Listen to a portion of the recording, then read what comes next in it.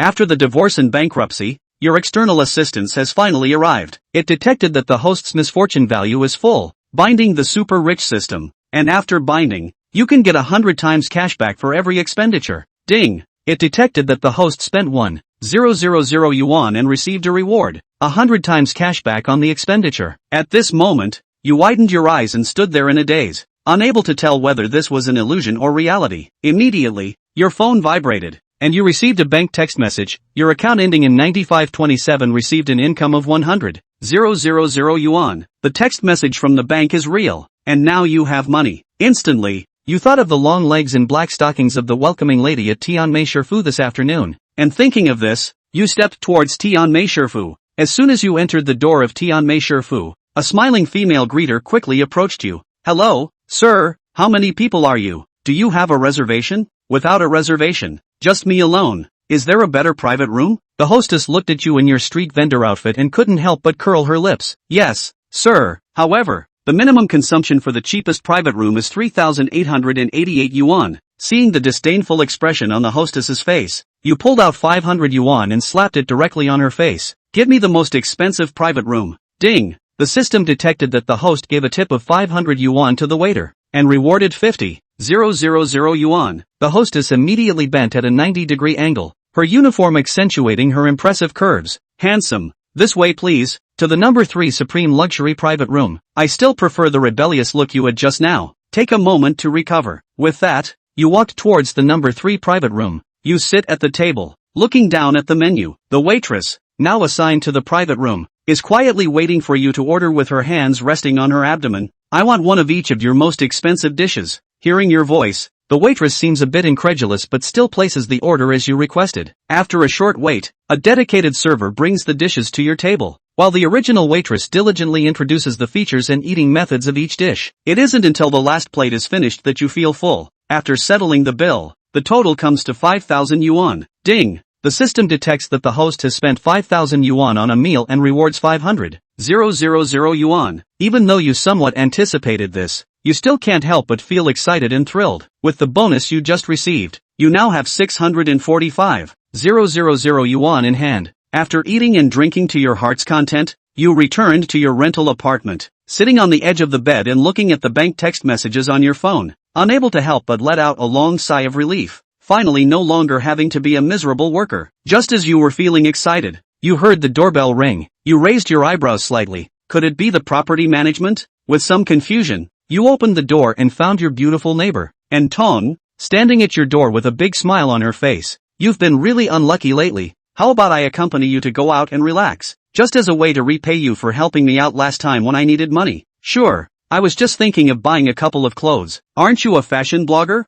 Can you help me with some advice? Of course, this is my area of expertise. Saying this, Tong pulled you towards the shopping mall. As soon as you walk into the Bandung Commercial Center, you are attracted by the luxury brand Gucci and step inside first. Hello, sir, how can I help you? The smiling sales associate from Gucci said. Under the sales associate's introduction, Anton quickly scanned the clothes in the store that suited you. As she guessed, the prices were extremely high. Even a regular short-sleeve shirt costs 5,000 to 6,000. Anton widened her beautiful eyes slightly, and amidst her surprise, there was more concern for you. She hurriedly tugged at the hem of your shirt and whispered in your ear, "Did you see the prices? They're very expensive." It's okay, buying clothes is for happiness. If you hesitate, how can you enjoy the joy of shopping? Seeing this, the sales assistant's smile became even brighter. What this boss said is right. Buying things is mainly for happiness. The sales assistant has already started to help you match outfits, and seeing your serious expression, Tong no longer hesitated and wholeheartedly helped you choose clothes. The sales assistant couldn't help but praise.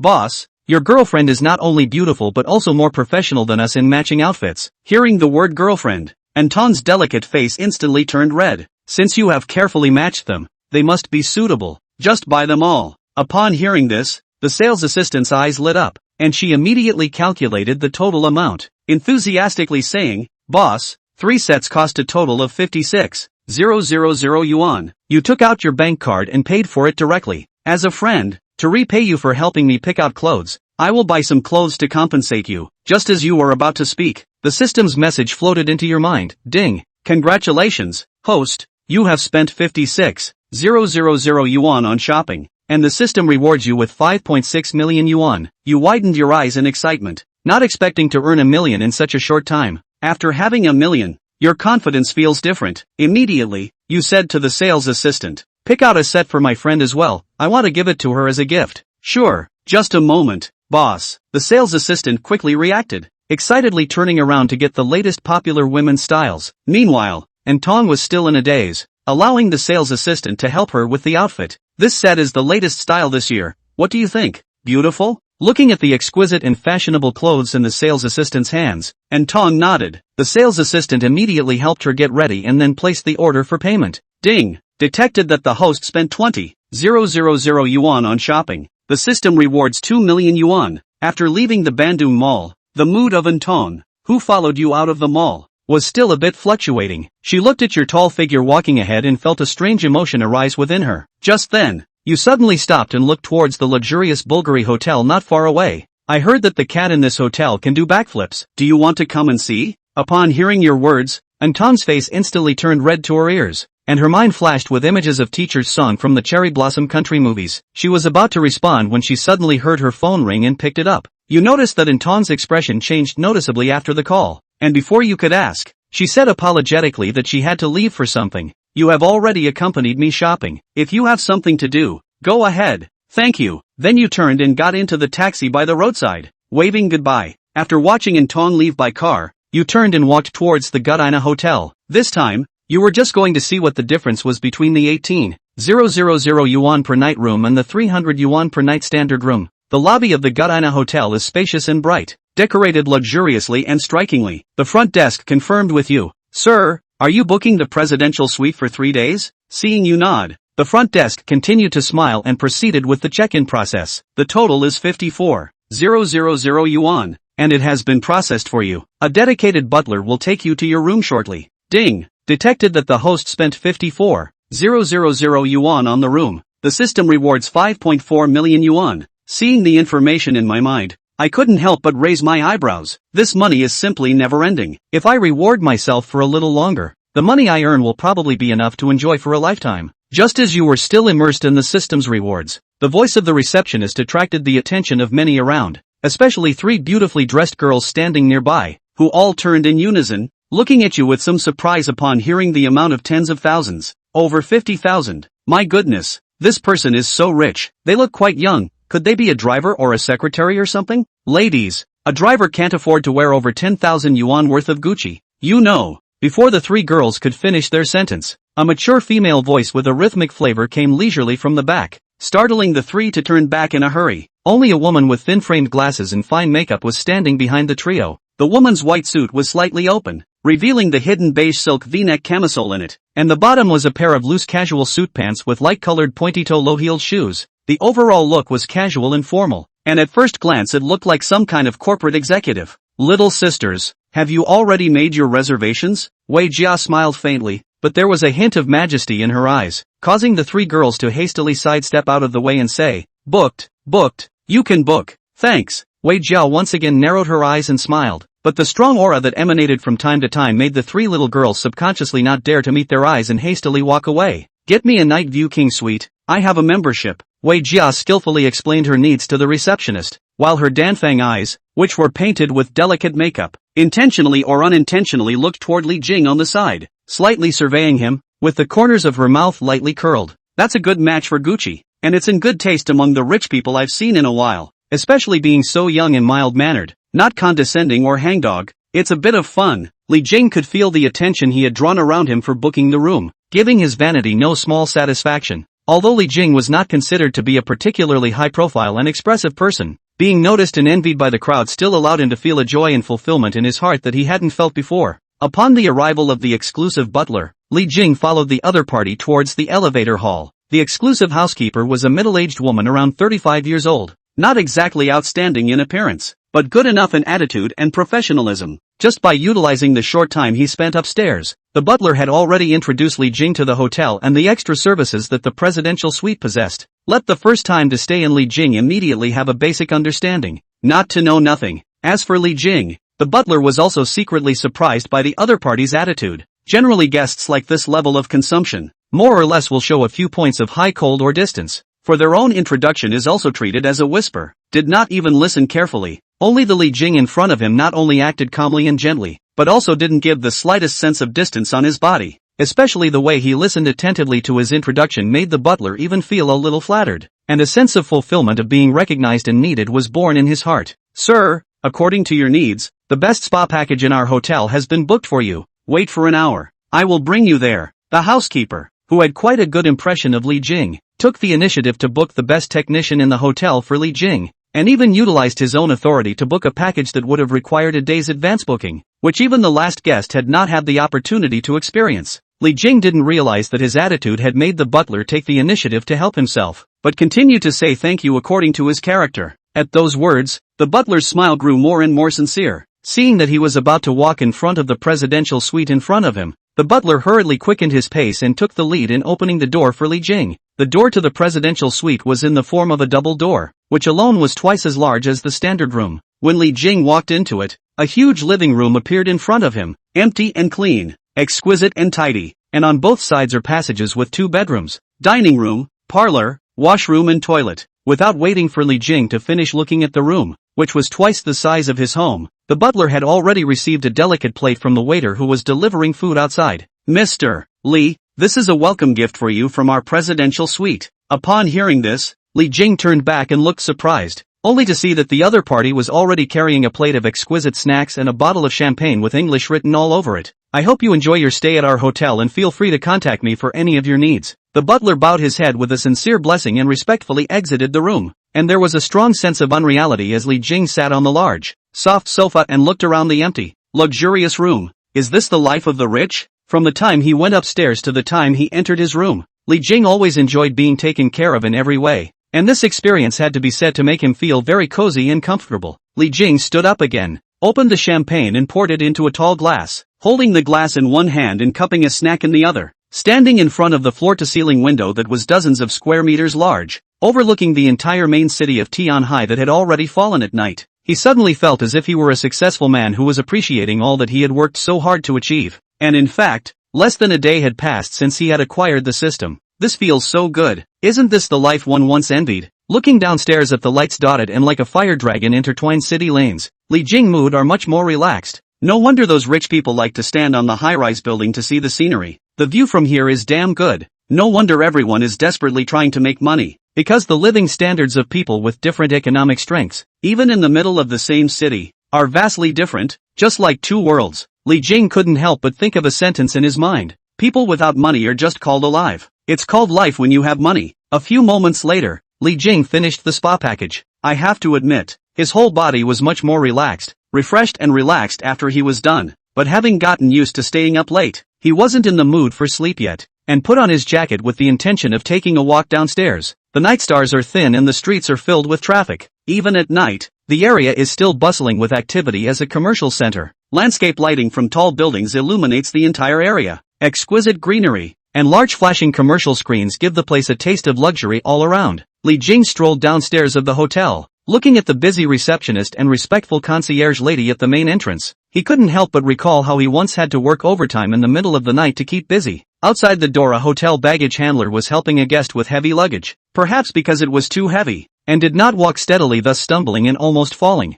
Seeing this, Li Jing gave the baggage hand a hand, making the baggage handler flattered, and hurriedly bowed his head to apologize and thank him. After seeing Li Jing's high-grade clothes, the baggage handler became more and more apologetic and grateful, bending down to say several thank yous before hurriedly carrying his luggage away. At that moment, 2 figures came through the door. Thank you, Mr. Liu. The hotel I'm staying at has already arrived, so I won't delay you. Wei Jia, whose cheeks were a little red from drinking, walked in from outside the hotel, accompanied by a pot-bellied, balding, middle-aged man in a suit. Mr. Liu, I'm not drunk. I really don't need help. Mr. Wei, drunk people say they're not drunk. Believe me, I've been drinking for so many years that I can be sure you're drunk. The balding suit man kept holding Wei Jia's arm and grinned. Tell me what the room number is. I'll send you up so you don't fall. Mr. Liu, there's really no need. Don't mention it. Mr. Wei, I'm not doing anything tonight, so I'll just walk you up, just for a few minutes. Wei Jiao was about to increase her tone of voice a bit to refuse when she suddenly saw Li Jing passing by in her afterglow, and a thought instantly flashed through her mind.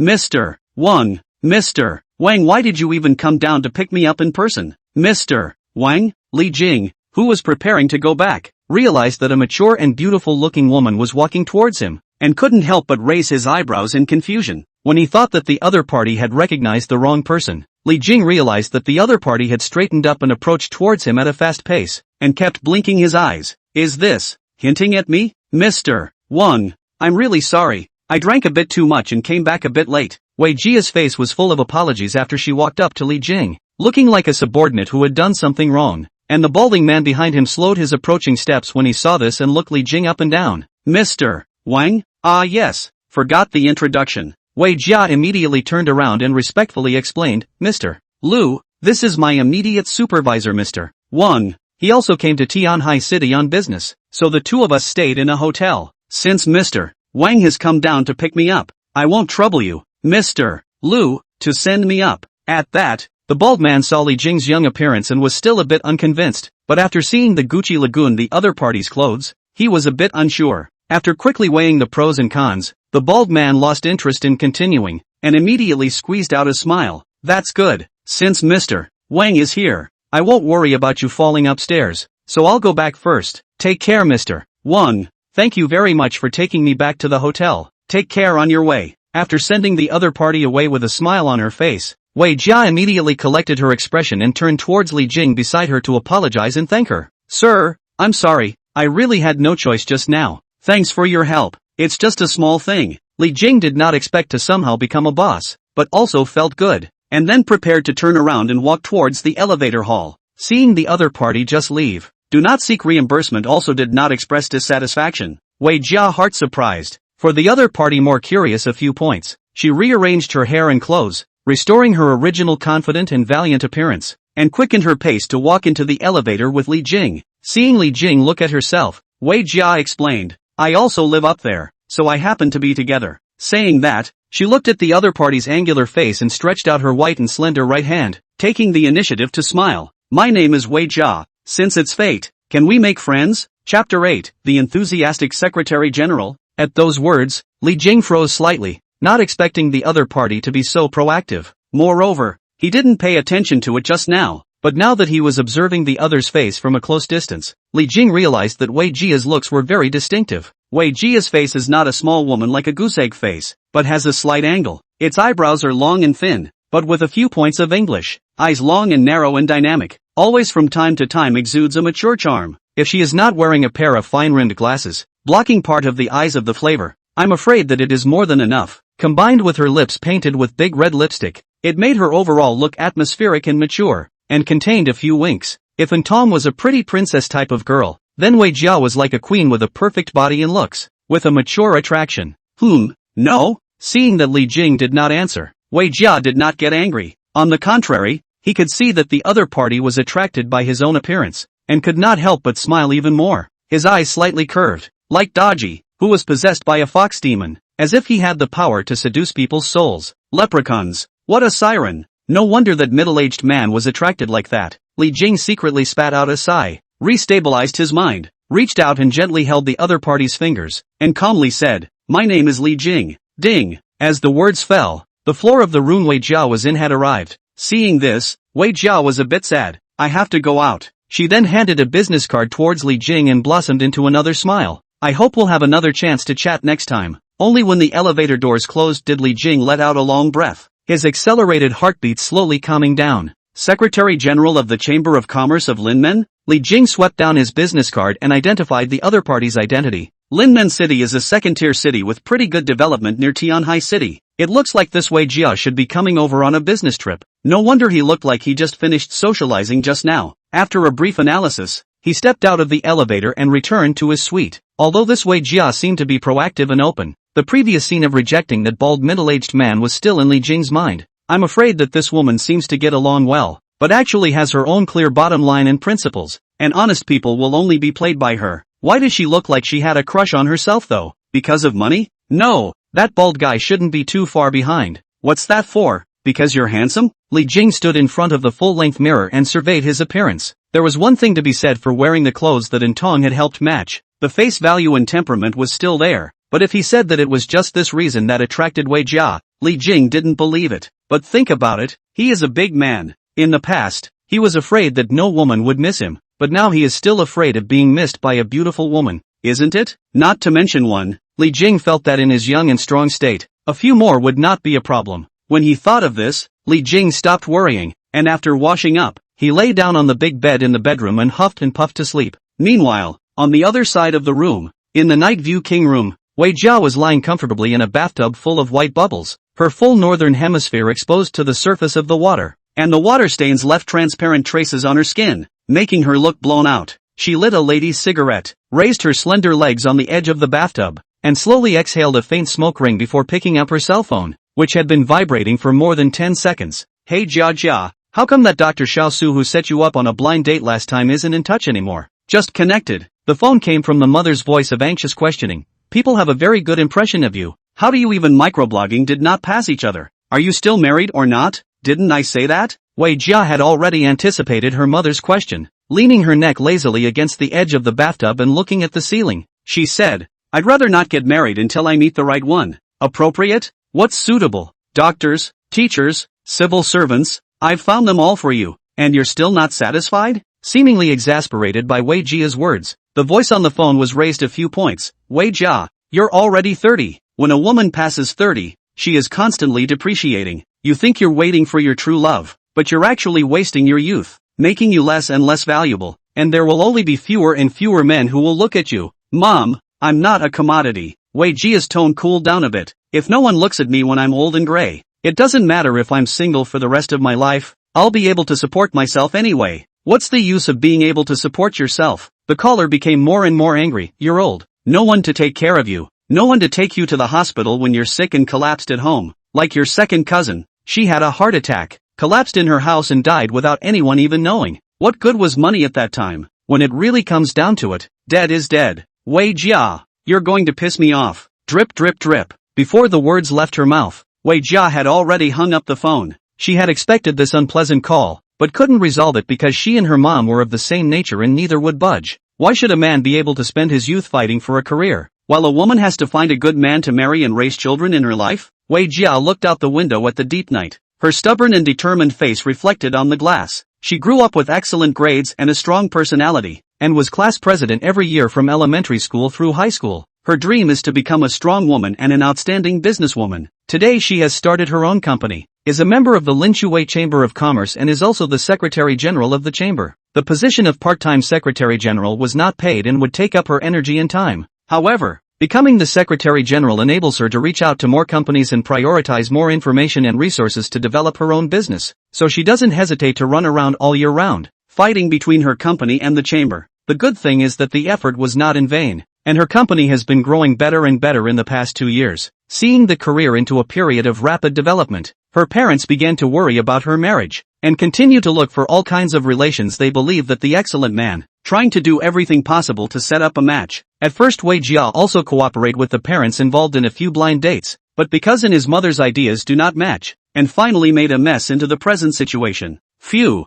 Wei Jia let out a long, stifling breath, its seemingly hard and vibrant shell already exhausted inside. In fact, she wasn't averse to relationships and marriage, and she even had 2 boyfriends while she was in school, but more eager for a career, she put her relationship on the back burner. Especially now, she can't even keep busy with her work. How can she find time to fall in love like a little girl? But it would be impossible to say that she has no desire for a relationship at all now. After all, as a normal woman, she still had normal needs. They had just been suppressed by her for so many years. Even she occasionally misses that first big boy she fell in love with during her green years during school, studying seriously together, discussing topics, strolling around the campus playground. It was actually more the feeling in the years that she remembered with nostalgia than the person she missed. Thinking of this, Wei Jia's mind couldn't help but recall the Li Jing she encountered in the hotel today, and the corners of her mouth couldn't help but rise slightly, forming a nice-looking arc. There is something interesting about this person. Even though he is wearing Gucci, he doesn't have a trace of rich kid in his body, while spending tens of thousands of dollars on hotels like a thug without batting an eyelash. He's a bit bookish and not at all like a businessman. This guy is really a collection of contradictions. Most importantly, Wei Jia lay in the bathtub.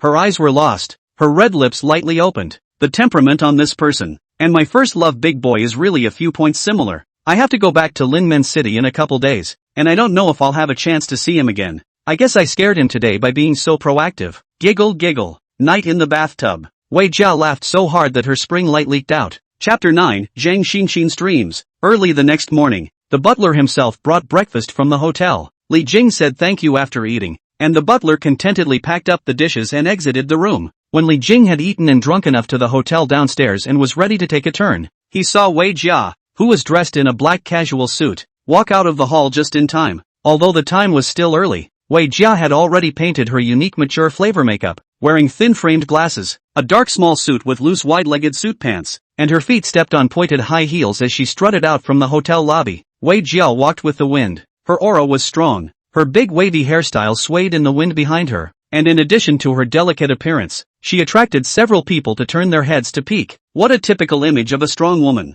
When Li Jing saw this scene, this feeling subconsciously arose in his heart. Wei Jia did not notice the Li Jing on the side of the hall. Looking serious, picked up the phone as quickly explained. First, this matter will form a text report and send it to me in an hour, and then synchronize it to send a copy to Mr. Wang. Second, notify HR to check the last month's attendance records. Third, put together a project for Moon Lake from last month. I need to know the details of the process and the exact terms negotiated at that time, and email it to me by the end of the morning. Fourth, next time I call on a weekday, don't make me call 3 times before answering. Wei Jia was only passing not far from Li Jing's body. Li Jing had already felt the extremely oppressive aura emanating from the other party's entire body, and could not help but pull the corner of his mouth, secretly staggering. He could even imagine how stressful it would be to work under the other man. This woman. I didn't realize it was so exaggerated at work. A phone call made me almost have work anxiety. Li Jing looked at the other parties valiantly departing back and shook his head slightly. She is simply 2 people from yesterday. Jingle bells. At that moment, Li Jing's phone rang. He had just connected when he heard Intong's familiar voice. Li Jing, to thank you for yesterday's gift, I invite you to, this afternoon, KTV. And Tong's speech broke off, and there seemed to be another female voice whispering a reminder next to her. Yes, how about I treat you to a karaoke this afternoon? It just so happens that it's Saturday and I don't have to work. Upon hearing this, Li Jing, who felt that Intong was a bit strange, frowned slightly. Is this considered a farewell meal you invited me to? Of course not. As soon as the words left his mouth, Intong immediately replied, much drier than his tone just now. Immediately after, she seemed to realize that her tone had changed too much, and hurriedly explained again. It's just singing, and not eating, so of course it doesn't count, and I'll treat you to dinner when you really want to leave one day. Li Jing, who was holding the phone, looked at the large KTV signboard not far outside the hotel and said, that's fine, it just so happens that I have a KTV here. Why don't you come to the hotel I'm staying at first later? Okay, then we'll come over after lunch. Inside the rental house, and Tong, who was wearing a halter nightgown, put down her cell phone, pursed her lips and looked at the short-haired woman in front of her, and said without any good sense, Zhang Xinxin, is this okay? Ha, okay, don't be angry my good sister. Zhang Xinxin, who was also wearing a halter nightgown, joyfully wrapped her arms around the other party, and the other party's arms squeezed her soft biceps to the point where the deep grooves were even more amazing. Good quality resources should be shared. You're not going to have a relationship with him anyway. You're not aiming for a local. Seeing Zhang Xinxin continuously rubbing herself with her huge softness, Tong forcefully withdrew her arm and pushed the other party away. Your trick of pampering is better used on men. It won't work on me.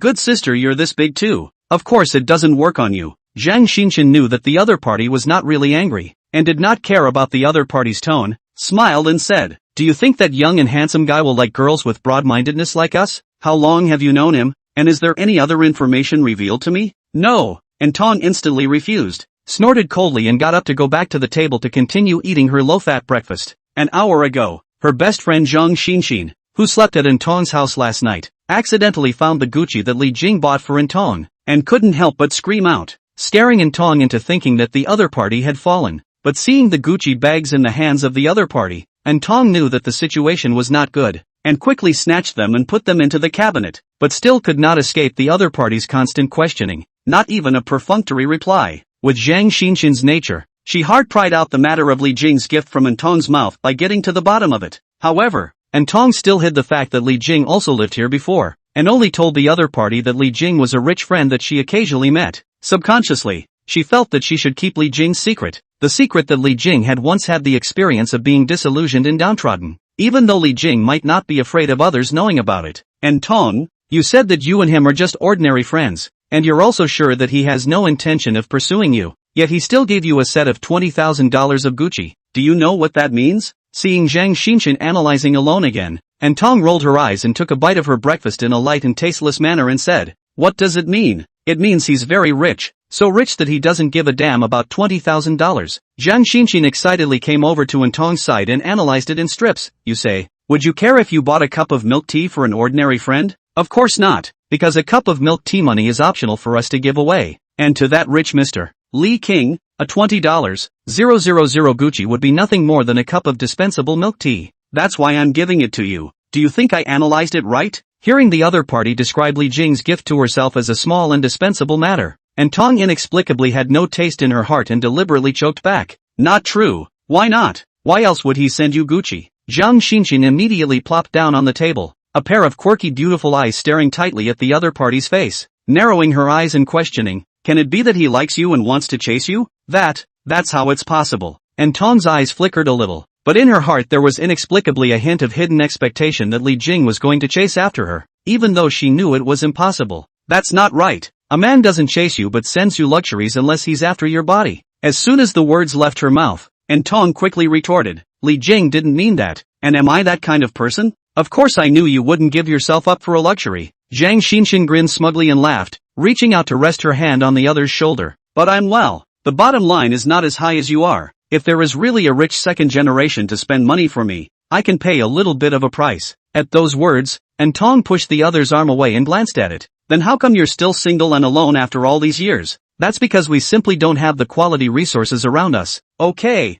Mentioning this, Zhang Xinshan exasperatedly said, "Let's not talk about our small company. Let's say your company. How many rich men are there, every day wearing that broken plaid shirt, are almost ugly, but also the same clothes to buy several? I really convinced. Although my Zhang Xinshan's bottom line isn't as high as yours, it's not something that can be taken down by just any man." Zhang Xinshan stood up, lifted her majestic chest and said seriously, "This young lady has maintained herself for so many years, but she doesn't want to experience the life of a rich wife. You're looking to find a local guy and live out your life in an honest way. But I'm different. I'm not married to a rich man." And Tong finished the last bite of breakfast and squinted at the other party. "With our family's situation, looking for a rich second generation is not likely to be fruitful. What's wrong with no results? I just want to experience what it's like to be a real rich wife in my youth. I can't find a rich boyfriend even if I can't earn my own money." Zhang Xinshan wrapped her arms around her chest and rationalized her thoughts. "Even if I end up getting dumped or breaking up, but just to experience the rich life of a rich wife for once is worth it to me. There are only a few decades left in this life. Do I have to live my life honestly and not pursue anything just because I come from an ordinary background?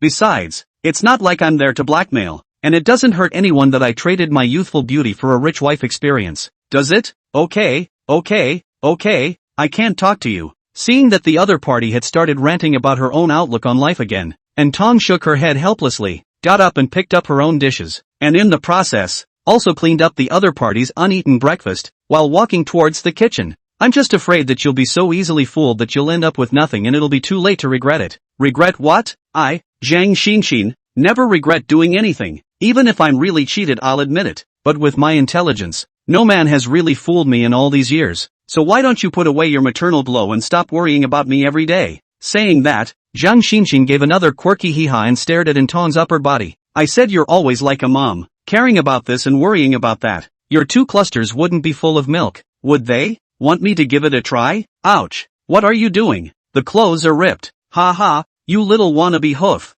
I can't believe you're not wearing any underwear. Who sleeps in their underwear? Let's see. You're not wearing any. Oops, don't touch that. That's my sensitive spot. Who told you to make the first move? I had to give you credit. Egu. Good sister. Don't. Stop it. I'm begging for mercy. Can't stand it." The morning spills over, and the two delicate figures in the rented room jostle together for a moment of springtime. Chapter 10, Li Jing's brother. Ready or not, out the door, the two girls primped and groomed all morning at home, and didn't feel tired, even ordering takeout for Chinese food to casually deal with the situation. Well, what a rush to get reincarnated, causing me to almost put my lipstick on crooked. Zhang Xinshan retrieved the lipstick and threw it into her bag, then quickly walked to the door, opened her arms and proudly displayed towards Tong, do you see how I look in this outfit? Zhang Xinxin was wearing a set of coffee-colored bustier tight dress with a bustier top, a tight waist, and a lower skirt that ended at the middle of her thighs, which perfectly showed off her proud bust, and her straight long legs. Her right thigh was adorned with a black leg ring, while both calves were dressed in black silk that didn't reach the knee, and a pair of leather chunky-soled Louboutins. The whole thing looks youthful and beautiful with a touch of pure lust. Well, not bad. And Tong was still very serious about evaluating the outfit, and after carefully surveying the other party's ensemble, he nodded and gave a pertinent evaluation. Finally her gaze fell on the deep groove between the other party's peaks, and she couldn't help but frown slightly. Isn't this bustier of yours a little too low? That's the finishing touch to my chopped-up style alright. I would have gone even lower if I wasn't afraid of looking too casual for my first meeting. Zhang Xinxin deliberately straightened her chest. This is my capital. Why cover up? The advantage is that should be shown out, or else grow so big why? Every day on top of the shoulder is still tired back pain. Zhang Xinxin was fully aware of where her strengths lay, but she also understood that this set might be a little too noticeable when walking directly on the road, so she put on the denim jacket that she had already prepared long ago, and was pleased with herself for her little cleverness. Outside I'll wear a jacket so it doesn't look too revealing. When we get to the karaoke, I'll take it off, and it'll be the perfect solution. After hearing the other party's thoughts, and Tong had no words to refute for a while, even its gaze couldn't help but look a few more times towards the other party's career line. After Zhang Xinxin turned to go out the door, and Tong quietly tugged her halter top down as well. Only after revealing a few career lines and not being compared to Zhang Xinxin was she satisfied and followed out of the room. Hotel Got-ina. Zhang Xinxin held in Tong's arm, looked left and right, full of excitement whispered, "This is one of the most upscale hotels in the city center." "Right, he actually lives here, eh? Well, keep your head down and don't act like you've never seen the world." And Tong is a girl who cares a lot about face, so when she arrived at Gutina's luxurious and high-class hall, she was much more restrained in her speech and behavior, fearing that she would be looked at differently. Didn't he say he was coming to pick us up? How come we haven't seen anyone yet?" Zhang Xinxin's appearance was also slightly more proper at this time, but her eyes were still looking around, searching for the target in her heart. When she waited for 2 minutes and still didn't see anyone, Zhang Xinxin frowned slightly with a bit of impatience. "And Tong, how exactly is your relationship with him? It's not just you unilaterally thinking that you're friends, right? This is still the first time I've been made to wait for a boy." At those words, and Tong was also a little less certain. After all, she was actually more of a familiar neighbor with Li Jing before. It was only after yesterday's shopping that Tong recognized the other party as a friend in her heart. And as for how Li Jing viewed herself, she really didn't have a clue. Could it be that, like Zhang Xinxin said, Li Jing sending himself Gucci was really nothing more than just casually giving a cup of milk tea so simple that he was overthinking it? "Excuse me, is this MS? Tong?" Just as Tong's thoughts were a bit disorganized, a middle-aged woman in a blue professional suit approached and asked politely and respectfully towards the two, "You are?" Tong was surprised and somewhat confused. Seeing the other party's reaction, the butler immediately identified the other party's identity, then bowed his head and apologized. "I'm Mr. Li's exclusive butler. I'm really sorry, Mr. Li said that a girl would be coming over, so when I was waiting at the door a while ago, I saw that you were two together, and that's why I never dared to go up to make sure." "Butler?"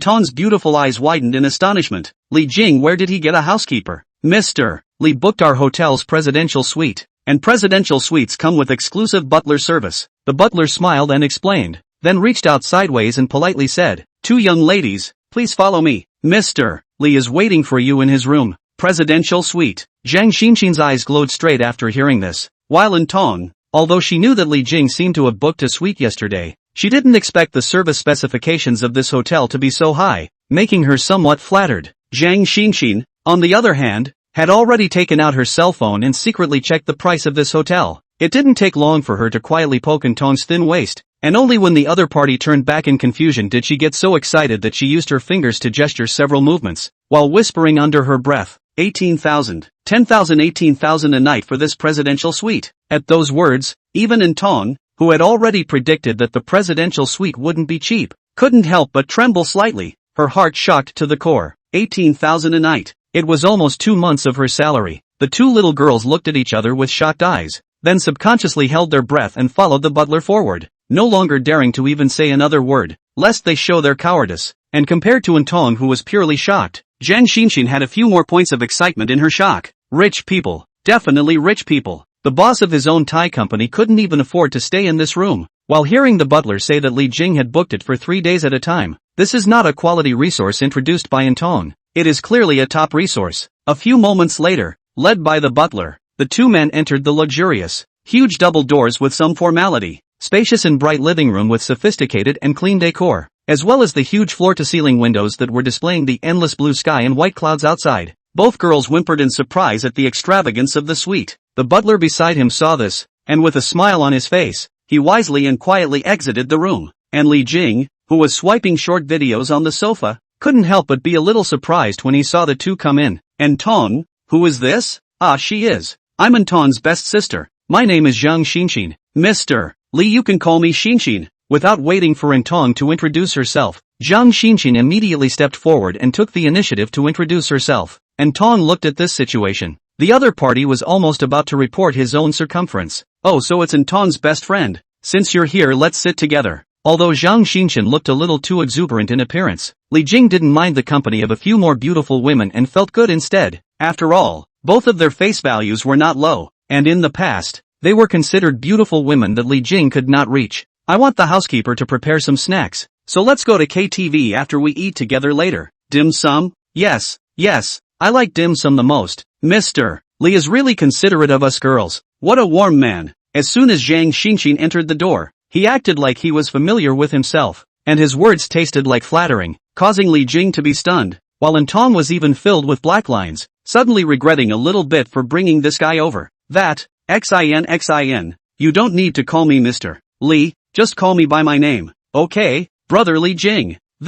Hearing the word brother, Li Jing only felt his whole body numb for a moment. This woman, she's really good at pampering. I wanted the other party to change their name, but Li Jing looked at Zhang Xinxin's appearance and was afraid that even if he persuaded the other party, he would not call his name directly. The good thing was that although the other party's performance and tone was exaggerated with excitement, the whole was still sincere and direct, not so much that it made Li Jing resentful. Just by Zhang Xinxin calling out brother and brother, the atmosphere in the room became strange. Brother Li Jing, can I take a few pictures in your room? Sending them to my friends will definitely envy other people. Whatever, just don't film me in it. Okay, thank you brother Li Jing. Ahem. Hearing the other party's petulant and whiny voice, Li Jing, who was drinking coffee, almost choked on a mouthful. He glanced at Antong, who was already black-faced and speechless beside him, and whispered, this best friend of yours has quite a special personality. Ha. Antong smiled skinlessly, staring at Zhang Xinxin's delicate and posturing appearance. Special, it's quite special. This niece is seeing you so rich, already springing to life. Chapter 11, The Big Plan to Chase Men. After pulling Antong's help in the presidential suite to take all kinds of beautiful photos, Zhang Xinxin immediately picked the most appropriate picture and sent it to the circle of friends, typing the accompanying text. That's a pretty good cup of coffee. Underneath the seemingly mundane copy is a picture of Zhang Xinxin holding a coffee and standing sideways in front of a huge floor-to-ceiling window overlooking the city. And in the corner of the picture, Zhang Xinxin intentionally revealed several Gucci bags that Li Jing had casually placed on the floor. It wasn't long before the circle of friends finally started to receive likes from friends one after another as Zhang Xinxin kept refreshing the network. Lan baby, wow, where is this? It looks so high class. I saw the roof of Wanlong Mall in the picture. It's the first time I've seen it. Pumba Ferry, diet version Xinxin. Isn't this the presidential suite at the Garaina Hotel? I've had my eye on it before. When did you go on a group photo shoot? Why don't you call me? Naya, I seem to have found the point. Xin, you won the lottery recently? Surprisingly, you bought so many Gucci? The fool who loves to run errands, Xinxin. So you like coffee. What brand is this coffee? I'll buy it for you next time. Pretty wife, Antong huh? Zhang Xinxin looked at the screen full of likes, is enjoying the pleasure of vanity to be satisfied, but when saw the love errand fool reply words, cannot help but roll a big white eyes. This fool, reading the least important thing in this chart of mine as if it were important information, is speechless. Fortunately, last time, this young lady decisively rejected him. With this guy's eyesight and financial strength, he would only have a life of running errands. After spitting, Zhang Xinxin was about to continue enjoying the praises and comments from her other friends, but then she saw Antong's message, and couldn't help but stagnate in her smile, glaring at Antong not far away, and then piling up smiles as she walked straight towards Li Jing and said, Li Jing, brother, can I add you on WeChat? At those words, Antong, who was not far away, raised her eyebrows high, and ultimately did not open her mouth to stop, but the way she was staring vaguely at Zhang Xinxin's eyes, a hint of a sense of competition had already been vaguely born, and even she hadn't realized it herself, especially after seeing Li Jingzhen take out his cell phone and add the other party, and Tong inexplicably did not feel good inside. Beaming and sitting on the sidelines with a face full of displeasure, Li Jing didn't notice Tong's emotions, but could vaguely guess that 99% of the reason why this Xinxin was acting so enthusiastically towards herself was because she had money. As for the remaining 1%, Li Jing felt that it should be his remaining bit of handsomeness. Although he could feel Zhang Xinxin's gold-digging woman temperament, what made Li Jing himself a little surprised was that he actually didn't have too much antipathy towards Zhang Xinxin right now. I think in the past, when I had no money, I could have scoffed at those gold-digging women, but now that he was rich, Li Jing found that there was a gold-worshipping woman around who worshipped him, and was actually still a little happy. Is that why rich kids surround themselves with gold-digging women? It's not that the rich kid can't see the purpose of the gold-digging woman, but this feeling of being surrounded by beautiful women is really cool. After all, the rich second generation and now Li Jing. The biggest bottom line is that there is money. Compared to the woman who regards money as dirt, that must be the gold-digging woman to provide a greater emotional value, even if you know that the other person might be trying to get their money. So what? Isn't that what you have now? Is it hard to give up your advantages in favor of a girl who doesn't love money to make a fool of herself? Li Jing asked himself that he didn't have this masochistic hobby yet. Of course, this was all under the premise that Zhang Xinxin was otherwise fine. If Li Jing found out that Zhang Xinxin was an insatiable person with too bad of a character, Li Jing was afraid that he wouldn't have half a hesitation to kick her away. But so far, Zhang Xinxin's performance was still within his acceptance. Just a bit more moochang and gold-worshipping compared to Tong. Nowadays, Li Jing is living a life of doing whatever she wants, and her desire for love has completely dissipated in her last relationship. The way he treats women now, it's more like an exchange. It's okay for me to spend some money on you if you can provide me with emotional or other value, but if you're treating me like an ATM machine or just want to pop gold on me, then sorry, stay as far away from me as you can. I do like beautiful women, but I'm not an ingrate. I've had to work hard as a cow or a horse before when I went to work and wanted a paycheck from my boss. You want money on me without providing value. You think I'm a charity. Well, it's about time. I've booked the KTV. It's right across the street. Now go over there. You've booked karaoke? At those words, Tong, who was still upset, hurriedly turned back and explained, Li Jing, this time the deal was that I was the one who invited you. It's okay, it's the same whoever pays for it. Since it's for fun, just relax and play. Li Jing smiled. It wasn't that he had to grab the money, but the KTV he had booked this time wasn't cheap, so it was just that he could use the system to earn a wave. It looks like I'm treating, but I'm making money, totally killing two birds with one stone. Cool, yeah. Brother Li Jing wouldn't care about this small amount of money.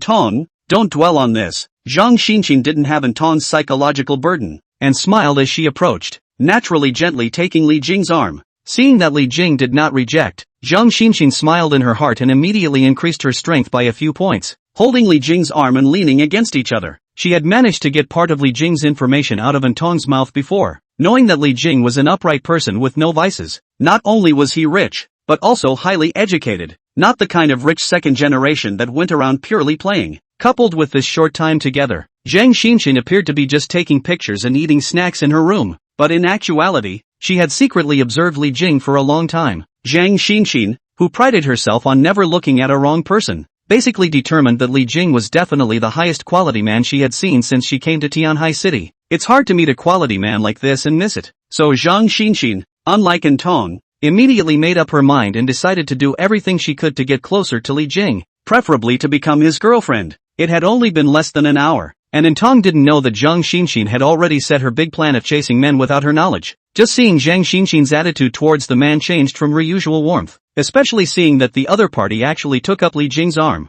and Tong's eyebrows couldn't help but raise high. In her heart, she cursed Zhang Xinxin that this little ninny was simply crazy, but in actuality, deep down inside, she had a few moments of envy for the other party's thick skin. Seeing that Li Jing did not reject Zhang Xinxin's initiative, Tong somehow felt a bit aggrieved and mentally spat out a sentence about Li Jing being a scum. When Li Jing walked out of the room, Tong silently and devilishly followed closely on Li Jing's other side, not holding hands, but reaching a relatively intimate distance. Li Jing just occasionally flung his arms and could unintentionally touch Tong's smooth skin. Although Li Jing didn't understand how Tong suddenly became so proactive, he still enjoyed this feeling of being surrounded by beautiful women, especially with the different perfume scents coming from the left and right sides respectively from time to time, which made his heart flutter and his mood soothed. The perfume emanating from Zhang Xinxin's body on the left side was rose-scented, with a rich and mellow scent that gave Li Jing a few moments of vertigo and ecstasy. On Tong on the right is a cologne floral scent that smells like a mix of orange and floral, with a gentle, sweet, comforting and pleasant feeling. Li Jing, who was immersed in the smell of the two perfumes, was flanked by the two beauties and walked out of the elevator, and couldn't help but feel that life was so beautiful. The other people in the hall easily noticed Li Jing, who was walking with the two beauties, especially when they saw the face value of Antong and Zhang Xinxin. All of them exuded envy. The housekeeper who accompanied the three downstairs, looking at the three looks, she has seen more than enough of the life of the rich, does not feel that this is wrong. On the contrary, she lamented the charm of youth, and could not help but recall her own youthful passionate pursuit of high-flying handsome scene. Huading KTV Hall. Antong and Zhang Xinxin had just walked in and were attracted by the luxurious and splendid decorations of the hall, subconsciously sticking close to Li Jing. And Li Jing was a bit confused when he saw the huge dazzling colorful screen behind the front desk. He couldn't imagine that the decoration here was so flashy. Although Li Jing had been to KTVs before when he was working, this Huading KTV located in the commercial center of Tianhai City had never really come before. Li Jing had only booked a VIP room online after seeing the other party's huge signboard at the hotel. As the waiter led the way,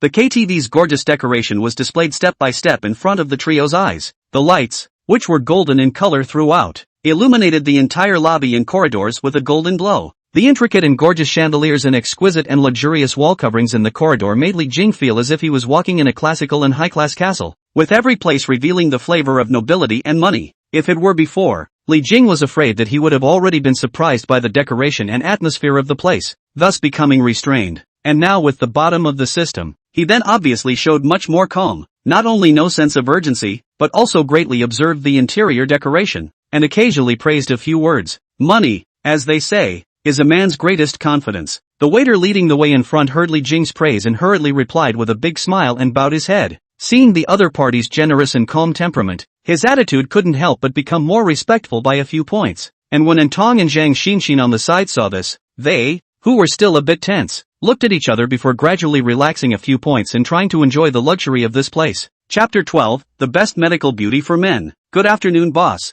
As soon as Li Jing's trio arrived at the entrance of the private room, the two male butlers of the private room dressed in black service attire bowed and shouted in unison, giving Li Jing, who was a guest, all the face he needed. Li Jing raised his eyebrows, not realizing that the hotel had a butler, and this KTV box was also engaging in this butler thing. Not to mention, even though it was a bit middle-aged, in front of the two girls, Li Jing did feel a little bit of pleasure. On the other hand, Antong and Zhang Xinxin were secretly staggered, feeling more and more the upscale atmosphere of this KTV. Seeing that Li Jing had already walked into the box, the two of them hurriedly accelerated their steps to follow. Wow! After the door of the private room, which was already exquisite and rich enough, was opened, the scene therein still made Antong and Zhang Xin couldn't help but open their little mouths. In the bright and spacious private room, a huge chandelier so delicate and complex that it was impossible to count the number of light bulbs was located right in the center of the ceiling, and under the reflection of the glass and smooth walls, a golden glow with a rich and noble atmosphere filled the whole room. Then there are the ornate decorations and the glass cabinets on the walls, the pool table dedicated to the right side, and a large leather light-colored sofa in the middle of the room that can seat up to 10 people, all of which give the whole room a strong feel, so gorgeous and classy. Antong and Zhang Xinxin spoke their own feelings in unison, and both of them could see the other's surprise in their eyes as they looked at each other. Antong was surprised and still had a few feelings of indebtedness to Li Jing. After all, she had originally agreed to treat herself, but let the other party break the bank to bring such a high-grade KTV, which made her a little uneasy with her conscience. Zhang Xinxin was surprised but more excited and thrilled, and at this time had already taken out her cell phone and started to take all kinds of pictures. Mr. Li, there's a drink list and meal book over here. See if you need anything? The butler of the private room glanced at the two Antongs beside Li Jing. A few moments of amazement flashed under his eyes, guessing that the other party was afraid that he would no longer need to send someone to accompany him, so he just took out the meal book and gave it to the other party to go through. No way! Li Jing had just received the meal book while sitting on the sofa when he heard Antong's low exclamation of surprise from the side. Seeing Li Jing looking at herself in confusion, Antong picked up the tableware on the table that had long been set up in advance and said to Li Jing in surprise, "This dinner plate is actually from Dior." Yes. Without waiting for Li Jing to open his mouth, the exclusive butler smiled and introduced, "All of our tableware is from Dior, including the full set on the pool table over there, which is also from Tiffany, as well as, my God." Before the words fell, Zhang Xinxin's exclamation of surprise came from the private room toilet. Antong thought that the other party had fallen and was about to get up and rush over when she saw Zhang Xinxin poking her head out of the toilet and said in surprise, "The face wash and hand soap in the toilet are actually luxury brands." This? Antong was more and more shocked by what she heard. and couldn't help but turn her head to look at Li Jing, thinking that the other party didn't need to bring the two of them to spend money in such an expensive place, especially since she had brought up this activity on her own initiative, which then made her feel even more guilty. But as she was about to open her mouth, she heard Li Jing already pick up the meal book and ask, "The white rice porridge in this meal book, does it refer to a serving of 188? What?" As soon as the words fell, and Tong and Zhang Xinxin all came closer, both stretching their necks and staring at the contents of the meal book with wide eyes like two deer. Look no further. Just now, Li Jing mentioned that the 188 white porridge was already the cheapest in the meal book. There's also foie gras and seafood as well as steaks, each of which has a staggeringly outrageous price written all over it. It even made Tong feel that this place was not a KTV, but rather more like a high-class restaurant. "Yes sir, our KTV can provide everything for our guests, including food and drink." The butler always maintains a professional smile and respectfully introduces, "If there is a need, Mr. Li, you can choose a meal that meets your tastes, as well as wine and fruit plates." Li King, seeing the price in the meal book, Tong has determined that the consumption here has exceeded her cognition. This also entangled mind completely made up her mind, secretly pulled Li Jing close to whisper, "Li Jing, really unnecessary. This time it is XIN wanna get to know you only. Don't be too busted." Zhang Xinxin on the side also heard Tong's words, but this time she unprecedentedly did not open her mouth to retort. Even as a gold digger, she was surprised by the outrageous spending here. After all, it was the first time she met Li Jing. Even if she was a gold worshipper, she still had her own bottom line and was embarrassed to let the other party spend so much money. So Zhang Xinxin also whispered in agreement, "Brother Li Jing, why don't we just sing casually? We ate at noon and aren't hungry yet." "Oh yeah, you guys said earlier at the hotel that you were having takeout for lunch and just dealing with a couple bites?" Seeing the other party mentioning this, Li Jing remembered that Tong had said at the hotel that the two of them had taken out for lunch, and immediately turned his head to the box steward. "I don't know much about drinks, so I'll leave you to make the arrangements. As for the food, serve all the signatures here." At the word, this also thought that the other party intends to give up the order of the housekeeper. Eyes immediately bright, immediately and respectfully inquired, "Mr. Li, then may I ask you for the budget of the drinks is?" "There is no budget." Upon hearing Li Jing's reply that was so bland that it couldn't be any more bland, the butler's heart couldn't help but jump violently, and he immediately got up, full of excitement, and his voice couldn't help but pull up a few points. "Mr. Li, I'll prepare the best experience for you right away." With those words, the butler turned around and walked quickly outside, his hands that were gripping the meal book slightly trembling, showing the excitement and unrest within him. A big client. What does it mean to be trenchant? No budget is really trenchant. The two of them, Li Jing and Tong, then began to sing. At first, Tong was still a bit embarrassed and couldn't let go, but after Zhang Xinxin grossly sang several hit songs in a row and was praised by Li Jing, she also finally couldn't hold back and picked up the microphone and sang a few lyrical slow songs. It had to be said that Tong and Zhang Xinxin's singing level was quite good. At least Li Jing sitting on the sofa and watching the two of them sing was a complete pleasure, especially when the occasional dynamic dance song was sung. Both Zhang Xinxin and Tong unconsciously danced, although they simply swayed to the rhythm. The two of them, Tong's control of the rhythmic cardinal points and the addition of their bodies, made them both extraordinarily watchable dancers. Under the irradiation of the colorful lights, the crotches of the two girls twisted with the rhythm, and their waists swayed like water waves, and it was actually a little hot to see Li Jing. This is like a live version of a short beauty video. It's even much more visually stunning than in the short video, especially after Zhang Xinxin took off her jacket, revealing that plump top, her eyes pulling at her eyes and dancing recklessly to the music. It really made Li Jing's heart itch for a few minutes. He could be sure that this scene, as long as he casually shot a few short videos, with Tong and Zhang Xinxin's poise, it would most likely trigger thousands of netizens to watch. In particular, this kind of spontaneous and highly lifelike video is often more appealing to aesthetically tired netizens than the sophisticated and scripted content. In the past, I could only admire the girls in the short videos through the screen, and I would even envy the photographers who shot the videos from various angles. And now, he or she could not only watch it up close, but was also close at hand and within arm's reach. What's more, the two of them had a face value that was much more beatable than those female netizens in the short videos who relied on beauty to be able to get into the beauty industry. Thinking about the past, Tong was nothing more than a female neighbor with whom she had a simple and ordinary relationship, and Zhang Xinxin would not even look at her own kind of workers more than once. But since having money, Li Jing Ming's appearance has not changed anything, but invariably attracts two goddesses in the eyes of others around himself. It's true, money is the best medical beauty for men. Chapter 13, The KTV Story. It didn't take long for the private room steward to enthusiastically cart in a tray of fruit and wine, Seeing those English-branded bottles, Li Jing knew that it was not expected to be cheap. It's not so much that the wine itself is so expensive, but that KTV tends to bury the hatchet on such unintelligible foreign wines at staggering prices. However, Li Jing now possessed more than $2 million in cash, so even if this place was expensive, it wouldn't cost millions. This is a KTV, not a casino. On the contrary, Li Jing instead hoped that the spending here would be as high as possible within his affordability. After all, that way, the system's rewards would also be greater. So Li Jing didn't worry about the price at all, and opened a bottle of foreign wine without hesitation in front of the butler of the private room. This is still some apprehension. Each other will ask the price of the butler. See the situation. Suddenly bloomed his brightest smile today. Immediately got up incomparably respectful. Mr. Li, I'll pour the wine on the line. You can play.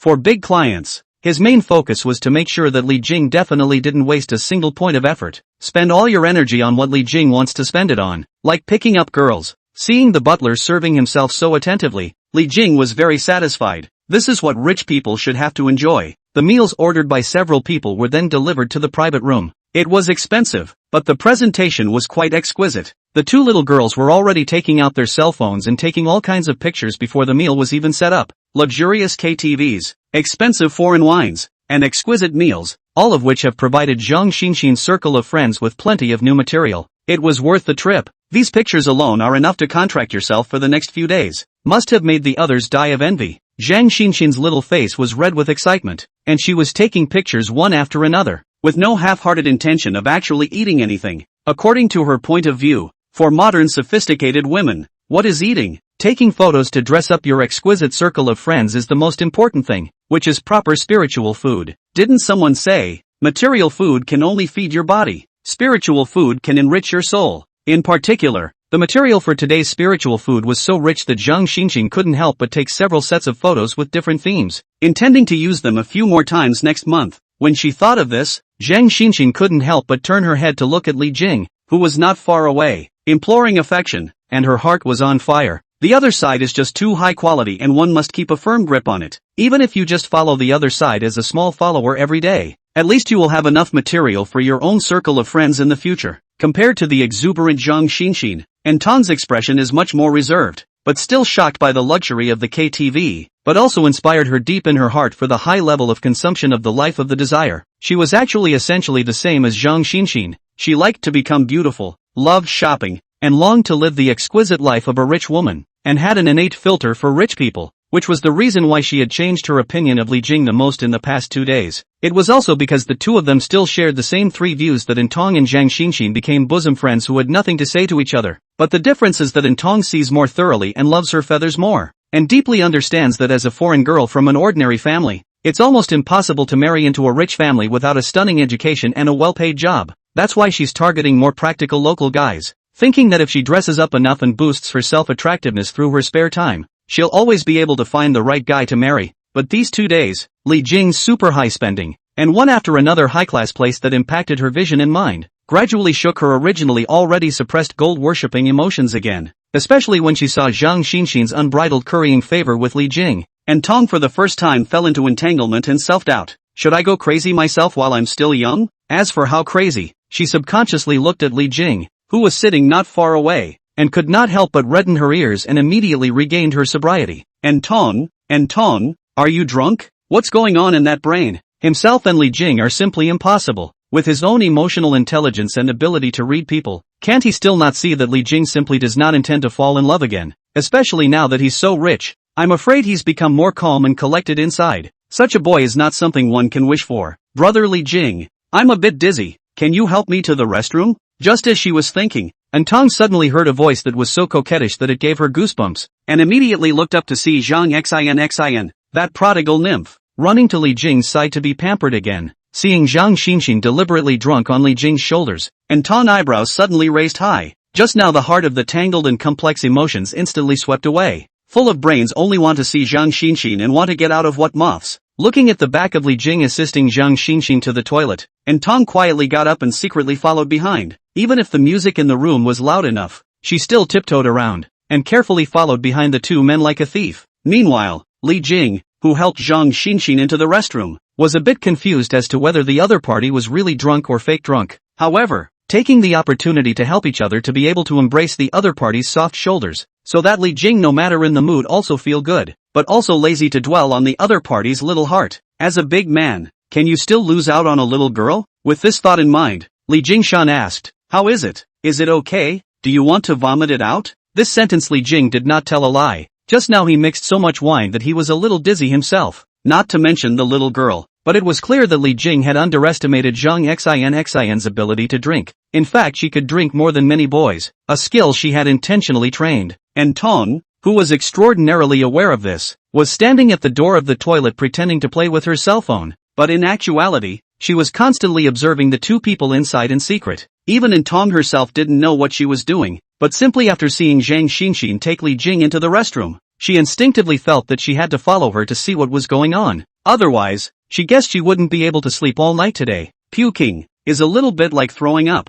Zhang Xinxin said along with Li Jing's words. Scarlet goose egg face with a bewildered look. Exquisite features plus a look that can attract people to commit crimes. In an instant it actually made the air between the two people become extraordinarily ambiguous. Looking at Li Jing could not help but have some throat dryness. Is this the charm that women of this quality and level exude? No wonder those rich kids follow a large group of models and netizens around all day. Normal men who can resist this attraction, which is not only psychological, but also from the body's instinctive reaction. It's no wonder that those leaders in high positions can't escape from beauty. Previously, Li Jing only felt that those leaders are too colorful, and now in the face of this situation, ask how many cadres can withstand such a test? Brother Li King. Zhang Xinxin's delicate voice that seemed to be drilling into her soul came again. Li Jing heard the sound, only feel like the body of the electric current across, lowered his head to see leaning on his shoulder Zhang Xinxin is revealing a lasso-like mesmerizing gaze. The other side of the upper body of the huge soft side pressure on his arm, changed into a pie shape from the chest reveals a large area of vibrant white snow. People are so dizzy, they want to. Jia, are you okay? Seeing the face full of delicate Zhang Xinxin open arms, will be completely into Li Jing embrace? Suddenly a figure quickly rushed in from the outside, pretending to be concerned about surprised. Jia, why are you so drunk? I should have known that I wouldn't let you drink so much, but don't throw up on Li Jing, hurry up, I'll help you to go inside and throw up. The sudden appearance of Anton instantly broke the ambiguity and eroticism that was gradually thickening in the restroom. In particular, Zhang Xinxin, who was preparing to take advantage of the strength of the wine to make a big move, was dumbfounded, and before she had the chance to speak, she was pulled inside the toilet room by Anton like the wind. Questioning, yanking, closing, Anton did it in a single breath, and she guessed that she would never be able to do such a smooth movement again in her life. And Li Jing first froze, blinked, after recalling the taste just now, although a little pity, but also not in a hurry, but smilingly looked at the toilet that the two girls drilled into, and then returned to the main seat of the sofa in the private room. He picked up his glass of wine with one hand and cupped a snack with the other, savoring it slowly. His main focus now is a mindfulness, going with the flow and gradually feeling everything around him. Enjoy life, why rush? Take your time. Since you have money, you don't have to deliberately pursue it, and everything that you should have will naturally come towards you all under the charm of money. Chapter 14, Questioning by a Girlfriend.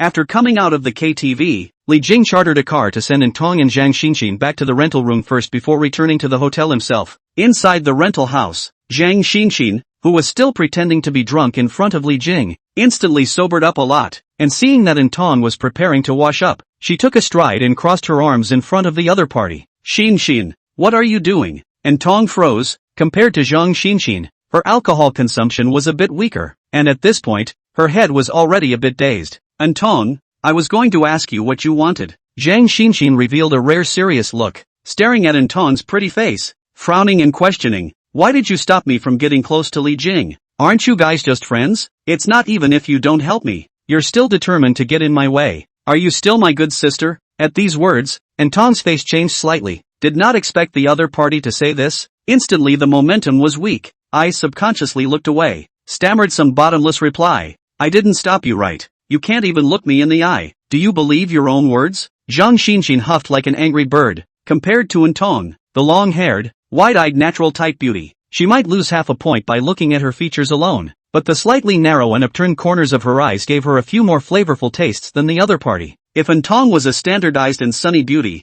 Zhang Xinxin belonged to the beautiful with her own characteristics, and Zhang Xinxin knows her own strengths, and strives to exude her unique flavorful temperament in both her clothing and makeup. Seeing that Antong couldn't say anything, Zhang Xinxin snorted coldly. Her arms hugged her proud upper body and said, "Don't deceive yourself. To be honest, you also have a crush on Li Jing, don't you?" I didn't. And Tong, who had just wanted to retort, opened her mouth to deny, but thinking of what she had done today, her words got stuck in her throat halfway through and she couldn't go on. Seeing in Tong's tangled appearance, Zhang Xinxin's anger couldn't help but subside a few points, and she couldn't help but knit her brows and shake her head, helplessly saying, "I say in Tong, can't you face your own heart? Aren't you making things difficult for yourself like this?" Zhang Xinxin walked back to the living room and sat down again. "I know what you're thinking, and I understand that Li Jing isn't the best candidate for your goal, but you still have your heart set on it, don't you?" "I didn't." And Tong couldn't help but mutter in a low voice. Zhang Xinxin directly treated it as if she didn't hear, leaning on the sofa, her slender thighs crossed together, the depths of her skirt hidden. "To be honest,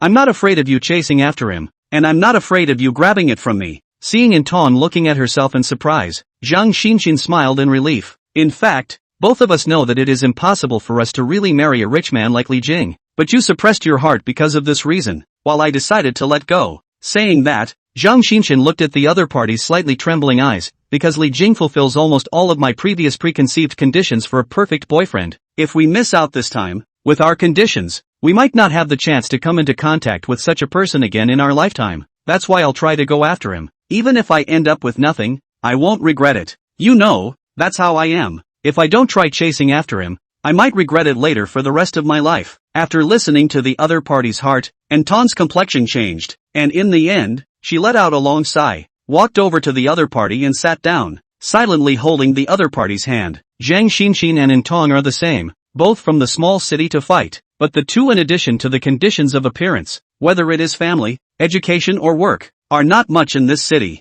but both have the same goal, which is to try to find someone who is in a good position to be together. And Tong was to settle in Tianhai City and be peaceful for the rest of her life. Zhang Xinxin, on the other hand, is unwilling to waste her youth, and strives to find a rich second generation to live the addiction of a rich wife. As for the future, she has not thought about it, nor is she willing to think about it. But with the circles in which the two live, it's too difficult to reach the people they hope to target. That's why the two of them are dating to work out together, become beautiful together, and run their own exquisite circles of friends together, in order to one day bump into their right boyfriends and then realize their goals. But several years passed, and the economic level and cognitive ability decided that their circle was destined to have no entrance of rich people. Of course there's another reason, and that's that they're not bottomless enough, having been raised with a triad of views that prevents them from doing whatever it takes to move up the ladder. So many opportunities had arisen to sell their beauty to take the chance to move up the ladder, but both chose to decline. What they want is not to climb up the ladder by constantly selling their sex to all kinds of men, but they still hope that through their own charm they can directly obtain the love of their favorite target. According to the words of Zhang Xinxin, "I'm a gold worshipper, but I'm not a seller. Just any company small boss or small leader who wants to play with himself. Sorry, they are not qualified, both in terms of level of appearance and financial strength." This was also the reason why the two had been single since they came to Tianhai City. And Tong, to be honest, the two of us have been together for so long that we know each other better than we know ourselves. Zhang Xinxin's slightly narrow eyes looked at In Tong, who was a bit bewildered at the side, and earnestly said, "If you want to chase after Li Jing, then let's have a fair competition. No matter what the result is, I can accept it. A best friend is a best friend. Chasing a man is chasing a man. These are two different things. Even if you chase after Li Jing, we're still good sisters, aren't we?" At these words, In Tong slowly turned her head. Looking at the other party's usually flavorful and arrogant gaze revealed a rare rationality and sincerity. After a moment of silence, she finally bit her lower lip and nodded her head. "I'm not sure what I would choose, but I won't be able to stop you later." "That's great. That's my wife." As soon as the words fell, Zhang Xinxin immediately reached out and cheered excitedly, instantly changing back to her original undignified appearance and hugging In Tong. And Tong let out a low cry before she was pressed into the soft sofa by the other party. Zhang Xinxin deliberately revealed a big devilish bad smile, stretched out her hands, and laughed. He. "Come, let this young lady come to check and inspect you, this wavy nymph, whether you have a sneaky heart today or not." With those words, she raised her hands and made a gesture to lift up the other party's dress. Startling, In Tong's face reddened and she quickly struggled against it. Xin, what are you doing? Don't mess around. He. I learned a new trick. Do you want to try it? It's very comfortable. Don't. Go away or I'll be blamed. Come on, let's have a romantic evening. Well, you play like that, right? Then I'll let you know what I'm made of. Egu, why are you so strong? you fitness practice anaerobic slow down, all hurt my hand, oomph, I thought you said you wanted a romantic evening, now you want romance? Romance, it's just me being a little wavy and you being a little slow. Chapter 15, Encounter in the Restaurant. Due to the fact that he drank too much last night, Li Jing slept in the hotel until noon. Looking at himself in the mirror with chicken nest hair, Li Jing scratched his head, then stretched comfortably. Last night's KTV consumption was a bit lower than he had imagined, perhaps because he had watched too many episodes of watching those publicans spreading money in nightclubs and TV dramas before. He had thought that his crazy consumption last night would have cost more than $100,000 in any case, but in fact, the final checkout was only $48,000. Also at this price, the private room butler was so excited after seeing Li Jing's successful checkout that even the last trace of worry was gone. His face was full of smiles like a chrysanthemum, respectfully and enthusiastically escorting the three of them all the way out of the door. I have to say that the housekeeper does know how to behave. See Li Jing, 3 people drink too much. Out of his own pocket called a cab, directly stuffed the driver 200, repeatedly instructed the driver to send Li Jing home safely. And because of that, Li Jing got in a cab and turned around and promised to look for him the next time he came back. This promise was just a verbal sentence, but it was already enough to make that butler's heart blossom and thank him again and again. If he wasn't unable to leave the KTV, he couldn't wait to personally send Li Jing back. This KTV trip was also considered to be a good time for Li Jing to enjoy himself, and he ended up obtaining 20 times the amount of the system's rewards, totaling 960,000. At this time, Li Jing looked at more than 3 million in the cell phone bank. The corners of his mouth is not even suppressed. The bottom of his heart is more and more full. Spend the money to enjoy it and double it to get your money back. What a treat. This is a ing treat. Li Jing, whose assets were once again upgraded, decided to treat his body well and found an upscale restaurant online, intending to take care of breakfast and Chinese food in one go. When I used to go to work, breakfast and Chinese food were taken care of together.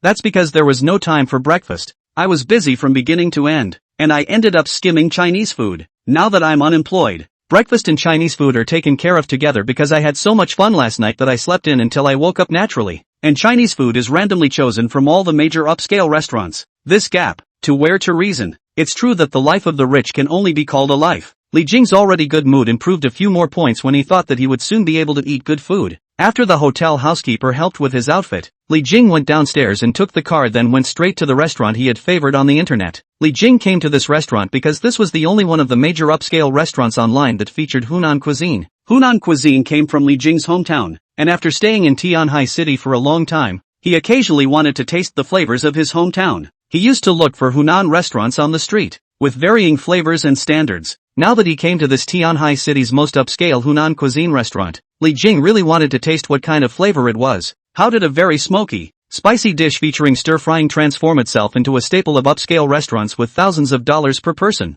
Does this chef really have extraordinary strength? Or is it built by a marketing ploy? It's not that Hunan food has to be cheap. After all, Hunan food has also been in the national banquet, but the experience from childhood. So that Li Jing has been the street kind of very pot gas and human taste of Hunan cuisine has been deeply into the mind. And those who look exquisite luxury upscale. The actual rules of all the templates. The atmosphere of the cold upscale restaurant does not quite match. When Li Jing just arrived at the entrance of the restaurant, before he had time to appreciate the decoration of the restaurant's facade, he was given a downward spiral by the notice board placed outside. Coldly written on the notice board was the unquestionable statement, "Advance reservations only." Seeing the notice board at the entrance, Li Jing's originally good mood instantly cooled by a large margin. Holy, is this restaurant that good? After making sure with the greeter at the entrance of the restaurant that he couldn't go in, Li Jing had to die. Never mind, there seems to be another upscale restaurant nearby. Try there. I don't believe that I can't spend the money here. In the prosperous and extravagant steel and concrete city of Tianhai City, although money is not everything, money is definitely the closest thing to everything. If not, then there's not enough money. Just as Li Jing was about to turn around and leave, a familiar figure suddenly walked out of the restaurant. The figure had long wavy hair, thin-rimmed glasses, and wore a light gray lady's suit that perfectly flattered the curves of her figure. The most distinctive thing was still her charming eyes revealing a strong aura if nothing else, and those flaming red lips. Wei Jia, Li Jing? The two men spoke in unison, full of surprise. Immediately afterward, Wei Jia raised her eyebrows and took the lead to ask, "You came here to eat?" "Yeah, too bad I couldn't get in. Didn't book it." Li Jing didn't hide it and shrugged. As for Wei Jia, she froze at the words and also noticed the notice board at the entrance, and when she saw Li Jing's deflated appearance, she couldn't help but guffaw. It turns out that someone who spends tens of thousands of dollars to stay in a hotel will also be deflated. As it happens, my client didn't show up and I was going to cancel my reservation, so why don't I just invite you to join me for dinner? Li Jing didn't make any pretense and immediately agreed. Okay, with a beautiful woman accompanying him, this meal will be even more flavorful. With being led by the waiter, the two of them walked into the middle of the restaurant together. The overall style of the restaurant was like a garden in the south of the Yangtze River, with winding paths and white mist. If it wasn't for the waiter's lead, Li Jing was afraid that he would get lost here. And each private room is situated individually in the middle of this garden, far away from each other, perfectly protecting the privacy of the guests in each private room. No wonder you need to make a reservation. With this design, even if the territory is big, it is estimated that it can't accommodate many guests at once. It wasn't until he arrived at Wei Jia's reserved private room that Li Jing finally saw a few hints of modernity. Although the external environment is classical and elegant, the interior of the private room is still mainly modern, just with a lot of classical decorations. Even the center of the dining table is placed with a miniature garden landscape, greenery with small stones, illuminated by specially set small lights, giving it a special atmosphere. Entering the private room, Wei Jia smoothly took off her suit jacket, revealing the inner beige satin undershirt, which was designed with a rather high-class sense of pleated stripes on the chest, together with the diamond necklace on her collarbone, showing the high-grade nobility. The two slender and white arms exposed by Wei Jia made Li Jing couldn't help but look at them a few more times. Rich women really do keep themselves as tender as watery tofu. Wei Jia didn't pay attention to Li Jing's gaze, but handed the meal book over and said, "I'm leaving tomorrow. This is considered our first meal after we officially became friends. My treat. Feel free to order whatever you want." Upon hearing this, Li Jing was also nonchalant. "I'm a fan of expensive food. You don't mind? Now that I've agreed to treat, I'll pay for it even if you order a full course meal." Wei Jia just confidently finished. "Then see, Li Jing has spoken with the waiter. You this front of the specialties all to a dish, and then with this vegetables and snacks." Seeing that Li Jing was not polite at all, Wei Jia's smile stiffened for a few moments, but immediately afterward, she became more curious about Li Jing's gentlemanless appearance instead. This guy is nothing like a rich man. At least among the men of his age that he had met, Li Jing was considered the least subtle. After ordering a whole bunch of dishes that looked just as complicated and advanced, Li Jing asked the doubt in his heart, "How come your client stood you up and didn't show up on purpose?" According to Li Jing's impression, the other party should be an extremely capable strong woman. Now that the client didn't show up, it's clear that the other side is afraid that something has gone wrong with this job. Good, this cooperation is probably hopeless. Mentioning this, Wei Jia's expression was obviously much colder, and the pair of charming eyes also had a few more points of coolness. Picking up the tea that the waiter on the table had just poured, and gently taking a sip. With that, the corner of her mouth inexplicably curled up again as she looked at the other. "Say, you still know this person who stood me up? I recognize?" Li Jing raised an eyebrow and quickly went through the possible candidates in his mind before he blurted out, "It wouldn't be the balding, fat, greasy guy who sent you back the other day, would it?" "Bald, fat, greasy man?" Wei Jia was first stunned, and after remembering the image of Mr. Liu, she suddenly threw back her head and laughed brightly, her flowery branches trembling. "Ha ha ha, balding infatuous man. What a balding infatuous man. Your appellation is really too much to my liking." Seeing the other party's rather relieved look, Li Jing speculated, "Could it be that guy made a move on you again?" After laughing, Wei Jia resumed her high and cool demeanor, glanced at Li Jing, and after only a moment's hesitation, decided to speak directly. "Not bad, that guy's lustful heart never dies, and he made a move on me again in a later meeting. And after I seriously rejected it, he innocently said something to me, and guess what it was?" Hearing that the other party's tone was not good, Li Jing said uncertainly, "It shouldn't be anything good, right? Well, I don't know how that feels to you men, but to me, I find it extremely insulting." Wei Jia's eyes vaguely flashed a few moments of coldness in the depths of her eyes before returning to normal and speaking. "He said that the reason why he made a move on me was because he thought that the Chamber of Commerce had sent me, the Secretary General, over here just to do this." Cough cough cough. As soon as the words fell, Li Jing, who was drinking tea, was immediately choked, while his mind could not help but recall a sentence. "There are secretaries who do something, and secretaries who do nothing. That bald head is really a superb old pervert. He really thinks that secretaries all over the world can just do whatever they want, doesn't he?" This kind of person had one thing to say, and even Li Jing felt a bit disgusted. After recalling the scene of the last time he saw that Mr. Liu, Li Jing felt more and more that this person was lewd and dark. This kind of person probably doesn't usually gross out other women. But soon, Li Jing realized that something was wrong and asked rhetorically, "That's not right. This is him pissing you off. How come you're the one treating him again today?" and he's the one who stood you up? The reason is simple. Wei Jia put down the teacup. Red lips mouth corner raised a good-looking arc. Gaze meaningful. Looking at Li Jing gentle smile. Because I gave him a resounding slap in the face in front of everyone. Chapter 16, Friends. I chow. Cowhide. When it's time to strike. It's time to strike. Li Jing's habitual phrases subconsciously came out of his mouth, causing Wei Jia to listen to it, not expecting Li Jing to react in this way at all. But immediately afterward, Wei Jia laughed brightly, relieved. Ha ha ha ha ha. Yes, this kind of person should be beaten. She then looked at Li Jing in satisfied amazement. Honestly, since this happened, your reaction is the most comfortable and enjoyable for me to hear. Others either just felt it was too impulsive or unnecessary, and there were even those who felt I should have offered an apology. Speaking of this, Wei Jia's face couldn't help but sink as she said in a cold voice, including those people from the Chamber of Commerce, who felt that it was my impulsiveness that messed up this cooperation. Although they were not good enough to really blame me, they tried their best to persuade me to come and offer to treat myself and try to eliminate any bad publicity. Immediately afterward, Wei Jia's face looked a few points better as she sneered. But just like I thought, that guy didn't have the face to come at all. It's better this way. I'll have an explanation with the Chamber of Commerce, and that guy's disgusting face won't have to be seen again. Upon hearing this, Li Jing couldn't help but be curious. You let him lose face in public and aren't afraid of his retaliation? Oh, if it's a matter of not working with me in business in the future, I'm perfectly able to afford the loss. Wei Jia's eyes through the fine-framed glasses, revealing a confident color. If he is trying to retaliate through other means, they have been working in society for so long. Who doesn't have some connections and relationships? With that guy's personality, he wouldn't make too big a deal out of it, and it wouldn't do anyone any good. After hearing this, Li Jing was secretly staggered. This woman is really a powerful character. Although strong, Li Jing admired the fact that a woman could make a career in this society. With that, Li Jing picked up the cup and smiled.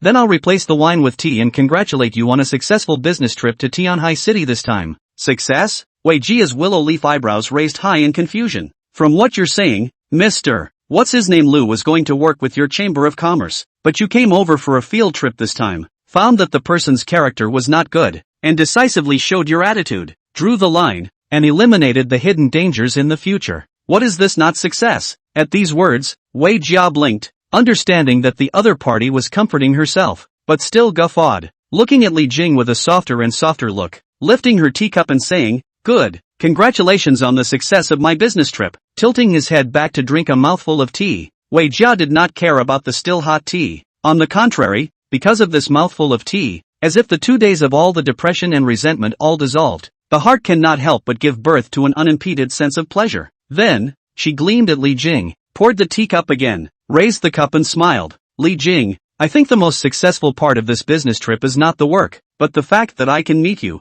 Saying that, Wei Jia's eyes actually showed a rare hint of sincerity. I feel very lucky to have made you as a friend. I hope you can treat me as a friend as well. Watching the other party take the lead in drinking the scalding hot tea in one gulp, Li Jing knew that the other party was true to his character and drank the tea in the same gulp. Smiling, of course we are friends. Hearing Li Jing's certain answer, Wei Jia only felt her mood smoother, and her gaze towards the other party completely lost the distance of a stranger. Lunch for two went fast. Most of that food went into Li Jing's stomach, while Wei Jia simply ate some. She lit a lady's cigarette, crossed her legs, and silently watched Li Jing eat without interrupting. If it was before, when someone like Li Jing ate at his own table, Wei Jia would inevitably be disgruntled. But now, perhaps because of preconceived notions, Wei Jia instead felt that Li Jing appeared uniquely sincere in this way, and even watching the other party eat felt extraordinarily interesting. The waiter came in and saw Li Jing inside the private room eating a big meal, while Wei Jia was smoking and waiting silently next to him, only to feel that the scene was indescribably strange. However, seeing that Li Jing was able to enjoy his food without any qualms in front of the imposing Wei Jia, the waiter could not help but secretly admire Li Jing's mental quality. Mr. Wei is also an old customer of ours here, and it's the first time I've seen her like this myself. The waiter was secretly surprised. I do not know what the relationship between this gentleman and Wei always. Can let Wei always silently watching him eat and not angry? I'm afraid it is not ordinary. Finally full of food and drink, Li Jing revealed a satisfied look. Although Wei Jia had a good evaluation of this restaurant, Li Jing was still a little disappointed after eating. The restaurant does specialize in Hunan cuisine, but the amount of food per plate is nowhere near as large as a street stall. It's as if filling the plate with vegetables would downgrade them. And on top of that, the dishes taste okay but not as good as it is on its own. In the end, these dishes are expensive because of the inclusion of higher priced ingredients. For example, When abalone is added to ordinary chili pepper stir-fry, the price changes from 40 to 480. When sea cucumber and skirt were added to the yanong chicken, the price went from 80 to 880. The price went from 60 to 660 when the morel mushrooms were added to the stinky mandarin fish. In short, the main attraction is one of adding expensive ingredients to an already existing dish, thus having a clear reason to raise the price. As for the addition of these, the flavor is definitely richer, but whether it's more delicious is a matter of mercy, at least to Li Jing's taste. These so-called high-end Hunan cuisine, missing the original Hunan cuisine's biggest feature. Is that the scene of the fire frying out of the pot gas? Li Jing spoke out in passing after eating. Wei Jia, who had originally felt that the flavor was good on the side, was somewhat surprised at the other party's idea after hearing it. She didn't realize that someone who casually offered tens of thousands of dollars didn't like these fine dishes, but instead was more accustomed to the smoky atmosphere of the street stalls. This made it more and more difficult for her to see through the other party, and it was precisely because of this that she felt that Li Jing was different. Li Jing finished wiping his mouth and said, "Next time when I find a good restaurant, I'll treat you to a real Hunan cuisine once, and you'll know the soul of Hunan cuisine." The soul of Hunan cuisine? Wei Jia raised her eyebrows slightly. She was different from Li Jing. She disliked heavy food, that's why she liked Hunan cuisine flavors, but hadn't really gone to the local area to eat. However, she was able to tell that Li Jing wasn't intentionally pretending to be demeaning, and couldn't help but laugh. "Okay, then I'll wait for this meal, so don't let me off the hook." Of course, he had a sense of pride in himself for outsiders being able to enjoy his hometown's cuisine, so he was even more hopeful that the other person would be able to eat real Hunan food. "Alright, then thanks to Big Boss Wei for the treat this time." With that, the two of them got up and Wei Jia smiled at her words. "I'm still waiting for you to treat me next time." "Alright, I have things to do later, so I won't go back to the hotel with you." Li Jing gave an okay gesture, and without saying much, he headed out. And as Wei Jia walked towards the service counter to get ready to pay the bill, she couldn't help but feel a little bit of meat-ache when she thought about how many dishes Li Jing had just ordered. Originally, the cost of the meal for inviting Mr. Lu could be reimbursed through the Chamber of Commerce, but since she was inviting Li Jing privately, it was naturally impossible for her to mention the reimbursement. But a meal and a rare chance to make an interesting friend has been worth it. Wei Jia had just taken out her bank card when she heard the receptionist respectfully say, "Ms. Wei, your consumption this time has already been settled." "Checked out?" Wei Jia frowned in confusion. "Yes, that's the gentleman you were with," the receptionist explained. "The gentleman said it makes sense that you're buying and he's paying." After hearing this, Wei Jia first froze for a while, then hurriedly turned around and chased out the door, only to find that the other party had already left by car. "This guy, he's even playing this." Wei Jia's complexion changed, but a trace of inexplicable happiness grew in her heart, causing the corners of her mouth to unconsciously rise slightly. It wasn't so much the money saved as the fact that this guy, really, was very much to her liking. How come I didn't meet such an interesting guy sooner? Chapter 17, A Change of Heart. Congratulations to the host for spending $11,000 to treat a friend of the opposite sex to dinner, gaining sincere friendship from the other party, with a positive mood index of 1 star, rewarded with a return of 10 times the amount spent, totaling $111,000. On the cab back to the hotel, the corners of Li Jing's mouth couldn't help but rise slightly as the rewards from this spending surfaced in his mind, together with the small amount of savings from before. Li Jing now had $3.5 million in cash. In just a few days, the balance of Li Jing's bank card grew exponentially. As he watched that number in the text message increase, Li Jing's confidence and bottom line grew. Originally, with his character, not to mention encountering Wei Jia such a strong aura of female bosses, even if he encountered in Tong and Zhang Xinxin the same level of beauty, his heart more or less have a few inferiority complex. In fact, this is a normal human emotion. Mu strong is originally a human instinct, and when one is not strong enough, low self-esteem will gradually appear. However, as the system rewarded more and more, Li Jing realized that not only did he talk naturally in front of Wei Jia and the others, but he did not have any stage fright when facing the other side. That was the biggest change since he had the system. It's true, money is the real backbone of a man. Without money, men are no better than mollusks in this society. Even in the face of the most common needs, one has to minimize the gesture and it is not always met, but with enough financial power, even if you are rude and disruptive, you will be surrounded by a large number of people who will find ways to fulfill your needs. Li Jing, who was overwhelmed with emotion, had just returned to the hotel when he saw a familiar slender figure in the waiting area of the hotel lobby. Brother Li Jing. Before Li Jing had time to react, Zhang Xinxin instantly locked onto him from the crowd,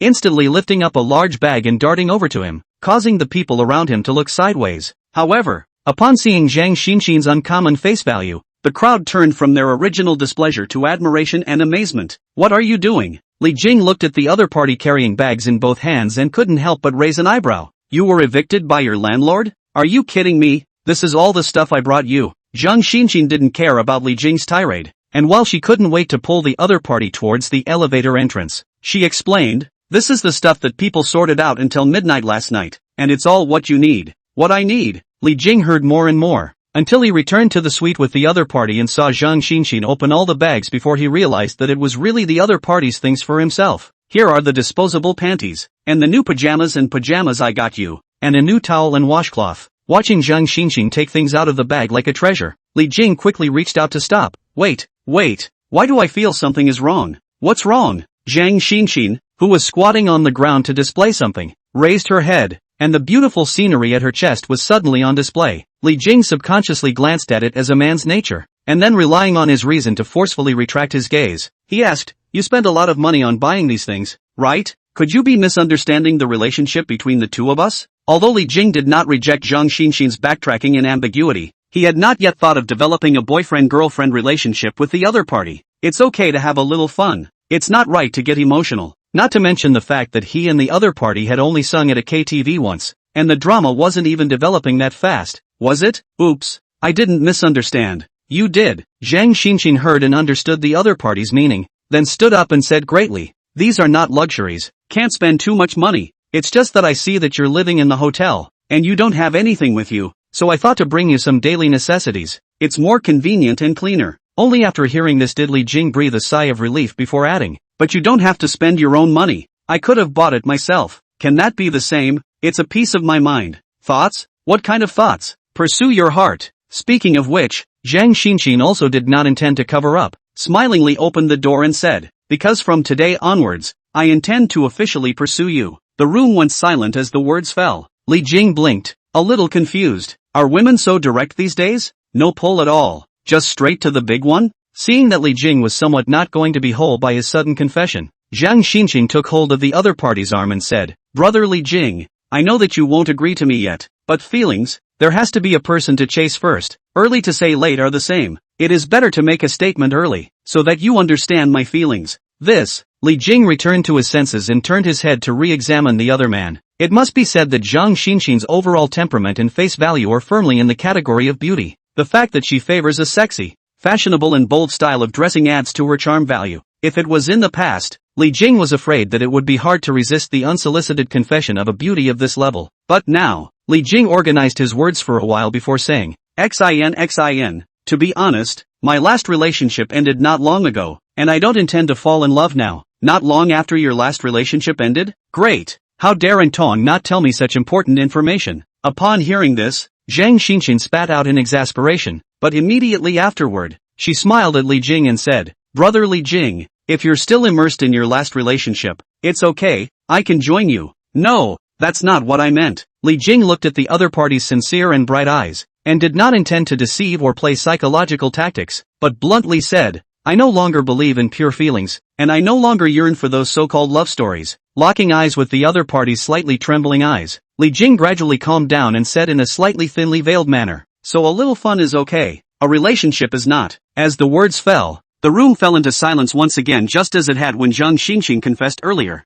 and this time, the object of silence became Zhang Xinxin. So, what do you mean, Brother Li Jing? A few moments later, Zhang Xinxin seemed to have just finished brainstorming. Apparently she didn't realize that Li Jing's reply would be so direct, not even willing to lie. She couldn't help but purse her lips and speak again. No matter what I do, you won't give any feelings on me, will you? Li nodded and calmly replied, yes. He's not willing to play all that fancy stuff with women right now, since he decided to enjoy life. The love life was life too, and he didn't want to spend energy experiencing the sweet and sour of it. Since it's a treat, it's all sweetness and no bitterness. With women, he has figured out that there is no need to cheat by being direct and making his attitude clear. The main idea is a ginger fish for those who want it. Those who do not wish to do so are not forced to do so. I understand. Zhang Xinxin slowly nodded her head, and finally looked at the ground where she had prepared herself with all her heart until all night last night, gritted her teeth, and then turned to leave. In that case, Brother Li Jing, I'll go back first. After watching the other party close the door and leave, Li Jing finally took a long breath and sat back down on the sofa. Phew, Looks like he's made the first step towards scumming a bit successfully. Li Jing flirted with himself and turned his head to look at the large bag left behind by the other party, thinking for a moment before picking up the phone and calling the housekeeper. Hey, can you come up and help me look at it? I need to organize. The words were not finished when suddenly the doorbell rang. Li Jing was surprised, and when he opened the door to his room, he saw Zhang Xinxin, who had just left, standing in front of him again. You are? I figured it out. I'm still going after you. Looking at the other party's stubborn and determined appearance, Li Jing frowned. I should have expressed myself clearly enough just now. Well, I know. It's your business if you reject it. It's my business if I pursue it. It's not a conflict. Seeing that Li Jing was about to speak, Zhang Xinxin reached out to stop him and continued to explain. Brother Li Jing, don't worry. I will never turn you off. During the period of pursuing you, I'm willing to do anything with you until I'm able to sway you. I'm fine with everything except that which can only be done once a relationship is established, even if it's like this. Before she finished speaking, Zhang Xinxin suddenly stood on her tiptoes and directly wrapped her arms around Li Jing, giving the other party a deep passionate kiss. Zhang Xinxin, this may be the only chance in your life to get in touch with rich people. You must take advantage of it, even if it costs you something. Why did Mr. Li hang up halfway through the phone call? Is there something he wants me to come see? At this time, the sweet housekeeper walked out quickly from the elevator, and when he was pondering his doubts, he was suddenly stunned to see the two figures embracing and kissing each other at the entrance of the suite, and he was directly dumbfounded. Not, Mr. Li, you specifically called me up here to see this? Do rich people these days have to have an audience to do this? Chapter 18, A Big Loss. Their lips were still in intimate play. Zhang Xinxin took the initiative to come to the door. How could Li Jing turn away? It is well known that when lips touch, a man's palms will automatically climb the twin peaks, which is the inevitable result of touching the organ. With the tingling in her upper body, Zhang Xinxin couldn't help but stifle a grunt as her legs went weak. Seeing that she was about to step into the abyss, Zhang Xinxin finally overcame her physiological reaction with reason and forcefully broke free from the other party's embrace.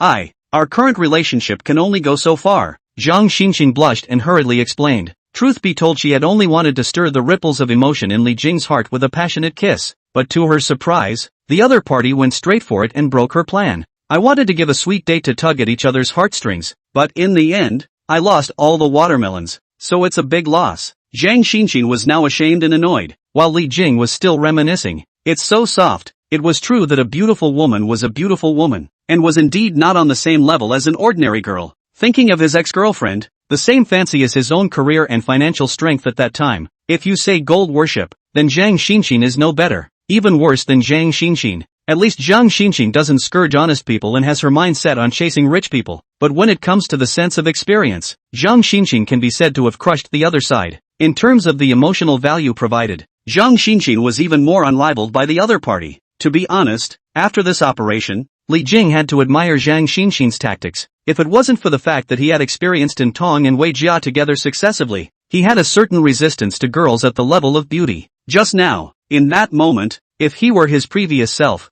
I'm afraid that he would have been easily taken. No wonder those rich kids also fall into the tenderness of gold-digging women. It's not that other girls can't afford to chase them, but gold-digging women are more cost-effective. In addition to a few extreme gold-digging women, many gold-digging women at least clearly know what they want, and know what posture and identity they should be, and will not be both that and the house of cards. Thinking about this, to be honest, Li Jing's opinion of Zhang Xinxin was a few points better. It was still impossible to be with the other, but he wouldn't treat the other as just a common gold digger like he had before. If she is a gold-digging woman, she is also a gold-digging woman who dares to give and knows her place. To be honest, if Zhang Xinxin hadn't stopped Li Jing just now, but had just given her body, instead, Li Jing was still afraid to accept that a woman who was too casual was not necessarily a female bodhisattva, but more likely a biochemical warrior. Instead, Zhang Xinxin just nodded off at this stage, just what Li Jing wanted, and when Zhang Xinxin saw that Li Jing still looked as if he hadn't finished, she couldn't help but be a little angry. Angry that she had suffered a loss. It was clear that he hadn't gotten anything yet, so he let the other side take a big advantage.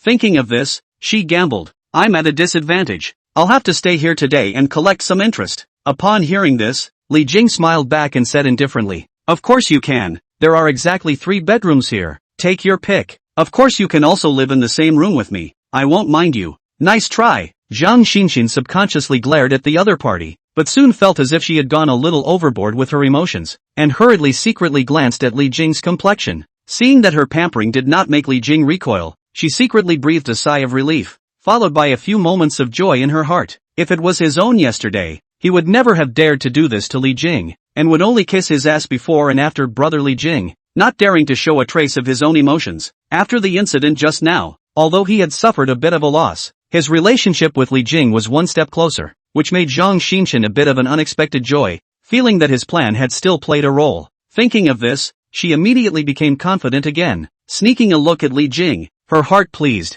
Let's let you have a little advantage first, and see how this lady can take you down afterward. Noticing Zhang Xinshin's sneering appearance, Li Jing raised his eyebrows and suddenly felt that the other party seemed to be a little bit nervous, being taken advantage of by himself and still happy. This is not stupid, but it's good. Two smart women are not necessarily manageable by themselves yet. Rather, letting such a girl follow him around will not be a big problem. Cough cough cough. Just when the two thought that this was over, a cough came in through the door, causing the two to turn their heads to look, only to see that the housekeeper was blushing a little at that moment. She came and said respectfully to Li Jing, "Mr. Li, I have finished watching the scene just now according to your instructions. May I ask if there is anything I need to do?" Li King, Zhang Xinxin, Li Jing. After a brief moment of confusion, Zhang Xinxin quickly reacted and instantly turned red and couldn't help but shout a pervert towards Li Jing before burying her head and running towards her bedroom, with a look that she had no face to see others. And Li Jing then remembered that he had called the housekeeper before, and it suddenly dawned on him, and he could only pretend to be calm and said, "That, you can just read it, there is nothing else, you go back, is that alright?" The butler was puzzled at first, then thought he understood, and immediately said, "I see, it turns out that I'm just a part of your play. Mr. Li, there's no need to do anything else, I'm going out now." Yeah, no, what play are you? Seeing that the other party had closed the door and left, Li Jing's mouth twitched. How do I feel? That my upright and handsome image is gradually collapsing. A few moments later, Li Jing saw that Zhang Xinxin hadn't come out of her room yet, so he couldn't help but go to the bedroom and knock on the door, shouting, "Are you alright?" There was no response from the room. Li Jing patiently said again, "A misunderstanding is just a misunderstanding. Don't worry, I'm not that perverted." Really? As soon as the words fell, the door to the room was immediately opened, revealing Zhang Xinshin's small head. It looked as if the other party had been hiding right behind the door, waiting for Li Jing to take the initiative to knock and explain. Li Jing estimated that if he hadn't come all the way, the other party was afraid that he would have to wait until the evening without coming out voluntarily. This girl, she's doing so many tricks, she's treating herself like a boss, right? Li Jing didn't bother to deal with the little things in the other party's heart, but said, "I'm going out later, do you want to go?" Seeing that Li Jing didn't have the slightest intention of comforting himself at all, Zhang Xinshin's small mouth pouted, inexplicably a few points of aggression, and inclined her head. "I haven't gotten over it yet." "Forget it then." Li Jing directly turned around and left. "I also thought that you women should be interested in Wanlong City. By the way, I called you together. 10,000 Dragon City?" Before the words fell, Zhang Xinshin's eyes suddenly lit up, instantly drilling out of the room and appearing in front of Li Jing, saying excitedly, "You're going shopping in Wanlong City again? Last time, Li Jing was the one who bought the luxury brand in Wanlong City and gave a set to Antong." This matter was an important piece of information that had been pried out of Antong's mouth with great difficulty by Zhang Xinshin. This time, when she heard that the other party was going again, Zhang Xinshin was immediately excited. "I want to go too. Didn't you not go just now?" Li Jing glanced at the other party. "Good brother sister wrong well." Zhang Xinshin immediately issued a petulant and whiny voice, wrapped her arms around each other and shook. "Just kidding, you don't take it seriously." Li Jing also didn't really get angry, but just said flatly, "I'm going this time because I intend to buy a few more sets of change of clothes for myself, but I don't intend to buy them for you.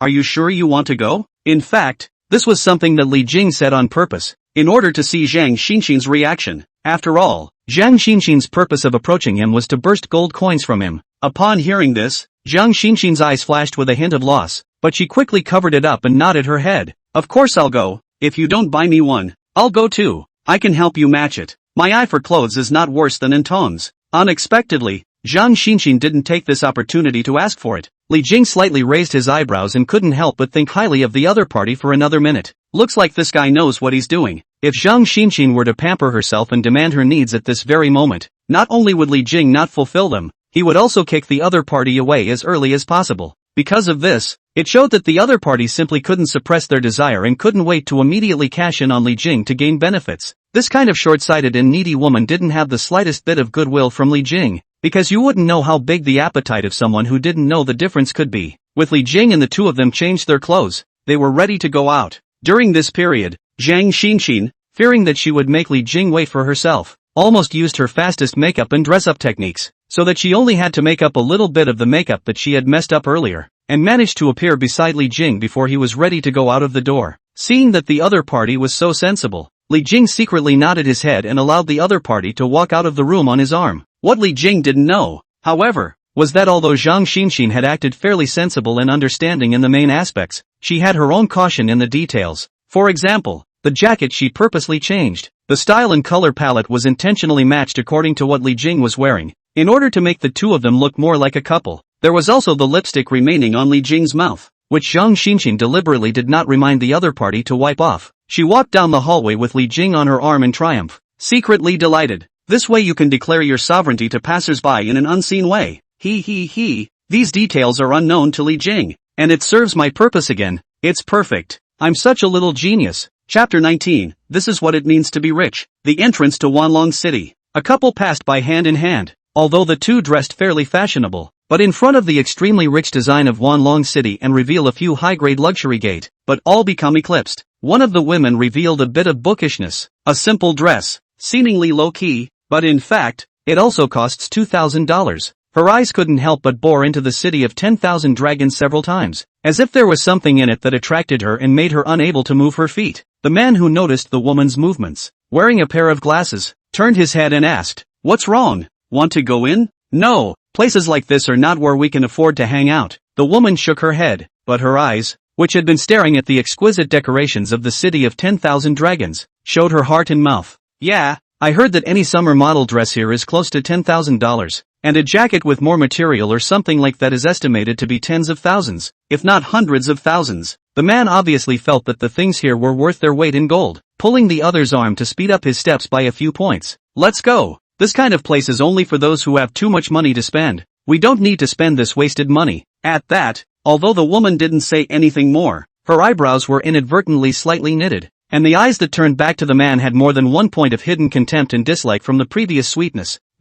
Suddenly, the woman saw a familiar figure and subconsciously stopped in her tracks, her face showing surprise. The man beside him was puzzled and followed the other's gaze, only to see what appeared to be the same young couple, a man and a woman, striding into the 10,000 dragon city. Unlike them, though, the guy in that couple was clearly dominant, with the girl's every word and action revealing obvious bragging and adoration for each other. "Do you recognize them?" the man asked the woman who had stopped in her tracks beside him and looked offended. I know. That man is my college friend." The woman's demeanor became unnatural, seemingly casual, but her gaze fell firmly on the seemingly intimate couple. "College classmate? Looks like this classmate of yours is a rich kid." The man laughed and resized the other's girlfriend with some envy. His girlfriend is also quite good looking, and to be able to bring his girlfriend here to spend money, he probably has an unusual family. "No way, he can't be a rich kid," the woman immediately retorted. But seeing that the other party was about to walk into 10,000 Dragon City, she couldn't help but find a reason to yin and yang.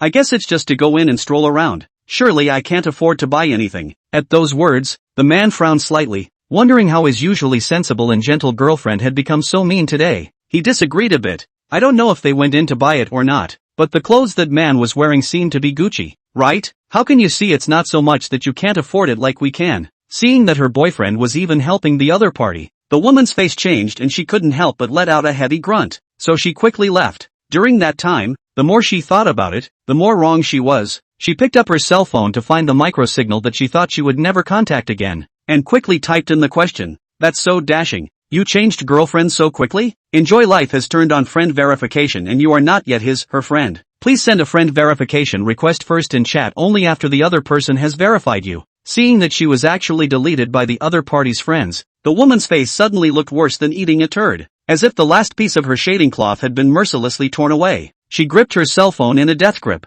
her face contorted and twisted with anger, and walked away quickly, ignoring her boyfriend. And the man in the back watched his girlfriend's inexplicable loss of composure with a frown that grew tighter and tighter. He had chosen to be with the woman because she had a good education and a gentle personality, but now that he looked at it, it seemed that he would have to rethink whether he had made the right choice, and at the same time, feeling that someone is looking at his own Li Jing, subconsciously turned back, surprised to find his ex-girlfriend is fast stepping away from the figure.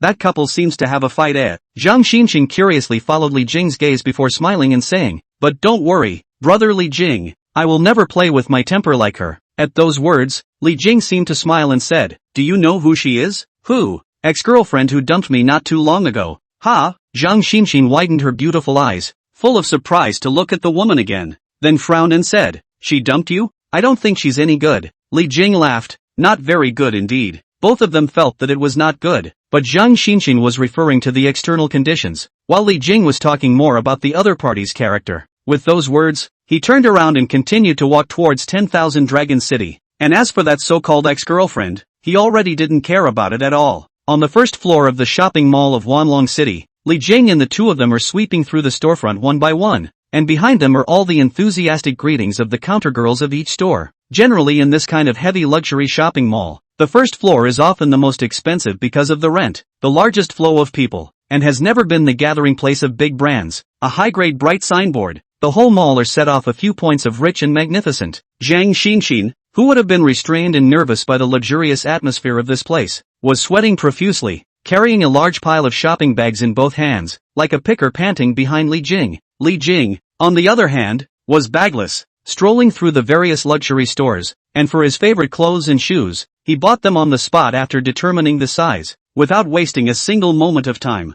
Any second of hesitation is a lack of confidence in his spending power. This also made Li Jing two people today in Wanlong City is considered a small famous a hand, attracted each store's cabinet brother cabinet sister all bloomed this period of time the brightest smile, although Zhang Xinqing, who was carrying things behind her, was tired, her eyes were getting brighter and brighter the more she shopped, and her brain was getting more and more energized. Li Jing's way of spending money simply refreshed her perception of buying luxury goods. What's a rich man? That's a rich man. It is disrespectful to the word rich to be even remotely obsessed with what you are looking at. No wonder it is said that a man's greatest success is payment success, and a man's brightest shining is all of these I want. Even if these clothes weren't bought for herself, Zhang Xinqing felt a burst of vanity even if she was just following behind. It's too good to be true. Following brother Li Jing out is simply not too comfortable. It's physically tiring, but it's spiritually satisfying. Look at those cabinet brothers and sisters who used to be indifferent to themselves, but now they can't wait to surround themselves. When she thought of those fawning and respectful smiles of the other party just now,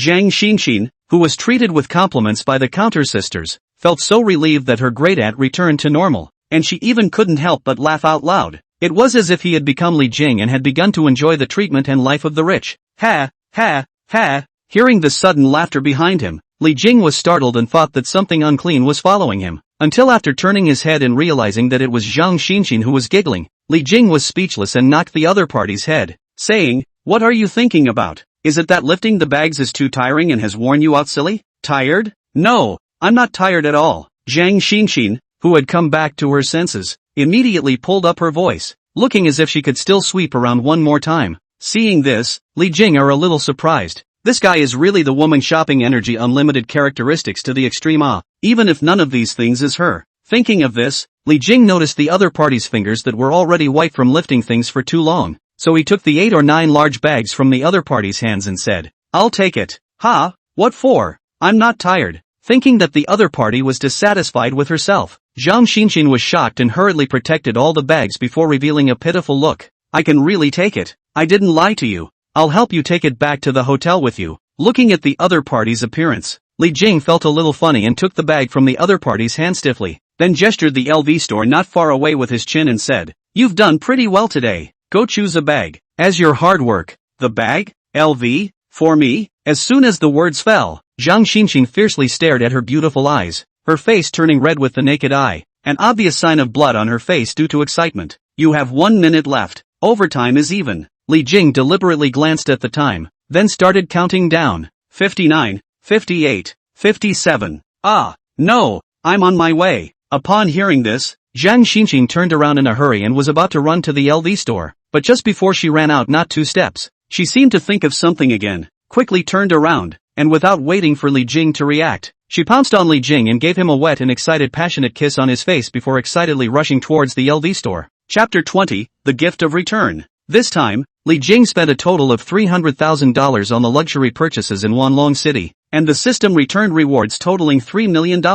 and now he has $6,300,000 in cash in his savings. although Li Jing still couldn't compare to those who were really rich, but with more than $6 million in cash. Except for some special large amount of spending, Li Jing could almost walk sideways in every place of consumption in Tianhai City, and of the $300,000 spent, $23,000 was included in the LV bag that Zhang Xinxin had chosen. For LV ladies' handbags, Li Jing went in and probably swept a glance, found that the cheapest also have to be 17,018. Expensive is hundreds of thousands of all. The one Zhang Xinxin chose was considered relatively cheap, but of course she didn't purposely go for the cheapest one. Li Jing was quite satisfied with Zhang Xinxin's choice, although 20,000 seemed quite a lot. For a luxury brand bag, Li Jing could feel that Zhang Xinxin was already trying her best to suppress her desire to buy. After all, Li Jing did not set a price ceiling for the other party, and choosing the expensive or cheap is completely at Zhang Xinxin's whim. So far, Zhang Xinxin still knows how to be content. Well, don't look, hold these bags for me. Seeing Zhang Xinxin holding that LV bag as a treasure like looking at half a day did not get tired of. Li Jing directly shopping bag and all stuffed back into the hands of the other party. Upon hearing this,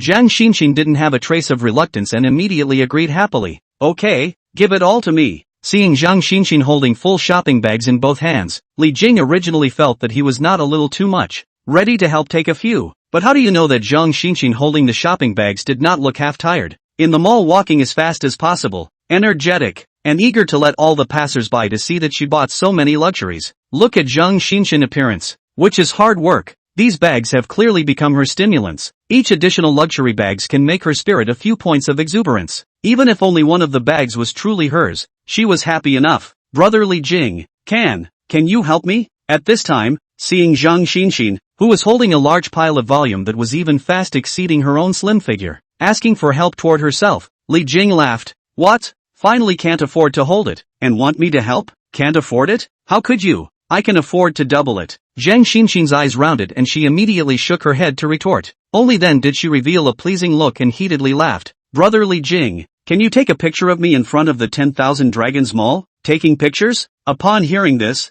Li Jing didn't think much about it and directly took out his cell phone and said in passing, alright, then you can put all the bags aside. Wait, let me just carry the bag you gave me. Shortly afterward, the two stopped by for dinner before heading back to the hotel. After strolling around for an afternoon, Li Jing only felt that his feet ached and his waist was sore, so he immediately called the sweet housekeeper to arrange an essential oil massage for himself in the room. For the high-end consumption can enjoy the service, Li Jing has gradually adapted and familiar with, and even began to enjoy the life of this always someone service. As the saying goes, it is easy to go from frugality to extravagance, but difficult to go from extravagance to frugality. Li Jing had already felt that all aspects of himself were changing, and perhaps in a while, he might even have an aura on himself that only the rich would have. Zhang Xinxin, on the other hand, after watching the housekeeper applying essential oil massage to Li Jing with new curiosity, she sat alone in the corner and started to pee the photos, and every now and then, she was so happy that she lowered her head and laughed out loud. Li Jing glanced at the other party and realized that Zhang Xinxin was more easily happy and satisfied than he had expected.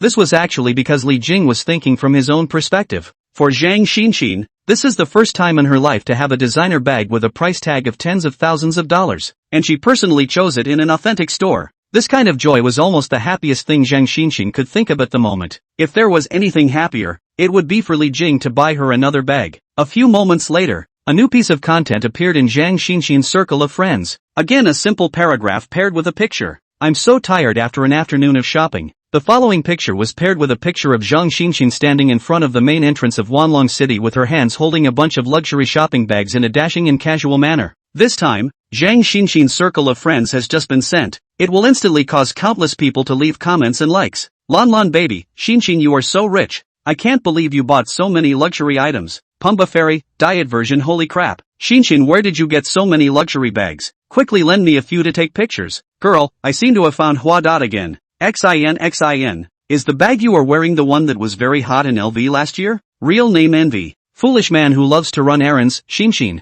how do you carry so many things by yourself? Next time you go shopping you must remember to call me. I'll help you carry them. Pretty wife, Entong. Zhang Xinxin, get back to me on WeChat. Zhang Xinxin, who was enjoying the envious praise of the crowd, raised her eyebrows slightly and realized that WeChat had received a message from Entong's private chat. You went to 10,000 Dragon City today? With Li Jing? Seeing Entong's questioning, the corner of Zhang Xinxin's mouth curled up slightly, smugly said, yes, bought a lot of things, and brother Li Jing even gave me a bag. Oh. After sending the message, she even took a selfie with her LV bag and sent it over. Full of bragging rights. Li Jing bought this for you? Yeah, if you don't hesitate to do it again, Li Jing's brother will be mine. Inside the rental house, and Tong, who was wearing cute pajamas, looked at the message sent by Zhang Xinxin, envious and jealous, and grabbed the bear doll beside her to keep ravaging and whacking it, hitting it once and cursing it. Scumbag, scumbag, scumbag, said. Her afterglow saw aside the set of Gucci clothes that she had saved with all her heart and couldn't afford to wear, and directly grabbed it to throw it away. Don't want you to send me. In the middle of the sentence, the hand holding the Gucci stopped in mid-air again,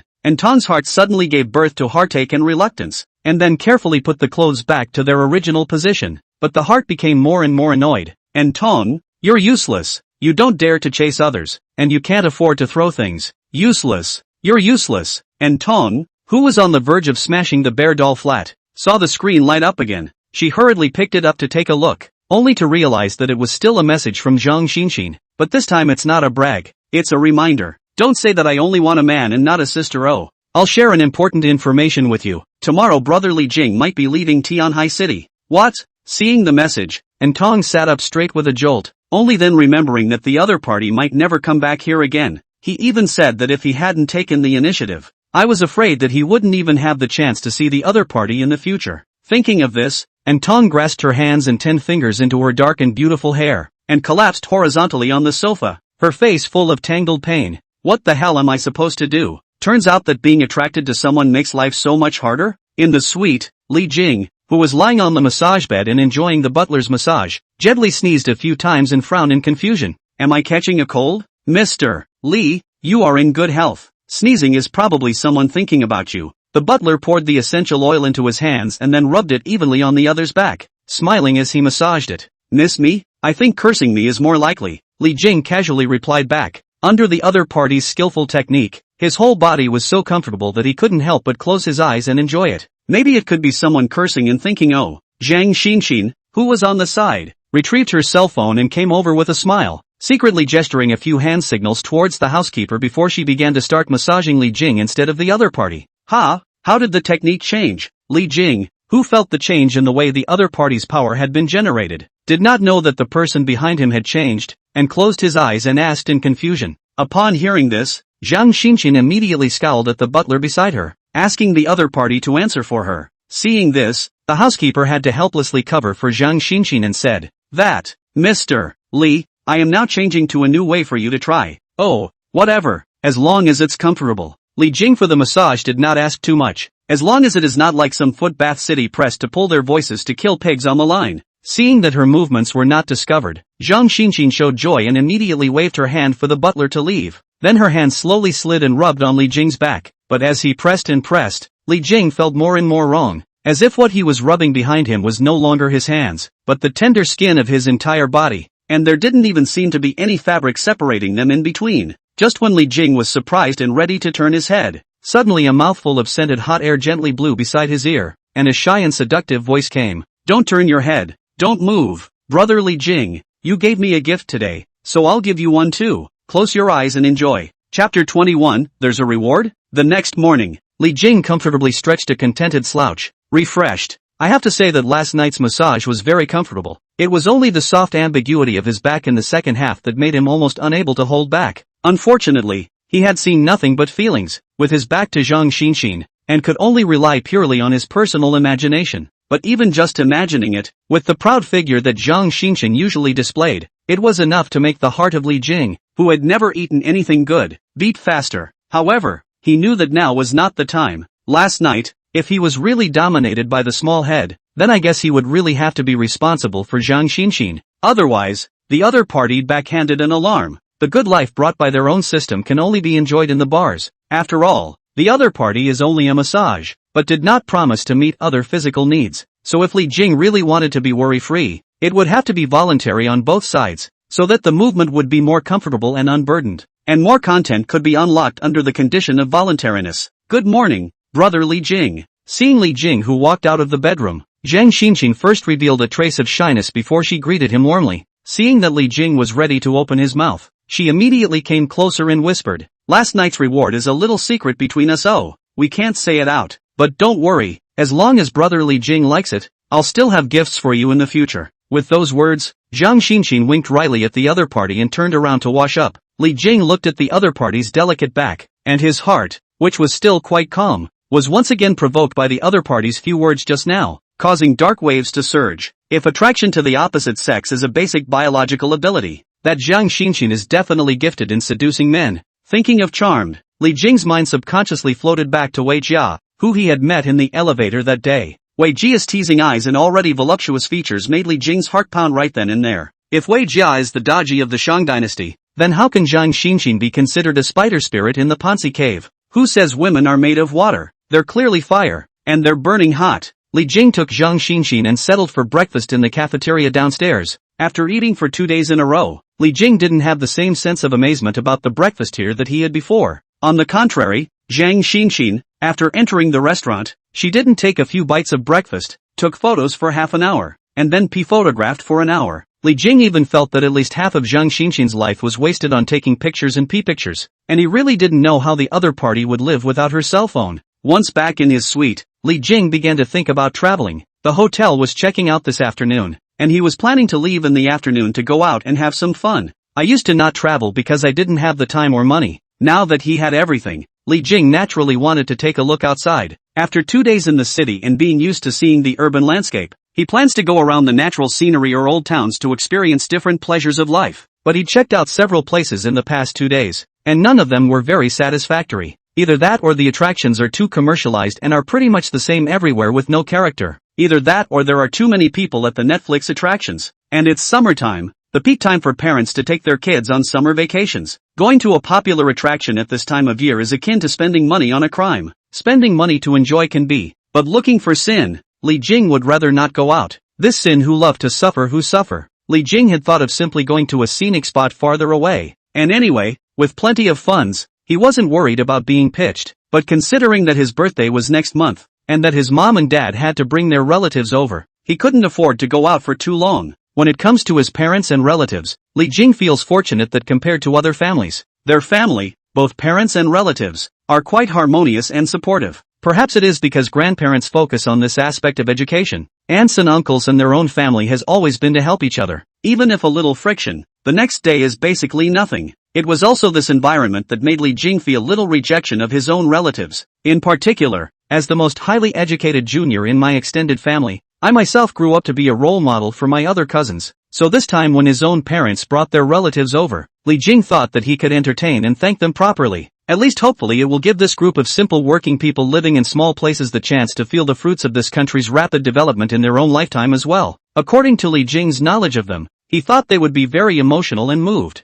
Having lived through turbulent times, the pride they felt when they saw their country at its most prosperous was much deeper than that of us contemporary young people. So that's why Li King wanted to give his loved ones the perfect cozy big city travel experience. Thoughts returning to the present, Li Jing took his phone and searched for scenic spots while planning his time. This time, I'm going out for half a month at the most, and I'll have to come back early to pick up mom and dad and the others then. While Li Jing was seriously thinking about traveling, Zhang Xinxin, who had already finished sending her breakfast friend circle, secretly stretched her neck and peeked at Li Jing's cell phone like a deer with wide open eyes. After realizing that the other party was checking out the attractions, she immediately took the initiative to recommend, "Brother Li Jing, if you plan to just travel around, you can go to Tiger June Mountain. No, there's also an ancient town and a natural river underneath Tiger June Mountain." Tiger King Mountain? Li Jing is not really familiar with lesser-known natural attractions except for the popular ones. Aha! Hujunshan by high-speed rail over about 3 hours. You can climb the mountain, can also tour the local ancient town. The most important thing is that only in these 2 years the fire up,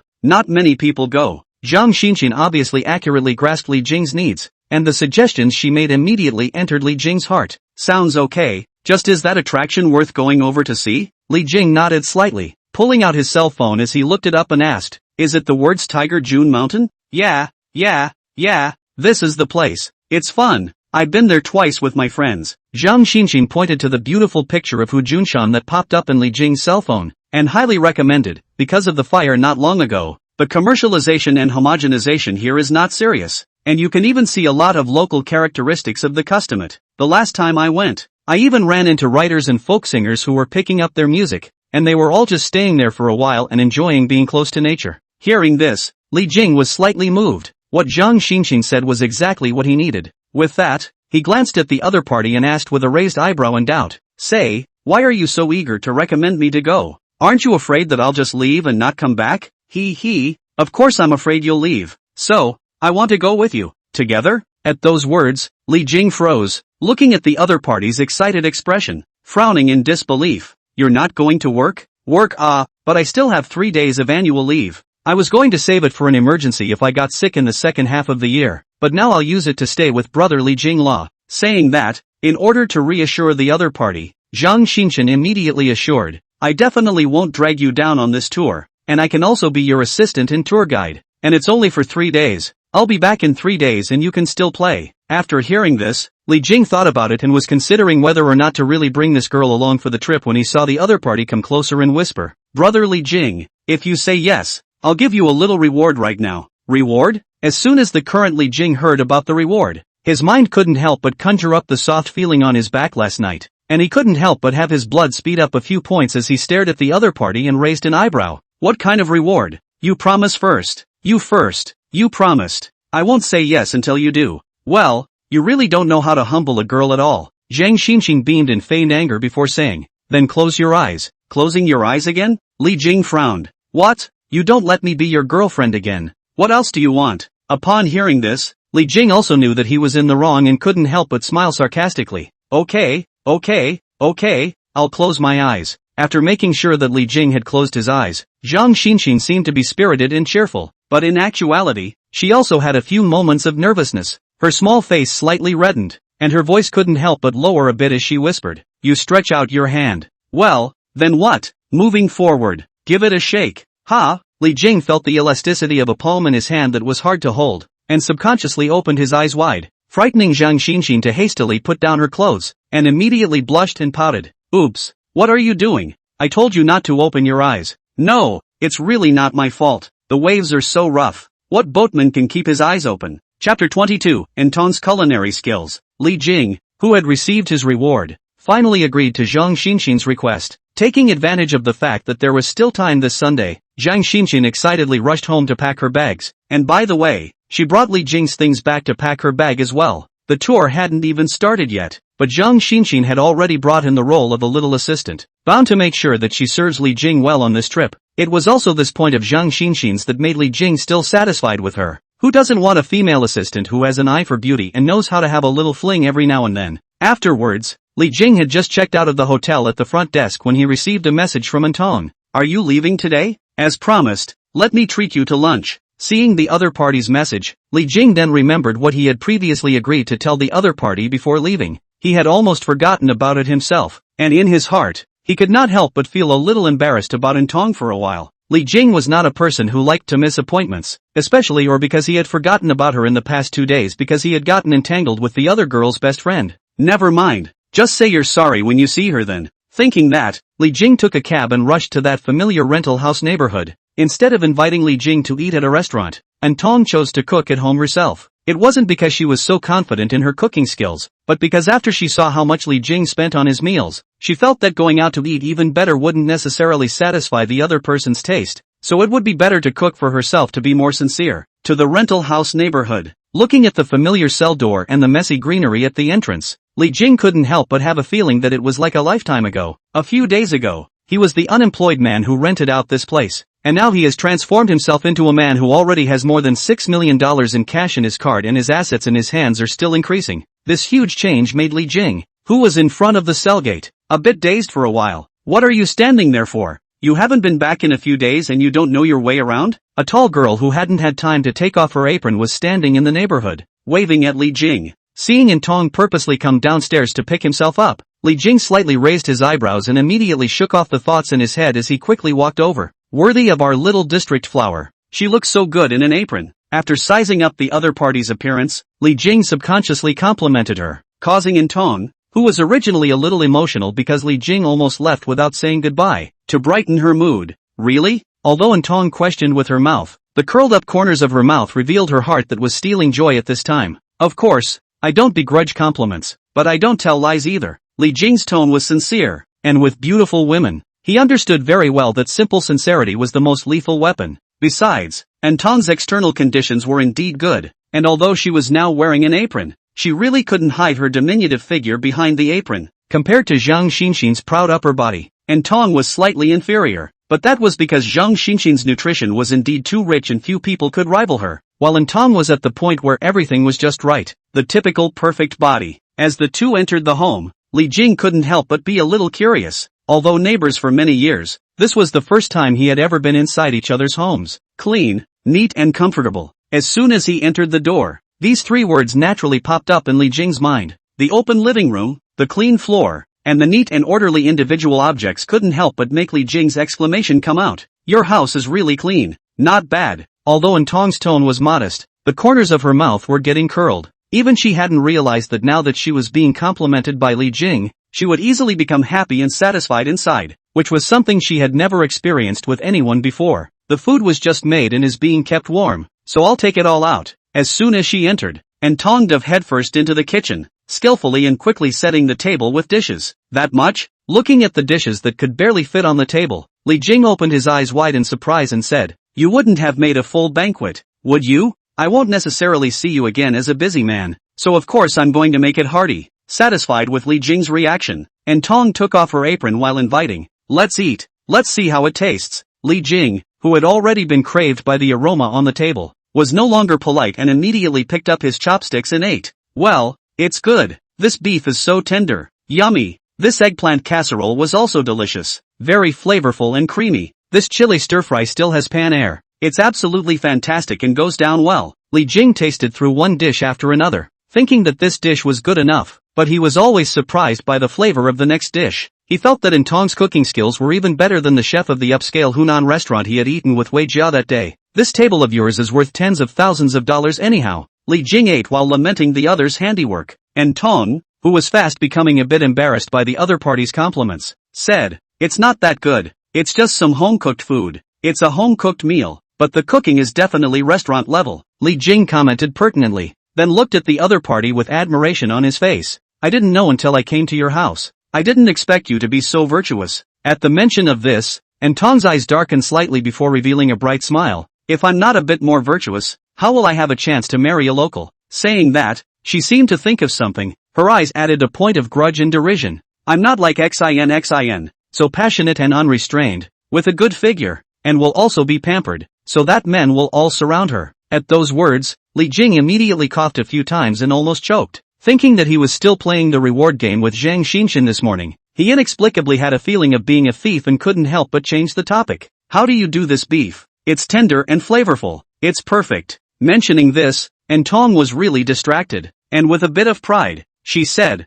"I have specially learned the way of your hometown, and stewed it for 2 hours with added ingredients, and then stir-fried it with the juice. How is it? How does it compare to the flavor of your hometown?" "It's very much like that now. It's really good," Li Jing praised heartily, but in his heart, he was even more secretly surprised by the other party's intentions. "I'm afraid the other party spent at least 4 or 5 hours on this meal." When he thought that the other party had prepared the meal for him with so much care, but Li Jing almost forgot to tell the other party and left without saying goodbye. He couldn't help but scold himself for being a scumbag. And Tong see each other like their own cooking, inner get great satisfaction. Turn around from the side to take out a bottle of white wine that has long been prepared, since it's a send-off. Always have to drink some wine. You won't this thing still refuse me, right? Seeing the other party take out the white wine, Li Jing was about to stop it, but after hearing the other party's words, he could only shake his head and laugh. "Alright, but I'm an average drinker, so don't blame me for sleeping in your house when the time comes. It's okay, I can't drink much, so I'll just consider it a good way to help the meal along."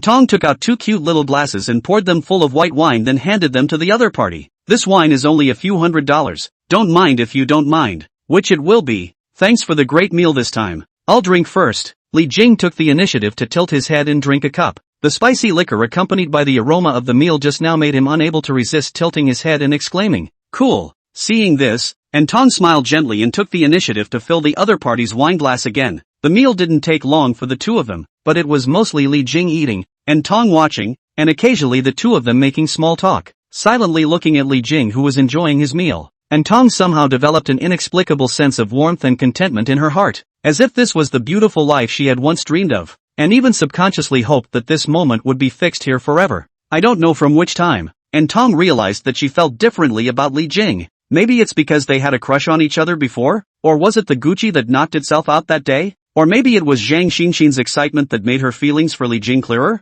Looking at the other party's big mouthful of food, and Tong had a lot of thoughts at this time, but after thinking about it, the last thing that landed in her heart was still that touch of fulfilling satisfaction. Even if these meals took her an entire morning and 5 long hours of labor, she felt it was worth it. Seeing that the other party had almost eaten, and Tong finally couldn't help but say the question she had been hiding in her heart. Looking at the other party's eyes and saying, Li Jing, you say, what it's really like to like someone. Chapter 23, Heartwarming Tangles. Li Jing froze, raised his eyebrows at the other party, and joked, you're a great beauty, smart and beautiful, don't tell me you've never been in love. Talked about it, but that was a long time ago, and I've realized that what I liked before was simple attraction, and it doesn't seem to be the same as what I like now that I'm an adult. Seeing that Tong was really asking sincerely, Li Jing looked at the other side for a few moments, weighing the words before refolding the dishes and saying, isn't falling in love a mutual attraction? Such as thinking about the other person will not be able to sleep. A little bit of small things will be because of the other person will be jealous or angry, and most of the energy will be focused on that person.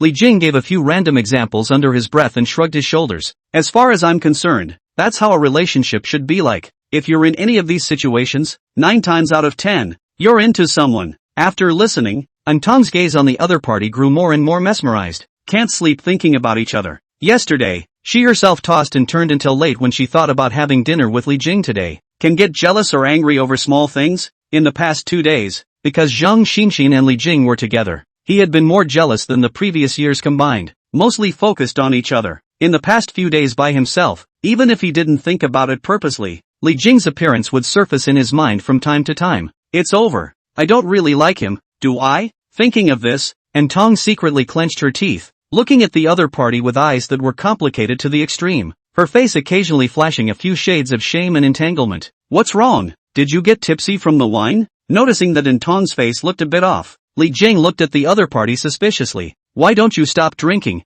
This white wine has a high degree. There's no need to drink it all. In fact, for Tong, perhaps it was because he had known her before, Li Jing was now treating the other party more as a friend. And he understood very well that the other man's goal in this life was to find a local boy from a reasonably well-off family to marry and settle down for the rest of his life. So he didn't even think that the other party would have other ideas about himself. After all, he didn't meet the other party's criteria for choosing a spouse yet. Compared to the passionate Zhang Xinxin, Tong's attitude towards him was obviously much more calm and ordinary, which was what caused Li Jing to just not think in that direction. He knew full well that he wasn't exactly a millionaire's man and couldn't possibly get all the girls in his neighborhood to look at him. It is only these days, with the attribute of gold, that the number of people of the opposite sex around him has gradually increased. There was one thing to be said. After the experience of the past few days, Li Jing realized that money was indeed the best medical treatment for a man, and if it wasn't, it meant that money wasn't enough.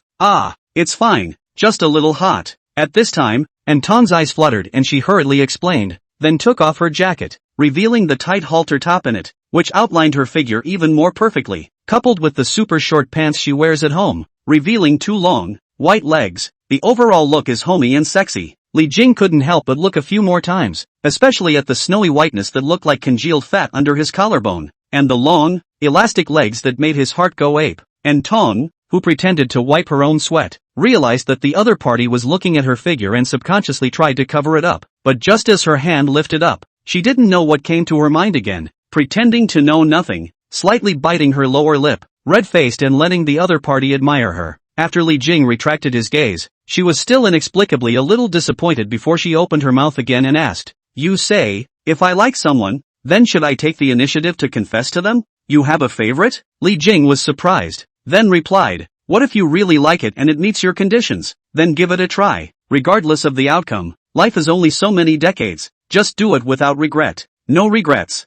Tong lowered her head and read alone, then looked up again and asked, what if the other person might be a scum? Hearing this, Li Jing immediately looked up and locked eyes with the other party. He had a strong sixth sense that the other party might be talking about himself. As for why the other party's mention of scum made Li Jing instantly feel like he was talking about himself, I'm afraid that the reason for this was that even Li Jing himself didn't realize it, but he did have a hunch that Tong seemed to be preparing to zoom toward his. No, you can't be too passive. You have to be proactive. Thinking of this, Li Jing immediately laughed and flirted.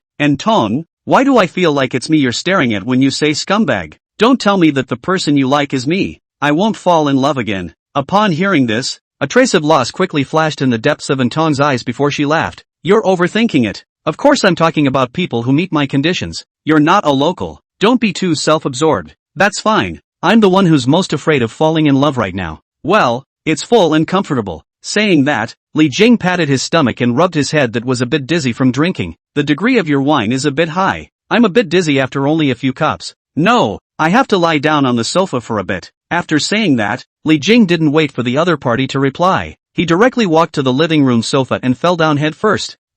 You wait, just go to the bedroom and rest if you're really dizzy. When the words fell, Li Jing had fallen into a deep sleep, and the only thing that responded to her was the sound of even breathing. Don't all men fall asleep? Seeing Li Jing's appearance, Antong was somewhat helpless, and after trying to wake up failed. She could only pick up the blanket on the side and cover the other's stomach. With that, she put her apron back on and began to clean up the leftovers that Li Jing had left behind after eating. Half an hour passed, and Antong took off the waterproof gloves she had been using to do her chores, and raised her hand to retie her somewhat disheveled hair. Returning to the living room, she saw Li Jing, who was already deeply asleep, and after a moment's hesitation, she ghosted over to the other side and quietly sat on the floor, propping her chin on her hand to look at the other side's face. Do I really like him? Still love his money? Or rather, both factors. Antong's long eyelashes fluttered slightly as her eyes kept falling on Li Jing's face, trying to find her answer above, and her mind, but also gradually recalled in Li Jing once met a little bit, watching the other party from the spirited, to unemployed and downtrodden, and then to the current wealth, all the way to the growth of the temperament of the changes are actually all clearly displayed in her mind. It was also this process of watching people gradually grow and change that made her feel more of a different kind of way about Li Jing. To be honest, whether it was her education, ability or current financial strength, Li Jing was much better than her. If not for the fact that Li Jing was not a local household, I'm afraid that before Li Jing suddenly became rich, Antong would have taken him as a target to pursue. And now, I'm afraid I'm no longer good enough for you. Antong looked complexly at Li Jing who was sleeping on the sofa and read softly. It's just like what XIN said. We both know that it's impossible for both of us to really be with you. What XIN wants is to have a moment of pleasure, to do as she pleases, not to think about the future. And saying that, she frowned slightly, thinking of Li Jing's words just now. Since she liked the other person, she would try to pursue it without any regrets. Her eyes grew steadfast and she bit her lower lip slightly. Since you're leaving and life is supposed to be a wilderness, maybe I can try to be bold for once. Thinking of this, Antong took a deep breath. Her pretty face slowly came closer to the other party. Her heartbeat accelerated, and she slightly lifted her jelly-like red lips and gently pressed them on the other party's mouth.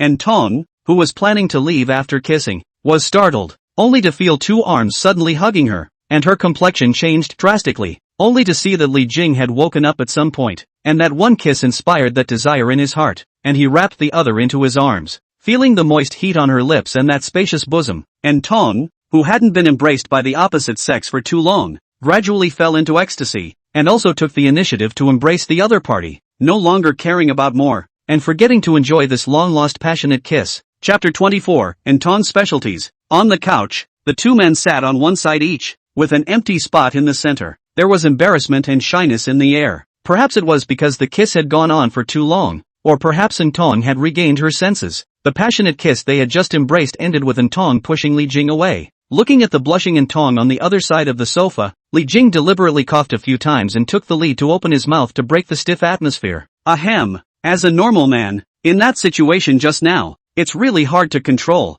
not to mention that you're so beautiful. When did you wake up? Antong didn't let Li Jing finish. Biting her lips lightly and looking down at her legs, she asked. Li Jing thought for a moment before saying, it would have been from when you walked over and crouched down to look at me. That's when you woke up? Antong subconsciously turned her head and looked at the other party with wide eyes, thinking that the way she secretly observed the other party was all known by the other party. The roots of her ears instantly turned red and she couldn't help but say in shame, then why don't you open your eyes?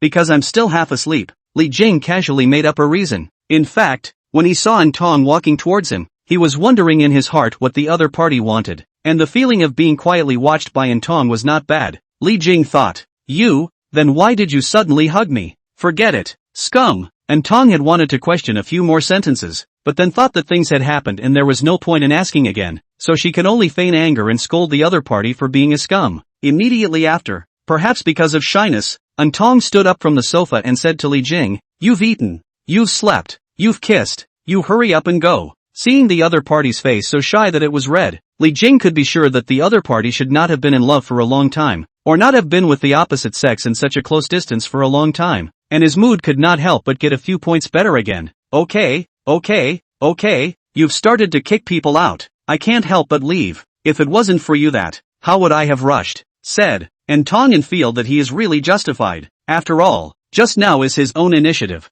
The color of shame cannot help but reduce a few points. The tone of voice also followed the weak. Remember to bring a good cell phone and these. Do not fall things in my house. By the way, I do have something for you. Mentioning this, Li Jing took out a piece of key and put it on the other party's table, explaining, there are still 2 months left before the contract expires for that room of mine, so feel free to use it when you usually need it, and the things inside can be given to you as well. I won't be living here in the future anyway, so just give the key to the landlord when you do. Hearing that the other party won't live here anymore, and Tong, who had just calmed down a bit, changed her face slightly, and couldn't help but bite her lips again, and purposely grunted softly, doing something bad and then patting your ass and walking away. You don't think that this can reduce the guilt in your heart, do you? Where do I get? Li Jing was about to say where he felt guilty, but considering the other party's emotions, he hastily stopped his mouth, then laughed. If you really want to minimize your guilt, you have to buy you a bag too, right? How about giving one away? I don't want your bag. Upon hearing this, and Tong's beautiful eyes glared. You think I'm as easy to coax as Zhang Xinxin? You'd better keep your bag and give it to her. After saying that, she pushed Li Jing's back with both hands and said shyly and urgently, Go. You're not coming back anyway, so it's useless to stay here any longer. Li Jing, who was pushed out of the door, saw Tong in such a mortified state for the first time, and couldn't help but feel a little cute. Then I'm really leaving, and won't be coming back in the future. Go. Don't dawdle. Go find your xin. And Tong blankly glanced at the other party without any good humor. After seeing that Li Jingjin was about to walk into the elevator room, and Tong was suddenly a little reluctant to give up again, her fingers gripping the door frame tightly, and shouted, Hey, are you really not coming back? Anticipating that Tong would call him, the corner of Li Jing's mouth couldn't help but curl up as he walked into the elevator while turning around and turning back. Yes, even if he returns to Tianhai City after the tour, he shouldn't be coming back here. Ding! Before the words left his mouth, suddenly the elevator rang again.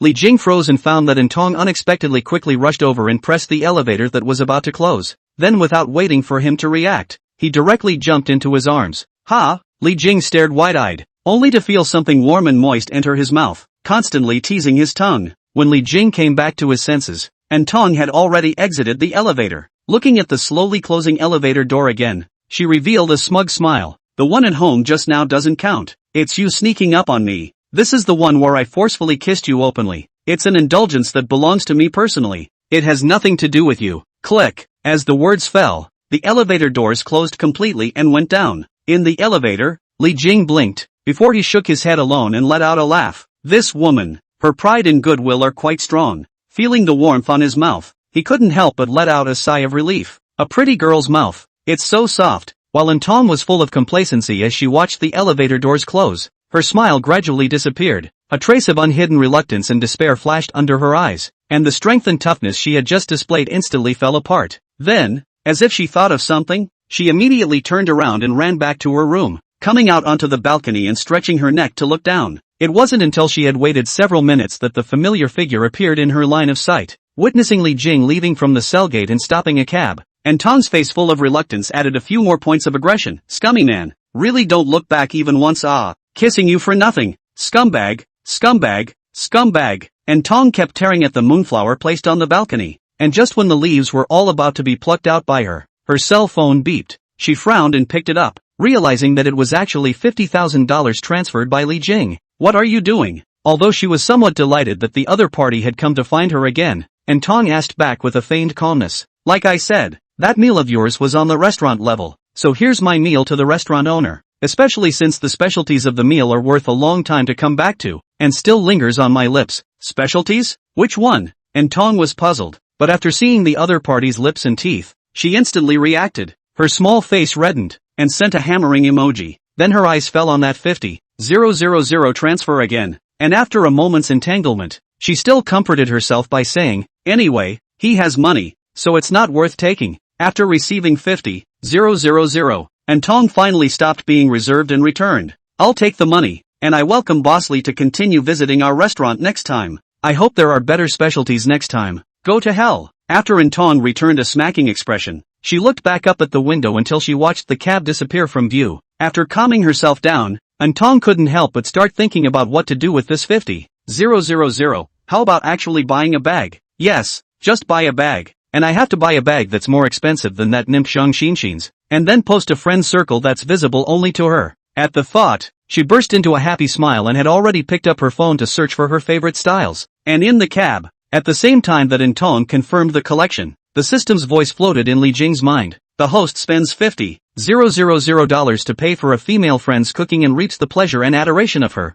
with a positive mood index of 1 star, rewarded with a return of 10 times the amount spent, totaling $500,000. Holy, there's a return on that? Li Jing was slightly shocked, then laughed contentedly. That's money well spent. Chapter 25 Jealous Woman. The last chapter is under review. Those who can't see it can wait a bit. At the high-speed train station, people come and go in a hurry. Zhang Xinshin was wearing a short gray halter dress with a wraparound hip skirt, a small brown LV bag on her shoulder, and her long, slender legs were exposed in a pair of short black boots. In order to protect herself from the sun, she also purposely wore a mask, and her outfit perfectly displayed her excellent figure, so that the moment he entered the waiting hall he attracted the attention of almost all passers-by. Look, look, look, there's a pretty girl over there. Holy, man, this one I really like. And don't get too enamored. She's wearing a mask, so I don't know what she looks like. With this dress and figure, I'll accept it even if she grows up to be like a flower. Adults who look at the face, all they look at is the body. You guys don't think it's any star, and wearing a mask. Should we go up and strike up a conversation? Zhang Xinshin, who felt the gazes around her, had cold eyes and stood next to the 2 suitcases with an uninviting look. Just because she was warm and open to Li Jing didn't mean she was that way with everyone, especially males. In fact, she usually treats men who like her the same way she treats the errand boy in her circle of friends, keeping the relationship extremely casual at best. If it was a strange man and there was no attraction to her, she wouldn't even look at the other person more than once. It looks like a high-flying goddess. Don't humiliate yourself, just steal a distant photo. I really like it. Who the hell are all these goddesses dating? In my experience, a beauty of this caliber usually doesn't have a proper boyfriend, and is probably surrounded by her spares or lickspittles. If the subject is her, I damn well like to have a chance to be a dog licker. Crap. She took off her mask, only to see Zhang Xinshin's sudden slight change of expression, taking off her mask and trotting towards the front with a face full of joy. Holy, this face is absolutely amazing. I feel like I'm in love. Don't be a idiot.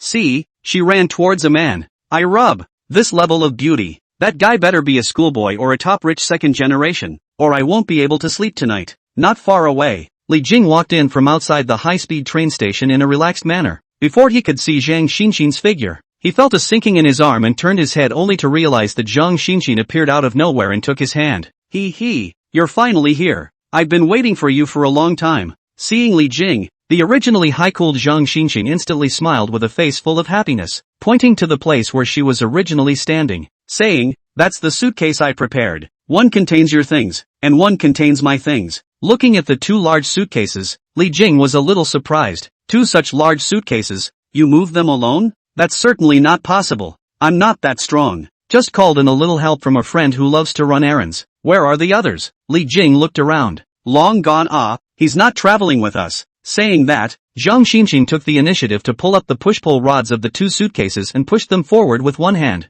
without the slightest intention of letting Li Jing help. It's so big. Why don't I take one? No. On a flat surface like this, with wheels under the box, I can push it. Zhang Xinshin hastily shook her head, then happily pushed the 2 boxes and said, "Look, as long as I don't climb stairs or anything like that, I can take both of these boxes." Seeing this, Li Jing let the other party be. Only he does not know is that in a few minutes ago, not to mention the ground, even in the car, Zhang Xinshin did not take the box for a second. Are that love errands friends throughout the whole from the beginning to the end of the move? Not far away, the few boys who were still staring unwillingly at Zhang Xinshin's back were filled with despondent and complicated faces. Damn, that man even let such a stunning beauty carry the luggage. His hands in the pockets without a bit of effort? Isn't this a model for us men? This man is covered in luxuries. He's definitely a hidden big shot. We can die. Asterisk. In a minute I feel like I've been through the whole process of falling in and out of love. What kind of hook-ate relationship is that for you? If this damn thing is considered a relationship, then I would have been the Sea King with the most number of relationships in the world. It didn't take long to wait for the two Li Jing to get on the high-speed train. Li Jing naturally booked business seats, 12,000 apiece for a total of 2014. Only to his surprise, $24,000 was returned due to the first time he traveled in a business seat, which also inspired the Enjoy Life system. It seems that the system's rewards are not determined by how much is spent, but rather whether or not it is considered enjoyable for the host. However, according to Li Jing's estimation, in the future, if he often traveled on the business seat, I am afraid that the system will not return the rewards after he has become accustomed to this matter. Li Jing, who had easily pocketed $24,000, turned his head to look at Zhang Xinxin, who was sitting beside him, only to see that the other party had already taken out her cell phone, and was posing in different cute poses to take pictures. There is no need for Li Jing to guess.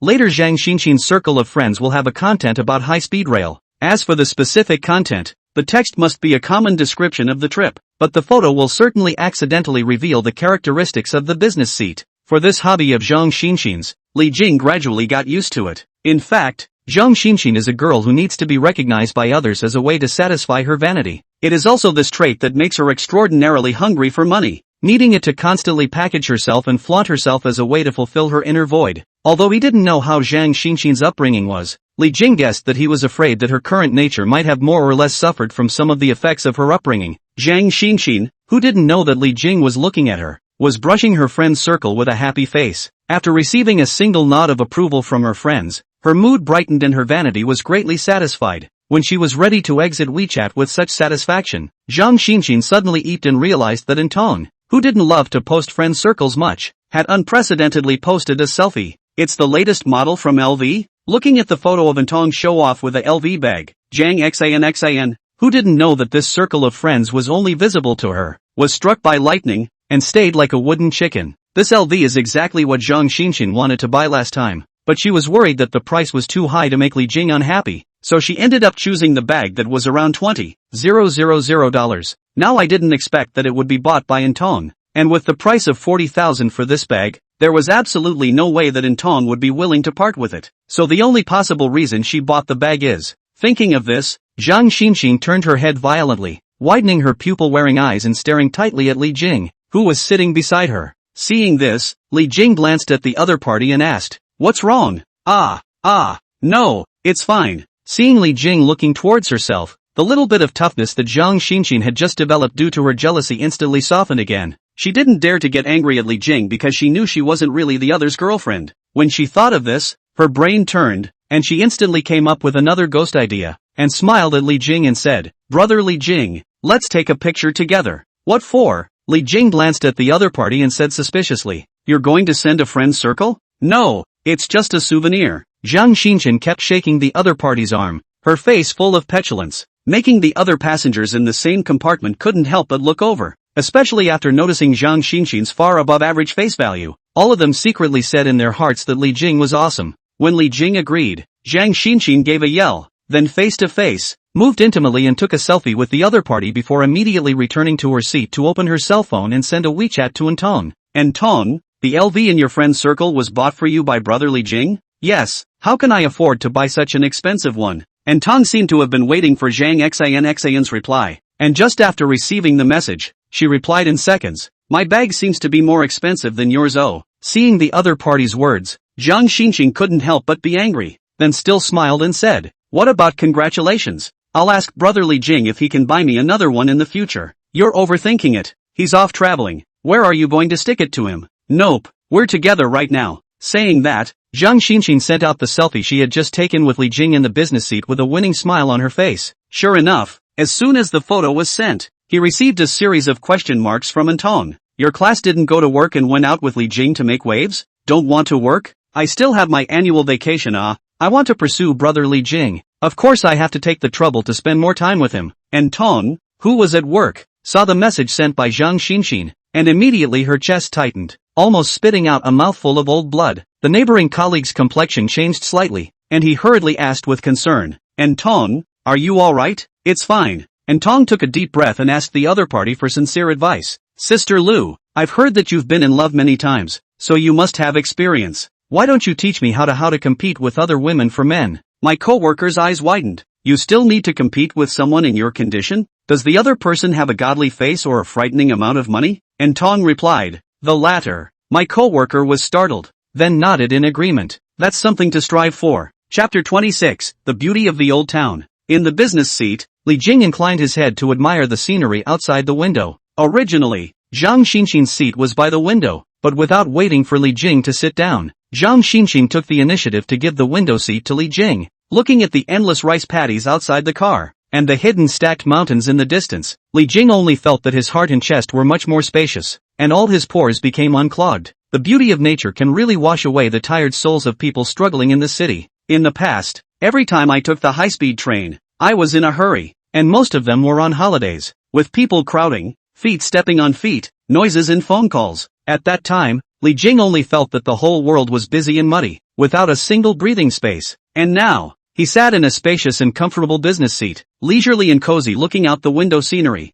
and from time to time there is beside Zhang Xinxin reached out to feed him fruit, which he felt. That's ing life. After getting off the high-speed train, Zhang Xinxin volunteered to be Li Jing's personal tour guide. Although he didn't know why the other party was so familiar with this place, Li Jing didn't think much about it, so he let her push Li, plan the route, call the car, and a series of tedious things. And to Li Jing's surprise, Zhang Xinxin did a skillful job this time, allowing the two to smoothly arrive at the B&B that Li Jing had booked online in advance. Since it was booked by Li Jing himself, it was naturally the most expensive B&B that could be found in the area, at $8,000 a night. Even Zhang Xinxin, who considered herself a local pass, became much more restrained after arriving at this B&B. According to her words, although she had traveled here many times, she had never entered this B&B because she knew it was a place only for the rich. The B&B is called the Old Fort B&B, and from the looks of it, it's an old local mansion that has been remodeled. Because of the overall use of brick structure, coupled with some architectural design details, it appears that the mansion has a bit of the temperament of the castle, so it was called the name of the old castle. Stepping on the grey hempstone slabs, walking along the path along the stream, and crossing a few patches of lush aquatic plants, Li Jing and the two of them were considered to have officially entered this B&B. They say it's a B&B, but it's really more of an upscale hotel in the style of an old mansion B&B. Li Jing just stepped into the lobby. There was immediately a welcoming lady who came forward to greet him with a smile, and after Li Jing expressed that he had already made a reservation, there was immediately a receptionist to serve him. Zhang Xinxin followed behind Li Jing, enjoying one service after another of this B&B. As if she had become a rich person, her heart was inexplicably happy and satisfied. For her, enjoying the life of a rich person is the biggest goal in her life. The B&B was booked for a total of 5 days and cost a total of $40,000. Li Jing's bank card had just transferred out $40,000, and in no time he received $400,000 back from the system. This feeling of spending more and more money really made Li Jing feel very good. Even though this situation had been experienced many times over and over again, it still gave him immense pleasure. Sure enough, lying down and making a lot of money is the best thing in the world. And when Zhang Xinxin saw that Li Jing had once again spent $40,000 without batting an eyelid, she was more and more surprised at the other party's financial strength. She had only been following the other party for a few days, and just from what she had seen with her own eyes, Li Jing had already spent hundreds of thousands of dollars, which was several years of her salary. Thinking of this, she felt more and more that pursuing Li Jing was the best choice she had ever made, and the hand holding Li Jing couldn't help but push a few points harder, so much so that it squeezed her bulbous top into a meat pie. Feeling the growing softness at his arm, Li Jing, with a satisfied face, was still enjoying this experience, especially Zhang Xinxin, a gifted player, so that he had to sigh. Big breasts are justice. After Zhang Xinxin packed up all her things, Li Jing took her to the B&B's restaurant for dinner. The biggest convenience of this B&B is that the room rate includes 3 meals for guests. Although it tasted good, Li Jing only ate a half-full meal under Zhang Xinxin's persuasion. According to the other side, the rest of the stomach is reserved for local snacks. Due to the late arrival of Li Jing's 2 men, it was already completely dark when they came out of the B&B. Luckily, the whole old town was still fairly well lit, and the deep darkness didn't affect the tourists' nighttime walks. The ancient castle B&B is located in the best part of the old town, which is near the main gate of the town. Coming out of the B&B, Li Jing and his duo walked straight into the ancient town. The ancient town at night is like a quiet painting. The dim light sprinkled on the ancient path of green stone boards, flooded with layers of yellowish halo, looking warm and cozy. Crowds of people in 2s and 3s walked along the winding paths, with occasional sounds of couples playing and bantering. Li Jing took Zhang Xinxin to stroll through the ancient town. The air was fresh and the night was quiet, making Li Jing's original restless mind in the big city much calmer. He turned his head to look at the equally quiet Zhang Xinxin beside him, unexpectedly realizing that the other party was also feeling the age and beauty of the ancient town. And in a rare moment, he did not make a sound, but just silently followed behind. Li Jing was surprised. He didn't expect that the other party,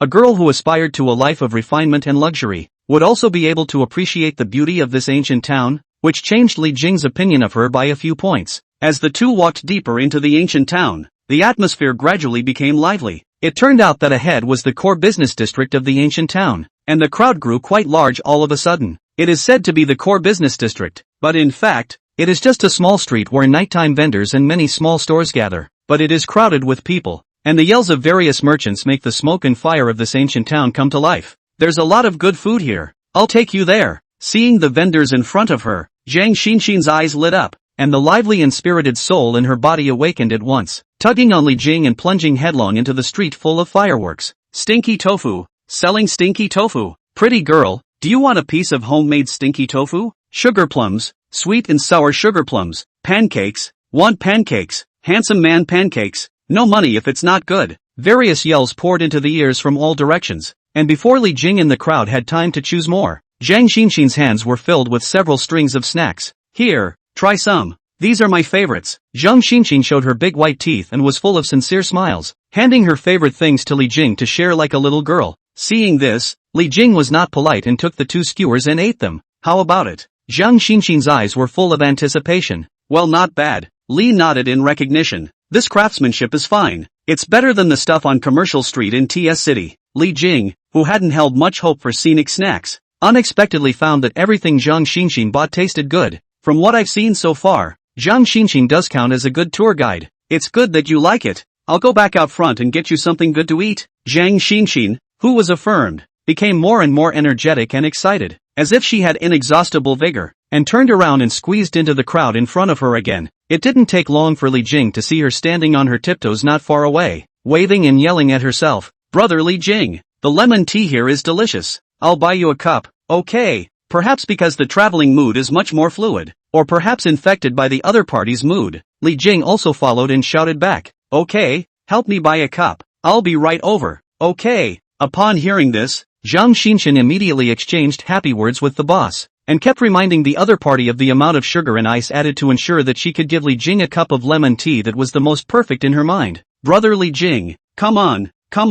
It's super nice to take pictures here. I'll take them for you. I'm a big man so I won't shoot. I'll do it for you. Brother Li Jing, there is a small game to play here. Smashing the bowl can make a wish. I heard it's very spiritual. Okay, one of us will make a wish. Brother Li Jing, there are handmade souvenirs to buy here. The granny in this store is super crafty. Come on, Brother Li Jing, I bought barbecue for you. The flavor of this restaurant is superb. Brother Li Jing, look up there. There are fireworks. Wow, it's so beautiful. Take a picture of it. At night in the ancient town, Zhang Xinxin and Li Jing were two people, one in the front constantly digging for fun, and one in the back constantly following to enjoy. Both of them seemed to have gone back to their childhood, like a pair of children frolicking around the old town, carefree and cozy. Zhang Xinxin in the front occasionally turned around and saw the embarrassed appearance of Li Jing, who had managed to squeeze out of the crowd in the back, and couldn't help but snicker out, joy blooming on her face like a flower. And when she sees Li Qian looking around for her, she purposely hides and then pops up from behind the other person, scaring them and then laughing happily. Perhaps it was the infection of the atmosphere of the old town. Both seemed to have opened their hearts and minds, no longer worrying about it, just enjoying the short-lived beauty. At this moment, Zhang Xinxin fell into an illusion, as if she and Li Jing were really in the middle of a river of love, and the beauty of love wrapped her tightly, intoxicating her, even if her heart knew that Li Jing couldn't really be with her, but she also cherished, beyond measure, all the beauty of the night. For her, life is like a dream that passes by in a hurry, leaving behind a memorable and happy trail, and that's enough. Chapter 27, Foam Painting Shop. Two handsome ladies, would you like to draw a picture to keep as a souvenir? Just as Li Jing and Zhang Xinxin walked to the next alley that was relatively quieter, a gentle and clear voice called out to the two. Li Jing turned his head to look, only to see a small stall set up at the entrance of the alley, and a beautiful and refreshing girl was sitting in it. The girl had long, black and silky hair, which was casually pulled into a low bun, with a few strands of broken hair fluttering in the breeze. She had a slender figure and was wearing a light blue long dress, and under her feet was a pair of white canvas shoes, simple and literary. The stall is small, consisting of a simple umbrella stand and 2 tables, on which hangs a lovely banner with the words Foamy Painting Shop, while on the tables there are all kinds of paintings, most of which are lovely simple cartoon drawings. Wow, that's cute. Did you draw all this? Obviously. For cute things, girls had no resistance. Even the gold-worshipping Zhang Xinxin's eyes were glowing after seeing those paintings, and she was immediately attracted to them. Yeah, Missy, you're so pretty. You can get a discount if you want to paint. The mistress of the painting store seemed to be very good at doing business, and although it was only a few simple words, she had aroused Zhang Xinxin's great interest. I can still get a discount for being pretty? Zhang Xinxin's eyes widened with curiosity. Of course, because I like to paint nice-looking people and scenery, and if it's not nice or I don't like something, I won't paint it even if I have to pay extra. Saying that, the painting store mistress turned her head to look at Li Jing. The way the two of you were strolling and roaming around just now attracted me. The two of you are not only of high value,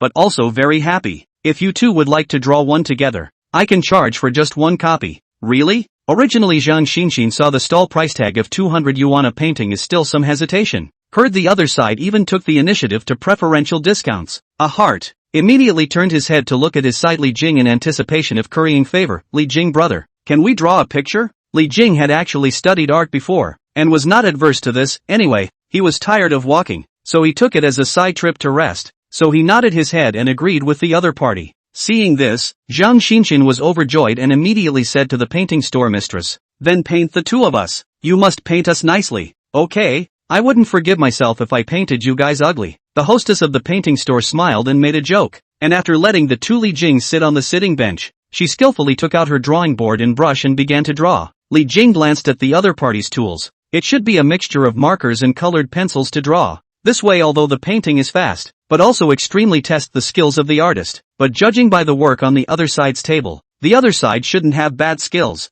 Homo. Li Jing glanced at the signature of the work on the other party's booth and realized the reason why the other party's booth was called Foam Painting Shop. As the night breeze blew by, Li Jing half squinted his eyes and enjoyed this leisure and coziness of the ancient town. Zhang Xinxin, on the other hand, was a bit nervous, trying to work on posing her best angle, expecting the other party to record her best look. Of course she didn't forget to sneak a few moments closer to Li Jing, thinking that this way the other side would be able to draw herself and Li Jing a little closer. These small actions seemed to be hidden, but in Himo's eyes they were especially obvious. She didn't reveal it though, just a faint smile at the corner of her mouth, the composition of her pen intentionally drawing the two together. Himo's speed was indeed very fast, and in about 20 minutes or so, just when both Li Jing and Zhang Xinxin were on the verge of getting bored, she finally put down her brush and spoke. "Alright, the drawing is done. Let's see." Upon hearing this, Zhang Xinxin immediately stood up, full of anticipation, and came over to Himo's side, and when she saw the two people in the painting, she immediately marveled. "The painting is good." Seeing this, Li Jing raised his eyebrows and also looked over curiously, a hint of surprise flashing under his eyes. Only the two people in the painting, though cartoonish, accurately captured Li Jing and Zhang Xinxin's looks and external features. In the painting, the two are close together, Zhang Xinxin holding Li Jing's arm, full of sweet happiness, with her beloved LV small bag hanging in her hand, and her proud top is even also highlighted. Li Jingza looked indifferent, the corners of his mouth smiling if anything, a leisurely look. After looking at the paintings, Li Jing couldn't help but admire the other party's skill and observation. It was obvious that the other party did not simply draw according to both Li Jing and Zhang Xinxin, but through her previous observations, she drew all the features and temperament of the two. "It's good that you two like it." Being recognized by the guest, Himo was also very happy, picking up the drawing paper and saying, "I will put a small frame on this painting and pack it up. It may need to wait for a while." "Okay, be careful how you put it on. Don't break it. I'm taking it back for my collection." Zhang Xinxin is really like this painting.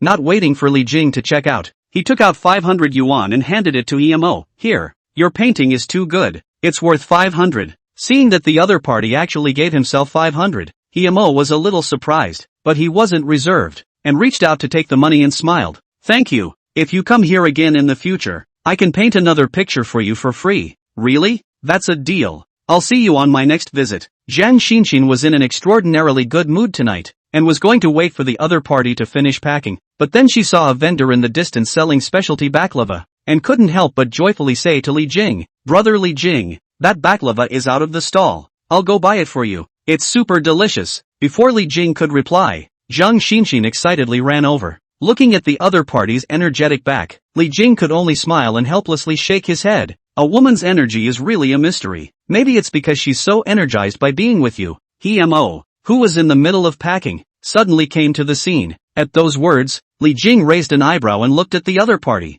You seem to be very good at reading people. The points XIN cares about are all drawn out by you. In this line of work, you can't have a bad eye, or you won't be able to eat. Mo casually smiled, but its clear eyes had a few hints of rationality and calmness in them, making her seem far less simple than she appeared to be. I thought that you people who come out to paint in stalls are all very literate and live in your own spiritual world, Li Jing said indifferently, but you seem to have seen through XIN at a glance. You usually don't observe people much, do you? Li Jing could vaguely feel that the Mo in front of him was not a simple-minded person, but on the contrary, he felt that there was some depth and urbanity. Yeah, Mo did not deny it. I sit here every day, just observing different men and women from all over the world. Don't you think it's interesting? Everyone is really different from each other. After reading more, it feels like each person is like a book with their own unique story in different covers because of their respective stories. Saying that, Mo looked at Li Jing with interest and smiled. Let me guess, you and that pretty girl, you're not a couple, I guess? When the words fell, Li Jing raised his eyebrows high and turned his head to look into the other's eyes. Why do you think so? Because if you're a couple, that young lady is a bit too cautious and careful when facing you, and needs to ask for your opinion on everything first. So what do you think our relationship is? Having established that it's not a couple, it's pretty obvious what your relationship is. You're a rich kid, and she's a gold-digging girl who follows you around because of money. Looking at Mo's confident eyes, as well as the contempt, if any, when she said the words gold-digging woman, made Li Jing frown slightly. He looked at the other party and said indifferently, I don't see any problem with her not stealing and pursuing what she wants by her own efforts. If it's just because I'm rich and it's my money she likes, then I'd like to ask, don't you like money? After the words were spoken, Li Jing's gaze deliberately swept over the 500 pieces that the other party had just received in his hand, then took the frame that the other party had already mounted and said, the painting is good, but let's forget about the rest. Looking at Li Jing's departing back, Mo blinked and did not have the slightest expression of anger due to the other party's sarcasm, but instead revealed an amused and appreciative gaze. After watching so many people, it's the first time I've seen a rich kid who speaks for a gold-digging woman, compared to the previous public men who treated the women around them as commodities.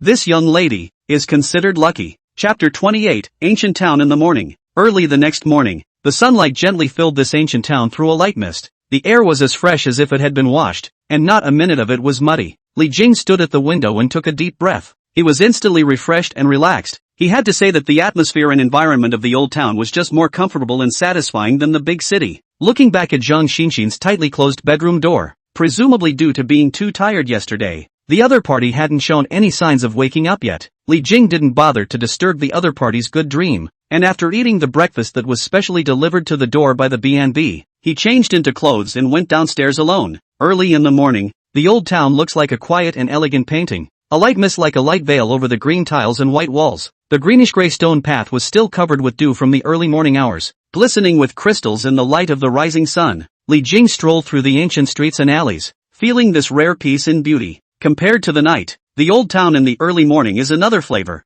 The doors of the stores on either side were still open, and the small river in the middle of the old town was gurgling. There seemed to be a few small fish swimming happily through the river, creating slight ripples on the otherwise calm surface, pulling the buildings reflected in the water into the fluctuating ripples at once. Just as Li Jing walked through the commercial street that had become quiet and deserted, he looked surprised and realized that the tiny painting store from last night was still there, compared to yesterday's major stores by the light of the small painting store, now in the early hours of the morning but seems to be particularly eye-catching, sitting there alone, as if an old man alone in the old town. You're a painting store that opens its doors earlier than the big city commuters wake up. Li Jing approached the past and laughed towards the slender figure among them who was still wearing a long blue skirt and white canvas shoes. Is this ancient town doing business so rolled up now? Hearing the familiar voice, Mo turned her head and saw Li Jing, who was walking alone, and a trace of surprise flashed under her eyes. Then she lifted her hand, which was still holding the paintbrush, and pulled up the hair on her temples, and flirted with the same light smile. I thought that young people traveling nowadays usually sleep until noon. It's a shame not to get up in the morning to look around when there's such a great view here. Li Jing walked also a little tired. Also do not care whether the other side with or without consent. A look of familiar appearance out of the other side of the store in the small stools will sit on the side. Have to say, Mo chose this place is really good. Before and after are the main people passing through the street, and not far from the left side is the river bank of the ancient town. leisure time can enjoy the scenery of the small river of the ancient town. Li Jing sat on a small stool and looked at the willows fluttering on the other side of the river, full of cozy comfort. Seeing the other party's nonchalance, Himo's beautiful eyebrows raised slightly, but she didn't say anything and continued to take the brush and draw on her own drawing board. Instead of markers and colored pencils, Himo used watercolor paints this time, and it was obvious that there were many types of paintings she could do, except that markers and colored pencils were the fastest way for her to paint. Looking at the other party's serious painting appearance, Li Jing found it interesting and simply turned the stool in a different direction, just looking straight at Himo painting. For painting, Li Jing still had some understanding. When he was a child,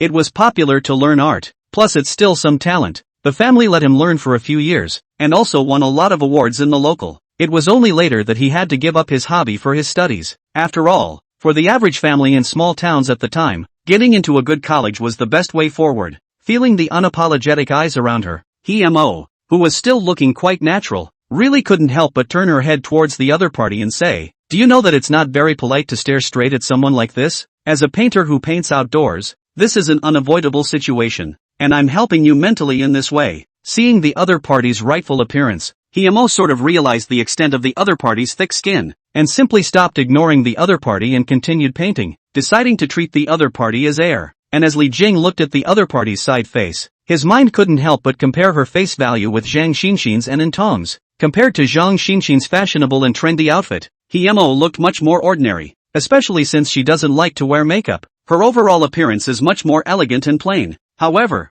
Himo wins in its delicate and clean features. Eyebrows curved like a fine hook crescent moon, not thick and not light. Eyes bright and clear, like a spring. Lips without pointing and jus. Natural redness exudes a healthy luster. And her skin was fair and delicate, as clean as a freshly peeled egg without a single blemish. The first time Li Jing saw Himo last night, he realized that she had a natural purity that made her unforgettable, especially in this ancient and tranquil old town. Himo is an additional layer of aura, in the right environment to set off the fit, so that her temperament can even outshine Zhang Xinxin by 1 point. "Can you stop staring at my face all the time?" Himo, who was stared at by the other party and really couldn't concentrate, couldn't help but turn her head and said in a bad mood, "Even if it's an outdoor painter, it's only her paintings that are being surrounded by people, right? Which one is staring at the painter's face all the time like you are?" Seeing that the other party was dissatisfied with himself, Li Jing didn't get angry, but laughed and said, "All people have the desire to love beauty, and I think you're good looking, so I thought to look at you more." Originally being praised by the other party for her appearance, Himo subconsciously felt a bit pleased, but she quickly thought of Zhang Xinxin and couldn't help but sneer and laugh softly. "Is this the way you rich second generation pick up women? Let me guess. How many women have you complimented on their good looks in your life? 1,000? Or 10,000? It's not that dramatic." Li Jing really recalled it seriously before saying, "There shouldn't be more than 10 people who genuinely praised good looks." Hearing the other party's answer, although she wasn't sure if it was true or not, Himo was still a little happy in her heart, but she still said disdainfully, "Guess what I believe? Believe it or not, it's up to you." Li Jing didn't care and shrugged his shoulders, suddenly seeing that the name of a large company was written on the cloth bag the other party had put aside. He couldn't help but say curiously, "This bag of yours is from Evergreen Group?" Upon hearing this, Himo glanced at her own cloth bag along with the other party's gaze before explaining, "I used to work there, and this bag was a benefit given out on holidays, and I thought the design and quality were pretty good, so I've been using it until now." "You worked at Evergreen?" Hearing this, Li Jing was truly surprised. He had thought that the other party had opened a store and painted in the ancient town after graduation, but he did not realize that the other party had also been to a large company in the TS city to work. Li Jing had heard of the Evergreen Group, and even though it wasn't an industry, he knew that it was a megacorporation. If the other party can work in Evergreen Group, I'm afraid that his education and ability won't be bad. "I don't suppose you're going to Evergreen to be a painter? That's for sure. Evergreen doesn't need these useless skills." At the mention of Evergreen, Himo's face couldn't help but chill for a few moments, but the paintbrush in his hand still didn't stop. "They only need people who give up their personal lives, create value for the company constantly, and still win in the hooked-up workplace. They think that's the capable young man." As the words fell, Li Jing seemed to hear a different implication and curiously said, "You seem to have had an unpleasant experience in the workplace? Could anyone have a good time in the workplace?" Himo glanced at Li Jing, then pretended to be dazed again. "Oh, that's right, you're a rich second generation, so naturally you don't know about this. Your usual affliction should just be how to spend money for enjoyment, right? That's where your bias comes in." Li Jing spread his hands and said, "To be honest, I've really been pitted by the workplace, and it was to take the fall for my leader, and I was ultimately mercilessly dismissed. At those words, Himo was surprised to look at Li Jing's face. Seeing the other party did not look like telling lies, but could not help but frown and wonder. You a rich second generation still have to work? I never admitted I was rich. Himo was full of disbelief. Then where did you get the money to buy all these luxury brand clothes? And how did you get beautiful women to follow you on your travels to accompany you? Don't tell me you don't have money. I do have money, but it's also true that I'm not rich. Li Jing leaned against the back of the stool and laughed. If you really want to say it, you can think of me as the rich generation. I don't think this day is really going to end in conversation. As soon as the other party's words fell, Himo's white eyes nearly rolled up to the sky as he shook his head. Your face skin, it's really much thicker than I imagined. As far as I know, none of those who really don't rely on their families and become rich so young can still travel around with beautiful women as leisurely as you. You say so much. It can't be your usual way of picking up girls. Sorry, that method doesn't work for me. At those words, Li Jing touched his nose and without explaining, he took a drawing board from the other party's table and said, forget it if you don't believe me. Anyway, there's nothing to do. The scenery here is nice, so I'll paint a picture and cultivate my feelings. Hey, don't you waste my paper and paint. Don't worry, I'll pay. Chapter 29, Li Jing's coziness. The fundamental reason why Himo quit her job is that she loves painting. So for others to mess with her drawing paper and paints makes her uncomfortable. But seeing that the other party had already put pen to paper, Himo could only grunt angrily. Then you'll remember to pay later. I won't let you just waste materials. With those words, she also stopped ignoring Li Jing and began to concentrate on her own painting. I don't know how long it took, but the birds on the branches began to chirp merrily, and the roadside inhabitants gradually became more numerous. The original quiet old town, as if awakened, slowly became lively. Himo finally finished painting her own work, her upper body slightly tilted back, pulling away to resurvey her painting, then nodded in satisfaction, and was just about to pack up her things, when she heard Li Jing beside her lamenting, well, today's hand feels good. I didn't expect to paint well after not painting for so long.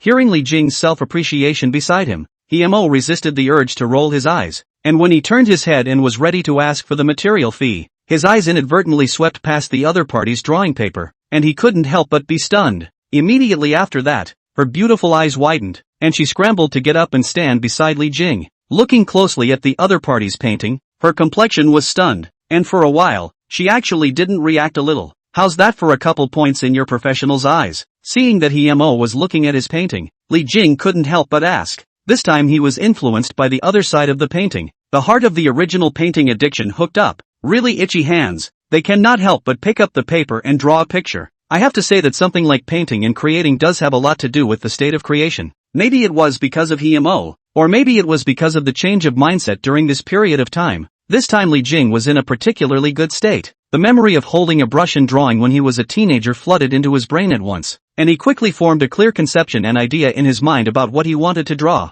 With barely a pause, he finished the piece in one fluid motion, as if he had entered a mind stream. This is really what you just drew. At this time, Himo, who gradually came back to his senses, was a bit unbelievable, although he knew that the other party had just sat beside him and painted. But he still couldn't imagine that this piece of work in front of him was from the other party's hand. Just see Li Jing's painting. It is the ancient town early morning look. Time seems to be frozen in the painting. Every brushstroke is telling the story of the years. In the painting, the distant mountains are hidden. The old houses are scattered. The weeping willows by the river follow the wind, and the green tiles and white walls are illuminated by the sunlight, exuding a tranquil and rustic atmosphere. The whole painting was dominated by warm tones, lightly attached to every corner of the painting, and the brushstrokes at that key point reveal Li Jing's spontaneous state of mind, which looks just right in the painting. The painting is rather ordinary in technique, but both the composition and the idea are unique, and it expresses what is to be expressed in its entirety. Himo stared at Li Jing's painting and seriously commented,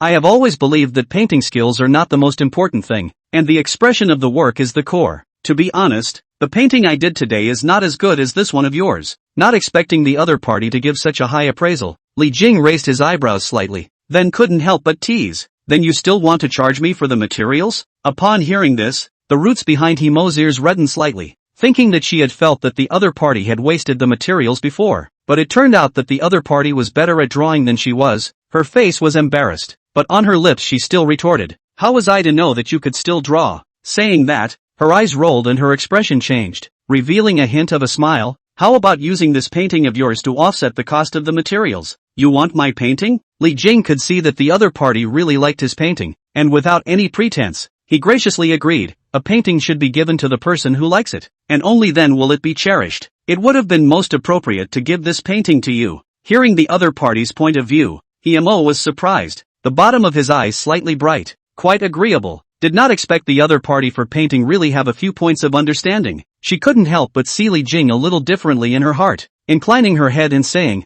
"You're really different from the others." "How is it different?" Li Jing asked rhetorically. At this time, Himo, treating Li Jing's attitude has changed from the original passerby to a familiar acquaintance, and his tone is also more casual, like a friend for a few minutes, at least in the rich second generation I've encountered. There is no one who can paint, especially one who can also paint this kind of mood. You're being prejudiced against the rich kid community. Li Jing lazily leaned back on his stool. The rich second generation is just a group of rich young people. It's not strange if they can or can't draw. What? You hate rich people? What's the point of me hating on that? It's just that you don't look like an artistic person in any way when you're covered in pompous name tags and enjoy the company of beautiful women. Himo shrugged, carefully storing the other party's paintings while raising an eyebrow. If I had the money, I definitely wouldn't buy those luxuries, but rather buy an old mansion here and make it into a bed and breakfast, so that I myself can usually paint in it. As for those so-called tens of thousands and hundreds of thousands of luxury items, I think they are all IQ taxes. You think all those luxuries sought after by the rich are IQ taxes?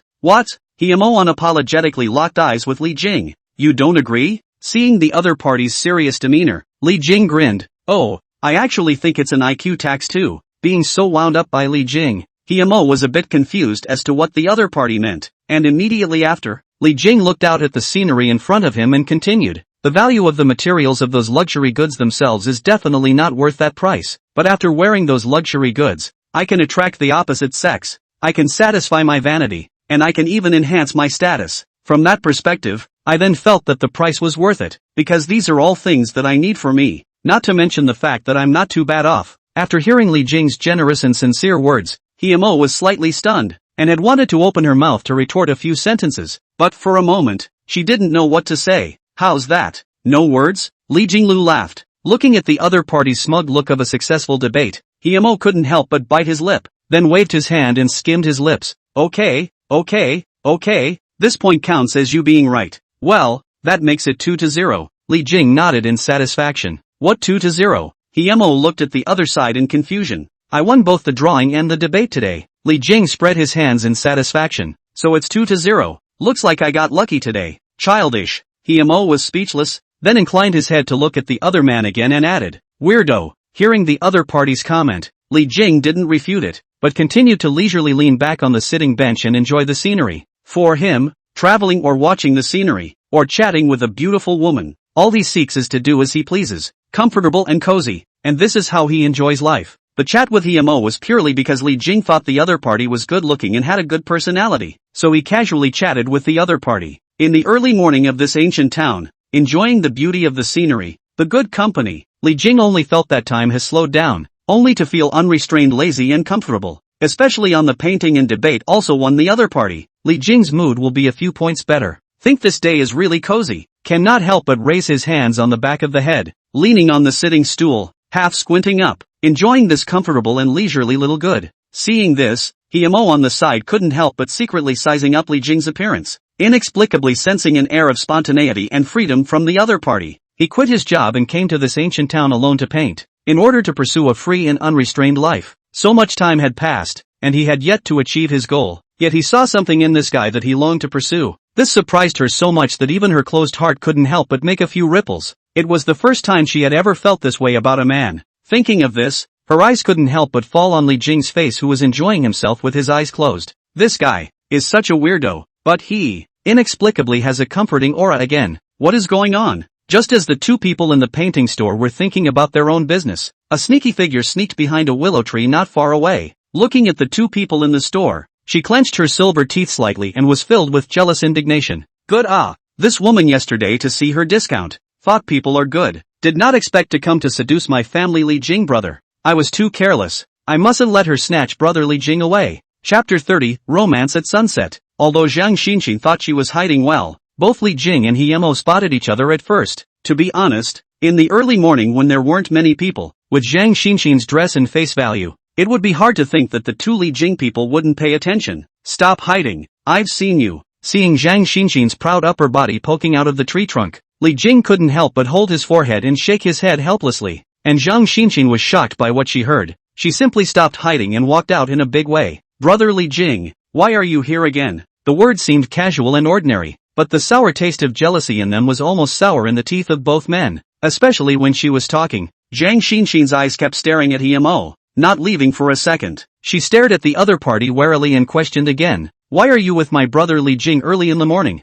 Seeing Zhang Xinxin's appearance, Li Jing was about to say a few words. Himo then had taken the lead and calmly opened his mouth. Your brother Li Jing approached me for a ride and was rejected by me, and now he's embarrassed. Just as you've come, Li Jing sniffed, somewhat unresponsive, and Zhang Xinxin was even more stunned, not expecting this answer at all. But as her face changed rapidly, she once again revealed a happy smile, stepped forward to take hold of Li Jing, and said with a comforting beak, Brother Li Jing, don't bother with this kind of woman. Let's go climbing the mountain today. I've already prepared water and snacks. Oh, seeing Zhang Xinxin, who was still furious just now, suddenly subside her fire, Li Jing was still a bit uncertain. It wasn't until after he noticed Himo secretly winked at him that it dawned on him that he understood the reason for it, and he couldn't help but marvel at the woman's power. The reason why Himo said this was precisely because she knew that Zhang Xinxin would definitely not blame Li Jing for hitting on her. Instead, she showed that she was not interested in Li Jing at the same time, allowing Zhang Xinxin's most concerned question to be answered, which is why Zhang Xinxin turned her anger into joy, as if she was like nothing. Looking back at Himo, who was still continuing to pack things in the store, Li Jing secretly sighed. This woman really isn't as simple and innocent as she appears. At least Zhang Xinxin isn't on the same level compared to her. Zhang Xinxin's brain is simply as simple as having only one tendon. Thinking of this, Li Jing glanced at Zhang Xinxin, who was smiling nervously beside him, and his gaze moved down and landed on the other party's prominent advantage, and he couldn't help but darken his mind. She's not feeding her body, is she? No wonder it's true what they say about big boobs. After Himo finished his morning painting, he would close up his stall and go home before the temperature rose due to the heat. It was said to be a home, but in fact it was just a house that Himo rented in the old town. The landlord is a local middle-aged woman with a simple and generous character, who rented the second floor of her house to Himo at a low price for a long period of time, so that Himo has a stable residence here. Little he, you're back from painting again this morning. A middle-aged woman in earth-colored rough clothing just happened to walk out from within the courtyard, and seeing Himo's expression,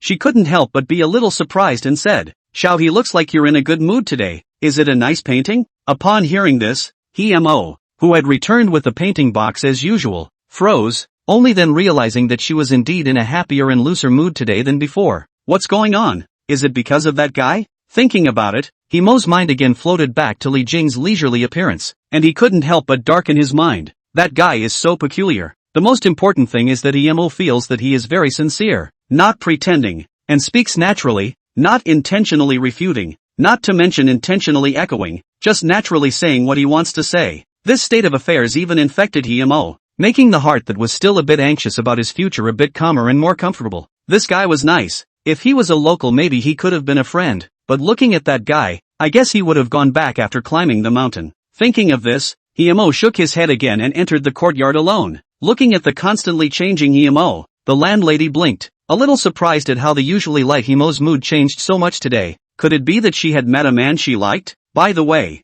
that son of old Lu's family seems to like this girl, but with Xiao He's conditions, old Lu's son is really a toad wanting to eat swan meat. I don't know what a man who can make Xiao He's heart flutter would be like. He must be very good. From the ancient town out, Li Jing, two people will be ready to climb Hujunshan as planned. The ancient town is located at the foot of Hujuan Mountain, and it is only a few hundred meters away from the main gate of Hujuan Mountains. Hiking, following the tourists around, Li Jing and the two of them quickly found the tourist distribution center at the bottom of Hujun Mountain. Compared to the popular Netflix attractions, there are many fewer travelers at Hujunshan, mostly residents of nearby cities who come here on self-drive tours. Li Jing looked around. 60% of the surrounding tourists are families with children. The rest are couples or small groups of friends. In front of the main gate of Hujuan Mountain is a huge square decorated with flower beds and fountains that are not turned on. A few dozen meters further in, there is a huge pagoda made of stone, with several huge divine beasts carved above it, quite imposing. Zhang Xinxin led Li Jing lightly into the scenic area, explaining as she walked towards the steps up the mountain.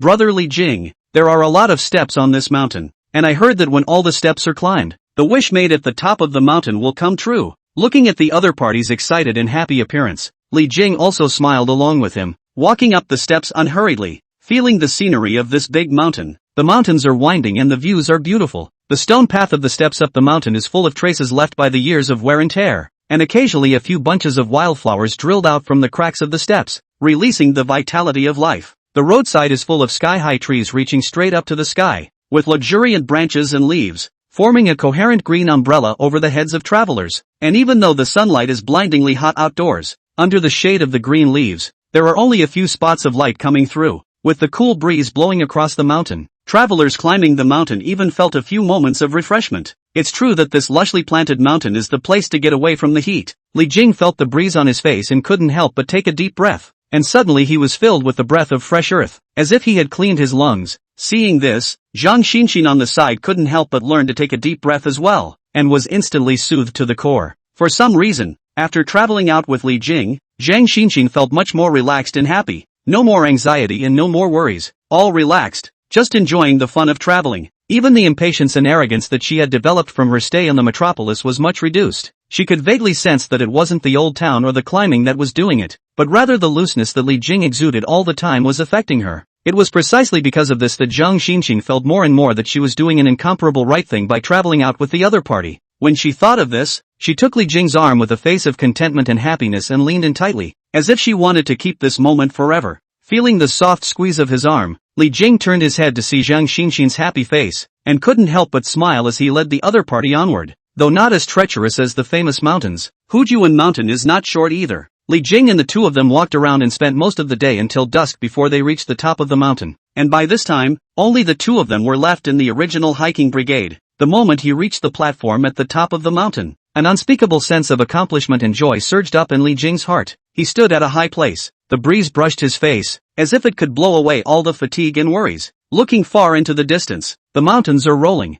the clouds and mist in the mountains, like a light veil, like a fairyland. On the side, Zhang Xinxin's body was a bit labored, but her spirit was incredibly uplifted. Working together with Li Jing to reach the top of the mountain gave her an unspeakable sense of fulfillment and happiness. Brother Li Jing, look, over there is the sunset. At this time, Zhang Xinxin suddenly raised her hand excitedly and pointed to the west, exclaiming, "It's so beautiful. The whole sky is red." Li Jing turned his head to look, and his pupils trembled slightly, only to see a red sun sinking in the west, coloring the sky into a sea of red, shocking the people. The colors in the sky vary from light to deep, from soft yellow to warm orange red, to deep purple red, in layers, like a dream. The evening sunlight is like a gorgeous brocade, spreading freely in the sky, with thousands of forms, absolutely beautiful and spectacular. Looking at this dreamlike romantic scenery, Li Jing was slightly moved and his chest was full of meaning. Suddenly, he felt his body being pulled, and just as he turned his head to look, he saw Zhang Xinxin transforming into flowing water and falling into his arms,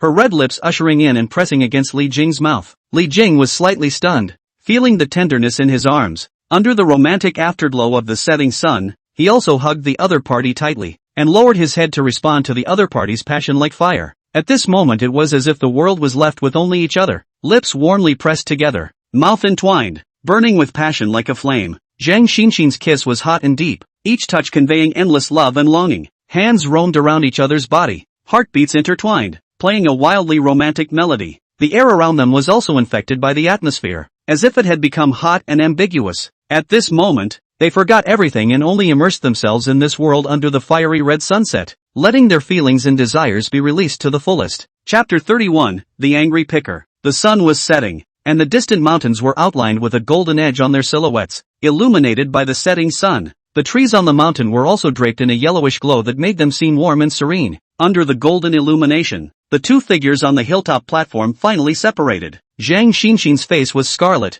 her hair was disheveled, the mouth at her collar was open a few times, and the heart inside her chest was still thumping, unable to calm down for a while. On the other side of the room, Li Jing was recalling the scene just now, still somewhat unfulfilled. He could detect that under the prompting of this atmosphere, Zhang Xinxin's inner defenses had been lowered to the lowest level, and it was entirely possible for himself to have a wild and wonderful action movie just now as long as he was strong enough. But at the same time, he could also feel the other party's subconscious resistance and adherence to the last step. So Li Jing ultimately did not choose to develop to that point. Li Jing wasn't a person who liked to force himself too much, and letting everything take its course was what was in line with his aim of enjoying life now. If he used force, he would find it pointless. If you're really that horny, with more than $7 million in cash in hand. What kind of woman can't be hit with money? Even those upscale places? With Li Jing's current financial strength, he could push all the way through flat out until he ran out of ammunition. But women, like life, the only way to enjoy the best experience was to truly conquer the other person from the inside.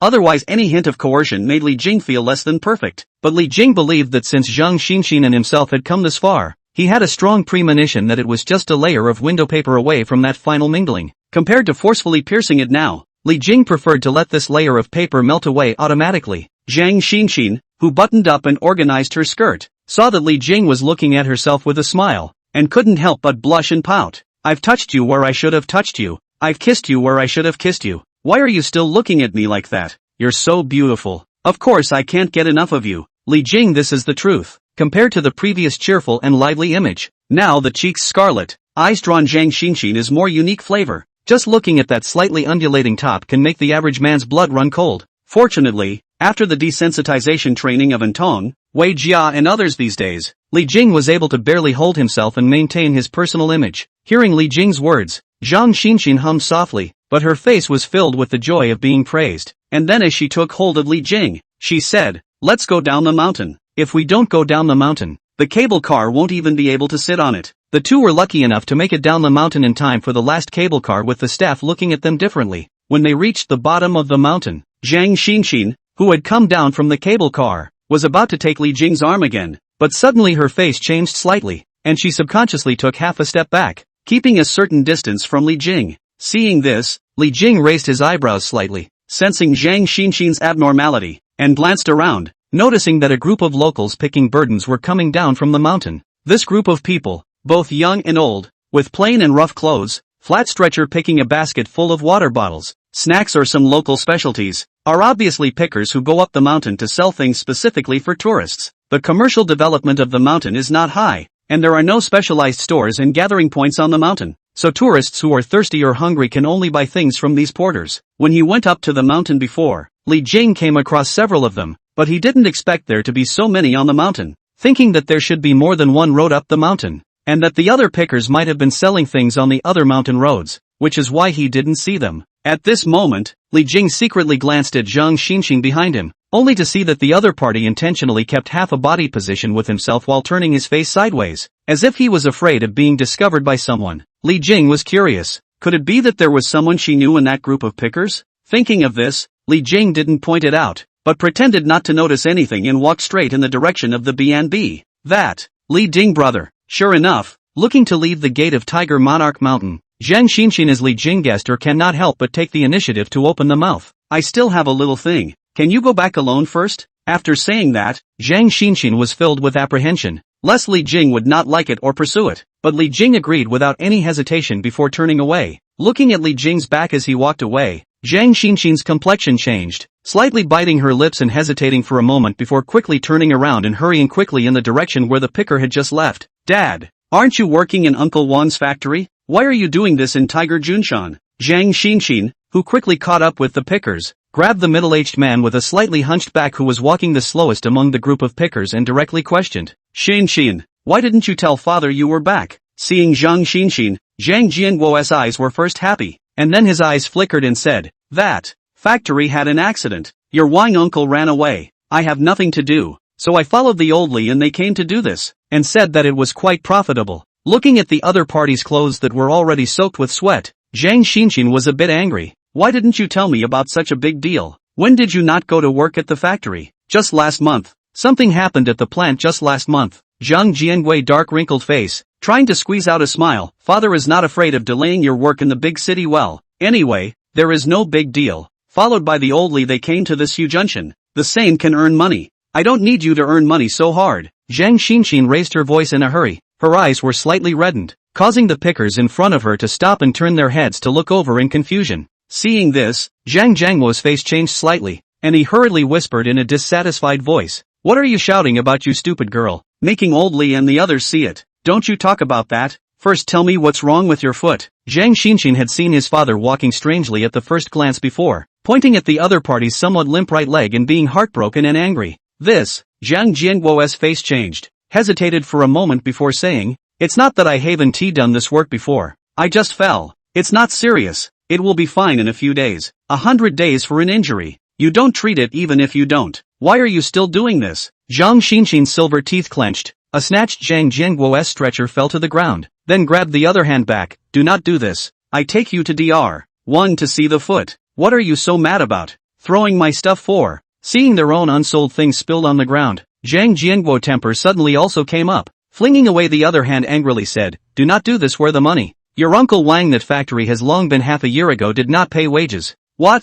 At those words, Zhang Xinxin's eyes widened with shock, and Zhang Jianguo knew that he had missed his words. His face changed, and he quickly waved his hand and said, oops, you quickly go back to your company to work. You don't need to care about the family matters. I'm quite good alone. Just take good care of yourself. Seeing the other side pick up the stretcher to go, Zhang Xinxin eyes red, grabbed the other side of the rough palm choking and gritting teeth. Dad, you said you have no income for half a year? Didn't you say you were doing well with Uncle Wang? I am quite good just your Wang uncle that unreliable thing which no drag the salary of a month did not give to run Well, you don't mind shame I still mind shame it. You go back quickly, don't have to care about me. Zhang Jianguo once again pushed his daughter away. He didn't want to stand with her in this state. He wasn't afraid of being made a fool of, but when he saw the people on the street begin to point at his daughter one after another, he became more and more anxious to get rid of his daughter, not wanting to embarrass the other side. Don't care about you? How can I not care about you? Zhang Xinxin also arrived at the head of anger, loudly said sadly, do you want me to dump you, too like that? Snap! Before the words were finished, a crisp slap instantly resounded through the entire square. Looking at Zhang Xinxin who froze with her eyes wide open, Zhang Jianguo's eyes flashed with a hint of remorse, but still gritted his teeth and said in a deep voice, your mom has wronged me, but as I said, you were born to her, and no matter what you shouldn't curse your mom. Chapter 32, The Bleakness of the Brightness. Zhang Xinxin widened her beautiful eyes, tearful, against her hot and sore face, and without speaking, she bent down and began to pick up the things scattered on the ground for the other party. Seeing this, a trace of regret and heartache flashed across Zhang Jianguo's face, and he stepped forward to stop the other party. Aya, what are you doing? These things don't want you to pick them up. You hurry back to your company. Zhang Xinxin shook off the other party's hand with force, biting her lip and stubbornly continuing to pick up the water bottles and fruits on the ground, loading them into the basket and then hugging them with force. What are you doing? Are you going to carry me home again? Zhang Jianguo anxious angry, here back there are 2 or 3 kilometers. You a girl doll how to go? Hurry up to me to put down. Put it down. Zhang Jianguo tugged hard on Zhang Xinxin's hand, but Zhang Xinxin didn't know where she got so much strength from and shook off the other party stiffly, gritting her teeth and walking forward. The surrounding crowd looked at the fashionable and beautiful Zhang Xinxin carrying the worn-out basket, followed by an angry and anxious middle-aged and elderly man. All of them showed curiosity and were talking a lot. Seeing his daughter being talked about, Zhang Jianguo became more and more anxious, and was about to go all out to get the Zhang Xinxin basket when he suddenly heard a shrill siren beside him. The two would not have wanted to pay attention to the siren, but the sound kept ringing, which was really annoying, and only then did the two frown and turn their heads to look at it. Zhang Xinxin saw the situation. His face changed, just wanted to open his mouth, but realized that his father was beside him, and swallowed back the words that came to his mouth, only to see Li Jing was sitting in an SUV on the side of the road, reaching out from the passenger side and pressing on the driver's steering wheel, constantly honking at the driver's speechless expression. I say boss, that's not very honking, extra money. It's not about the money, it's about you being like this, plus 100, okay, you can press. My seat is adjusted back a little. Seeing that Zhang Xinxin saw herself, Li Jing also loosened his honking hand and said to the two, get in the car. At those words, Zhang Xinxin's face changed slightly, hesitating for a moment. Her mind, which was already emotionally unstable, was completely messed up after Li Jing's sudden appearance, and Zhang Jianguo, full of doubts, asked frowning at Zhang Xinxin, and this is? He. Zhang Xinxin clasped her hands together, her thoughts confused. She really didn't know how to answer at this time, and Li Jing in the car took the initiative to explain. Uncle Zhang, I'm Xin's friend. I just chartered a car. It's just the right time to send you guys back. So it's a friend. The words fell. Zhang Jianguo surprised, then immediately went forward and smiled warmly. You are Xinxin's friend in TS City. Right. It just so happens that we have some inconvenience here. It will trouble you, Dad. Seeing his father even agreed, Zhang Xinxin hurriedly shouted anxiously, was about to discourage. Was Zhang Jianguo turned his head and frowned in a low voice to interrupt. Do you think it's not humiliating enough, so that the old Li they look at the joke? It just so happens that your friend is here. Hurry up and get in the car and go home. Upon hearing this, Zhang Xinxin turned her head to look at the pickers in front of her who were turning around to watch the show, her silver teeth slightly clenched, and she could only harden her head and get into Li Jing's car. "Gu boss, it's not good to put so many things in his flat basket." Seeing Zhang Jianguo pick up a pile of things to get on the car, the driver looked embarrassed and said to Li Jing reluctantly, "You didn't say earlier that you want to load so many extra money." "It's not about the money, it's about how easy it is to load his stuff into the car. Plus 1,000. Uncle, you take your time. I'll get off and help you carry your things." A few moments later, when Zhang Jianguo's father and daughter got into the car, the driver, full of enthusiasm, thought he put on his most professional service attitude and said aloud, "Bosses, sit tight, huh? I'm sending the car." The night air blew into the cabin as the body started. After getting on the car, Zhang Xinxin's mind was in chaos at this moment. The side of her that she least expected to be seen by Li Jing was all exposed in front of Li Jing without any cover today. The bright facade she had worked so hard to create was full of sores from poverty, exposed to the sunlight she feared, making her hard to live with. "Li, there's something afterward." Li Jing could see that the other party was in a state of confusion at the moment, so he directly interrupted the other party. Zhang Jianguo, on the other hand, was extremely curious about the relationship between the two, and couldn't help but ask Li Jing, who was sitting in the co-pilot's seat, cautiously, "Young man, are you an xin here to play?" Seeing Zhang Jianguo's dark and simple face, Li Jing turned back and nodded with a smile. "Yes, Xinxin said that her hometown is very beautiful and invited me to come and travel." Before the words fell, Zhang Xinxin immediately raised her head and looked at Li Jing's side face in surprise. This was indeed her hometown, and it was precisely because she was familiar with the place that she recommended Li Jing to come over for a visit, and she herself could take the opportunity to act as the other party's tour guide. But she had never told Li Jing that this was her hometown,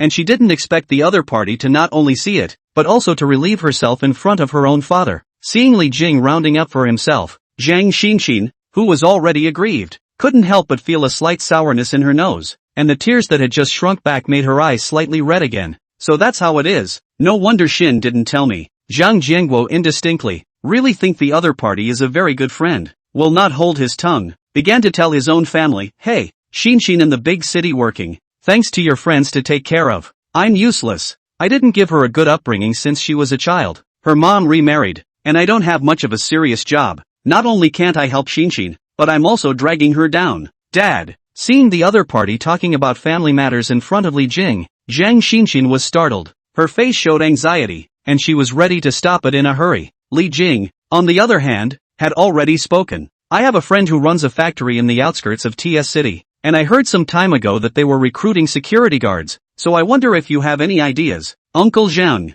to work as a security guard at your place?" Zhang Jianguo was first stunned, and immediately excitedly said, Well, young man, if there really is this opportunity, then Uncle Zhang is really thankful to you." And Zhang Xinxin immediately turned around and looked at Li Jing in surprise, her eyes constantly changing. "I'll ask." When Li Jing was a project manager before, he knew quite a few companies and manufacturers, especially among them, there are some personal relationships are quite good, so he picked up his cell phone and made a call. After making the call, Li Jing laughed. "It seems to be good luck." The other side before the new security guards with unclean hands and feet were dismissed, and are planning to recruit new people, that is, sitting in the factory's janitor's room. Not too much activity is required. It's just that the location is rather remote, far from the city, and the working hours are longer every day, and the salary is 6,000 a month. Can you accept it? Yes.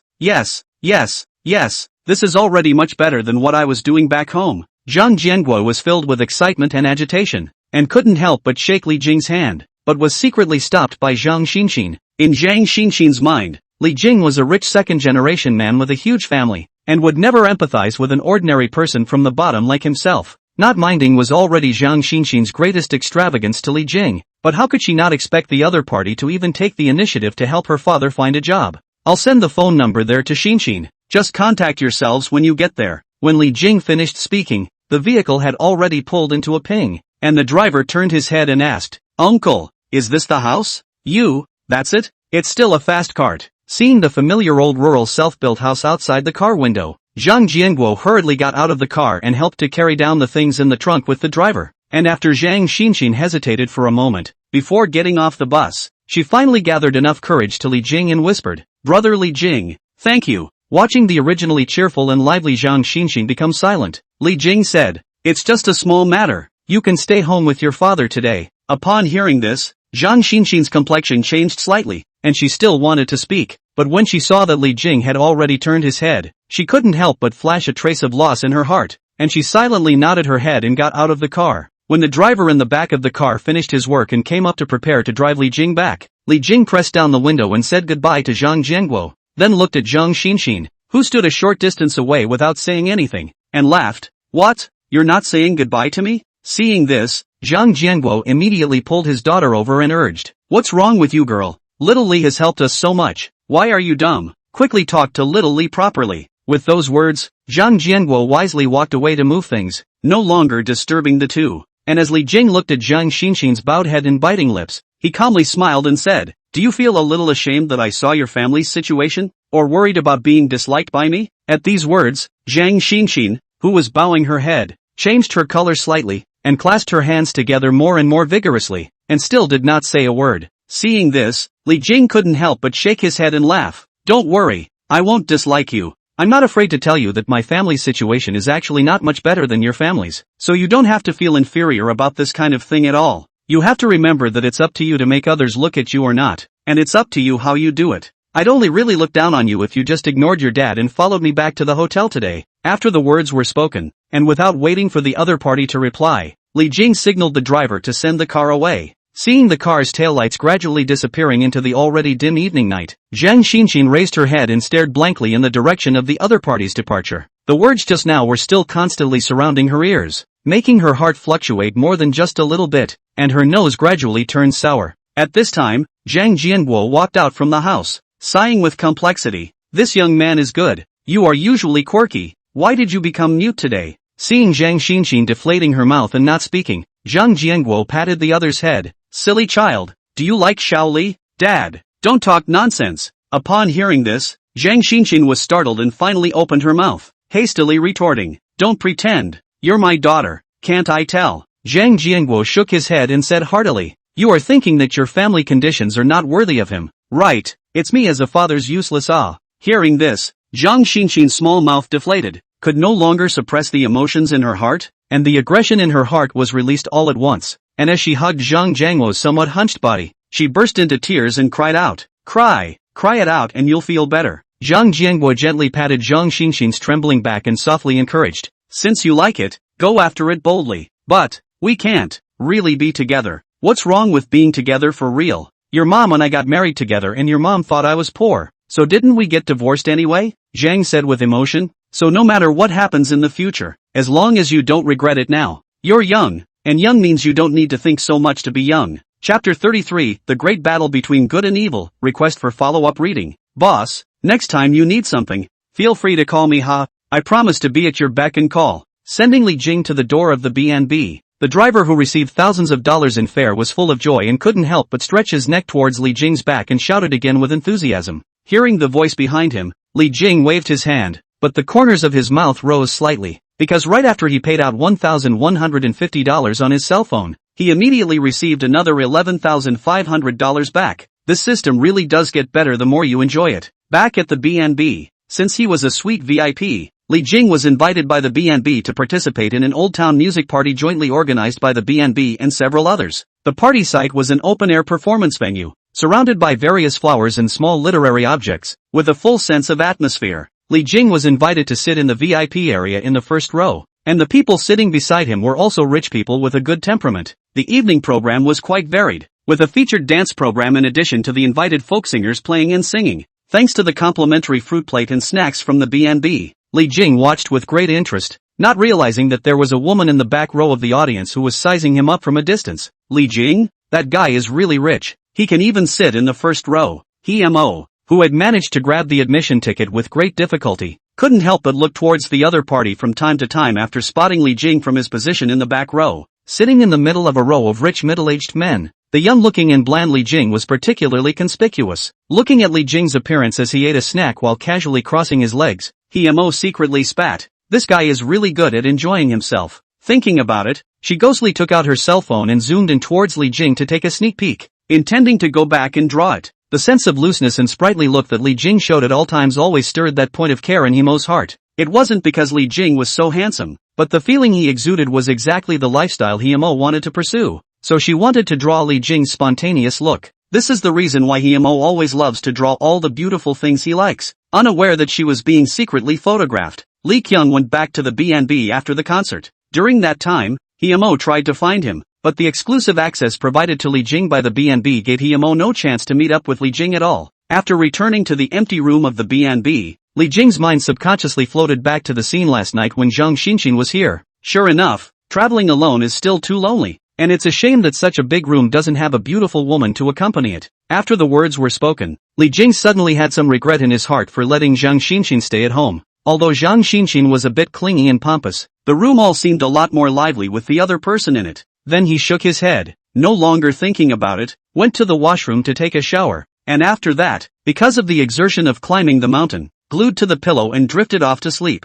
I don't know what time of night it is. Li Jing, who was lying on the bed sleeping, frowned slightly, only feeling that his body was a little itchy and somewhat indescribably comfortable. It was as if a person's hands were constantly roaming and caressing their body. Even in some private places, he clearly felt the special movements of those hands, making him almost hum with comfort. It couldn't be that it's been too long since I've had a release and I'm having a wet dream, could it? Sleeping confused Li Jing, half opened his eyes, right hand to the side of a casual support, then feel it difficult to control the soft block in front of the hand. Li Jing was puzzled and squeezed again. Then he heard a grunt from the darkness. Crap! The voice was small, but Li Jing actually heard it. His eyes snapped open, instantly awake, and he was about to roll over and get up to turn on the light when he was stopped by two long, slender arms, followed by a voice so audible that it made people want to commit a crime that sounded softly from Li Jing's ear. Brother Li Jing, don't be afraid, it's me, Zhang Xinxin, why are you back? Although Li Jing was shocked, he was relieved to know that the other party had the room's secondary card to enter the room. Otherwise he really thought he had been subjected to a home invasion. But soon he sensed the wrongness of the atmosphere, and immediately realized what the uncontrollable softness of the palm was just now. Above all, he clearly perceived the direct touch of the other's skin, and instantly his blood ran cold, and he wondered, you won't, now. Feeling the changes in Li Jing's body, Zhang Xinxin's shy light laughter came from the darkness. Then she rolled over in the darkness and wrapped her arms around Li Jing's neck, hugging him tightly and whispering, Brother Li Jing, I've figured it out. I came here to tell you that you haven't had the specialties that are uniquely yours here. Eating a specialty? What is it to eat? Having just woken up from his sleep, Li Jing's brain was still slow to react. The corner of Zhang Xinxin's mouth curled slightly. Her Jew lips leaned next to Li Jing's ear root, lightly exhaling a gentle breath. Of course it is to eat. As soon as the words fell, Li Jing's eyes widened and instantly his brain filled with blood as he rolled over. Demon girl, how dare you sneak attack in the middle of the night? Eat my old son's stick. Yesterday, climbing the mountain during the day and plowing the fields at night, Li Jing was really exhausted and slept until noon. When the warm sunlight spilled through the fluttering curtains into the spacious room, Li Jing opened his eyes in a daze and reached beside him to feel. Instead of the expected softness, he encountered a note with remaining body heat. Li Jing's complexion changed slightly, sobering up a few points, bending up his labored old waist, taking the note and frowning at it, only to see that it was precisely Zhang Xinxin's message on it. Brother Li Jing, my 3-day vacation is over and I have to go to work tomorrow, so I have to go back first law. These days Xinxin had a great time, and Brother Li Jing doesn't have to worry. I'm still the same Zhang Xinxin who pursues you, and you're still my male god Brother Li Jing. Love you yo. Looking at the words on the note, Li Jing could even conjure up the other party's lively and cheerful smile in his mind. However, he can also see the other party's heart. That I still pursue your Zhang Xinxin shows her attitude towards last night's madness. She understands that Li Jing can't agree to go out with her so easily. That's why she clearly writes that she's still pursuing him instead of presenting herself as his girlfriend, in order to let Li Jing have no psychological burden. That's silly ninny. Receiving the note, Li Jing pondered for a moment, picked up the cell phone on the nightstand, and instantly transferred 100,000 to Zhang Xinxin, and left a message. You did a good job as a private tour guide for the past 3 days. This is your tour guide fee. Just after the transfer, WeChat showed that the other party had received it and sent a message. Not only did I do a good job, but Brother Li Jing also did a good job. Seeing this, Li Jing's brain instantly filled with blood. His mind once again surfaced last night's scene, and he couldn't help but curse. Goblin ah. No, can't talk to her anymore. I have to go to the restaurant at noon today to make up for it. Li Jing had just stepped out of bed when the system's voice popped up in his head. Spend $100,000 and enjoy the services of a beautiful and capable private tour guide with 3 stars for positive emotions. Return the spending amount of $3 million. Crap. Li Jing, who was still a bit weak, saw the system information and jerked his body straight, surprised and amazed. this is also okay? With that, he made sure that the cell phone bank received $3 million into the account. Li Jing couldn't help but take a deep breath, only to feel smooth, and shouted out towards the window, yes. At the same time, the guests living in the next room smelled the sound, topped with 2 black circles under their eyes, lifted the covers and said sadly, isn't the big brother in the next suite outrageous? It's not enough that you didn't stop for one night, but you came back in the morning, and now it's noon and you're still yelling out loud about how good you felt last night. You want the whole world to know how good you felt last night, don't you? You want the whole world to know how much fun you had last night, don't you? I just want to sleep. Is that so hard? And in the second-class seat on the high-speed train, looking at the scenery outside the window was very still some melancholy Zhang Xinxin. After receiving 100,000 transfer, suddenly 2 eyes light, instantly energized, raised his hand toward the stewardess who was coming, shouted, is there any room left in the business seat? I want to pay the premium to upgrade my seat. Chapter 34, Kenyo's Feast. The Ancient Town Field Restaurant. One of the more famous restaurants in the Ancient Town neighborhood. In the lobby, the boss's wife, wearing a casual cheongsam, with a charming look, teased the young man in front of her. Handsome, our abalone stewed chicken is one of the signature dishes, which has the effect of tonifying the kidneys and nourishing the yin and yang. Saying that, she glanced at the shy girl beside the lad and covered her mouth and laughed. Pretty girl, give your boyfriend a little more tonic. It's good for you too. No, we just got together. That girl was obviously a college student who came over for a trip and had never seen such a spirited boss's wife, and only after she was spoken to, her little face suddenly turned red. The young man beside him was no better. In order to end this awkward atmosphere as soon as possible, he hurriedly and casually said, just this signature dish, and the rest of the vegetables and a bowl of bone broth will do. Okay. Seeing that the other party had heeded her advice, the boss's wife was instantly filled with smiles and quickly explained about the waiters in the back, and the girl's complexion changed slightly,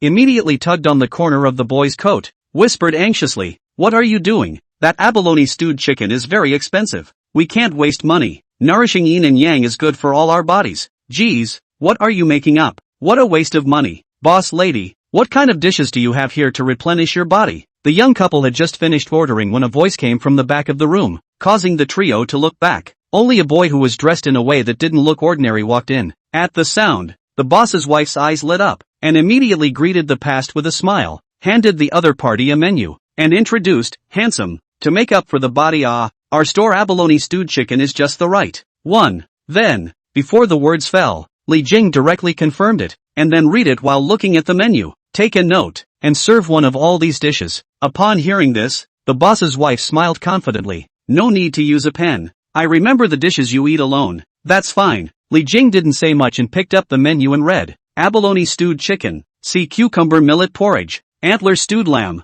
leek scrambled eggs, yam fried fungus, cashew nuts and shrimp. All of these come in one serving. As the words fell, Li Jing saw that the other party was slow to respond, so he couldn't help but look up in confusion, only to see the boss's wife obviously froze a bit, until Li Jing looked at herself. Then she hurriedly came back to her senses and said, handsome guy, are you eating alone? Right, handsome, you have a good appetite. The boss's wife sighed with emotion, then heard the waiter behind her whispering afterward, boss's wife, just now there are a few dishes read too quickly. I do not remember clearly. Geez, you're so dumb. Don't you know what this handsome guy needs? The boss's wife glared back at her waitress and said, just serve this boss one of all the kidney supplementing dishes on the menu, and you'll be right on target. Upon hearing this, the waiter then realized and looked at Li Jing admiringly before leaving in a hurry, and after the boss's wife smilingly brought Li Jing to sit down at the window seat, she surveyed and flirted. It seems that the handsome man had a good battle last night. Li Jing raised an eyebrow at his words, sat down and said faintly, what's the matter,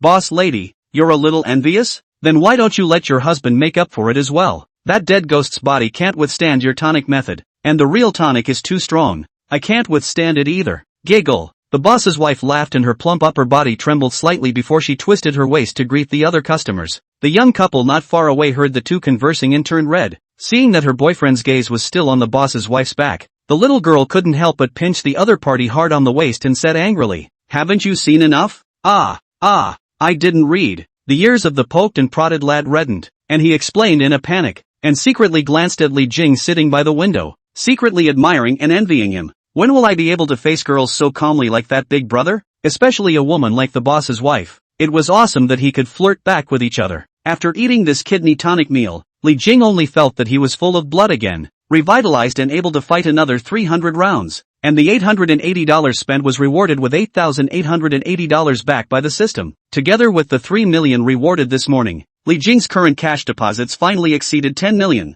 Taking $10 million funds, Li Jing feel their own voice of speech are stable a lot. The bottom line is more and more full. Originally thought they are still a little distance from buying a house. Look at this trend now. Travel back to buy a suite should not be too much of a problem. If you save more, you could buy a mansion. Thinking of this, Li Jing couldn't help but feel some anticipation. But he's not in a particular hurry to buy a house. After all, he didn't need to work now, wasn't bound to a fixed place, and on top of that he was quite comfortable with his daily upscale hotel stay. The willingness to buy a house is solely due to the influence of circumstances and the desire to give an account to one's mom and dad. Maybe it would be good to get a suite before mom and dad come over. Just like this while thinking, Li Jing went back into the ancient town. It was already afternoon, and there were still a lot of tourists in the old town. Crowds of people walk in twos and threes along the ancient paths filled with signs of age. Li Jing strolled through the town. Perhaps due to the surrounding mountains, the temperature was not particularly hot, allowing him to still have the presence of mind to enjoy the scenery of this ancient town. The old town is not big, but there are a lot of lanes, and every corner, you can always experience the sense of fun in the dark, with some new things popping up from time to time. For the rest of the afternoon, Li Jing was left alone to indulge in this exploration. He also doesn't hesitate to buy anything he comes across that he wants to buy. In one afternoon, not only did he not spend a penny of his savings, but he gained tens of thousands of dollars. In the face of the generous Li Jing, shopkeepers, one by one, enthusiastic, down shoes to welcome, scrambling to greet Li Jing, so that he really experienced the feeling of a home away from home. It's true that rich people are only comfortable when they come out to play. At least they don't have to worry about saving money. Li Jing sighed, his right and left hands already carrying a variety of large bags. Even though he had already walked out of the store, the bosses of the surrounding stores were still enthusiastic one after another, shouting out to Li Jing to recommend delicious and fun places in the ancient town. There was even an outrageous store that had a question about Li Jing's personal situation, trying to introduce his own daughter. Thank you, I bought the stuff. My daughter really needs no introduction.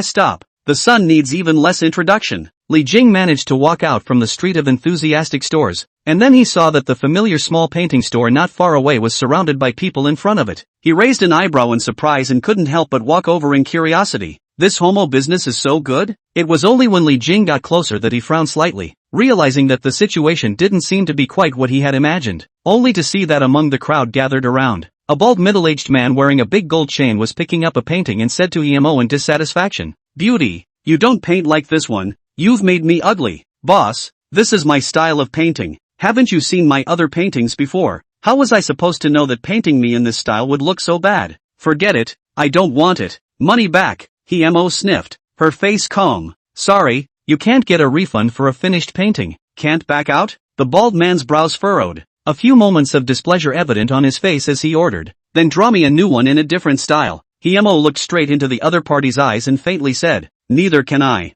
Chapter 35, I'm going to kick your ass. With Emo's continuous refusal, the atmosphere of the scene dropped to freezing point. Even that gold chain bald man did not expect the other party to be so tough. For a time, wide-eyed, did not know what to say, and Li Jing, who was on the outskirts of the crowd, looked at the stubborn and calm Emo in the store and slightly raised his eyebrows, not expecting the other party to be so rigid in nature. Excuse me, guys, if I may." At that moment, out of nowhere, a tall, thin young man, wearing an Audi t-shirt, walked out into the crowd, spread his hands and piled on the smiles, breaking the stiffness of the scene. "I'll be fair, I can understand this big brother being angry, but it's not easy for someone else's girl to open a painting store." The young man looked like he was coming up to round off the scene. Speaking in a local accent Mandarin, he continued, "To be honest, I'm also friends with the owner of this painting store, and she's always been very serious about her paintings, and this is indeed a problem with the style of painting. It's not an intentional attempt to make Big Brother you look ugly. Why don't you give me face? I'll refund $200 to you, and let it go, okay?" As the words fell, the crowd of onlookers were amazed at the young man's behavior, and the bald man didn't seem to want to make a big deal out of it, so he took the money and turned away without saying another word. Seeing the successful resolution of the matter, the passers-by could not help but praise the young man repeatedly, and the young guy was all smiles as he watched the passers-by slowly disperse. Although Li Jing felt that this farce was a bit strange, he saw the crowd dispersing and was about to leave as well when he heard Emo's clear and cold voice once again. "Lu De, have you watched too many TV dramas? Or have you read stupid novels? Is this kind of routine interesting? Ha! Upon hearing this, the young man called Lu De turned his head in shock and looked at Emo, his eyes dodging. Emo, I don't understand what you're saying. You found that guy just now on purpose, didn't you? What? Trying to come up with a heroic rescue? Emo's face became extremely unattractive as she stared coldly at the other party. Not only will you do this so that I won't change my opinion of you, instead, I'll resent you even more. Ah, homo, you found all that out? Lu De's color changed greatly, all without a word of rebuttal, then hastily admitted to explain, I really do not mean to find you trouble. Is my a few buddies give me the idea? So I just, look at the other side of the panic look. Emo's face slightly eased a few points, and then serious. Lu De, if you want to pursue me, or pursue any girl, you have to do is not to play this kind of childish tricks and routines, but to look for a serious job. No longer nibble on the old man. Go to improve their own ability. When you are able and rich, good girls will naturally come to you. See each other bitter look. Just now also smiling Lu De, at this time embarrassed to the extreme, hands grasping the corner of the coat, whispered, I looked for a job. I have to leave tomorrow, so think of this last time to see if I can impress you. No, you didn't impress me. Instead you made me think even more that you're a child. Emo's words were very mean, her eyes sharp, staring at the other's ashamed face. I still say, go out and look around. See the outside world. Make yourself strong before a good girl will take the initiative to come close to you. Otherwise, no one will fall for you. After hearing this, Lu De's face kept changing. His hands clenched and loosened and clenched again, and finally raised his head, dared to look straight into each other's eyes, and gritted his teeth and firmly said, okay, I'll go out and make a good effort, and when I've succeeded, I'll come back to pursue you. Success is not based on a moment of enthusiasm, but endurance, persistence, learning and opportunity, one without the other. Emo stared coldly at the other party. I hope you'll always remember this energy of yours today, instead of coming back to your parents in less than half a year. Hearing the other party's solid words, Lu De's face became more and more ugly, no longer speaking, turning around and running wildly home. He also kicked a rock as hard as he could on his way to run, as a way to vent his anger. The stone knocked over a trash can on the side of the road, and the trash was scattered in a heap, and without looking back, Lu De just ran wildly and disappeared at the end of the ancient town path. What? Haven't you seen enough drama? At this time, Emo's clear and cold voice sounded again. Only this time, the target was not Lu De, but Li Jing, who had been standing not far away with his ears perked up and eavesdropping. Cough cough cough. Upon hearing this, Li Jing under the tree pretended to cough a few times, and instead of being embarrassed and blushing when he was discovered, he walked over and shook his head in appraisal of Emo's behavior just now. What you said was also too mean, and that guy was probably dealt quite a blow. Just an overgrown boy who grew up too well protected and naive by his parents. Emo replied as he packed up the painting tools in the store. But I saw that he was quite serious just now. Since he's leaving tomorrow, you should at least encourage him. Li Jing walked himself into the other's store and sat his butt on Emo's seat. Emo, who had intended to sit down by himself, resisted the urge to roll his eyes and could only take out another stool and sit down beside him. Frowning at Li Jing, you and I have both fought in the big city. You should know how brutal the competition is there. Do you think just a word of encouragement from me will help him succeed? It would be better to scold him and wake him up so he might stay there for a few more days. Otherwise I don't think he'd really be able to stay. Upon hearing this, Li Jing remembered that Lu De's nature just now and shrugged his shoulders without giving a comment. Instead he deliberately flirted. If that person really succeeds and comes back to chase after you, will you say yes? Number 1. I don't think he's going to make it. Number 2. Saying that, Emo withdrew his serious demeanor and instead looked at Li Jing with a smile, asking rhetorically, where is your beautiful friend from yesterday? Li Jing froze, not knowing what the other party meant, but answered back, she had to go to work. Oh, see, you're not the least bit upset. Emo laughed softly before answering the previous question. If Lu De succeeds, do you think he'll come back to chase me? In other words, after being rich like you, with beautiful women around you constantly taking the initiative to throw themselves at you, if he, Lu De, could enjoy that, would he still sincerely pursue a girl? At those words, Li Jing blinked, not expecting the other party to think so thoroughly, but immediately after that, he waved his hand and denied. I don't know about other rich men, but I'm not as scummy as you say. Not just any woman that comes along and I accept it. I still have a principle bottom line.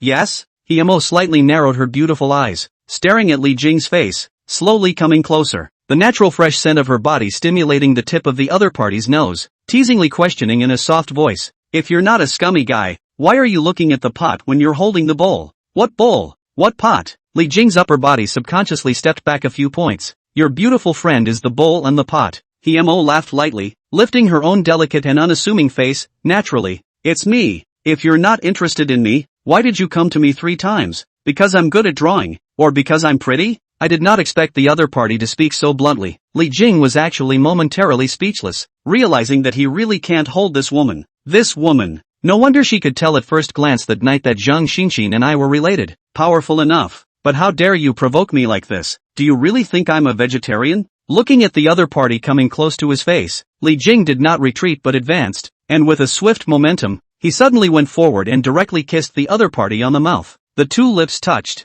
as if an electric current instantly flowed through their bodies. Himo immediately froze, feeling the warmth on her lips. Her eyes, which originally exuded rationality and calmness, widened and rounded at a speed visible to the naked eye. Then she exclaimed, jerking back and rising to her feet, mortified. What are you doing? In the face of huffy questioning, Li Jing leaned back in his seat, crossed his legs, and grinned. You said I'm looking at the pot, and now that the pot of deliciousness is coming to my mouth, how can I hold back my mouth? You're shameless. Seeing Himo's shy and angry appearance, Li Jing imitated the other party's appearance of having everything in hand just now and laughed confidently. You said that I figure out your beauty, but you took the initiative to accept my accosting every time. Could it be that you just don't have any feelings for me? At those words, Himo's complexion changed, looking at the other party's indebted appearance, seemingly waiting to see the joke of her own shame and collapse. She gritted her teeth and her good nature was born all of a sudden, only to see that her original look of still being shy and angry had instantly disappeared, replaced by the rationality and confidence she had just displayed.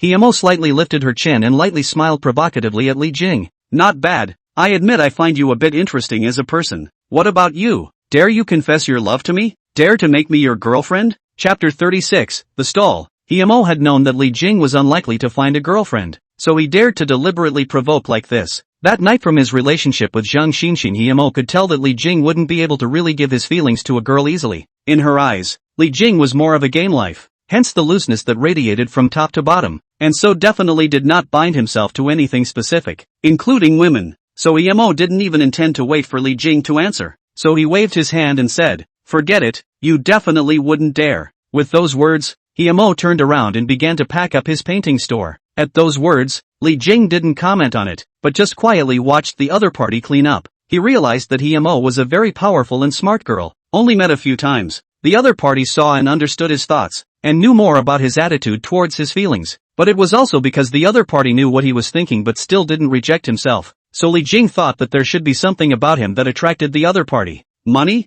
Li Jing didn't feel that this was the main factor. Although Himo also loved money, it wasn't like Zhang Xinxin who put it first. Maybe it's my attitude towards life? When Li Jing thought about it, he felt that this was probably the only thing that could make the other party feel good about him. And interestingly enough, the reason why Li Jing was interested in Himo was not only because of the other party's natural and delicate appearance, but also because the other party showed a difference. A big difference from the literary girls he remembered. In Li Jing's stereotypical impression, a literary girl would never possess a strong psychological quality like Himo after being sneakily kissed by herself and still be able to turn the tables on herself. From this, it can be seen that Himo is indeed a very unique girl, so unique that Li Jing is interested in wanting to have a deeper contact and relationship with the other party. For Li King, exposure to interesting people, especially beautiful women, is a very important part of his plan to enjoy life. Li Jing's once dream was that after wealth freedom, he could have a romantic encounter with all kinds of beautiful women, which was simply the perfect life experience. Click. A lock clicked. After seeing Himo closing and locking her small painting store,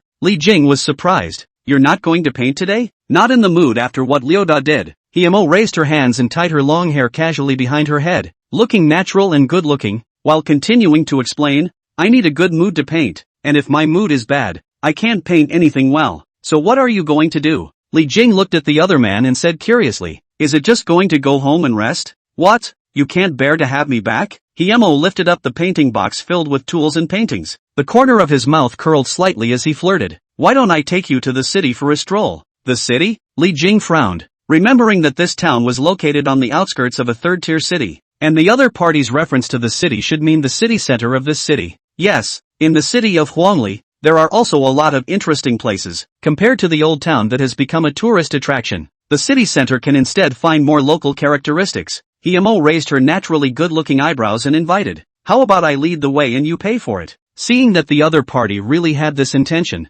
Li Jing also smiled, alright, since you Mo Big Beauty, have taken the initiative to invite me. It would be too much of a loss of face if I didn't agree. Wait a moment, I'll call the driver. You still have a driver? Mo was puzzled, not understanding what the other party meant. But soon, as the two of them walked to the side of the road outside the ancient town, a middle-aged man immediately got out of an SUV and greeted them warmly with quick steps. Good afternoon, boss. I didn't think we'd meet again so soon. Looking at the driver's excited look at seeing Li Jing, Mo became more and more strange. This Li Jing traveling with a special car driver would have been outrageous. How can this driver still be so happy to see his boss? Is this the mentality that chosen fighters have? How about I charter your car to go downtown later for a total of 10,000? Immediately afterward, Li Jing discussed the price with the driver. As soon as the words fell, the driver's head was like a chicken pecking at rice, and he said in surprise, okay, guarantee to give the boss good service. And Mo, who was on the side, sniffed and opened his eyes fiercely. Chartered car? $10,000? So you're chartering a car temporarily? But you could pack 10 cars for that price. Did you get your money from the wind? Li Jing, who had just paid and received a 100,000 reward from the system, sniffed and subconsciously replied back, ah, yes, how do you know I got my money from the wind? Mo, the driver, however, only then noticed Mo on the side and couldn't help but flash a hint of amazement inside. Crap, the boss changed his girlfriend again? The owner is not only a generous person, this vision and taste is also first class. As the two arrived in the city by car, it was getting late. The afterglow of the setting sun poured onto the earth, such as the city was covered with a light golden veil. Mo led the way, taking Li Jing directly to a street of big stalls in the city center. Although it was only after 6 o'clock, the street of stalls was already bustling with people. As the sky darkened, a dazzling light illuminated the entire street and the various stalls within the street. In front of the stalls, heat and aroma filled the air, and the sound of spatulas clashing with iron pans rose and fell. Some stores also sell barbecue, and the meat skewers on the grill are sizzling and dripping with grease, making people salivate. The locals then sit around the modest tables and chairs in groups, laughing and joking. Some talked loudly, some laughed heartily, and some even stood up and waved their hands. The sound of glasses clinking was crisp and pleasant, and people's conversations were endless, as if the stress of life had all dissipated in this lively and relaxed atmosphere. How about this old street? My favorite place to come downtown. Mo looked at the bustling scene within the street and said to Li Jing beside him, to be honest, every time I come here I have the urge to paint, and actually, I've already painted more than 10 paintings of the scenes here. Li Jing raised an eyebrow. It seemed that Mo really liked it here. In fact, not only Mo, Li Jing had just entered this street when he felt a smoky atmosphere coming over him. That kind of ordinary people's enthusiasm for life and vitality of life was like a wave hitting Li Jing's 5 senses, causing him to recall the lively scene when he was a child in his hometown. Well, it's nice. I like it here too. Hearing Li Jing's answer, Mo looked surprised, but still bristled in disbelief. You don't want to deliberately pander in order to pick me up. Those girl pickup tactics of yours are useless to me. Is this a place that someone like you, who spends $10,000 on a hotel stay, would normally look at? Being questioned by the other party, Li Jing didn't explain, but instead walked directly to a restaurant he had his eye on. Mo, who was still trying to stop Li Jing from messing around with the store, was slightly shocked to find that the store the other party was looking for was none other than one of her favorite small fried food stores. This guy really knows about stalls? No way. Definitely a blind cat in a blind alley. Mo, who held a skeptical attitude, secretly followed behind Li Jing and secretly observed without making a sound, just to see if the other party really understood this kind of place or not. Boss. Knowing that there was no sense of service here in a high-end restaurant, Li Jing didn't wait for someone to come out to receive him, so he walked straight to the rich and brightly colored ingredients area, then shouted towards the side, order, come on. Hearing Li Jing's bright voice, the boss was full of enthusiasm, hurrying quickly while greeting him aloud. Handsome, what do you want to eat? Li Jing stood in front of the stall where the ingredients were set up, his eyes scanning the fresh ingredients. After noticing the crabs and crayfish in the water goods area, the male lead raised his eyebrows slightly, pointed at the crayfish and said, these are only just in stock, right? This season's crayfish. You have to pick the ones that are big and have hard shells to make them flavorful. Let's have one first. The owner's eyes lit up, and he wrote it down in his notebook as he said, hey, handsome connoisseur, that's right, they're all fresh, guaranteed fresh. Li Jing looked at the snails next to him and the nearby vegetable section again. These snails are not bad either. Have one and remember to add more spice. Vegetable stir-fry is sautéed bean sprouts, with high heat, to make it crispy and tender. Finally he turned his attention back to the grill. 20 more skewers of lamb, 20 skewers of beef, 5 skewers of chicken wings, 10 skewers of leeks, and an eggplant. Remember to make the lamb skewers the fat and lean kind, the beef a little more tender, and the chicken wings a little more charred. The boss quickly recorded the order while turning back and shouting at the top of his voice to the kitchen. 1 crayfish, 1 snail, and stir-fried bean sprouts, 10 skewers of lamb, 10 skewers of beef, and 5 skewers of chicken wings to be taken out and grilled first. Okay. Hearing the response coming from the kitchen, the boss looked at Li Jing. His smile grew wider and his eyes asked expectantly, "Drink anything? There's beer." Drinks. Li Jing had already turned and walked back to his seat, waving his hand in the process. A dozen cold beers and a zip of sour plum soup. The cold beers should be cooler. Okay. You wait a moment, we'll be ready for you too. After taking down all the orders, the owner turned around instantly and quickly rushed to the next table of new arrivals again. Mo, who had watched Li see the order finished from the side, opened her beautiful eyes wide and said in surprise, "No, how do you know this place so well? What? Rich people can't come here to eat? What kind of reasoning is that?" Li Jing looked at the other party with a smirk. "How is it? Do you still have prejudice against me now?" Mo re-looked the other person up and down, then asked, "You're wearing this designer short sleeve, and you're not afraid of getting dirty even if you come here? What are you afraid of? You brought me here anyway, so you'll pay for any mess. And that's how? What's it to me if you soiled yourself eating? Then why don't you worry about it?" Li Jing shrugged his shoulders, then picked up the beer that the boss had brought, opened 2 bottles directly, and deliberately laughed. "You're a girl. Do you want to ask for a small cup for you alone? Looking down on who? If you're drinking from the right bottle, that's fine with me." "Yes." Li Jing laughed out loud, raised his beer bottle and said cheerfully, "Come on, cheers to life." Seeing this, Mo's mood was inexplicably also brought up by the other party, raising his hand and shouting cheerfully, "Cheers to life." Bang! 2 bottles collided. Originally there was still a sense of distance between the two. After this mouthful of beer, the relationship is again unknowingly close to a few points. Through the warm yellow bubbling light of the store, Mo's gaze fell on Li Jing's bold drinking body, and she couldn't help but move her eyes slightly. Her original heart the slight ripples, at this moment and quietly deepened a few points. Like that was the breeze over the lake. Layers of ripples rippled away, with a touch of unspeakable intention. Chapter 37, A Night Walk by the River. Coming out of the stall, Li Jing touched his somewhat propped-up stomach with a satisfied look on his face. Having eaten too many upscale restaurants these days, and then eating back at the roadside stalls again, Li Jing had a sense of long-lost nostalgia and satisfaction. What's more, this restaurant did taste good. The ingredients were fresh enough and the flavors were spicy enough to suit Li Jing's taste. And Mo, who was also eating painfully on the side, couldn't help but take a few more glances at Li Jing while eating happily. This guy is really weird. Not only is he familiar with these big stalls, but he is also extremely knowledgeable about the dishes and their flavors. What surprised her even more was that when the grease stains from the barbecue accidentally stuck to the corner of Li Jing's coat, the other party didn't seem to care and still ate happily. This was completely different from the image of a rich man in Mo's mind. What a weirdo. Mo looked at Li Jing's back in front of her, and the corners of her mouth rose slightly again. "It's weird, but I like it." With that, she quickened her pace and walked side by side with Li Jing with her hands behind her back, saying, "Next, you will be taken to the riverside for a walk, with a river running through the center of town. Going for a walk along the river in the evening after a good meal is guaranteed to be a treat." Li Jing, who had eaten a lot and was planning to take a walk to kill his appetite, nodded his head and agreed to the other party's arrangement after hearing it. The river in this city isn't that big, but it's nice and quiet and clean. As night fell, the hustle and bustle of the city gradually settled down,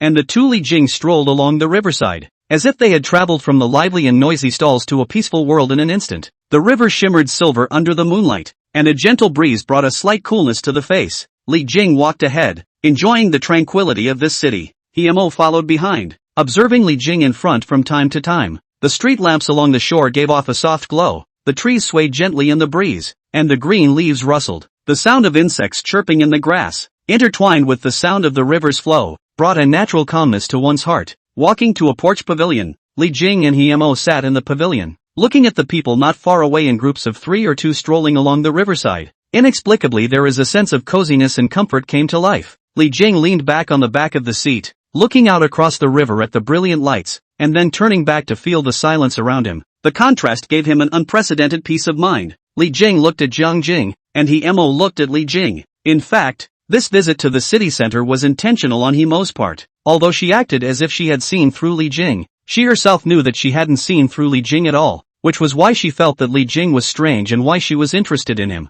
Until and each other to the city to stroll around, Mo realized that the other party is really enjoying the city's smoky atmosphere. but also be able to meditate and feel the ordinary beauty of the city's night scene. This exuded a sincere aura that made Himo's heart couldn't help but ripple again and again. Hey, can you tell your story? Himo stretched out her white calves under the hem of her skirt and gently kicked Li Jing, who was sitting across from her. You want to hear my story? Li Jing withdrew his gaze from looking at the scenery and turned his head to look at Himo under the moonlight, and a point of amazement couldn't help but flash through the depths of his eyes. Himo sitting against the pavilion stool. In the moonlight bath, the temperament appears more ethereal. This is a beautifully clean face, more and more pure and unadulterated, as if an untainted world of dusty elves. Her skin was as pure and flawless as delicate sheep's white jade, emitting a soft luster under the moonlight. A head of long black hair then fell lazily over her shoulders like a waterfall. Compared to Zhang Xinshin, Himo's body might not be hot enough, but her innate temperament, like an orchid in an empty valley, fresh and elegant, was enough to make her the white moonlight in most boys' hearts.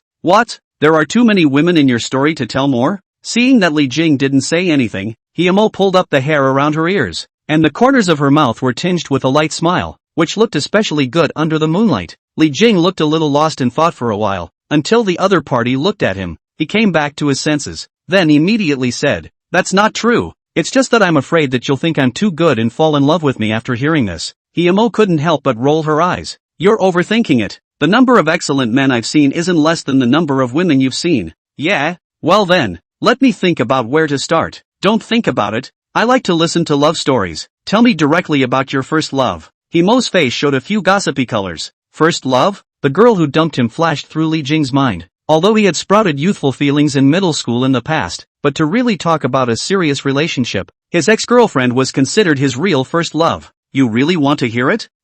Yeah, okay. That would have to start with college graduation. The moonlight was like silver, gently spilling over the pavilion by the river. In the pavilion, Li Jing's gaze was cast to the river in the distance, his thoughts flowing slowly with the river, and he began to calmly and slowly tell about his past and the girl he once was. Himo sat beside him, slightly sideways, her eyes focused and clean. Her long hair fluttered gently in the breeze, like black silk satin. Under the moonlight, she looked at Li Jing with an extraordinarily soft gaze, her eyes flickering with a few moments of amazement and empathy every now and then during the story. Outside the pavilion, the river gurgled and the breeze rustled the leaves, and the two people in the pavilion, as if isolated from the outside world's clamor, immersed in this quiet and beautiful. When Li Jing's story was finished, Himo immersed herself in it, and after a while she came back to her senses and asked in surprise, "So she left you because you lost your job?" But immediately afterward, she frowned and shook her head. "No, if you're unemployed, then how come you're so rich now? Maybe God favored me and fortune came out of nowhere." Hearing Li Jing's immodest answer,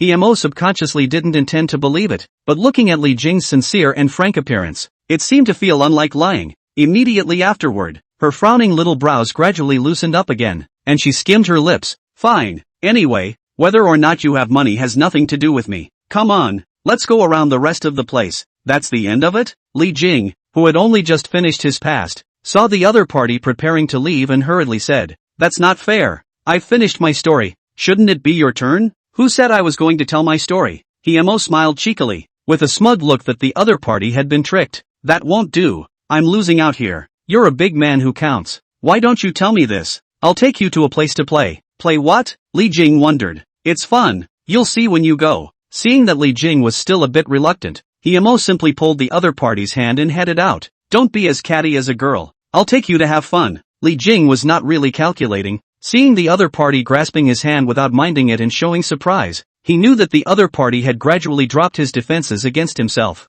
Thinking of this, the corners of his mouth curled up slightly, and he immediately held the other party's small hand back, holding hands like a couple as they walked forward. Himo, who had wanted to comfort the other party with a few words, changed her face slightly, and feeling the other party's large hand, she subconsciously broke free a few times, but was unsuccessful. She couldn't help but glare back at Li Jing. Seeing that the other party didn't have the slightest intention of letting go of her hand, she no longer cared and let the other party take her hand and walk forward together. Feeling the temperature of his hand, Himo suddenly realized that he seemed to have not held hands with boys for a long time. Now that's not a bad way to hold hands. Chapter 38, Dancing in the Fountains. Tianjin Square, located in the center park of Huangli City, is also famous for its musical dry spray in the area. Every night at 8 p.m., the dry spray turns on an hour-long musical fountain show. As Himo brought Li Jing to the dry spray plaza, Li Jing realized that the other party meant the musical fountain when they said it was fun. "You can sit on all the stone steps around here. Let's find a good spot." It could be seen that Himo did like this place, and after arriving here, her temperament was a few points livelier, and she took the initiative to pull Li Jing's arm to sit on the first level of the stone steps. I watched the time. Himo sat on the stone steps and pointed to the square in front of him expectantly. It will start soon. Ding dong dong. As soon as the words were spoken, the music began to play, and the sound effects surrounded people's ears like wisps of silk. Sometimes it is crisp and pleasant, sometimes it is like the flow of a mountain spring, and sometimes it is like the galloping of a million horses. To the tune of the music, the fountain's water columns danced along. The water column is divided into 3 layers, inner and outer, with the outer layer having the lowest water pressure and the inner layer having the highest. The water columns of different heights seem to have become dynamic dancers who forget to dance to the accompaniment of music. The surrounding colorful lights shot on the dancing water columns, reflecting each other and creating a fantastic scene under the city's night sky. On the stone steps, Himo ignored the small droplets of water that splashed and propped his face with both hands, looking at the fountain in the square, and said nostalgically, I've always loved to see the fountain since I was a kid, but my parents always thought it was a waste of time, and now that I've grown up and come to this ancient town,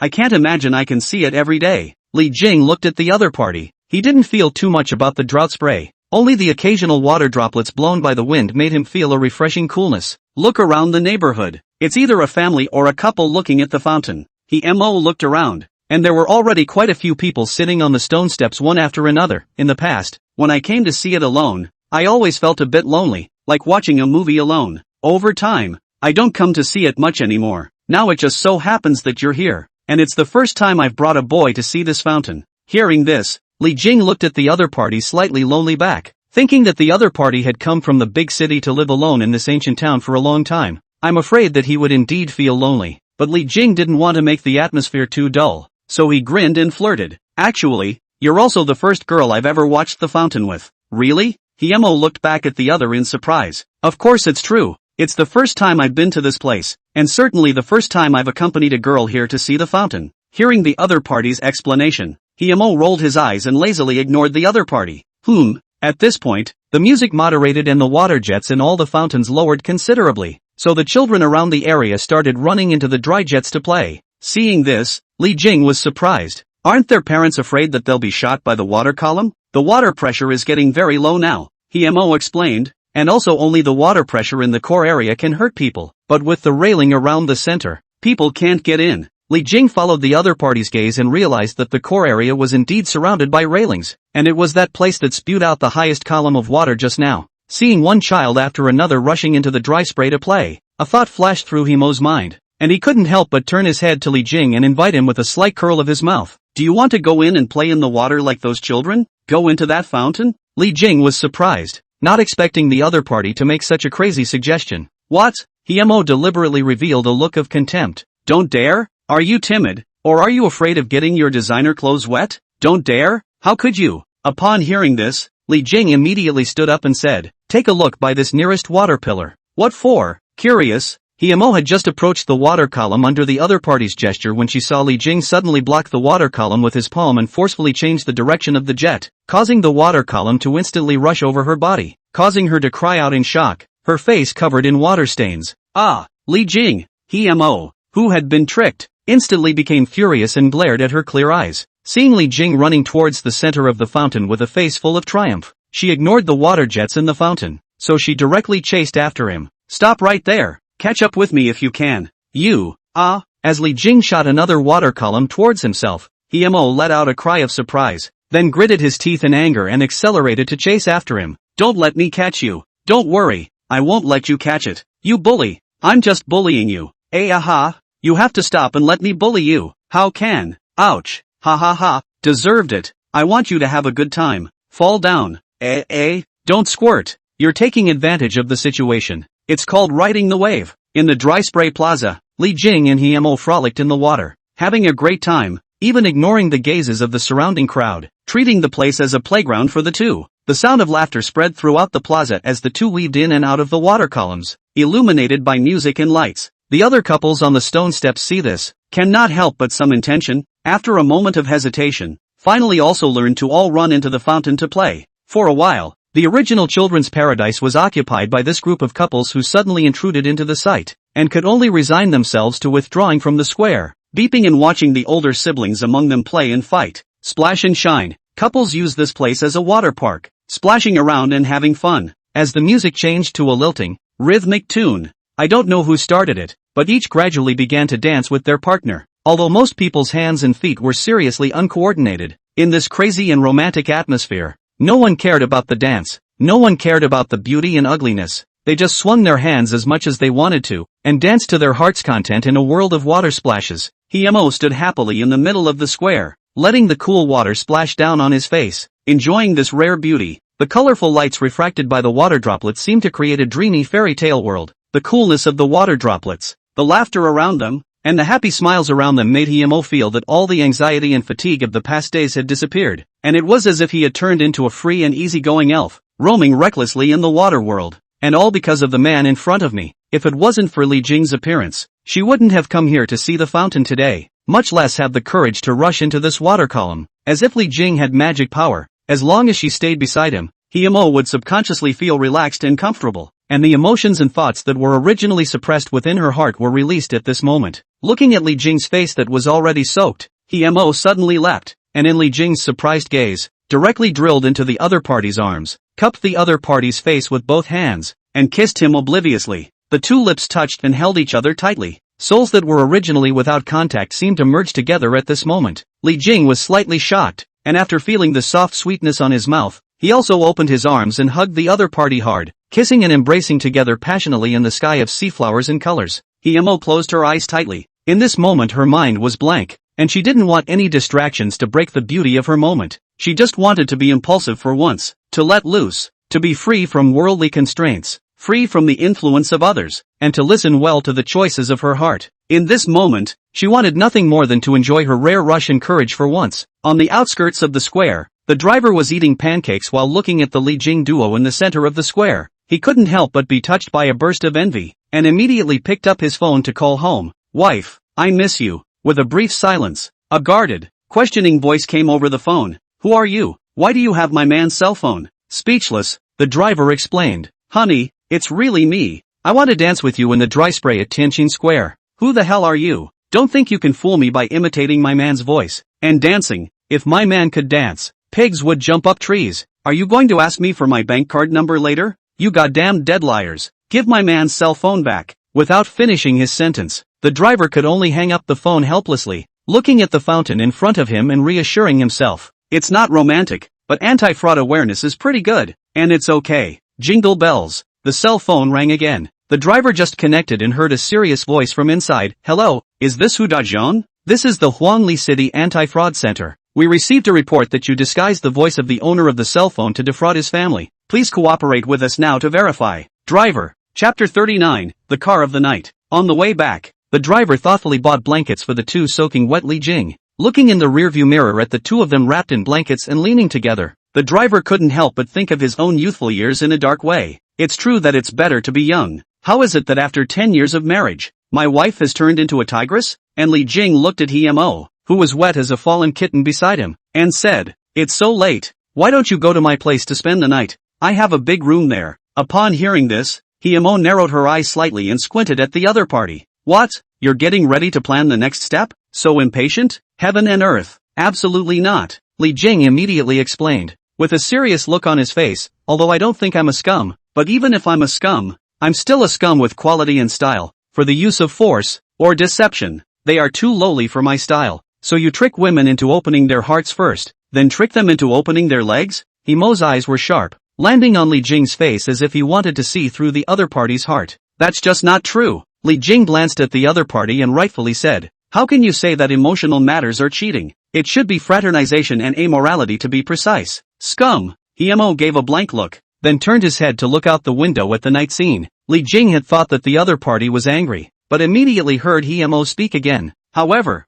I don't hate scum, or rather don't hate scum like you. Otherwise, I wouldn't have spoken to you on the first day I met the two of you." Upon hearing this, Li Jing was a bit surprised. "What do you mean you don't hate scum like me?" Himo's dense and long eyelashes fluttered slightly. Her eyes looked faintly at the scenery outside the window that kept retreating, and calmly said, "In one's life, it is inevitable that one likes many people. Good-looking, chatty, eye-catching, and even talented and rich. Which one doesn't like it? And which one doesn't want to make deep friends?" Seeing the other party spilling his guts, Li Jing also put away his flirtation and leaned on the back of the seat, saying, "You're trying to say that you're happy to see each other at first sight, aren't you? Not bad. Life is like the first time. Many people will be like brilliant fireworks blooming in the night sky when they first come into contact. That strong hormonal sprouting and spiritual fit that makes everyone sink into it." Saying that, Himo saw his own face reflected on the car window and continued, "But if we get along for a long time, after burning out the desire and passion inside, we will return to the plane. You're scummy, but you give comfort, not greasy or mellow, and your whole body radiates a sincerity and looseness that is truly mesmerizing. And that's what makes you the scummiest of the scummiest of the scummies." Upon hearing this, Li Jing raised his eyebrows slightly and did not say anything, but he was inwardly surprised at the sharpness of the other party's vision. Although he had attracted Zhang Xinxin and the others because he was rich, his own character's habit of sincerely interacting with people and the sense of relaxation and coziness that came from the lack of existential pressure was one of the major reasons why he was able to attract girls like Intong and Himo. It was just that Zhang Xinxin and Intong couldn't see anything special about Li Jing, while Himo was able to accurately discover the attraction in Li Jing after a few simple encounters. This had to make Li Jing admire the other party somewhat. "I could tell that on that first night. Even though that pretty girl was following you around for money, you didn't treat her like a random disposable commodity, and that made that girl really take a liking to you in her heart. I could tell by the way she looked at you." Himo retracted his gaze looking out the window and turned his head to fall on Li Jing's face. "The way you treat women is actually the same as the way you treat life. Enjoying the delicate yet passionate ambiguities in the changes of your feelings is the same as you enjoying the real and cozy moments in your ordinary life. You're all about feeling, experiencing, and immersing yourself with your heart. So your attitude toward male-female relationships is to seek fleeting pleasures rather than long-lasting coziness?" Li Jing was a little surprised, but not surprised. Some people say that love at first sight is liking, and love is only love if you stay together for a long time. There's no right or wrong. Everyone can look at relationships differently. It's like everyone can define what constitutes success. Himo inclined her head to look at the other party, then revealed a smirk, not a smile. "As long as I like this momentary joy, a flash of brilliance, isn't it just right for you, the scum of the earth?" Looking at the other party who looked like he was eating his words, Li Jing couldn't help but raise his eyebrows high, while Himo also lifted his white chin, defiantly confronting him. The gazes of the two men went from fighting, gradually to mutual admiration, then ambiguously mingled, and finally became hot and uninhibited. Li Jing suddenly reached out and wrapped his opponent in a hug, then kissed him hard. "Well," Himo frowned and let out a soft chortle. The sound didn't make Li Jing stop, instead it made him even more passionate and surging. His hands were like swimming dragons encircling, making the other party's clothes gradually messy. Himo did not block Li Jing. Her hands similarly wrapped around the other party's broad back. Her eyes closed as she forgot to enjoy the rich sentiment and instinctive urges that permeated this night car. At this moment, the driver who was driving in the front row's face changed slightly. His eyes swept from the rearview mirror before quickly returning to the front. His eyes widened as his mind fluctuated. "Damn, do young people nowadays play so oblivious? This surge of hormones is slapping me in the face." At the thought, he couldn't help but firm up his insides and force himself not to look in the rearview mirror, gritting his teeth in secret. "Steady on, who did Jang? This is the boss's test. I have to be proper and never look at anything I shouldn't. I have to be able to afford the $10,000 for tonight's charter. That's the kind of challenge a $10,000 wallet car should be. Well, can be." After a moment, Himo recovered her rationality from her passion and gently pushed Li Jing's chest away. She pressed a finger against the other woman's still somewhat moist lips. Her cheeks flushed, but her eyes were unusually clear as she smiled. "Our relationship can only go so far yet." Upon hearing this, Li Jing saw that the other party had already regained his calm eyes, and knowing that the other party's passion had already receded, and that there was no point in forcing himself any further, he simply retreated, and straightened out his clothes, in accordance with the habits of Li Jing Shunhand, although did not achieve the ultimate goal, but just now the advantage should be taken advantage of. The other party, although not as nutritious as Zhang Xinxin, but a hand to control is also a different flavor. But that was precisely why Li Jing was even more surprised by Himo's determination. The more we spend time together, the more we feel that this woman is not simple. On the one hand, he is rational and calm, as if he sees through everything. On the other hand, he is passionate and eager to pursue unrestrained freedom. They say that those who engage in art are not normal people, and Li Jing is now experiencing this firsthand.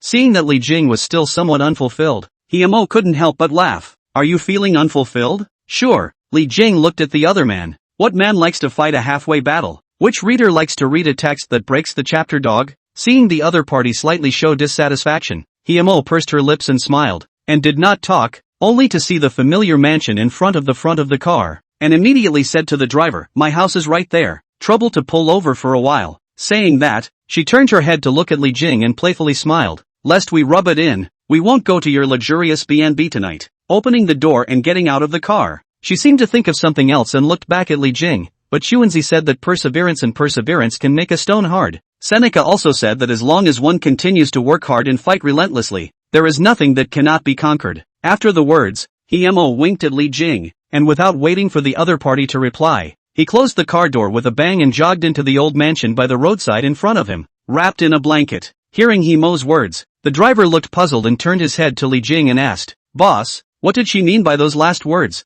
Li Jing looked at the petite and brisk back in the night, raised his eyebrows and said meaningfully, "Above the ambiguity, before the clouds and rain." Chapter 40, The Master's Strike. Early the next morning, as Li Jing recalled last night's madness, he ghosted around to the location of the painting store in the ancient town, but unfortunately did not see Mo's figure. This woman's painting store opening time is also too casual. No wonder it is said that people who are too literary cannot earn money. This can earn money as a ghost. Li Jing shook his head. Then he called for his ancient town's royal driver, Hu Dajiang. The reason why he called Hu Dajiang's car again was partly because it was convenient, and partly because Li Jing felt that the other party was real and reliable enough, especially last night in the car. Hu Dajiang hardened his eyes and didn't look more than a glance into the back row. On this self-consciousness, Li Jing today deliberately gave Hu Dajiang more than 1,000 fares, but after the other party's surprise, he returned the money heartily. In the face of Li Jing's doubts, Hu Dajiang explains that he went back to hand over the fare he earned in the past 2 days to his wife, and the other side learned that he earned so much fare from Li Jing, and insisted that he return the extra money. "My wife says that you get paid for what you do,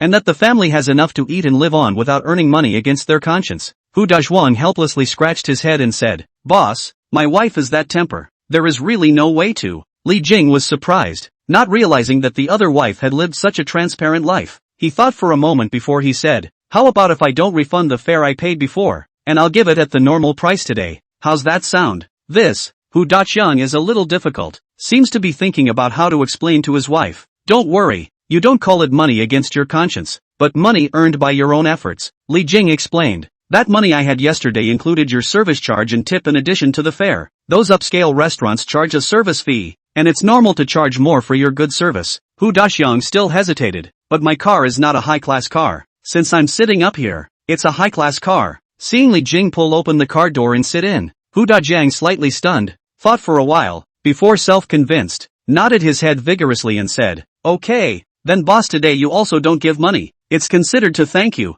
The money given yesterday is already enough for me to run for a month usually." Seeing that the other party was insistent, Li Jing could only nod his head in agreement, and Hu Dajiang saw Li Jing agreed, dark and naive face before finally rebloomed a smile, excited to get on the car to send the car. Looking at the other party's satisfied appearance, Li Jing originally wanted to use his cell phone to transfer money to the other party privately, and then quietly dismissed the idea. He turned his head to look out the window at the busy pedestrians in the ancient town in the early morning, and whispered alone, "Be contented, quietly guard the years in the ordinary, and enjoy the time peacefully in the fireworks." Perhaps this is the true way for ordinary people to reap the benefits of happiness in a complicated and complex world. This time, Li Jing made another trip to the city center, not for shopping, but because I got so high at the fountain last night that my cell phone went in the water. When he got up this morning, Li Jing realized that his cell phone screen was spent. It was still working, but when I thought I hadn't changed my cell phone in 3 years, I simply planned to buy a new one in the city. It's not a big little town, just one mall in total, and it's not far to the west of where the fountain square was last night.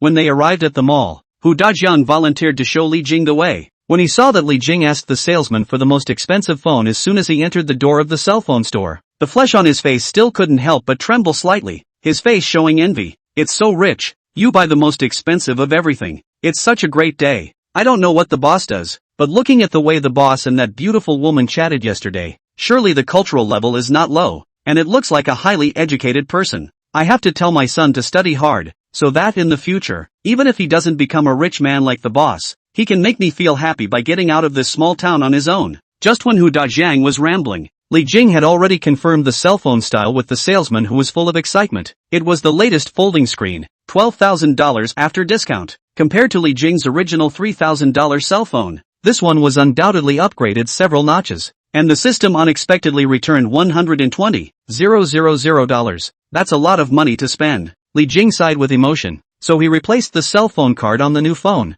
and then went out of the store under the salesman's enthusiastic and fiery service. Boss, your cell phone is in the water. I guess that beauty's cell phone yesterday is also. Seeing Li Jing go out, Hu Dazhuang thought about it, but still couldn't help but remind him in a low voice. No, follow me to get the cash. Not buying a cell phone for cash? Hu Dazhuang stared in confusion. Boss, are you going to give that beauty money directly? Will she accept it? Li Jing smiled confidently. If I'm not wrong about her, she'll accept it. Hu Dazhuang sniffed and frowned in disbelief. That beauty doesn't seem to love money that much. Although he didn't agree with Li Jing's approach, Hu Dazhuang still took Li Jing to the nearest self-service cash machine. After withdrawing 10,000, Li Jing went straight back to the ancient town. When he came to the place where he put EMO off last night, Li Jing sent a message to the other party to inform her that he was downstairs, so shocked that EMO wore slippers and then rushed downstairs to run out of the old mansion. What are you doing? You're making such a big deal out of coming downstairs to my place. You're afraid no one will see you, aren't you? Perhaps it was because she had too much excitement yesterday. EMO looked like she had just woken up from a nap, and with her still somewhat messy hair on top, she glared at Li Jing with an exasperated grumble. What's there to be afraid of? It's not like there's anything unseemly between us. Li Jing was full of indifference, then took out his newly bought cell phone and handed it to the other party, saying, your cell phone should be waterlogged. Here's a new deluxe version of the folding screen cell phone. You bought it for me? EMO was first shocked, then picked up the other hand's cell phone to look at it, then frowned. Do you have much money? Even if my phone is waterlogged, I just need to fix it. What's the point of buying a cell phone? I don't want it. After saying that, EMO shoved the cell phone back into Li Jing's hand. Hu Dazhuang in the car saw the situation, could not help but secretly shake his head. Sure enough, even the cell phone does not want. The boss's cash is afraid to give even more. Really? Li Jing pretended to be surprised. This cell phone is more than 10,000. Don't waste it. A $10,000 cell phone? EMO's eyes widened even more as she gasped. Is a cell phone necessary? Isn't this an IQ tax? If you really want to buy it for me, you might as well just give me the money. Oh, here you go then. As soon as the words fell, Li Jing immediately handed the other party a box. What is it? EMO frowned and took the box, opened it and stared at it, only to see that it was exactly the $10,000 that Li Jing had just taken out. That's what you said. It's better to buy a cell phone than to pay you for it. The corner of Li Jing's mouth curled up slightly, with a look that was expected. The money was taken in advance for you, so you can't return it to me. You guessed it long ago? EMO raised his head, looking at the other party with disbelief. Li Jing laughed. Don't think that you're the only one who has seen through me. I've seen through you just as well. I don't know you any less than you know me, especially physically. Hearing the other party's gaze looking at her breasts, EMO's small face subconsciously turned red, subconsciously reaching out to cover it, spitting. Shameless, you're flipping out too fast for that. Last night was, don't say it. You'll hear it all later. Don't you know the walls have ears? So do you take this money or not? I'm not leaving until I do. You? Looking at the box in his hand, EMO hesitated for a moment and finally said, okay, since you have too much money to spend, I'll take it, but let's say it in advance. It's useless to try to rely on this to pick me up. Seeing that the other party turned around and was about to go back to the house, Li Jing immediately shouted, you've collected the money. Don't you invite me to sit in your house for a while? I went all the way to the city this morning. You're going to die. Sounds so loud? Hearing Li Jing's loud voice, EMO was so scared that she quickly turned around to cover each other's mouths, and said in a low, urgent voice, everything else is good about this town. It's just that the people here love to gossip too much. You want to get me killed. Who told you not to let me into your house to rest? Okay, you have really the thickest skin I've ever seen. But you like it, don't you? See Li Jing grinning smug look. EMO angry teeth itchy but can do nothing, can only take advantage of no one, quickly pulled the other arm into the old house, and not far from the car, Hu Dajiang, watching EMO took the initiative to bring Li Jing into the house, could not help but stare in shock. He couldn't help but shake his head in admiration. Is this the pull of a master of love? Hi, the boss is really high. Serves me right for not being able to find a girlfriend when I was younger. Chapter 41, Artistic Expression. The house rented by EMO is the old house of the local residents of this ancient town. Just from the appearance you can feel the vicissitudes of time. The gate of the old mansion is a heavy wooden door. The carvings on it are a bit mottled, but you can still see the seriousness and delicacy handled by the craftsmen in the old days. Entering through the gate, there was a small and peaceful courtyard. The courtyard is paved with green stone slabs, and some tender green grass grows between the cracks of the slabs at the corners. A few pots of moonflowers and azaleas were placed in the corners, and the delicate moonflowers stood out in this quaint courtyard. The antique atmosphere that this mansion exudes from the inside to the outside may be one of the reasons why Himo is willing to rent here for a long time. After the yard is a two-story building. According to Himo, the first floor is the landlord lives. The second floor is the room she rented. Leading to the second floor was a rather aged wooden staircase, and Li Jing could still faintly hear the creaking sound as he stepped on it. The second floor hallway is slightly narrow and the walls are slightly yellowed, but it is clean to a minimalist and cozy feel. The first room out of the stairs was Himo's guest room. Since Himo came out in a hurry just now and didn't close the door, Li Jing had already pushed the door in without waiting for Himo's invitation. So full? Just after entering the room, Li Jing revealed his surprise. Compared to Anton's organized and clean home, Himo's room could be described in one word: full. The walls were filled with paintings of various styles. The bookshelf that occupied one wall was also filled with different books. Even the only large wooden table in the room was piled with various kinds of handmade materials, colorful silk threads, delicate beads, and soft fabrics. It was obvious that Himo was still making handicrafts in front of the table not long ago. Why? It's against the law to have a room full of them. Seeing Li Jing's surprised appearance, Himo had a displeased expression, and then walked to the only wooden chair in the room and sat down, without the slightest intention of inviting Li Jing to take a seat. Li Jing looked around and realized that apart from the wooden table and stools, and the bookcase, this room surprisingly didn't even have a sofa, let alone a place where he could sit. You asked to come in here. It's not my fault there's no place to sit. Himo also followed Li Jing's cheeky manner and shrugged his shoulders at the matter. I said this place can't be compared to your luxury hotel, so if you can't stay here, hurry back to your high-class B&B. Who says this place can't compare to my bed and breakfast? Li Jing's gaze fell on a few paintings on the right wall, and the corners of his mouth rose slightly in an appreciative manner. At least I don't have these works of art in that room. Seeing the other party admiring his own paintings, Himo was still a bit surprised, but after following the other party's gaze to see those paintings on the wall, he immediately rolled his eyes up to the sky, and said in a bad mood, "What a stinking shamelessness," only to see Li Jing admiring exactly several female body artworks, both back and front, each painting with delicate strokes to show the beautiful lines and skin texture of the human body without covering. Miraculously, in such an old room filled to the brim, Li Jing felt that these works of body art neither appeared to be out of place nor shy,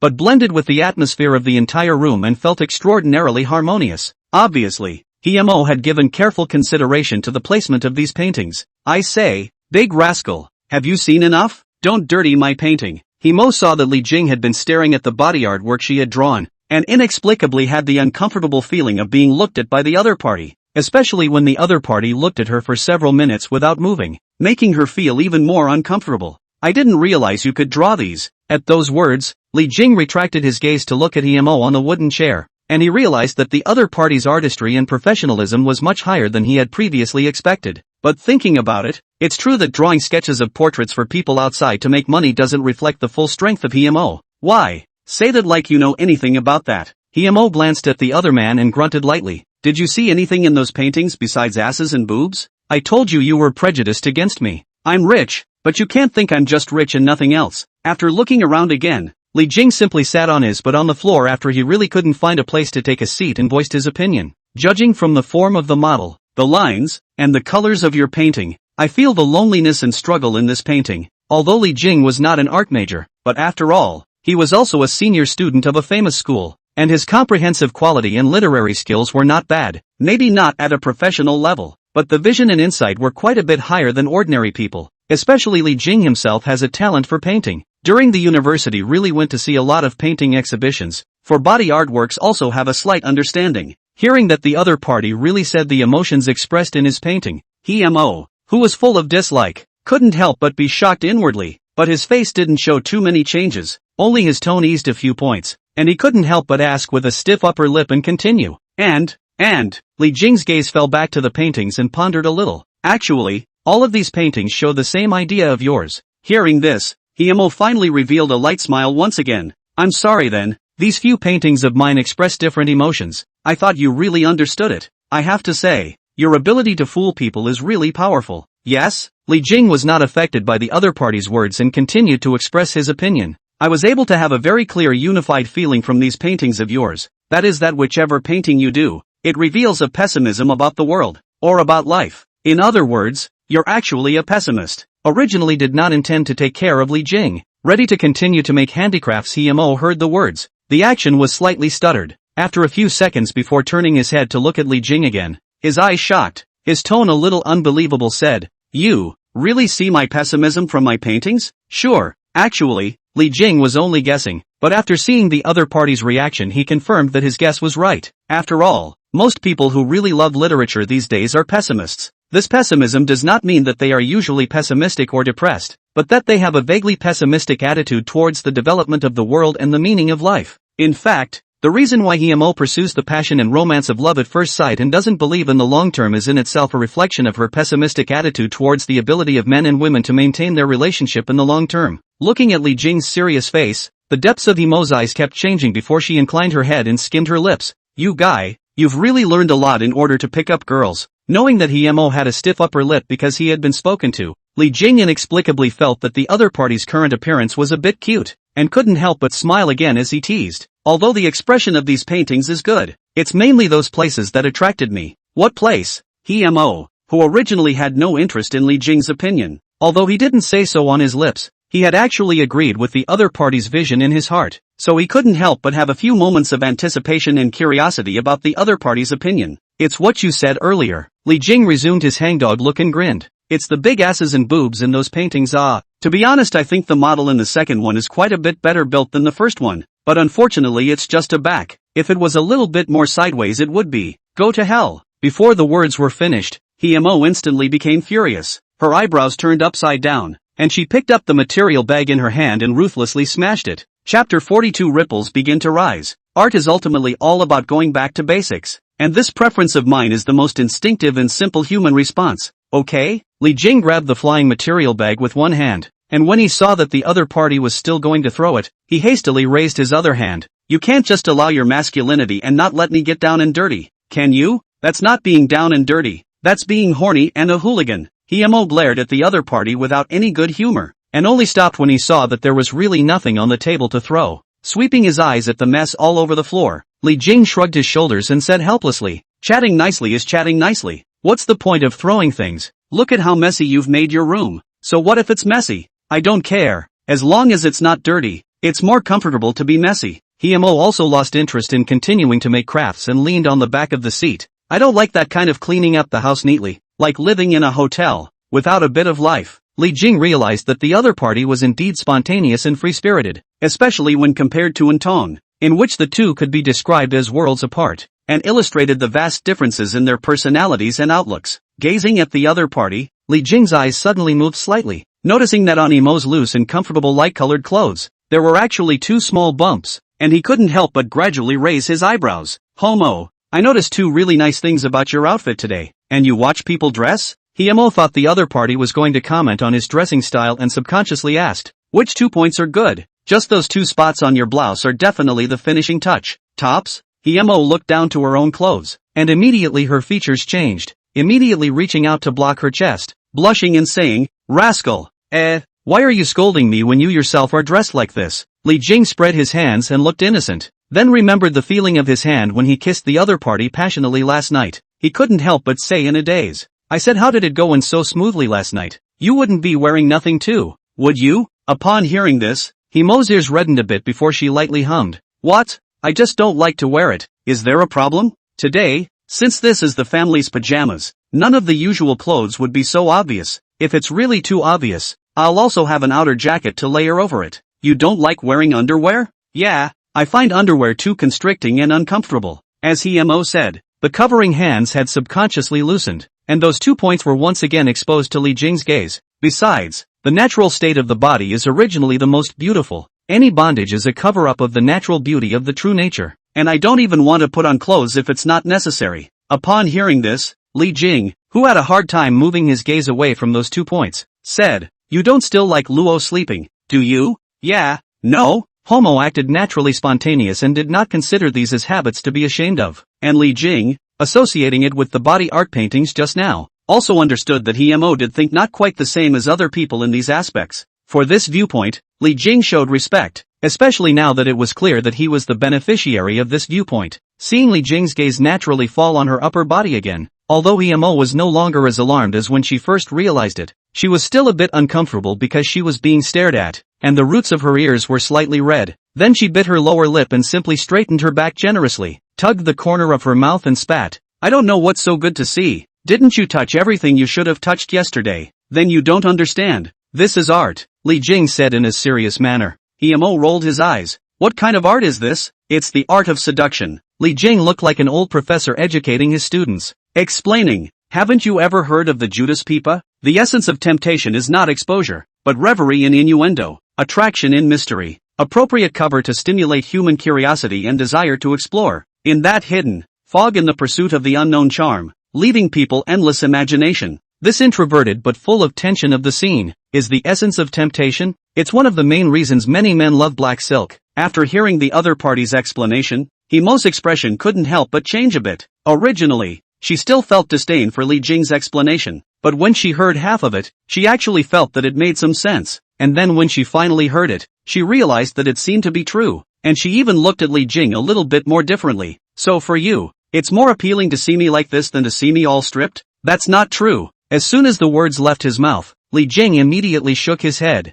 If you want to show the natural beauty of the human body now, I raise my hands in favor of it. I, for one, also like to look through the surface and study the inside. Emo was momentarily speechless and rolled his eyes at the other party. I do understand. Not only do you have thick skin, but your mouth is even better at fooling around. It's simply the innate scum holy body. Then you don't know me well enough. And truly speaking of the holy body, I have another key advantage. What?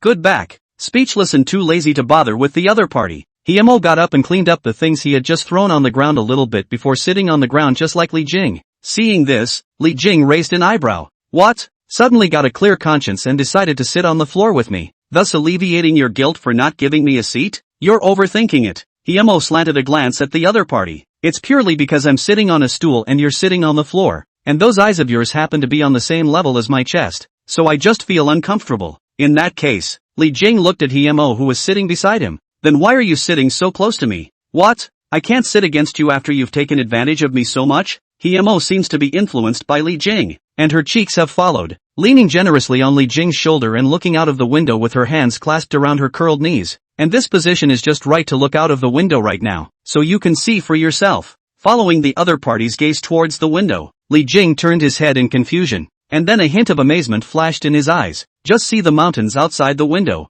blue sky and white clouds. The boundless sky seems to be washed generally pure and flawless, without a trace of impurities. The sunlight through the clouds gap sprinkled down, forming a golden veil of light, like a stunningly beautiful painting. This window view is absolute. Li Jing subconsciously sighed in admiration, while Emo did not make a sound, just silently admiring the scenery outside the window. It was this view from her window that she saw when she looked at the property before and decided to rent here long term. Even for a long time afterward, she would take the time to look out the window at this point in time. And even though she had done so countless times, she could still have her mind cleansed by the beauty of this nature. She just didn't realize that she would be sitting on the floor of her room with a boy, enjoying the view that was meant to be hers alone, perhaps attracted by this beauty, or perhaps both of them stopped talking at the same time. The room that had been playful just a moment ago became quiet all of a sudden. The sunlight poured through the window and spilled silently onto the floor of the room, leaving a trail of light and shadow. The light white muslin curtains swayed gently in the breeze, feeling the gentleness of the wind.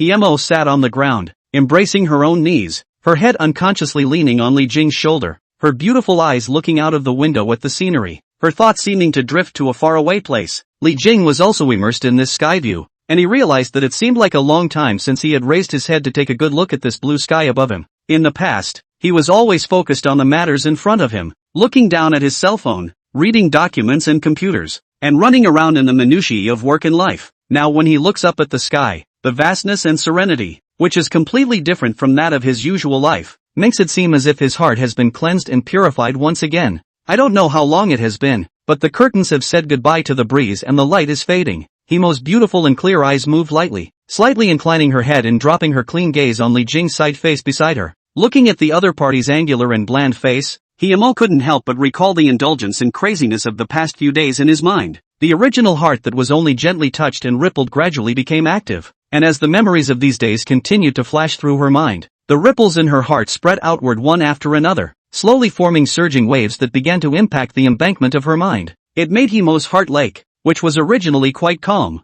seem to be plunged into an intense turmoil at this moment. At this moment, she felt more and more clearly that the man in front of her had left indelible traces in her heart. Thinking about this, Emo's heart without warning surged with an impulse and desire, as if a long dormant volcano suddenly erupted. At this moment, She just wanted to throw away all the constraints and scruples, throw off the worldly shackles that still bind her body, and this man in front of her to have a more direct mingling and collision than soul. Chapter 43, The Biting Himori. It was a good thing that Himo's rationality finally managed to barely overcome his sensibility, but the hot impulses and the unstoppable hormones were still rampaging through her body, causing her otherwise sturdy rational defenses to be breaking down silently. Himo took a deep breath and took the lead in breaking the nice quiet atmosphere by asking, "When are you leaving here?" Li Jing's gaze retracted from the window and thought for a moment before replying, "I guess it's just these few days." Although he had already known the answer, Himo was still silent for a few seconds, trying to hide the trace of loss in his eyes, and once again inclined his head to look at the other party. "So do you think we'll have a chance to meet again?"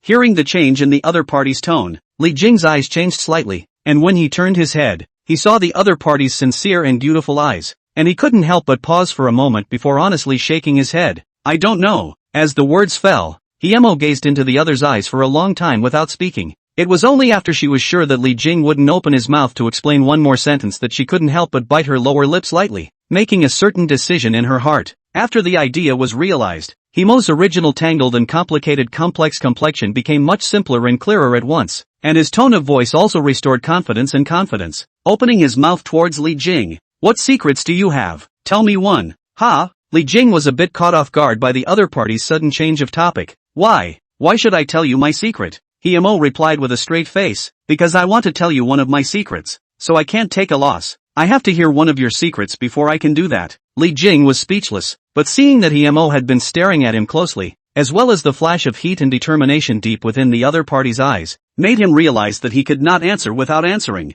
so he opened his mouth and asked rhetorically, "Then I'd have to make sure your secret has those priorities, or I wouldn't want to know your secret. What's the point? It's just the same focus as those two focuses." Himo first froze, immediately reacted after the red face of shame and anger, opened his small mouth and bit towards the other shoulder. Li Jing screamed, "Ah, you really bite ah? Who told you to be old and undisciplined?" Himo exasperatedly glared at the other party, impatiently urging, "Tell me one." Okay, my secret is." Li Jing thought for a moment, looked at the other party seriously and gravely, and said, "I am very persistent. In that area ah, you belong to the dog ah, why always bite people? Forget it, there's nothing to be gained by asking you." Himo's small mouth loosened from Li Jing's shoulder, giving up the intention of exchanging secrets and looking a little disgruntled, but after frowning and hesitating for a few seconds, she said again, "Then I'll tell you my secret, and you won't tell or make fun of me. Of course, you can trust my character. The one thing you don't let me trust the most is character."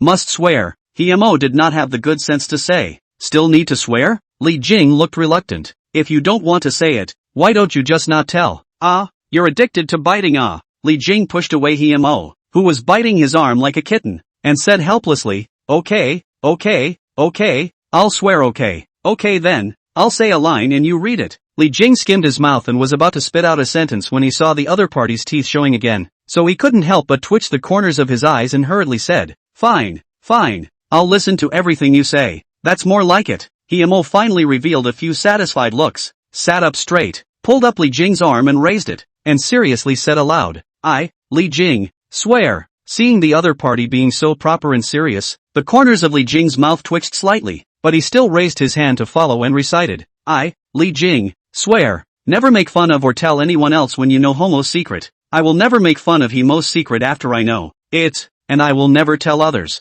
And, after leaving the old town, how else? You read along. Oh, after leaving the old town, definitely won't forget this time, won't forget Homo." Hearing this, Li Jing's complexion changed slightly, and he couldn't help but turn his head to look at the other party, only to see that Himo was looking at the scenery outside the window with a serious and determined gaze. With a slight intention to stop flirting, he followed with a sincere recitation, "I, Li Jing, will definitely not forget these days, and will not forget this unique girl, Himo." Upon hearing Li Jing's unauthorized addition, Himo's eyes changed slightly, and the beat of his heart changed slightly, but he quickly stabilized his mind and continued, "If there is a violation, in case of violation, I, Li Jing, will never lift a finger again. I Li King from here on out."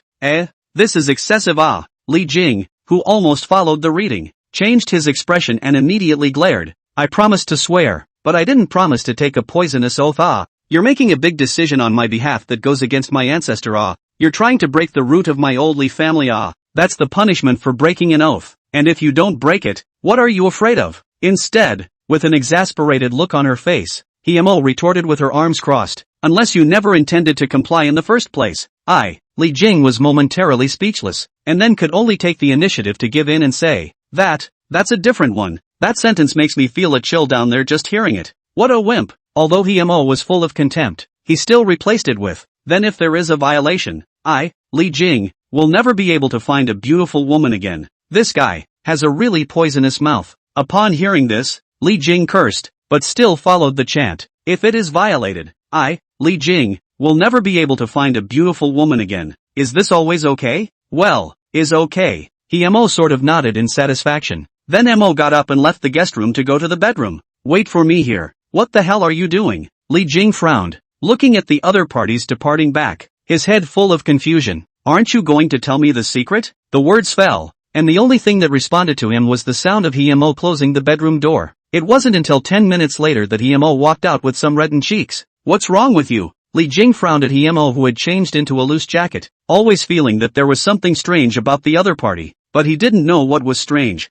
"Well, I can tell you my secret now." Saying that, Himo pulled Li Jing to stand up, and then closed all the window curtains in a smooth manner. Seeing this, Li Jing raised his eyebrows. "What? You were struck by lightning for telling this secret? Can't see the light?" Himo took a deep breath, forcibly resisting the urge to bite the other party to death, and slowed down for a while before saying in a bad mood, "You close your eyes." "Close your eyes?" Li Jing became more and more strange, but seeing that the other party was frowning her small eyebrows and glaring at herself, she obediently closed her eyes. Immediately after that he heard Himo's clear and crisp voice ringing out again. "My secret is actually nothing. It's just that I feel like I'm almost 28, and it seems like I feel a little ashamed to talk about it." "What exactly is the secret?" Li Jing closed his eyes and said, "Don't worry about it. I've sworn a poisonous oath." "What are you worried about?" At those words, Himo's color changed several times before she finally spoke. "Actually, I'm a virgin, and I've never really been with a boy." Hearing this, Li Jing's eyelids jumped violently, and a strong premonition arose in his heart. "Why are you suddenly telling me this? What else?" Himo had already turned scarlet, slowly fading her trench coat, subconsciously inclining her head to shyly say, "Open your eyes." Li Jing slowly opened his eyes and realized that there was nothing in front of him, but when he lowered his head, he was shocked, only to see that Himo had already crouched in front of him. And what made Li Jing's brain blood filled and his chi and blood surging was that Himo was wearing an ancient maid's uniform made of semi-transparent light gauze, and underneath the light gauze was an unobstructed view of her stunning beauty. "Don't you like to embrace the pipa? I only have the ancient clothes here that I bought earlier." I removed the clothes and only wore the light veil on the outside. Although Himo was still explaining, her cheeks had already been flushed and scarlet-faced like fire, and her heart was beating so fast that it seemed like it was about to jump out of her throat. Just when Li Jing was looking at his mouth dry, Himo, who only felt ashamed, simply stopped talking more and went straight to work. As Li Jing felt a coolness come over his fiery bottom, he suddenly changed his expression. "Wait, you can't bite with that thing." Chapter 44, A Brief Moment of Tenderness. From the old mansion, Li Jing had a face of contentment and enjoyment while Himo still had a hint of scarlet on her face. As the two walked side by side on the street, Himo took the initiative to hold Li Jing's hand, interlocking their 5 fingers and gripping it tightly. Noticing the other party's movements, Li Jing glanced at the other party and laughed. "What? You're still afraid that I'll run away? You would have run away, wouldn't you?" Compared to before, Himo's tone towards Li Jing softened a few points, then said, "So at least before you leave, I want to catch you for a little while longer." Looking at the other party's appearance, Li Jing's eyes changed, then he wrapped his arms around the other party and kissed them. "Oops, it's in the street. What are you doing?" Himo blushed and first punched Li Jing's chest a few times, but when she felt the warmth of the other party's lips, she couldn't help but close her eyes and accept it again. After the kiss, Li Jing looked at the other party's petulant appearance and laughed. "Don't worry, since I made an oath, I won't forget about you, and I can come to you in the future, can't I?" Hearing this, Himo's heart was more than a little joyful, but on the surface, she beamed in disgust.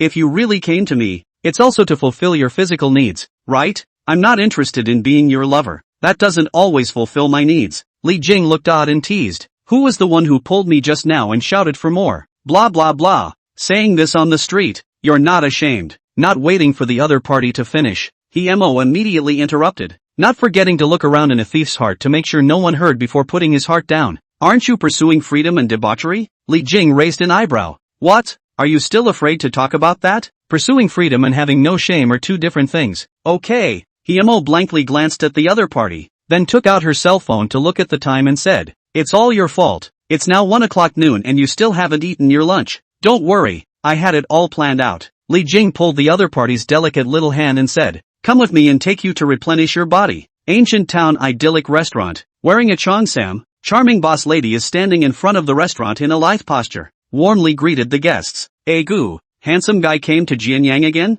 Seeing Li Jing leading Himo from across the road, the boss's wife's eyes lit up and immediately twisted her waist to warmly welcome her with quick steps. And when Li Jing heard the other party's flooding voice, the corners of his mouth immediately twitched. "Handsome boy, a few days not see. Handsome again. This time you want to come to our restaurant to eat something? Oh, today's event, we can discount 20%. Seeing that the other party was about to hand over the menu, Li Jing directly waved his hand and said, "Same as last time, have all of them." "Oh yeah, all the dishes for girls to replenish their bodies, too. Okay." Upon hearing this, the boss's wife became more and more joyful, her eyes almost glowing, and she hurriedly turned around and shouted at the waiter, "Hear that? Hurry up and prepare it for this handsome man. Ask the back kitchen to step up. Don't let the handsome man wait for a long time." And Himo, who was on the side, couldn't help but be a little curious and puzzled when she saw Li Jing finish ordering the food without even looking at the menu, especially when the boss's wife personally brought Li Jing to sit in the 10-person private room. She finally couldn't help but speak up. "We're just 2 people. There's no need to open a 10-person private room for us, right? Pretty girl,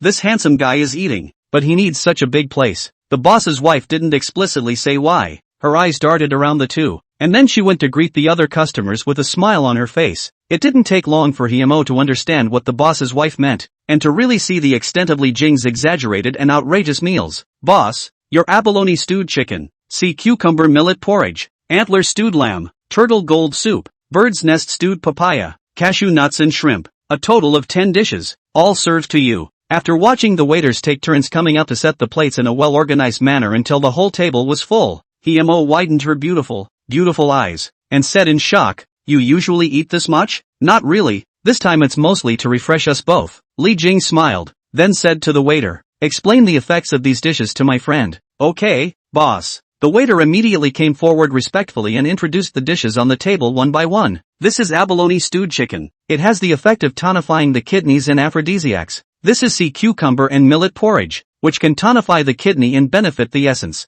This is lamb stewed with deer antler, which can benefit the essence and blood and replenish yang qi. This is..." Listening to the waiter's introduction, the corner of Himo's eyes twitched slightly. The more he heard, the more outrageous he became. After the waitress left, she finally couldn't help but say, "Li Jing, you have a weak kidney. Ahem, don't you know if I have weak kidneys or not?" Li Jing almost choked on his tea, then said, "We just consumed our vital energy, so of course we need to replenish it. Besides, don't we still have to use our yang qi tonight?" You're still coming at night?" Himo was shocked, and her small face turned red with a swish. "I thought you wanted to hold on to me a little while we were still together." "What? You don't want to?"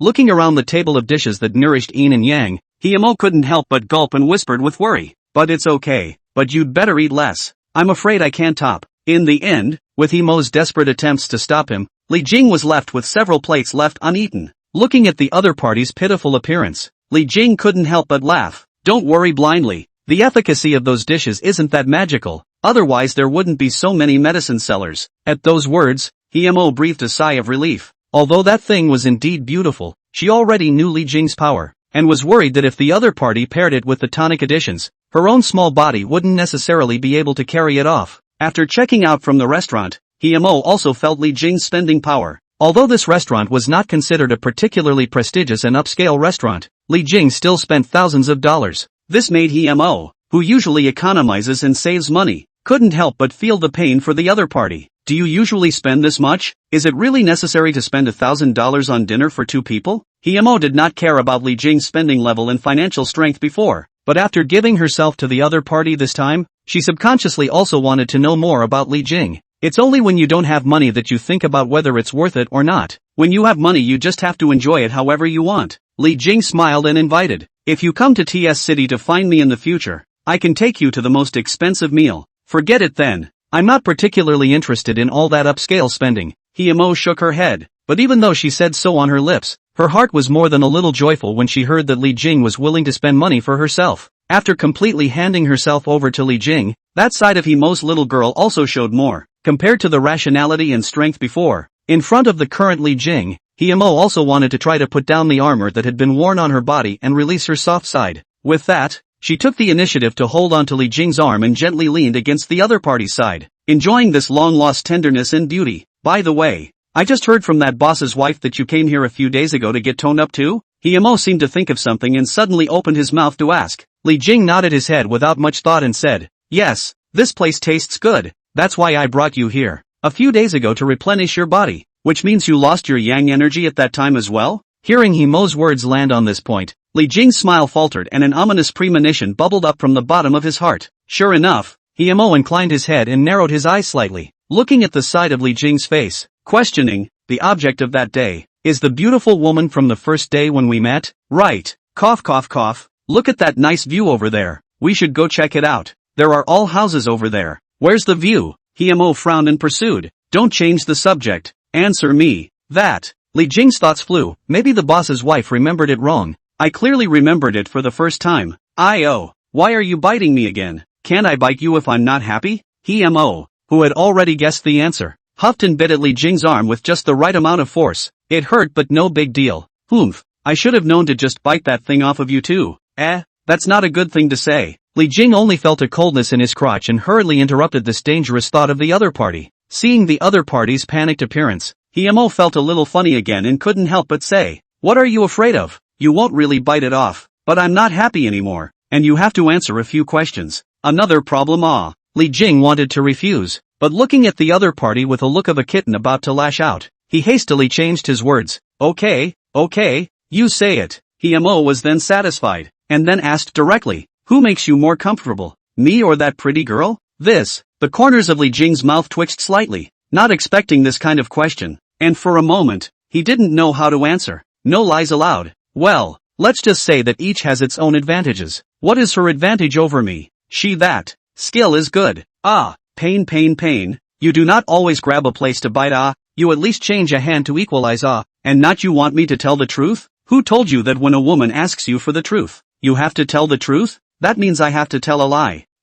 That won't work either. So what to do? Truth or dare? I can't sing a song, can I? You're supposed to tell lies that look like the truth and truths that look like lies. That's the answer girls want. Then I understand. You finished over Zhang Xinxin. Is this a falsehood like the truth, or is it a truth like a falsehood? I only answer. The exact judgment that is of course up to you. You. Line. So next question. Do you like her more or me more? You. Who's prettier? Me or her? You. Who impressed you? Me or her? You. Me. And who she who has big boobs? You.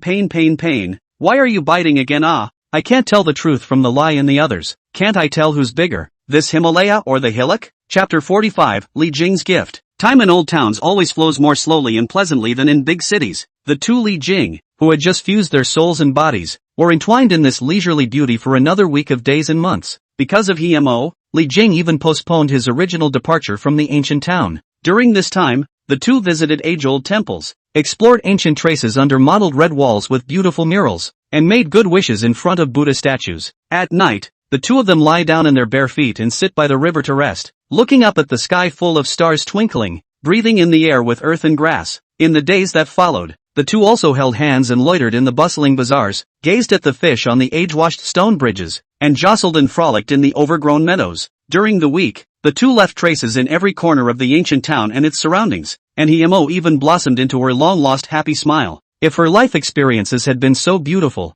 perhaps her paintings wouldn't all be so pessimistic. On this day, the square in front of the high-speed rail station was brightly sunny and pedestrians were in a hurry. Himo's outfit was still a loose linen dress with a beige hemline that swayed in the wind. A light blue sincere cardigan was layered on top, revealing the lazy and casual temperament she exudes at all times. It was just that compared to before. There was a little more blush on her cheeks and a few more strands of softness in her rationally indifferent eyes. Himo raised her hand to wisp up the hair that was casually draped over her shoulders, and her clear eyes fell on the man's face in front of her. This time, did you really decide to go? Pointing his head, looking at the clean girl in front of him, Li couldn't help but rub the other party's head and laughed. Don't be too reluctant to part with me. You can always come and find me if you want me. Who says I can't spare it? Himo's mouth hardened in return. Then looking at the other party's face that was both endearing and infuriating, he said in a good-natured manner, you lower your head and squat down a little. What for? Just do as I say. Li Jing was somewhat helpless to the other party's somewhat capricious nature from time to time,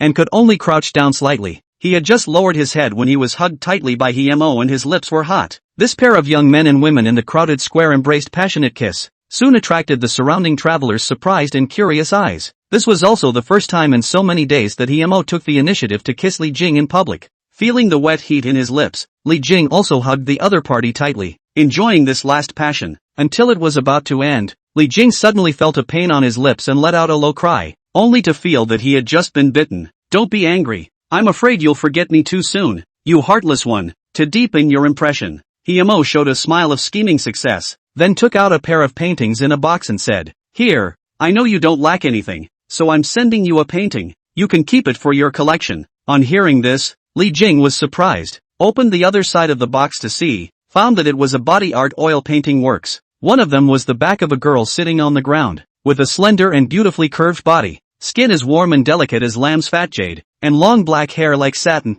falling softly and naturally on her fair back. A few strands of hair were scattered casually around her neck, accentuating the grace and slenderness of her neckline, as elegant as a swan. Although he couldn't see the front face, through the aura and feel of the painting, Li Jing guessed the identity of the woman in the painting at the first glance. "This is you? The vision is not bad." Hemo for each other so quickly guessed his own showed satisfaction. "You can have to put this painting good collection. If I come to look for you in the future, did not see this painting, I will ignore you. You master his work. Of course I'll keep it in my collection." Li Jing attentively repackaged the painting before continuing to flirt. "It's a shame it's not the front, otherwise it would be perfect. You want to get well." Hemo rolled her eyes, then the corners of her mouth curled up slightly as she teasingly looked at the other party. "If you really want to see the front in the future, come to me in person." At those words, a fire inexplicably grew within Li Jing. After being with herself for so long, this girl had become a lot more spontaneous and bold in this regard. Seeing the other side of the eyes of the hot,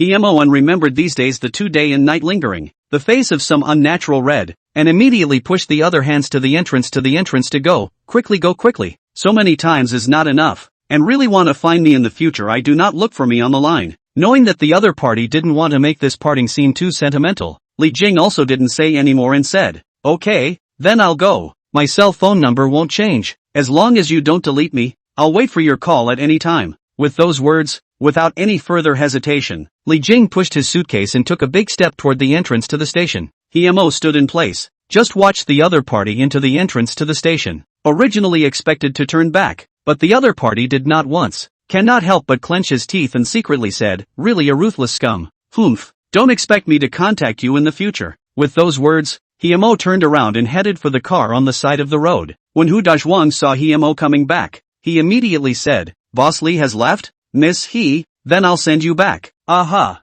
Hemo, who was sitting in the back row, just nodded lightly, his mind a little confused. She thought that she was able to face Li Jing's departure openly, but when the other party really left, she felt as if there was an empty piece inside her heart, and her heart panicked a little. She opened the window of the car and breathed hard on the air outside, trying to rinse it off to alleviate the depression and low spirits in her heart. Looking out of the car at the ever-receding scenery, Hemo propped his face with his right hand, both eyes looking a bit dazed and listless. She was hesitating whether she wanted to contact Li Jing in the future. She understood very well that Li Jing was a mercurial man, and even if the other party really had feelings for her, she could not be the other party's true and eternal companion, because she could clearly sense that Li Jing didn't want to be bound by anything or emotion. Hemo could understand this because she essentially had the same viewpoint as Li Jing in this matter. It was just that as a girl, she was ultimately a bit more sentimental and reluctant than Li Jing. Men really are mercurial and unfeeling creatures. Hemo spat lightly again, picked up the cell phone to Li Jing's contact information, was about to make a final choice. Suddenly frowned slightly. The afterglow noticed the scene outside the window, immediately looked up and inquired, "This is not the direction to my house, right, Miss He?" "I'm sorry." Boss Li explained that after coming out of the high-speed train station, he wants me to take you to a place. Hu Dazhuan looked at Hemo in the rearview mirror and apologized with an awkward explanation. Li Jing arranged this? Hemo was surprised, and his heart relaxed from the state of vigilance that had risen instantly just now. "Well, he said there was a gift there for you. I hope you like it." "He got me a present?" Hemo slightly widened his eyes, then said in a bad mood, "If you want to prepare a gift, just tell me directly. Why do you have to engage in these cheesy routines?" "That, I wouldn't know." Hu Dazhuang scratched his head awkwardly, then said, "But he said before," as if he was afraid that you'd be too moved to really let him go. He also thinks too much and doesn't know where he gets his confidence. Himo rolled her eyes, but knowing that Li Jing had prepared a gift for herself, a few moments of anticipation and delight arose in her heart. This guy has some conscience. The car was parked on the side of the road, and Hu Dajiang led Himo towards the streets of the ancient town. This is the busiest street in the old town. Li Jing, he bought me something from the stores here? Hearing Himo's inquiry at the back, Hu Dajiang didn't say it explicitly, but just said with some embarrassment, Boss Li asked me not to tell you in advance. I have to let you see it in person. What a stunt. Himo muttered and spat, but in her heart, she subconsciously grew more and more expectant, until after approaching an unoccupied store without a plaque, Himo wondered and simply stopped. Frowning, what exactly is Li Jing going to give me? Hu Dajiang stood in front of that store and used the key to open the antique wooden door, gesturing and smiling. Miss He, this is it. Is that it? Himo half-heartedly walked over until he reached the store's entrance when his eyes snapped open, filled with shock. I saw that the store was clean and tidy, filled with various kinds of wooden easels and literary decorations in an orderly manner, which looked like a delicate and literary painting store. And in the very center of the store, a plaque was placed, on which 4 big words were being engraved, Foam Painting Shop. This is. Himo's eyes trembled, and although he had a guess, he still didn't dare to say that guess out loud. At this time Hu Dajiang came forward and smiled. This is the painting store that Boss Li bought for you, a total of 30 square meters, and specially found a construction team to organize the inside.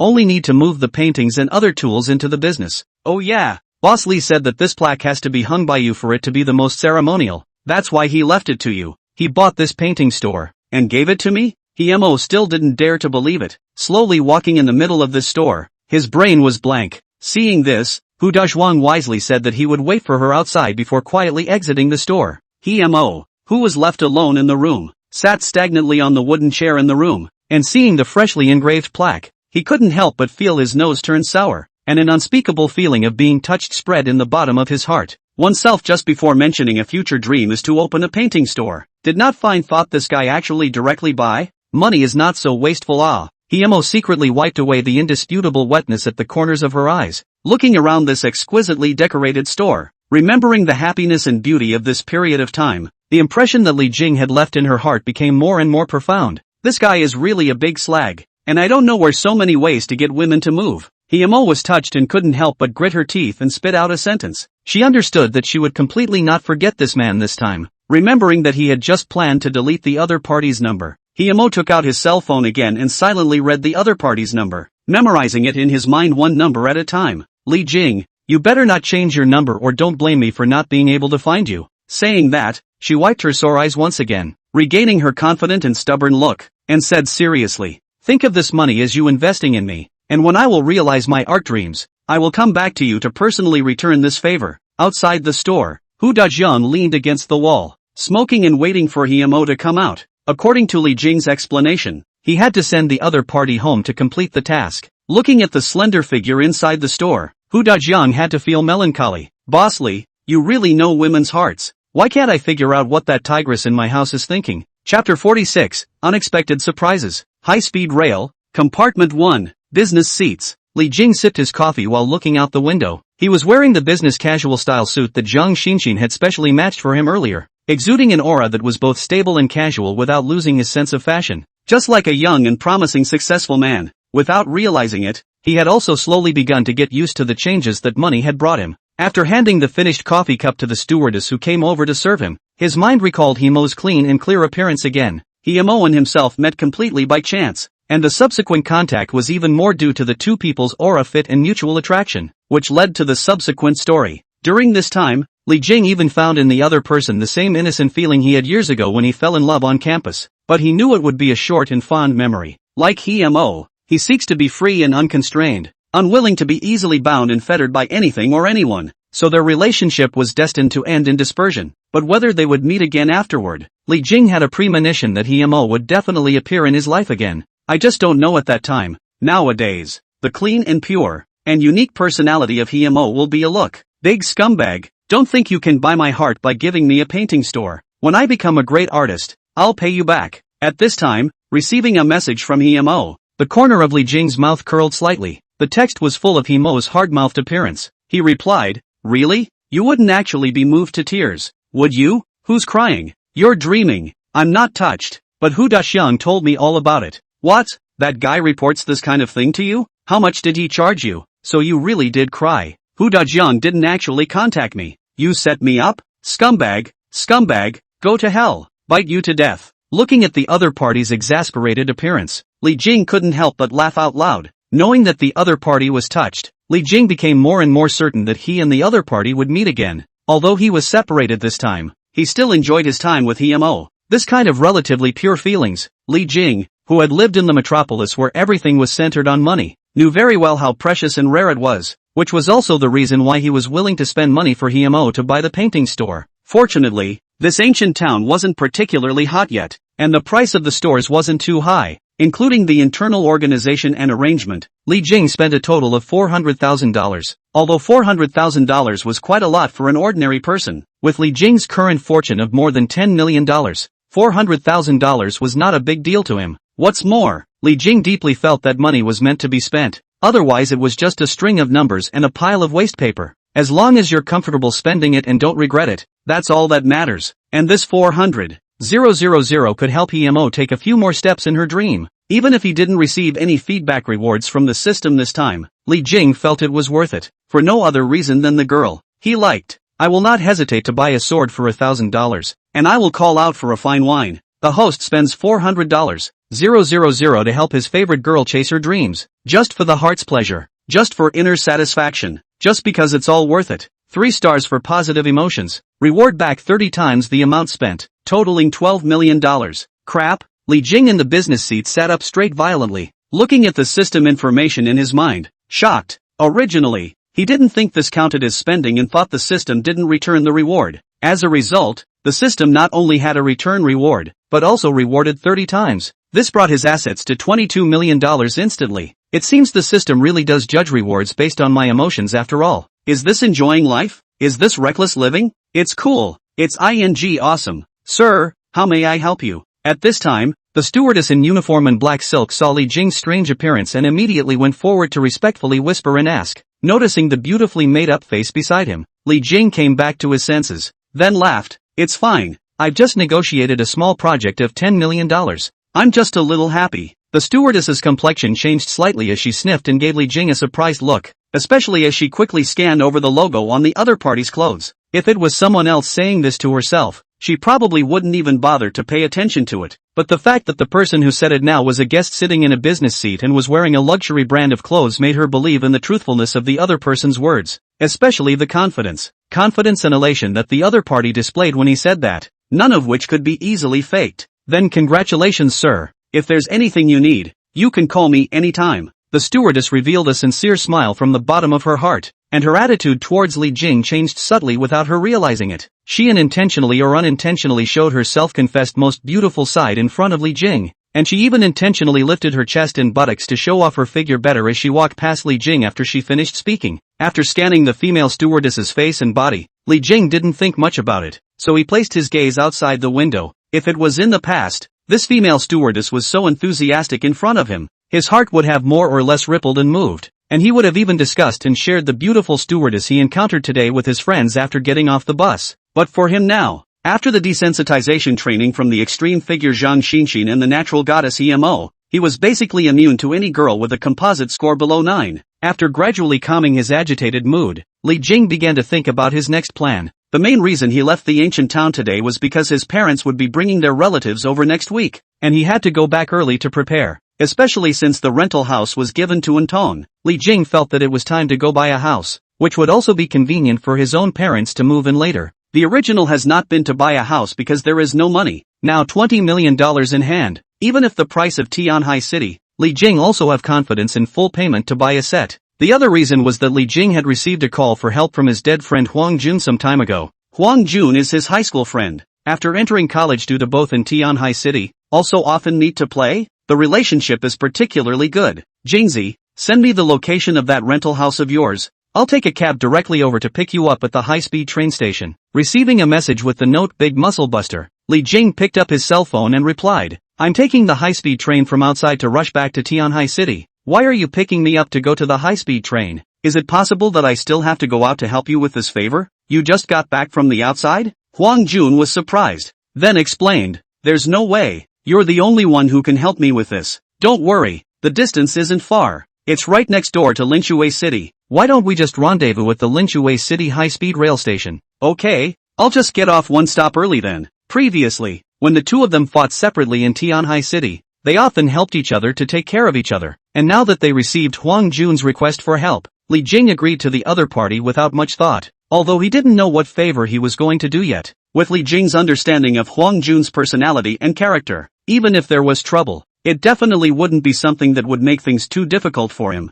It's just that Li Jing didn't expect that the other party would let him go to Linshui City, city of Linsanity. Li Jing raised his eyebrows slightly, and a woman with a powerful aura and exquisite features came to mind, with a hidden hint of anticipation. I remember Wei Jia seems to be in that city as well. I don't know if I have a chance to meet her this time. Chapter 47, Huang Jun's Request. From the high-speed train station, Li Jing then received a phone call from Huang Jun inquiring, "Where are you? I see that your high-speed train isn't arriving at the station. How come I didn't see your people at the exit?" Li Jing similarly searched for the other. "I'm right at the exit. Where are you?" "I'm at the exit too. I'm so obviously handsome. Can't you see that?" Li Jing was speechless at the other party's usual narcissism when he raised his eyebrows and noticed a familiar lanky figure by the exit. "I see you. Don't you move. See me? Where are you?" In the direction Li Jing had gone, a man was looking around with wide eyes, looking left and right. The man was none other than Li Jing's nemesis, Huang Jun. It had to be said that Huang Jun's appearance was indeed as conspicuous as he said, but the reason for the conspicuousness wasn't because of the handsomeness, but rather his physical size.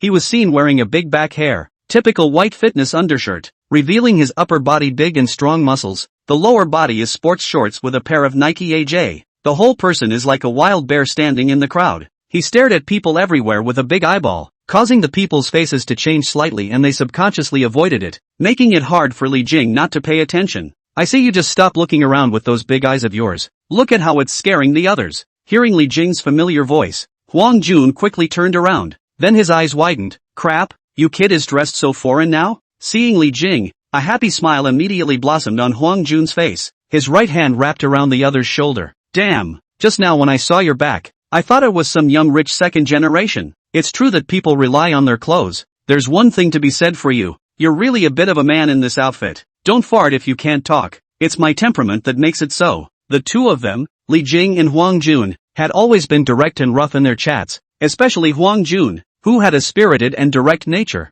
and usually spoke with an extremely high content of moments and a loud voice, which was quite a match for his rough and mind appearance. Not bad for a good buddy, coming to do me a favor and dressed so formally. Seeing the current Li Jing, Huang Jun couldn't help but look up and down again instead. "It's still luxury brand premium goods." Li Jing slanted a glance at the other party and flirted. "Not bad. You still know about luxury goods?" "A little bit." The corner of Huang Jun's mouth curled up, smugly said, "I grew up knowing astronomy and geography. Just this little luxury logo I cannot recognize?" Several of our senior members at that gym have worn those brands. Upon hearing this, Li Jing realized how Huang Jun, who was also from a small town, recognized these signs. Huang Jun, who had graduated from the physical education program, worked as a fitness instructor in Tianhai City, and the grade of the gym he was in wasn't low, in which there was certainly no lack of rich people going to them to buy classes for fitness. "Your logo looks pretty realistic. Let me see which letter is misspelled." Okay, this is the real deal.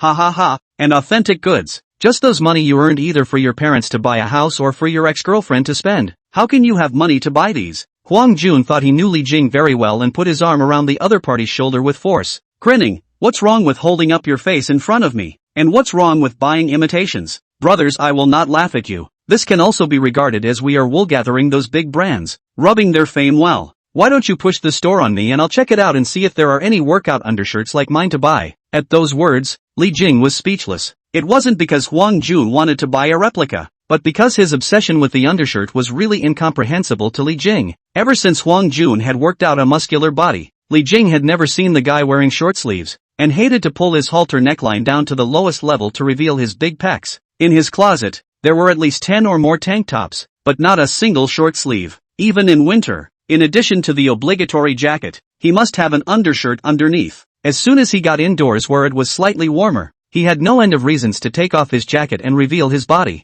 For example, it is too hot, the jacket is too heavy, the clothes are not comfortable to wear, the hands have to take some clothes. In short, in Li Jing's impression, Huang Jun, this kid is either showing his muscles or on the way to show his muscles. According to Huang Jun, If the muscle isn't shown, it loses his greatest value. Getting into the cab, Li Jing glanced at the other party. It's time for you to say what favor you want me to do, right? Hey, it's really just a little thing. Mentioning this, on the face of Huang Jun, who had a big grin, a hint of mystery flashed, and in a low voice, he came closer and said, recently, a company contacted me, saying that they wanted to cooperate with me and help me become a big netizen. Meet with them today. You accompany me to take a look. Make you a big internet star? Li Jing just surprised opening. Huang Jun immediately lowered his voice. Low-key low profile, this thing 8 has not yet a skim. Then, he looked smug. Didn't I have a short video account of my own before? Specializing in fitness teaching, and now I have 10,000 followers.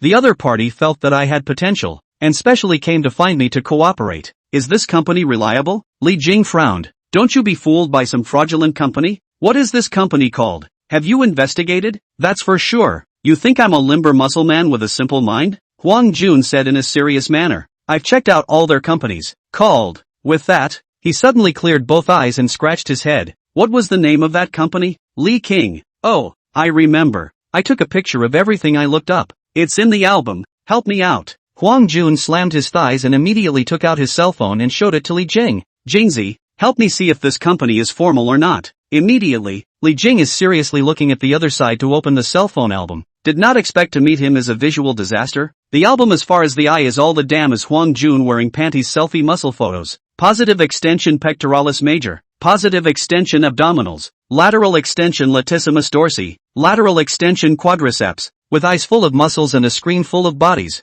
Especially the individual exposed photos. Li Jing only felt his brain bombarded and almost spiced up his eyes. Mud horses? Sorry.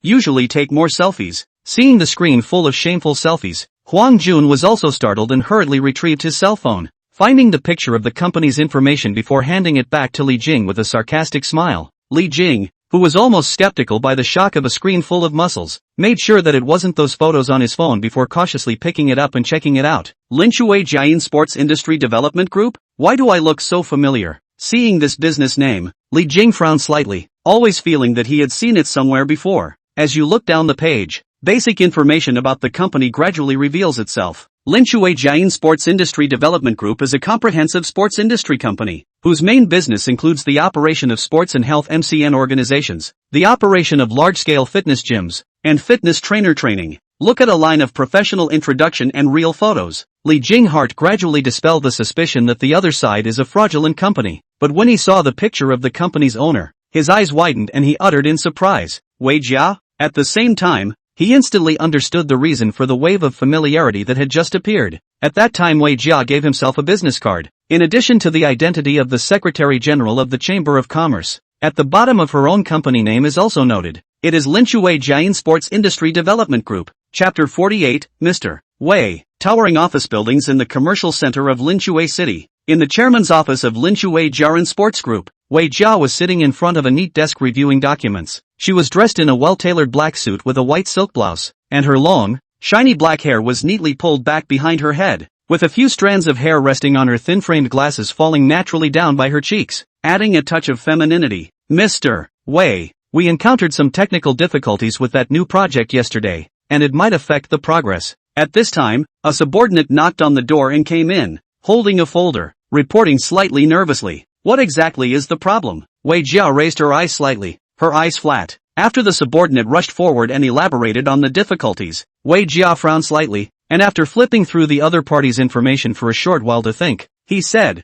go and contact Mr. Hu, and ask them to help buttress the previous consultant. At the same time, adjust the project plan and advance the other parts ahead of schedule, so that the overall progress is not affected too much. The subordinate sniffed and hesitated. But Mr. Wei, this may increase the cost. Mr. Wei looked calm and had already closed the information. Cost is not your primary concern right now. Delivering the project on time is the key. Go and do it. The subordinate nodded quickly and turned to leave the office. In the moment she closed the door. Through the doorway to see the office, Wei Jia once again continued to focus on processing documents. The mood is not affected in the slightest. Cannot help but secretly admire, and then closed the door and left. Zip. At this time, Wei Jia found that the cell phone on the table was vibrating, glanced at it and did not care about it, continued to deal with the documents, until the phone vibrated 2 more times. Then she lightly knit her eyebrows and picked up the phone. When she just opened the chat software that popped up a new message, her beautiful eyes widened slightly, and the high coldness and sternness just now instantly weakened quite a lot, replaced by a few more points of surprise in her eyes,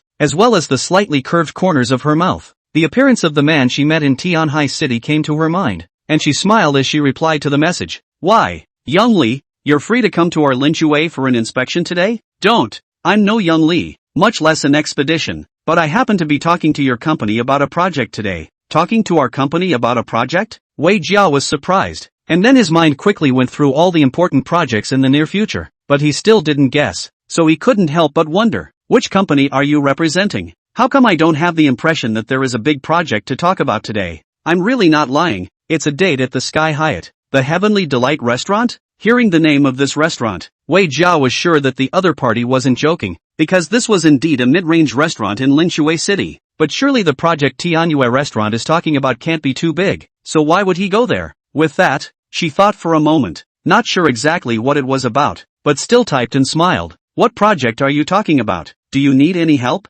How embarrassing, but we haven't started talking yet, so we'll see what comes out of it. Do you have time today? Thought I'd just drop by Linshui and treat you to a meal. I won't bother if I'm busy. Inviting me again? You invited me last time as well, and since we're in my territory, of course I'm the one to invite you. Okay, then we'll make an appointment when you're done for the day. Okay. Putting down her cell phone, Wei Jia's mouth curled slightly, her hand on her chin, and after a little thought, she continued to start processing the documents. About an hour later, Wei Jia finally finished processing the paperwork and picked up her cell phone again, ready to make a reservation for the restaurant she frequented. But when she thought of Li Jing's comments about the meal last time, she began to hesitate again. Just as she saw her assistant come in to get the information, she asked in passing, do you know of any good Hunan cuisine restaurants in Linshui City? It needs to be smoky and have authentic flavors. A Hunan restaurant with smoke and authentic flavors? The female assistant was a bit surprised, and then thought seriously. Suddenly her eyes lit up and said, the newly opened Shengfu Food City is good. Not only is it upscale, but I heard that the chef invited is the Hunan cuisine chef. Mr. Wei, you can go and try it.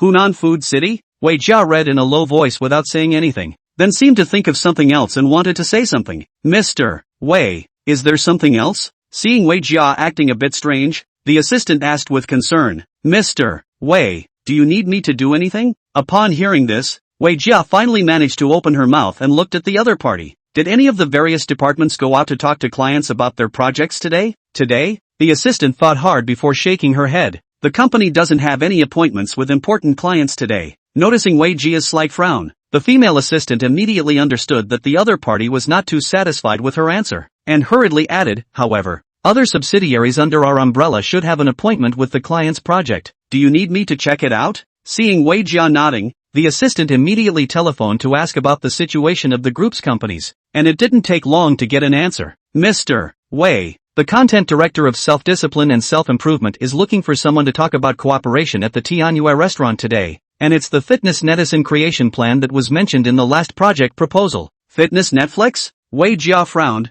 Self-discipline and self-enhancement is an MCN agency under her own group, specializing in short videos related to sports and health, but when she thought of Li Jing's figure, she really didn't think that the other party was suitable for this, and it was only right that Li Jing wouldn't be able to do this with his financial strength. But after determining that there were no other items to talk about at the Tianyue restaurant, Wei Jia let the other party leave after thinking for a moment. Okay, I know. Back in the office, Wei Jia lit a lady's cigarette and stood by the window, her eyes faintly overlooking the cityscape, secretly wondering, what's Li Jing doing talking to our company about the Netflix program? It's definitely impossible for him to be a Netflix. Could it be that he wants to recommend someone else? Thinking of this, she decisively put out her cigarette and picked up her cell phone to send a message to Li Jing. You are accompanying other people to talk to our MCN organization about cooperation? How did you know? That's awesome, worthy of being the boss. You guessed it without me saying anything. Receiving Li Jing's appreciation, Wei Jia laughed lightly before saying, who is it that wants to work with us? Those beautiful friends of yours? Although Wei Jia was not clear about Li Jing's emotional situation, according to her knowledge of rich men, without even thinking much, she was able to determine that with Li Jing's condition, there must be few women around him, and they were beautiful women. Of course not. It's my friend, who loves fitness, and he's interested in your company's program. Your friend? Wei Jia raised an eyebrow. It looks like you guys are on good terms. You even came to accompany him in person. Of course, he's my best friend. When she saw the words dead friend, Wei Jia's expression changed slightly. With that, she thought for a moment and then put down her cell phone and called her assistant again and asked the person to bring the relevant information. Mr. Wei, this is the latest project proposal for self-discipline and self-enhancement that you asked for. Seeing Wei Jia, who was sitting in the boss's chair, begin to look through the information she had brought, the female assistant immediately reported briefly. At present, the short video and Netflix economy is in a stage of rapid development. There is already a company in Tianhai City that is making a Netflix account in this area of sports and fitness, and the effects have been well received. So self-discipline and self-improvement intends to increase investment, and apply for support from the head office to find multiple targets with good potential for targeted training, to create a Netflix account, to expand our brand influence, and to seize the first opportunity on the track. Wei Jia, while listening to the assistant's report, while carefully flipping through the self-discipline and self-improvement project program book, until all finished reading, before the eyes slightly narrowed, leaning on the back of the boss chair, stretching out the long white fingers, on the table constantly knocking back and forth, knowing that this was exactly what his boss looked like when he was thinking. The assistant stood honestly and quietly, waiting patiently. Soon after, Wei Jia finally raised her delicate face again and arranged to the assistant beside her. Tell self-discipline and self-enhancement that I'm going to participate in this cooperation negotiation, and the location will be changed to Xiangfu Food City. Mr. Wei, you want to personally participate in guiding this negotiation? The female assistant's eyes widened, her face full of surprise. You're right, today's short video platforms have a huge number of users and a high degree of user activity. This also means that we have a broad potential audience. Wei Jia calmly analyzed. Self-discipline and self-improvement do not think far enough. Through the development of short video and net-read business, not only can expand the brand influence, but also expand the company's business areas, expanding the traditional sales of products to the content creation, advertising and marketing, e-commerce operations and other fields, reducing the company's dependence on a single business, and improving the ability to resist risk, realize diversified development. With that, she stood up. But all of this is still contingent on us being able to make a real head account, so I'm going to go see who they've picked. It will also be easier to realize our build plan if the other party has enough resources or financial strength to back it up themselves. The other side? The female assistant was puzzled. I just confirmed with that side. The other party seems to be a small fitness blogger with a bit of a following. Where did he get the resources? He may not have, but his friends certainly have. Wei Jia smiled faintly and had already walked to the office door. You'll be driving later. Wait for me at exit 1.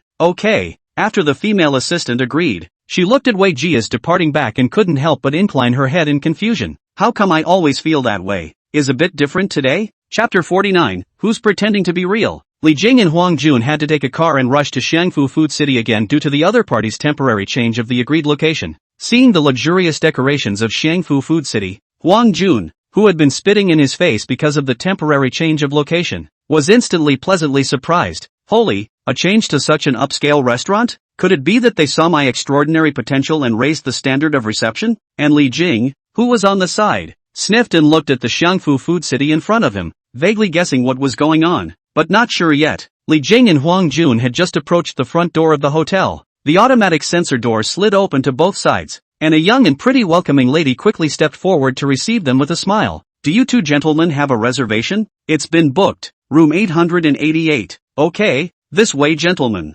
Upon hearing this, the welcoming lady immediately bowed and smiled, showing the way for the two of you. My chow, really upscale hotel this waitress professional quality are not the same and beautiful and comfortable. Huang Jun couldn't help but sigh in Li Jing's ear, but the expression on his face was unchanged, lest it be seen that it was his first time in a high-class restaurant. Li Jing, on the other hand, looked much calmer. For him who had eaten a luxurious meal in Tianhai City, the restaurant in Linshui City could only be considered small. Led by the waiter, the two of them stepped into the lobby of the hotel, where the sparkling crystal chandeliers shed light like stars, reflecting the luxurious marble floor in a light that could be seen through. The tall columns around the lobby are decorated in elegant gold color, showing the solemnity and atmosphere. The original chest-up Huang Jun, walking in this splendid hall. For some reason, the bottom of the more and more weak, so that the posture has become slightly hunchbacked. The place the other side chose is too high class, isn't it? With this thought, Huang Jun subconsciously glanced at Li Jing beside him and was shocked. What the hell? This kid is pretty good at pretending, but he's so calm?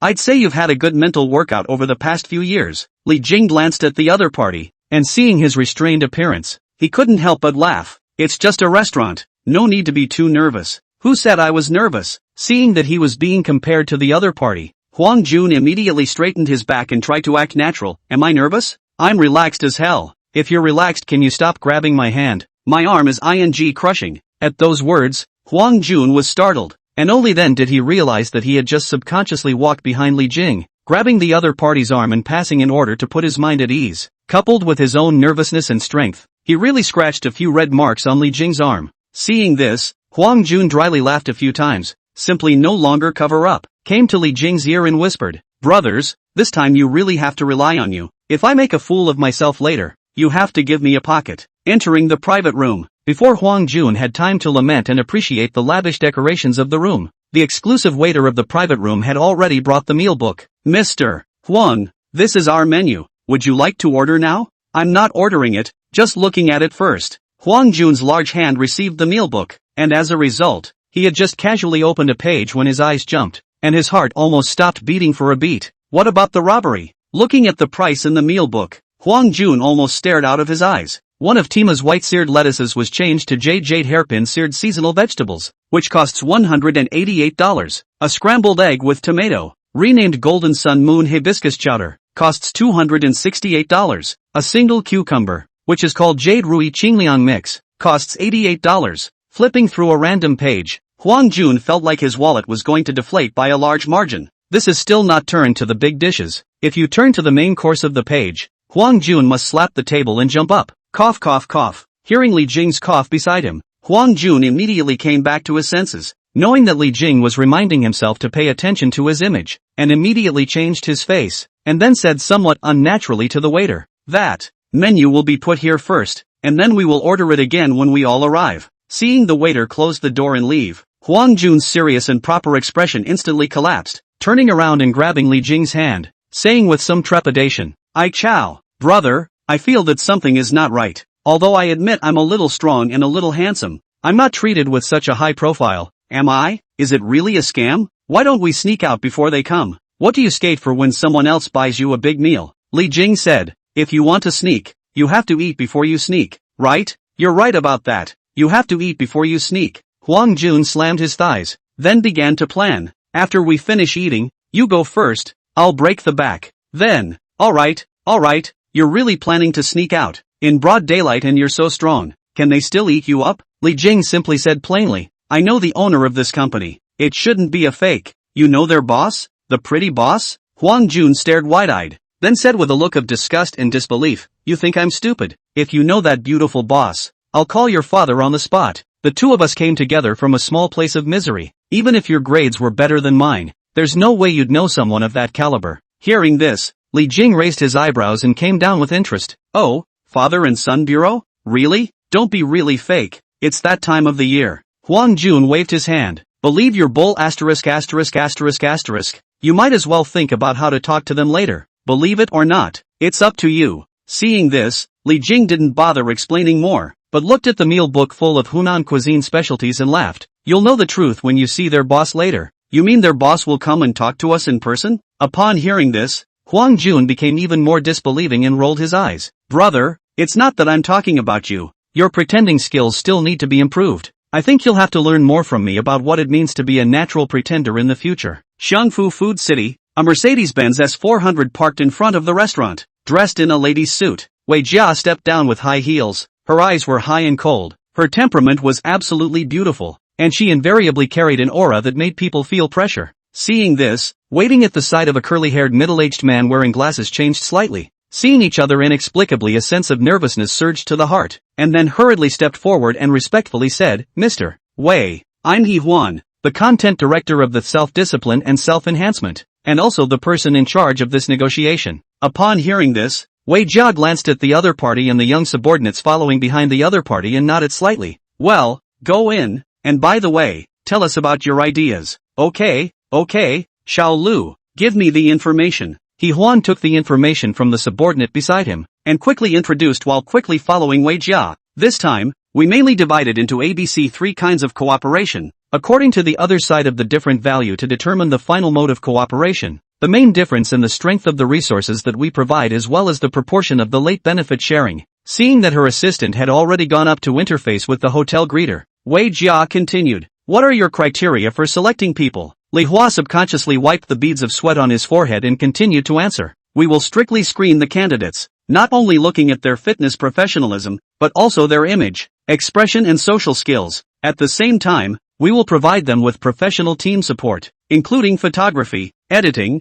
content planning, etc., to ensure that their content is of high quality and attractive. And we will develop a detailed promotion plan to publicize them through various channels to increase their exposure. Saying that, he flipped out Huang Jun's information. There are 3 candidates this time, and today this Huang Jun is one of the candidates, with a certain fan base and okay professional abilities. If the candidate himself has good resources, it is bound to be more favorable for our subsequent cooperation. On the way to the private room, Wei Jia was listening carefully to Yi Huan's report. The questions she asked during the period were exceptionally sharp, making Yi Huan's forehead even sweatier, and he answered with extreme seriousness and caution. It was not until he heard the waiter leading the way turn around and say the private room is here. Only then did Yi Huan let out a long breath of relief, and took the paper towel handed by his subordinate to keep wiping his sweat. It is said that Mr. Wei's aura is powerful. Usually it's nothing to look at the photos, but when you see the real person, it's a real feeling of being breathless. Upon hearing this, Yi Huan's subordinate also nodded his head vigorously like a chicken pecking at rice.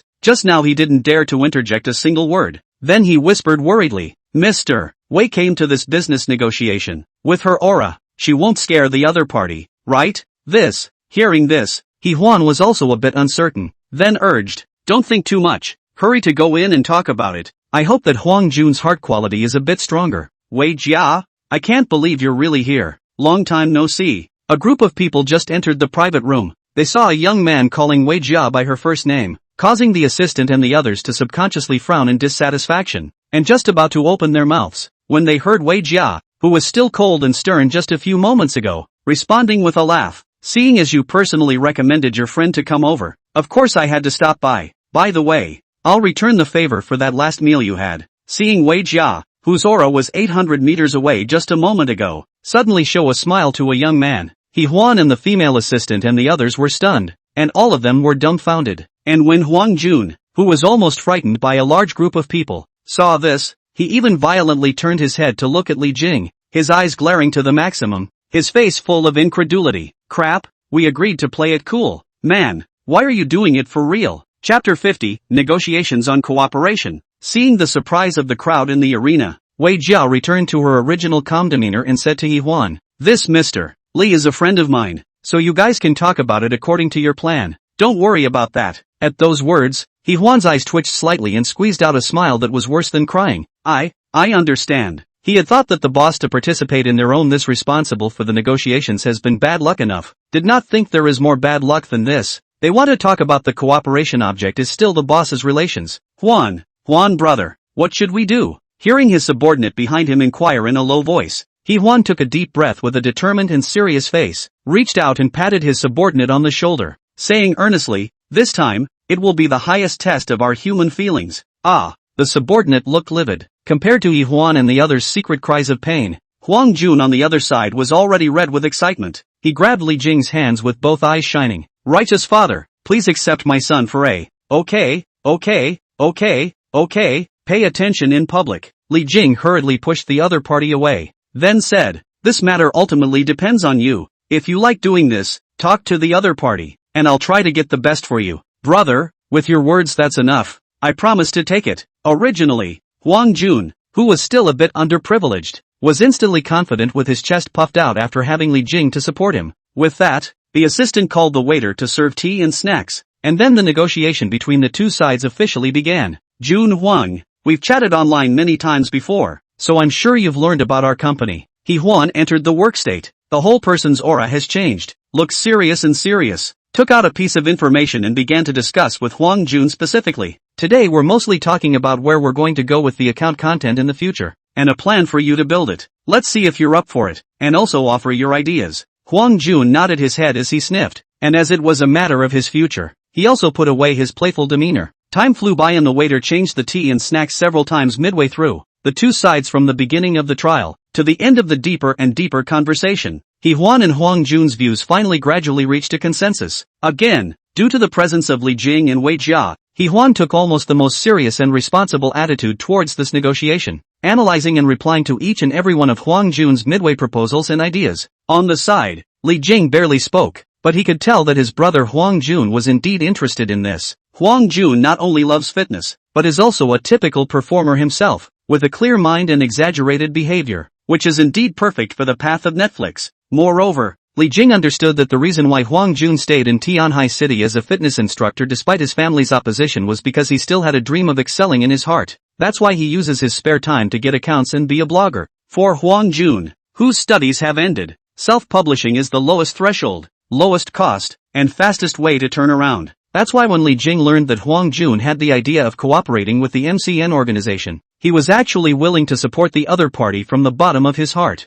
With the two sides of the discussion deeper and deeper, involving more and more specific issues, Li Jing and onlookers Wei Jia did not make suggestions to interrupt the discussion. Seeing that Huang Jun was already fully immersed in his discussion with He Huan, Li Jing got up and went out to go to the restroom. After coming out of the restroom, he accidentally found Wei Jia standing in the outdoor garden outside the hotel corridor looking at the scenery. Such a coincidence? Seeing this, Li Jing smiled and walked over. If I didn't know, I would have thought you were waiting for me on purpose. Why couldn't it have been really waiting for you? Upon hearing this, Wei Jia turned her head, and her eyes under her thin-framed glasses carried a hint of mature charm of their own, causing Li Jing to feel a hint of amazement. I have to say, Wei Jia's face is indeed very capable. Even after Li Jing had experienced in Tong, Zhang Xinxin and he most time together, the fleeting moment of mature woman's charm that Wei Jia occasionally displayed could still make Li Jing sway slightly. But good looking is good looking. Li Jing also knew that Wei Jia was not a little girl like Mo. Not something he could easily take down with a few words and a chat about life's truths.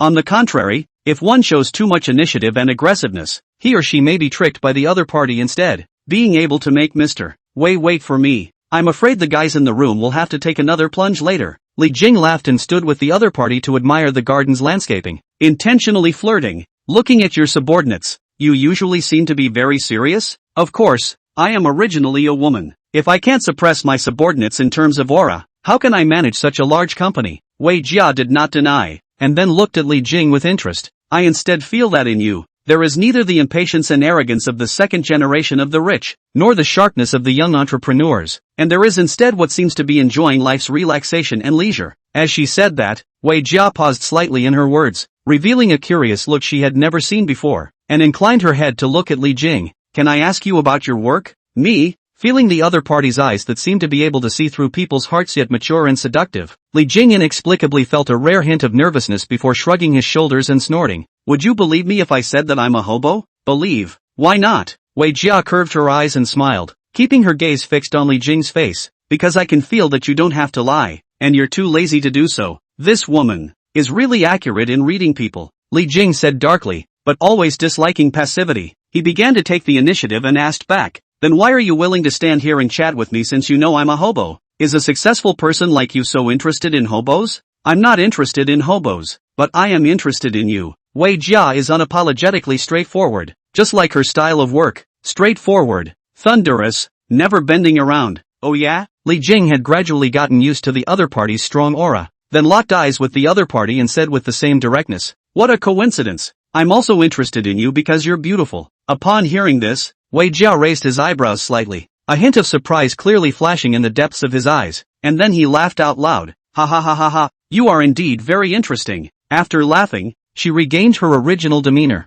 the corners of her mouth quirking, but I'm not one of those little girls you usually come in contact with, so this kind of technique won't do much for me. Li Jing didn't explain, just shrugged his shoulders and said, I'm just saying what I really think, nothing else. At those words, Wei Jia's eyes narrowed slightly as she looked into Li Jing's eyes, as if she wanted to see something in them. But soon, she covered her mouth and laughed softly, taking out a box of delicately packaged Su smoke sinker, and asked Li Jing in passing, smoke? Li Jing was surprised that the other party was smoking, then shook his head and said, no. Wei Jia nodded his head as if he already knew this answer, and then lit his own cigarette. Her slender fingers held a thin cigarette, her vermilion lips lightly exhaled a mouthful of smoke, and she raised her head to look at the sky. I also listened to your friend's situation in the room just now, and according to our company's cooperation, your friend is enough to be on package B at most. Li Jing was surprised, could not imagine that the other party would take the initiative to talk to him about Huang Jun, then asked, what's the difference between these packages?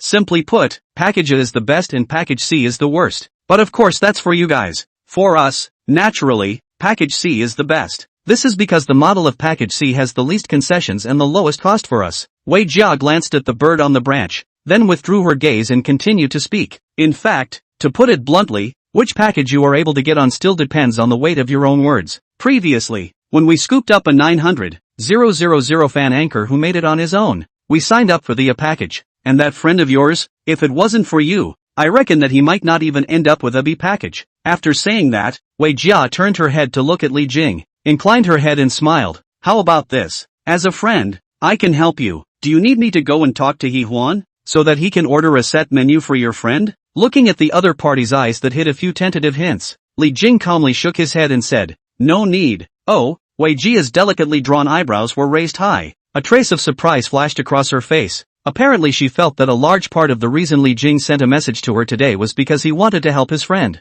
to really become a head account. It's ultimately up to him, in addition to being supported by his team. Li Jing explained, what you said before is correct. My friend's own condition can only be considered relatively above the passing line. His own characteristics and strength are not enough. Wei Jia sniffed in disbelief. Are you going to just let your friend take the B package? That will only make it harder to get out. No. Li Jing revealed a hint of a smile. I hope that you will be able to work out a cooperation for my friend that is exclusive to him. As the words fell, Wei Jia put down the slender cigarette she was about to smoke and turned her head to look at Li Jing. It was quiet for a few moments before her eyes narrowed slightly and she said, I think you should know that creating an exclusive program for a person alone is a treatment only available to big internet celebrities. Even in our company there are only a few people who have signed this kind of contract. Saying that, Wei Jia once again revealed her confident yet mature smile. But I think since you opened your mouth, you must have a reason for us to agree, right? Point Li nodded. Not bad. Compared to your unified template contract way of creating an Edison,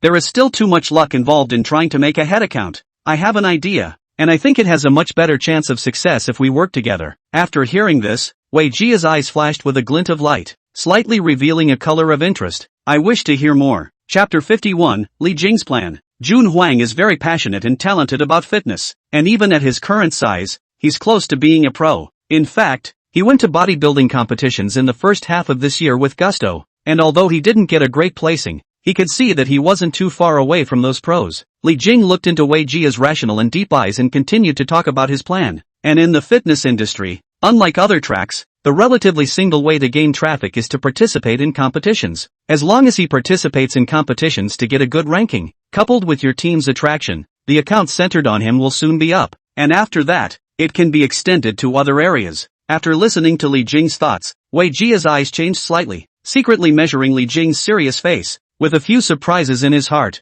realizing that the other party was actually a very thoughtful young man, not as casual and simple as he appeared to be. Then, after pondering the feasibility of it, she opened her mouth and asked, and what guarantee do you have that he'll place? As far as I know, bodybuilding distance mobilization preparations can cost a lot. That's where I come in. Mentioning money, Li Jing smiled. As long as you guys help me get in touch with famous bodybuilding coaches abroad, I'll lend him the study fees and Huang Jun's living expenses, and by the end of the year, I'm sure he'll become a rising star in the fitness circle. You borrowed money? Wei Jia raised her eyebrows slightly. This is not a small amount of money. I can lend him $1 million. Li Jing said. $1 million is still easy for me. Seeing Li Jing's exuding confidence, Wei Jia was slightly surprised. Her eyes turned slightly, and she had a further understanding of Li Jing's economic strength. Then she wondered, even if this plan comes to fruition, the win-win will be for our company and your friends. So what's in it for you? Isn't it a good thing for me that my friend succeeded? Li Jing laughed. Huang Jun and I grew up together. It's rare for him to have this opportunity, and since I have the ability to help him now, I will naturally try my best to help him, and I'm borrowing this money, not giving it. With his nature, he will surely try to work as hard as he can to live up to my help. He's a little simple in the head, but he's definitely serious about his feelings. Saying that, he looked back at Wei Jia. If you guys genuinely helped him, he will also remember your goodness, so I hope you guys don't screw him over. Looking at Li Jing's sincere and serious face, the color in the depths of Wei Jia's eyes changed several times. To be honest, a lot of Li Jing's behavior was not what she expected. If she were to lend $1 million to a friend to chase her dream and not ask for anything in return, or even see the benefit to herself, she asked herself if she could not do it. But Li Jing did so, and said so calmly and naturally, as if 1 million was nothing more than a light string of numbers. It had to be said that it was these distinctive behaviors of Li Jing that made Wei Jia more and more interested in him, and at the same time, the character and 3 views that the other party displayed were both extremely to her liking. Thinking of this, Wei Jia smiled and replied, "Of course, even if it's not for your sake, I won't screw any of our company's workers, because our company's goal is much more than that." After the words were spoken, Wei Jia leaned against the wall and changed her posture, wrapping her arms around her chest, revealing its extremely charming smile, and looking into Li Jing's eyes. She said, "Actually, I'm curious about a question. What's the problem? We're friends too, so if I need your help in the future, will you do so much to help me?" Seeing the other party's gleaming gaze, Li Jing's eyebrows twitched slightly, and he was silent for a moment before he smiled faintly. "That depends on what kind of friend you consider me as yours." Wei Jia was curious. "Then what kind of friend would it take to get your help?" If, saying that, she leaned her body forward, slightly close to Li Jing's body, revealing a piece of snow white under her collarbone, her eyes behind her glasses staring at Li Jing's eyes, winking, deliberately testing. "What about being boyfriend and girlfriend with you?" At those words, Li Jing was slightly shocked, not expecting the other party to suddenly be so bold.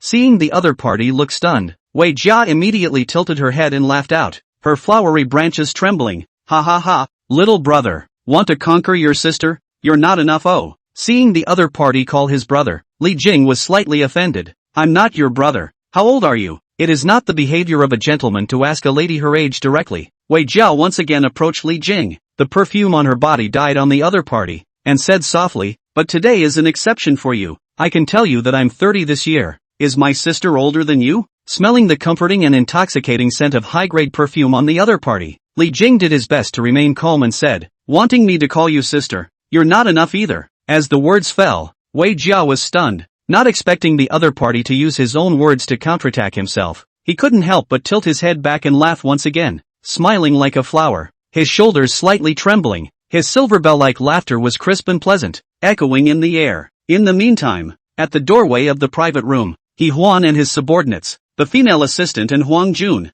4 heads each peeked out from the room, stacked in order from high to low, like a string of sugar gourds. The 4 of them were wide-eyed and filled with shock. To be honest, after following Mr. Wei for so long, this is the first time I've seen her smile so happily. If I hadn't seen it with my own eyes, I would have thought that Mr. Wei was born unable to smile. Huang Jun, tell the truth. What exactly is the relationship between that brother of yours and our Mr. Wei? Looking down at the 3 heads swirling together to look at him, Huang Jun's mouth twitched and he scratched his head, somewhat unsure. They are a couple? Caution, don't talk nonsense. Crazy. Seeing such a big reaction from the 3, Huang Jun shrugged his shoulders and said, "As for that, my brother is still very good. This has nothing to do with your brother." The female assistant immediately compared to silence gesture. This kind of thing, regardless of truth or falsehood, cannot be spread out. Spreading our way general emotional gossip is tantamount to our company to commit the crime of killing the head. Crap, that's scary? Huang Jun was shocked, and hastened to take the lesson.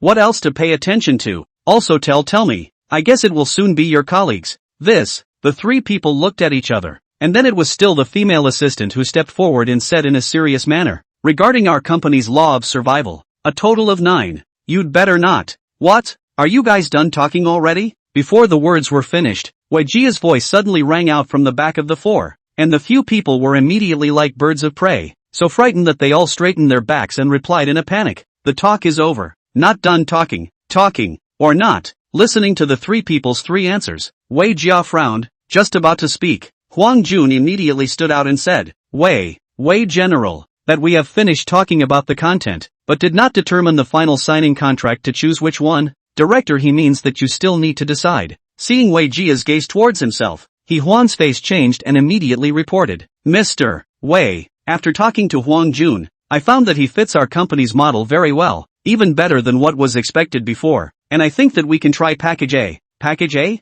Wei Jia originally thought Wei Huan had most set the other party in the range of B package, but did not expect the final proposal of a package. Although there is a Li Jing factor in, but the other party is not likely to take the initiative to put forward the conclusion of the deviation is too large. Now it seemed that Huang Jun's potential was even better than he thought. "I'm afraid." With that, Wei Jia directly told the 4 about the proposal she and Li Jing had discussed and said, "So we finally decided to design an exclusive build program for Huang Jun, and all of the expenses for his participation in the competition will be borne by Mr. Li." As the words fell, He Huan was first startled, then immediately clapped his hands in excitement in agreement. "This is good. If we really get a good ranking in the second half of the competition, and with the support of resources from the headquarters, I have enough certainty to make Huang Jun's account work. and Huang Jun only reacted after hearing the words of several people. Turning his head violently to look at Li Jing, his eyes wide and his face gradually turning red with excitement. Jingzi, ah no, Jing brother, from now on you're my real big brother, and Mr. Wei is my real sister-in-law.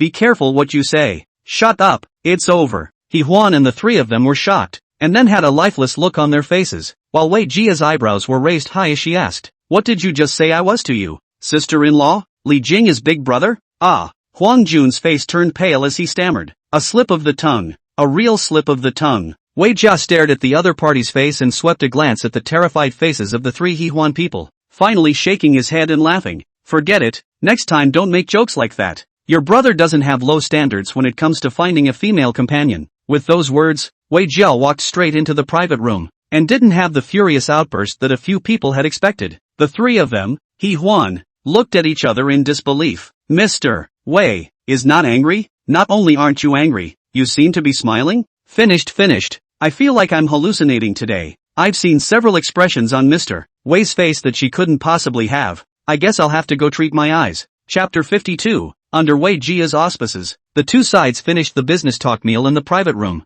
Due to the presence of other people, there wasn't much additional communication between Wei Jia and Li Jing, but it was also this meal that made Li Jing feel Wei Jia's management ability and leadership charisma. Although her status at the table is the highest, but compared to the seriousness and coldness of the work, she obviously intended to show a few smiles and easygoing from time to time at the table to take the initiative and subordinates to chat about relatively easy topics, and even occasionally opened a few harmless jokes, so that He Huan and others are flattered, subconsciously and gradually reduce the distance between Wei Jia, coupled with Wei Jia's own outstanding face value and personal charisma. Her subordinates subconsciously developed a few good feelings and closeness, but when someone on the top of the head put words too much, Wei Jia's face will return to the flat. Not blame but also do not pick up the words. Let the other party themselves realize the problem, and hasten to explain, and only then Wei Jia re-emerged smile, calmly turned to the next topic. After this meal, He Huan's few people gradually gained a bit more admiration and goodwill from their original pure deference and trepidation towards Wei Jia.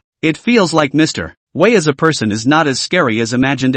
He Huan's subordinate came out of the private room and giggled. Although Mr. Wei still has the majesty and momentum of a leader and doesn't dare to say much to her, but she not only remembered my name just now, but also cared about my personal life. I think it's quite good to follow such a leader. He Huan glanced at his subordinate who had just joined for a year and shook his head, secretly saying that the other party was too young. But after this meal, he was more and more in awe of this female boss who was a few years younger than himself, and the other party's management and social skills secretly impressed and staggered him. Li Jing, who was walking in front, heard the conversation at the back and couldn't help but take another look at Wei Jia's back, who was not far in front of him. This woman who was the boss is really not simple. Outside the hotel, the female assistant was already parked at the curb in a Mercedes-Benz S400, and after Wei Jia had finished explaining her work to He Huan and the others, she turned her head to look at Li Jing with a smile at the corner of her mouth. How's it going? This meal today tastes slightly better than the last time the Hunan food was served? Li Jing didn't expect the other party to remember this and laughed.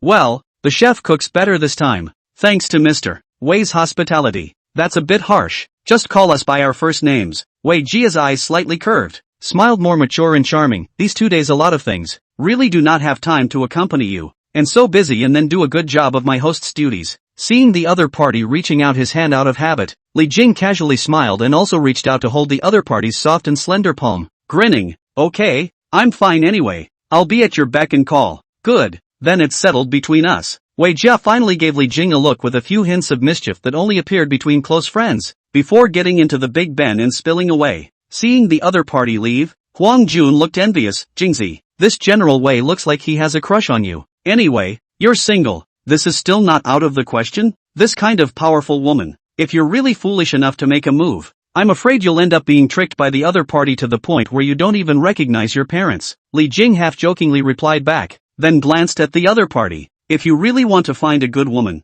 when you succeed, there will naturally be all sorts of women that will automatically appear by your side, none of which you need to put in the effort to find, and rightly so. Upon hearing this, Huang Jun was instantly filled with energy, his eyes beaming as he clenched his massive fists. I'm going to work hard this time to ensure success. Looking at the other party's appearance, Li Jing felt slightly relieved. Huang Jun may not be able to do anything else, but when it comes to the things he loves, he can always stick with it all the way through, and doesn't even need anyone to push him extra. and being a webmaster and working out just both happened to be the two things that interest him the most. This was one of the main reasons why Li Jing had confidence in Huang Jun. Okay, the people are gone. Let's go too. Seeing Li Jing walking towards the distance, Huang Jun froze and hurriedly followed him. Go? Where are we going now? Where else? The bank, of course. Li Jing looked toward the bank not far across the street while saying, those expenses for your preparations for the tournament. I'm not allowed to transfer them to you in advance? Transfer my money? Upon hearing this,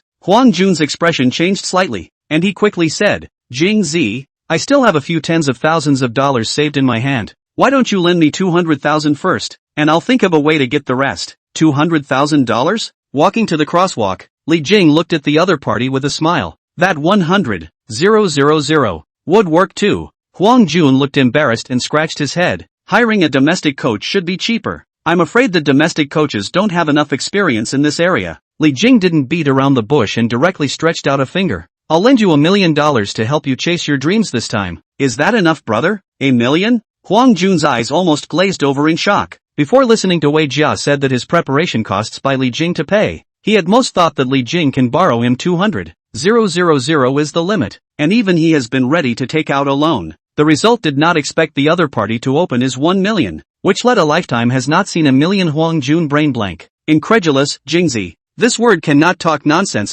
My little heart cannot stand. If you have a small heart, then there are no big hearts in the world. Li Jing laughed and flirted, then his tone slightly paused, seemingly pondering something, looking at the brother in front of him whom he had grown up with, slightly organizing the words in his mind before looking at each other's eyes. Da Juan, it's better to talk to you about this. Seeing Li Jing's expression become serious, Huang Jun's face changed slightly, knowing that the other party was going to say something serious. He took a deep breath and also became a few points more serious, waiting for the other party's next words. Li Jing looked at the other party. This 1 million is what I borrowed from you for 1 year. This is as a brother. I hope to help you out as well when I'm developed. But let's get this out of the way. Whether you succeed or not, you'll have to pay me back in a year's time. If you want to get ahead in this world, you have to rely on yourself. This $1 million is my help to you and also your pressure. So in this year, for your own sake or in order to pay me back this $1 million, you'd better work as hard as you can, because this will be the closest you'll ever get to success. Do you understand what I mean?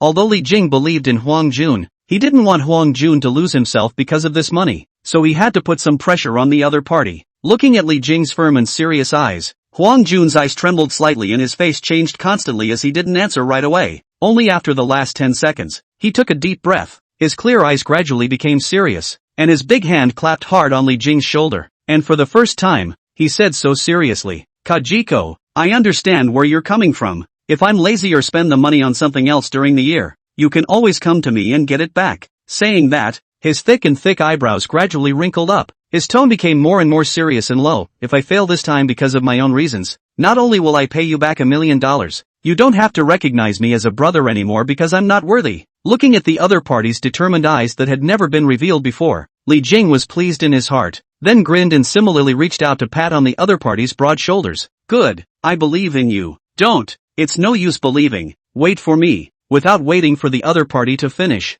Huang Jun immediately turned around and ran off to the stores not far away under Li Jing's puzzled gaze. Shortly afterward, he got back a piece of paper. You are? What's a verbal promise these days? A brother-in-law is still a brother-in-law. Jingzi, you believe in me, but I don't believe in myself. Huang Jun handed the paper to the other party and said, this is the loan note I just wrote in the store. I've already signed and stamped my handprints. If you think there's no problem, just accept it, and in the future if I don't pay back the money, you can take this and sue me directly all the way. Li Jing was surprised, took the loan note, and saw that it was clearly written on the ID number, the amount of money borrowed, the date and the name and handprint of Huang Jun, especially in the last sentence. Huang Jun specifically wrote, if it is not paid back by the due date, I will voluntarily pay an additional liquidated damages of $200,000. Seeing this, Li Jing was slightly moved, knowing that his brother did not want to take advantage of himself, and at the same time, he was also breaking his own back. He took a deep breath, accepted the loan note, and said,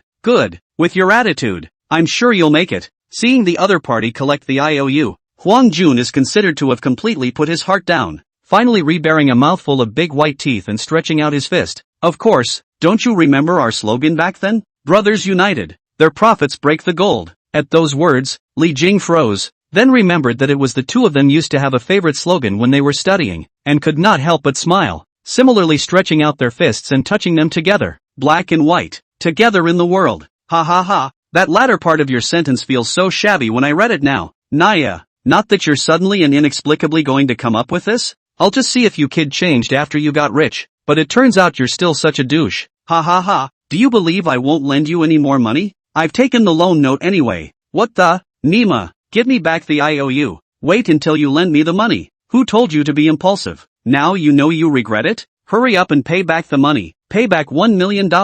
You're not a human being, are you? You're blackmailing me. Give me back my IOU. On the side of the street, two big men chased and fought like little children, attracting sideways glances from the surrounding passers-by. But the two did not care about the gazes of the crowd, indulging in the moment of playfulness as if they were reliving the student days that they could never return to. Chapter 53, Transfers. Clearwater Street Bank Business Office. The motorized doors had just slid open to either side when a uniformed and made-up bank employee stepped forward and asked with a smile, "Hello, how may I help you?" Li Jing glanced at the not-so-crowded hall and calmly replied, "I want to transfer money. The transfer can be done at the ATM next door." "I can, if you don't know how to use it." "No," Li Jing interrupted the other party's explanation. "I want to transfer $1 million. I don't think it's possible at the ATM, right? $1 million? The bank staff froze slightly. Even she, who had already formed a professional smile, was surprised for a moment when she heard the figure. Although she had seen transactions of all sorts of amounts working in a bank, it had been quite some time since she had encountered $1 million transfer when she had either been receiving mobility-impaired grandparents or dealing with various problems with her bank card, especially seeing that the other party was so young and had such a calm demeanor. The surprise in her heart increased by a few points. However, she soon regained her professional smile and said with a slight apology, "I'm sorry, it's because I didn't understand your needs in advance. You do need to head to the counter if you want to transfer $1 million. Li Bing nodded, before the other party led him and Jun Huang towards the counter, and the sound of the conversation just now wasn't too small. Several people around them heard the content. All of them were surprised in their hearts and couldn't help but secretly turn around to peek at Li Jing and the two of them. People who transfer millions of dollars may not be on the radar online, but you don't always just run into them in real life, especially in this small bank branch, which is mostly populated by grandparents. There are not many serious businesses throughout the day, except for the old people who come to withdraw their pensions or ask for oil and rice on New Year's Day. There's no more activity. At this time, a young girl who was on the phone in the waiting area heard the conversation overhear. Her complexion changed rapidly. She was excited and curious, and immediately shared with her best friend on the phone, "Oh my God, I saw a handsome guy in the bank wanting to transfer $1 million. It's the first time I've heard this number in real life." "Really? No kidding. Taking pictures? Crazy. You want me to die. Someone else has a bullish bodyguard behind them." The girl was perhaps too excited. Although she intentionally lowered her voice, it was still heard by Huang Jun, who happened to be passing by in front of her, and she couldn't help but twitch the corners of her mouth. "Mud horse. What kind of eyesight? If you don't recognize me as a future internet star, what the hell is a bodyguard? Have you ever seen a bodyguard as handsome as me?" Although he wanted to turn his head and tell the other party that he was not a bodyguard, he finally held back and kept reassuring himself, "I am the man who is going to be the top fitness netizen, and this kind of glance is a black powder. Don't get angry, don't get angry." And Li Jing had already walked up to the counter by now and said to one of the young female tellers, "I want to transfer $1 million. Yes, please provide." $1 million? Is subconsciously put every day said hundreds of times the process to say the bank teller, and then heard $1 million after the voice immediately Emil, then looked up again, looked at Li Jing, re-asked, "May I ask you are to transfer $1 million? Yes." Hearing the other party's affirmative answer, the female teller raised her eyebrows slightly, but it was only a fleeting thought and she quickly returned to her work. Years and years of working with money had made her less sensitive to it as a normal person. Although she still had a few curiosities about Li Jing's identity in her heart, she was still more like an emotionless machine that followed the prescribed process to conduct business, because the experience of working for many years made her understand that even if the client has more money, she still has to squeeze buses and live in rented rooms every day, and there will not be too much of a change. It was like two parallel lines between her and her client, seemingly close but never intersecting. The female teller took the documents and bank card handed over by Li Jing and said with skillful movements and a proper attitude, "Yes sir, please wait." Watching the female teller quickly enter information into the computer system, Huang Jun, who was standing at the back, although he hadn't uttered a word, his mood was more tense and excited than everyone else. $1 million is just a drop in the bucket for Li Jing, but it's a whole new experience in life for Huang Jun. With a bankroll that never exceeded 5 figures, $1 million was enough to keep him awake in his sleep laughing for days on end, even if it was only borrowed. He even began to suffer a little, fantasizing about possible thieves and suspects around him, turning his head from side to side to watch cautiously, scanning his surroundings for suspicious people. Not far away, the girl who made the phone call before saw the situation, hurriedly put down her cell phone, bent over and lowered her head, covered her mouth and whispered, "Almost got found out. I shouldn't have videoed with you. You insisted on seeing it. You are not seeing that. That bodyguard on the other side is super professional. His eyes are like eagles. He looks like he came out of a professional company." Li Jing, who didn't know so much drama behind Huang Jun, was calmly waiting for the teller to operate. Compared to ordinary transfers, Li Jing's process for transferring $1 million this time was significantly more complicated.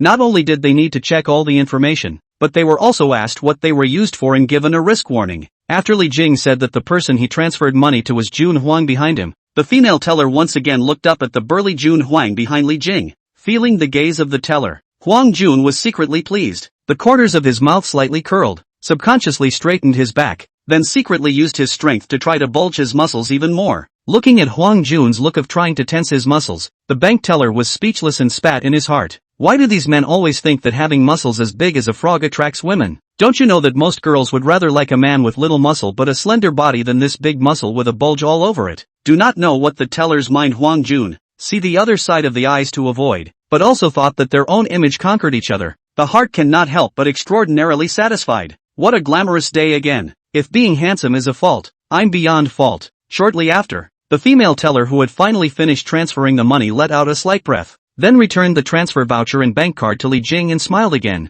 "Sir, your transfer has been completed. Please keep the voucher." "The transfer went through? Why didn't I get the message?" Without waiting for Li Jing to speak, Huang Jun, who was obviously more concerned about this than the money, immediately couldn't help but step forward and ask, "There's no mistake, right, sir? Large transfers, even peer-to-peer transfers, may be slightly slower. Please wait a moment and you should receive an alert." "Oh, so that's it." Hearing the counterwoman's reply, Huang Jun looked as if he had put his heart down, but the way he kept staring at his cell phone, it was clear that he hadn't completely listened to the counterwoman's words. Then, he suddenly thought of something and grinned at Li Jing. "Hey, brother, you don't mind if I post a friend circle when the bill is paid, do you? It's already your money. What do I mind?" Li Jing shook the loan note in his hand. "But I don't need to teach you the reasoning of not revealing your wealth. You don't want to be cheated out of this money before you use it yourself. Don't worry, you think I'm stupid. Whoever dares to cheat me out of this money, I'll rip his head off." Huang Jun had just tensed his muscles to make an imposing appearance when he heard the alert sound of his cell phone vibrating. His complexion changed, and he hurriedly picked up his cell phone and opened it, looking at the arrival text message, and forcibly holding back his excitement to the numbers in the text message and counting one by one. 1, 10, 100, 1,000, 100,000, 100,000, 1 million. I really have $1 million. I can't believe I have a $1 million.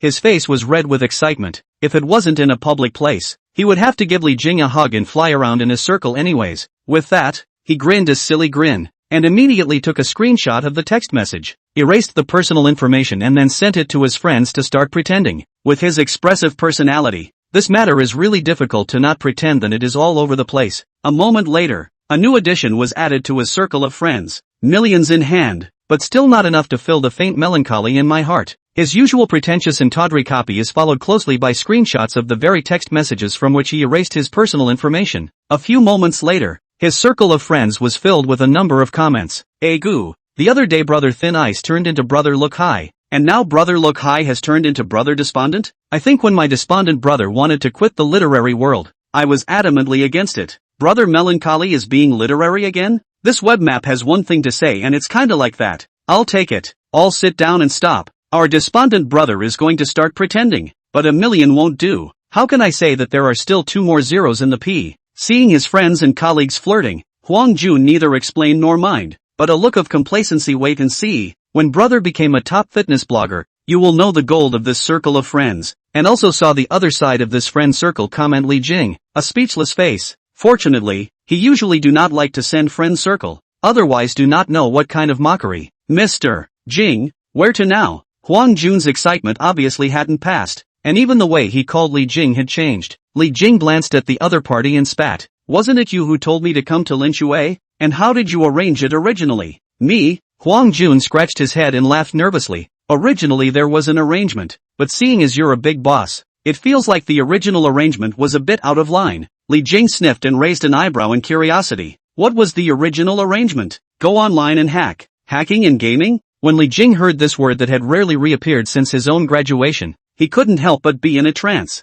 Then he nodded his head and said, "Go on then. I haven't fought for several years. It's fine if you don't mention it, but when I do mention this my hands are still itching a bit." "Really?" Huang Jun had an excited face and immediately said excitedly, "What I miss the most is the days when we used to hack together. We now have money. Go to the gaming hall and then call the accompanying game. Must fulfill the dream when we have no money." "A gaming center?" Li Jing asked rhetorically. "Wouldn't it be a better environment to go to a gaming hotel?" "Gaming hotel?" Hearing this, Huang Jun revealed a strange bad smile. "Bro, so you're not drunk? Don't talk nonsense. I don't have this idea. I just think the gaming hotel environment is better." What Li Jing said was the truth. With his current vision, he really didn't necessarily look at female escorts. All the more reason to go to the gaming gym without that idea. Huang Jun wrapped his arm around Li Jing and smiled mysteriously. "As for the reason, you'll know later." Chapter 54, This is called a game. Dingtian Gaming Hall, a local high-end internet cafe that Huang Jun found on the internet, not only has specialized escort services, but also additional billiards area and coffee chat area and other functional areas.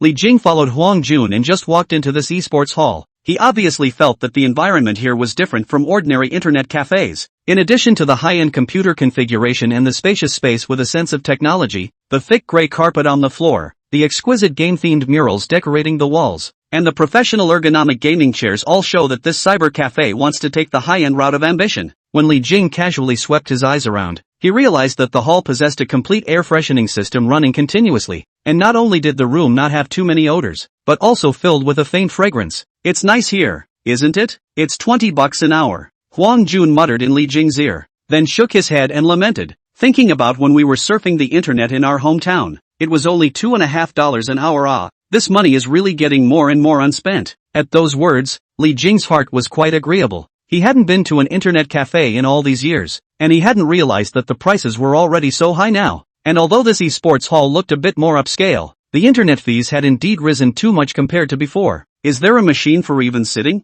Huang Jun walked directly to the front desk and shouted at the owner of which was playing with his cell phone. At the sound of his voice, the boss immediately put down his cell phone, which was still in the middle of the game, and looked up at Huang Jun. He was first startled by the other party's stout figure before he got up and laughed. "Handsome man, how many consecutive seats do you want? There are still spots available now. Don't worry, 2 for me and my friend. Plus I'll call your chaperone here." "You guys want to call a chaperone?" Hearing this, the boss, who was still hung up on the cell phone game, immediately his eyes lit up, instantly came to the spirit. After forcibly turning off the game, his face was full of smiles brightly, enthusiastically introduced. "We have 2 kinds of accompaniment. One is ordinary, 102 an hour. The other is one that can choose clothing, and more experienced, is 200 an hour. For his kind of gaming hall, which is opened in a commercial center and occupies an extremely large area, the income from the net fee can only be considered as a small amount. It's the drinks, merchandise, and various services consumed at the gaming halls that are their main source of income, and escorting is naturally the most profitable part of the game as a high-consumption service in gaming halls. So when Huang Jun mentioned female escorts, the boss was instantly energized, knowing that he had a big client. The main feature that makes this internet cafe famous locally is their proprietary escort service. Of course,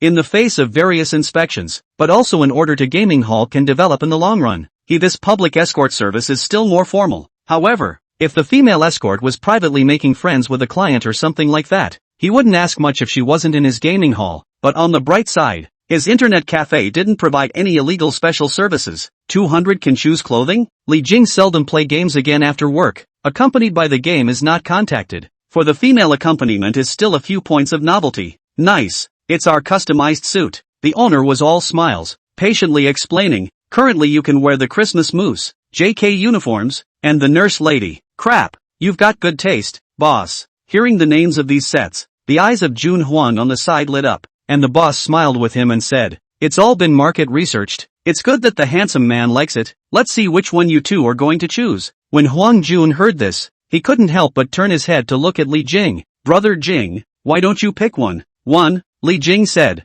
"Isn't the canyon usually 5 blacks? So just pick 3. 3? Huang Jun was startled, then surprised and admired. Or brother, you have a big pattern. Then he turned to the boss and said, "Did you hear what my brother said? Just pick the first 3. When will they arrive?" "Right away, right away." Seeing the other party order 3 at one point, the boss was so excited that the corners of his mouth were grinning to the root behind his ears, and then asked, "Two handsome men, do you want to open a private room for you?" "No, we just like to have a good time. Just open it right in the lobby, but it has to be 5 in a row." Hearing Hwang Jun's words, the boss didn't think much of it and immediately nodded his head. Alright, I'll prepare it for you guys." Not long after, when Li Jing and Hwang Jun had just taken their seats, 3 young girls dressed in nurses' suits, JK uniforms, and Christmas red suits in that order walked over neatly. The 3 girls' looks were all above a 7, and with the uniform buff bonus, it directly raised the charisma value of the 3 by a notch. Nurse with white silk, JK with black silk, Christmas set with deer ears. Each costume perfectly pokes the geek excitement. When the 3 of them first appeared, it was as if a fire had suddenly bloomed in the dark night, instantly attracting the attention of many people. And one by one, they took their eyes away from the screen and all of them were glued to the 3 girls. Look, there's a beautiful woman. My chow. Which big brother ordered the accompanying ladies? Or 3 of them? That one has long legs. Hurry up and look. The surrounding crowd stirred, talking, and even a few are playing the game in the group. See this scene? On the spot, the first to rush in to send, and then raise their heads to appreciate this sudden welfare. "Good afternoon, boss." The 3 girls walked up to Li Jing and Hwang Jun, bending down together and shouting in unison. Their voices delicate, their eyes shy and seductive, revealing just the right look to tease the boys' heartstrings. Seeing this, Hwang Jun had grinned stupidly, especially when he felt the envious gazes of the other boys around him. His heart was doubly cool, and when Li Jing saw this, he realized the reason why the other party wanted to call the calling competition hall. If you call an escort at a gaming hotel, it's far less enjoyable than this kind of pretending in front of a crowd. It's not enough to have a good time yourself, it's enough for everyone else to know that you're having a good time. Feeling the pairs of envious gazes revealed behind the surrounding computers, Li Jing had to admire Hwang Jun's method of pretending. However, for the teasing of the female escort's eyes, Li Jing was quite calm. Instead his mind was thinking that if these sets of clothes were placed on the top figure Zhang Xin, I'm afraid that it would be the real extreme seductress. Hwang Jun, who was on the side, was laughing so hard that he was almost drooling, but after his afterglow saw the calm Li Jing, he was suddenly shocked inwardly. What the? How can this kid be as steady as an old dog like this? Is this the self-mastery of successful people? No, I'm a ing millionaire. I have to learn temperament from Jingzi. Thinking of this, he immediately collected a few moments of excitement and said, "You guys sit next to us. Later on, when it's 5 black, we'll take you guys flying." At first glance, the boss is an expert. His aura is different. Yeah, boss is handsome and powerful. We'll just assist you properly later. Boss, what do we call you guys? I'm Yao Yao. This is Ling Ling, and she's Coco. Just call me June. My brother, you guys can call him Mr. Lee. Okay, good day, Toshi-san. Mr. Lee is so handsome. The 2 brothers look like big bosses, handsome and successful, a dainty and whiny voice, like a fine silk constantly teasing Hwang Jun's ears. Hwang Jun only felt his chi and blood surging. His nostrils couldn't help but widen by a few points, his breath ragged. If he were to go into battle now, he felt like he could kill a dozen more. And although Li Jing wasn't as excited as Hwang Jun, his body instinctively felt pleasure and comfort from being surrounded by a group of girls praising him. There's a little something to be said for this female escort service. One may not be effective enough. 3 around you constantly exerting the charm of women, even if it is just the voice and simple movements, is enough to make men's blood boil. This female escort not only provides emotional value, in terms of voice, dress up and also the words, can greatly satisfy the needs of customers, and is also regarded as an emerging service industry for young people. Soon thereafter, all 5 logged into their accounts and entered the canyon. It was only a few minutes into the game when Li Jing, as the ADC, immediately received praise from Auxiliary Yao Yao for mending the first wave of soldiers without dropping a single slash. Mr. Lee is so powerful. Surprisingly, he didn't miss a single cut. Our lower road is surely stable. Upon hearing this, the other 2 girls, even if they hadn't seen Li Jing's maneuver, immediately followed suit. Mr. Lee is awesome. You're too strong. Mr. Lee, one sweet compliment after another. Even if Li Jing knew that this was the other party's job, he still listened to it with a smooth flow. And although Hwang Jun played steadily without any special operations, the 3 female escorts still didn't leave him behind, and they tried to find ways to find out complimentary points. Wow! Jun's brother consumed the opponent's wave. Great timing. This operation of Jun's brother is absolute. It looks like an expert. Jun's brother just got hit, but he made up an extra pawn. That's the detail. Hearing the bragging of the three girls around him, Huang Jun's heart surged, only feeling that he was the god of war at the moment, with an impulse to take on 5. No wonder the former emperors or bosses were surrounded by ass-kissers. It is not that they are dim, nor are they unwise in their knowledge, but that the enjoyment of praise is in itself the need and desire of every human heart. Not to mention the fact that the compliments were coming from girls in uniform with sweet voices. If there were a few more of them, you'd be a eunuch boasting about your hard-on. Although Li Jing and Huang Jun were having a good time, the other players around them were listening to their hearts being scratched by cats, itching strangely. That sound of shy compliments, that sound of brother and Mr. Li, made the surrounding male players just feel uncomfortable, wanting but not being able to get it. Damn, this is awesome. Looking back at the game I played, what was it all about? It's tasteless. This is the correct way to open a game. Playing a game rich people and poor, then the gap is also so big? Boss, how much do these escorts cost per hour? Give me one. 200? Oh, I said get me a bottle of evil. I'm thirsty. And yes, make it ice cold. I'm a little on fire right now. Chapter 55, Another Batch. Li Jing and Huang Jun brought 3 accompanying sexy girls to battle the canyon, gradually attracting more and more people's attention. Some even simply stood behind the 5 and watched them play. Playing the game is just like playing cards. There are always people who like to stand back and watch people play. It's fun to play and fun to watch. The owner noticed this at the front desk and didn't stop it, and just took the opportunity to promote a wave of escorts from his gaming hall. As the game entered into 10 minutes, the strength gap between Li Jing and Huang Jun gradually became apparent because they hadn't played for too long. Even if they were just playing a silver game, Li Jing and Huang Jun were being felt out by the enemy and began to press on due to their lack of knowledge of equipment and unfamiliarity with the altered skills. It was also at this time that the previously envious and jealous crowd seemed to have finally found a vent. Spitting and flirting. This hero proficiency is also too low. So many skills missed. The sense of playing the group is also not good. It's a small dragon group, but still go to the upper road to bring the line. So it seems that being abused by the other side, even if you have a girl with you, it's not a fun game.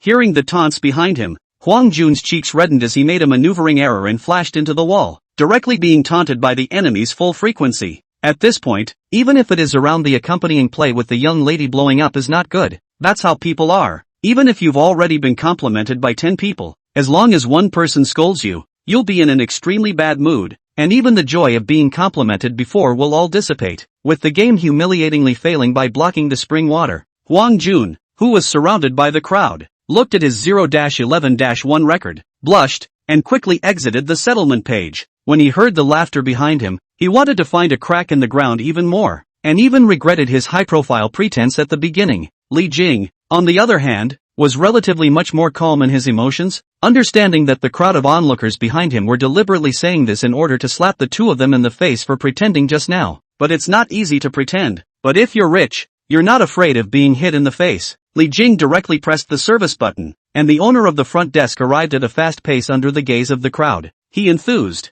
How's the fun going? Handsome, what's up? It's been too long since I've played. My hands are a little raw, and I just lost. Upon hearing this, the boss's expression changed slightly. Then he said, "You mean you want to change to a stronger female escort?" A few of the crowd shook their heads darkly as they heard this. Apparently playing the game and needing to be led by a girl is really embarrassing in the eyes of them, the veteran gamers. There were even a few people who had already turned around and were ready to leave. And after putting up a good fight, they also found this side tasteless. "You didn't understand what I meant," Li Jing calmly explained. "I don't need stronger teammates, but weaker opponents." Weaker opponents? The boss still didn't understand a bit. "You're asking me to lend you a few numbers with a lower segment? What's the point of borrowing a number? Just order people." Li Jing pointed at the female escort beside him and said, "Such an escort. Call 5 more. Sit across from us. I want 5 to 5. Play custom. Call 5 more female escorts to be your opponents." As the words fell, not only was the boss shocked, but all the other onlookers were wide-eyed and filled with disbelief. Crap,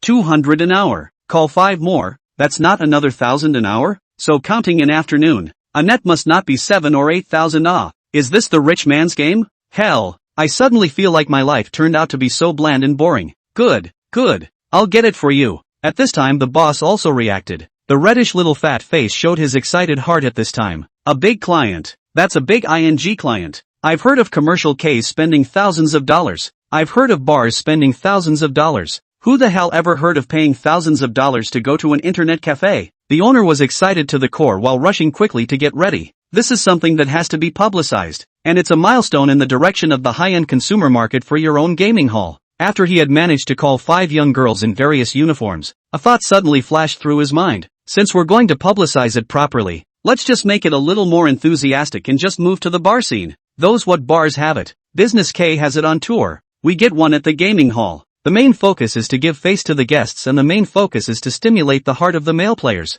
With that, the boss feverishly made a quick operation at the front desk, followed by a bright red broadcast that was conveniently displayed on all the computer screens in the entire gaming hall. Thank you to Mr. Lee of Machine 168 for ordering 8 high-class escorts to spend thousands of dollars recklessly and enjoy the game of life. To congratulate Mr. Lee, all online players in this gaming hall will have an additional hour of internet access. Crap. An hour added to all of us online? Holy, this ING line? This broadcast must be filmed and sent to a friend. It's definitely a historic moment for internet cafes. Not much else to say. I just want to shout that Mr. Lee is awesome. Yes, Mr. Lee is awesome. Mr. Lee is awesome. Along with the excited voices in the hall, those players in the private rooms in the next area also saw the broadcast on the screen and, still somewhat baffled, stepped out of their positions to see what was happening, until they saw 8 young ladies in various uniforms such as nurses, stewardesses, JKs, teachers, Christmas outfits, and so on.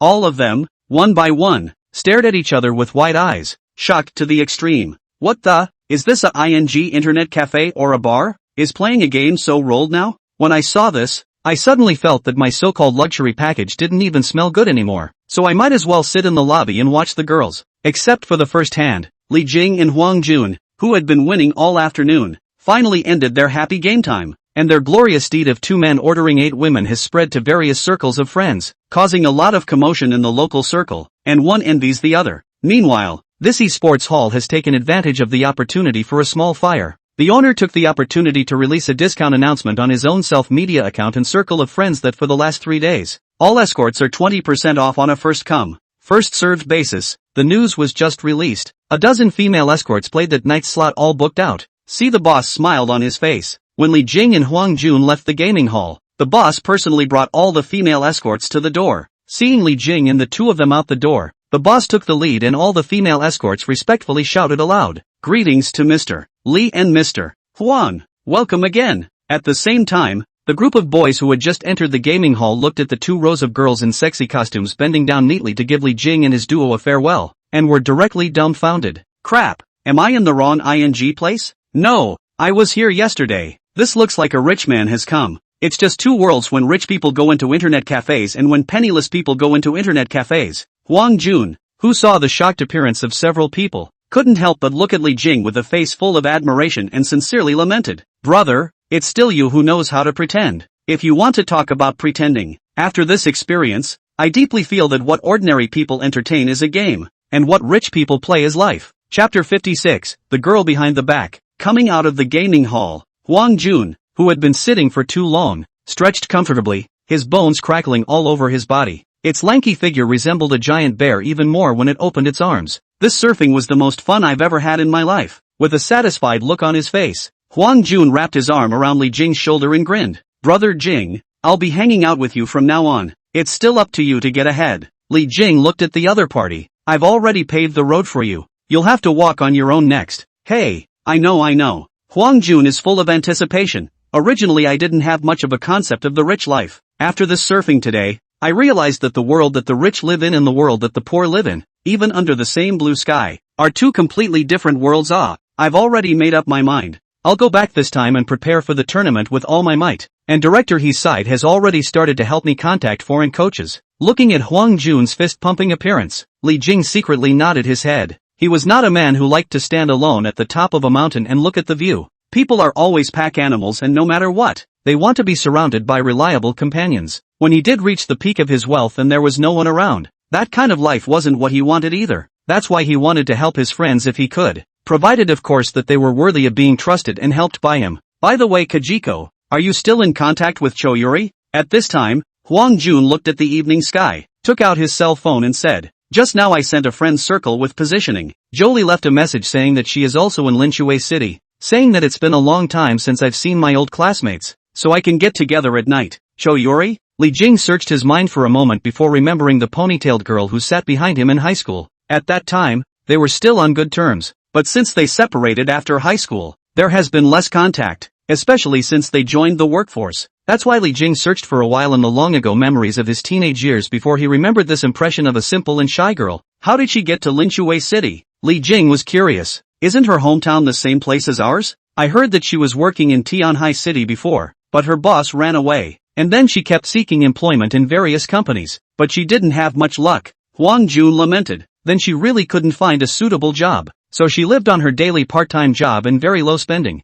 prepared for the exam for 2 years, and finally got into the civil service of Linshui City. She got into the system here? Li Jing was a bit surprised. If you want to take the public examination, why don't you take it back? For fear of going back and being set up for life, I guess. Huang Jun shrugged. I heard that she is the only female university student in their village. If she returns home because she can't continue to work outside, it is estimated that the result is to be urged to get married on a blind date, to find a reluctant man to get married and have a baby. The life of a glance to the head. With her nature, she wouldn't want to live like that. At those words, Li Jing gradually recalled the shy look of the other party when she was young. Although the other party is simple and introverted, but the character of stubbornness, the heart has always been determined to go to the big city to work hard. Dream. Jolie was not able to stay in the big city in the end, but thinking about it from another angle, staying in Linshui City as a civil servant might also be a good choice for her. At least coming from a small village, she had changed the course of her original life through her efforts. Thinking of this,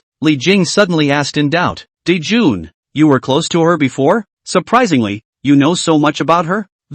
Mentioning this, Huang Jun sneaked a look at Li Jing with an odd expression, looking like he was going to say something or not. Seeing this, Li Jing frowned and urged, let go if you have a fart. What's a big man doing being so squirmy? Actually, I'm in touch with her mostly because of you. Because of me? Li Jing frowned, not thinking about that answer at all. Yeah, I promised her I wouldn't say anything, but figured it's been so long, it should be okay to tell you. Huang Jun scratched his head and explained with a dry smile. 2 years ago, it should have been Jolie who had just taken the civil service exam not long ago and took the initiative to add me. I didn't think much of it, but it turns out most of the questions she talked about after she added me were about you. Looking at Li Jing's puzzled eyes, Huang Jun scratched his head and continued with a silly grin. As a result, I realized that she has been secretly in love with you since middle school, and heard that you're in Tianhai City, so she wanted to ask about your recent situation through me. Crush on me? Li Jing raised his eyebrows high, remembering that simple girl who used to talk to himself all the time red-faced from time to time,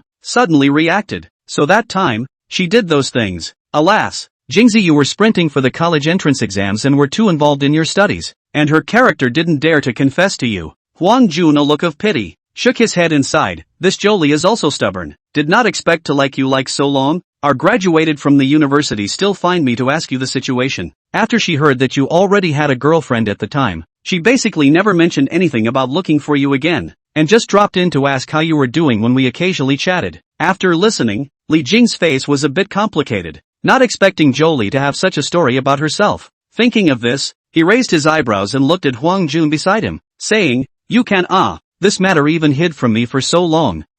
No, this is what Jolie didn't want me to say. You can't blame me. Huang Jun immediately explained, and I saw that you had a girlfriend at the time. If you spread this out, not for fear of causing misunderstandings, he seemed like a serious look said, and if you think it's not suitable, I immediately rejected Jolie's invitation. Anyway, I and her friendship is not deep. A year also contact 2 or 3 times, and every time she will always ask a few words about your situation. Kajiko, you decide. You go or you don't go to Churi's invitation. I just haven't told her you're here yet. Upon hearing this, Li Jing's words faltered and he was hesitating. Huang Jun revealed a cheap look again, close to encourage. A woman has been waiting for you for so many years. You really cruel one side do not see her? She hides the feelings in her heart but everything is for you. Middle school is worried about disturbing your studies, and later is afraid of interfering with your feelings. What a good girl and also looks showy. You ate too many sweet potatoes and your farts won't stop popping, right? Li Jing glanced at Huang Jun, who had a face full of odd looks. The disliked Huang Jun didn't get angry and spread his hands. So have you decided yet, to go or not to go? Go. Why don't you go? Li Jing no longer dwelled on it and calmly said, even if it's just for one more meal for you, I have to go. With that, he walked straight towards the road ready to call a cab. Don't forget, since you want to get together so badly, this meal has to be on you. Chow. Why should I invite you 2 old lovers to meet? What? You're 6'9" and you want a girl to treat you when you meet up with your old classmates? Okay. Okay, let's just say I'm the messenger of good things to the end. So are you sure where to go for dinner? I checked. There's a 3 Michelin-starred restaurant around here called the Jumbo Taste Court. So go there. Holy? 3 Michelin stars? You're starting to be a misanthrope, aren't you? Chapter 57, Even Girls Have White Moonshine. Sister Lou, it's not that I'm putting it off. It's because I really have something tonight. Inside the rented room, Jolie, with a head of black shoulder-length short hair, was pinching the corner of her coat with her hand. Her slender legs were sitting on the bed with a small embarrassed face, while her other hand was holding a cell phone to talk. I know your nephew is wonderful, but I don't want a blind date just yet. I know you are concerned about me. Everyone in the department is concerned about me, but I really do. Feeling the vibration of her cell phone, Jolie subconsciously took it away and glanced at the screen, and found that Huang Jun's message popping up above showed the word Li Jing, and she couldn't help but let out a low cry. Cho, what happened to you? Are you okay? It's okay, it's okay. Sister Lou is sorry. I have something here. I won't talk to you first. Hang up, ha. No, Cho, wait.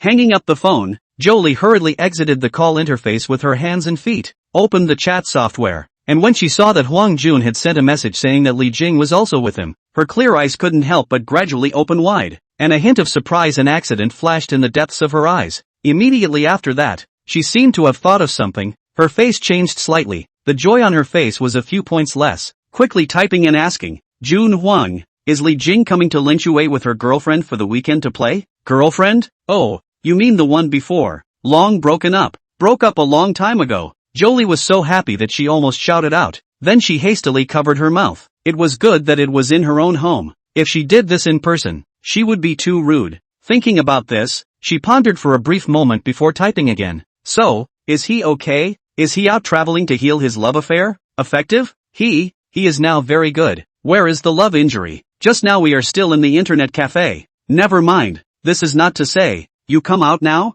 Li Jing and I invited you to dinner in Set the Gen's pavilion. So come over as soon as you're okay. The Pavilion of Treasures? It seems expensive there. Jolie looked surprised, but saw Huang Jun did, which is like a tone of discussion, obviously is to notify their own, so they can only return a sentence. Immediately came to put down the phone. Phew. She sat cross-legged on her cot and subconsciously let out a long breath. Her little face still flushed to this day. I can't believe Li Jing is here. Jolie's mind recalled the boy who used to sit in front of her. At that time, Li Jing was always listening carefully to the class and was often praised by the teacher. In order to sprint for the college entrance examination, he even studied vigorously during class time. Maybe other people didn't notice Li Jing, but Jolie, who sat 2 years behind Li Jing diagonally, knew how serious and hard Li Jing studied. Especially sometimes the sunlight outside the window sprinkled through the glass on the side of Li Jing's face, illuminating the already clear contours of Li Jing's face with a faint golden edge. And that momentary sight stunned Jolie for the entire summer. I haven't seen him in so many years, and I wonder what has become of him. Jolie couldn't help but start fantasizing about what Li Jing would look like as an adult. Would he have become a big fat man? Thinking of this, she immediately shook her head, her short shoulder-length hair flopping from side to side like a small blade of grass as she swayed. No. With a nature as hardworking as his, he definitely won't indulge his figure. So will he become more handsome? I heard he seemed to be a project manager before. Will he look like a suit? Oops, what was I thinking? What kind of person usually wears a suit out of the house? He must be. Hello, Jolie? Why are you calling me? What did you say? What suit? You want me and Li Jing to wear suits? Is talking to herself. Jolie suddenly heard the cell phone came Huang Jun's voice. Suddenly a shock, which realized that he accidentally sent a voice chat to Huang Jun. Panicked red face to explain. I pressed the wrong. Alright, just now is the electricity. Yes, the voice of the TV, not what I said. I'm coming. Jolie, who hurriedly hung up the phone, covered the phone over her chest. Her face was scarlet and she was breathing heavily, just like a little girl who did something wrong. She once again made sure that she had hung up her voice before she let out a slight sigh of relief and secretly said, I can't be stupid again. I have to hurry out the door. I can't let Li Jing wait for me. At that thought, she immediately got up and trotted over to the closet and slammed it open. But she was instantly stumped at the sight of the 10 clean, nice-looking dresses inside. I wish I had known to buy that new dress I was looking at yesterday. Jumbo Taste Court. Li Jing and Huang Jun were led by the waiter to walk through the corridor with elegant and high-class decorations. Although Huang Jun eventually agreed to treat him, Li Jing had actually decided a long time ago that he would pay for this party. Before it was merely him deliberately flirting with Huang Jun, but although Huang Jun got the $1 million, the spending view did not change much. From the other party's words, Li Jing was able to see that the $1,000,000 was used to prepare for the race in Huang Jun's mind, and didn't have any idea of using the money to improve his personal standard of living. And that's exactly why Li Jing had a little more confidence in Huang Jun's matches afterward. If he just gave $1,000,000 and Huang Jun went around spending it like he won the lottery, Li Jing would be worried instead. But the good thing is that although Huang Jun seems to be nervous, but sensible to understand the importance of the big right and wrong, to understand what they should do, what should not do. In fact, Huang Jun's self-discipline has always been very strong, or else he wouldn't have gotten his body to this level with no money and no help. Just maintaining his well below average body fat percentage is a testament to his ability to discipline himself. Walking on the comfortable and gentle carpet, although Huang Jun was not as nervous as last time, but more or less secretly staggered at the luxury of these hotels, he glanced at Li Jing beside him and muttered darkly, "I wonder how many goodies Kajiko had enjoyed to be so bland." Damn, it's true that the rich people's calmness is fed by money. Entering the private room, a circular tabletop centered with a microscopic garden decoration consisting of small scenic stones, shaped by the light. Huang Jun just entered the private room and couldn't help but look around. Taeing, the places where this rich person eats every day are so pleasing to the eye. No wonder everyone likes to make money. If you don't have money, I'm afraid more than 80% of the things in this world are not qualified to be enjoyed. Li Jing sat in his seat and looked at the menu. Sniffing, he looked up at the other party and said in amusement, "What? Your motivation to make money is getting stronger and stronger. That's for sure. After you've seen something good, of course you want to get it." Huang Jun sat on his butt beside Li Jing and scanned the price on the other party's menu. "Forget it, right now my Taoism is not enough, and my heart just can't carry me when I see these anticlimactic prices. Just 2 random dishes alone would cover my living expenses for days." Saying that, he seemed to think of something, and with a twinkle in his eye, he said to Li Jing, "Jingzi, what do you think Jolie will be like now? Although I added her friend's circle will not be posted almost once a year, and when it is posted, it is still those propaganda scripts that look like they are the ones that their units are asking to be forwarded." Upon hearing this, Li Jing, who was ordering food, froze, once again recalling the scene in middle school many years ago, remembering the girl behind himself, recalling, "I remember she was a pretty clean and quiet girl, with a good base, so she shouldn't be too bad looking now. Well, I think so too. I remember that she was good looking. And if it wasn't for the fact that she was really too introverted and not talkative, she would have been at the level of class flower anyways. It seems like there was a guy in the next class chasing after her at that time." Speaking of this, Huang Jun grinned and snickered. "But still, our brother Jing has charm. In Jolie's heart, can only fit you alone. I found you such a big man, but quite love gossip, or I take back your $1,000,000. You do not fitness, go to be paparazzi.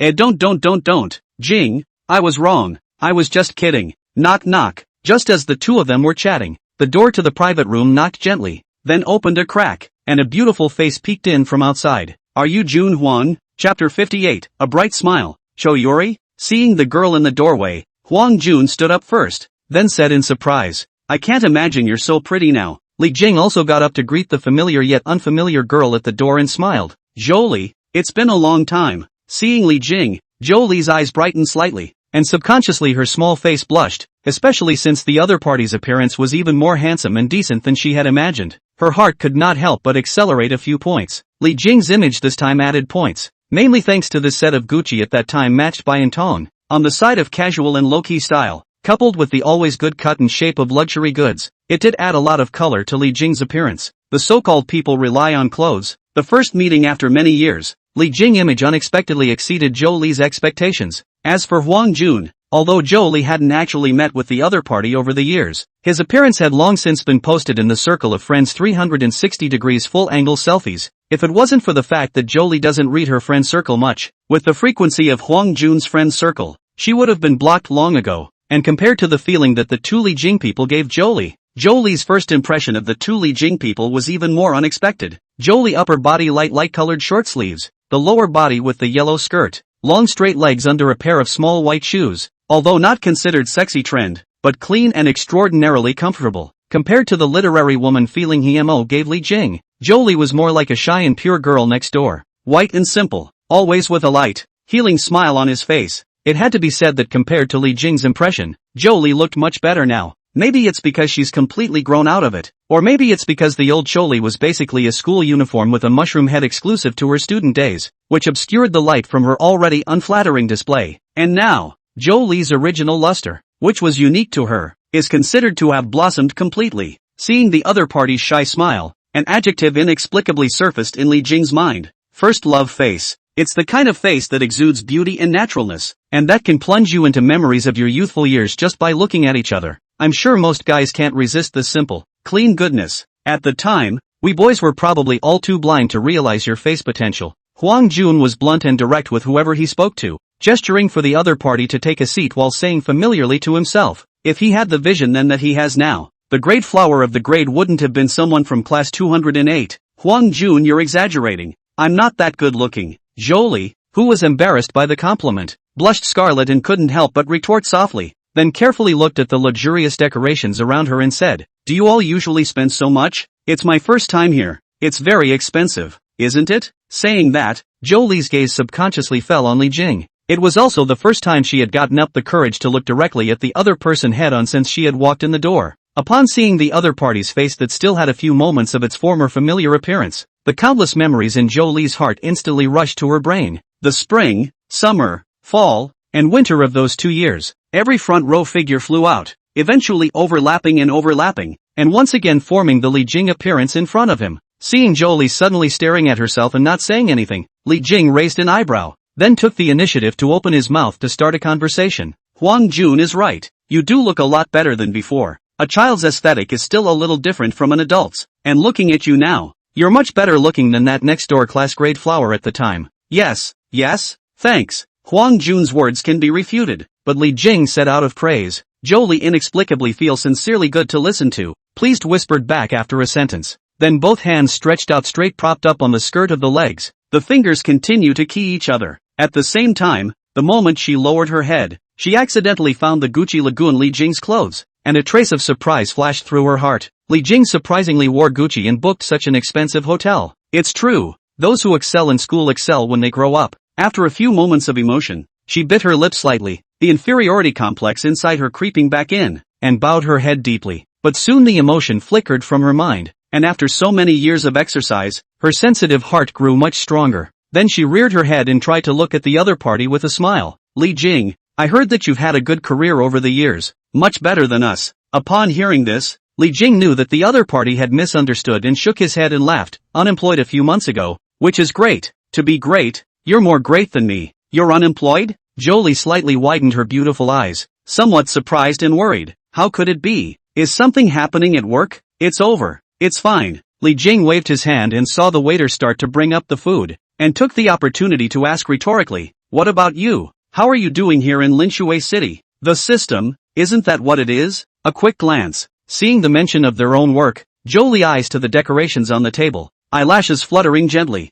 softly said, just the system is mostly elders in their 40s and 50s. There are too few people of the same age, coupled with the fact that I don't like to talk, to come to a few years and did not make any friends. It's just like school, when my best friend was you. At that, Li Jing was surprised, remembering that he had a lot of friends in middle school even though he spent a lot of energy on his studies, and Zhou Li, too, was just one of his many friends. Now that he heard the other man's words, he realized that he was actually the other man's best friend. Thinking about this, after he graduated from high school and never contacted each other again, Li Jing inexplicably felt a few apologies in his heart, especially after learning about Zhou Li's emotions towards herself from Huang Jun, as well as being amazed by the other party's face. Li Jing couldn't help but secretly say, I was so blind before. I missed such a good girl. And when Huang Jun saw that the two were just talking and not eating, he managed to take his eyes off the braised pork that had just been served, and urgently urged in a loud voice, the food is almost ready. Eat quickly. With those words, he took the lead and excitedly picked up a piece of jelly-like cube-braised pork and smothered it in one mouthful,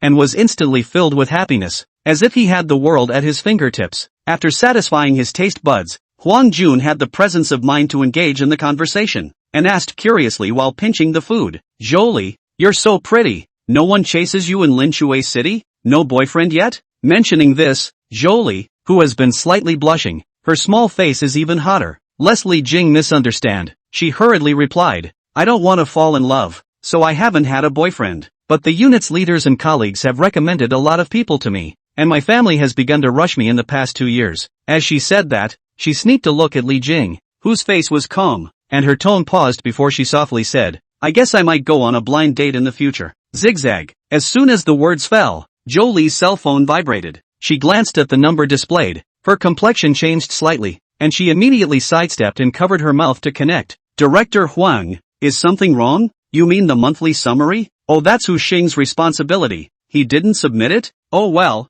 I'll help get his done on Monday. Sister Lu's research form is also given to me, but I still have a few things on my hands. Can I give this to you later? May I? Okay, thank you, Director Huang. Seeing Jolie answering the phone with frequent nods and a respectful appearance, Li Jing frowned slightly. Looking at you, you usually help your colleagues a lot? Ah, that. Sometimes when they're busy and I'm alone and don't have much to do, I help them out. Holy, why do I feel like you're being bullied? Huang Jun grabbed one side of the pigeon in his hand and glared loudly. Jolie, your character is still too soft. You have to be tougher. Don't always be used by those old greaseballs as a free labor force to make It's actually okay. Jolie did not expect this time to come to the work phone, for their own colleagues to defend, although Sister Lu they may not be so on the job, but usually on my life problems, are quite enthusiastic to help. For example, they helped me a lot with the house I rented and some things before that. These jobs aren't too hard for me anyway. I help them above work and they're quite happy to help me as an outsider above life. Upon hearing this, Li Jing drifted off and agreed with Jolie's approach. He had met some colleagues before,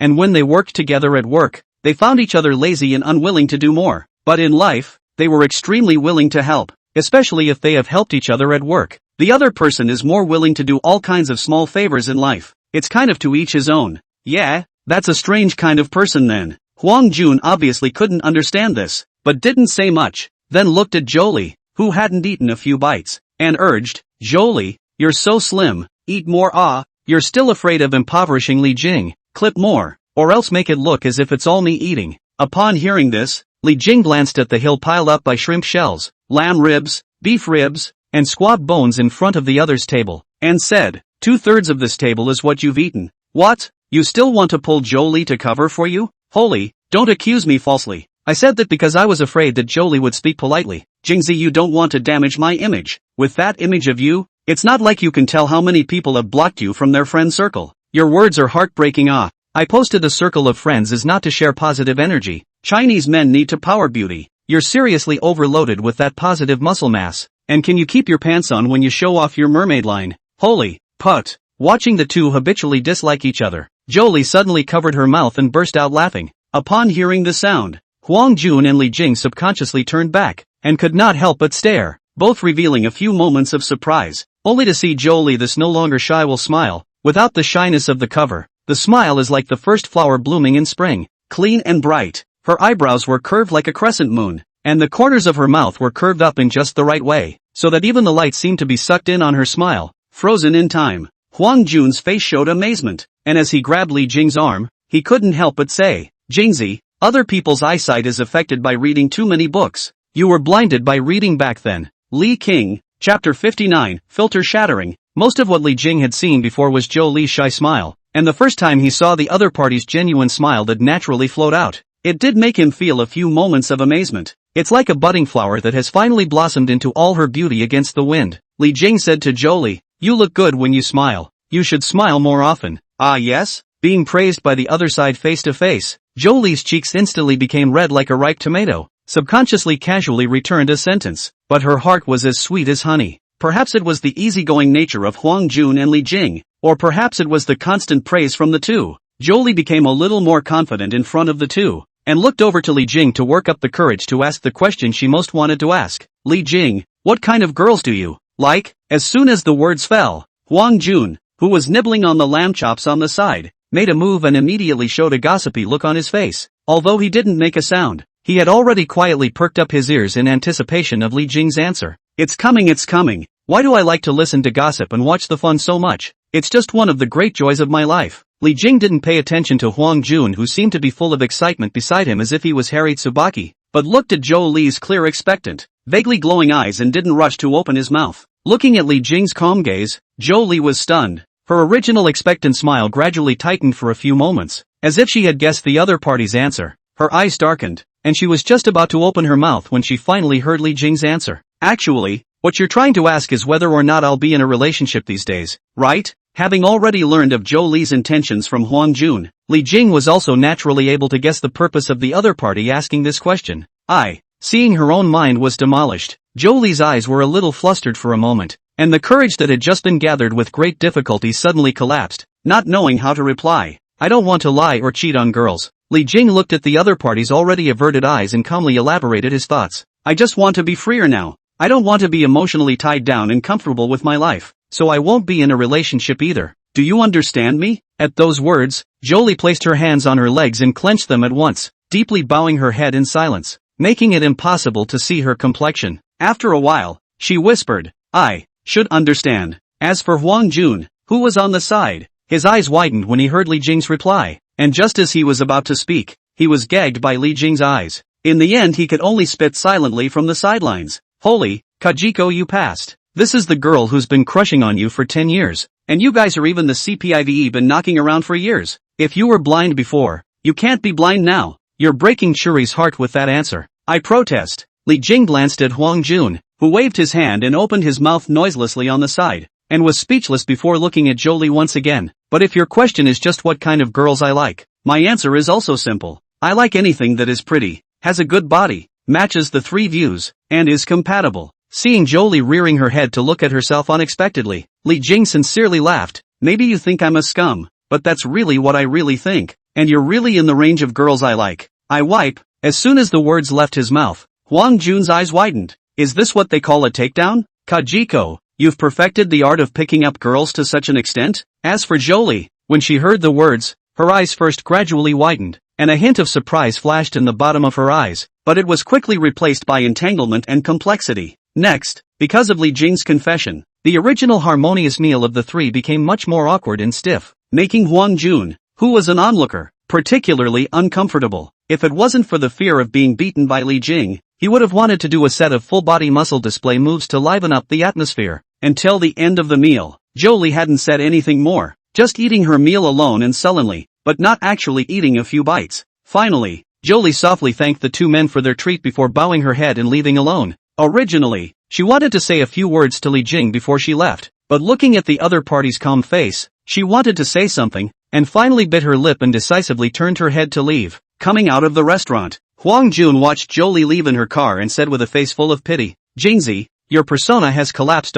In her mind, you've always been a perfect image, and this time, your scummy speech kind of completely shattered her filter on you. Although Li Jing had a few apologies for Jolie in his heart as well, he didn't regret it. This is better than me deceiving her by deliberately maintaining my image, right? It's good that after my virtual perfection crumbles, she'll be able to accept the real men around her more easily too. At those words, Huang Jun froze, and then with his hands on the back of his head, he couldn't help but agree. That's true. Over the years, she's treated you as the perfect object of pursuit, and other men simply couldn't get into her eyes. But by now, she should have realized that no one is perfect, and she won't be as demanding of her significant other. Saying that, Huang Jun seemed to have thought of something and suddenly turned his head to look at Li Jing, saying seriously, Jingzi, I suddenly feel that you are doing the right thing. If you deliberately maintain an image in front of her, dangling her feelings without establishing a relationship, that's really scummy behavior, said Huang Jun, face serious, tone gradually serious, and just now you do.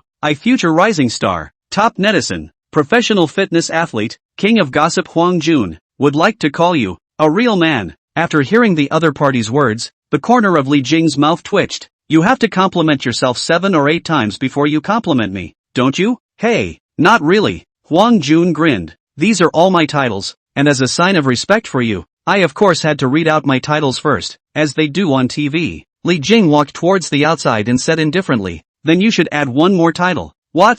$1 Million Debt Sultry Muscle Man. Holy? Forget everything else. I don't approve of stuffy. You're not stuffy? Brother is so positive. How can I say it's Ming Saw? Inside the rented room, Jolie, who had returned home, was so upset that she flopped directly onto her bed, burying her head in the covers, her brain confused to the extreme. The boy she had constantly remembered missing all these years had completely shattered the original filter after this meeting today. Did he mean by those words that it's okay to like it, but not willing to give your feelings to a relationship? Jolie's hands gripped the quilt tightly. Her eyes couldn't help but redden slightly, and she said in aggravation, how could he be thinking like this? Her brain was as chaotic as a hemp. After thinking left and right, she could not understand, rolled over and lay on the bed, took out her cell phone, found her usual companion to chat with their own intelligent software. Complex mood, a little sad to ask. Ray, master, I am. What if one of the guys I've always liked is scum? If you like scumbags, think calmly,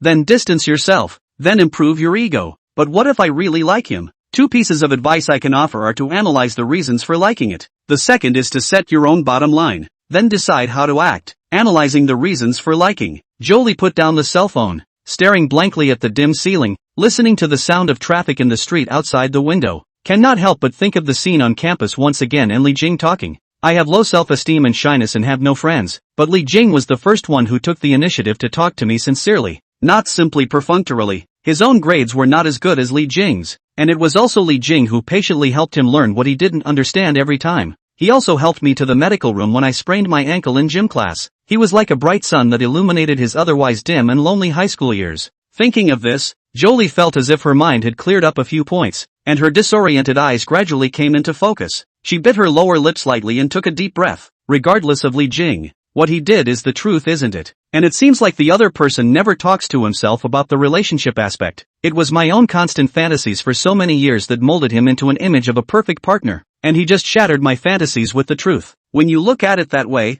he didn't actually do anything wrong. Instead, I morally kidnapped him. Thinking of this, Jolie got up and sat up, recalling the behavior of today's meal. She suddenly regretted her impulsiveness and subsequent silence somewhat. After agonizing for a long time, she finally made up her mind, picked up her phone, reopened Huang Jun's chat box, and typed, "Huang Jun, can you push Li Jing's number to me? I want to add him as a friend." Meanwhile, Huang Jun was lying on the bed of the upscale hotel booked by Li Jing looking at his cell phone. When he received Jolie's message, he sat up violently with a carp, staring wide-eyed and shocked. Holy, how can this be reversed? Is this really Keiko's way of trying to escape? Kajiko, UING woman hunter? Chapter 60, A Bachelor is a Man Too. Early the next morning, Huang Jun followed Li Jing to have breakfast in the hotel's cafeteria. Keiko, this upscale hotel is just different. Huang Jun walked through the corridors of the restaurant, with a wide variety of food carefully arranged and plated on both sides, with Chinese and Western food complementing each other in abundance.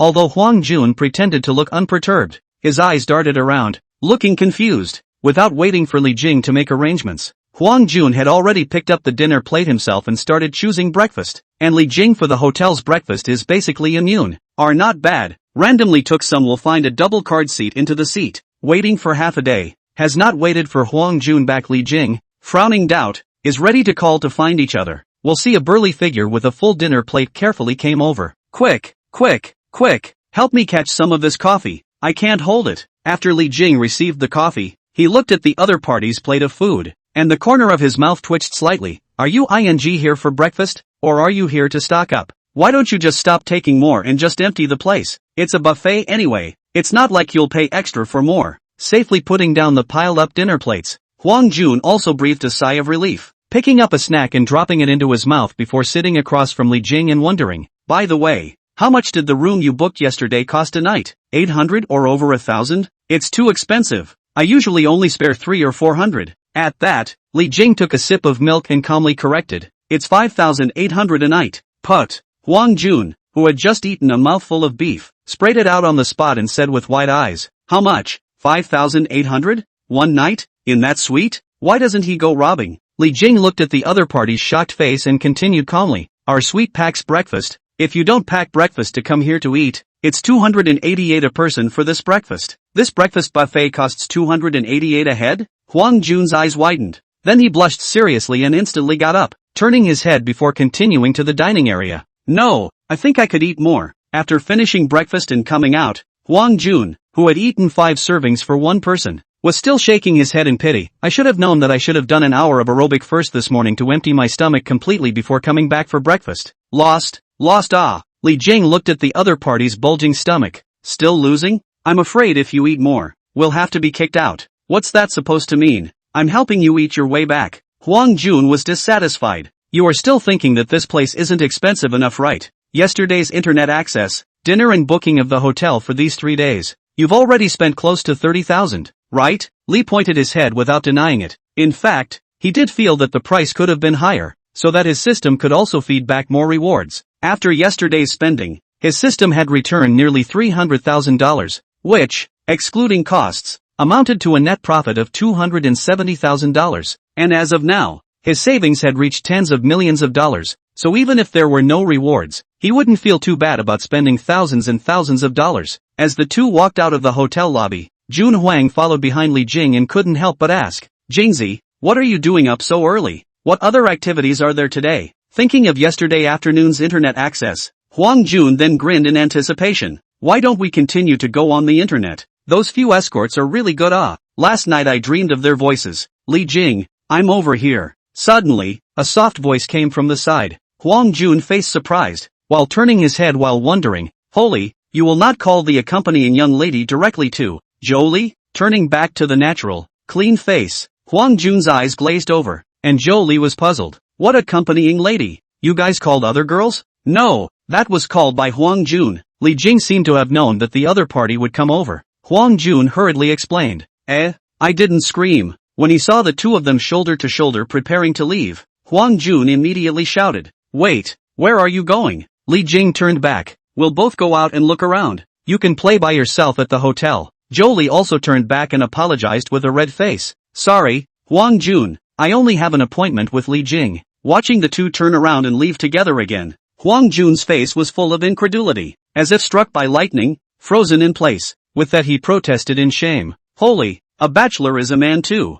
I want the care of my opposite-sex friends too. Okay. On the sidewalks of the city, the leaves of the French sycamore drift down with the wind, spinning in the air in a circle. Two leaves separated and intersected and separated, and finally fell in their respective places. Li Jing and Jolie walking in rows of French sycamores. The breeze caresses the face, side by side. It is like just dating. There are a few shy couples. Li Jing glanced at Jolie beside him and found that the clothes the other party wore today were not only bright and clean in color, but the connecting part of the sleeves also had vague straight line creases. Obviously newly bought clothes worn out for the first time. Did she go shopping for new clothes on purpose today before coming over? Although he hadn't gotten up too early himself, and waited for Huang Jun to finish that huge breakfast, it was still just after 10 in the morning. Finding a store open at this time of year to buy new clothes is no easy task. Thinking of this, Li Jing organized his words for a while, then spoke. Your outfit today is very nice. It fits your temperament. Really? Sure enough, as soon as the words fell, Jolie instantly looked up, her eyes filled with the color of surprise. It could be seen that Li Jing's praise had poked right into the other party's heart. Looking at the other party's clear and bright eyes, Li Jing smiled. Of course it's true. Thanks. Getting another affirmation from the other party, Jolie's cheeks flushed and she lowered her head and whispered back, her joy already overflowing. With that, she kept picking at the edges of her short skirt with both hands and summoned up the courage to take the initiative. Thank you for still being willing to accompany me out. Yesterday was me not. You were right about yesterday. Li Jing didn't wait for the other party to finish before he spoke up and interrupted. You don't need to feel guilty or apologize to me. Rather, it's actually my problem. At those words, Jolie couldn't help but raise her head to look at Li Jing's side face that was flatly staring ahead. Her heart tangled and her eyes complicated. Then she lowered her head again and said, No, you're right, too. Hearing the other party's short but sure answer, Li Jing was surprised, not expecting the other party to be willing to defend himself, and couldn't help but remain silent for a moment before saying, Thank you for understanding. The words left the room, and the two men relapsed into silence. Li Jing's heart always remained calm. Even when Jolie specially added her friend last night to invite her to meet today, she didn't have too many surprises.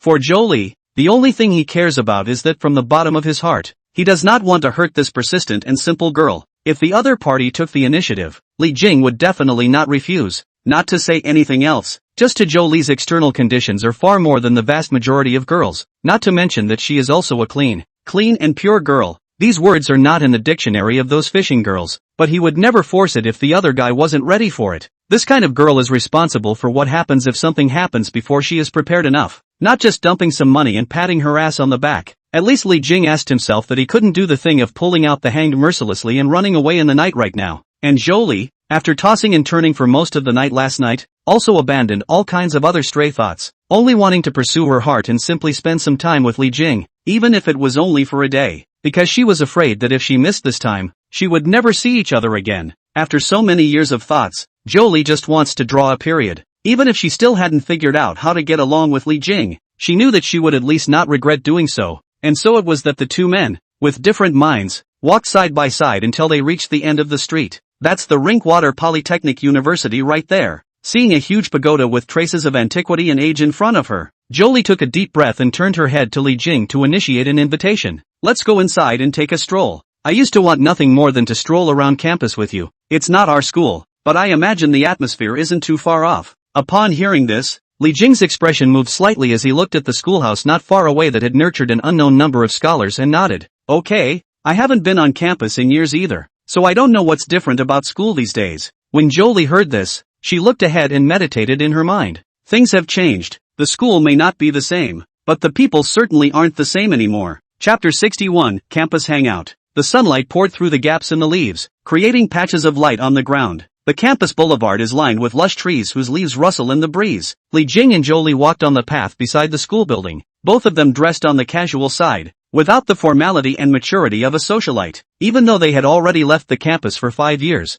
they still looked like college students chatting and walking after class when they walked on this campus road. Although this university is not the alma mater of the two, but the solemn and serene school building, spacious and clean playground, as well as that road in 2s and 3s of students, are instantly two deep memories about the school's memories are pulled out. A strong nostalgia and emotion filled in the hearts of the two. Looking at a few students who were rushing to the classroom with their textbooks, Jolie said nostalgically, I think back then, we learned from morning to night during our high school years, and we hardly had much personal time, and I don't know how we got through it. Yeah, high school was obviously only 3 years, but it seems like a long time spent in memory, and when I close my eyes and remember, my own teenage years are almost always images of that time. Struggles, laughs, fights, exams. Li Jing just casually fished out a few fragments in his memory, and it was all 3 years of high school. Maybe it's because we're all striving for the same goal, and the immense pressure has led to deep friendships, like comrades in arms in the exam room, where every exam is a battle for us.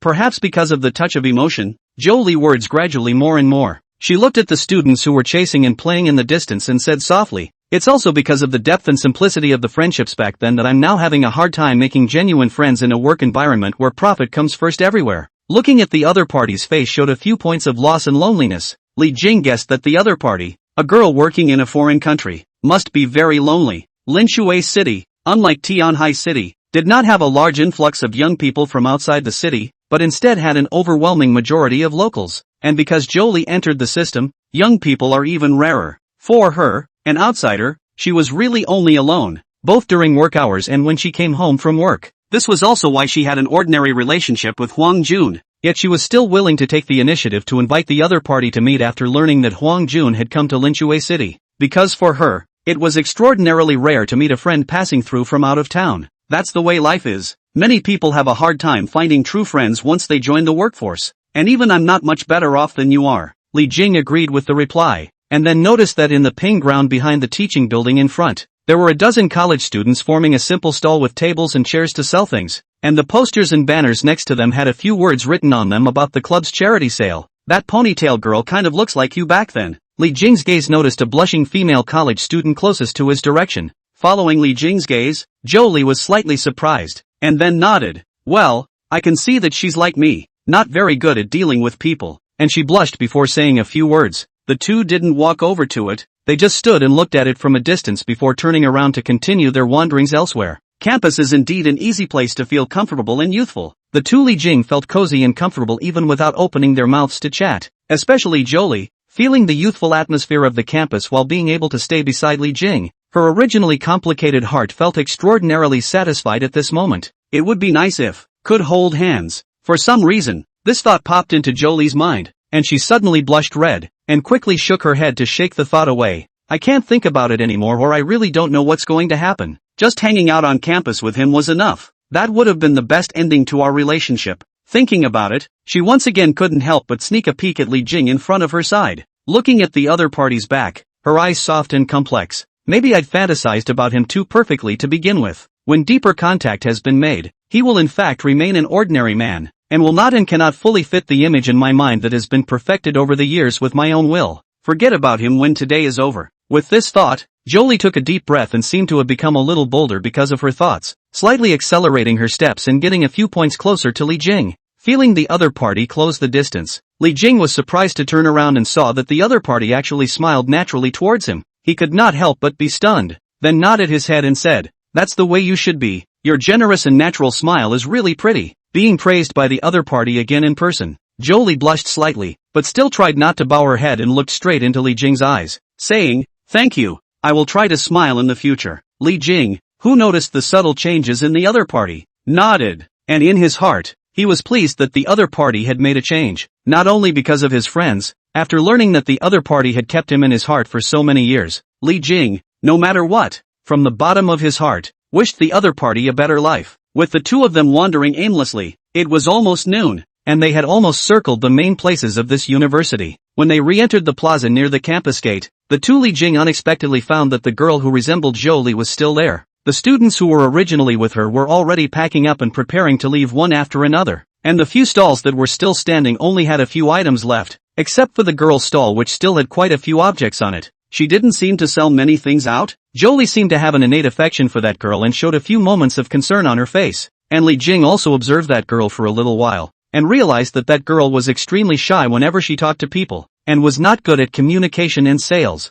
Occasionally, when someone is interested in approaching her, but before they get to her stall, they are drawn away by the enthusiastic waving of the other stallholders around her. I'm afraid that if she's like this, she won't be able to sell them all in one day. Hearing Li Jing's comment, Zhou Li frowned slightly and couldn't help but say, let's go over and take a look as well. Sensing that Zhou Li seemed to empathize with the other party, Li Jing didn't refuse and walked over with the other party. Senior, sister, want to see this bracelet of ours? Senior, I have handmade fabric roses here. You can buy one as a gift. The two had just approached, and the few student stall owners who still had the last few items left had greeted them warmly. The ponytailed girl was just about to open her mouth when her voice was muffled by the others, her face blushing with shame, and she could only wait for the other party to finish shouting before summoning up the courage to say, Senior, want to come and take a look? Li Jing approached the other party's stall and realized that its table was full of cute little handmade animal dolls. Not to say that they were much more delicate, but he could tell that a lot of thought had been put into them.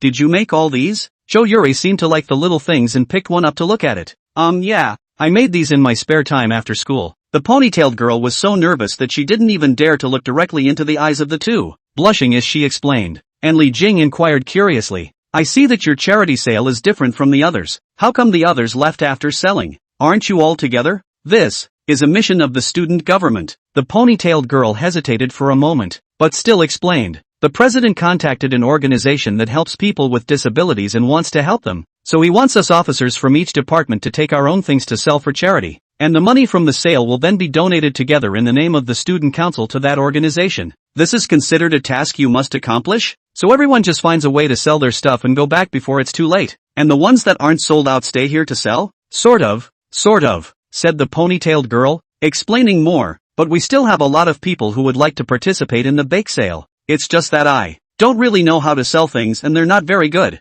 This stuff is pretty good. Before the other party's words fell, Li Jing picked one up and looked at it. Although it's a bit rough, but I can see that thought was used. It's more meaningful than those assembly line crafts. Receiving Li Jing's affirmation, the ponytailed girl showed slight surprise and raised her head to look at the other party's face for the first time, then blushed and said, Thank you. With that, Li Jing turned his head to Zhou Li and asked, Do you like these? Zhou Li nodded. Well, it's quite interesting. Just 12 zodiac critters. Zodiac? Li Jing froze, and then noticed that there were really 12 Chinese zodiac signs. Fortunately no one bought them, otherwise they would not be complete. So he opened his mouth and asked, How much do you pay for this? It was originally sold for 30, but it never sold. The ponytail girl honestly embarrassed replied, If you want it, senior, you can sell it to you for $20. 30 isn't too expensive, and it's worth it for your craftsmanship and materials. Li Jing didn't think much about it and directly said, You don't have to give me a cheap price. $30 a piece. I'll take them all. You want them all? The ponytailed girl looked up in surprise, a few moments of surprise hidden on her face, and Li Jing laughed. What? Are you still limited here? No. I'll just put it in for you. I have a little bag designed for that. Ponytail girl hastily began to pack the packaging for the other party. Originally its loss of sadness to re-happy face naturally flowed out of the happy smile. Zhou Li on the side saw the change in the ponytail girl's demeanor, and couldn't help but also show a hint of a pleased smile, a few more points of warmth inside. She was about to step forward and say something when she was slightly startled. Looking at Li Jing and the ponytail girl smiling and talking, her eyes slightly trembled. With a few moments of trance, her mind inexplicably floated back to a time when Li Jing had once helped himself over and over again. It was as if she was this ponytailed girl, gradually regaining her confidence and courage with Li Jing's help over and over again. She looked at Li Jing's back in a daze. Secretly complicated. Turns out he hasn't changed at all. Chapter 62, Zhou Li's new goal. From the school out, Jolie's hand more a beautiful handmade cloth bag, containing 12 Chinese zodiac dolls. She deliberately walked slower and followed behind Li Jing, secretly observing the other party's back, her heart torn to the core. Originally, today she had planned to say goodbye to Li Jing after strolling around the campus with him to finish this thing she had been hoping for, and completely let go of this impossible relationship. But I didn't expect that after this contact, my own good feelings towards Li Jing had instead grown deeper and deeper. He never seems to change. It's the same Li King I used to love. Jolie's eyes softened, her heart complex, looking at Li Jing's back in front of her, her thoughts becoming more and more confused. At this time, her cell phone received a message. Open a look. It is the colleague's sister Lu sent a picture of his nephew, also attached a paragraph. Xiao Zhou ah, this is my nephew. You look at the picture. Handsome boy A, this year 28 years old. In the Linshui water plant work, probably not as good as you in terms of education, but still a very nice young man. He's a dual career kid, from a good family, has bought a new house locally, and next year I hear he's planning to buy a car. If you're interested, take the initiative to add him on WeChat and see. I'll tell you his number. Looking at the message in her cell phone and the picture of the strange man, Jolie's fingers gripping the phone slightly harder. Do you just marry a man you may not like so much in the future? Can you really let go of your feelings for Li Jing?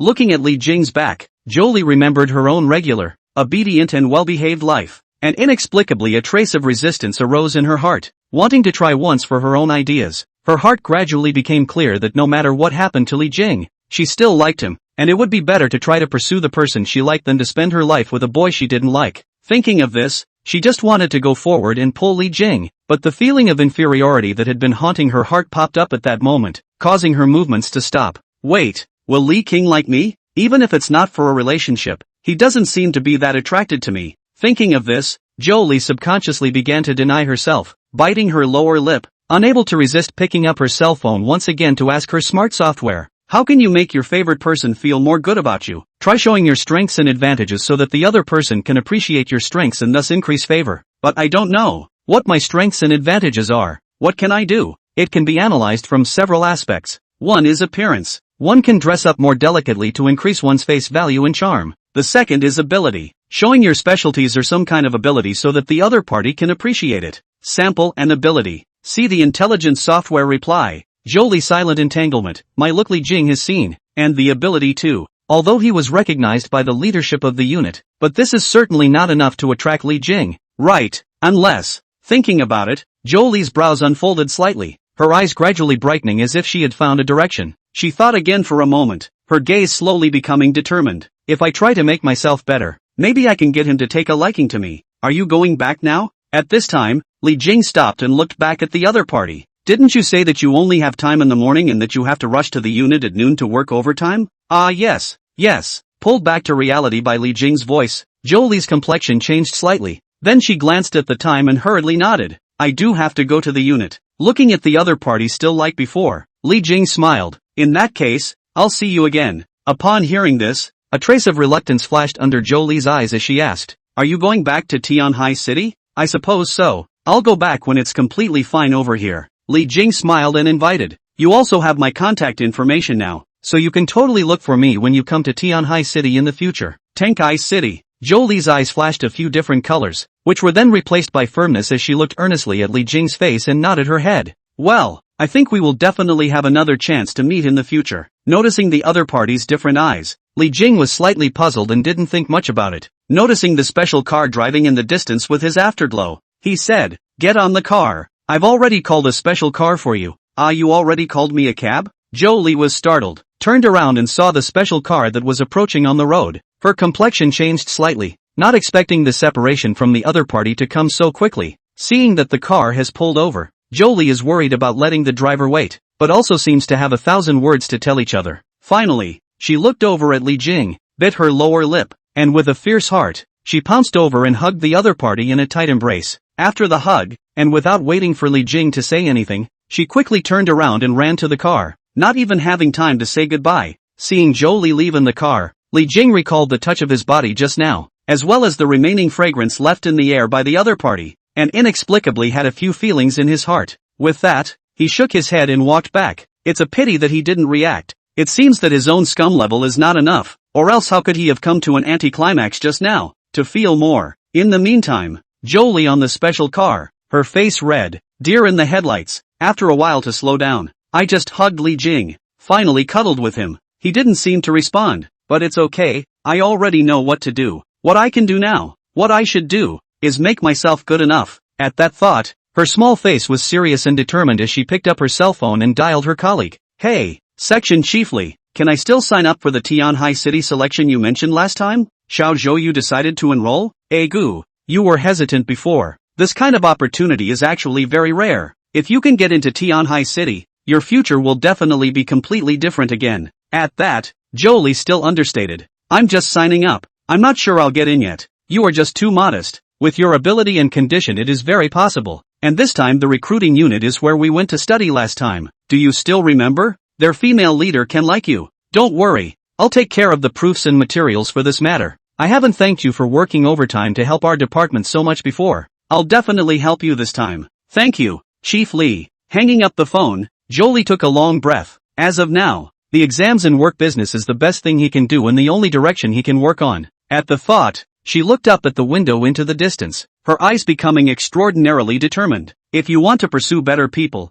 you have to become better yourself. Regardless, this is definitely the right path. Li Jing, I will definitely see you again in Tianhai City with a different look. Chapter 63, is this the time to buy a car? Li Jing had just returned to the front lawn of the hotel when he heard a piercing siren beeping next to his ear. He stopped and turned his head with a frown, only to see a BMW X5 speeding past him with no intention of yielding to pedestrians. Through its open window, Li Jing realized that the driver was a young, high-profile, floral-shirt youth, who smoked a cigarette while constantly honking his horn as he moved forward. Even Li Jing, who was still in a good mood, couldn't help but frown a bit, until the BMW was about to turn the corner and drive into the hotel's parking lot. It suddenly stopped, and then took the initiative to back up and make way, which made Li Jing, who had planned to go back to the hotel, not a little surprised. Then turned the corner of a Porsche Pami will slowly drive out. Although Li Jing cannot see the BMW in the young man's complexion, but guessed that the boy at this moment certainly did not just honk when the high-profile flames. Seeing this, Li Jing thought of the trouble he had in calling an online car in the past few days, and secretly thought it would be a good idea to buy a car. Not only is it convenient, but he can also be in a better mood when he encounters this kind of retard in the future. With this thought in mind, Li Jing had just returned to the hotel lobby when he accidentally discovered that Huang Jun was actually chatting with a woman who was not bad-looking. Just see, the woman makeup is exquisite but not flamboyant. A head of slightly curly long hair, wearing a slim professional suit. Simple and dry cut outlines. The curve of the body is not bad. The lower body is the standard package hip skirt with black silk. Li Jing noticed Huang Jun, and Huang Jun's afterimage also saw Li Jing, who was calm and relaxed in the doorway. Kajiko? Huang Jun looked slightly happy, immediately brought the woman forward and introduced. Manager Zhang, this is my brother Li Jing. I can't afford to open that high-class suite. The money is all paid by him. Upon hearing this, Zhang Ling looked at Li Jing and was slightly surprised, then enthusiastically reached out her hand and said, "Hello Mr. Li, I'm Coach Huang's friend Zhang Ling. I just happened to run into him at this hotel and had a small chat." After saying that, she took out a business card and handed it to the other party in a smooth manner. And Huang Jun also introduced, Jingzi. This manager is also from Tianhai City, is a member of our gym, today came to lin Shui something, did not expect to also live in this hotel, just happened to run into on chatting a few words. I'm just looking for a place to stay here, which is like Mr. Li and Coach Huang, you two live in the senior suite, the grade can be far from it. Just after Huang Jun finished speaking, Zhang Ling smiled and took over, her tone habitually secretly praising others, obviously a long time to receive customers to develop the habit of communication. And after Li Jing read the information on the other party's business card, he slightly raised his eyebrows. Manager of Huacheng Real Estate? Yes Mr. Li, I work in Huacheng Real Estate. Mr. Li doesn't know if you have any plans to buy a house in Tianhai City in the near future? Our properties are all high-grade residential areas, so you can come and take a look when you have time. Upon hearing this, Li nodded. I do have plans to buy a house after a while. Zhang Ling's eyes lit up. Her gaze just happened to quickly sweep over the logo of Li Jing's clothes. A trace of surprise was born inside. Then she enthusiastically said, "That's really great. Mr. Li, you can contact me at any time if you have any needs. I can even take you to our place to look at the house." Well, the house hunting will wait until we return to Tianhai City. Zhang Ling saw that the other party did not want to talk about the house now, and did not lose heart. Instead, his heart has already taken the other party as a potential high-quality customers, and took the initiative to change the topic. I heard Coach Huang say that Mr. Li just talked about business with a big company over here in the past 2 days, so it's really a young and promising Upon hearing this, Li Jing estimated that it was again Huang Jun pretending to say something, and did not poke holes in it, calmly saying, well, things on this side are basically busy now. Seeing that the other party did not deny their own temptation, Zhang Ling's attitude towards Li Jing obviously warmed up a few more points. The next exchange, the words are hidden compliments to Li Jing. When talking, his eyes did not leave Li Jing. Li Jing has also seen many women during this time. This is only a few words. He can basically see the character of the other party. Compared to the simple Zhou, Zhang Ling for the man's economic strength is obviously much more sensitive. Coach Huang, since Mr. Li has just finished working outside, why don't we ask him to go to the lounge and take his seat before we talk? Zhang Ling's red lips always carried a smile as she reached out to indicate the rest waiting area next to the hall and said to Li Jing, I happen to be fine. I wonder if Mr. Li wouldn't mind if I sit with you too? Li Jing naturally knew that the other party was attempting to get close to him, but he didn't reject it, and smiled lightly. Of course I don't mind. With a beautiful woman accompanying me, my rest won't be so boring. Seeing that Li Jing was not repulsed by himself, a hint of joy flashed in Zhang Ling's eyes, and he immediately took half a step closer to the other party, pulling a few moments away from Huang Jun. Mr. Li is joking. Seeing that Mr. Li is young and talented, I also want to learn more from Mr. Li. Watching Zhang Ling walking towards the rest area swaying her waist, Huang Jun on one side looked odd, then secretly pulled Li Jing, frowning and asked in a low voice, strange, I was in contact with manager Zhang before, but I didn't find her to be so enthusiastic. Why is she like a different person today? Li Jing glanced at the other party and deliberately said, maybe she has a crush on me? How can it be? You are also too confident. On the economic strength I may not be as good as you, but on the external temperament and image, not brother narcissism, I think I can still compare with you. As he was speaking, Huang Jun suddenly froze and finally reacted, looking at Li Jing with wide eyes. She looks at you because, bro. Li Jing patted the other party's shoulder and smiled encouragingly. Cheer up and make money. Watching Li Jing and Zhang Ling walk towards the rest area together, Huang Jun's eyes widened. Crap. In just a few minutes of back and forth, manager Zhang could tell that Jingzi was rich? These women are dog noses. They can smell money on a man, can't they? Rest area. Huang Jun, who had already seen it, felt more and more the obvious difference in treatment after watching Li Jing and Zhang Ling chatting again. For example, Zhang Ling addresses Li Jing as you, but to herself, it's all you. As for the tone of voice, the difference in attitude is even more pronounced. Those who didn't know thought that Huang Jun and Zhang Ling had only met for the first time,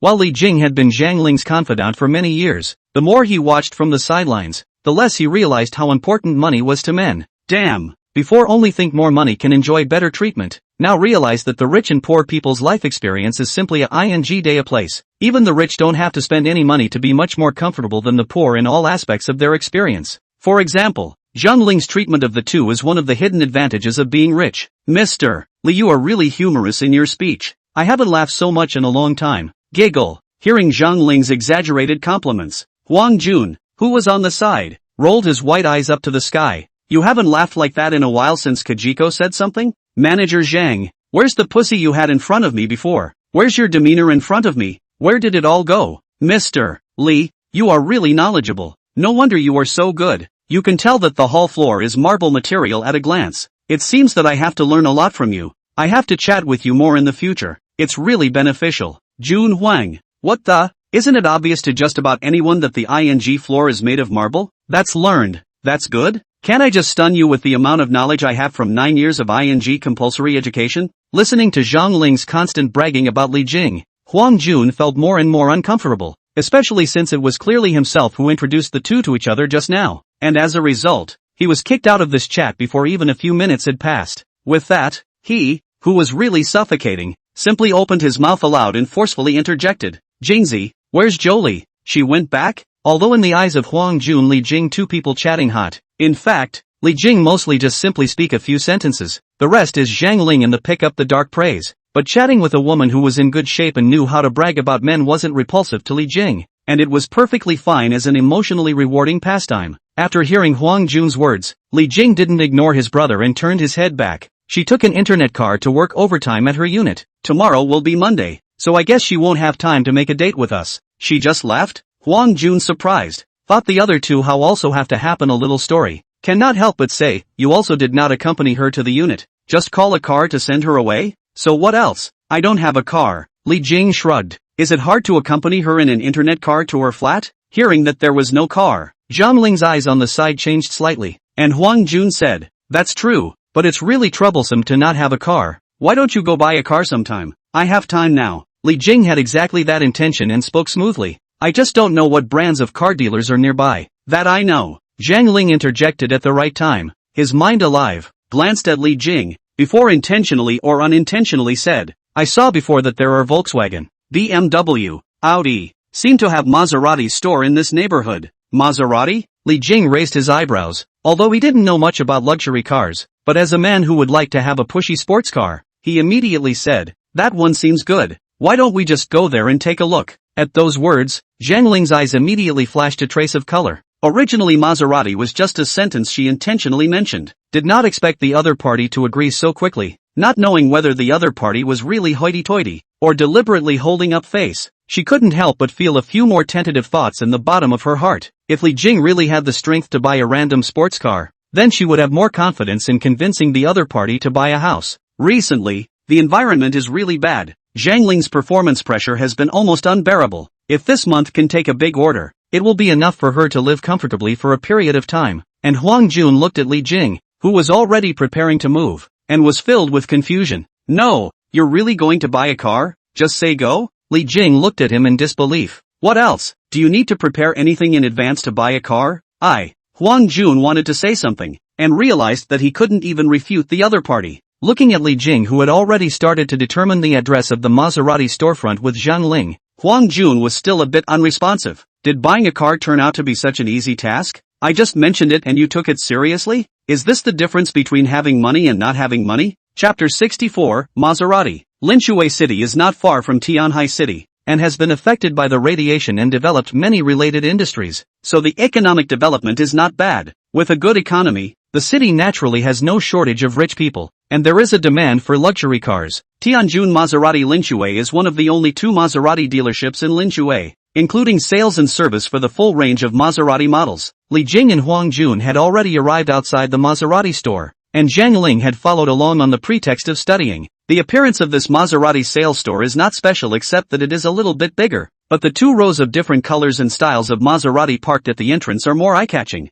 "It's the first time I've seen so many Maseratis," Huang Jun whimpered in surprise, looking cautious, his aura suppressed by the earthy aura emanating from the place, and subconsciously took half a step back, following behind Li Jing. Although Zhang Ling acted a bit more naturally than Huang Jun, her tightened smile showed that she was a bit more restrained inside. Although she had usually seen a lot of clients come to see the house in a luxury car, it was the first time she had come to a luxury car sales store as a guest herself. More importantly, she didn't have the strength to buy any of the cars here. "Hello sir, welcome to Linshui Tianjun Maserati." Just as he pushed open the door, a man in a well-tailored dark blue suit greeted him with a quick and respectful step. "May I ask if you are here to see the car?" "Holy, I thought all luxury car sales were pretty girls." Seeing that the one who greeted him was a male salesman, Huang Jun was a bit disappointed. "I was expecting to see a beauty of manager Zhang's caliber, but it turned out to be a man." Zhang Ling, who was beside her, sniffed and raised her eyebrows slightly due to being complimented, but then said, "Coach Huang is joking.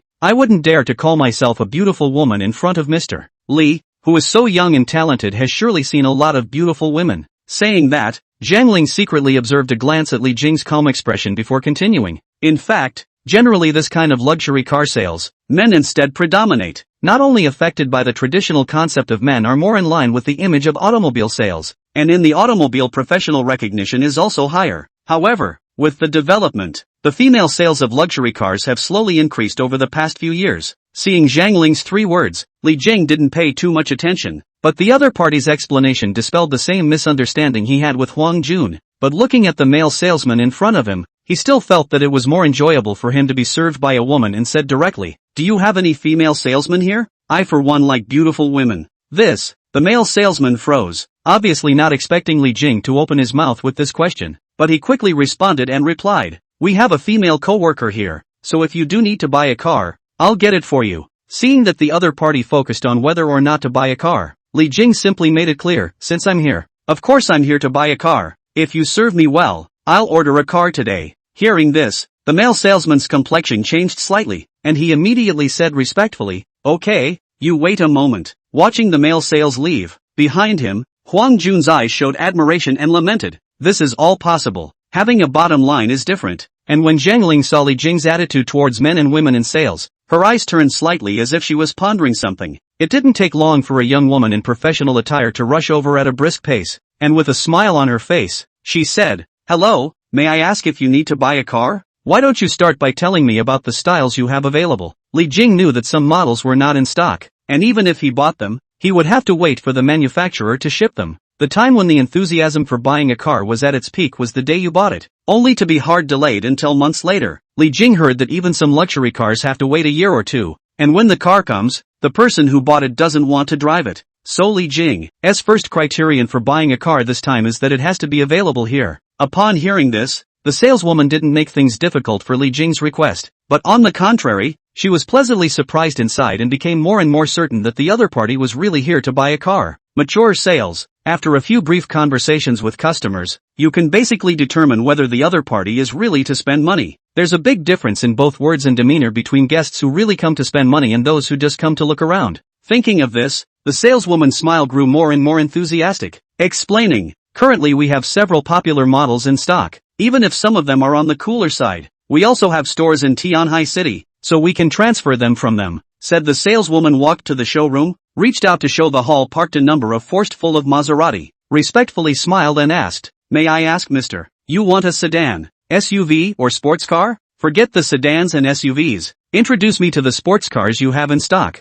Since he had bought a Maserati, Li Jing naturally wanted to buy a sports car with a high enough turnover rate. If the shape is too plain, you might as well go for a Mercedes BMW, not to mention, buy a sports car and have quite a few more beautiful women come by your car to take pictures. At that, the saleswoman's eyes lit up even more. Although the price of a Maserati wasn't exactly related to the model, most sports cars weren't cheap. Hearing Li Jing's choice, she was inwardly pleasantly surprised. Although the other party's attitude was a bit cold, but every time she asked about her needs, the other party's answer was the perfect answer that she wanted to hear the most. This scenario was as close to the perfect sales experience as she had ever dreamed of. If all customers were like Li Jing, not to mention asking her to put a hot face on a cold ass, she would also be willing to put an ice ass. Not only the enthusiasm of the saleswomen rose higher and higher. Behind Li Jing, Zhang Ling, who had never made a sound, gradually brightened her eyes, and felt more and more that she had not made a mistake in deciding to follow her on this trip. Originally, if the real estate market was still as prosperous as before, she was afraid that she would not have such a deep contact with Li Jing, at most leaving a contact information. But now the pressure of performance is too much. She does not want to let go of any potential customers. Before holding the mindset of trying to follow Li Jing to buy a car, did not expect that they seem to have dug up a treasure. Although Li Jing is not sure to buy a car at the moment, but both the bottom line he showed and his attitude towards the sale, so that Zhang Ling, who has been a real estate salesman for many years, can clearly feel that Li Jing is really intending to buy a car, and also really does not care about the price. Zhang Ling's eyes secretly looked ahead to Li Jing's side face. This time I'm afraid that his own performance depends on him. This Maserati Gran Turismo by Mr. Li has strong horsepower and surging power. It not only accelerates quickly, but also has a stylish and dynamic appearance that can definitely become the focus of the street. Its luxurious interior and the technological configurations inside can also bring you a top-notch driving experience. Mr. Li, do you like this one? Seeing the sales walk up to a sports car to introduce it, Li Jing was instantly attracted to the model. The front face is the iconic straight waterfall grille with sharply shaped headlight clusters on both sides, creating a very aggressive visual effect. The body lines are smooth and slippery, and with the shark gill vents on the front fenders and large wheels, it will catch the eyes of all the boys at a glance. Not to mention Li Jing, even behind him, such as Huang Jun and Zhang Ling couldn't help but have their eyes light up slightly, being amazed by this model. Huang Jun couldn't help but say excitedly, "This is handsome ah. When I was dreaming I was thinking of myself walking down from this style of car. Absolutely 100% turnover rate. Li Jing in the previous even an ordinary car are not. And now directly by this Maserati GT face-to-face visual impact. He did not even produce any other ideas. Heart only one word, buy. It's like a man who has never touched a woman. Suddenly a superb beauty throws herself into the arms, which still have the heart to identify the difference between this beauty and other beauty and the gap. Cannot wait to release testosterone on the spot on the hand. Although Li Jing was already moved, he still stabilized his emotions on the surface and asked, "How much does this one cost?" Seeing the other party inquiring about the price, the saleswoman knew that this car had already made Li Jing have a few heartbeats, and immediately said respectfully, "This 2024 model is priced at around $1 to $2 million, depending on the options." Mr. Li, although this price is a little high, but I guarantee. That's it. The sales also wanted to use their years of work experience to convince Li Jing to place an order, but just after the price was set out was interrupted by the other party. Could not help but froze. For a moment some did not react.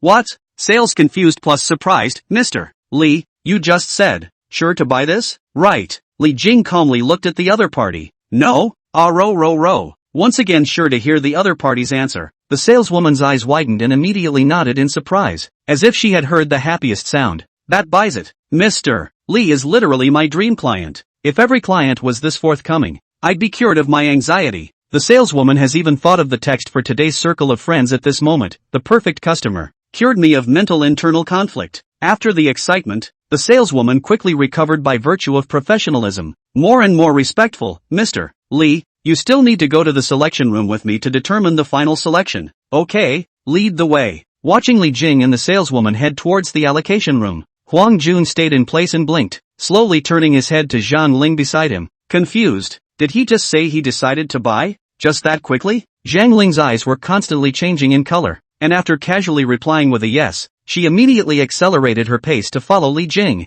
She had already determined in her mind at this point that Li Jing was the quality client she needed to make every effort to take down next. Chapter 65. As a luxury car brand, Maserati, like other brands, has set up a special option room, which not only meets customers' personalized needs, but also enhances the brand image and demonstrates the brand's strength, as well as guiding customers' consumption. Li Jing followed the fairly well-built saleswoman into the option room, which was elaborately decorated with soft lighting design, and both sides of the wall were displayed to show various optional parts, including interior materials, sound system, etc. The saleswoman was thinking of taking the opportunity to show Li Jing the high-end accessories of Maserati, but seeing that Li Jing didn't seem to be too interested in listening to her babbling, she immediately dismissed the idea and quickly brought the other party to her seat. The saleswoman pretty much put her eye out for the rare and brash customer. Compared with the outside showroom, this option room has a set of virtual option system. Simply put, it is to use the computer to virtually display the model of the car, so that customers can visualize the effect of different options on the big screen. For this, Li Jing is still feel good. Sit down and then directly let the sales start to explain. This model is currently available in two powertrains, a 3.0T Medina with a guide price of $1,460,000 and a 3.0T Trofeo with a guide price of $2,298,000. The 3.0T Trofeo, as a high-performance version, is even more powerful, with a maximum power of 550 horsepower, and is even more impressive in terms of handling performance and driving pleasure. Just go with this high-performance version. Before the sales talk was over, Li Jing decided on the high-performance version straight away. According to his thinking, he was not poor anyway, and naturally the higher the better in terms of selection. The saleswoman who was interrupted was not the least bit disgruntled, but instead smiled even more brightly and continued. Mr. Li, do you have a favorite color for the body? We have white, adamantium black, rock gray, divine blue, and special and limited edition colors, but that one may take a while. Although the saleswoman was pleased with Li Jing's readiness, she did not forget the other party's demand of not wanting to wait, so she deliberately reminded a sentence. Li Jing, who originally wanted to choose a special color, heard that he had to wait and immediately changed his mind and said, then let's go with divine blue. It looks more energetic and not too plain like black and white. Okay. The saleswoman operated the option system as she said. The cost of this color option is $49,800. Crap, that's how expensive it is to pick a color? Before Li Jing even opened his mouth, Huang Jun, who was on the side, had his eyes glazed over, and his shocked voice came out of his mouth, filled with a look that the other party was punking people. Originally, Huang Jun had some understanding of the price of luxury cars, so even if the car wanted $2 million he could accept it, but the fact that the other party had to add nearly $50,000 for picking a color was beyond his knowledge. A layer of gold plating isn't that expensive, is it? Seeing this, the saleswoman patiently explained. Sir, this color uses 3 layers of paint, and there will also be a gradient in the sunlight. Choosing this color will definitely make the value of this car far away from other ordinary cars, and the options on our side,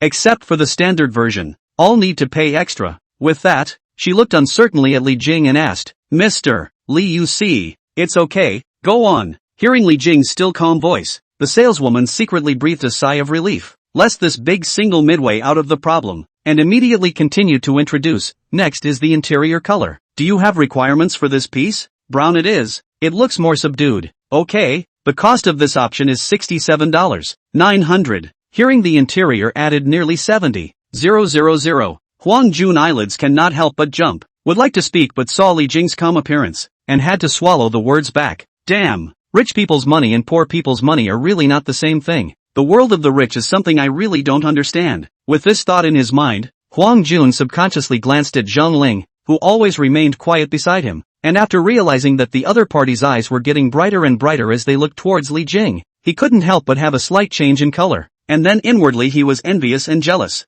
Holy, I don't get it, but I still want to be rich. Next up, Mr. Li, are the wheel styles, currently available in 19-inch and 20-inch options. 20 inches, okay, this option costs $41,700. The color of the brake calipers. You see a variety of colors on the screen for you to choose from. Go with the silver. Okay, this option is inexpensive. Only $7,300. This next configuration is for wireless charging and electric suction doors, which we also recommend you can add. Okay, good. Options cost $9,900 and then, watching Li Jing's costs rubbing up with each additional configuration. The more Huang Jun sees, the more outrageous. The more he hears, the more shocked he is. This isn't buying a car. It's a money grab. No, robbing money isn't as lucrative as this. The two men, Li Jing and the salesman, have a word with each other, and almost always end each sentence with a price increase of tens of thousands of dollars. Huang Jun only felt that Li Jing's mouth is now really worth money. Others are a promise of gold. He is a sentence of 10,000 gold. The side of the Zhang Ling, although not as exaggerated as Huang Jun look, but also in the side to listen to the heart of the heart. Just a few minutes time, Li Jing in the optional has spent out several ordinary mobility scooter money, although she usually dealt with properties in the $10 million range and above. Watching the tens of thousands increase upwards was undoubtedly more stimulating to the heart. What's more, in her mind, she had long accepted the fact that houses in Tianhai City were expensive, but it was the first time that a car was so expensive that she felt it so intuitively. Those who are considered middle-class families in Tianhai City may be able to bite the bullet and buy a $10 million level house with a loan, but I'm afraid that their cars are only $40,000 or $50,000 at most, because in the minds of most people, the house is always still a just need and have a sense of belonging to the goods, but also provides a marriage, education, preservation of value and other additional attributes. So even if the loan millions can be accepted, but the car is still a consumable in most people's perception. Not much value other than transportation, compared to a house that can guarantee marriage, provide education, and increase in value. Most people will not spend too much money on the car. It was also for this reason that Zhang Ling became more and more surprised at the strength of Li Jing's economic power, which I'm afraid was still above her expectations. Mr. Li, here's a printout of the paper configuration sheet for your confirmation. By this time, the saleswoman had already printed out all the configurations she had just determined, and respectfully handed them to Li Jing with both hands. Li Jing just roughly swept a glance and then moved his gaze to the bottom column of price, which totaled $2,956,000. Crap, $2 million car. Choose a configuration directly soared to $3 million? Huang Jun secretly stretched his neck and saw the price of the configuration list, only to feel that it was a little difficult to breathe. Then he was secretly glad that he had followed Jingzi to have a look, or else he would have lost his face later if he really earned more than $1 million to buy a sports car and ended up not being able to pay for it. Just after Huang Jun thought that this was the end of it, the saleswoman handed over to her colleague, and after finishing her calculations, she spoke again. Mr. Li, because this car of yours has already exceeded the standard line for the luxury car tax, so in addition to the price of the car of $2,956,000, you still need to pay $261,000 for the luxury car tax, $200,000 for the purchase tax, and $400,000 of insurance, which will end up totaling $345,747,000. Another $500,000? Huang Jun did not pay attention. Once again heard the total price, found that it has been as high as $3,450,000. Eyes glared, brain directly shut down. Nima, put aside here to do math problems. Added one after another. No end to it, right? Some people say that money is just a string of numbers, and now I am feeling it deeply. It really isn't the money I recognize anymore. It's more like a string of numbers without feelings. Just this string of numbers. Isn't it a little too scary? Chapter 66. Mr. Li, the process of installment on our side is to pay. First, no installments, full payment. Before the saleswoman's words fell, Li Jing had already taken out his bank card and said, "Swipe it." Seeing this, the female sales eyes flashed a trace of surprise, and then immediately took the bank card with both hands, more and more respectful. Okay, you wait a moment. watching Li Jing take the full amount. The color in Zhang Ling's eyes on the side changed uncertainly. Countless thoughts had been born in her mind at this time, but in the end, they were all shrugged off by her, and only her eyes kept staring at Li Jing. Huang Jun saw that Li Jing was being held in the center by two women, one brightly and one darkly, and inwardly envied him. What muscle, what face, what body. In this world, money is everything. The formalities are completed and the contract is signed. While the cars are available and the option choices are all models that the store has previously matched, it will be a while before the paperwork is processed and the temporary license plates are processed. The saleswoman respectfully reached out and invited, Mr. Li, you can wait with your friends in our VIP room. We have prepared lunch for the three of you. Regarding your car, you can drive away in about 2 hours. During this time you can also drive our test car first to familiarize yourself with the operation. Li Jing did not refuse, and immediately asked the other party to accompany him for a test drive. Although Li Jing drove a car assigned to the project for 4 or 5 years while working for the company, driving a sports car makes a difference in terms of operation. In order to prevent a crash right out of the gate, Li Jing asked the saleswoman to pick a standard version of the Maserati GT for a test drive. Due to the freshness and the kind of love for cars that all men have in their bones, Li Jing took the female salesman for a hard test drive for an hour until he was basically familiar with all kinds of operations, as well as he drove a good time before ending. In addition to the lower seats and the various control buttons and operating functions that need to be familiarized with, Li Jing found that both acceleration and braking, as well as steering, this car and the ordinary mobility scooter are significantly different. However, the good thing is that Li Jing learning ability is not bad, and has 4 or 5 years of driving experience. After an hour test drive down is also basically familiar with almost. As for the two of him and the saleswoman being alone in the space of the sports car, none of those classic episodes happened. Mainly because Li Jing is not too interested in this female sales. After all, it's just tasted the mountain delicacies of the people. At present for the ordinary unusual dishes really cannot raise too much interest. At least it must also be a little bit of quality private dining, such as the comprehensive score of about 8 points. Zhang Ling, a professional woman like Zhang Ling, who was still dressed in good quality, was far more flavorful than this ordinary saleswoman. Moreover, this kind of identity of Zhang Ling is also a resident character in a certain country's movie, which indirectly shows that this kind of identity and uniform itself has a certain attraction added to men. Getting down from the car, Li Jing's mind recalled the subtle change in Zhang Ling's attitude towards himself. Although the other party did not show it, his eyes could not be fooled. The corner of Li Jing's mouth curled up slightly, knowing that his purchase of a car this time must have brought a not-so-small shock to Zhang Ling's heart. Just this amount of money from buying a car today is already enough to get a loan at Zhang Ling's to buy a $10 million house. And with the strength that Li Jing was currently displaying, Zhang Ling naturally wouldn't think that the other party really only had the strength to buy an ordinary 10 million level house. If you spend over $3 million on a car, you can't spend more on a house? Congratulations to the host for obtaining the first sports car in his life. The luxury car breaks the wind and rushes on the road ahead, and the life starts a new journey. This consumption totaled $3,457,000, and the reward returned 10 times the amount of $34,577,000. The remaining funds on the host's bank card total $53 million. $34 million? Seeing this reward from the system, Li Jing, who had just returned from a test drive, couldn't help but be surprised. Even though he had gotten used to the system's large rewards, when faced with a one-time reward of upwards of $30 million, which was equivalent to 10 Maserati sports cars that he had just bought himself, Li Jing's heart couldn't help but tighten. Holy, it's a reward of over $30 million. This sports car is a real buy. Mr. Li, at this time, seeing Li Jing suddenly stop where he stood, the saleswoman who followed behind immediately went forward and asked, "Is there something you want?" "It's okay." Returning to his senses, Li Jing let out a long breath, waved his hand, and lamented, "It's just a bit of a shame." "Pity?" The saleswoman inclined her head in disbelief. "Pity what? It's a shame the car is still an impulse buy." At that, the female sales looked slightly changed, thought the other party regretted, immediately squeezed out a smile to appease. "Mr. Li, you are joking. This car, although expensive, but absolutely, the impulse I'm talking about isn't buying expensive." Li Jing glanced at the other man. "Rather, I'd say buy cheap." The words fell, and this time it was the saleswoman's turn to freeze in place. She was filled with confusion as she looked at the back of Li Jing, who had already walked forward, and suddenly felt as if she had missed out on an even bigger performance. She couldn't help but murmur, "It's a shame, it really is a great pity." Returning to the VIP room, Li Jing realized that exquisite food and snacks had been placed in front of Huang Jun and Zhang Ling.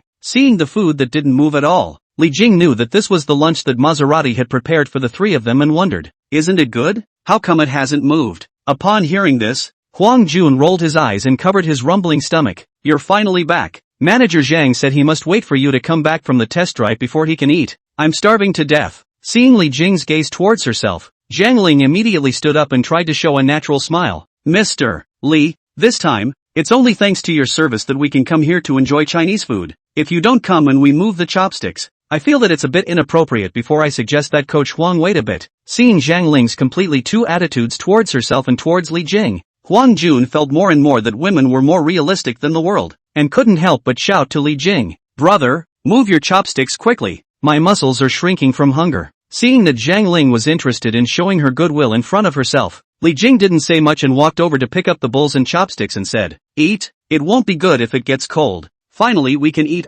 Manager Zhang, you should eat too. I've heard your stomach growling several times. Huang Jun muttered, then immediately picked up his bowl and chopsticks and ate. As for Zhang Ling, she smiled awkwardly at his words and gently picked up her bowls and chopsticks, still only chucking a few times at a couple of plates close to her own, and finishing her lunch with a 5-minute meal. Zhang Ling's movements were all seen by Li Jing, knowing the other party's purpose, so after he finished eating, he sat on the sofa and took the initiative to open his mouth and asked, Manager Zhang, the property market seems to be in a slump recently? Upon hearing this, Zhang Ling was surprised, not expecting the other party to take the initiative to mention this, and immediately nodded her head and said, you're right, Mr. Li, it's true that our industry hasn't been doing too well in the past 2 years. Saying that, she revealed a few bitter smiles, especially in our line of work. The pressure to perform is very high. If I don't have any more performance, this position will not only be unprotected, I'm afraid that even the percentage of commission will be adjusted downward. After Zhang Ling stated her difficulties, she duly revealed a trace of a grieved and helpless look. Originally her looks were on the soft side,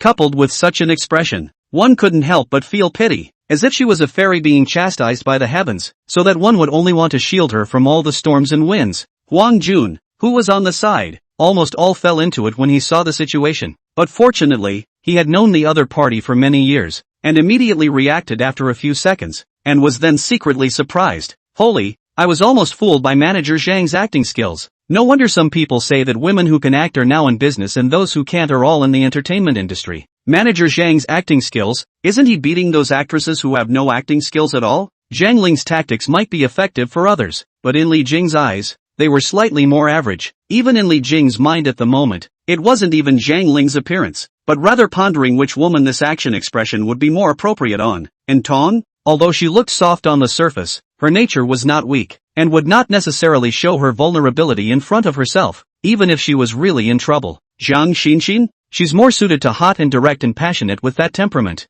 She's so high-strung and literate that she wouldn't necessarily make that face if she was forced to do it. Wei Jia? Forget it, the aura is 800 meters away. It should be someone else doing this kind of action to her. Jolie. Right, if Jolie acted aggrieved and pitiful, that pathetic look would be the only thing that would really make the heart grow fonder. Thinking of this, Li Jing re-looked at Zhang Ling, shook his head and said, Manager Zhang, this move of yours is still almost interesting. It doesn't match your temperament. Why don't you try a different expression and action? See if you can impress me. Zhang Ling sniffed, and Huang Jun almost spat out the chicken wings he had just eaten, looking at Li Jing with wide eyes. No, are you buying a house or looking at women? What? Rich people buy houses before they choose concubines, right? Chapter 67. Just kidding, never mind. Li Jing ended the conversation with a smile and a wave of his hand, while Zhang Ling laughed along with her. Her eyes were thoughtful, as if she had learned a few more points about Li Jing. She then reopened her mouth and said, Mr. Li,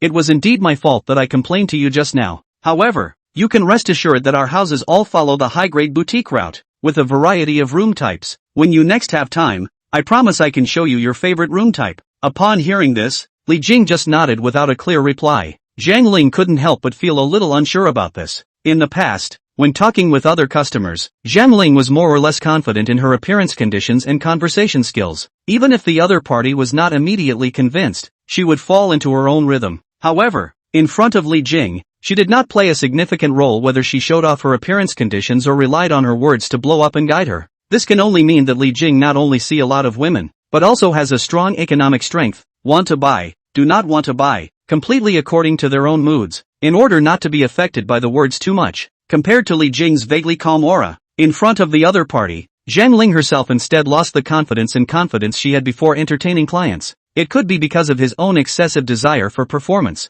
It could be that the other party was too calm in his attitude towards him, or it could be that the other party had just paid more than $3 million without batting an eyelid in his powerful financial strength. In short, Zhang Ling realized that Li Jing was not so easy to take down like other clients, or could be taken down with a regular routine like other clients. Judging by this experience of buying a car, Zhang Ling roughly judged Li Jing's spending habits. For those who like, satisfied, and recognized in their own heart, they will be generous, not the slightest bit of procrastination. And for those who are not satisfied, whether it is a product or a service, he will not consume, even if he exhausts the set and the words. In the absolute economic strength in front of the customer has enough bottom. Sales of most of the set of skills are meaningless. The only thing to do is to serve to make each other satisfied and happy until. Thinking of Li Jing's bland attitude towards herself, Zhang Ling couldn't help but feel a little worried again. It's hard to come across a quality customer who has a need to purchase a home, and one should never miss it, or else the quarter's performance will once again be substandard, and the company's penalties will follow.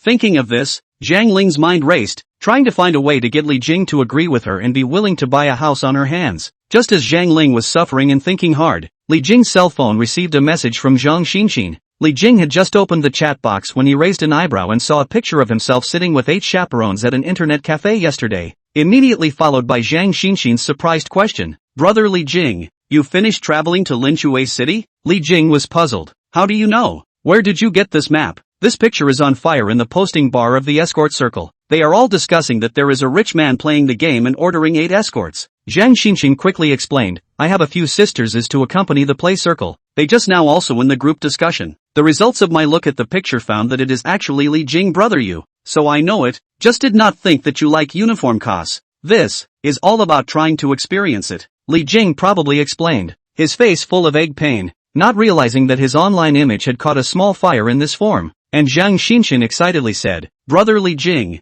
today happens to be a weekday, I'll come over to look for you later. Okay, anyway, it's only half an hour from Tianhai City to Linshui City by high-speed train. You're not working tomorrow? Work tomorrow take the earliest high-speed train and then return to Tianhai City on the line. We have someone in our company who buys a house in Linshui City, goes back to Linshui every weekend, and then takes a high-speed train early Monday morning to rush back to Tianhai City to work. Li Jing did hear of such a situation. The main reason is still the Tianhai City house is too expensive. Then, his mind remembered the hotness of that night when he was in the ancient town before, and he couldn't help but have his blood accelerate slightly as he agreed. Okay, I'll send you a location, and you can just take a taxi over when you arrive by high-speed train later. Good yeah, Li Jing brother then you wait for me I'll dress up properly and come back to you. Exiting the chat interface, Li Jing turned his head just in time to see the saleswoman walking quickly. Mr. Li, your temporary license plate has been processed. There are other paperwork in a file bag for you.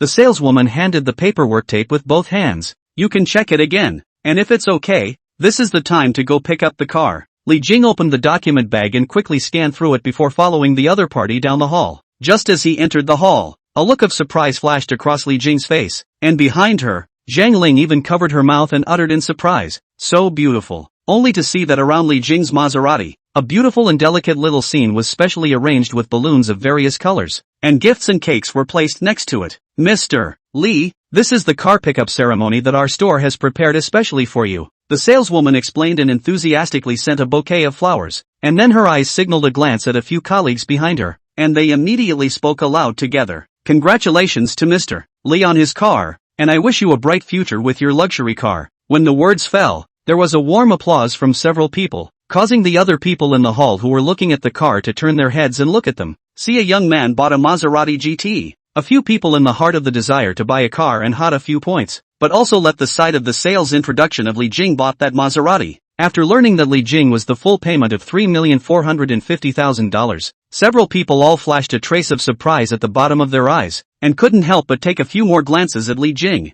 And at that moment, the saleswoman had already taken out her gifts and gave them to Li Jing with both hands in turn. Gifts mainly consist of small items such as model cars, aromatherapy and notebooks. Although it was only a small gift, it was a good way to give Li Jing face in conjunction with this ceremony. Li Jing did not expect to pick up the car with this operation. Looking at the carefully arranged scene, thinking that this more than 3 million is not in vain, how to say also gained an additional emotional value. Kajiko, this sports car will be yours from now on? When all the processes were over, Huang Jun couldn't help but approach the brand new Maserati, reach out and gently caress it, enviously saying, it's so handsome. This is the big toy that a man should play with. Saying that, he immediately turned his head. Brother, it's okay to lend me a few pictures to send to my friends, right? Li Jing is getting into the car to adjust the position and familiarize himself with the operation. As you wish, just don't film me in. Don't worry, I know you don't like to show your face, so I promise not to shoot you. See, the other party agreed.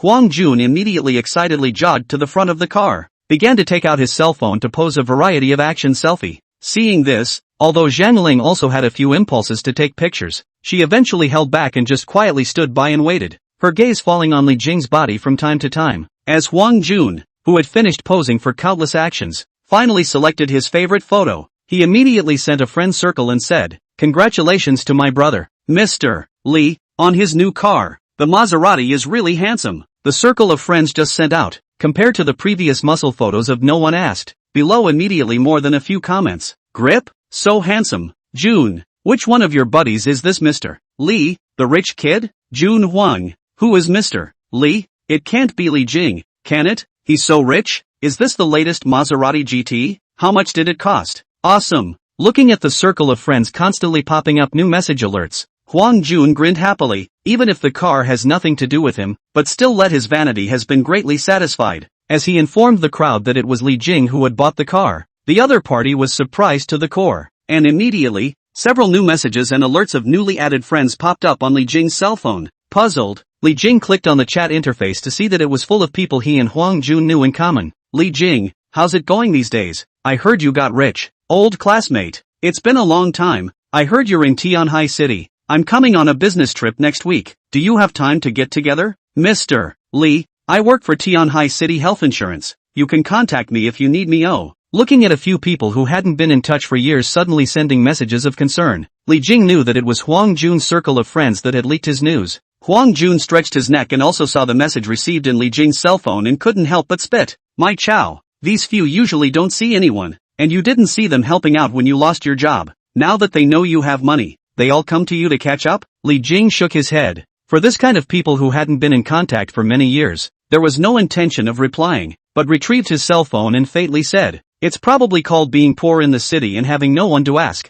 but being rich in the mountains and having distant relatives." Chapter 68. What a nice manicure today. Buzz off. On the front lawn of the store, Li King started the first sports car of his life and the first automobile of his own. The engine roared like a wild animal. The sound waves echoed, stimulating the eardrums of the crowd. At the moment the engine ignited, Li Jing seemed as if the blood of his whole body burned, feeling his body wrapped in the seat as if he was going to feel the power of speeding in the next moment, and his heart was full of anticipation for the windy ride. Surely a sports car is a dream that every man has had in his heart. Cool and handsome face value, shocking sound, show the status of the status, powerful and exciting experience. Every aspect of the man's innermost point directly hit. In the past, Li Jing felt that the sports car was too far away from him to feel much, but when he was actually sitting in a sports car that was already completely his own at the moment, the feeling of boiling blood and shortness of breath made him feel that his inner desires had been satisfied like never before. What does it mean to enjoy life? Not suppressing your desires and fulfilling every craving and every demand of your heart.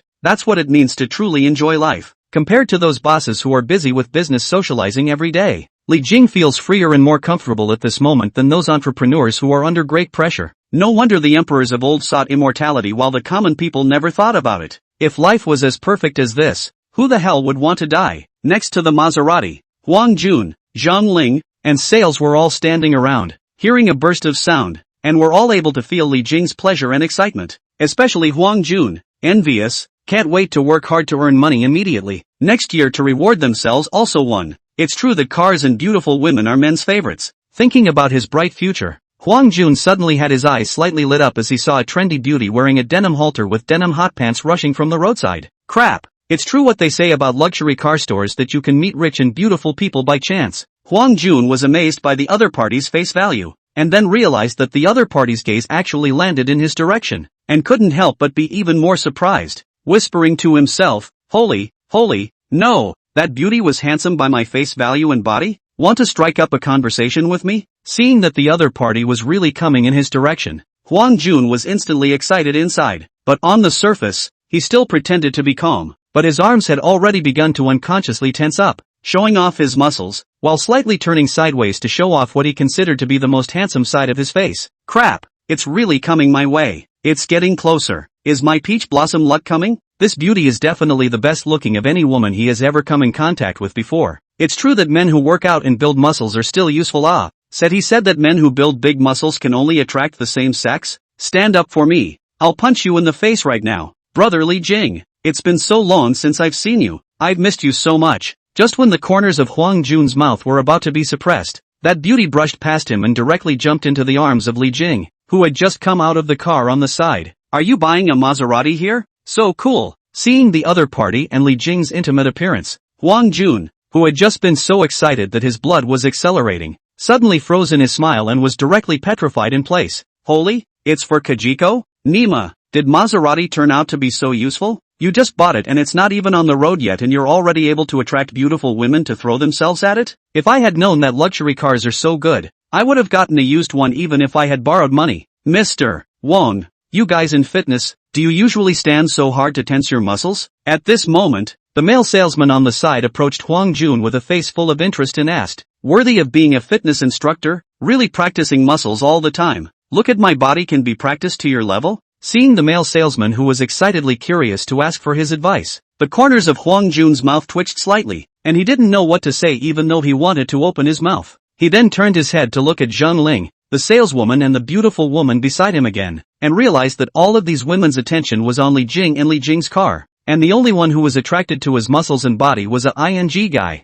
Huang Jun inwardly suffered a great impact. Really, practicing chunks ultimately attract the same sex. Zhang Xinxin's sudden appearance not only caught Huang Jun's attention, but Zhang Ling on the side had also spotted the other party very early on. It is indeed hard not to notice the other party due to their stylish and trendy outfits and high scores on face value. After the other party threw herself directly into Li Jing's arms with a face full of joy, Zhang Ling couldn't help but be slightly shocked inwardly, and then drifted off. No wonder Mr. Li was so calm about his appearance. It was true that he was surrounded by higher-level beauties. Brother Li Jing, I want to sit in it to take pictures and send them to my friends, okay? Zhang Xinxin flung Li Jing's arm and constantly pampered him, completely ignoring the gazes of Huang Jun and the others around him, with Li Jing completely alone in her eyes. Seeing Li nodding in agreement, she gave an excited yelp and immediately got into the passenger seat and started taking all sorts of pictures. Immediately after that, her WeChat once again added a classic circle of friends that belonged to her style. Today's manicure only cost $80, and I highly recommend my sisters to go to this store, right next to Simbak on East Side Road, paired underneath the plain,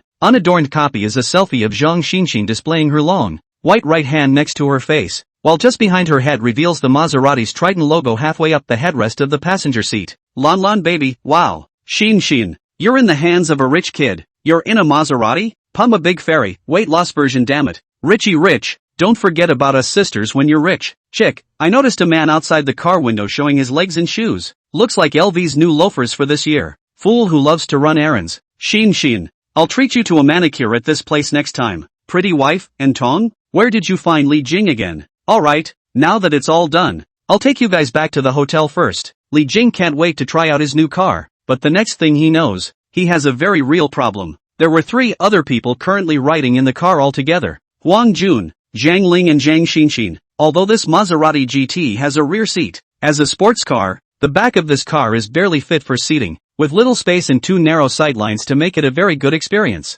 So naturally all 3 wanted to sit in the passenger seat. Just as the 3 of them were about to get on the car, Zhang Ling took the lead and smiled. I'll sit in the back. Mr. Li loves the passenger seat of the car for the first time. Depending on which one of you is lucky enough to experience it. Zhang Ling took the lead in withdrawing from the fight, and while secretly praising Li Jing, her mouth jokingly and deliberately provoked Zhang Xinxin and Huang Jun's sense of competition. The reason she did this was to see what Li Jing did, so that she could understand each other better, and thus grasp each other's heart more accurately when she talked to them about the house afterwards. She'd pretty much pulled out all the stops for this performance to make sure she could really take Li Jing down. Sure enough, as the words fell, Huang Jun, who hadn't thought much about it, suddenly had an idea about the co-pilot, the passenger seat of my brother's new car. It's definitely for me the first time. When he intended to directly open the door to make the first move, Zhang Xinxin had already taken the lead to speak, revealing a beeping and petulant appearance. Li Jing brother, I have never sat in a sports car. Can you let me sit in the passenger this time?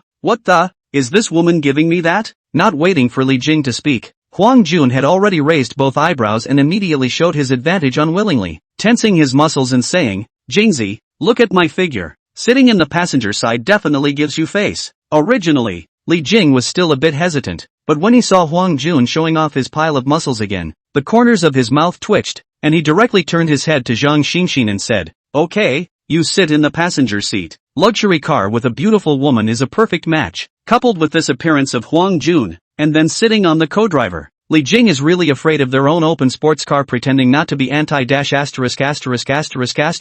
and still zero kind of. As for Huang Jun, when he heard Li Jing's choice, he felt like the sky had collapsed and was filled with despair. Crap, what happened to the big muscles that attracted the same sex? Nima, muscles don't even attract homosexuality now, do they? Chapter 69, Private Nurse. A blue Maserati is traveling at an even pace through the pack of cars on a city road. It's not that Li Jing does not want to drive fast, it's really that there are a lot of cars in the city and a lot of traffic lights, and even faster cars have to follow the rules of the road. Zhang Xinxin sat on the co-pilot, purposely opened the window and happily looked around. As if sitting in a sports car, the scenery outside the car was a little extra nice, and in the back row, Jun Huang, who was close to 5'9", curled up in his seat with his head askew like a doll squeezed in a box by a manufacturer. Originally still able to accept the back row of Zhang Ling, after Huang Jun sat beside her, the space for movement was instantly compressed to the extreme, and could only lean tightly next to the door of the car and barely sit down. His face did not dare to show the slightest color of dissatisfaction. The first sports car ride experience for these two was not really much better.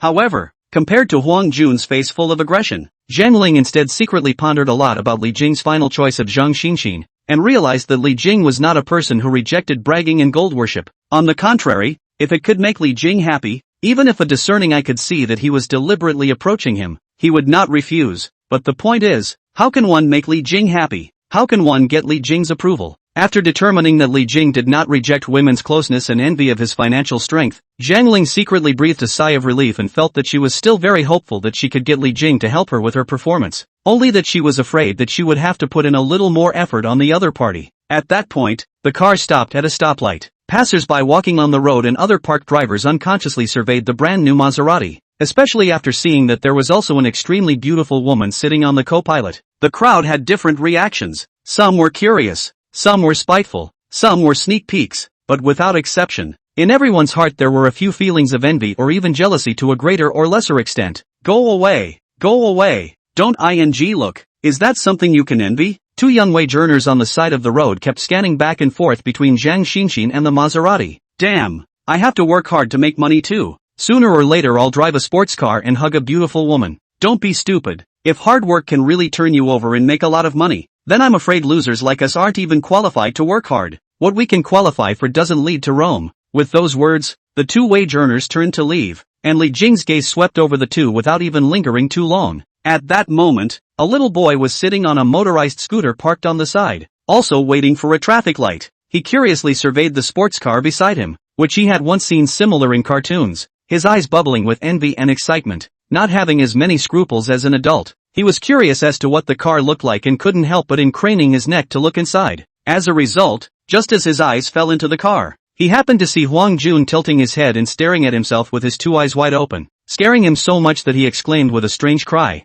"Mom, there's a monster in the car. Stop it." At those words, the child's mother turned around and realized that her son was pointing at the sports car beside her. Her face changed slightly, frowned and rebuked lowly, and then drove the electric car forward a few meters, purposely moving away from Li Jing a bit. It wasn't because of her son's call, but for someone like her, who had just returned from a hard day's work in the factory. There was more nervousness and repulsion towards sports cars than envy and curiosity, because they don't know when they're going to infuriate the owner of a car or scuff up the paint by some behavior of theirs or their son's that will cause an unbearable disaster for her little family. So compared to the curiosity and envy of others, she preferred to keep a distance. The moment the red light had just ended, the mother immediately started her motorcycle and was the first to pass through the intersection, not giving her son any chance to mess up. And still, the kid in the backseat couldn't help but turn around and look at the cool car he'd never seen before. In just a few dozen seconds of encounter, the Maserati may have left a seed of a sports car in this child's mind, even if that seed may never materialize in his lifetime. The car drove back to the hotel. Li Jing was just thinking whether he would encounter that arrogant youth driving the BMW X5 again. Then he raised his eyebrows slightly and realized that the BMW X5 was parked at the intersection, seemingly purposely letting himself drive in first. Seeing this, the corner of Li Jing's mouth curled up slightly as he drove the car slowly into the intersection. When passing by the BMW X5, one of the youths driving the car saw Li Jing looking at himself. His face changed slightly, then he squeezed out a smile and said, "Brother, your car is quite handsome." Upon hearing this, Li Jing smiled, and without replying, he drove straight in. And the BMW youth watched Li Jing go in and couldn't help but mutter alone, "How come there are so many luxury cars in this Linshui city lately?" Said, he just started to see a Havel is about to drive into the intersection. Immediately violently and even honked the horn. The head also did not forget to stick out angrily shouted, "Do not see that I want to go in? What are you squeezing for? Do you know you're in the way? I'm in your way. What's wrong with that? If you have the ability to drive a Maserati and then squeeze me, you drive a Havel to squeeze? What do you care what kind of car I drive? You're a big shot with a ing BMW? Old me driving a BMW is a big deal? If you have the guts, you can buy one more expensive than me." Li Jing, who didn't know about the little story that happened behind the car, had already driven and parked in front of the main entrance of the hotel at this time, and put Huang Jun and Zhang Ling down before driving to the mall with Zhang Xinxin in tow. Mr. Li went to the mall to accompany Ms. Zhang to shop, right? Zhang Ling showed envy and lamented, "It's so lucky to be Mr. Li's girlfriend. I see that Ms. Zhang's bags are all the latest LV models." Girlfriend? Huang Jun comfortably stretched himself. Sitting inside just now was too suffocating. Then said, "My brother is not talking about girlfriends right now, so that beauty is definitely not his girlfriend. It's not Mr. Li's girlfriend, then the two of them are so close?" Zhang Ling was surprised and wondered, "And what do you mean when you say that Mr. Li doesn't talk about his girlfriend?" Huang Jun glanced at the other party, shrugging his shoulders and skimming his lips. "Manager Zhang, you're so smart and still don't understand? What else can it mean? It's literal." Watching Huang Jun turn around and walk back to the hotel,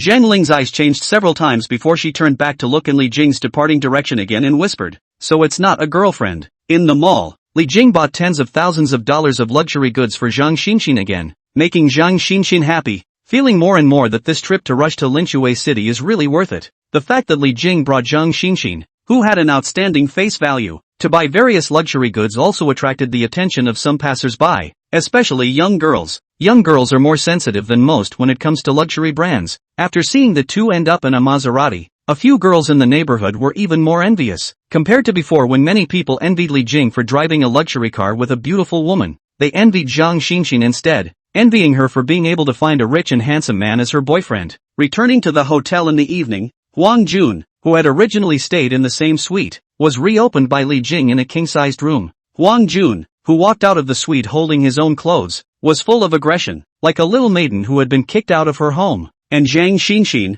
who has re-emerged as the new owner of the suite, is so happy that she keeps taking pictures around to save material for her friend's circle afterwards. When Li Jing returned to the master bedroom of the suite after washing up, he suddenly realized that all the lights in the whole room had gone out. His face changed slightly, and he was wondering how such a large hotel could have a sudden power outage. When the ambient light in the master bedroom quietly turned on, under the dim purple light, Zhang Xinxin, dressed in a nurse's uniform, slowly walked out of the darkness slowly, only to see the snowy whites calling out from her half-open neckline, the tight-fitting hip-hugging white uniform perfectly outlining her proud figure, as well as the white stockings of her slender thighs, was insanely stimulating Li Jing's visual nerves. Seeing that Li Jing was slightly stunned, Zhang Xinxin wore a charming smile on her face, her tongue slightly licking her lips, took out a syringe prop, walked over to Li Jing's side, and her hands began to roam, her voice seductive. "Brother Li Jing, seeing as how you like the uniformed playgirls so much, today Nurse Xinxin has specially come to give you a shot."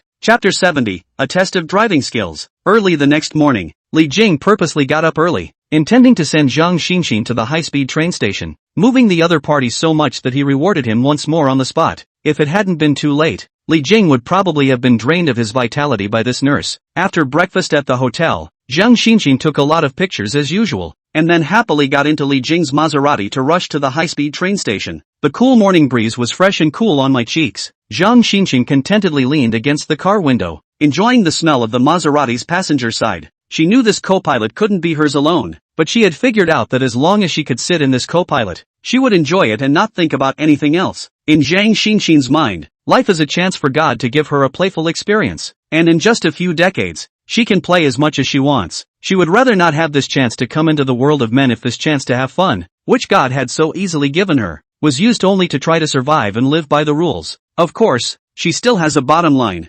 perhaps due to the influence of upbringing and education, or perhaps there is still a dream in her heart that longs for Prince Charming. Her standards for men in addition to economic strength, as well as face value and outlook, It was also this so-called bottom line of hers that made her hang out in the circle of sisters in Tianhai City for so long without finding a suitable target until Li Jing appeared. In fact, even when she first met Li Jing, she didn't intend to give herself easily, but tried to become the other party's proper girlfriend. But after many times together, as well as the one time when the other party helped her father for free, it made Zhang Xinxin completely let go of her last bottom line and decided to give herself to the other party. Li Jing had been the boy she had met so far who best met her expectations, and even if the other person didn't want to give her feelings, she was willing to accompany them, because Li Jing saw the most vulnerable side of her family, but did not have any contempt or dislike, but instead chose to help herself without compensation, which made her identify this man from the bottom of her heart. Brother Li Jing, my dad is already working in that factory in Tianhai City, although it's a bit far from the city, but it's not tiring with food and shelter. Thank you. Seeing Zhang Xinxin suddenly change from her usual hot and passionate ways and instead gently thanked herself, Li Jing was still a bit uncomfortable for a while, but seeing the sincere look on the other party's face, Li Jing sensed the other party's heart and then said, actually, that was just a show of my hand, so there's no need to thank me too much. Instead, you can usually talk to your dad and find out more about how he's doing. Don't regret it only when something goes wrong. Zhang Xinxin didn't even know that her father had become a picker at the time, and it was clear that she didn't usually have much contact, and the other party didn't want to give her the bad news. I can see that your father is an honest man and heartbroken, even as he deliberately distanced himself from you because he didn't want you to lose face. Li Jing recalled what he had seen and heard that night and said, actually, my parents are the same. They put all their energy into me, but in the end, they still haven't asked for anything from me. It is said that we raise our children to protect us from old age, but when they are actually old, they are still watching over us in their own way as well, and the only thing they may ask for is our companionship and greetings during the holidays. Upon hearing this, Zhang Xinxin looked at Li Jing with some surprise. This was the first time the other party had communicated with herself like this. Her eyes changed. Then she looked down at her legs and did not speak. Li Jing stopped at the traffic light and continued. In fact, we young people are all like this, always attracted by what's in front of us, which remember to also look back at their parents. By the time one remembers to look back, one may be old and the loved one is gone. That's why there's that saying, the trees want to be quiet but the wind won't stop, and the children want to be raised but their parents don't. So since your father has come to work in Tianhai City, you might want to visit him more often when you have time during the week. After saying that, Li Jing didn't hear the other party's response for a long time. Somewhat puzzled, he turned his head to look, only to see that Zhang Xinxin had kept her head down, and couldn't help but be surprised. What's wrong with you? No, nothing. Zhang Xinxin hurriedly raised her head and tried to recover her emotions before looking at Li Jing's side face, pursing her lips and saying seriously, Brother Li Jing, thank you for saying this to me. My dad is my only relative. I will usually contact him more. Well, actually, so do I. I should be more in touch with my parents in general. Li Jing looked ahead. Your father and my parents are the same. Typical giving parents. We can't be more filial than the energy they put into us. As the words fell, Li Jing saw that Zhang Xinxin didn't respond again and couldn't help but turn his head in confusion, only to see that the other party was staring at him closely. What are you doing? Li Jing felt a bit puzzled while driving. Why are you suddenly looking at me like that? Zhang Xinxin looked at Li Jing seriously, inclined her head and said gently, it's nothing, it's just that I think that you're really good, Brother Li Jing, and I seem to like you more. Upon hearing this, Li Jing raised his eyebrows slightly and was about to make a joke when he suddenly felt a tightness in his lower body. His face changed slightly and he immediately asked, what are you doing? Since I like you, of course I have to do what you like. I can't give anything else, but I'm willing to give you what I can. After the words were spoken, Zhang Xinxin resumed her original cunning and spirited appearance and lowered her head. Don't all men like excitement? Now it's time to test both my driving skills and yours. Feeling a wave of gentleness wrapping itself around him, Li Jing's eyes snapped wide open and he immediately slammed on the brakes to slow down. No, Nurse Zhang, you haven't finished your last treatment yet? Zhang Xinxin's slurred voice came out. This time, it's a treatment that Nurse Zhang was in a good mood and gave away as an extra gift. High-speed rail station entrance. Li Jing finally sent away Zhang Xinxin, and then turned around to brace his hands and caress his waist, and went up to his Maserati. It seems that it is necessary to make up for the body again, and this Xinxin is really a demonessa. Almost didn't carry it. After returning to the hotel, Li Jing happened to see Huang Jun who had just come out, looking at the other party with two dark circles under his eyes. Li Jing was puzzled. What's wrong with you, kid? Didn't sleep well last night? Huang Jun looked tired. I thought about it all night yesterday and didn't sleep. Why do we both come out from the same place? You have a luxury car and beautiful women, and I am empty of a perfect body and handsome face? I now finally understand what it's like to be afraid of your brother having a hard time and driving a Land Rover. Seeing that the other party was still praising his body and face at this time, Li Jing was inwardly speechless, then said, "So did you come up with an answer?" "There is no." Jun Huang sighed long and hard. "That's why I want to ask you. Why is this?" "Then why don't you think of it the other way around? You don't have any money but you're good looking and well built. Won't that do it?" Upon hearing this, Huang Jun was first stunned, and then immediately clapped his hands and said, "Mi Chao, if you say so, I do feel much better in my heart." Then he wrapped his arms around Li Jing and sighed with emotion. "Jingzi, it's still you. It's worthy of capturing so many women's hearts. If I were a woman, I'd have to like you. Then you might as well forget it." "For what?" Afraid of getting clipped by King Kong Barbie. Chapter 71, Wei Jia's Invitation. In the lobby, Li Jing was preparing to check out and drive back to Tianhai City with Huang Jun. Just as he arrived at the front desk of the service, he received a message from Wei Jia. "Li Jing, are you still in Linshui? I'm celebrating my birthday today. Do you have time to have a meal together?" I didn't expect Wei Jia to send a message at this time. Li Jing was a bit surprised and typed a rhetorical question. "There should be a lot of people on your birthday, right? It's been a long time since I've made a proper birthday. And today it's just as well that my brother's coming over to give himself a half day off. So let's have dinner together." Immediately after, the other party sent several pictures. Li Jing thought it was the other party's beauty photos, but it turned out to be a few landscape photos. The content of the picture looks like a villa, but the yard is not small. There is a swimming pool, a large lawn, and there are also courtyards and rockeries. "This is my villa on the outskirts of Linshui. It's not bad. I don't think we've ever talked outside of a business place, have we?" Li Jing recalled that the few times he had seen Wei Jia were during the other party's working hours, and he had never really seen the other parties state outside of work. Without too much hesitation, he agreed. "Okay, you send a location. I'll come over this afternoon." Putting down his cell phone, Li Jing had just turned around when he saw Huang Jun striding over with a suitcase. "How's it going? Are you done checking out? Let's go now." Thinking that he would be able to take the co-pilot of Li Jing's luxury car back to Tianhai City right away, Huang Jun couldn't help but be excited with anticipation. "It's okay, let's get going. I can't wait to experience the feeling of your car on the highway." Cough cough cough. Seeing the other party's excited appearance, Li Jing dryly coughed a few times and said, "That, you first take the high-speed train back. I still have something in the afternoon." Huang Jun's smile suddenly froze, immediately stared wide-eyed and said, "Holy, no, Jingzi, are you intentionally not wanting me to sit in your co-pilot?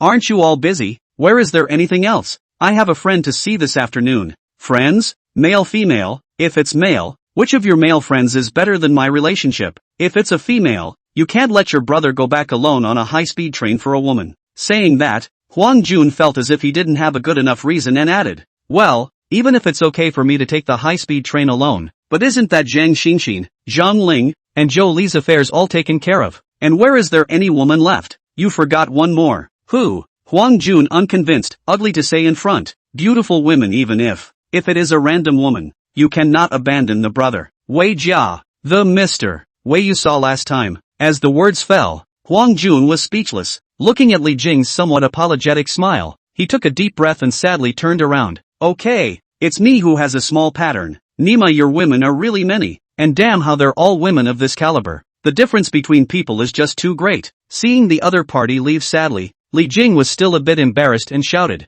"I'll buy you a high-speed train ticket." At those words, Huang Jun didn't stop and continued walking forward until he was at the hotel's main entrance before he suddenly turned around and shouted, "I want the business seat. Only it can heal my wounded heart." Okay, the business seats are booked." Seeing Li Jing send the screenshot over, Huang Jun, who was sitting in the business seat for the first time, only then reappeared with a minute's smile. "This is more or less the same. There is one thing to say. High-speed rail is not much more expensive than a Maserati. Chulmin, help me out. What about this set?" In the northern suburb of Linshui City, inside a detached manor house, Wei Jia wore a new set of clothes in front of a full body mirror. The high school-looking boy curled up on the sofa averted his gaze from his books and looked at Wei Jia, who was not far away, and said, "I say sis, do you usually have nothing else to wear besides a suit? Isn't your dress too one-dimensional?" Ancient emperors also had gowns, court dresses, regular dresses and auspicious dresses. "Aren't you tired of just these suits every day?" Suits how single. Suits are also divided into formal and casual, according to the version also divided into Italian, American and British. Wei Jia turned around to see the other party hugging another thick history book and said, "If you could divide the mind you put into studying history into understanding the suits, you wouldn't be able to say this kind of thing." "Don't," I'd better put all my energy into my history books then. It's better to know about suits than to know about Tang and Song clothes. I can't appreciate those suits of yours anyway. Wei Zhiming sat paralyzed in the sofa like a mollusk, holding a history book in his hand, pushed up his glasses and continued to read, no longer paying attention to Wei Jia. Seeing this, Wei Jia shook her head helplessly, really unable to do anything about her own dear brother. But after the other party just spit, Wei Jia saw the new suit in the mirror, also no longer that satisfied, frowning and pondering for a moment, finally took off the jacket, replaced with a chiffon shirt and wide-legged pants. Light and loose material vaguely reveals the rosy skin in it. The design of the girdle reveals her nice figure. Well, this set is okay. At this time, Wei Zhiming reared his head and commented on his sister's outfit before asking, "Is there anyone else coming today? You usually have no one to spend your birthday with besides me." "It seems there are plenty of people who want to spend your sister's birthday with her. I've just turned them all down." Wei Jia saw that the other party recognized this one, finally nodded with satisfaction, no longer obsessed about dressing up, re-wearing his wristwatch and necklace, calmly said, "It's a friend I know in Tianhai City. This time came to Linshui City. Has not been properly entertained him, taking advantage of today's time to make an appointment with him by the way." "Friends?" Wei Zhiming grabbed the point, pushed his black-framed glasses, and asked with interest, "Male or female? I thought you were only interested in history." Wei Jia glanced at the other model. "What, you still like to gossip originally?" "There's no conflict between liking history and liking gossip. It all falls under the fulfillment of the human desire to explore." Wei Zhiming had an old-fashioned look on his face as he explained, "Not only do I like to listen to the gossip of modern people, I'm even more interested in the gossip of previous historical figures." Seeing the other party's appearance, Wei Jia shook his head. "I really don't know where you are so juvenile. If you don't look at your appearance, others still think you are a middle-aged old man. That's because history has given me the weight of years, which is my unique temperament." With that, he sat up straight, put down his book, and once again pressed, "You haven't said it yet. Male or female? Even if you don't tell me, I'll be able to see it later anyway." Okay, it's a guy." "What? Your sister can't have friends of the opposite sex? Oh, kind of interesting." Upon hearing this, Wei Zhiming's eyes brightened slightly, his right hand rubbing his own chin as he analyzed. In ancient societies, interactions between men and women were often subject to many restrictions, so if a woman suddenly asks to meet a man, it is highly likely that it signals something unusual, such as, "Don't analyze blindly. This is a modern society, not an ancient feudal society. Don't read yourself silly." Wei Jia interrupted the other party, then got up and was about to head downstairs when she saw Wei Zhiming suddenly stand up from the sofa, and couldn't help but frown. "What's wrong with you again? Getting ready to recite a poem?" "No. In the old days, there were ambulances to hear the horses, but nowadays there are Zhiming to hear the cars. So I guess your friend should have arrived already."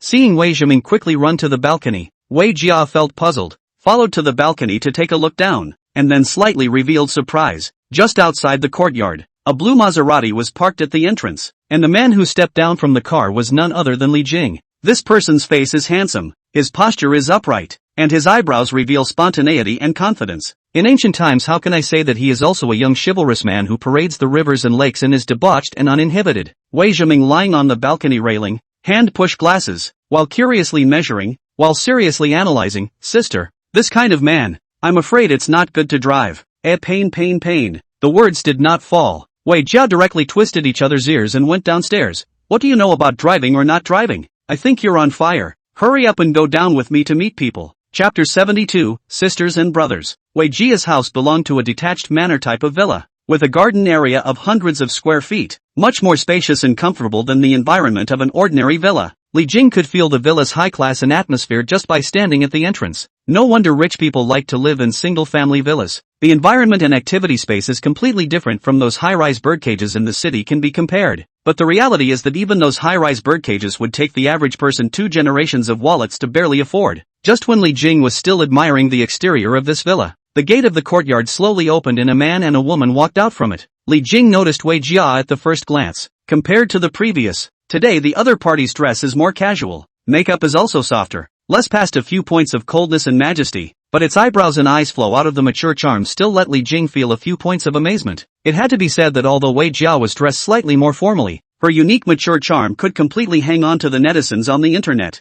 And beside her stood the boy who had a slight resemblance to her, looking with clean features, obviously not too old, should still be a student. "You bought a new car after only a few days of absence? Looks like Mr. Li is doing well in our Linshui city." Wei Jia's gaze swept lightly over the temporary license plate on the other car before revealing its trademark warm smile, and Li Jing shrugged his shoulders. His eyes looked at the villa behind the other party and said, "This car of mine can't compare to your Mr. Wei's big villa. I can't imagine that your house is so luxurious." Although Wei Jia had previously said that they could be referred to by their first names, both of them tacitly refrained from calling them by their first names. Compared to the likes of Zhang Xinxin, Wei Jia clearly valued her career and name-calling more, and none of the name-calling would change much until the two were really close. Compared to Tianhai City, Lin Shui's house prices are much lower. My suite in Tianhai City is only the price of a large flat in the core area. Saying that, Wei Jia saw her brother looking like he was interested in the Maserati, and grabbed the other party, then introduced to Li Jing. "This is my own brother, called Wei Zhiming,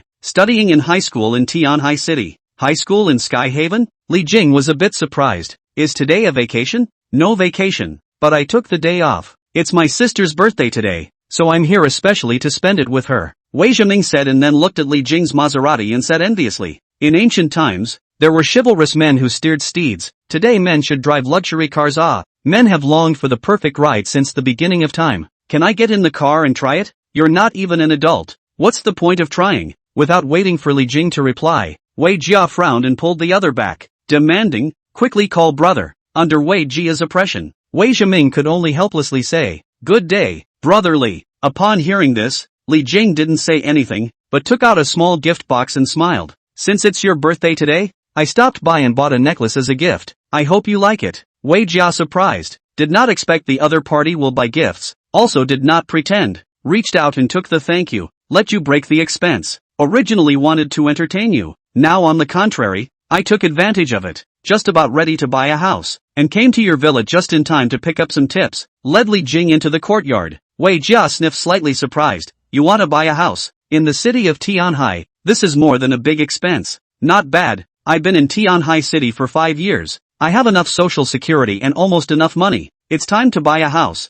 As the two of them chatted, Wei Jia led Li Jing to the garden under the patio umbrella and gestured for the other to sit down, turning back in the meantime to ask Wei Zhiming to go to the house to get some coffee. Wei Zhiming, who was about to sit down together, sniffed and was filled with reluctance, but after seeing Wei Jia's sharp gaze, he immediately wimped out and could only walk towards the house while shaking his head helplessly. "Boil beans and hold them as a soup. Strain the beans to make juice. Beanstalks burn under the kettle. Beans cry in the kettle. Originally from the same root, each other fried. Why too? Alas, alas, alas, alas. No need to get up. I'm going." Seeing Wei Jia get up with cold eyes, Wei Zhiming's face changed and he hurriedly shut up, speeding up his pace to the house. Although Wei Zhiming is favored by his parents at home and is emboldened, he is the only one who is afraid of Wei Jia, and at the same time has the closest relationship with Wei Jia. Although Wei Jia does not celebrate her birthday, every year on her birthday Wei Zhiming will come to accompany her. Looking at Wei Jia's siblings' appearance, Li Jing couldn't help but laugh. "I can't believe that you and your brother have such a good relationship.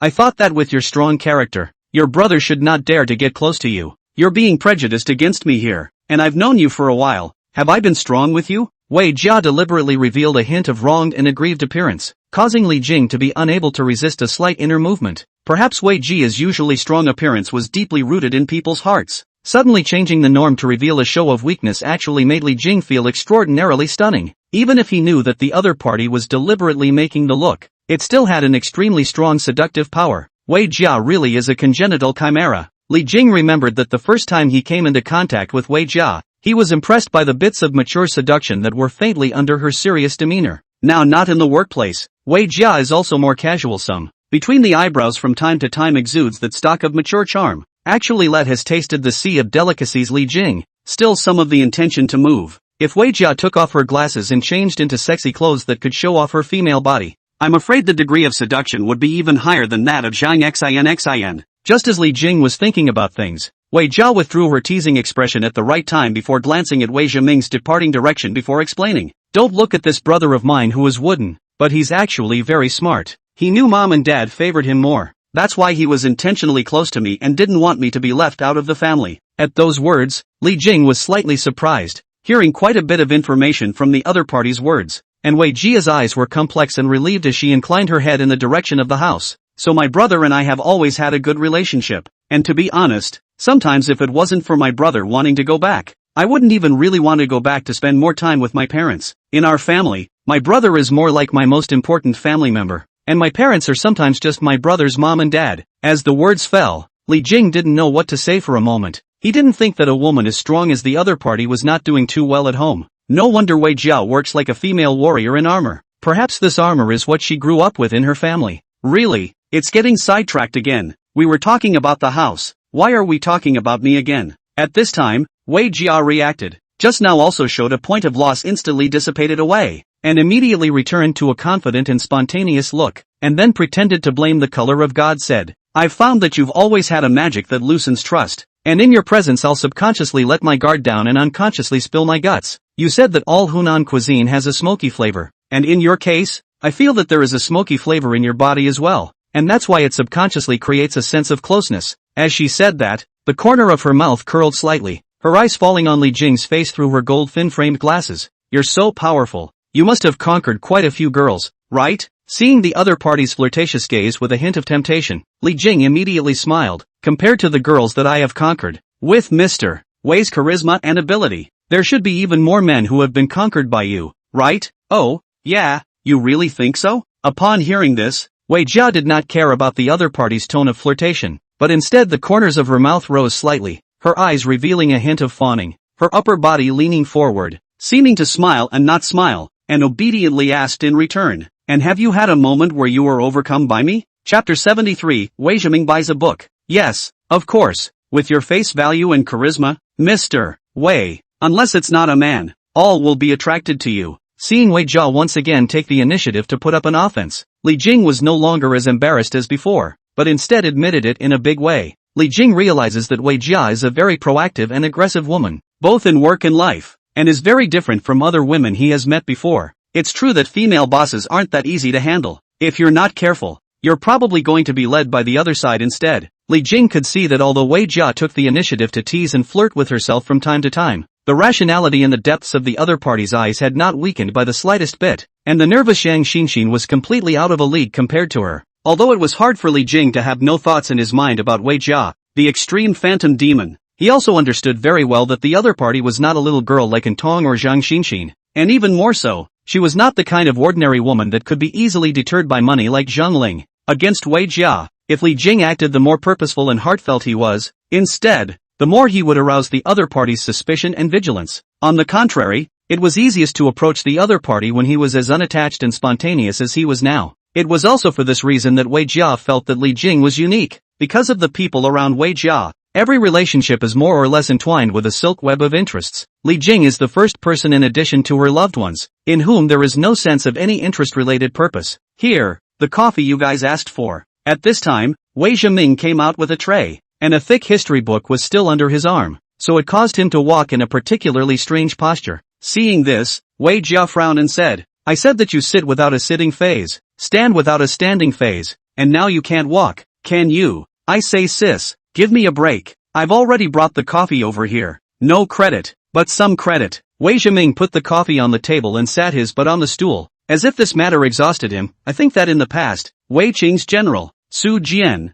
had his army wiped out in a big battle and escaped back alone. Emperor Wu of Han also remembered his hard work and pardoned his sins. Sister, you can reward and punish clearly ah. Upon hearing this, Wei Jia said with a leathery smile, what? You're just serving 2 cups of coffee and you want to make a request from me? What do I call this a request? I just want to buy a few books. This is a reasonable request. Wei Zhiming immediately said righteously, just ask mom and dad to buy it for you. Why are you looking for me? Wei Jia picked up her coffee and took a sip, faintly saying, my dear big sister, don't you know about mom and dad? They already think that all these books I'm reading are interfering with my studies, so how could they buy me books? Wei Jia glanced at the other party. What? You think it's affecting your studies so mom and dad won't buy it for you and I'll buy it for you? Want me to be this bad guy? Heaven and earth. I didn't have that in mind. I bought all the books and put them in your place. They don't know about it. Seeing the siblings bickering, Li Jing curiously said, what book are you going to buy? I would like to buy 2 sets. One is the Cambridge History of China to see how our Chinese history is viewed from a Western perspective, and the complete set of the complete works of Lu Simeon.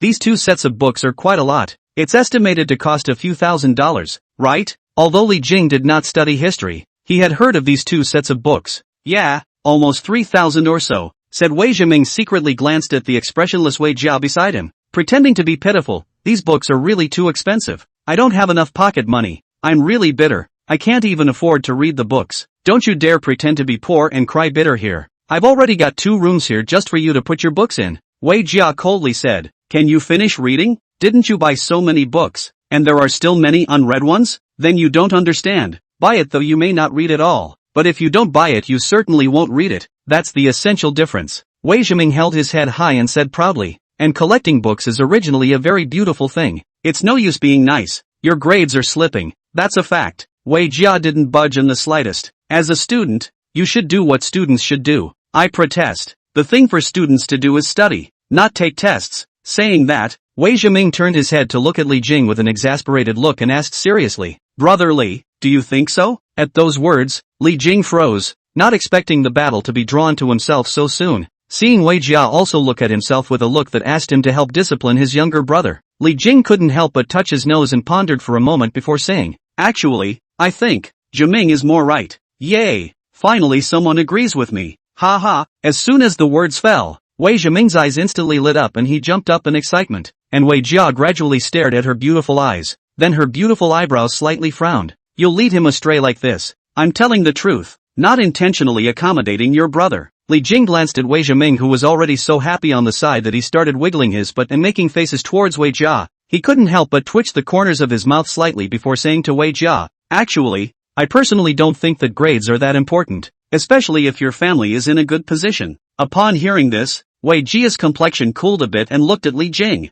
Why? I remember you said that you are also from a famous university, right? It's not bad. I don't deny that studying is the only way out for children from poor families to turn their lives around. But for families like yours, studying is not the only way out. Hearing Li Jing's words, Wei Jia still didn't recognize them. So what you're saying is that even if he doesn't get good grades, he can still have me to take care of him in the future. So he doesn't have to work hard? It's not that you don't have to work hard. It's that you don't have to work for survival. Li Jing knew that the other party was a bit displeased with his opinion. So he took it a few moments more seriously and said, I've heard a true story. Would you like to hear it? Wei Jia saw Li Jing in this manner for the first time, and her expression eased slightly as she nodded. Someone once interviewed a graduate of the highest institution of learning, Qingbei University, and asked him if he was given 2 choices at the age of 18, whether to choose $1 billion or to continue to go to Qingbei University. And guess what he chose? Upon hearing this, Wei Jia calmly said, according to normal thinking, he should have chosen to get into Qingbei University because money is only temporary, while entering Qingbei University can enhance his abilities and choose a broader life. But since you asked that, could it be that he chose that $100 million?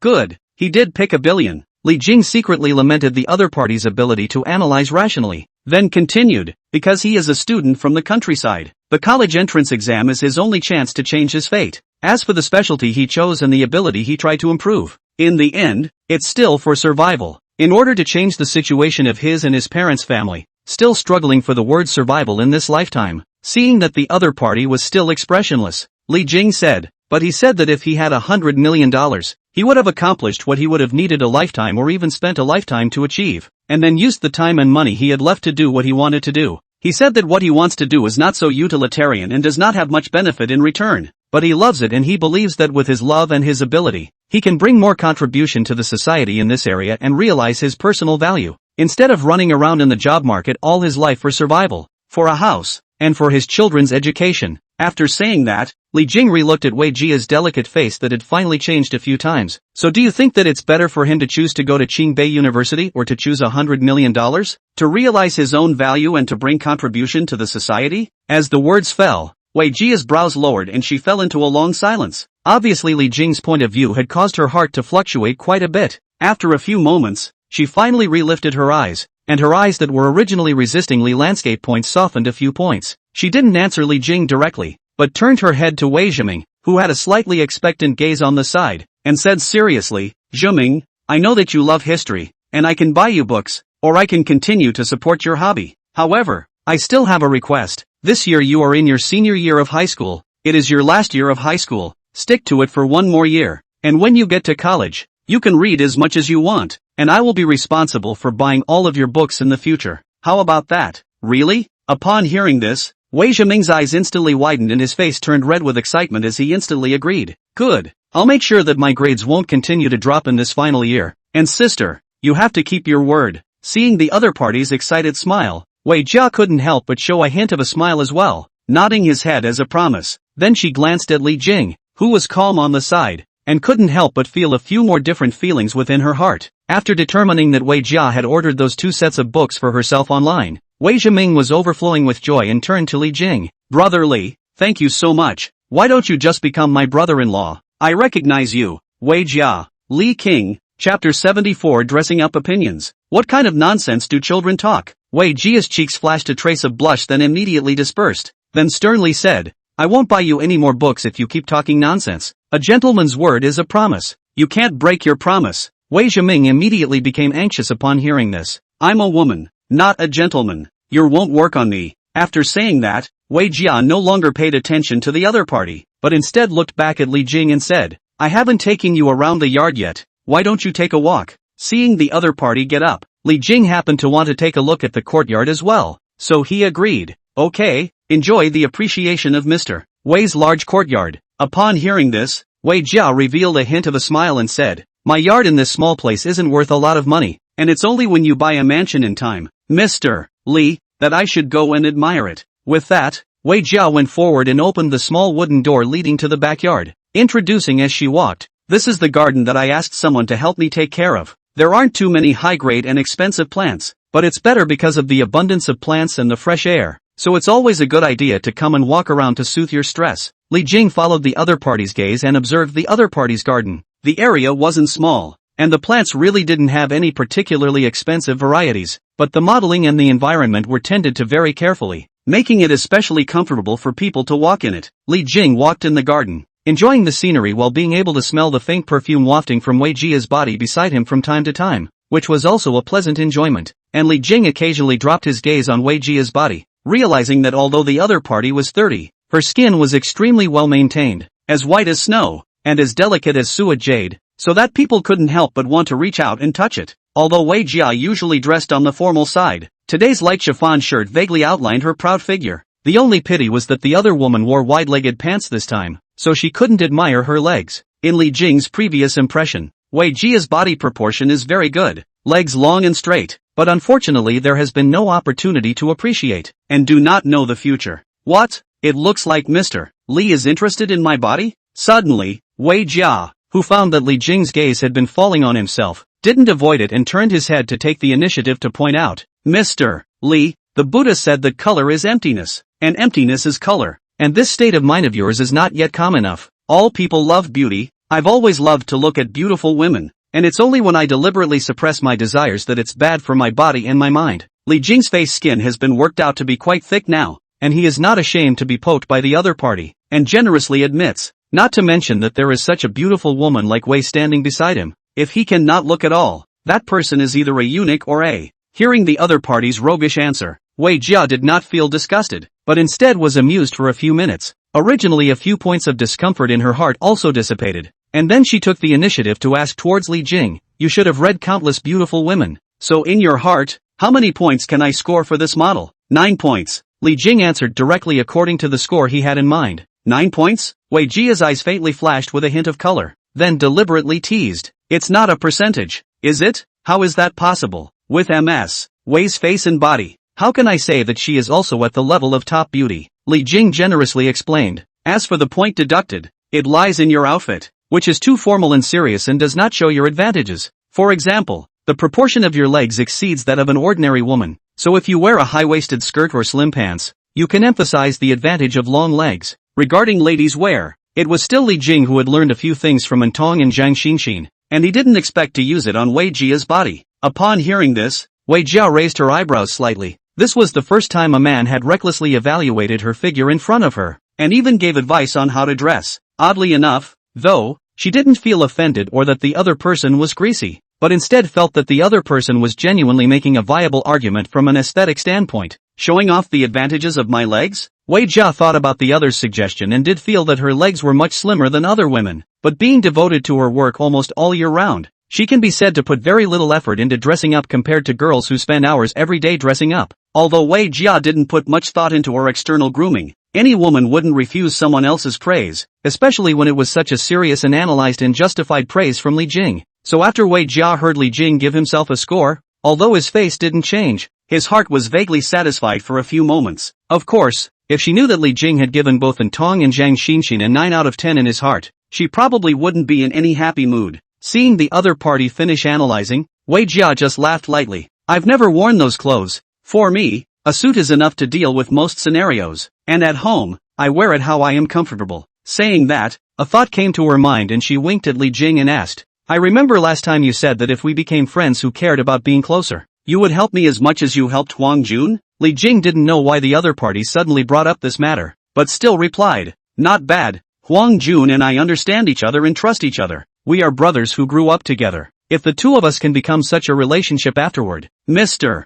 Wei, and you have difficulties, I naturally won't be stingy with my help. Looking at Li Jing's solemn expression, the corners of Wei Jia's mouth rose slightly. I'm looking forward to us becoming friends like that. With that, she glanced down at her clothes and continued to speak. If we can truly become friends who trust each other and help each other, at that time, I would also be willing to try on the clothes suggested by my friend and wear them for my friend's enjoyment. How about that? With those words, Wei Jia didn't wait for the other party to reply and gave a light laugh before blinking and turning around, continuing to walk forward. And Li Jing sniffed and froze, seeing the other party's last deliberately teasing yet seductive eyes. He couldn't help but inwardly say, well, well, well, well, well, well, well, well, well, well, well, well, well, well, well, well, Mr. Wei, I'm afraid you're not playing with fire. The two of them came back from a walk in the garden. Wei Zhiming, who was sitting under the parasol, immediately put down his books and picked up his cell phone and shouted towards Wei Jia, Sister,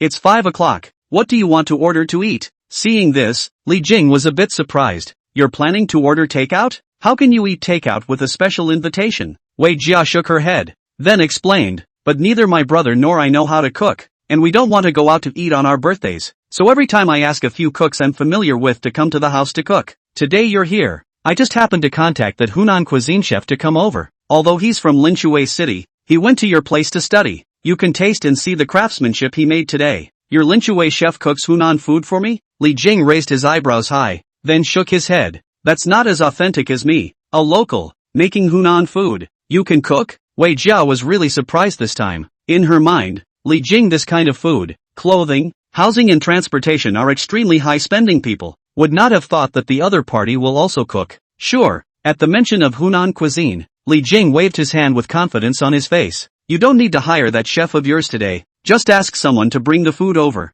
Since it's your birthday, I'll make you an authentic Hunan meal to try. Chapter 75, Cooking. It didn't take long for Wei Jia to order fresh ingredients to be delivered to the villa as requested by Li Jing. Seeing that everything was ready, Li Jing, without saying a word, rolled up his sleeves and went into the kitchen and started to do it. For cooking, Li King often helped his family cook after high school, and he helped out quite a bit when he came home for college vacations. Li Jing family conditions are ordinary. A year to the end cannot come down a few times, but because of the parents' character hospitable and bright, relatives and friends to walk between a lot, so whenever friends and family come over for a get-together, Li Jing pretty much dominates the kitchen while his mom and dad are busy greeting and receiving them in the living room. Although making a large table of dishes is not an easy job, but after all those years of exercise, Li Jing has learned his mother's craft, which is an additional skill, and the taste of the dishes is a few points better than the Hunan cuisine restaurants in foreign countries. At this moment, Wei Jia and Wei Zhiming couldn't help but be a little curious and surprised when they looked at Li Jing, who was busy in the kitchen wearing LV.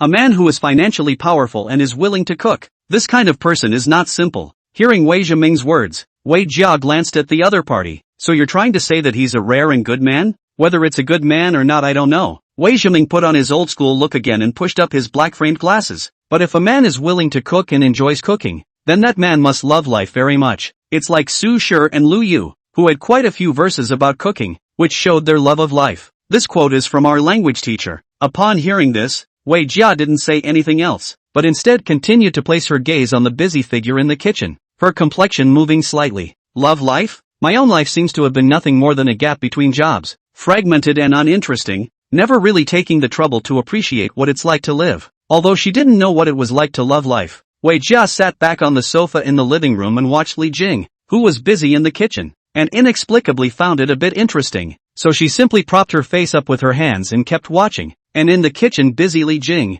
do a good while, found Wei Jia two siblings actually did not come over to help. Cannot help but inwardly spit, these two people, but also really enjoy the habit, is not a little busy to come up to help.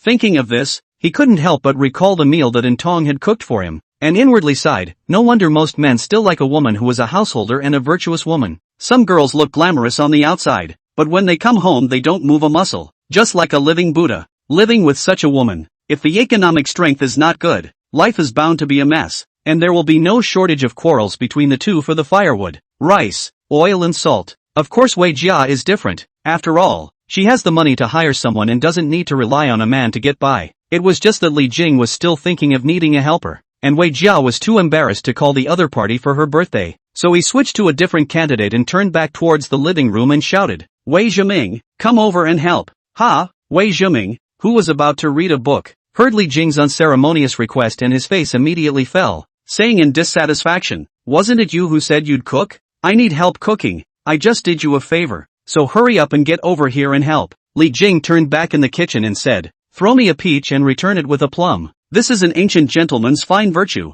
Do you want to be a gentleman or a villain?"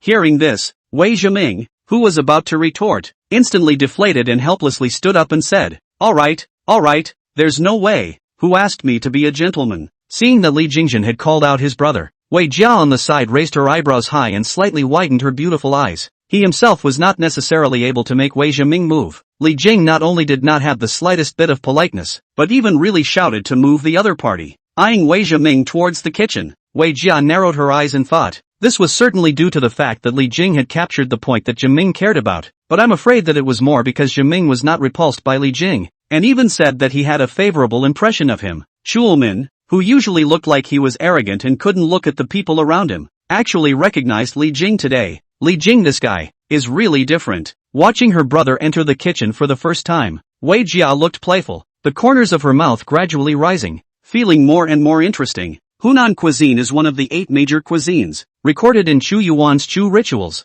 and then with the refinement and development of each dynasty, there are quite a few disciplines here. Seeing Wei Zhiming reluctantly walk into the kitchen, Li Jing deliberately pulled on a bit of history to bring up the other party's interest. You're not cooking, but studying the history of culinary culture, understand? After hearing this, Wei Zhiming's eyebrows twitched with more than a little interest, inclining his head and asking, is Hunan cuisine spicy from before? As far as I know, it was during the Ming and Qing dynasties that chili peppers became spicy and heavy when they were imported. Oh, yes, chili peppers didn't come to our country until the end of the Ming dynasty, so that's right. Seeing that it spoke to the scope of knowledge he understood, Wei Zhiming's interest immediately increased greatly. Interesting, the Hunan cuisine, which is famous for its spiciness, even determined the flavor of spiciness so late in the day, and then gradually formed the present. There should be quite a lot of things worth researching in it. Not only these, many methods and combinations in Hunan cuisine are also passed down from our ancestors, and many details have their origins, so you can learn about them all. Li Jing saw that the other party was aroused by his interest, and the corner of his mouth curled up slightly. I'm a local. If you want to learn Hunan cuisine in the future, you won't be able to learn such an authentic one in Tianhai and Linshui. Only after hearing Li Jing's words did Wei Zhiming put down the reluctance in his heart and agreed. Actions. It's not as easy as it looks on paper, but it's a matter of practicing. Since you're a local, it's true that I can learn from you. Maybe next time I read a description of Hunan cuisine in some book, I'll have a deeper understanding. With those words, Wei Zhiming took a deep breath and prepared himself, finally deciding to willingly serve as Li Jing's second-in-command, saying that it was a deputy. Most of what Li Jing wanted Wei Zhiming to do was still small things like peeling garlic, washing vegetables, and carrying spices. As for the pots and spatulas, there was no intention of letting the other party touch them. Originally, Wei Zhiming still felt that these things were a bit boring, but when he saw that Li Jing directly turned the fire to the maximum, and began to stir-fry on a high flame, the flickering flames, and the choking pungent flavor instantly made his eyes light up. It smells so good. This is the flavor. You try the flavor and see if you like it. It could be a little spicier. My sister and I love spicy food.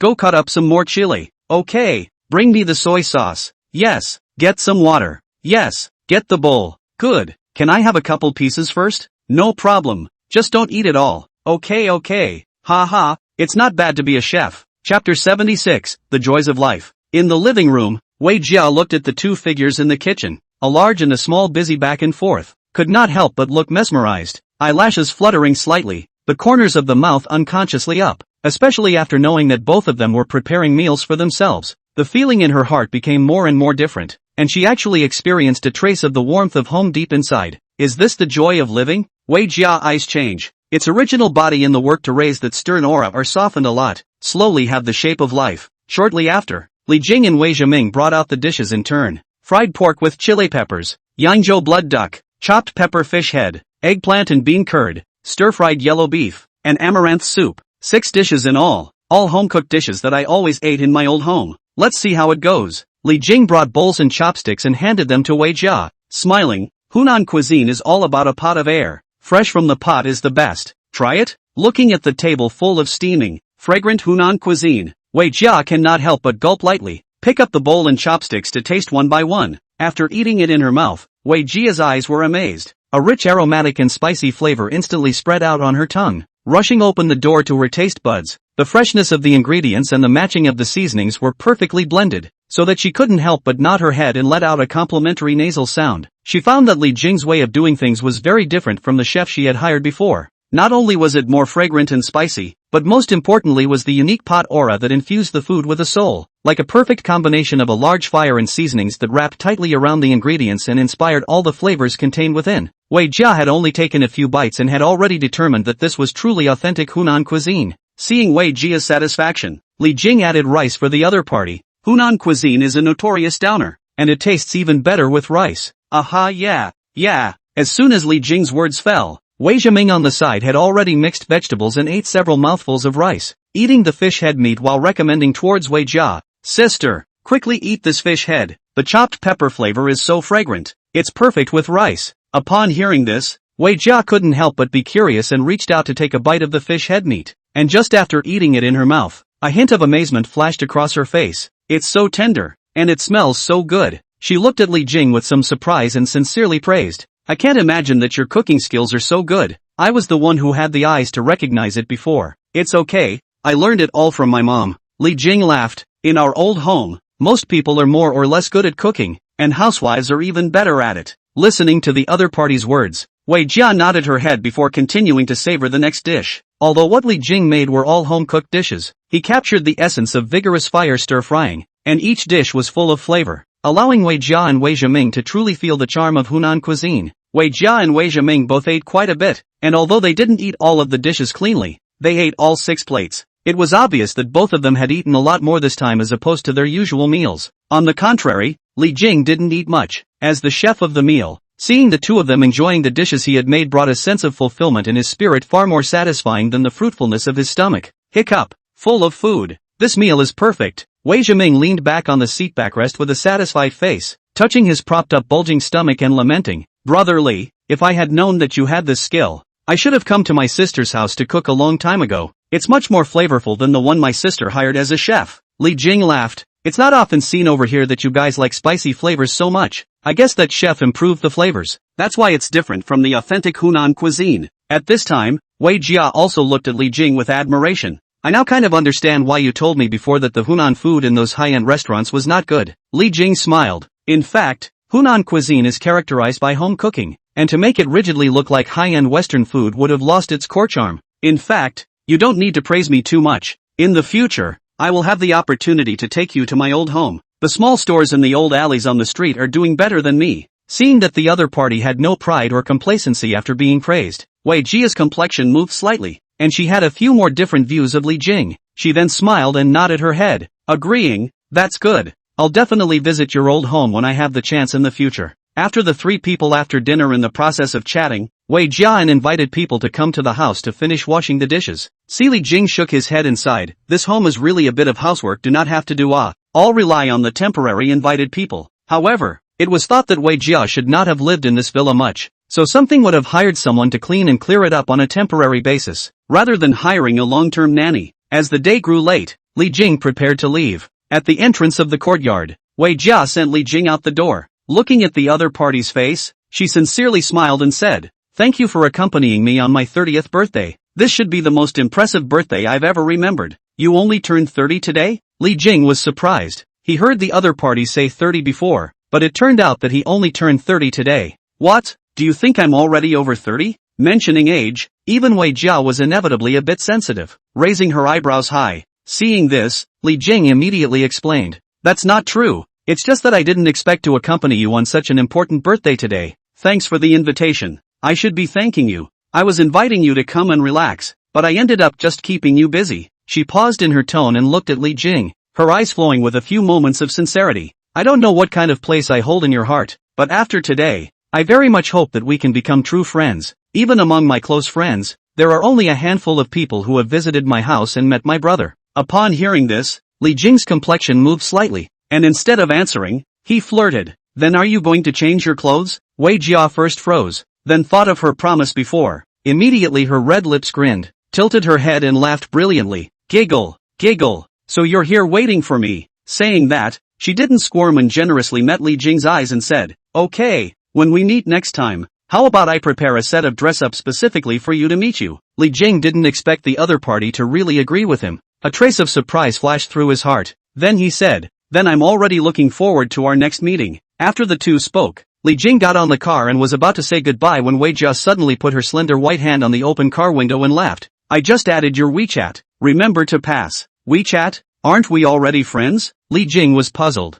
Wei Jia blinked. That's the work number. This is my private WeChat. Don't tell anyone else. Looking at the new contact that popped up on his cell phone, Li Chao opened it through and found that it was indeed Wei Jia's avatar. Except that in contrast to job suit wearing avatar, this microsignals avatar was a little girl, somewhat blurred, like an old scanned photo. This is me when I was a kid. How's that for cute? Hearing Wei Jia's explanation, Li Jing was surprised, then laughed. Quite cute. Cuter than your brother. Upon hearing this, Wei Jia was first slightly stunned, and then she once again laughed out loud, her flowery branches trembling and her face flushed red, and Wei Zhiming, who heard it not far away, was full of confusion and had a head full of question marks. No, you two are flirting. Do you have to drag me along? You think I'm a tool for your relationship? With a roar of engines, the Maserati quickly disappeared at the end of the road. It's so handsome. No wonder ancient generals like to find fiery horses. It's true that men want their ride to be wild and strong enough. Wei Jia looked at her envious brother and said, if you do well in the college entrance exam, you'll just buy me one? Wei Zhiming was instantly thrilled to the core. Overthink it. If you do well on the test, I'll ask Li King to borrow his car. After hearing this, Wei Zhiming's excitement was halved, and then he said disdainfully, Che, a man's car is not easily borrowed. Besides, I see you and his relationship is not particularly close. Are not boyfriend and girlfriend? What makes you think he will lend you? Upon hearing this, Wei Jia's face, which was still wearing a faint smile, stiffened, and then said, what? Do you think that with your sister's charisma, you still can't borrow a car? That's not necessarily true. Wei Zhiming put his hands on the back of his head. Turn to the yard, you have no womanly taste, wearing a suit every day. Where is the charm? Besides, my brother Li is reading women, said. He suddenly lurched, felt a cool chill behind him, turned his head in shock, saw Wei Jia full of ice, a murderous face toward himself, and exclaimed, no, sis, you can't keep people from telling the truth. Ah help. Chapter 77, Return to Tianhai City. After coming back from Wei Jia's, Li Jing rested at the hotel for the night before packing up his things and driving back to Tianhai City. I don't know if it's because there are more rich people in Tianhai City or because of the pregnant woman effect, but after Li Jing drove to downtown Tianhai City, he found a lot of sports cars, even sports cars whose prices seemed to be above his own. He met 2 or 3 of them, usually not paying attention. When Li Jing drove the sports car himself, he realized that there were not many luxury cars on the streets of Tianhai City. Back in Tianhai City, the first thing Li Jing did was to go to a hotel and open a suite. The original rented room had been given to Ntong, and he was now considered to have no place to live in Tianhai City. Of course, his no fixed abode refers to the whole day in the city's major hotel suite randomly pick, will not be a little bit of their own. Just after opening a suite in the hotel, Li Jing received a message. He thought that it was Zhang Xinxin or Huang Jun who guessed that he had returned. But Li Jing opened his cell phone and accidentally found that it was a message from Zhang Ling. Zhang Ling, that one decent-looking, sociable real estate account manager. Li Jing didn't have a particularly deep impression of her, and it took a second or two of thought to pull up the other person's appearance from memory. Mr. Li, I heard from Coach Huang that you've returned to Tianhai City. Our company just happens to have an activity of giving mooncakes to our quality customers. May I ask if you need it? Mooncakes? Li Jing was slightly stunned and opened his phone's calendar, only to realize that tomorrow was the Mid-Autumn Festival. Your own life has changed so radically in this time, both in terms of pace and standard of living, that you are forgetting about these holidays that you would normally pay extra attention to. Mom and Dad, they're coming over on the 4th of July, and I guess it's because they're on vacation. That's why my great-uncle and aunt have time. This year's Mid-Autumn Festival is a few days earlier than the National Day, and since it's so close, there's no need to go back, but I still have to give my dad and mom a call then, and buy some things to send home, Li Jing thought, while sending a message back to reject Zhang Ling's kindness. It wasn't that he intentionally rejected Zhang Ling, but he knew that this kind of company-given mooncake gift box was no better. If it was in the past, one might have accepted it with the mindset of not taking it for nothing. But now there really wasn't much interest in this kind of mooncake. Li Jing was about to put down his cell phone when he found a new message, thinking that it was still a message from Zhang Ling, but when he opened it, the name displayed was Intong. Seeing Intong's familiar name and avatar, Li Jing's complexion subconsciously changed, and his mind couldn't help but recall the pretty girl who took the initiative to comfort him when he was unemployed. He hadn't seen the other party for so many days and hadn't taken the initiative to contact them, especially since he had also gotten involved with the other party's best friend, causing Li Jing to inexplicably have a few unnatural moments towards the other party right now, especially since he hadn't initiated contact with her since he had kissed her last time. He wondered if the other party would have a few complaints about him. Alas, it's not easy being a scumbag. Li Jing finally clicked on Intong's message, only to see the other party directly ask, "Have you returned to Tianhai City? I heard Zhang Xinxin say that you bought a sports car?" Seeing the other party take the initiative to mention Zhang Xinxin, the corner of Li Jing's eyes twitched slightly before typing an explanation. That, Zhang Xinxin just happened to be playing in Linshui City, and I was also in Linshui City to buy a car, so I just happened to run into her. What? Did she tell you? Her circle of friends is all over the place, didn't you see it? Swipe. Seeing Intong's words, Li Jing was puzzled. Then he clicked on Zhang Xinxin's circle of friends, and the corner of his mouth twitched, only to see Zhang Xinxin in addition to the previous sent a sitting in their own co-driver to take pictures of the nail circle of friends. Yesterday morning also sent a circle of friends to go to the high-speed rail station in their own car. Yesterday afternoon, and then with the inventory sent her and the Maserati photo. Until this morning, Zhang Xinxin also sent a day before yesterday. He took her to the mall to buy clothes in a Maserati photo. Having spent no more than a dozen hours with the other person herself, she sent out 3 days worth of hardcore friend circles, making everyone think she was riding in a sports car every day, and reaping a huge wave of likes and envy and jealousy. This Xin is totally getting the friend zone right. Li Jing was speechless, but it was good that Zhang Xinxin still remembered his explanation, and did not take additional pictures of anything other than the car and Zhang Xinxin herself, so he did not leak his information. With that, he typed to Intong, "I was with Zhang Xinxin just the day before yesterday, and she went back to Tianhai to work yesterday. I just returned today." Ha, I guess that was the case, and that Nini even purposely pissed me off by saying that you hung out with her for 3 days and sat in your co-pilot doing things that made you happy. By the way, what was this thing she said that made you happy? Seeing the other party's message, the corner of Li Jing's mouth twitched slightly, and he couldn't help but think of yesterday morning's car competition, and immediately said in a serious manner, "That one was to help me with a massage.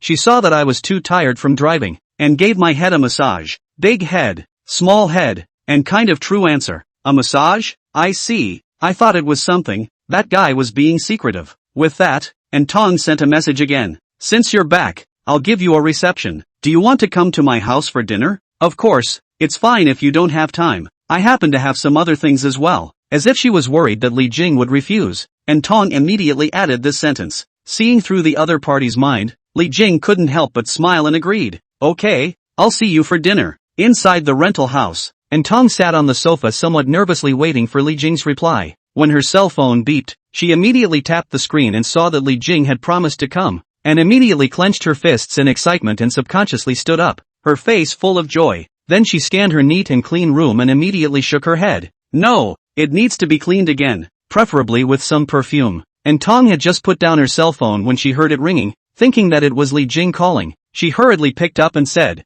"Hello, Li." The words were not finished. The bright and enthusiastic voice of Zhang Xinxin came from the phone. "Dear wife, I will come to your house for dinner today. You remember to make something delicious."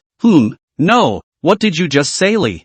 Did it? It didn't say. Maybe I was talking about finance. I thought it was some finance salesman calling. And Tong's eyes were uncertain. Her face flushed, and she stammered an explanation, then immediately returned to the previous topic. "That you can't come tonight." "Can't come? Why? You're hiding a man. What are you talking about?" Although not face to face, the lying Intong was already blushing, and tried to lie roundly. "I have a colleagues gathering in the evening, so I won't go home for dinner." "Oh, that's fine. I'll order takeout. I'm staying at your place today anyway. That house of mine is going to have a power outage until 8 p.m. "No way. You can't stay at my place." As soon as the words left her mouth, Intong immediately refused. "What?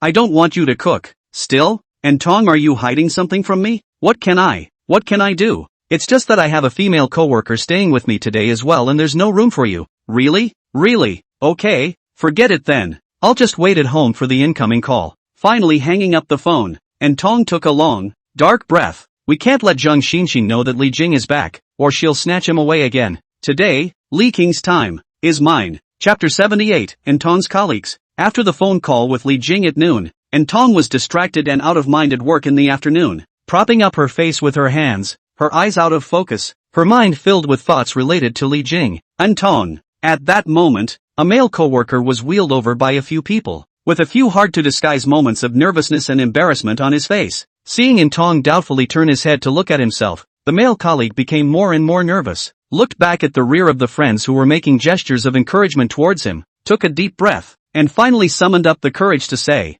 I have a birthday today, and I intend to ask a few of my colleagues to have dinner together in the evening. Do you have the time? After finishing in one breath, the male colleague seemed to have accomplished a great thing. His heart breathed a long sigh of relief, and his expression was much lighter. It's your birthday? And Tong was a bit surprised, then apologized. But I have something to do in the evening. I'm really sorry. It's okay. I was just asking. The bottom of the eyes of the male colleague who was rejected obviously flashed a trace of loss, but immediately squeezed out a smile and pretended to be fine, saying with a trace of embarrassment in his generosity, it's just that old Zhang asked me to ask. It's normal for you to have something to do, and it's me who asked a little abruptly. After the words were finished, the male coworker also ran out of other topics to talk about. Standing in front of Tong, his smile gradually became awkward, and he simply turned around and waved his hand. I'll leave you alone. I'll go back to our office first, aha. And Tong nodded her head and watched the other party walk away. Feeling that she seemed a bit too indifferent, she suddenly shouted again,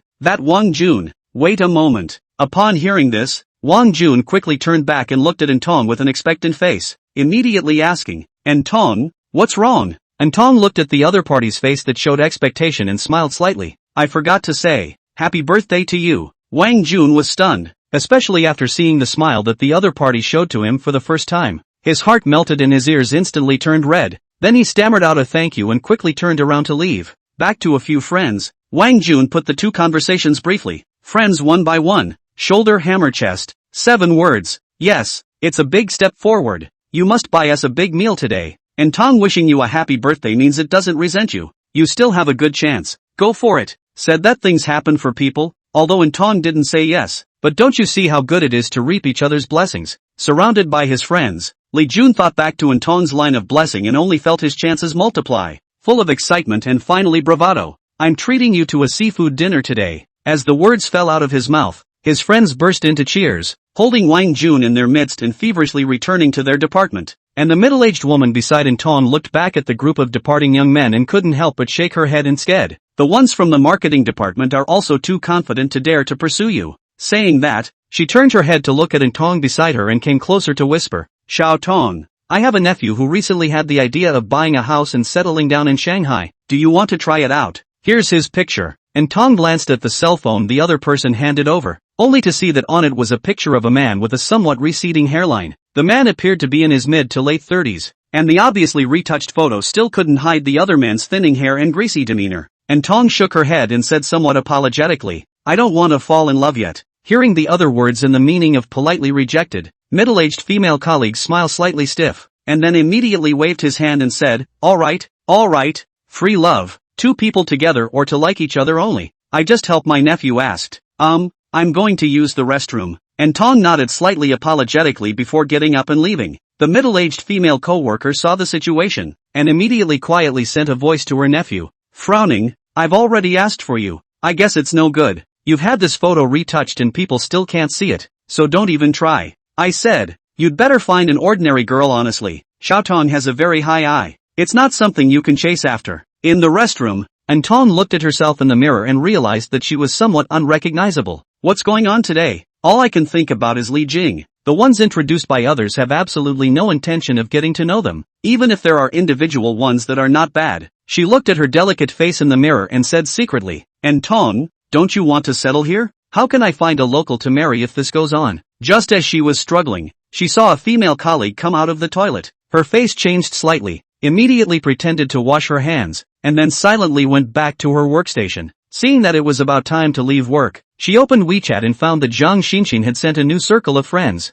26 and youthful. Attached below is a beautiful selfie of Zhang Xinxin's fine-tuned beauty, while in the background are the luxury items that Li Jing bought for her last time in Linshui. This time, instead of focusing on the other party's photo, Tong looked at the other party's simple text and slightly quivered her eyes in darkness. 26. Yeah, I'm only 26. What am I anxious about? My peers are enjoying the joys of youth. Why do I keep thinking about getting married? Won't it be the same next year? Why don't we just have fun and be happy this year and boldly pursue the people we like? That's a richer life, right? Thinking of this, her tangled heart stabilized a lot more, and she made an unprecedented move to give Zhang Xinxin's friend circle a like. After work, Tong shut down her computer normally and packed up her things and walked out of the office building. When she saw a sports car parked on the side of the road, she knew it had nothing to do with her and just looked at it for a couple more seconds before carrying her bag in the direction of the subway entrance. As a result, the sports car also started its engine and slowly followed. Afterglow noticed the sports car in the back, and Tong slightly frowned, and thought in her heart, surely it is not looking for herself. It is better not to take care of it, lest she lose face. Thinking like this,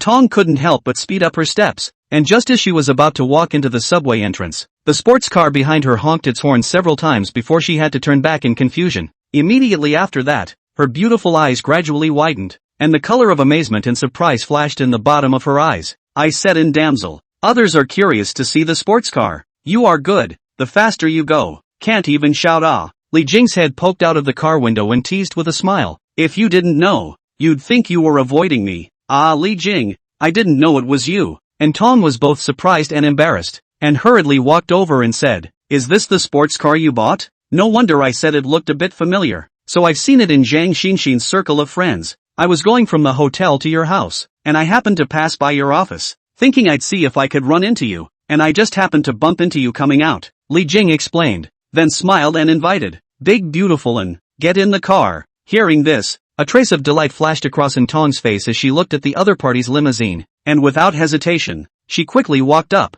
Meanwhile, Wang Jun was happily clustering out of the office building with his colleagues, when noticing Tong walking up a Maserati on the roadside. His face changed, his brain went blank, his mood instantly hit rock bottom, and his heart, which was still on fire just now, became cold all of a sudden. What had been the bragging and encouragement of his co-workers around him became extraordinarily noisy in his ears. The middle-aged female colleague who came out behind them, likewise found Tong getting into the sports car, immediately looked shocked and immediately took pictures and sent them to her nephew. I said you don't stand a chance and you still don't believe me. Look at Tong's standards. Can you die now? Chapter 79, The Red Dress. In the Maserati, Tong looked a little restrained and a little curious, surreptitiously surveying the car's interior while her hands rested honestly on her lap, especially after learning that the car to more than 3 million, Tong is secretly staggering, more and more restrained, even touch do not dare to touch more, lest it breaks this light to change a color will be 6 or 7 million of the interior, compared to Zhang Xinxin.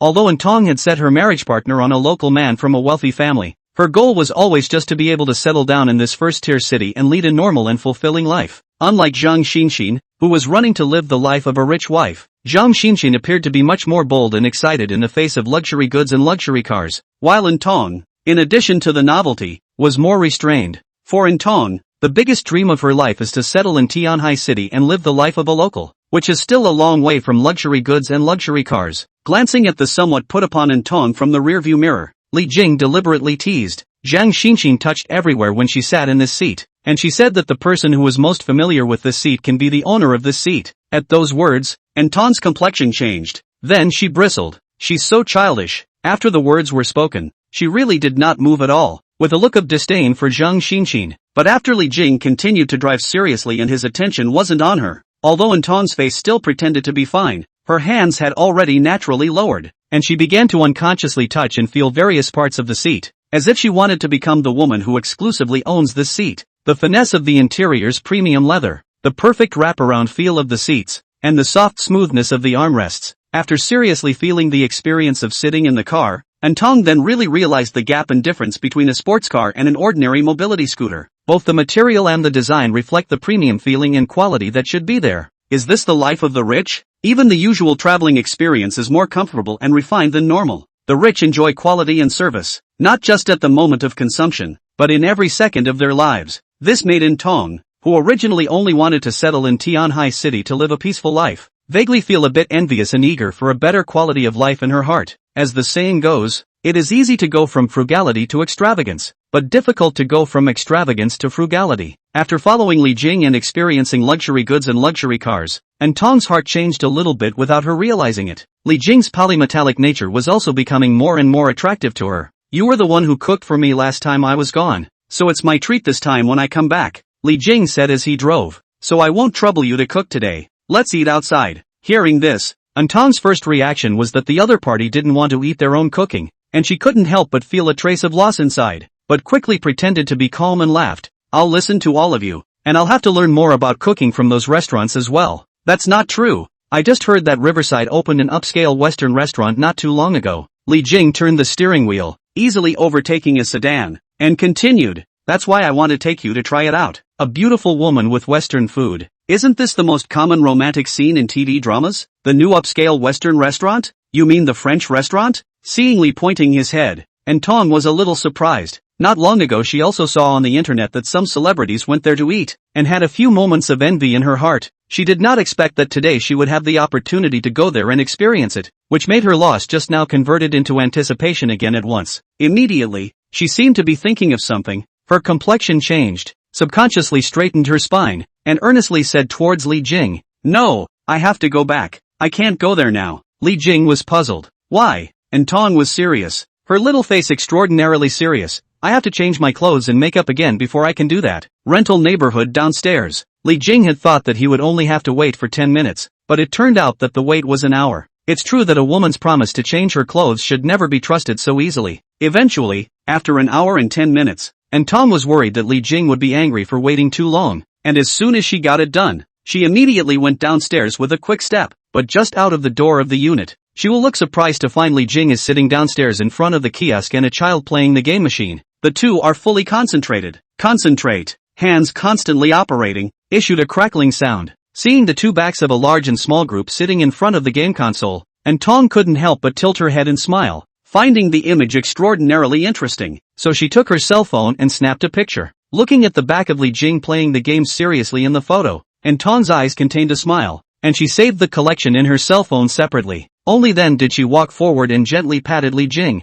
"Alright, let's go. Don't bully the little kid." "He bullied me?" Li Jing has not yet turned back. The fat kid on the side will play the game while saying aloud in defiance. "Just now, an hour. He did not win a game. On his skill still. Cough cough cough. It's called humility. What do you know as a child? I'm teaching you traditional virtues in the game." Without waiting for the other party to finish, Li Jing immediately explained in a proper manner, trying to save face. Originally, he saw this child playing video games. Indeed, with the mindset of abusing the other side of the past, the results did not expect to hit the face to come so quickly. The child's skills are much more powerful than him. Hard to not let him win a hand. Will put him on the ground friction. Li Jing seriously suspected that this little kid didn't study seriously in general, or else he couldn't be this good at playing games. And the most critical thing is that the back of the game coins are all bought by yourself. This little fat boy Hard did not let himself win a hand. Hard from the beginning to the end of the abuse. "Didn't your teachers teach you to give up your pairs? Don't you know you're using my coins? Kid, with your emotional intelligence,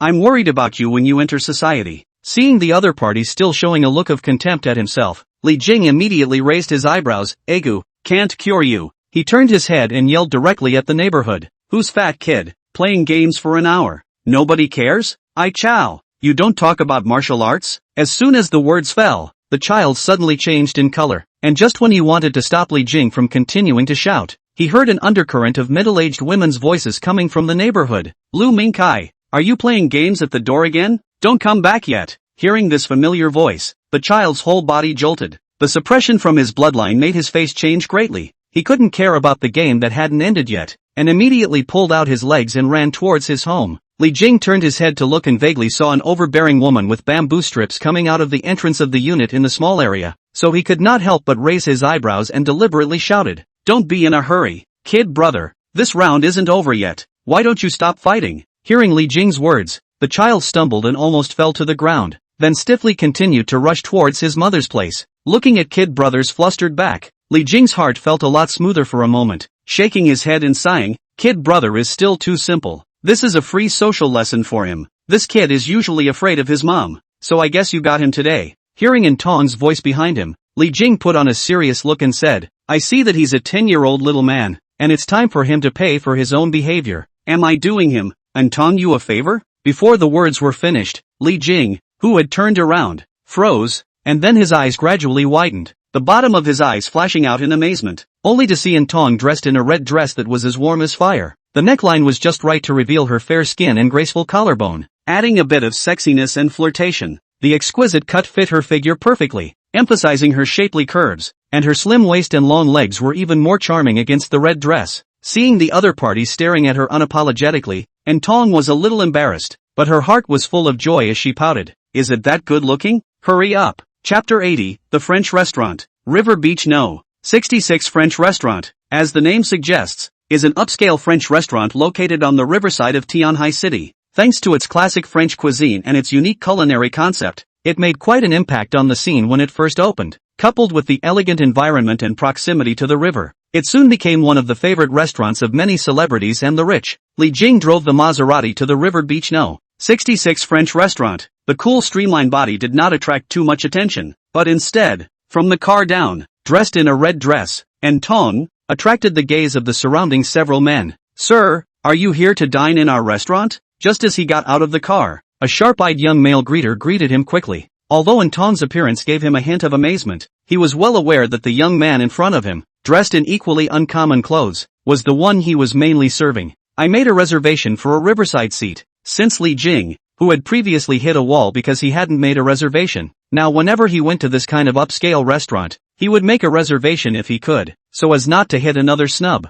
After verifying Li Jing's reservation information, the welcome guest immediately smiled and introduced him into the restaurant. The overall atmosphere of this restaurant is equally upscale and tasteful, but not as serious and solemn as a traditional restaurant. The decoration style combines modern elements and vintage flavor, and the choice of tables and chairs in the hall is also simple, and then decorated with vintage artwork. Li Jing booked a place near the river, looking out on the beautiful view of the river beach and the bright lights across the river. As night falls, the lights come on. All kinds of modern buildings along the river glittered with different lights, just like a precious jewel, sculpted and set off by the lights, showing the vigor and prosperity of Tianhai City at night. After being seated, In Tong, having just moved her gaze away from the low-key and luxurious restaurant decorations, was once again attracted by the night view of the city outside the window, her eyelashes fluttering slightly, and a hidden light flooding from the depths of her eyes. This splendid and luxurious world created by money is opening In Tong's inner desires step by step. Several glamorous, exquisite and luxurious high-spending experiences have gradually raised her needs and desires for quality of life. Sir, here's our meal book. Would the young lady or you like to order please? Seeing the waiter bring the meal book over, Li Jing was ready to let In Tong order her favorite, but he saw the other party blush a little and shake her head. He thought it was because the other party was embarrassed, and when he took the meal book and opened it, he realized that it was all in English. Fortunately, Li Jing was also considered a schoolmaster before, and although his English level could not be said to be particularly impressive, it was not bad either. That's a really small word you guys have. Seeing the small and dense English in the meal book, which was not accompanied by a picture,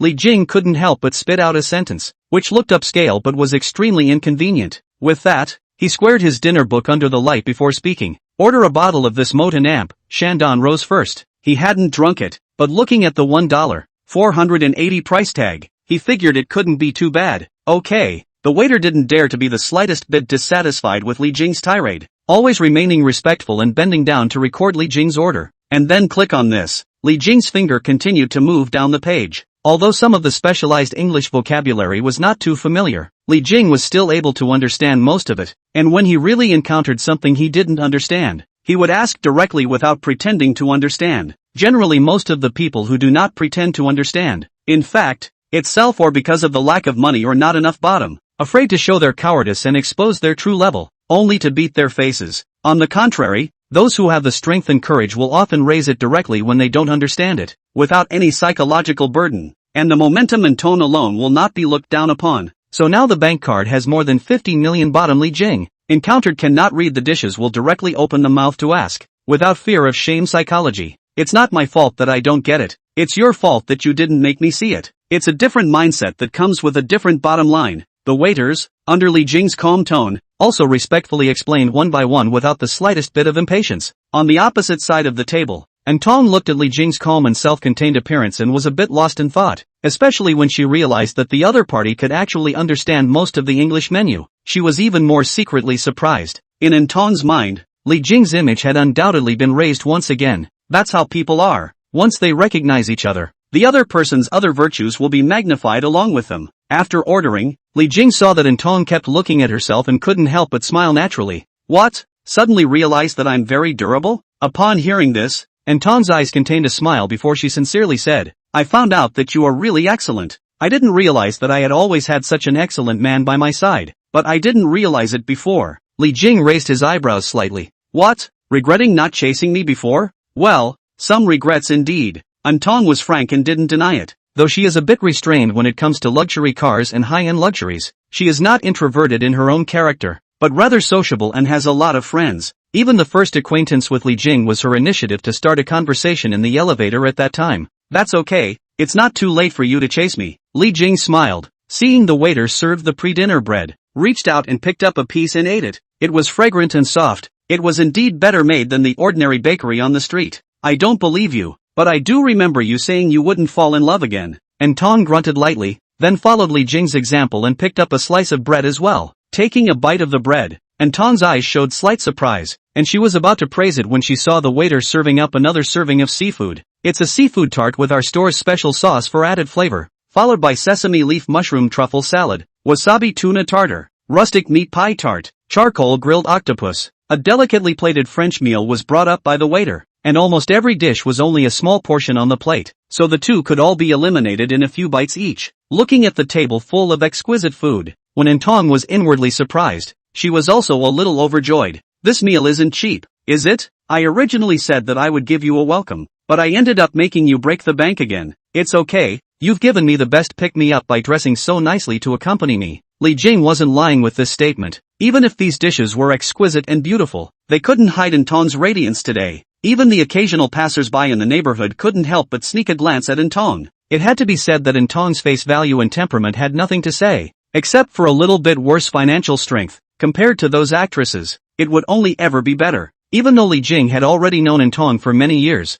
Tong's elaborate outfit today made him unable to resist a slight inner movement. Come, clink glasses to our reunion. Against the gorgeous night view from the window, Li Jing reached up and raised his goblet with a slight smile. Looking at the other party's face, Tong's eyes flowed and changed. Her slender right hand slowly raised her highball glass, displaying a bright and beautiful smile, saying, I hope we can always be friends in the future. Sure. Bang. Two glasses thumped lightly, and the drink swayed.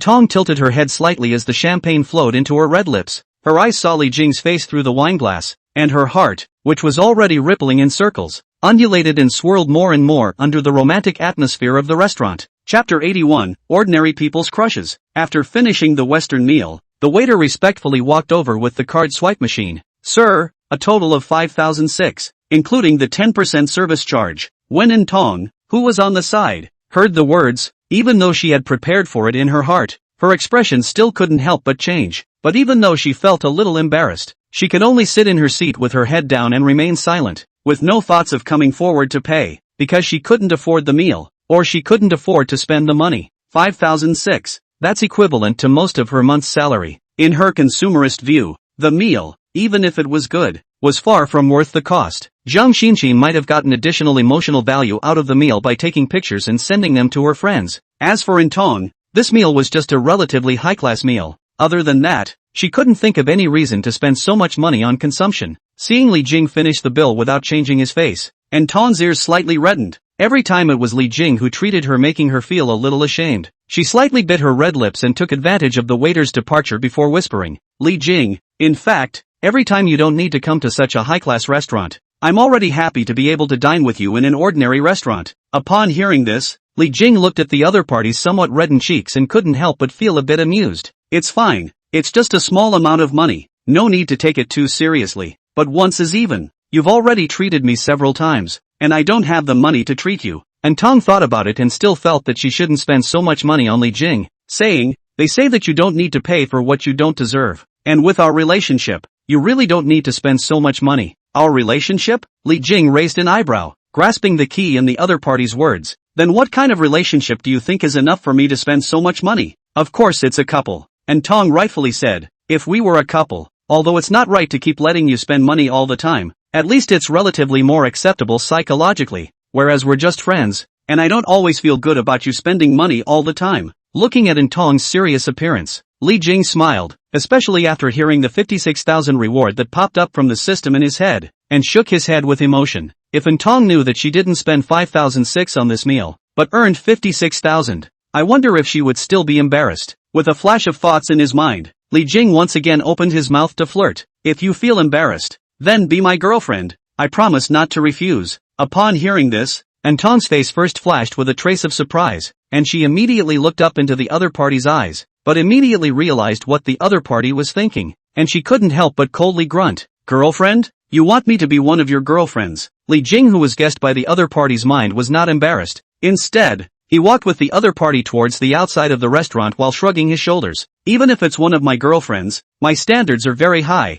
not just any woman can pass. As the words fell out of her mouth, Intong's eyes turned slightly, then the corner of her mouth curled slightly as she asked in return, what about Zhang Xinxin? Has she reached your standard? Seeing the other party mentioning Zhang Xinxin, Li Jing, who was about to continue teasing the other party for a few more moments, instantly froze in his smile. Knowing that answering this question in front of Intong would be an absolute giveaway, his mind raced several times before he replied in a serious manner. Zhang Xinxin is pretty, but there's one thing she can't compare to you. Intong, who was still waiting for Li Jing's answer, was immediately diverted when she heard this and asked curiously, which bit? Don't tell Xinxin Zhang when I tell you. Oops, of course, you think I'm Zhang Xinxin. Speak up. Well, your features are a little prettier than hers. Really? As the words fell, Intong, who had just walked out of the restaurant's front door, suddenly saw her eyes light up slightly, and then stopped her steps, squinted her eyes questioningly at Li Jing, and said in disbelief, you're deliberately trying to make me happy, right? Absolutely no lies. Honestly. Li Jing stood on the front lawn outside the restaurant, his face full of sincerity, looking like he was about to swear. He was indeed telling the truth. On the point of facial features, if Zhang Xinxin could score a 9, then Intong was at least at 9.3, which was indeed Intong's advantage. However, this was only in terms of the five senses. If Zhang Xinxin's figure was taken into account, as well as the fact that she came with a special service from time to time, combining all these aspects, Zhang Xinxin backfired again. But it wasn't fair to compare them that way. After all, Intong hadn't shown all of her talents yet. Thinking of this, Li Jing subconsciously glanced at Intong's body, and his heart was inexplicably hot. Feeling Li Jing's hot gaze, Intong first changed her color and subconsciously sidestepped, trying to avoid the other party's gaze. But once she thought that she seemed to be inferior to Zhang Xinxin here, and would be even more compared if she still covered up, Intong immediately turned around again, pretending to be unaware of the situation, and also secretly straightened her chest, originally just holding the purpose of admiring and observing Li Jing. Seeing the other party's chest movement, immediately his eyes slightly widened, discovering the other party's piece of bulging snow white in the neckline. He couldn't help but have a hot mind, almost nosebleed out. Although it's not as good as the super-developed Zhang Xinxin, Intong's nutrition is actually not bad. Although the two men each had 800 minds to test each other, it was really only a matter of minutes. When Li Jing walked to his Maserati, he realized that Intong turned around and was looking in the other direction. Following the other party's gaze, Li Jing realized that over there was a seafood autonomous restaurant. This restaurant he had seen on the internet. Although the price was far less than the Western restaurant that the two of them had just eaten, it was still 500 per capita. At this time, the main entrance of the seafood autonomous restaurant is out of a group of young men, one by one, hooking shoulders, full of scarlet, obviously drank a lot. I say Junzi, the sky is the limit. Why be in love with a single flower? Today is your birthday, be happy, don't be like a sullen man. Yeah, and even though Intong is getting into a Maserati, you're not sure how the other person is related to her. Are you? Maybe they're just friends or relatives? That's right, didn't you say that Intong even smiled at you today? That means there's still a chance. Ask us brothers, who else has Intong smiled at? Only you. Hey,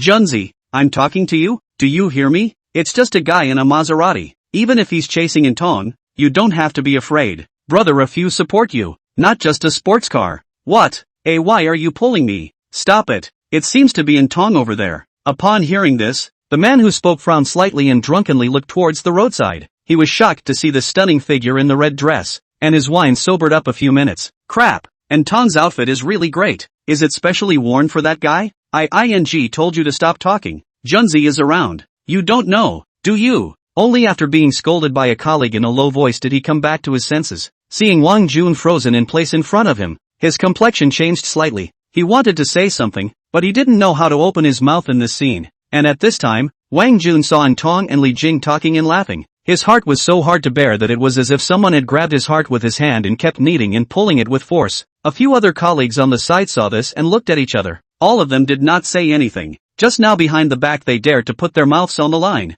Run the train, and put down Li Jing as worthless, so that Wang Jun would feel better. But when Li Jing truly appeared in front of their eyes, they detached themselves from their fantasies and knew the huge gap between reality and the other side. Not to mention, Li Jing standing next to Anton was not a perfect match, but it made people feel harmonious. But if any one of them stood beside Antong at this moment, not to mention the surrounding passers-by, even they themselves would feel embarrassed and feel unworthy of each other. That Junzi, I heard that a KTV has opened over there. Why don't we go there? Don't go this way. One of them opened his mouth, and several others immediately chimed in. Yes, yes, yes, yes, that KTV seems to be on sale this time of the year, and the price-performance ratio is definitely high. Not only is it discounted, but you get a dozen free beers, so it's just right for a couple of us to open a centerfold. Right, there's no need for Junzi to break the bank, just a few of us AAs, as a birthday celebration for Junzi. Feeling his colleague pulling his arm, Wang Jun remained standing still. The comforting words around him seemed like murmurs, directly filtered by his ears. His brain went blank as he watched Li Jing and Antong's laughing and chatting, until Antong turned around and spotted him. Meeting him eye to eye, he snapped out of his daze and immediately turned his head to avoid his eyes. Feeling that Antong was still looking at himself, Wang Jun's heart was in turmoil. He quickly turned his head to his colleagues and said, what did you guys just say about KTV? Let's go to KTV now. The others similarly noticed Antong's gaze and all of them changed their complexion slightly, nodding their heads in a hurry and saying, yes, KTV, let's go to KTV. A few people hooked up again and turned in the other direction as if nothing had happened. During that time, in order to ease the atmosphere, several colleagues opened their mouths and sang songs, which seemed so lively. Only Wang Jun, after walking a few meters with forced composure, couldn't help but sneak back and see that Antong had already gotten into that Maserati with Li Jing, and immediately his heart was like a knife, as if his soul had been drained. He bowed his head and clenched his fists slightly as his co-workers sang and nuzzled him,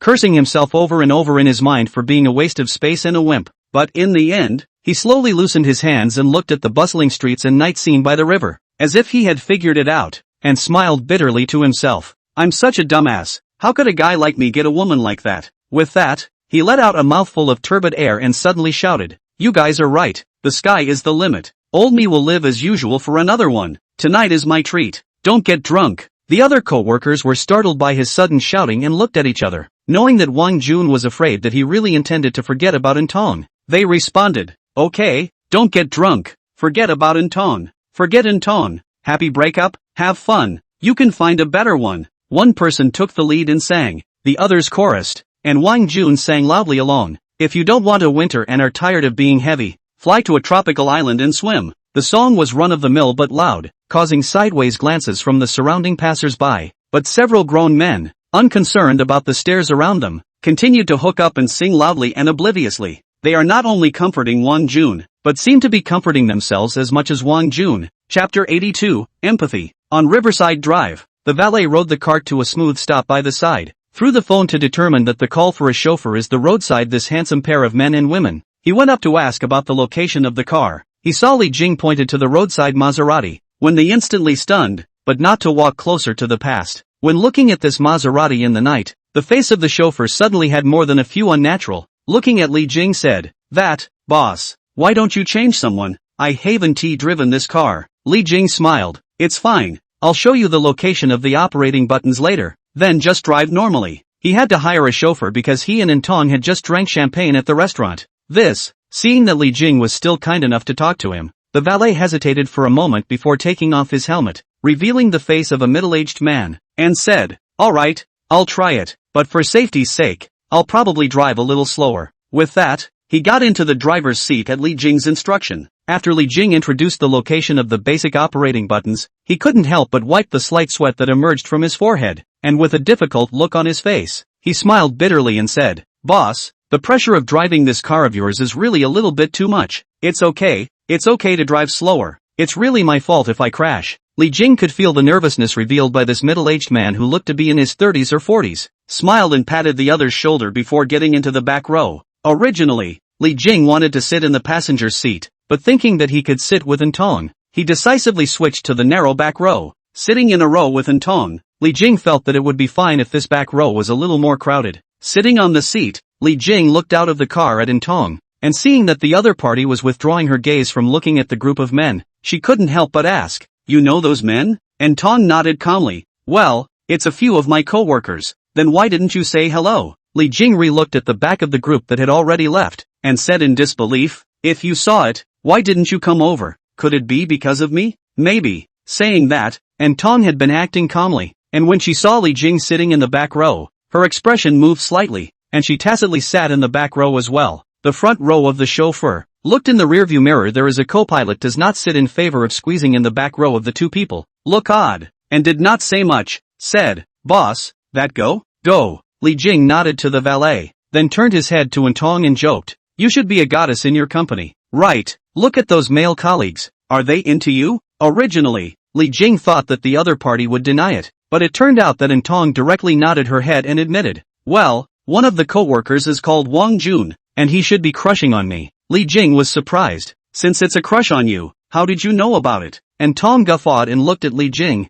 Girls have feelings about whether or not a boy has a crush on them, and if a girl acts like she doesn't know, then she's mostly just pretending not to know. At that, Li Jing scared his mouth. No wonder they say that licking dogs lick until they end up with nothing. So the girls know everything, and the licking dogs are the only ones who are clowns. "I'm not like Zhang Xinxin, and Wang Jun isn't exactly a dog licker." And Tong shook her head, disagreeing with Li Jing's point of view. To be precise, he should just be an ordinary boy with a crush on a girl. "I'm afraid that seeing me with you today has been a great shock, and I'm afraid I'm completely dead." Seeing Entong calmly expound, Li Jing slightly raised his eyebrows and said, "What? You seem to empathize with him? Or do you have a crush on him?" "Why yes, you know my standards for a mate, and he barely met any of them." And Tong's gaze fell on Li Jing's face that had a few unruly features, and her tone paused before she said, "On the contrary, I probably do have some of the empathy you mentioned." Wang Jun liked himself as if he liked Li Jing, as an ordinary person who likes the opposite sex whose conditions are far higher than his own. That feeling of powerlessness might be the reason why he empathizes with Wang Jun. At this point the driving Maserati caught up with Wang Jun and others walking on the sidewalk. Li Jing looked at the group of men singing loudly outside the car and couldn't help but think of himself once upon a time. Nodding his head, "You're right, he's probably in a very low mood right now. Do you want to send a message to comfort him? I don't even have him on WeChat, but even if I did, I wouldn't try to comfort him." Hearing Entong's words, Li Jing was a bit surprised and laughed. "Your words can seem a bit cold. It's not indifference. I didn't like him in the first place, and if I comforted him and hung onto him at this time, I'd really be keeping him as a licking dog." And Tong shook her head and said in a serious manner, "Compared to me consoling him, it would be better for him to come out on his own, recognize his own shortcomings, work hard, and maybe find a better girl in the future." Looking at Entong's serious look, Li Jing looked at him for a while without saying anything. It wasn't until the other was a little embarrassed by the look that he opened his mouth and laughed. "I was wondering if I shouldn't slag you off for being such a nice girl." At those words, Entong's complexion changed slightly and she turned her head to lock eyes with Li Jing.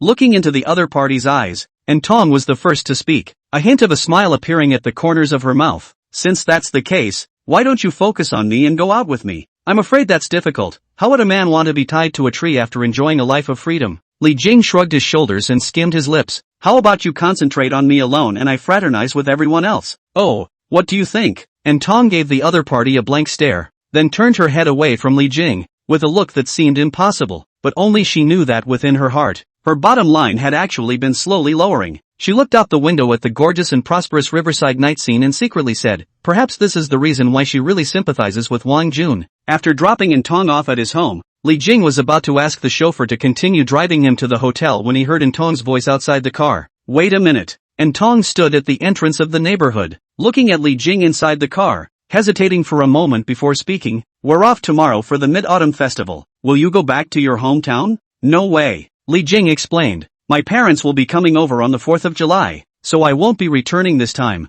Just call." "You're not going home?" When Entong heard this answer, a slight hint of delight flashed under her eyes. Then she added, "Calling is definitely not enough. Why don't you buy something for your parents and send it back? And how about I accompany you on a shopping spree tomorrow?" Seeing the other party talking and turning into asking himself out again, Li Jing couldn't help but raise the corner of his mouth and look at the other party with a smile. Seeing the other party's odd eyes, and Tong couldn't help but blush with her small face, her eyes averted, and she immediately said, "If you don't agree, I'll go to a party with my friends tomorrow. You, Big Beautyan, have taken the initiative to open your mouth. Of course I agree, but I accompanied you for 2 days as soon as I returned to Tianhai City. I'm mean enough, right?" Li Jing looked at the other party's rare appearance of petulance and couldn't help but want to tease, so he stretched out his head to lie on the open car window and said, "I'm cooperating with you so much. Aren't you going to give me some benefits?" At these words, and Tong's eyes changed slightly, and her ears became more and more red. "What benefits do you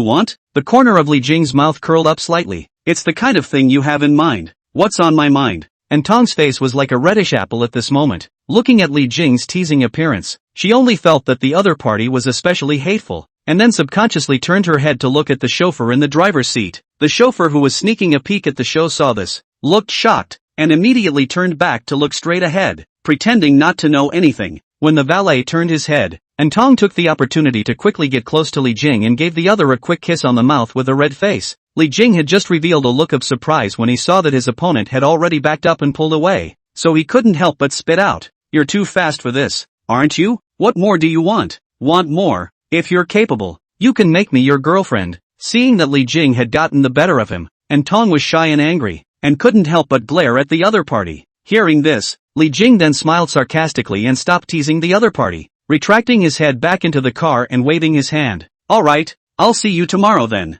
When the chauffeur saw Li Jing signaling to drive, he immediately started the car and started to leave. However, his eyes curiously looked into the rearview mirror and found that Tong had been standing at the entrance of the neighborhood until he watched himself drive around the corner and leave before turning back. Rich people really know how to have fun. I had thought that rich people rely on money to attract women, but I didn't realize that they rely on technical work. Chapter 83, Window Paper. After returning to the hotel, the chauffeur, whose nerves had been strained all the way, finally breathed a long sigh of relief. Maserati sports car, hard to let him drive out of the tractor feeling. The whole 30 yards on the road slowly wandering. Don't know, also think it is who deliberately in a slow car to pretend. Li Jing remembered the last time he had driven on the road at this speed was when he was in section 3. Looking at the chauffeur exhausted from the car, Li Jing couldn't help but smile and pat the other shoulder. "Hard work. I've already given you a favorable review on the platform." Although the other party was nervous, he was taking the chauffeur thing seriously, and although he drove a little slower, he completed the job safely and successfully, and the chauffeur man thought the other more or less would spit on him, but did not expect to give a favorable review, and hastened to thank several times. With that, when the valet rode away on the cart, Li Jing once again received a message from Zhang Ling. "Mr. Li, I'm really sorry to bother you so late. The luxury car you purchased in Linshui City last time hasn't been licensed yet, right? I have a cousin who works for the biggest car service company in Tianhai City, and his main business includes auctioning license plates on behalf of the company. He has successfully handled license plates for our real estate clients many times before, so you can recommend them to you if you need them." Seeing the message sent by Zhang Ling, Li Jing raised his eyebrows slightly. He only just returned to Tianhai City. Zhang Ling will find ways to care about himself. It seems that the other party performance pressure is indeed not small, but when it comes to license plates, it is indeed troublesome to get a Tianhai City license plate, even more troublesome than buying a car. The full process includes applying for a bid, waiting for review, attending the auction, making payment and selecting a number for the license plate. Compared to other cities where license plates are chosen directly at the DMV and online, Tianhai City, due to its high population density and in order to control motor vehicle ownership, all new cars must apply for a tender and participate in an auction to have a chance of obtaining a license plate. And that was still because Li Jing had worked in Tianhai City for 5 years and met the criteria for applying for a license plate. Otherwise a freshly arrived outsider wouldn't even be qualified to apply for a tender. It is also because of the trouble of shooting licenses. There is a demand for supply. So Tianhai City, there are many more car service companies, specializing in helping customers save trouble, on behalf of the shooting of licenses. Originally, Li Jing had planned to find an agency to handle this, but now that he saw that Zhang Ling had a recommendation, he saved himself the trouble of having to find another company. And after all, he was a quality customer that the other party was going to try to get, so the recommendation shouldn't be too bad, unless she didn't want the performance this time. With that in mind, he wrote back to the other party and made an appointment to meet the day after tomorrow. Getting Li Jing's promised reply, Zhang Ling seemed extraordinarily excited and replied back in seconds. "Okay, thank you for your trust, Mr. Li. I look forward to hearing from you the day after tomorrow." On the second day, Li Jing slept until he woke up naturally, and in a daze, he heard his cell phone constantly vibrating, all beeps of new messages received. He rubbed his eyes and frowned as he picked up his phone to see that it was all messages from Antong. Message at 8 o'clock, Li Jing, are you up yet? Where are we going to meet? Message at 8:30, Li Jing, aren't you up yet? Do you want me to come over to you? 9 o'clock message, Li Jing, are you not awake or not looking at your cell phone? 9:30, voice call, the other party has cancelled. 10 o'clock message, Li Jing, if you don't reply to the message I'll leave you alone and go out by myself. 10.10, did you wake up too late? It's not good for your health to sleep too long. 10:15, you didn't go back last night and go out again, did you? 10:20, still not awake? Thanks to me getting up at 6 this morning to put on my makeup. Seeing the many consecutive messages from Antong, Li Jing's eyes moved to the time on top of his cell phone, and his eyes widened. Holy, it's almost 11 o'clock? He immediately sent a message back to Antong, sending the other party his hotel location before getting up and quickly washing up. Perhaps it was because of the time spent traveling outside, making his first night back in Tianhai City a particularly deep sleep, both mentally and physically getting a complete relaxation. When Li Jing was all ready, Antong also came to the hotel where he was staying. Seeing that beautiful figure dressed in fashionable and trendy clothes in the hotel lobby, Li Jing recognized the other party at once, and after Antong turned her head to find Li Jing, she first gave the other party a grudging look before she quickly stepped forward and said, I thought you were going to stand me up today. Overslept, Li Jing explained somewhat embarrassedly, then said, I'll treat you to lunch at noon. That won't do, it should be my treat today. Mentioning dinner, Antong immediately said seriously, I can't let you treat me every time. It's my turn this time. I watched a Netflix restaurant on the internet. Why don't we go there? Although it's not as good as a high-end restaurant, I heard that it's also quite distinctive. Seeing the other party's expectant eyes, Li Jing laughed. Alright, I'll thank Great Beauty and for her hospitality. At those words, Antong blankly glanced at the other party, but her face was filled with happiness and contentment because she was with the other party. This emotion arose and changed so naturally that even she didn't realize it. The restaurant Antong chose is indeed very Netflix. From the entrance to the interior of the store, almost every corner is suitable for girls to hit the photo. Just as he entered, Li Jing saw several girls taking pictures inside the store, as if this place was not for eating, but a photo art gallery. But the good thing was that the dishes tasted pretty good, and Li Jing, who had no hope, nodded in approval after tasting a few of the dishes that Antong had specially ordered. But Li Jing is a little surprised. In the checkout, he found that the store is not cheap. The two spent a total of more than $1,000. This kind of price was definitely not Antong's usual consumption. I'm afraid that this restaurant was carefully selected by Antong, and she was trying to get as close as possible to the restaurants that Li Jing usually ate at, both in terms of price and flavor, in order to make Li Jing happy. After receiving Li Jing's positive comments about the restaurant,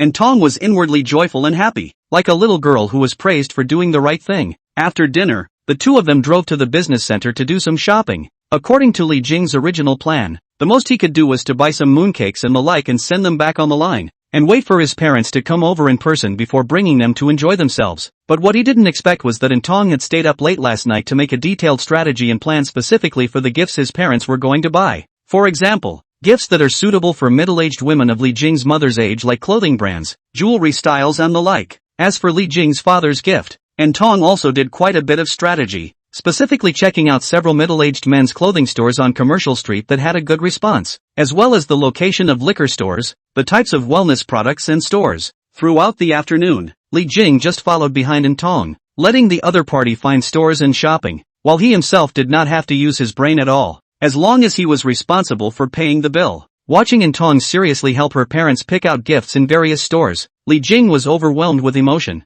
and inexplicably felt a bit of warmth in the bottom of her heart. Even at individual moments, Li Jing had an immediate feeling of a daughter-in-law buying gifts for her in-laws on New Year's Eve. Looking at Antong's back, Li Jing thought, if a man could find Antong as a daughter-in-law, he must be very happy. Although Antong had learned a lot of the skills of a good daughter-in-law in order to marry a local, she had to say that the other party was indeed more virtuous and knowledgeable than too many women. The in-laws of any family will be happy and satisfied when such a woman marries into the family. But even so, Antong's future remains uncertain. According to what Li Jing had learned about the marriages of some of his female classmates, he speculated on Antong's future, and still couldn't conclude whether it was good or bad. Antong may be fine, but she won't necessarily be able to live a good life in the future, even if she finds someone who fits the bill. After all, Antong's family is ordinary, and from the moment she enters the man's house, her family status is unequal. In the beginning, the man may be humble because of the hot period of love, but after a long time, The unequal family status will definitely affect her future life. Not to say that Intong's future married life would necessarily be unhappy, but at least there was still not a small probability. Li Jing knew that Intong's emotional intelligence wasn't low, but because of this, she thought more about other people's feelings and would subconsciously change herself for the other person.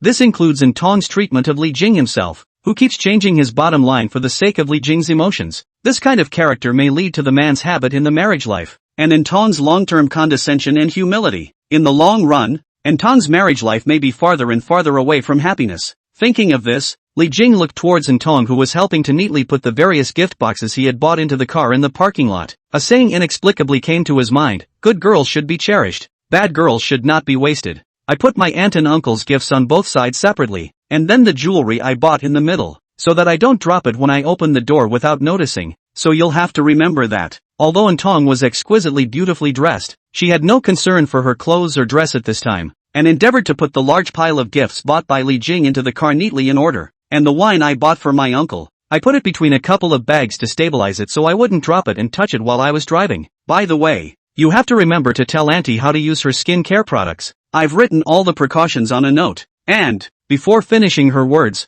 Intong suddenly changed her color slightly. Feeling the palm reaching from her waist, she turned back in a hurry and couldn't help but breathe a sigh of relief when she saw that it was Li Jing. But she still blushed and said quickly in a low voice, "What are you doing in a public place?" "It's nothing. It just suddenly struck me that you're really nice and I don't want you to be let down by another man in the future." Hearing Li Jing's suddenly inexplicable words and looking at the other party's deep eyes, Intong's eyes changed slightly and she took a step back and leaned against the car body, her eyes flickering and somewhat nervous. "What are you messing with? How can I be let down? What the hell are you doing?" "It's nothing. It's just that I don't think myself should have missed out on such a nice girl like you." With those words, Li Jing opened the car door and pulled Intong into the back row, then wrapped his arms around the other party and directly kissed passionately. Intong, who had originally let out a low cry and still wanted to break free, after feeling the other party's hormones from a close distance, only slightly resisted symbolically for a few moments before slowly stopping her hand. Feeling Li Jing's passion, her panicked and tangled heart slowly eased,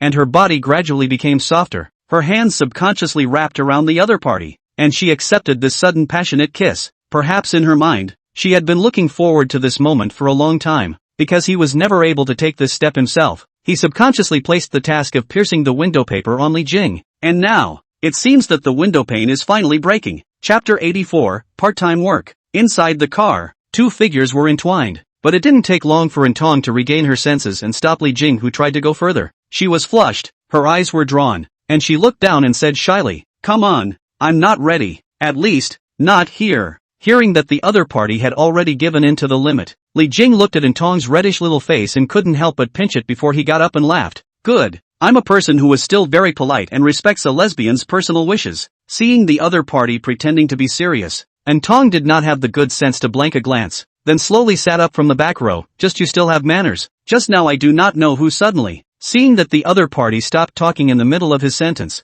Li Jing couldn't help but grin and say, "Suddenly what? Why don't you say anything?" Intong, whose face was getting redder and redder, couldn't help but bite her lips and gently pinch Li Jing's arm before she whispered, "Rascal." Li Jing smiled back and laughed even more happily, then reached out his hand towards the other party, causing Intong's complexion to change slightly, but then he carefully helped the other party's open collars to be fastened one by one. "You can't leave this open or it'll leak." "That's not because of you." Intong blushed red and let out a low rebuke, then got up and rearranged her clothes again herself before turning around and starting to clean up the messed up gifts on her seat. "Look what you've done. The gifts you just set out are falling apart." Luckily they weren't crushed. Intong carefully rearranged all of the individual gift boxes before she said to Li Jing, "That's enough. Let's send the things back first." "Okay." Li nodded in agreement and got into the driver's seat, calling his parents in the process. The phone call was still the same concern and small talk as before, only this time, Li Jing's tone and mood were significantly better, making the mother who was listening to the call notice it as well.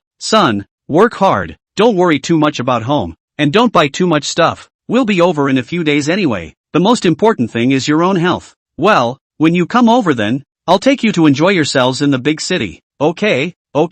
Have the intention on the line. Your father and I add up to 100 or so years old, but also enjoy what can see you healthy and happy has been satisfied." Hanging up the phone, Li Jing saw Intong looking at herself and couldn't help but say, "What's wrong? Why are you looking at me like that?" Intong inclined her head and smiled. "It's nothing, it's just that I feel like the two of us are closest when you're talking to your family." At those words, Li Jing's eyebrows twitched and he laughed again. I haven't actually changed anything. It mainly depends on what you think. Hearing this, Anton's eyes changed slightly. Then she turned her head to look at the scenery outside the car and said softly, yeah, it does seem like I've become more. Saying that, she fluttered her eyelashes slightly and hesitated for a moment, seemingly remembering what happened in the parking lot just now, before saying, Li Jing, in your mind, what exactly is our relationship? Li Jing was rapidly traveling on the city road. When he heard the other party's words, his originally relaxed face slightly tightened for a few moments, and he waited for a few seconds before replying, good friend. Friends? Anton's eyes darkened, then smiled, quite good. I thought that in your heart I was just an ordinary friend. A close friend should be one level higher than an ordinary friend, right? Li Jing glanced at Anton's expression in the rearview mirror and nodded. Of course, in Tianhai City, I don't have many close friends, just a few, so since it's a buddy. Anton looked back at the side of Li Jing's face and asked, then why did you do that to me just now? That. Li Jing was momentarily speechless, but quickly replied, honestly, I didn't hold back. You're nice and pretty. Is it because I'm nice? Or because I'm pretty? Anton seemed to be particularly concerned about this, and her gaze stayed fixed on Li Jing's face. The outside is just the foundation. It's your person and character that attracted me to you. Is that so? Not knowing whether she was satisfied with this answer or not, Anton withdrew her gaze and looked out the car window again. Li Jing glanced at Anton's face, which could not be seen to change color, from the rearview mirror and wanted to say something, but ultimately chose not to speak. A woman like Anton has to be allowed to figure things out on her own. Trying to brainwash her with words will only backfire.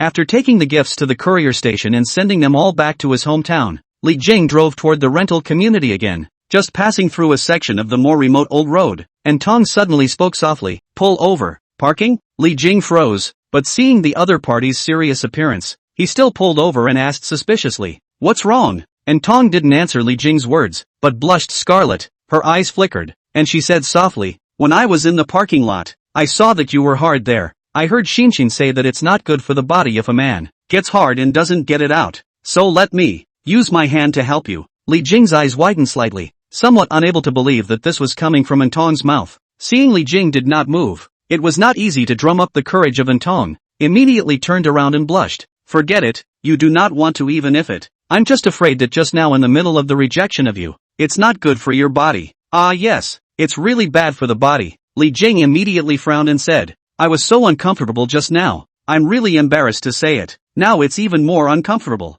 Ouch. It hurts. Ouch. Where does it hurt? Anton's complexion changed slightly, obviously not having much experience, and she said in a bit of a panic, what do I have to do? You tell me. Okay, you listen to me. You reach first, then. The two took the Maserati back to the rental house neighborhood. Li Jing was in the main driver's seat with a cozy look, while Anton was always looking out the window with a red face, her mood not yet fully stabilized. It was the first time she had initiated crossing the line since that previous kiss. She understood that from then on, it would be hard for her and Li Jing to go back to being simply normal friends. She didn't know if this choice was right or wrong, just because the sudden behavior of Li Jing's parking lot made her go to her head for a moment as well. Seeing that Anton's hands were constantly gripping the edge of her own skirt, Li Jing could see how tangled and complicated the other party's mood was at that moment. He knew that Anton and Zhang Xinshin were different, while Zhang Xinshin wouldn't worry about the future. Anton's goal had always been to find a local from a good family to marry and settle in Tianhai City. So until she meets someone of the opposite sex who matches her goals, she feels that her own body and feelings shouldn't be given away so easily, and keeping her emotional experiences simple and her body clean is one of the few advantages she has when competing with other girls. Looking at Anton's somewhat bewildered and lost appearance, Li Jing got down from the car and entered the building with the other party, saying as he waited for the elevator,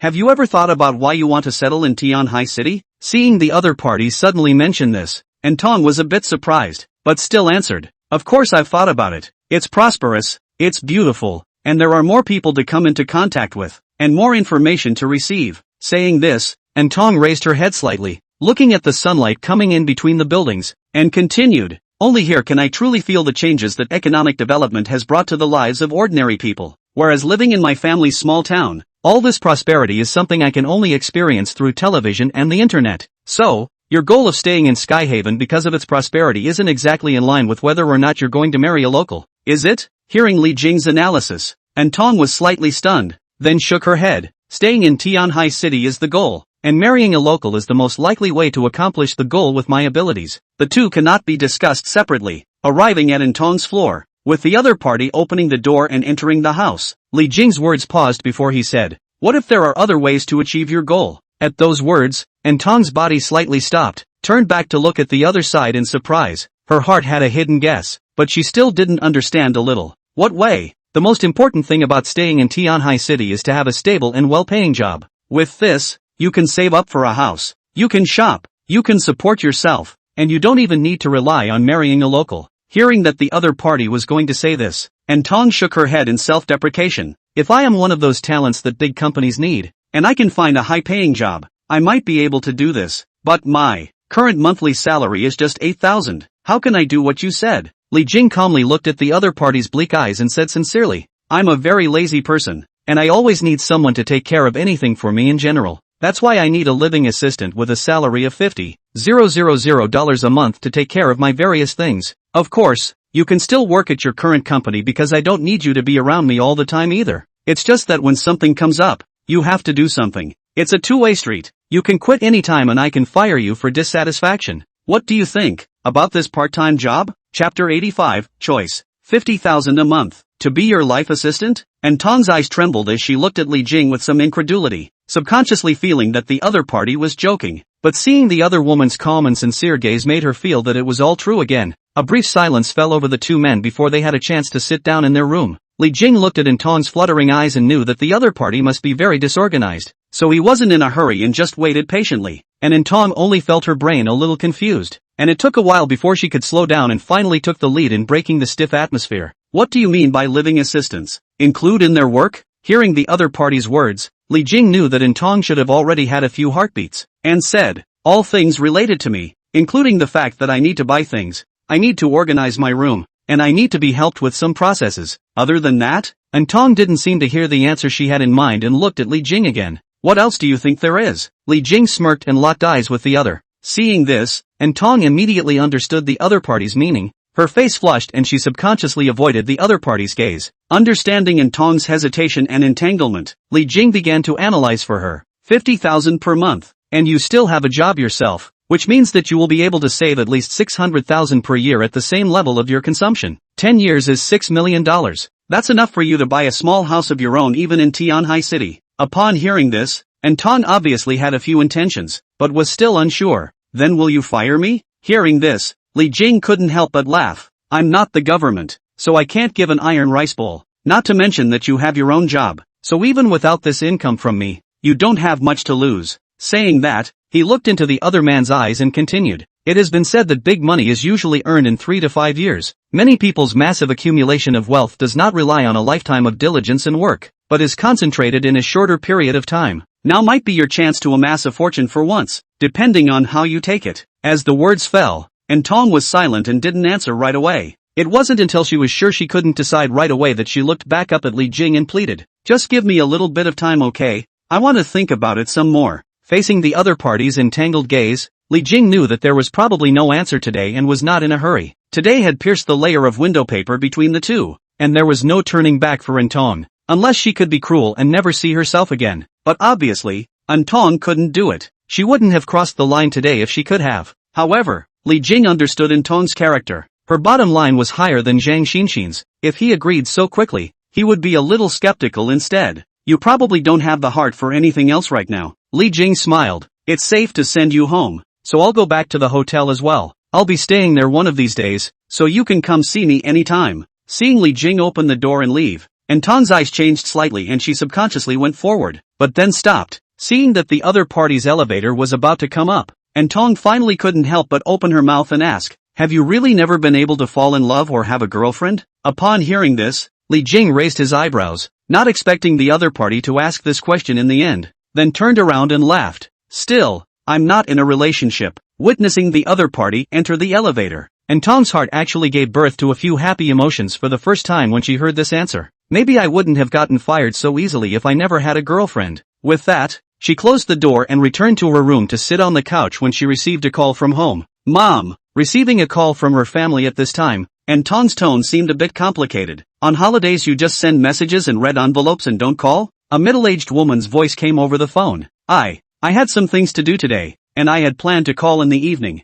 Tong explained. Okay, why do you sound like you're a little upset? No, I'm probably a little tired from my trip out earlier. Take a good rest if you're a little tired. You don't have to work too hard. Mom knows you want to stay in the big city, and I'm not going to advise you. I just want you to take care of yourself. If you really feel tired one day, just come back. Mom. Hearing the other party's words, Tong had mixed feelings. Our family's condition is a bit worse, but it's still fine to support one more person like you. Mom is actually most worried about your relationship. I don't urge you to marry, and I don't necessarily want to hold grandchildren, but you must look at the right person. Don't just find a random man to marry just for the sake of some local account. Hearing this, Tong explained, Mom, don't think of the men in Tianhai City as so bad. I didn't come up with this. Do you remember Li Xintong? It's the one who was in the same middle school as you before, and her mom even played cards with me. Li Shentong? Didn't she come to Tianhai City as well? Yeah, that girl is just like you thought. Last year flash marriage married to a local. I heard it is still a small rich second generation mile. She got married? Hearing this news, Tong was a little surprised and a little envious. Then how is she now? She should be good. What good?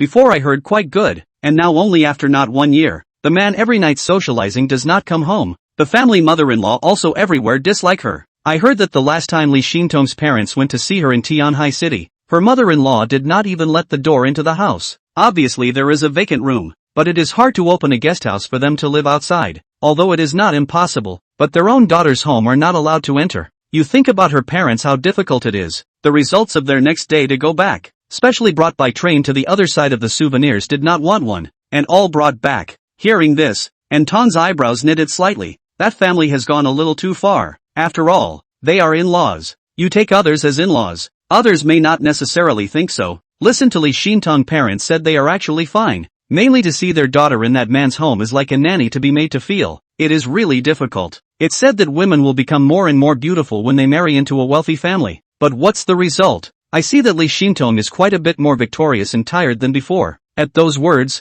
Tong's expression changed, and for a moment, she didn't know what to say. Hey, I'm saying all this because I'm actually worried that you're determined to settle in Tianhai City and look at the wrong man. It is said that women are afraid of marrying the wrong man, and men are afraid of entering the wrong profession. Choosing a marriage will affect most of a woman's life. You have to be more careful. Don't just focus on that account. A man's got more money than a man has. Not as much as the ones you've earned yourself in your own pocket. After hearing this, Tong was silent for a while before saying, I know. Don't worry, Mom. I'll take care of myself. Hanging up the phone, she stared blankly at the evening sky outside the window, remembering those words of Li Jing, and murmured in a low voice, what the hell am I supposed to choose? Is this the life I want? Chapter 86, Zhongling. Li Jing went back and didn't receive any more messages from Tong. In fact, Tong was different to him from Zhang Xinxin, he Mo, Wei Jia and the others. Zhang Xinxin and the others had only met recently, and no matter what situation they were in, they had only met each other after Li Jing had money. Only Tong,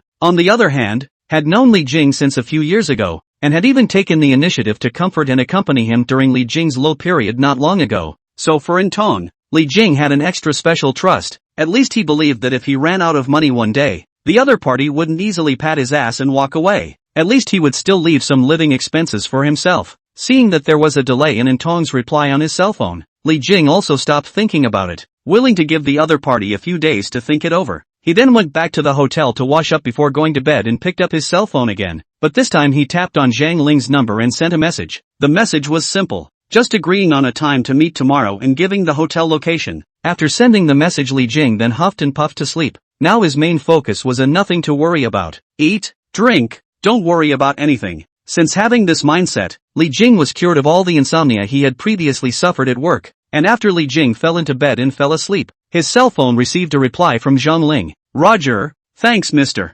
Li, I'll come to the hotel early tomorrow and wait for you. The next morning, Li Jing woke up and washed up as usual, then went to the hotel restaurant to have breakfast. When he arrived at the hotel lobby, Li Jing also took a special look at the time. No more, no less, just 9 o'clock sharp, exactly the time he had agreed to yesterday. Mr. Li. As soon as Li Jing's figure appeared in the hall, Zhang Ling, who had already waited half an hour in advance, immediately greeted him with warm and quick steps. Compared to the last time, when she was in a more formal and conservative female professional dress, today's Zhang Ling was a bit more casual, although she is still wearing a dark slim-fit small suit this time. What she is wearing inside is a black low-cut camisole undershirt, which shows off her notable career line in a hidden way. Underneath was a tight black skirt that was just about mid-thigh in length, showing off her long, straight legs. Her long hair rested on her shoulders, the slightly curled ends adding a bit of femininity. The delicate makeup gave her features more definition, and the eyeshadow and bright lipstick both made her more feminine than last time.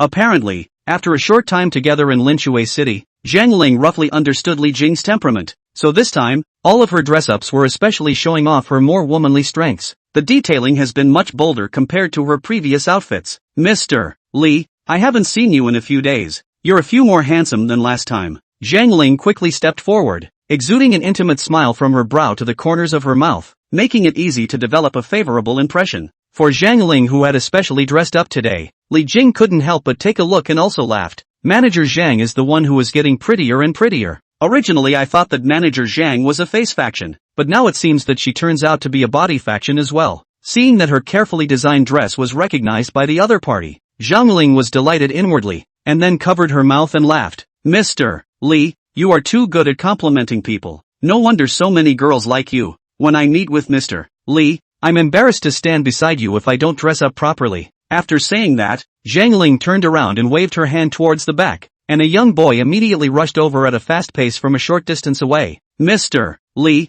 this is my cousin. He's been in the business of technical proxy shooting for several years now, and he has a lot of experience. Zhang Ling's eyes signaled a glance at the young man who rushed over. The man looked a bit constrained, stepped forward and hurriedly said to Li Jing, Li, good day Mr. Li, my name is Wang Qi. This is our company's business card. While Li Jing was sizing up the business card, Zhang Ling immediately took the initiative to introduce. Mr. Li, don't look at my cousin who doesn't talk much, but he has a lot of experience in this business of proxy shooting, and it's all about what's called technical proxy shooting, right? Seeing his cousin looking at himself, Wang Qi immediately nodded his head and explained, yes, our company has its own real-time data model, which calculates the most reasonable range of markups based on the system's price trends before bidding, thus significantly increasing the success rate of the auction. Li Jing raised an eyebrow. I don't care how much this license plate costs. Can I spend more money to improve the success rate of the auction? Wang Qi shook his head. He might not be good at pleasantries and kissing ass, but when it came to his job description, he became chatty. Mr. Li, Tianhai City's license plate auction has its rules and processes, and it's not determined purely by the high or low price. Otherwise, the license plates auctioned every month would end up being bought by the rich, and ordinary people wouldn't have a chance to get them at all. It is also because of the luck and skill involved in the auction that it reflects the role of a company like ours. Mr. Li, as long as you are willing to cooperate with us, we will definitely give you a satisfactory result, and we will also help you to apply for bids and these processes in the early stage as soon as possible. Hearing the other party's reply, Li Jing had a rough understanding of the other party's business ability, and without much hesitation, he nodded and said, okay, then I'll leave it to you. Just let me know if there's any information you want me to provide. Seeing the other party agree so quickly, Wang Qi's face was happy and immediately said, thank you for Mr. Li's trust. We will need your information later and then sign a contract with you, and the entire cost including the license auction is expected to be around 1100,000. Can you accept it? No problem.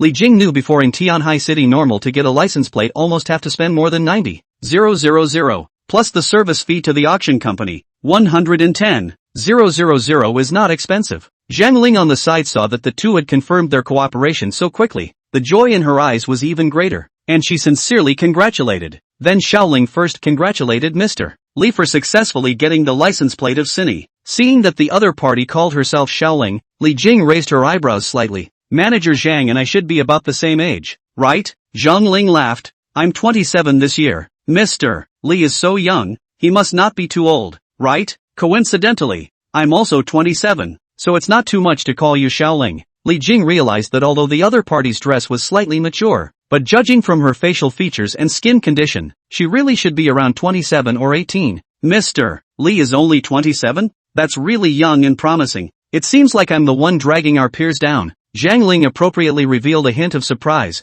and then said with a slight hint of pettiness and expectation, since you call me Xiaoling, then I'll call you brotherly? Li Jing was clear about the other party's wanting reason for being close to him, and was indifferent to the name, so he casually said, you can call me whatever you want. That's great. Zhang Ling was delighted in her heart. Seeing that the other party did not resent her manner, she immediately took the opportunity to take the initiative to invite. Brother Li, there is a nice cafe downstairs in our company. I would like to treat you to a cup of coffee. I don't know if you have the time? Li Jing knew that the other party tried to please himself naturally for the sake of selling the house, and did not beat around the bush with the other party, and directly said, "No need to drink coffee, go directly to your place to see the house." Originally, when she saw that Li Jing didn't drink coffee, Zhang Ling was still tight inside, but when she heard that the other party wanted to go directly to see the house, she was overjoyed and was full of joy. "That's great, brother Li, wait a moment in front of the hotel, and I'll drive to pick you up and take you there." With those words, Zhang Ling quickly hurried towards the outdoor parking lot, lest she make Li Jing wait longer, and Wang Qi, who followed out of the hotel lobby, opened his mouth and said, "Cousin, if you and Mr. Li go to the Royal Lan Tianke, then just drive me to the subway entrance of People's Square. No need to send me back to the company." Upon hearing this, Zhang Ling's footsteps lurched, and she said in a bad mood, "What are you thinking? I'll pick up Mr. Li and get on the bus. Of course you'll take a taxi back by yourself." Wang Qi's expression stiffened. Then he scratched his head in embarrassment. "Well, and," facing Wang Qi, Zhang Ling's enthusiastic smile just now dissipated and disappeared. Instead her eyes were serious, staring at the other party's face. "Remember, you have to do your best to deal with Mr. Li's license plate for me, and if anything goes wrong, don't come to me if you have any problems in the future." Looking at the other party's serious appearance, Wang Qi shrunk his neck and nodded. "Got it, Li is your important customer. I will definitely take care of it. That's more like it." Zhang Ling's complexion slightly eased a few points, and then said bitterly, "Shao Qi, since we siblings came to Tianhai City to fight, we have to make a name for ourselves, so don't be laughed at when you return to your hometown." Originally this time I already felt that the performance was hopeless, waiting for a transfer. As a result, I can't imagine that God has sent Mr. Li to my eyes. I have to grab it, or else I'm all sorry for this God-given luck, and I'll also let those few people in the company who are waiting to see me laugh get slapped in the face. Sensing Zhang Ling's inner determination, Wang Qi was slightly stunned, then took a deep breath and nodded his head vigorously. "I understand, cousin." Chapter 87, Buying a House. Zhang Ling's car is an Audi A3, partly to save face and partly to do her job better, so she finally bit the bullet and bought it at the end of last year. The car did not live up to her expectations. In her last year during the New Year's homecoming, just rely on this car label in front of the old family relatives to earn face, and let a few usually explicitly and secretly yin and yang she a woman should not go to the big city to fight relatives shut their mouths. Because of the low level of education, there are really a lot of unqualified and chewing people in small places, and it is because of these people that Zhang Ling works hard every day in order to hit those people in the face, and also in order to let her parents, who have been honest for her whole life, to hold her head up in her hometown. But while ideals are always plentiful, reality is bone-chilling. With the major businesses in real estate crashing one after another, the situation of the whole industry of real estate has declined drastically. At the same time, due to the deterioration of the overall economic environment, many rich people have become cautious in investing in real estate, not to mention buying luxury apartments. Zhang Ling, the owner who sells luxury apartments, has met several people during this period of time. This makes the original feel that the future is promising. Zhang Ling suddenly felt a lot of pressure, especially after a long time did not find new customers. She also had to start some panic. That day in Linshui City, she is specially to visit an old customer. Originally the other party had revealed a friend to buy a new house, but went to ask only to learn that the other side of the stock lost some time ago. The house even more will not buy. Thinking that the last embers of her performance were extinguished, Zhang Ling accidentally meets Li Jing, which rekindles her hope. Originally, she did not have high expectations of Li Jing until he bought the Maserati in full payment in front of him and revealed his willingness to buy a house, making her even feel that this was a messenger sent down by God specially to save her career. It was also from that time that Zhang Ling decided to go all out to take down Li Jing, a high-quality customer. At this time, see Li Jing standing in the hotel gate waiting. Zhang Ling drove the car over. Immediately get off to open the door for each other. The attitude and service are the ultimate. "Brother Li, my car is no match for your sports car, so I'll trouble you to condescend to take a seat." Hearing Zhang Ling's usual bragging, Li Jing's face did not change, just calmly swept a glance at the interior, saw a few pink trinkets hanging in the front row, and laughed. "Your car can be much more attentive than my car, and there is also a scented aromatherapy in the car, isn't there? Women, they all like these. It's good that you don't reject them." Li, Zhang Ling replied to Li Jing's words while constantly observing the other party's face from the rearview mirror, lest the other party show a hint of displeasure. However, the good thing was that Li Jing's attitude always acted relatively easygoing and there were no quirks, making Zhang Ling secretly relieved. Previously she had met a 50-year-old balding male client. Originally the front of the conversation was good. The last appointment to sign the contract, but she must wear a short skirt and white silk and student uniforms to meet, so that Zhang Ling only felt a burst of nausea.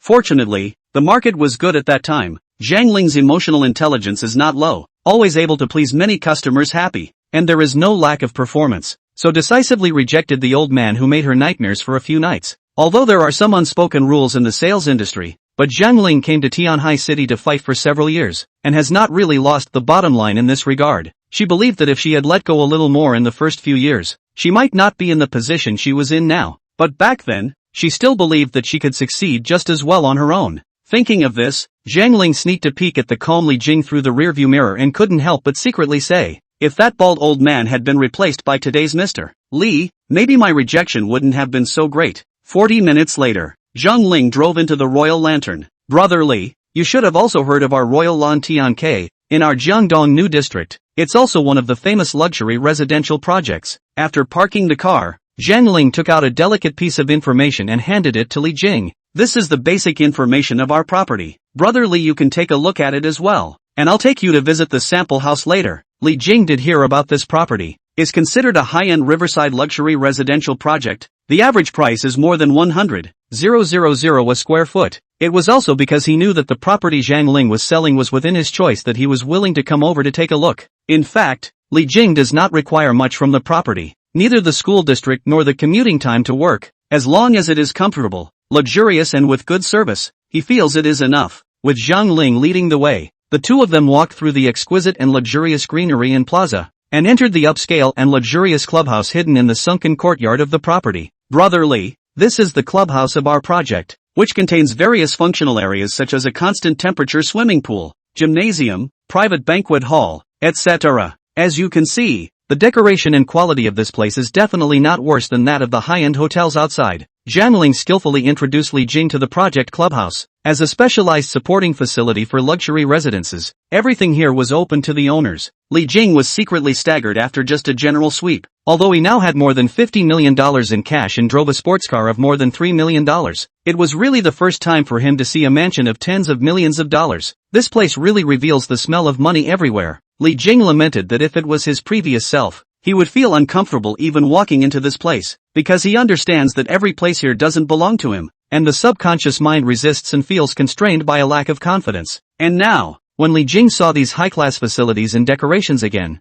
it had been relatively much more bland, which also made it obvious that he felt the bottom line and confidence brought by money. It is true that money is the backbone of a man, otherwise he has to bow everywhere. After briefly introducing the clubhouse, Zhang Ling looked at the other party's face and asked with a smile at the right time, Brother Li, you can see that the quality of our house is absolutely guaranteed, and the room types are also divided into several levels according to the size, so I don't know how much is your psychological price, Brother Li? At that, Li Jing didn't rush to answer. Although he had more than $50 million, he could spend as much as he wanted at nightclubs, hotels and even sports car salesmen, but in front of the real estate, he still didn't dare to boast as much as he wanted. After all, a house is the most expensive luxury for every Chinese people. We have more than 20 million, 40 million, and 60 million in multiple levels of housing. Zhang Ling still patiently and enthusiastically introduced, Brother Li, you see which price range you want. I'll take you to the corresponding model house to see. Hearing the price, Li Jingdu couldn't help but raise an eyebrow. Good man, surely this house isn't cheap. $20 million or so is just the minimum threshold here, and most people don't make that much money in their lifetime. With that, Li Jing spoke and replied, take a look at the room types around $40 million. Okay, you follow me. Hearing Li Jing's choice, Zhang Ling couldn't help but feel secretly happy and immediately reached out to signal the other party to head outside the clubhouse. She was elated not only because Li Jing had chosen the $40 million room type, but also because Li Jing had not chosen the $20 million room type. In her experience, most of the clients who choose to look at the $40 million house type really do have the power to buy that type of house. As for the customer who chooses the $20 million room type, it is possible that the other party has this strength, while it is more likely that the other party does not even have this strength, but is just forced to choose the lowest priced room type out of the several choices to visit, and then finally find a reason to leave. In her past experience, clients who chose the $40 million room tour directly also had a higher close rate than those with $20 million. So at this time in Zhang Ling's mind, her premonition that Li Jing would succeed in buying a house grew stronger. As Zhang Ling led Li Jing towards the building's elevator room, she continued to give additional information about the house on the way. One of the things that made Li Jing pay attention was that the property fee here reached $15 per month per square foot, which meant that no matter which type of household, the property fee for a year was also up to tens of thousands of dollars. And that's a lot of money for a lot of ordinary people, even a year's income now. Just as Li Jing was lamenting that the mansion was really burning a hole in his pocket, the elevator door had slowly opened, and seeing the decorations inside the elevator made him raise an eyebrow. Seeing this, Zhang Ling immediately had the sense to introduce to Li Jing, "Brother Li, the elevator's interior is all made of Swiss emerald green luxury stone, and this kind of natural flowing pattern better reflects the feeling of high-grade yet comfortable." Li Jing spoke, "It's still comfortable to work in your place, with all these high-grade materials and facilities everywhere." Upon hearing this, Zhang Ling hurriedly said, "You're joking, Brother Li, this is all for the owners. We're just salesmen. I'm afraid we won't have a chance to buy a suite here in our lifetime." With those words, reaching the floor, Zhang Ling thoughtfully reached out to block the elevator door for Li Jing, waiting for the other party to go out first before respectfully following. As she walked to the model room and opened the door, a mansion worth more than $40 million was displayed in front of Li Jing's eyes. Chapter 88, Initiative. "Brother Li, this is our 252 square feet, 4+1 design house type, 3 bedrooms facing south and 1 facing north." In Zhang Ling's gentle and clear voice, Li Jing walked into the room. His first impression was of openness and atmosphere, with high-grade marble paving and an overall high-end design style that caught his eye. The next thing that comes into view is the large floor-to-ceiling windows in the living room, where the vast expanse of the river and the city skyline on the other side of the river are all in view without any obstruction, which makes Li Jing, who is standing in the living room, soothed and relaxed, and his mind has been broadened a lot. Zhang Ling keenly observed the change in Li Jing's expression and smoothly guided the other party to the huge floor-to-ceiling windows, smiled and began to introduce. "Here towards the upstream direction of the river is the core area of the city center.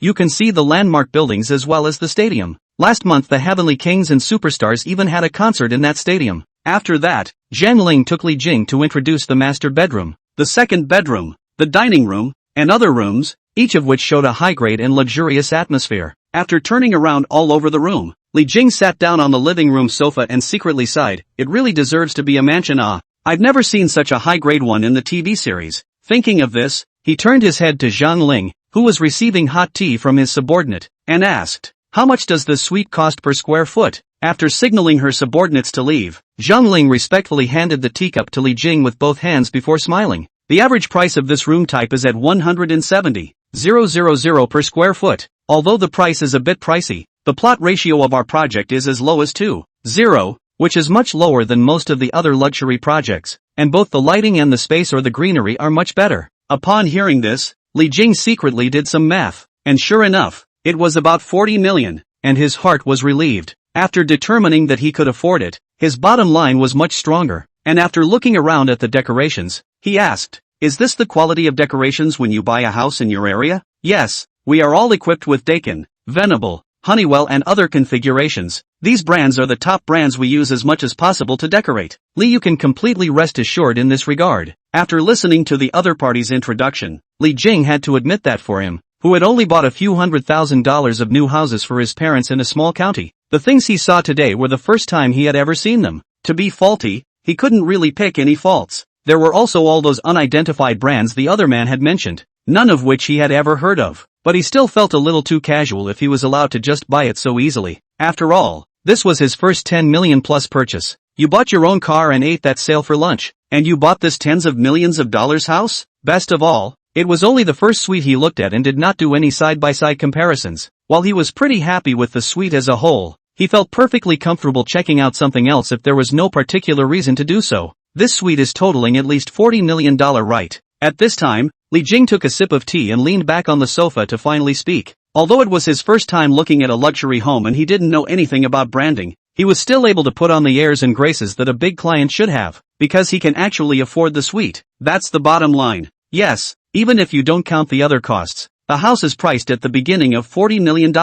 When Zhang Ling saw Li Jing start to talk about housing prices, her expression immediately became more serious and expectant, but at the same time there was inexplicably one more point of nervousness. Obviously, she was still herself just now leading the other party around for introductions, and she could also keenly see Li Jing's surprise and satisfaction. This point subconsciously gave her a few more points of confidence to take down Li Jing, but after she had introduced herself and Li Jing had sat down, Zhang Ling suddenly felt that she had all of a sudden retreated from her active position and became passive. Even when facing Li Jing's gaze, she inexplicably felt a hint of constraint. Li Jing glanced at Zhang Ling, who was suppressed by his aura, and the corner of his mouth curled up slightly. Although he himself knew nothing about mansions, after spending time with so many women and high spending for a while, he had more or less developed a bit of an aura on him. Facing the saleswoman whose monthly income was not as high as her previous job as a project manager, he could be said to have won in terms of momentum. You are good at introducing houses, but when it comes to chatting and negotiating prices, I can crush you with my money.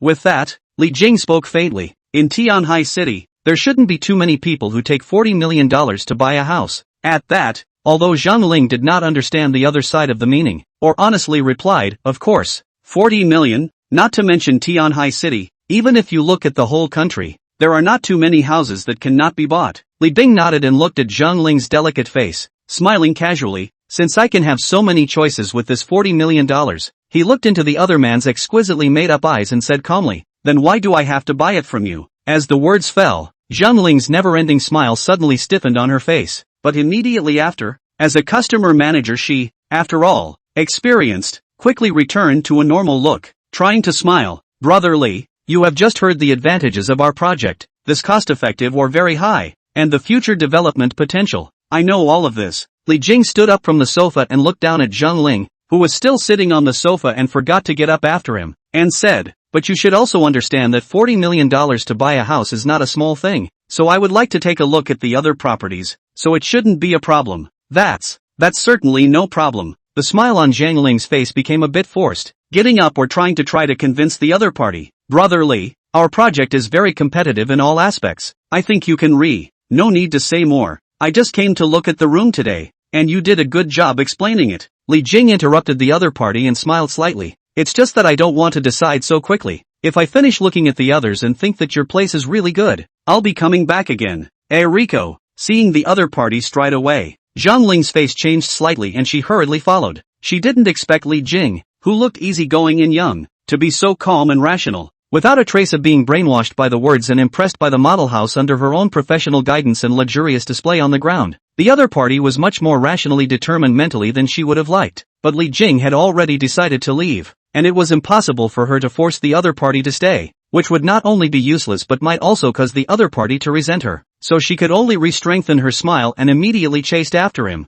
respectfully saying, Brother Li, you didn't drive either. How about this? You see where you're going. I'll send you there. Are you sure you want to send me? Upon hearing this, Li Jing looked towards Zhang Ling, who had entered the elevator with him, and slightly raised an eyebrow. I'm going to take a look at the nearby Tianhao Imperial Court. They should be your competitors, right? Hearing that Li Jing wanted to go to Tianhao Royal Court, Zhang Ling obviously looked stiff, but she still squeezed out a smile and said, Brother Li, today Xiaoling is your personal secretary. I will send you wherever you want to go. Don't worry, I will never bother you to look at other houses, and you can kick me out anytime you feel uncomfortable with me following. Not expecting Zhang Ling to be willing to go this far, Li Jing was a bit surprised and changed his opinion of the other party one more point. Then he smiled slightly. Okay, I see that your clothes are not your company's uniform. Other real estate sales shouldn't be able to tell, so I'll trouble you to give me a ride. Seeing the other party's promise, Zhang Ling took a long breath in her heart, realizing that she still had one last chance. She regained her energy and nodded her head sincerely.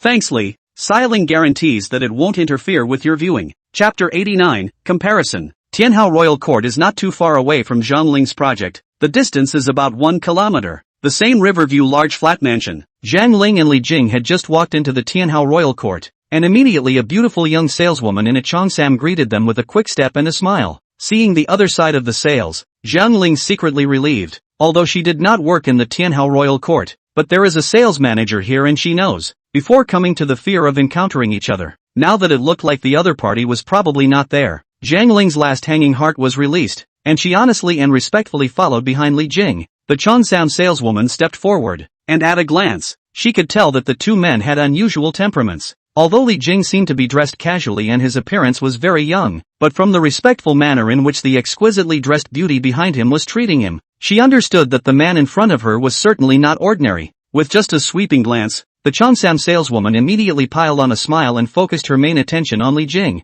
When she got closer and saw the Laguf, the luxury brand the other was wearing, she was more and more sure that she was right. Gentlemen, are you here to see the house? Seeing Li Jing nodding indifferently, the cheongsam woman signaled her colleagues behind her to help make tea, and then enthusiastically inquired, "May I ask if you have any knowledge of our project?" "Sir, I don't know much about these, so introduce yourself." After experiencing the Royal Lan Tian K introduced by Zhang Ling, Li Jing once again entered this kind of luxury residential neighborhood. Then he didn't have the same kind of astonishment and freshness that he had the first time, and his mood and face were much calmer. Upon hearing this, the Cheongsam woman handed over tea and then guided the two of them to the leather sofa in the parlor area and sat down. She took out an introductory atlas and smiled while displaying it. "Sir, at the moment, in this area, the more famous luxury residential projects are our Tianhao Royal Court and Royal Lan Tian K, while the others are slightly lower by one grade in different aspects." Seeing the other party mentioning the Royal Lan Tian K, Li Jing subconsciously glanced at Zhang Ling and found that the other party was calm and had no intention of affecting this conversation. Li Jing was a bit surprised by Zhang Ling's approach, but he also secretly nodded his head,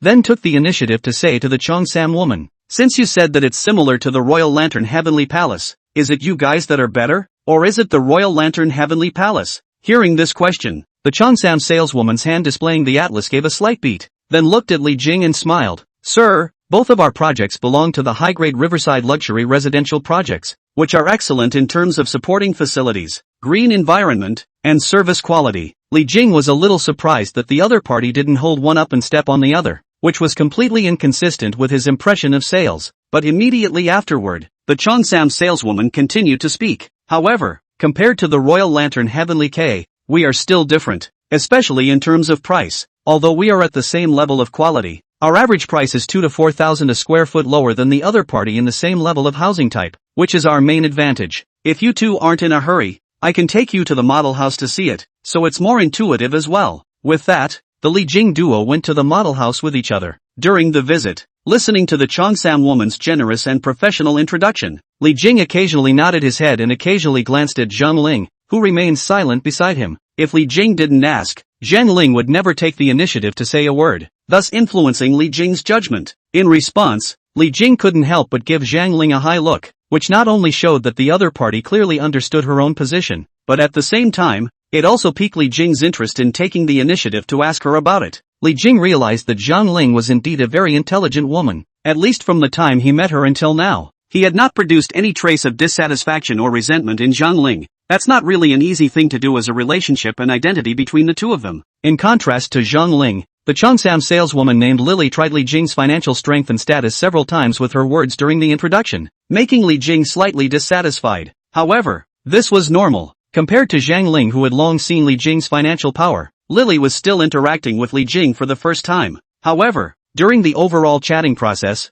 Li Jing still felt that Lily still acted a bit more anxious and purposeful, not as mature and composed as Zhang Ling. Afterwards, coming out of the model room, Zhang Ling took the lead and headed to the parking lot to drive, while Li Jing and Lily were still walking through the greenery of the district while introducing themselves. "Mr. Li, you've seen the quality of the greenery here, and at our price point, the price/performance ratio is already very high, so if you miss it, it'll be hard to find such a good house again." Seeing Li Jing intends to leave, Lily duly revealed a trace of aggression, then pouted, "Mr. Li, no longer look at other room types. 20 million level is also very good. You can." Words did not finish. Lily just happened to see the drive over to pick up Li Jing's Zhang Ling. See, the other party is an Audi A3. Eyebrows inadvertently a frown. Attitude instantly flat a lot. Seeing the car gradually approaching, she still smiled and reminded, "Mr. Li, your car is here." Li Jing sensed the slight change in the other party's tone and didn't care, going up to sit in Zhang Ling's car before opening the window and saying,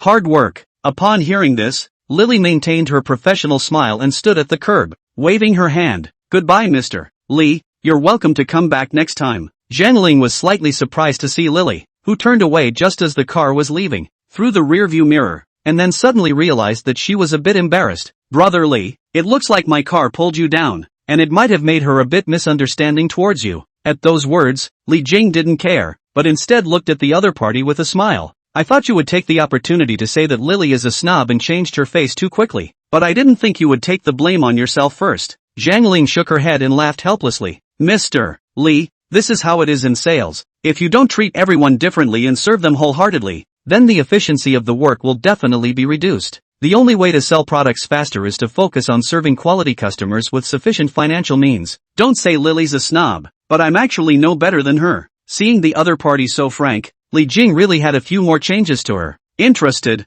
I thought sales were all about relying on all kinds of words and techniques to pull in customers. How come you say everything to me? Actually, I didn't used to, Zhang Ling explained as she drove. It's just that I've been in contact with big customers for a long time before I realized how a successful person like you could be fooled by these sales tactics of ours. But instead, I'm being sincere, which has allowed me to also succeed in gaining the trust of several big customers. Upon hearing this, Li Bing nodded. The topmost salesman sells not the product, but himself. When customers are trusting and recognizing this sales, he will naturally be able to sell all kinds of products smoothly. Hearing Li Jing's words, Zhang Ling was slightly taken aback, and then she genuinely agreed. You're right, Brother Li, that's exactly what I'm thinking. With that, she next asked respectfully, Brother Li, where are we going now? Famous mansion waterfront, since it says that these projects are a notch below yours. I'm curious as to where exactly the difference lies. Hearing Li Jing's words, Zhang Ling still didn't take the initiative to make any comments, but just nodded her head and drove to the famous mansion waterfront.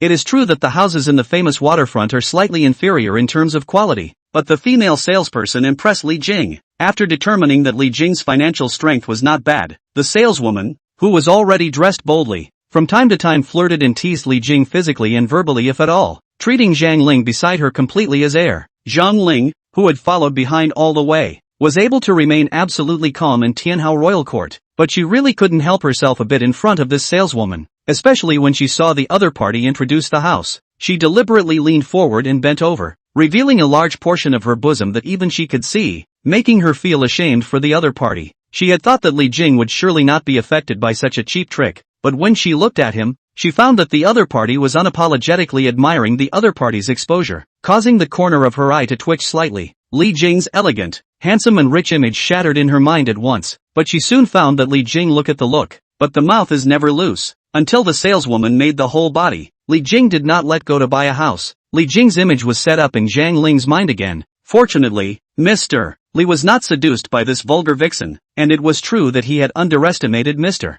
Li before. Although Mr. Li looked young, he actually had a mature mind, and his aura was not something that vixen could casually withstand. Coming out of the Tianhao Imperial Court, Zhang Ling didn't have any other thoughts about Lily yet, but when she came out of this famous mansion's waterfront, she saw that vixen's disappointed expression, but her heart was inexplicably pleased and happy. It was an emotion that even she didn't know why it had arisen. After Li Jing got into the car, Zhang Ling once again asked, Brother Li, where are we going now? Li Jing craned his neck, then leaned back in his seat and closed his eyes for a nap. Almost done. I'm a bit tired of watching. Send me back to the hotel. Upon hearing this, Zhang Ling's face changed slightly before she respectfully said, Alright, it's indeed quite tiring to look at the rooms. I'll send you back to rest. Start the car. Zhang Ling understand Li Jing this viewing is considered to be the end. Just do not know in the other party's mind. Do not know whether there is already an answer. Thinking of this, she secretly glanced at the co-pilot closed eyes resting Li Jing. I do not know since when. The initiative to look at the house to buy this matter. It is completely in the hands of the other party. Instead, his experienced self was completely led by the other side, but Zhang Ling vaguely felt that she was doing the right thing. Just as Li Jing had said earlier, a top salesperson sells not the product but herself. If he could get Li Jing to recognize himself, the other party would inevitably buy a house in his project. Chapter 90, The Last Resort. After sending Li Jing back to his hotel room, Zhang Ling respectfully left, during which the other party did not reveal any information about which suite he had decided to buy, which could not help but make her heart a little bottomless. After she looked up at the room number of the suite where Li Jing was, she silently made a note of it, intending to continue her visit next time when she received a message from her colleague. Sister Ling, just now those guys were bad-mouthing you again, saying that it was hard for you to bring in a client, but you ended up sending it to another property. Said we can't even perform on our own and we're giving away performance to others. Also said you what ready to jump ship. Can't be true, right? What are you listening to them for? I spend all my time looking for clients. Who are they to talk about me when they're sitting in the office?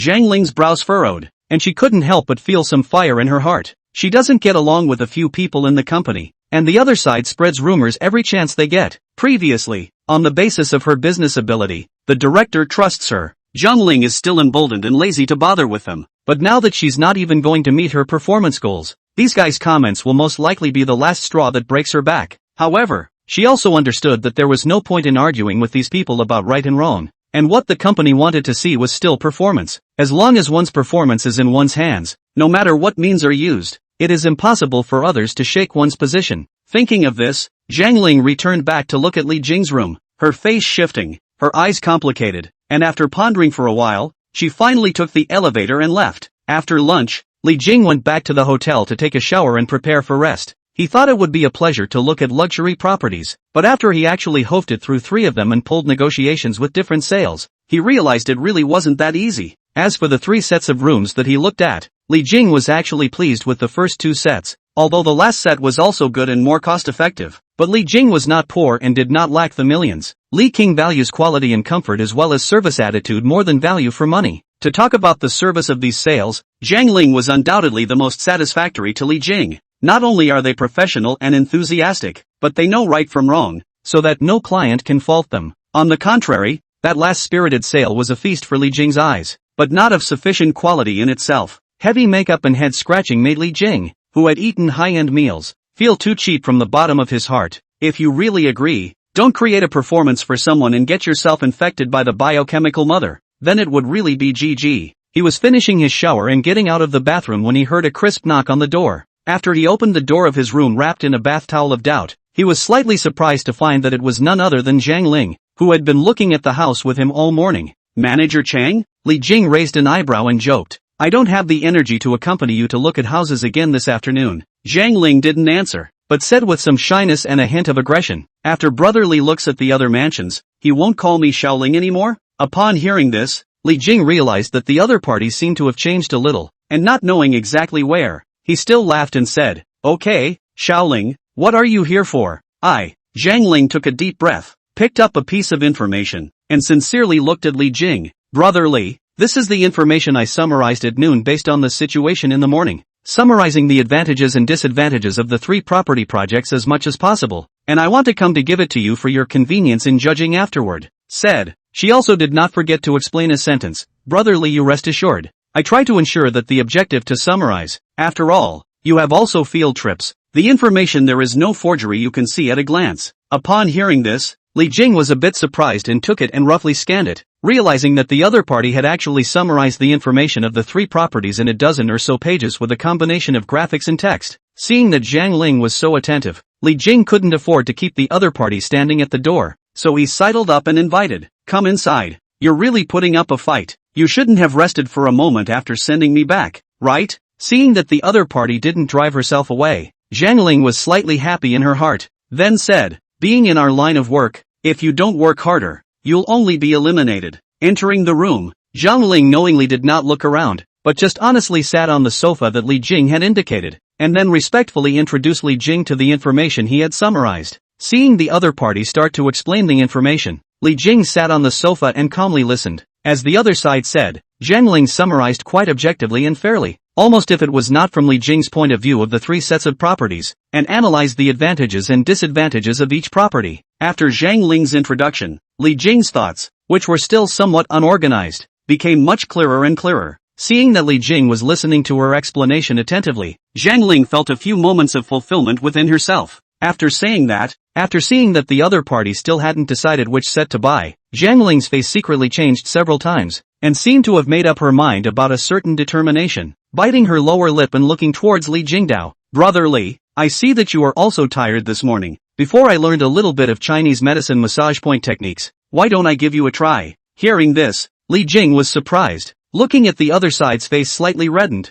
could not help but slightly curved the corner of his mouth. Okay, you don't charge for this, do you? You're joking, Brother Li, I'm just a hobbyist, how can I charge you? After signaling Li Jing to lie down on the long sofa, Zhang Ling took a deep breath and whispered, Brother Li, this bathrobe of yours is a bit thick, the acupoints may not be pressed correctly, can you fade the top off? Seeing Li nodding, she was a bit nervous and rusty as she partially removed Li Jing's upper body bathrobe and then began massaging in earnest. Originally Li Jing thought that the other party was just joking, did not think that the other party really will be a little massage means, press in the acupoints or let him have a few points of tingling feeling. As each minute passed, the atmosphere in the room became a little more intimate due to the behavior of the two. At this time, Zhang Ling looked at Li Jing's slender and clean back and asked in a low voice, Brother Li, I see that when you bought the car and looked at the house, you were very attracted to beautiful women. Li Jing, who closed his eyes to enjoy himself, didn't deny it and said graciously, all people have the desire to love beauty. As a male, isn't it normal to like beautiful women?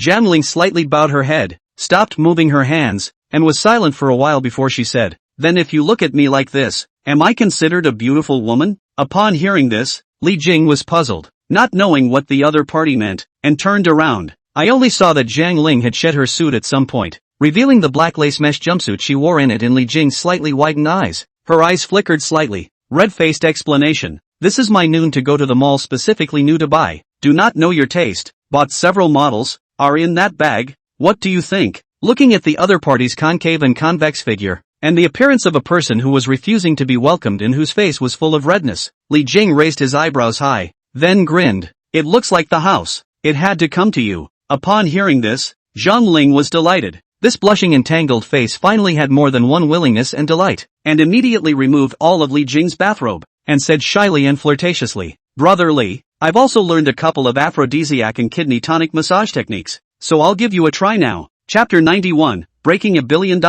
Early morning. The hotel suite is quiet and peaceful. The sunlight shed a soft light through the thin gauze curtains. Several pieces of delicate lace lingerie lay messily on the flat floor, and the stockings, artificially torn apart, seemed to tell the story of yesterday. Zhang Ling, with her long, fluffy and slightly disheveled hair, leaned against the head of the bed and opened her eyes to quietly look at Li Jing, who was sleeping beside her. Although last night's story was finished, looking at the face of this young and golden man in front of her, her heart unconsciously gave birth to a few extravagant wishes to continue the chapter. But last night, even in the most intense moments, several of her attempts were rejected by the other woman, making her realize that she couldn't really have this man. If she had judged through observation before, she was able to predict a 50% chance that Li Jing would buy a house from her. Then now the chances of her predicting that she could become Li Jing's woman was not even 1%. Thinking of this, Zhang Ling took a deep breath and dismissed the unrealistic thoughts in her mind. She was a woman who had fought her way through Tianhai City for years, and knew the rules that were hidden in the shadows of the city.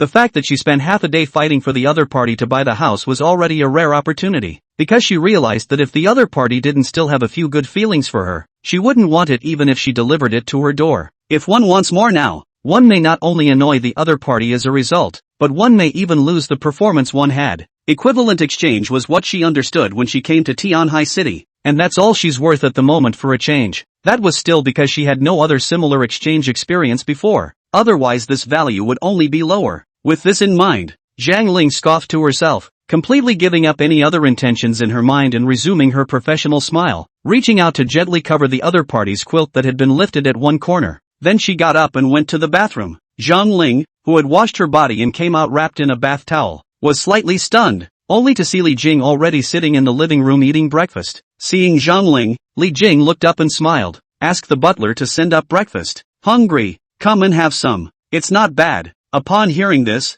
Zhang Ling was not bashful, and graciously walked over to Li Jing and sat down next to him, picking up a piece of delicate snack and putting it into her mouth, nodding slightly. "Well, it tastes good, and it's true that the treatment of the senior suite is different." Li Jing, who had already finished his share, leaned back on the sofa, his eyes inadvertently swept from above the other party's breast-wrap towel, and then the corners of his mouth curled up slightly. "You're calmer than I expected, and I thought you'd try to draw closer to me this morning, to go further with me, but it looks as if you're well aware that our partnership is over." Zhang Ling guffawed. Although her face value was not as good as in Tong and Zhang Xinxin, under the early morning sunshine, wearing a bathrobe, she had a different flavor. "I know my value. I wouldn't dare to expect to be able to get into a young billionaire's house just because of half a day." In her eyes, Li Jing bought a sports car at full price and plans to buy a mansion at full price. His assets must be hundreds of millions, and in fact other than Li Jing, the other clients did. In the real estate program that Zhang Ling was in, the clients who had the strength enough to buy a mansion of $40 million or more were basically billionaires. "I thought you were already an emotionally intelligent saleswoman,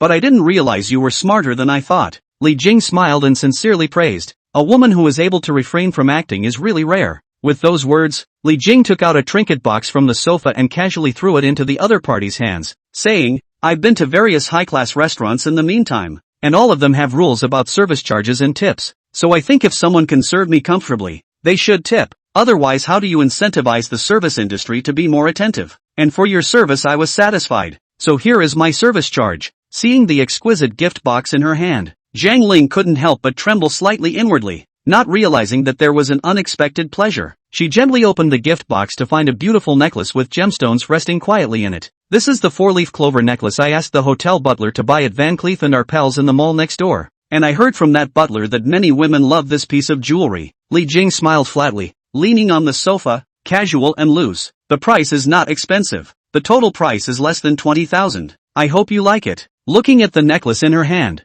Zhang Ling's insides trembled slightly, and after looking down in silence for several seconds, when she reared her head up it was already that familiar standard warm smile. Brother Li, I think being human is all mutual. If you pay me for my services, then I will naturally provide better services. After the words were spoken, her cheeks vaguely flushed with a hint of scarlet as she stood up. The bathrobe on her body had been undone at some point and slid down from her shoulders like a stream of water, revealing her white, grease-like skin. She revealed a flirtatious yet generous smile and stepped forward in style, sitting on Li Jing. In the afternoon, after Li Jing and Zhang Ling ate Chinese food at the hotel's restaurant, they took Zhang Ling's Audi A3 to go to the Royal Lan Tian K. Zhang Ling, who had changed into her professional clothes again, returned to be the enthusiastic and energetic manager, and helped Li Jing to complete the whole process of buying a house without any delay or mistake. It was only after Li Jing took the card and paid the final total amount of 43.9 million plus various handling fees that Zhang Ling, who had been behaving calmly, really breathed a sigh of relief and looked at Li Jing with more and more sincere eyes. And the moment Li Jing paid, a message from the system popped up in his head.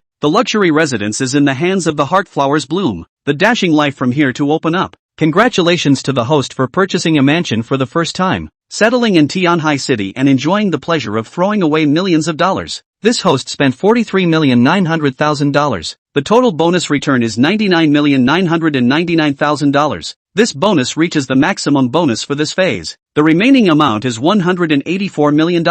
Seeing the amount of 100 million displayed, Li Jing couldn't help but have his pupils shrink slightly. Although he had expected it, when he actually obtained 100 million, the feeling of shock still made him sway a little. But soon he came back to his senses, and at the same time noticed this new hint from the system. Bonus cap? Meaning you'll only return $99 million even if you buy a more expensive house yourself? However, the upper limit of this stage was mentioned later, which meant that this system was afraid that there was still a second stage, and the upper limit of the rewards one received should be able to be broken. It looks like the system has some untapped features. Li Jing frowned slightly as he thought, but quickly relieved himself. What's the point of thinking so much? Since the system lets me enjoy life, I'll just enjoy it, and what comes next will come naturally. Zhang Ling, who was beside him, saw Li Jing's complexion change several times and thought that the other party was heartbroken about the money, and immediately congratulated him. Congratulations to Brother Li for purchasing a luxury residence, although it cost more than $40 million,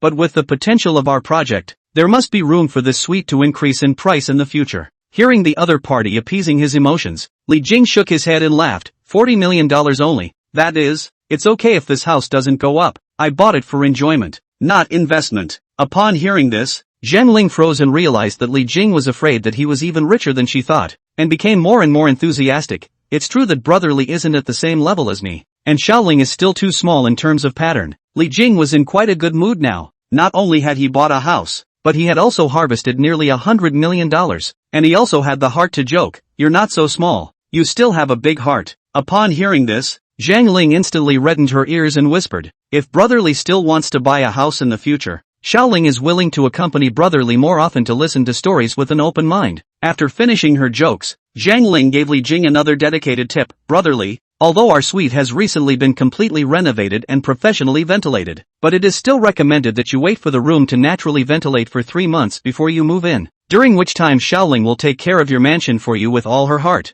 Li Jing, who walked to the parking lot while chatting, was very satisfied with the other party's service and nodded his head. Okay, I'm relieved that you're doing something. I didn't drive here, so I'll have to trouble you to send me back to the hotel. Of course, this is Xiaoling's honor. Zhang Ling immediately and enthusiastically opened the car door for the other party. Once she had sent Li Jing back to the hotel, Zhang Ling drove back to the project sales department office. Just entering the door, there was a short-haired girl immediately came close to surprise. Sister Ling, the customer you sent away yesterday to see the house, today has directly bought in full? Zhang Ling knew that there were no secrets at all in the office, and I'm afraid that all the sales knew about his 2 days of rapid and successful contract signing, so she nodded her head graciously and said, yes, I've just sent that customer away. Sister Ling, you're amazing. You're definitely going to meet your performance goals this time. The short-haired girl was full of envy. How can I find this kind of high-quality customers like you? What tips do you have? Teach me. Seeing that the others around her were intentionally or unintentionally focusing on their conversation,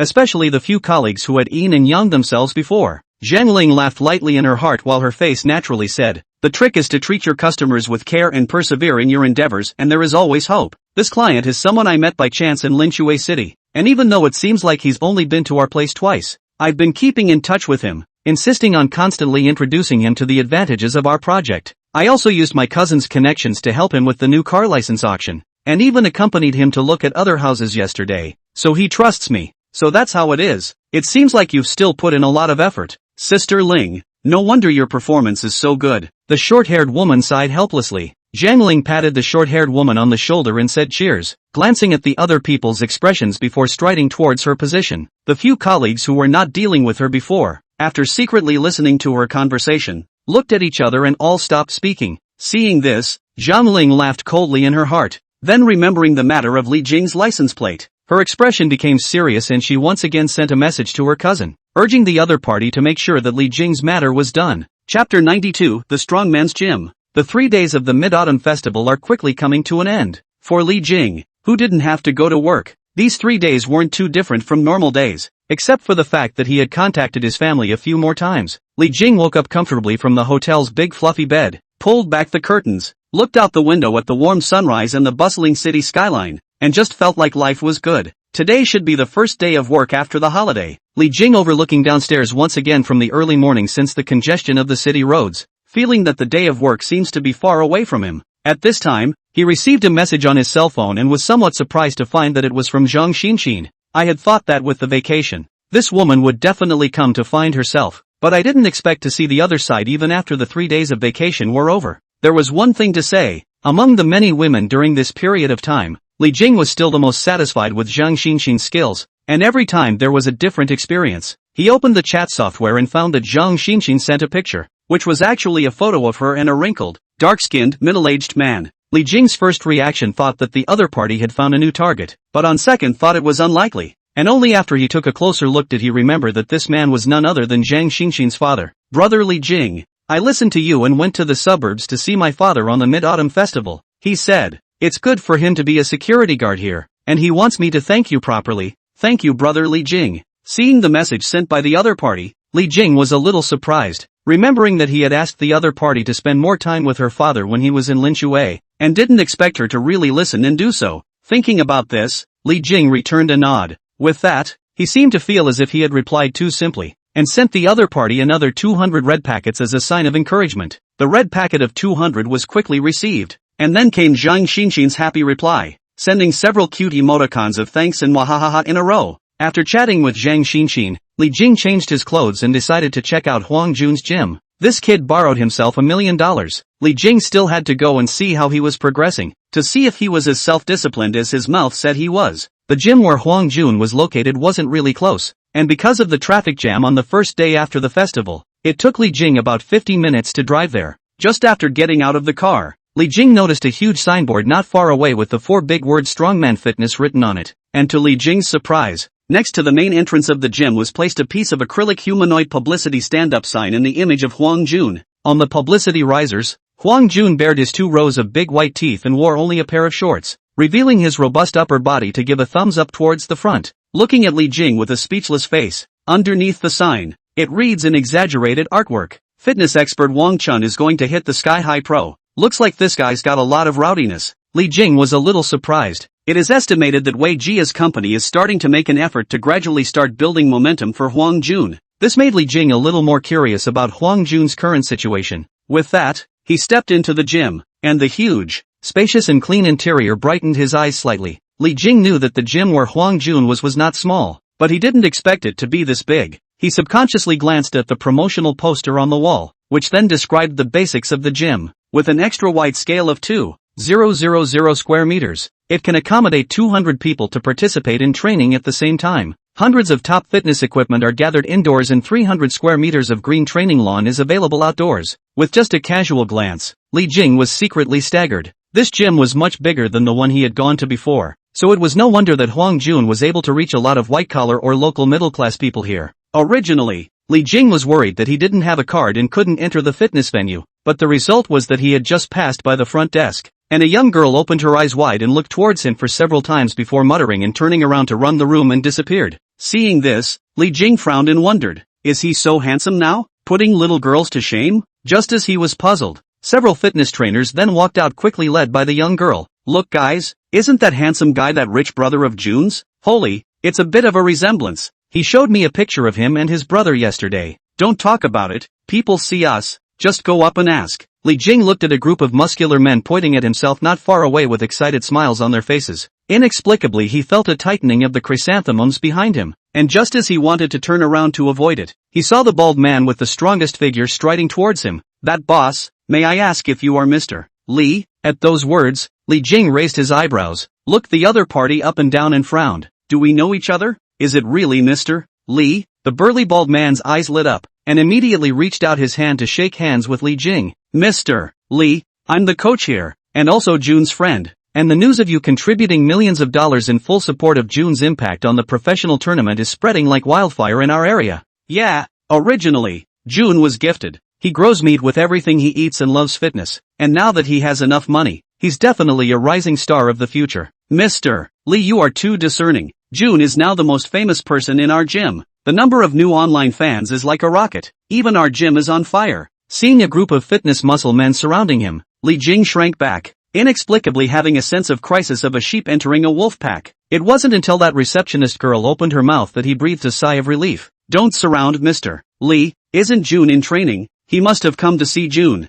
Yes, Mr. Li, I'll take you to see June. Upon hearing this, a group of muscular men embraced Li Jing and walked into the gym, causing many people to look sideways and wonder about Li Jing's identity. And during this time, the bald man even sneaked up to Li Jing's ear and whispered in embarrassment. Mr. Li, I actually have quite a bit of potential, so if you have any more ideas for the fitness world in the future, we can work together as well. Of course I'm just saying, it's okay if we don't cooperate, we're all friends. Hearing the other party's words, Li Jing could only smile dryly and perfunctorily for a few moments before he went to the innermost area of the gym. The first thing Li Jing saw was not Huang Jun, but a large group of people gathered together, and many of them were taking pictures with their cell phones. My chow, June's cowhide, and the last two strokes, 11, 10, 2, as the final stroke of the 200-kilogram bench press was completed. Cheers went up around the room. Tashigami, cowhide, bullskin, with this kind of form sticking around, the Pro AM is definitely in play. Come on, June, have a positive display of pectoral muscles. A sweaty Huang Jun sat up from the bench press bench, seemingly accustomed to being surrounded by a group of people with cell phones, and without any discomfort, stood up and walked directly to the mirror wall. He stood facing the mirror, legs slightly apart, straightened his body, arms stretched out to the sides and slightly bent, and at the same time forcefully contracted his pectoralis major muscle, showing the fullness and lines of his chest muscles completely, like a humanoid beast, and instantly harvested a burst of applause from the people beside him. While Huang Jun was still a bit dissatisfied after seeing the outline of his chest, his face was cold and handsome, and his expression naturally showed a domineering color. He was about to turn back to his foreign coach when he saw a familiar face in the wall of mirrors. His face showed surprise, gradually widened his eyes, and immediately turned his head in surprise. Jingzi? Chapter 93, Huang Jun's second choice. What brings you here? Huang Jun was obviously extraordinarily happy to see Li Jing, and despite the puzzled gazes of the people around him, he took large strides over to him. Don't touch me, you're too sweaty. Seeing that the drenched Huang Jun was about to give himself a bear hug, Li Jing decisively took a step back. Huang Jun could only awkwardly retract his hands that were raised in the air again before enthusiastically saying, Go, let's go talk in the room. There are too many people here. Saying that, he helped Li Jing disperse the crowd while excitedly saying, Jingzi, you don't know. Right now I feel like I'm in great shape. As long as I keep up with my training, the competition will be absolutely fine. Li Jingzi glanced at a bunch of people in the back who were filming with their cell phones and asked, Who are they? Did you hire the trust? Brother, you're looking down on me too much. Do I have to ask for a favor? Upon hearing this, Huang Jun couldn't help but roll his eyes before explaining. I haven't been working with Director He recently. The traffic isn't small. There are already more than 300,000 fans, and it's growing every day. Those guys are just some self-publishers who usually take a shot at me and rub some traffic their way. Director Ho said that these people are kind of helping to promote me, so I don't have to care too much. So more and more people are coming to shoot me into a room similar to the staff rest area. Huang Jun immediately took the initiative to play a cup of water for Li Jing, and then sat together on the seat, grinning. This is mainly thanks to Brother Yua. I feel that I am getting closer and closer to my dream. The past 2 days dreamed of you. Cough cough. Li Jing had just taken a sip of water, so he almost sprayed it out, and quickly waved his hand. It's fine to thank me, but it's not necessary to dream about me. Having a beautiful woman dreaming about him, Li Jing could still accept it, but having a big pile of muscular man like Huang Jun dreaming about him, he had goosebumps falling all over the place just thinking about it. Hey, I'm just being grateful to you. When I'm famous, I definitely won't forget you, brother. As Jun Huang spoke, a middle-aged man who was equally burly but much older walked in. Seeing this, Huang Jun immediately got up and introduced Li Jing. Jing Zi, this is the owner of our gym. He also used to get ranked in professional tournaments, and I previously practiced to this level by relying on the skills taught by Boss Joe. Don't hold me up like that. It's because you're a gifted monster. Seeing you practicing in a mess there, I really feel sorry for you before I taught you. Now you have a foreign coach, just practice well with him. There is still a gap between our profession and foreign countries. Saying that, the middle-aged man said towards Li Jing with a kind face, Mr. Li, I've heard a lot about you. My name is Zhou Shun, the owner of this gym. Seeing this, Li Jing shook hands and smiled. Hello, Boss Zhou. I should be quite a bit older than you, if you don't mind. It's fine to call me older brother Zhou. Zhou Shun's character seemed to be extremely bold and straightforward, and spoke enthusiastically with Li Jing. You've brought a lot of heat to our gym by funding Huang Jun this time, and I've been thinking of finding a chance to thank you and make friends together. I'm just helping my brother. It's good that Boss Joe doesn't mind. What do I mind? Right now the bottom of our gym's video number is full of messages asking about Jun Huang's situation. Zhou Shun laughed. There have even been some people who have come to us specifically to get a card in order to see Huang Jun. I have to say, in this business nowadays, traffic is still very important. You helping Huang Jun is actually helping me. If you have anything in the future, as long as I can help, absolutely help. Li Jing could clearly feel his boss's goodwill and didn't squirm, immediately nodding his head and saying, alright, then thank you, old brother Zhou. Fine, fine, I'll call you elder brotherly then. Ha ha ha. Seeing that the other party was good at talking, Zhou Shun's smile grew even wider. In fact, from the time he entered the gym until now, Li Jing fully felt the friendliness of the people around him. Originally, he had felt strange, but after realizing that they all knew that he had given Huang Jun $1 million, he understood the reason. As a first-tier star once said, when I was poor and downtrodden, I was surrounded by bad people, fighting with each other. When I was rich and famous, I was surrounded by good people, caring. People are still the same. When you change, they change. It's not that these people at the gym tend to be like that, but most of them do. When you don't have money, everyone avoids you. When you have money, even if the other party does not specifically flatter you, they will be friendly and will not easily cross you. This was the general nature of most people. So when Li Jing came to the gym, especially after being recognized for his identity, the people around him immediately became much warmer and friendlier. Afterward, Li Jing and Zhou Shun chatted some more before they saw a foreigner walk in and call Huang Jun out. Seeing the serious look on the two men's faces, Li Jing raised an eyebrow and turned his head to ask Zhou Shun, elder brother Zhou, is Huang Jun going to train again? Not training. Zhou Shun shook his head and took the initiative to fill Li Jing's tea, hesitating for a moment before whispering, hit the medicine. Medication? Li Jing furrowed his brows and stared intently at the other party's face. Ugh, it's actually an open secret in the fitness community. Seeing Li Jing's appearance, Zhou Shun helplessly explained, it's not that we want to play drugs, but all the professional players participating in the competition play drugs, and it's impossible to get a good ranking if you don't play, and they're not banned in the game, and the offending drugs we certainly don't use. Worried that Li Jing would think too much, he said a few more words. Huang Jun is very talented, and the medication plan was also jointly negotiated between him and that foreign coach. The dosage is already much lower compared to many professional players. Won't the medication affect your health? Li Jing frowned. Of course it will have an impact, but Jun Huang's dream is to get a pro card and stand on the stage of the World Olympiad, and getting a good result in the tournament will bring him more traffic and change his life. Zhou Shun looked at Li Jing and laughed in a complicated way. Which industry do you think has a top figure that doesn't sacrifice their health? Want to stay healthy? Then don't push the limits. It's a matter of either slash or in itself. And Jun Huang chose his dream, and I respect his choice, and I hope you understand it too. Seeing that Li Jing didn't say anything, Zhou Shun finally added, it's very painful to take medicine. No one wants to take it, but if you want to succeed, you have to take it. After hearing Zhou Shun's words, Li Jing was silent and got up to walk out of the room without seeing Huang Jun's figure. But a short video of Huang Jun's training happened to be playing on the publicity screen in the gym. Only Huang Jun's eyes were as wide as beasts. His entire body was bursting with veins. His muscles were like steel, and his veins were rumbling like spider webs. Sweating profusely, his neck and face reddened. He desperately hissed as he lifted the barbell. which was more than twice as heavy as he was, and stared angrily ahead, his aura raging as if he were trying to cut down all the thorns that stood in his way. At the very end of his completion of the training screen, the gym banner pops up. Beyond the limits of the human body, the achievement of hot-blooded legends. If you want to realize your dreams, you have to fight. Get moving and push your limits with Jun Huang. Looking at the words on the screen, Li Jing again remembered the appearance of Huang Jun showing his big white teeth to display his figure on that human standing sign at the entrance. Perhaps this was the life the other party wanted. Without the system, I'm afraid I'd have to fight for my life if I wanted to live the life I'm living now. No, it might not even reach desperation. At most, they would barely settle in Tianhai City, carrying a high mortgage and spending decades in a tight spot. Like that bald coach in this gym, he doesn't have the funds or the opportunity to prepare for a game even if he wanted to go all out. Without money, many people may not even have the opportunity to fight their way to success. Li Jing walked out of the gym, saw his sports car is standing next to a few girls secretly take pictures. The conversation also seems to resent the side of the parked a Hyundai into the picture. Can only be later pee off? He didn't go over to the door to open it and pretend to be more than he was, but waited silently, his eyes gazing off into the distance.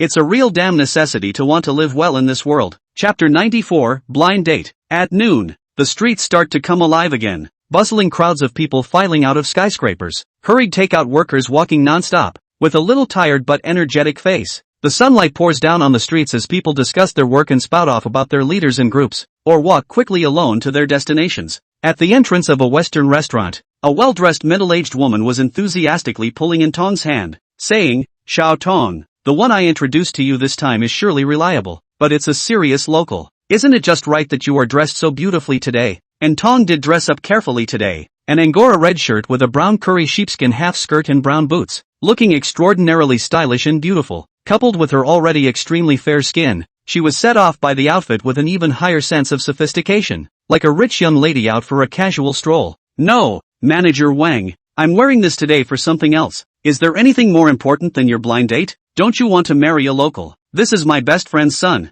a serious Tianhai man. People fell in love at first sight when they looked at your picture. You don't want to miss it." With that, Manager Wang tugged in Tong's slender arm into the Western restaurant, taking the opportunity to get closer and whispered, "Other people Xiao who is completely satisfied with the conditions you mentioned to me before. You trust Sister Wang. Sister Wang will definitely not harm you." Finally pulled in Tong into the interior of the restaurant. Manager Wang swept the eyes of the high-grade decoration. "Sked, this restaurant at a glance consumption is not low. Per capita estimated to be 7 to 800. You see how much heart of the others Xiaohua. You even if you do not like it also have to give someone else a chance it. Maybe it became it?" Saying that, noticing a young man in a suit walking briskly, Manager Wang's eyes lit up and immediately greeted, "Xiao Hu, come. This is the Intong that Auntie Wang told you about. How is it? Better looking than the picture, right?" Hu Koen was stunned at the first sight of Intong, and then immediately smiled with satisfaction. "It's still Auntie Wang's recommendation that's reliable. I've already booked a place. Why don't we sit down first?" Seeing that it had all come to this, Intong's brows knitted slightly, and finally compromised by agreeing to the other party's request for the time being. Seeing Intong's agreement, Manager Wang's face was delighted and immediately gave Hu Koen beside him a wink. Hu Koen would understand and took the initiative to pull out the chair for Intong, then called the waiter and deliberately ordered coffee and snacks in English in front of the other party. "Xiao Tong, look, how good their English is." They came back after studying abroad for 2 years. Although Manager Wang was sitting beside Intong, his mouth was all directed towards Hu Koen. Intong sniffed and took a look at Hu Koen, realizing that the other party was tall, with decent features and a fairly gentlemanly demeanor, and overall was indeed much better than her previous blind date. Thinking that she couldn't be too rude, Intong's originally reluctant face tightened up a few points. Keenly noticing the change in Intong's demeanor, Manager Wang immediately gestured towards Hu Koen. Receiving the signal, Hu Koen immediately spoke graciously. "Miss N, Auntie Wang has already told me your requirements. I think I should fulfill your conditions." With that, he began to proudly introduce himself, with a $10 million house, a $200,000 car, a job that pays around $300,000 a year, and both parents are local and have pensions. It had to be said that with Hu Koen's currently stated conditions it did meet Intong's previous requirements. If it was a month ago, Intong might have been a little heartbroken, but today somehow, she was always a little quiet. Li Jing's appearance constantly surfaced in her mind. How could it not be dispersed? As if her heart had already been engraved with the other party's appearance. According to her plan, she had taken the afternoon off and was planning to meet Li Jing. She already had her own answer to the choice Li Jing had given her. but I didn't expect to halfway kill a manager Wang. Hard to pull her to see just this side of the business. Hukuan said that we can eat a lunch together. Seeing that Anton lowered her head and didn't say anything, Hukuan raised his eyebrows and said, "What? Does MS and think that my conditions aren't enough?" Upon hearing this, Anton's complexion changed slightly, and she hurriedly raised her head to explain, No, Mr. Hu, your conditions are already very good." Hearing Anton's answer, Manager Wang immediately laughed. "Look, I told you that Hukuan's conditions are very good." Saying that, she looked at Hukuan with the appearance of having taken Anton's consent. "Little Hu, you've stated your conditions, and also your requirements. Everyone has conditions, it's best to make it clear in advance." Upon hearing this, Hukuan nodded his head and looked at Anton with a smile, saying, I actually don't have any conditions. It's just that if we really get together in the future, there are a few things that it's better for me to tell you ahead of time, so as to avoid any unnecessary misunderstandings." Yes, this is the right thing to do. Make things right with each other first, so there will be no misunderstandings in the future. Manager Wang immediately agreed. Hukuan continued to smile. "The first thing I'll say is that because of that $10 million house, my parents sold their old suburban home, so they have to live with us. It's definitely fine. Many foreign daughters-in-law in Tianhai City live with their in-laws." Without waiting for Anton to speak, Manager Wang had already answered for her with a face full of enthusiasm. "Secondly, I hope you can be a full-time wife in the future, because not only do you have to take care of the children at home and take care of some household chores,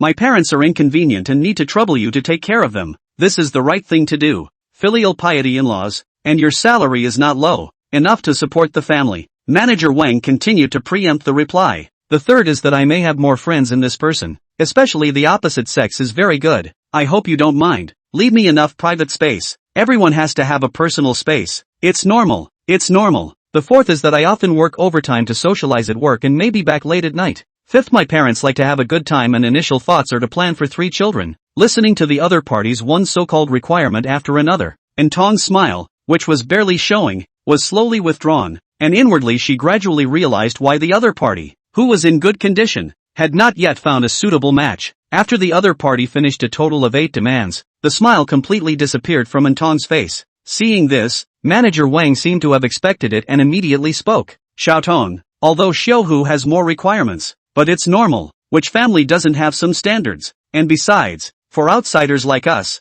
these requirements are already considered very few. Yes, MS. And I don't think any of these requests should be too much to ask on my terms." Hearing the two men singing in unison, Anton already understood that Manager Wan was on the other side of the line, and trying to squeeze out a polite smile, she raised her head and said, "That Mr. Hu, Manager Wang, since we've finished what we need to talk about, I really have a bit of work to do. Can I leave first?" Seeing that Anton was not satisfied, Manager Wang was anxious at once, and hurriedly pulled the other party's arm, persuading, "Xiao Tong, you can think clearly. Xiao Hu's conditions can be all true. There is no bit of falsehood. I can testify." Manager Wang, "I understand. Mr. Hu's condition is very good. It's me who can't match him. I really have something. I have to." "Xiao Tong, look at what you're saying. Since the conditions are good, you just think the other party is asking for too much?" Manager Wang became a few points more serious and advised, "Xiao Tong, we are outsiders. We can't both want and want, can we? Xiao Hu's conditions have all been met,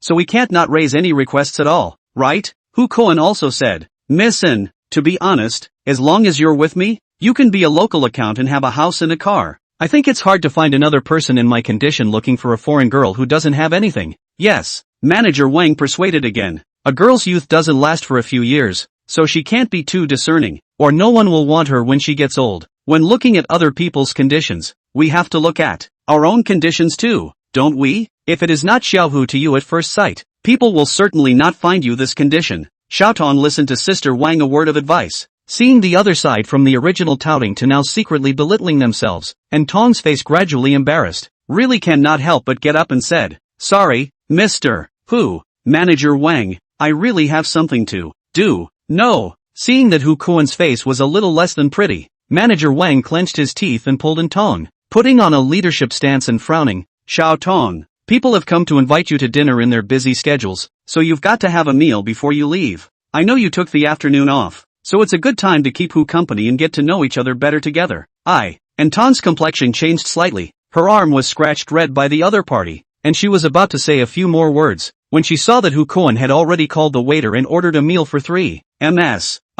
I've finished ordering, you can't afford to waste it. Hu Kuan smiled, ready to continue to speak. His cell phone on the table shows Meng Meng call. His face changed slightly, and he immediately pressed the button to hang up and intentionally inverted the phone on the table, then laughed. A call from the company, in order to accompany Ms. And today, I won't be answering work calls. Seeing that the two men had no intention of letting themselves go, looking like they were eating up this young man from out of town, and Tong bit her lower lip slightly and hesitated for a long time before finally sneaking out her cell phone and sending a message to Li Jing. Chapter 95. Inside the Western restaurant, Hu Kuan and manager Wang were still singing along, while Tong was mostly silent, only occasionally forcing a smile. It was just that compared to the previous warmth towards Tong, after she expressed her refusal a few times, manager Wang and Hu Kuan's attitudes had changed slightly. Although on the surface they remained in harmony, both Hu Kuan and manager Wang were secretly belittling Tong's conditions and status, trying to make her understand how rare it was to be with Hu Kuan. Finally, after ending the uncomfortable lunch,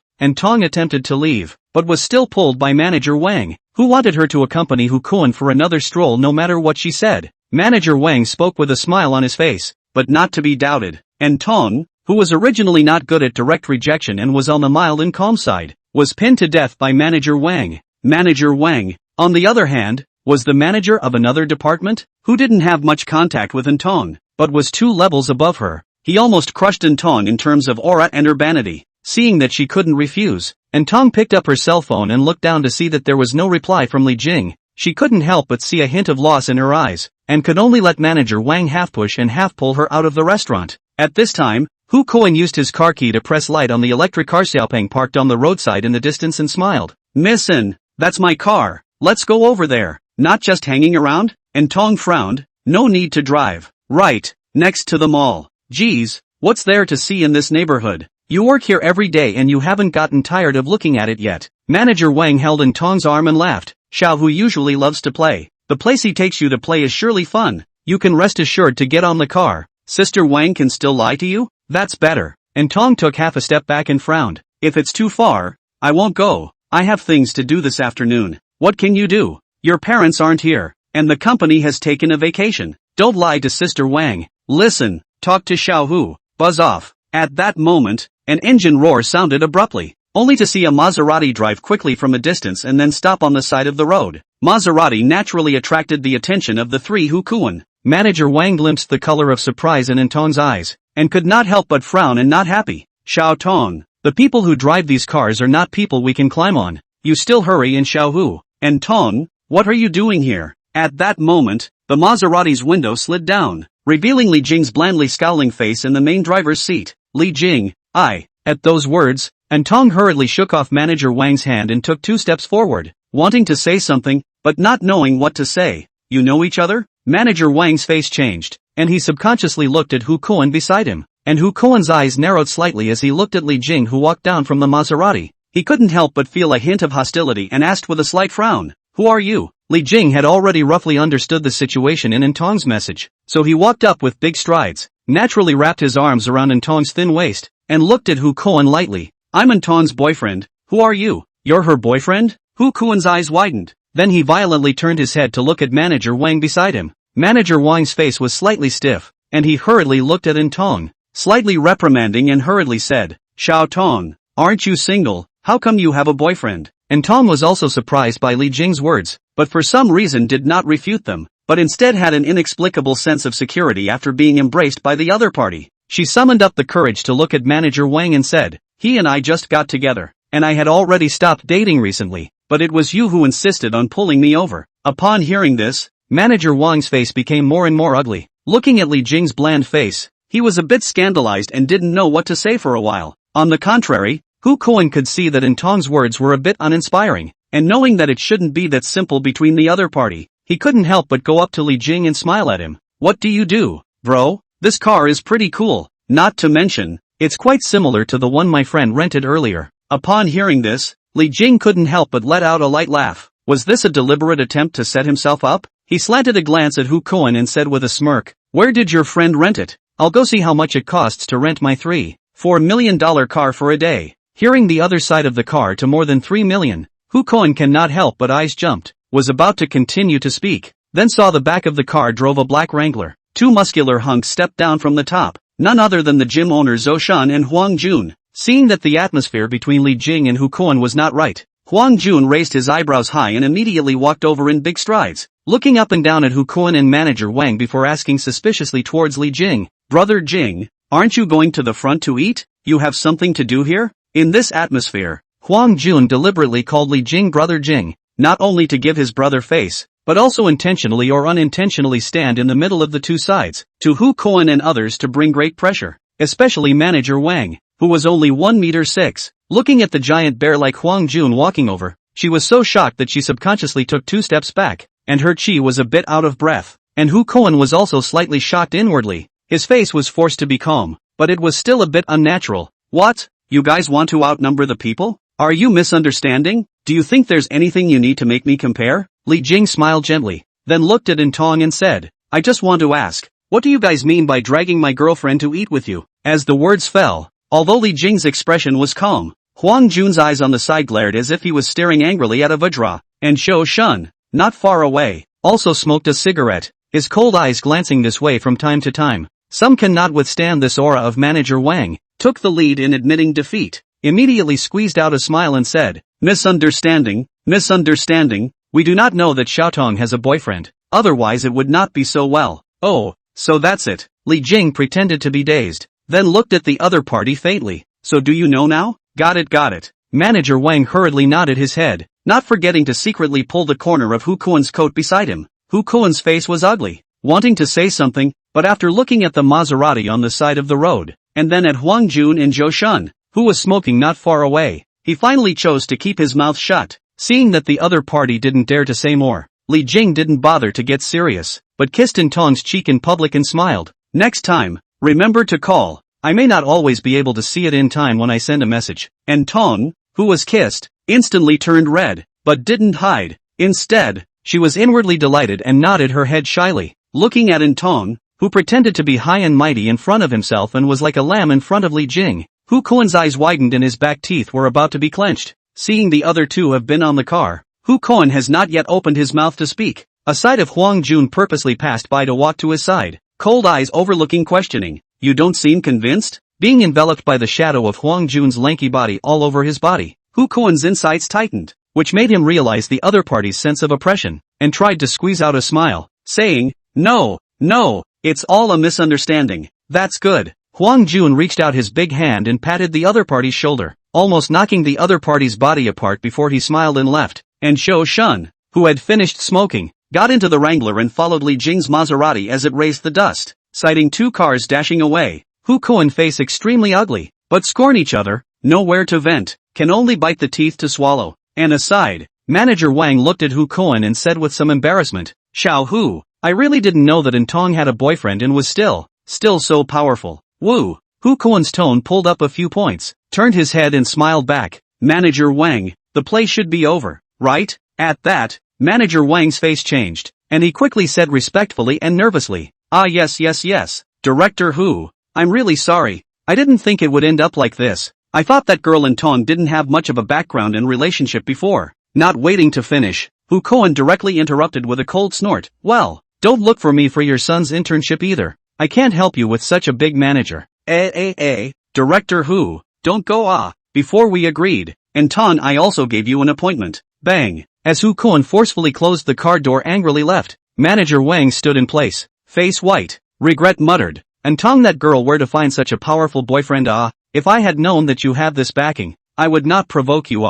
Chapter 96, Answers to Choices. On the Maserati, and Tong stole a glance at Li Jing, who was calmly driving, her emotions somewhat complicated. There was gratitude and some embarrassment. With that, she still took the initiative to speak. "Li Jing, thank you. I've troubled you just now." Upon hearing this, Li Jing smiled. "It's just a small matter." With that said, he glanced at the other's outfit for the day and nodded his head in praise. "Your outfit today is very nice. It complements your skin tone." Receiving the other party's praise, a trace of joy grew in Tong's heart before she explained, "Originally, I wore this just to meet you." She turned her head to look at Li Jing's side face, hesitated for a moment, and spoke again, but with a much more serious look. "Li Jing, I already have an answer to the choice you gave me before." Li Jing wasn't surprised by this, but just nodded slightly and smiled. "So from today, You're my life assistant? Seeing that the other party guessed her answer, Antong slightly widened her beautiful eyes and said unexpectedly, "You, how did you know my choice?" Li Jing glanced at the other party and said with some amusement, "If I didn't know you well, I wouldn't dare to let you be my life assistant." Originally, Li Jing wasn't sure, but this time, when Antong took the initiative to ask for his help,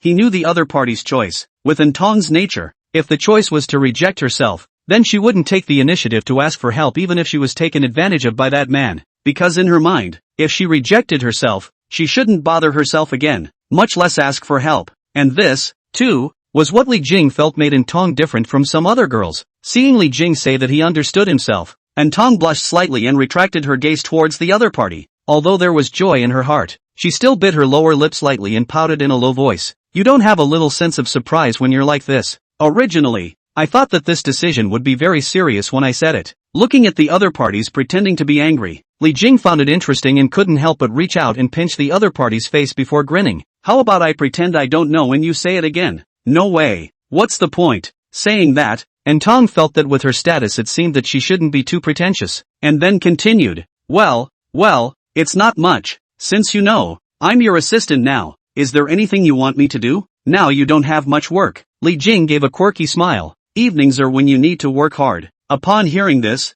Antong instantly turned red. Her mind didn't know what came to her mind. Her cheeks reddened as if flames were burning. Then she muttered in a low voice. Li Jing didn't hear what the other party said and couldn't help but frown and ask back, "What?"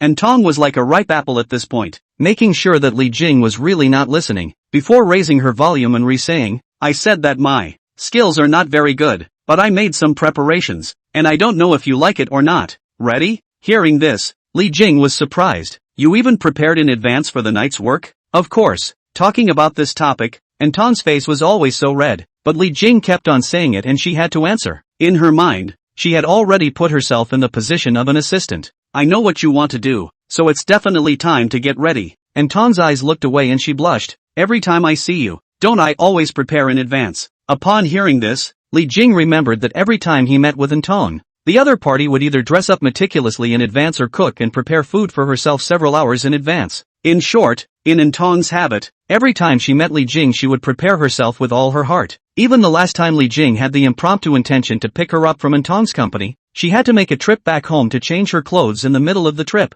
Thinking about this, Li Jing felt more and more that Antong was a girl with a delicate character who would prepare everything in advance, and he was much more at ease about letting the other party be his assistant. Thinking of this, Li Jing's competitive spirit as a man bubbled up again, and he couldn't help but ask, "Then you'll prepare in advance for meeting other people besides me, right?" "That's certainly different. The preparations I make every time I see you can take a lot more effort," Antong immediately said. The corner of Li Jing's mouth curled slightly. "Oh, why are you so special to me? I didn't ask you to be my assistant before, because Seeing the other party deliberately flirting with herself, Antong's tone gave a start, then her silver teeth slightly clenched, and she skimmed her head with a red face. "I'm too lazy to care about you. Is it okay for you to ignore your boss? You're my assistant now, and if you don't answer, you'll have your paycheck docked." "You buckle up and I won't answer." "Well, talking back on your first day on the job? That's not a good work ethic for you." "Gee, isn't that because you're always asking questions like that?" "What kind of questions? Are you annoyed?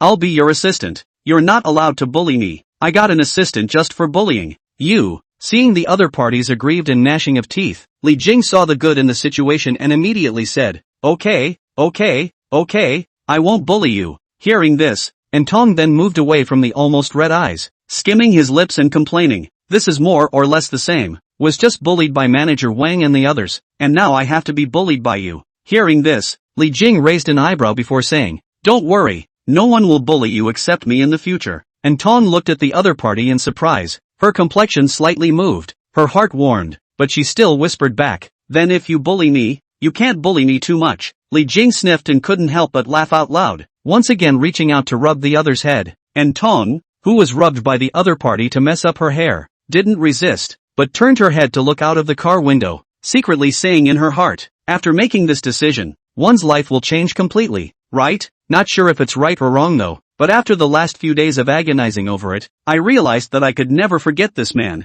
Whatever. Although I don't know if I'll regret choosing to follow Li Jing, but what I can be sure of now is that I will regret turning down Li Jing. Back on the Wrangler, Zhou Shun, who was operating the steering wheel with one hand to follow the Maserati in front of him, glanced at Huang Jun, who was lamenting on the co-pilot, and faintly said, "What life truth are you comprehending again?" "No." Huang Jun knew the owner of his gym well and spoke very casually. "I was just thinking that my brother's beautiful women are really plentiful." Zhou Shun's face was unchanged. "Just the usual. Didn't you see this woman in Lin Shui before? And you said it was very good looking. The best looking you've ever seen in real life." Mentioning this, Huang Jun was filled with envy. "The key is not what I saw in Lin Shui. This one is even more beautiful than that one. Jingzi, is he a talent scout? Where did he find so many superb women?" Upon hearing this, Zhou Shun smiled. "That's not easy. If you have the same financial strength as elder brother Li, you should be able to find quite a few women as well. Or just let elder brother Li send you a few women." "That won't do. A brother's woman is a brother's. I can never touch it. If I can't do this,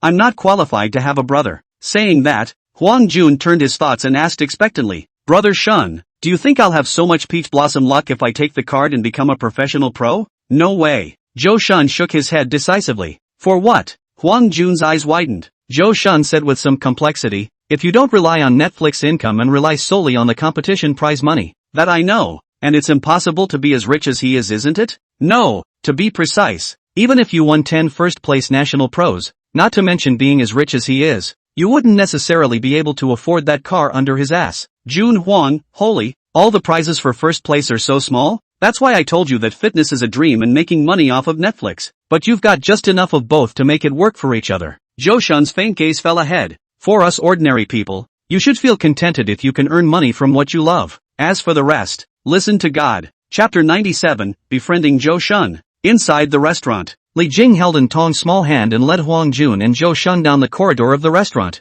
Although every time she went out with Li Jing, she ate at upscale restaurants, and Tong was still a bit constrained, feeling that these places didn't belong to her. She slightly lagged behind Li Jing by half a step, sidestepping and hiding behind the other party, and the hand that was originally held alone with the other party was unconsciously gripped a little tighter. However, in order not to disgrace Li Jing, she still tried to display her natural state, and her already outstanding appearance and temperament made the onlookers see nothing unusual. And Li Jing, who felt the subtle change in Tong's state, smiled and held the other party's hand a little tighter, and in his heart, he could see more and more the difference between Tong and Zhang Xinxin. "If you are bringing Zhang Xinxin, as long as she has been here once, after that she will definitely be able to behave like a fish out of water in this kind of environment, and will take all kinds of beautiful photos without the slightest bit of constriction or discomfort. But instead, she will be happy because she has collected quite a lot of material for her friends' circles." But even though Tong and Li Jing had been to the high-class restaurant many times, she still had not fully adapted to it, because she believed from the bottom of her heart that she was not a service recipient of this restaurant,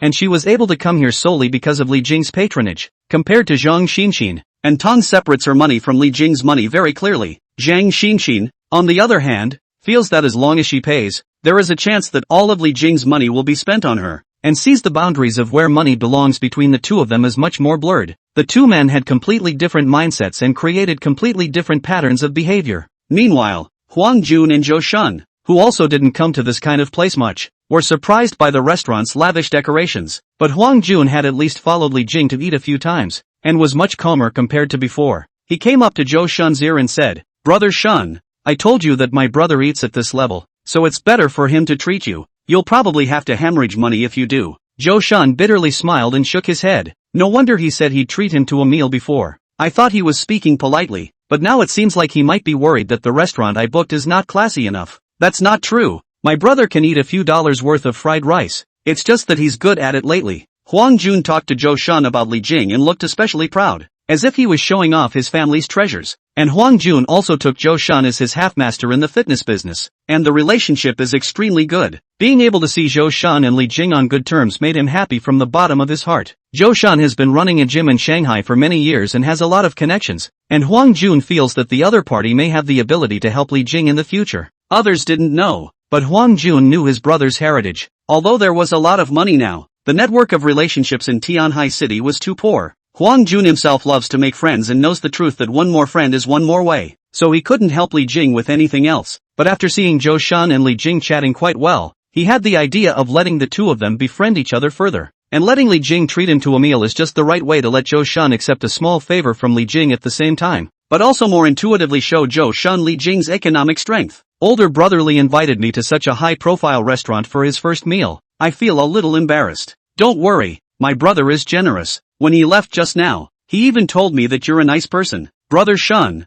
and that inviting you here for dinner is also a sign of respect and to make friends with you. Being hugged by Huang Jun with a big grin on his shoulder, Zhou Shun didn't care. Instead he raised his eyebrows and said unexpectedly, really? It seems that old brotherly is indeed interesting enough, but the person who is willing to lend you $1 million for a match, I think that his character won't be too bad. That's. Seeing that the other party recognized Li Jing, Huang Jun grinned and wrapped his arms around the other party and entered the private room together. Inside the booth, Li Jing had originally ordered 4 set meals, but it turned out that Huang Jun didn't even want them. According to Huang Jun's explanation, recently his diet are strictly controlled. High oil, high fat and high sugar are not allowed. It's basically just beef, chicken breast, eggs and broccoli swapped out every day. Originally, Li Jing still thought that the other party, a person who loved food so much, must not be able to do it while watching the other 3 eat a big meal. As a result, at the end of the day, Huang Jun also hardened his appetite and didn't ask Li Jing to order one for him, which made Li Jing see Huang Jun's self-discipline side,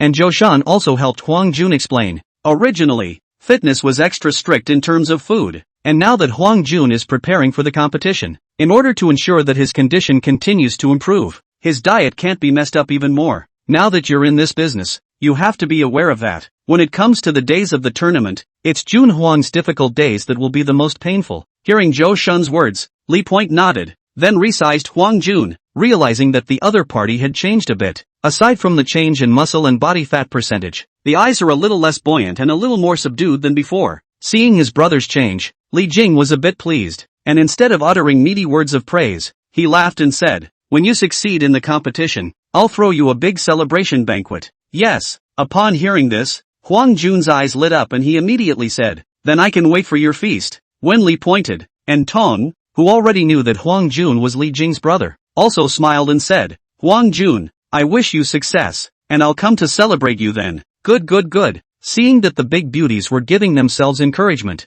Huang Jun became quite excited and threw up his big fists. Don't worry guys, I promise to come back with a number 1. The scene of Li Jing and others encouraging Huang Jun, as a senior in the fitness circle, Zhou Shun all watched, his heart infinite feelings, thinking of his own previous hardships when he was playing alone. He could not help but feel emotional. Come on, Jun Huang, I'll join you to toast elder brotherly with tea instead of wine, thanking him for his support of our fitness circle. Sensing Zhou Shun's goodwill, Li Jing also raised his cup and smiled. We are all friends, helping each other should be done. After the words were spoken, several people clinked glasses and chatted enthusiastically. Soon, Li Jing and Zhou Shun, who were still a bit rusty with each other, even together with Tong, gradually became familiar with each other during this meal. After eating, Li Jing spent a total of $23,000, while the system returned $23,000. For Li Jing it was a profit of $200,000 or so, but in the eyes of others it was completely different. Huang Jun and Tong were not even a problem. Zhou Shun's mature face vaguely underwent a slight change when he heard the checkout amount. Li Jing spent more than 20,000 yuan on his first treat. And while Zhou Shun was secretly surprised at the other party's financial strength, he also recognized Li Jing more and more as a new friend from the bottom of his heart. For him, the way he makes friends is straightforward, he treats whoever is nice to him. Although Li Jing was rich, the other party had given him enough face and respect, and Zhou Shun had placed Li Jing in a higher position in his heart. He had met quite a few rich people at the gym, and there weren't many who could be as generous to Li Jing as he was to himself. Immediately, he walked to Li Jing's side and said in a straightforward and sincere manner, Older brotherly, to be honest, I really haven't eaten such an expensive meal a few times. This friend of yours is bold enough, and he is also very sentimental. In the future, you can call me if you need anything I can help with. Upon hearing this, Li Jing was surprised and noticed that not far away, Huang Jun winked at himself before he smiled towards Zhou Shun and said, Okay, Zhou old brother in the future, if you need it, you can also look for me to help, and I will never shirk if I can help. Ha ha ha, well. From now on you and your little girlfriend don't need a card to come to my gym. Just enter. After leaving the restaurant, Zhou Shun took Huang Jun back to the gym, while Li Jing drove and Tong took an afternoon stroll outside before returning to the hotel. Although Tong had previously acted extremely reluctant to go shopping in front of Hukoan, but with Li Jing, she wouldn't even ask more about where the other party was going to take her. She just giggled and followed the other party, and being able to talk to the other party made her naturally feel fulfilled and satisfied. Even if during this time Li Jing asked Tong to help carry things, help with the queue, help to get water, she was happy to do so. Not only did she feel that this was what she should do, but also what she willingly did. Not a bad first day on the job today. After a simple dinner at the mall, Li Jing took Tong back to the hotel.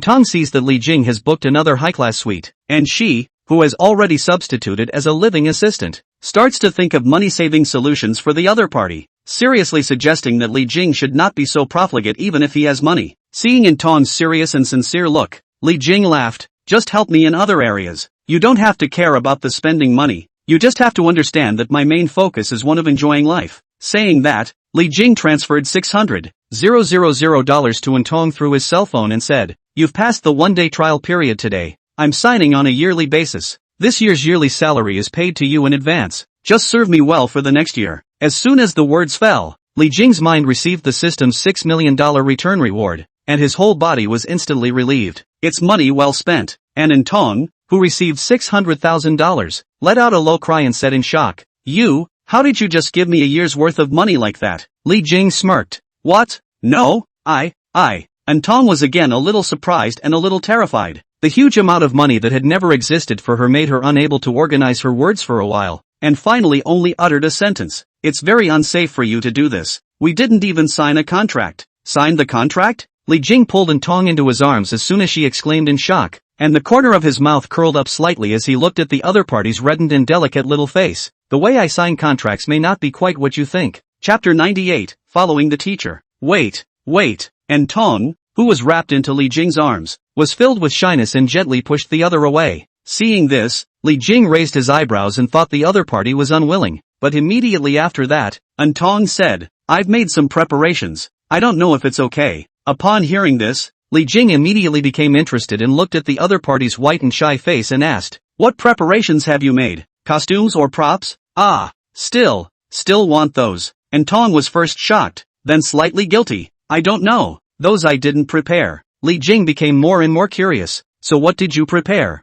Tong took out the tablet in her bag, her face like a ripe apple, her eyes fluttering, a little embarrassed. "I downloaded some movies, thinking to see if it would help the atmosphere." "A movie?" Li Jing slightly widened his eyes, took over the other tablet to see, and then speechless, found that the list of downloads is Titanic Abstinence and some previous Hong Kong movies with some ambiguous plot. Seeing Li Jing's appearance, Tong hurriedly asked, "What's wrong? Are these pieces wrong? You're not shaping the atmosphere. You're actually planning to watch the movie." Li Jing knew that the other party had gotten it wrong and took the tablet to explain. Although these movies also have some ambiguous and intimate plots in them, the overall storytelling is still the main focus. It's not for the two of us to create an atmosphere. At those words, Tong was embarrassed, her fingers tightly keyed together in front of her belly. "I only looked for these before when I heard that watching small movies would help the atmosphere. Those little movies are not the kind of serious movies you're talking about." Saying that, Li Jing stared curiously at the other's face and asked, "You really haven't seen those little island movies? An island movie?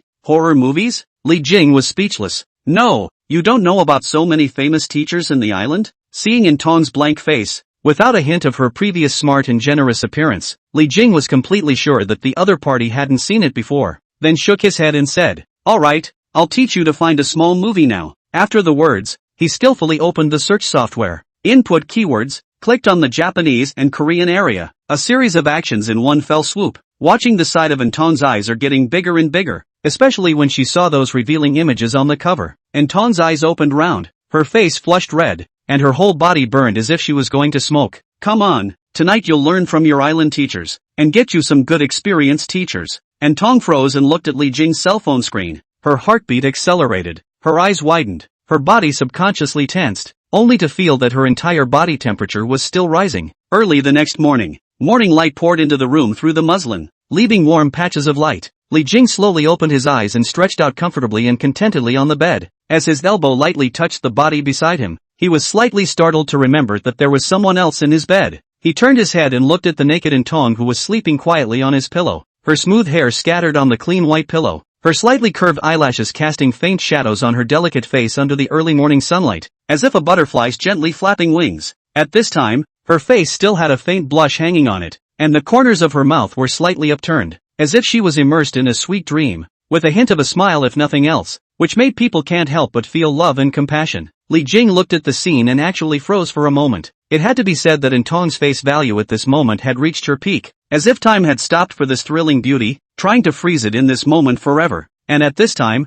and Tong seemed to notice the change in Li Jing's posture beside her, and couldn't help but gently frown her small brows, subconsciously moving her body, moving a few points closer to Li Jing's side, and then stretching out her hands to subconsciously wrap around Li Jing's arm. Her movements naturally drove the light quilt to slide down, revealing just the right amount of snowy whiteness and pinkness of her upper body. Seeing this, Li Jing's brain instantly filled with blood, remembering in Tong's good behavior and cooperation last night, and her hard work in studying. He immediately rolled over and wrapped his arms around the other party once again, and Tong, who was awakened by the other party's movements, opened her eyes in surprise, and when she saw that it was Li Jing, she was just about to speak, when she heard the other party's voice in her ear, and immediately reddened her ears. Yesterday's attitude towards learning was good, and I've decided that I'll give our class another reward for being the third best student this morning. Li Jing took Tong to have breakfast at the hotel before sending the other party to the company. And Tong just took yesterday afternoon off and still has to work today, but she's not going to work this time. She's resigning. Do you want it? Li Jing said as he drove.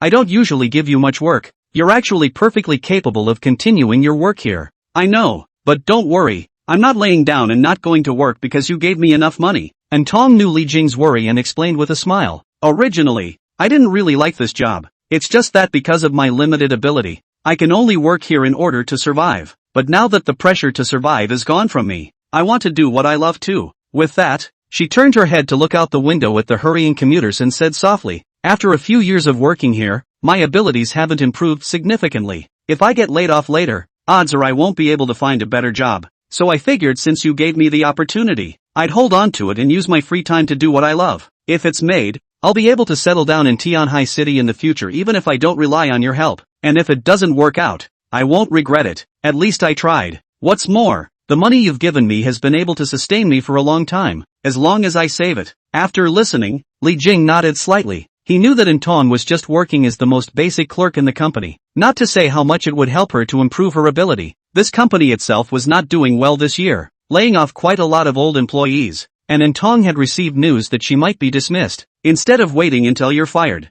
you can reprogram your life, seize the initiative, and choose the path you love more and have more opportunities. With that, he asked, so you're going to go all in on getting that self-publishing account of yours next? Aha! And Tong nodded her head, then smiled confidently at Li Jing. Don't underestimate me, although I only have more than 10,000 followers on that account, but because of the wearable content that I do, the fans are sticky and have a strong engagement with the content that I post, and now there are a few thousand in advertisement fees every month. Saying that, a few glimmers of light appeared in her eyes, and I love dressing and makeup myself, so I won't feel tired even if I do these things for a day. It's much less mentally stressful than in the company. Seeing the glow that blossomed on the other party's face, Li Jing was slightly stunned, and then smiled. Alright, I believe that you are a well-considered person, and I also believe in your choice. Thank you. Seeing that she reached the company's entrance, Tong inclined her head to reveal a bright smile, then hugged Li Jing's face and gave him a hard kiss before waving her hand and saying, bye,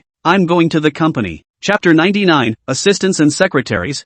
Tong's resignation was not considered smooth, but she had no intention of seeking Li Jing's help. Instead she took care of it herself. At the same time the news that she had been adopted by a second-generation rich man as a mistress also spread rapidly in the company. Often this kind of rumor could arouse people's interest the most and spread the most easily. Coupled with Tong's face value, it added a lot of credibility to this rumor. Tong didn't even need to think much before guessing that this should have come from manager Wang's mouth. She didn't try to explain, but was always busy dealing with the company's personnel about her resignation. Although Tong has an altruistic personality, she is not bad at communicating with people and working well. Facing the usual difficulties from the personnel department, she held firm to the bottom line of her rights and interests, and talked twice before settling on the final plan. And in the meantime, Wang Jun, who has a crush on her, finds the courage to find her, concerned with a hint of resentment, and questions Tong about the reasons for her resignation and the truth of the company's rumors. Wang Jun, what you should do is to try to become the rich man that women pursue, instead of expressing dissatisfaction with women who pursue rich men.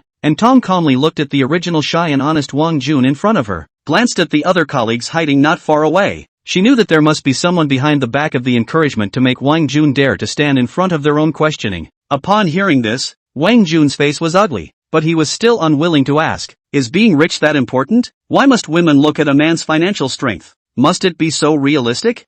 Tong looked at the other party's face, which was slightly reddened from emotion, and asked rhetorically, or what? Wang Jun was momentarily speechless, and Tong continued, Then why must men look at a woman's appearance? Is appearance so important? Don't you like me because of my appearance? Women look at men's financial strength and men look at women's appearance and stature. It's no more noble than anyone else. Is it? Upon hearing this, Wang Jun's face changed, realizing that he couldn't even refute what the other party said. Wang Jun, grow up and work hard to make money. Looking at the other party's appearance, Tong's expression was flat, pulling up the hair around her ears, and with a final whisper, she decisively turned around and left. Seeing Tong go far away, Wang Jun stayed where he was, his mind wistfully circling around the other party's words. He suddenly felt that he turned out to be so childish compared to the other party. At this time, Manager Wang deliberately passed by with his own department, looked at the silent Wang Jun, and consoled.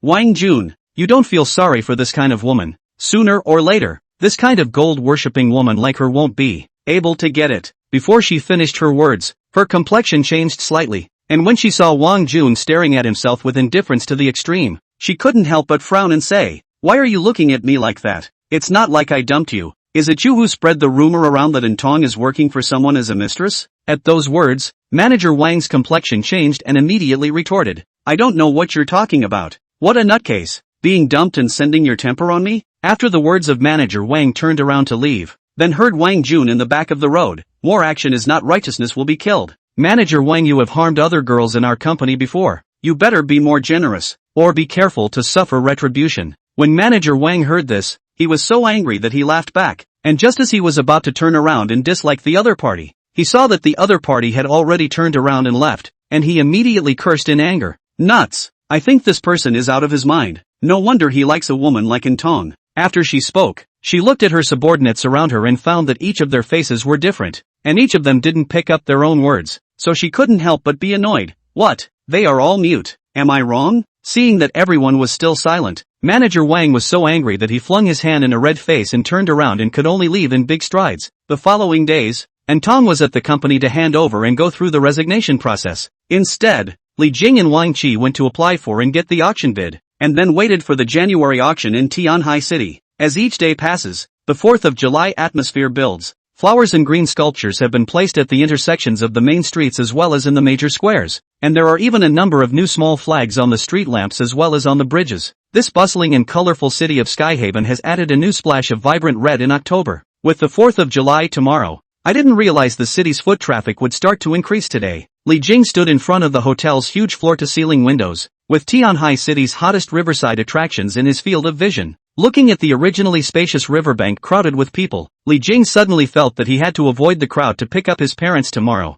Otherwise there were just too many people, and the travel visit plan for his loved ones for the 4th of July, which he had given to Tong to work out, would be sent to him later today. As for the high-speed train tickets for his own mother and the others, it was also Tong who managed to grab them. With Tong as his assistant, Li Jing left many things to Tong as a matter of course, and Tong accomplished all of them well enough for Li Jing to be able to rest assured. Just the most troubling thing right now is, thinking about it, Li Jing turned his head slightly and looked at Zhang Xinxin who was sitting on the sofa with some aggression. He couldn't help but draw the corners of his mouth slightly before saying, "What's the matter? Still unhappy?" Zhang Xinxin dressed up beautifully today, but her mood was not very beautiful. Sitting on the sofa of Li Jing's suite, she beamed with jealousy and said, "Brother Li Jing, do you not like me anymore?" "How?" Li Jing walked over and sat next to the other party and laughed. "Although I'm not exclusive, I'm still very affectionate. How could I not like you? Then why did you ask Tong to accompany you to pick up your family and not me?" Seeing Zhang Xinxin staring at herself with her watery eyes plus a hint of flirtatiousness, Li Jing's smile faltered slightly as he explained,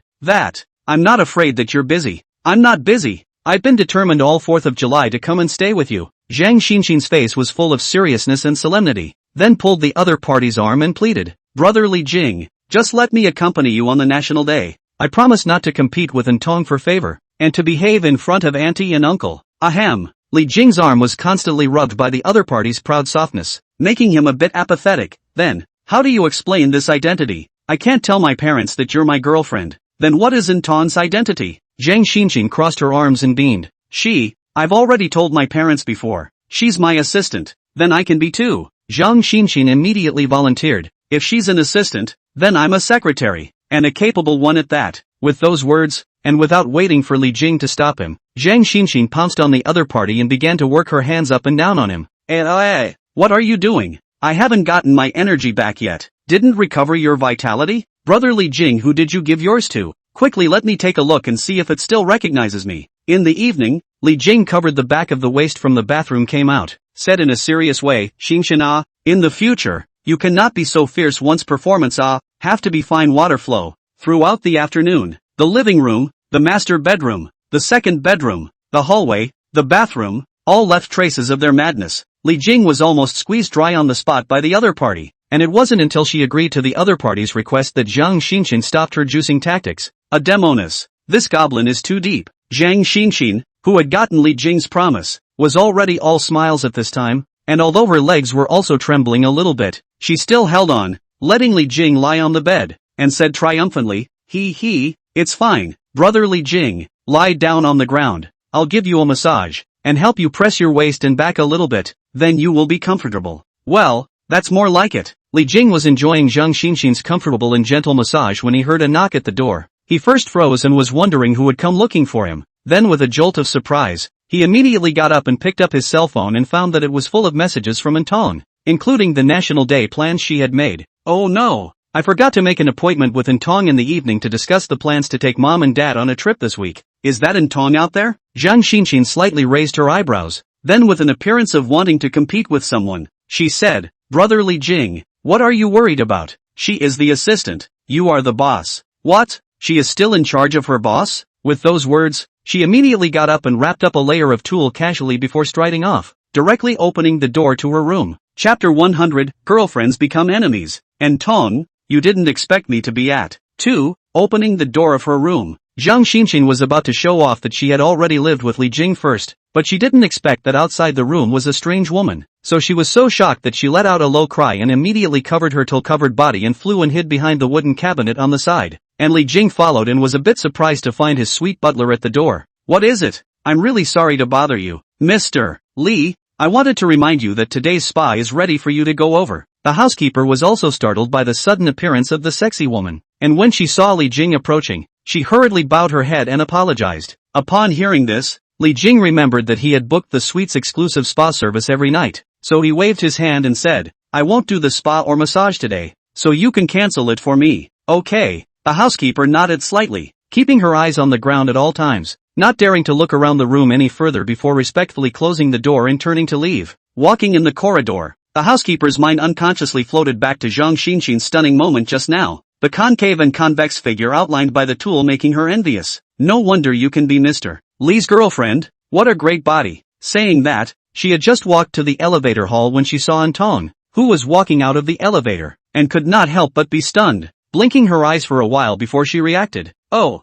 that lady just now wasn't. At that thought, she shut up in a hurry. She had seen Antong and Li Jing dining together at the hotel 2 days ago, and just now she hadn't paid attention to Zhang Xinxin's appearance and subconsciously took the other party as Antong. Now that she saw Antong appear here, her mind instantly brainstormed countless possibilities, and ultimately, based on her years of experience in watching TV dramas and gossip news, she felt it was very necessary to alert Mr. Li before Antong entered the room. What's wrong? Seeing the housekeeper blocking in front of her, Antong looked at the woman she had seen a few times with some confusion. That. Mr. Li, he might be a little inconvenient right now. The housekeeper's brain raced, trying to come up with a plausible reason, and she respectfully said, it would be best if you contacted him first to make sure he was in the room. No need to contact him, I already have an appointment with him. Antong didn't know what was wrong with the other party, but still explained, he's the one who asked me to come over tonight. You guys had a date? How could the housekeeper not have expected this answer?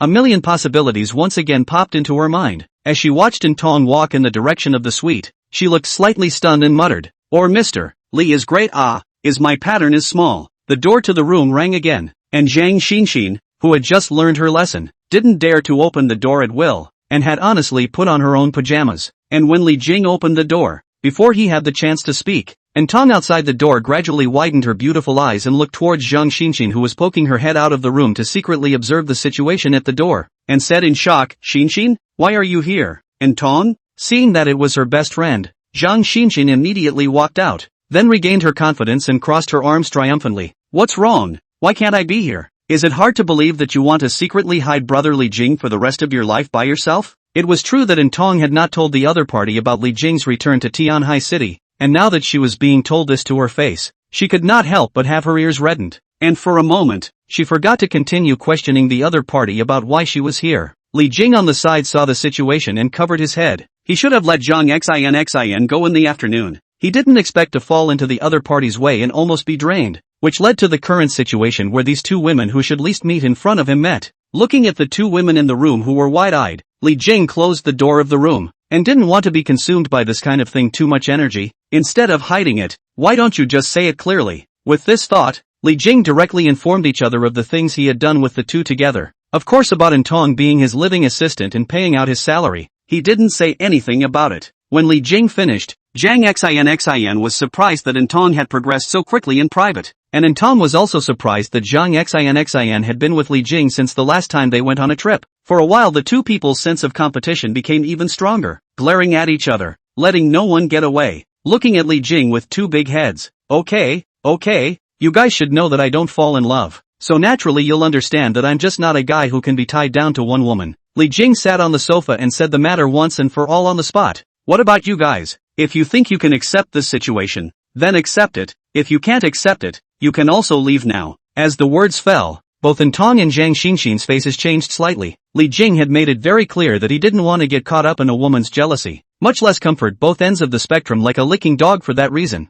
Come and go as you like, not as you like. You're not a warm licking dog yourself. Seeing that Li Jing had expressed his stance, and Tong, who had already received a year's salary, naturally couldn't leave and took the lead to speak seriously. Li Jing, I'm your assistant. I definitely won't leave. Zhang Xinxin, who originally wanted to be pampered to point out the benefits, saw this, her complexion changed, and she hurriedly raised her hand and said, that I'm the secretary? I'm not leaving either. In that case, the problem is perfectly solved. Li Jing had long guessed the two men's answer and clapped his hands and nodded in satisfaction. However, looking at the two, Li Jing also knew that this was only because of his clear statement, and these two women would definitely still be fighting over their jealousy in private. But as long as it didn't affect him in the open, Li Jing didn't care. As for making the two of them live together in harmony, Li Jing asked himself that he wasn't that capable. Most women were possessive, and being able to tolerate the presence of other women was already the maximum extent to which Li Jing could make them compromise at the moment. Of course Li Jing could also use money to keep lowering the other party's bottom line. Zhang Xinxin might still be possible, but Intong was not so sure. After resolving the two women's explicit problems, Li Jing then directly asked Intong to report on the National Day travel plans she had put together. Seeing this, Zhang Xinxin immediately dismissed her original intention of going back to the house to put on a face mask, and sat on the side and secretly pricked up her ears, listening to the conversation between Intong and Li Jing. Intong noticed that Zhang Xinxin was sitting on the sofa and purposely not leaving. She could only spit out a few words in her mind, not daring to argue with the other party in front of Li Jing. In the end, what was originally a two-person discussion also finally turned into a three-person mini-meeting under Zhang Xinxin's enthusiastic expression of opinions. And in order to try to level the playing field as much as possible, Li Jing simply asked both Intong and Zhang Xin to help come and take care of his family this vacation. After things were discussed and everything was put in place, Li Jing stretched his back in satisfaction. I was thinking that I might get burnt out traveling alone with a group of parents, but I didn't realize that now I have two more beautiful women in the labor force to make things easier for me. Afterwards, while Li Jing went to wash up, Zhang Xinxin's eyes rolled slightly, and she took the opportunity to walk to Intong, who was still preparing her things, with her chin held high, and said, "Tonight, we made a deal that no one would sleep in the same room as brother Li Jing." Seeing the other party mentioning this kind of topic as soon as he opened his mouth, Intong was still a little uncomfortable, but still returned, "I know, this suite has 3 bedrooms, just one for each of us, then it's a deal." Saying that, Zhang Xinxin came to the other party's ear and crossed her lips, "But I'm not afraid of you sneaking up on brother Li Jing tonight, because he's already been drained by me this afternoon." Seeing Intong looking at herself with wide eyes, Zhang Xin went back to her room with a face full of complacency and happiness. Looking at the other party's dejected back, Intong slightly bit her lower lip, and after Zhang Xinxin returned to her room, she hesitated for a while before walking towards Li Jing, who was brushing his teeth in the sink. Li Jing was wondering when he saw that Intong suddenly squatted down and started to reach down to take off his pants, and was shocked. "What are you doing? As your life assistant, I'm obligated to check on you." Intong's serious little face contained a few points of jealousy. "Next time, you are not allowed to do it so intensely, no matter with whom. This is not good for the body. Also, tomorrow I'll buy you some supplements for your kidneys, and I'll supervise you taking them every day." Li King, Chapter 101, It's time to make up for it. The first day of the 4th of July was just right and the weather was comfortable. Li Jing deliberately woke up early in the morning, ready to go to the high-speed rail station to pick up people after dressing up in advance. After all, he had also been a rich man for a while, and Li Jing had gradually become more sophisticated about image management and taste in clothes. But just as he opened his eyes, he saw his soft comforter arching high as if hiding someone. His complexion changed slightly, and he immediately lifted it off with one hand, only to see that Zhang Xinxin, whose pajamas were loose and springy, was lying beside his legs with her teeth showing and smiling. Li Jing was startled and subconsciously sat up. "What are you doing, brother Li Jing? Don't be so nervous." Zhang Xinxin deliberately revealed a teasing and seductive look, biting her red lips and whispered, "I just want it." "Holy, didn't you just play all afternoon yesterday?" Seeing the other party's eyes, Li Jing's sore back from yesterday instantly came to mind. Yesterday wasn't a day ago. Zhang Xinxin's long and slender arms hooked, then wrapped around Li Jing's body, and said with a charming face, "You just satisfy people." Seeing the proud view inside the other party's loose shirt opening, Li Jing was unconsciously high again. Noticing Li Jing's physical changes,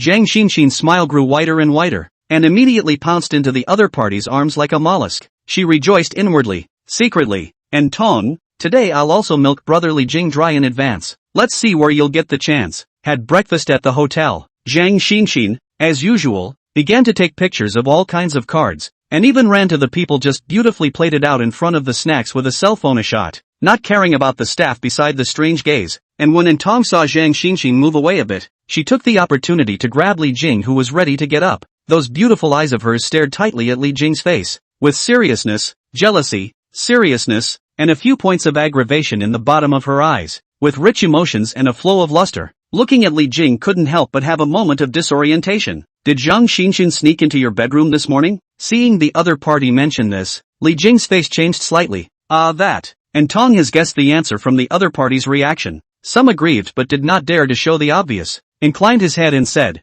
"Well, there is no need to answer. I'm not qualified to control you, but, your so, will be false." Saying that, she took out a bottle of healthcare products and stuffed it into the other party's hands. "Bought it for you. Remember to take it on time." Picking up the kidney tonic health supplement in his hand, Li Jing's mouth twitched, and just as he was about to speak, he looked stunned and felt a soft wetness on his mouth sticking to him. After kissing and releasing her lips, and Tong, with a few hints of redness remaining in her cheeks and a slight point of shyness, whispered, "Don't have Zhang Xinxin and forget about me." With those words, she then immediately changed the topic. "It's almost time, let's get going." Looking at the other party's back as he quickly left, Li Jing touched his lips, then picked up the healthcare products in his hand, suddenly feeling some emotion. It seems like he has to strengthen his body, otherwise, it's a bit overwhelming to do this every day. On the High Line, the car is neat and tidy. Passengers are either resting quietly or looking down at their cell phone screens, and occasionally someone whispers "excuse me, please" as they walk through the seats to the restroom.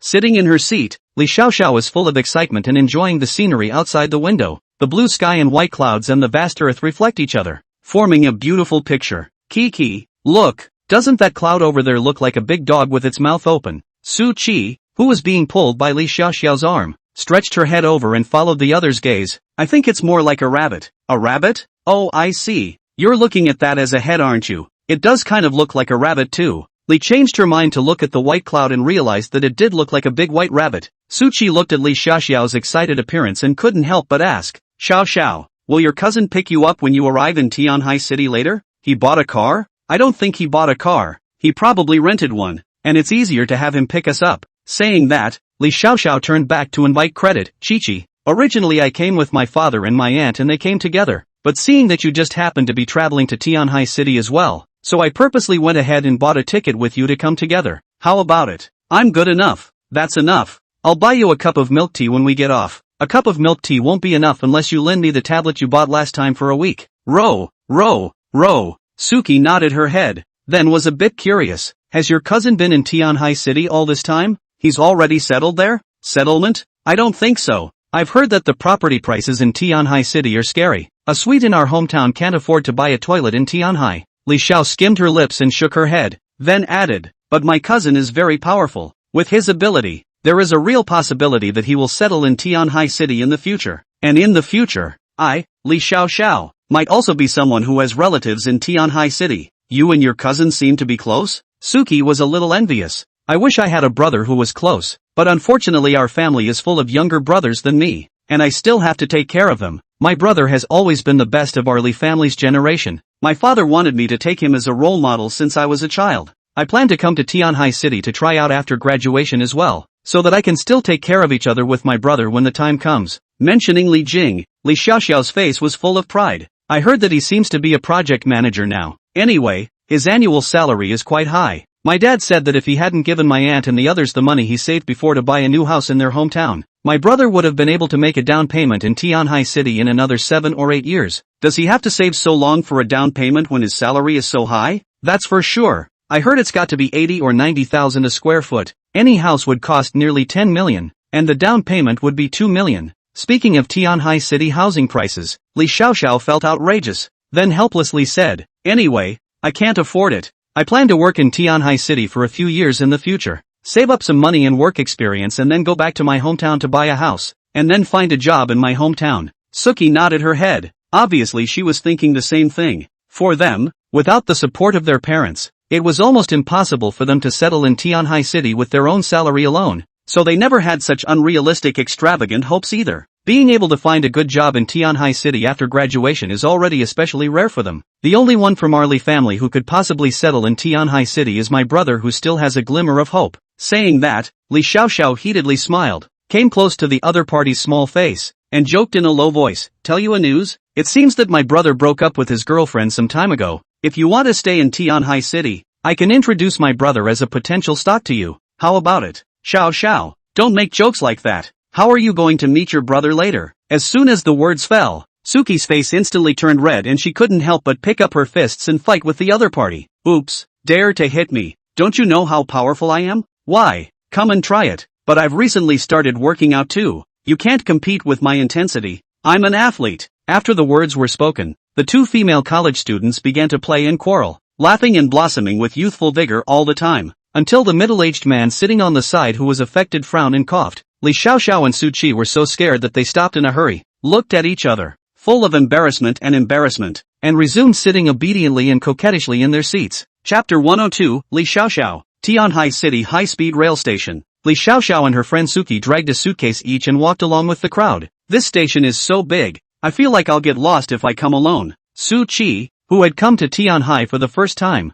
could not help but whisper when she saw that the left and right sides were densely packed with people. "It's okay. Just follow the people. And if you can't, ask the staff." Li Xiaoxiao's nature was much more bold and casual than Su Qi's, and only shortly after getting off the high-speed train, she had already taken the initiative to ask several people how to get to the parking lot. "My brother messaged me and said he's waiting in line in the parking lot for us to come over." Li Xiaoxiao pulled the suitcase with one hand and Su Qi with the other, breezing through the crowd without the slightest sense of trepidation or unfamiliarity of coming to Tianhai City for the first time. "Here it is." The two who finally reached the parking lot couldn't help but widen their eyes and say in unison, "So many cars," only to see the parking lot stood on 10 uniformed staff constantly yelling to direct the vehicle, while in the driveway is densely packed with private cars. As expected of Tianhai City, there are really a lot of people and cars. Compared to Su Qi's constriction, Li Xiaoxiao was full of excitement, her eyes glowing. "Just a casual glance, I saw so many Mercedes-Benz BMWs, it's really worthy of being a metropolis." Upon hearing this,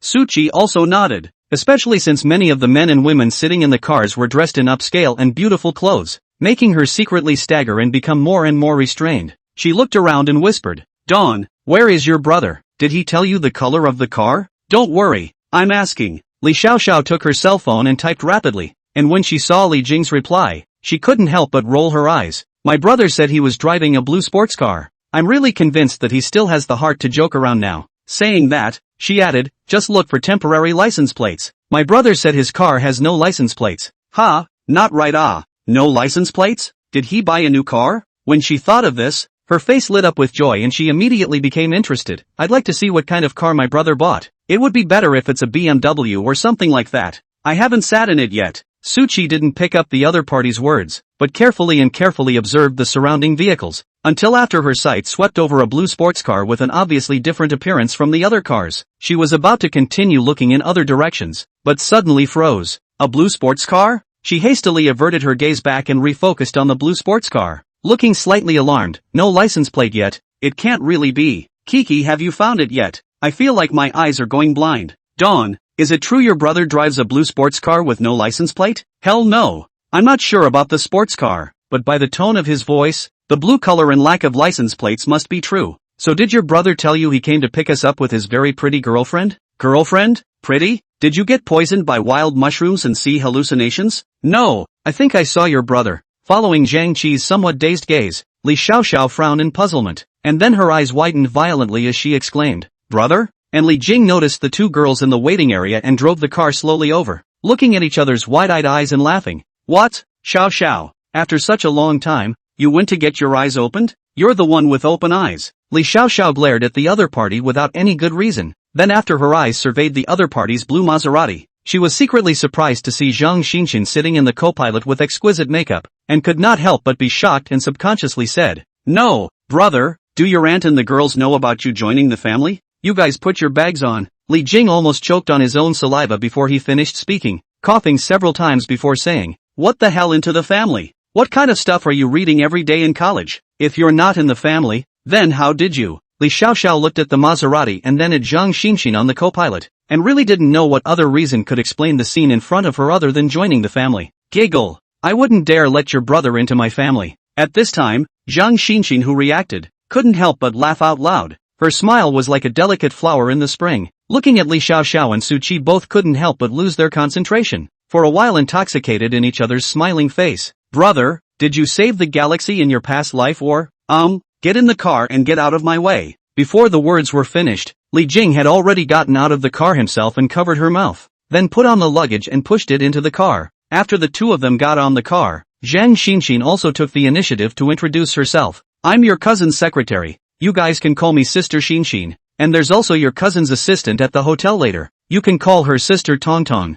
"My brother has a secretary and an assistant too?" Before the words left her mouth, Li Xiaoxiao's eyes widened once again and she couldn't help but stretch her neck to probe beside Li Jing's face, full of shock and doubt. "What? I can't have a secretary?" Li Jing didn't have the heart to reach out and press Li Xiaoxiao's little head back down. Then while driving, he said, "Now that your brother and I are successful people, don't make a fuss." And when Li Xiaoxiao saw that Zhang Xinxin had opened her own mouth and admitted it, she believed a large part of it inside, and couldn't help but say, "Brother, you've succeeded a bit too quickly. I'm not even ready for it. You're not entitled to inherit my property. So what are you going to prepare?" Brother, you can't forget your sister when you get rich." Seeing this, Li Xiaoxiao immediately said excitedly, "People say that a man can achieve his goal and a man can achieve his goal. I at least grew up as your little follower. No credit but also hard work. Can't be in your heart. My ranking is still in the chicken after the dog, right?" Seeing the other party's pompous appearance, Li Jing felt funny. This cousin of his had a good relationship with him since childhood,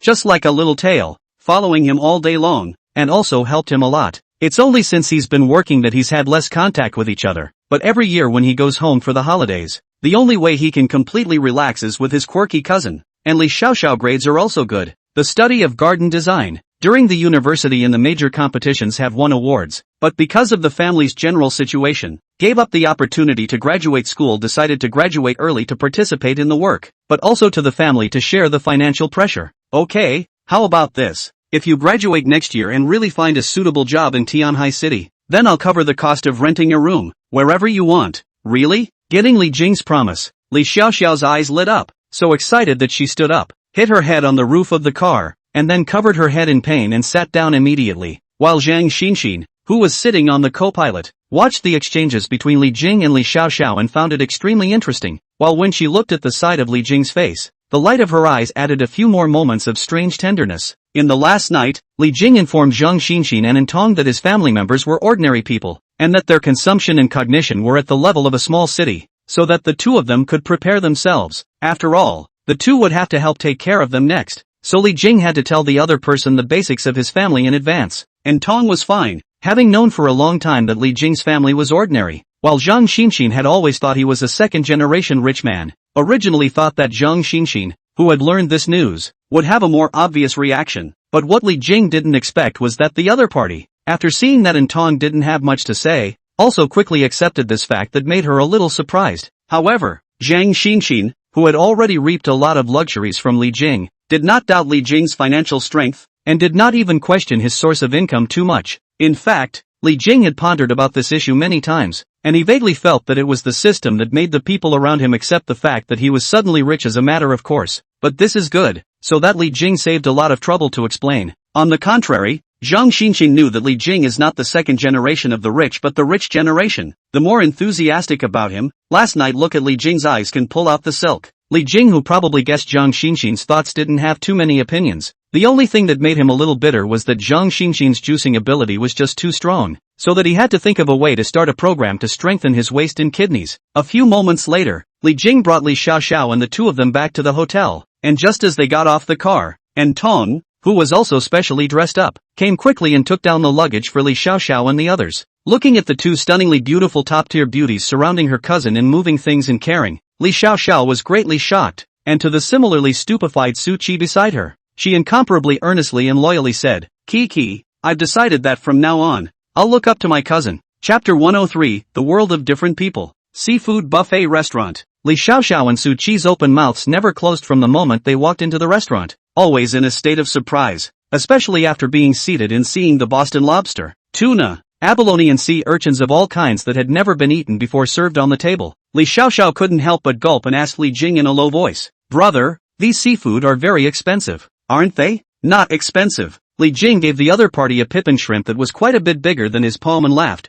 Feel free to eat. Buffet, the more you eat, the more cost-effective it is. Oh right, it's a buffet, so I'm not worried then. Upon hearing this, Li Xiaoxiao became more and more excited, and immediately pulled Su Qi, who was still a bit restrained beside her, and said, Qi, eat boldly, eat more or less as a price. Watching Li Xiaoxiao and the two of them go from originally being unable to let go, to becoming more skillful and happy the more they ate, Tong and Zhang Xinxin also looked at each other with a smile. The two of them had come to an understanding that no matter what kind of person the other party was, they would treat Li Jing's family as VIPs. Now that they saw Li Xiaoxiao and the two of them eating happily, Tong and Zhang Xinxin were also relieved before they started to do their own thing. Zhang Xinxin was taking out her cell phone and preparing to take a picture. When she saw Tong was giving Li Jing a piece of food, she couldn't help but raise her eyebrows, and immediately put down her cell phone. And after her eyes quickly found the most expensive dish on the table, she immediately gave a piece to Li Jing as well. Immediately afterward, her shapely body didn't forget to come close to Li Jing's side and pouted, Brother Li Jing,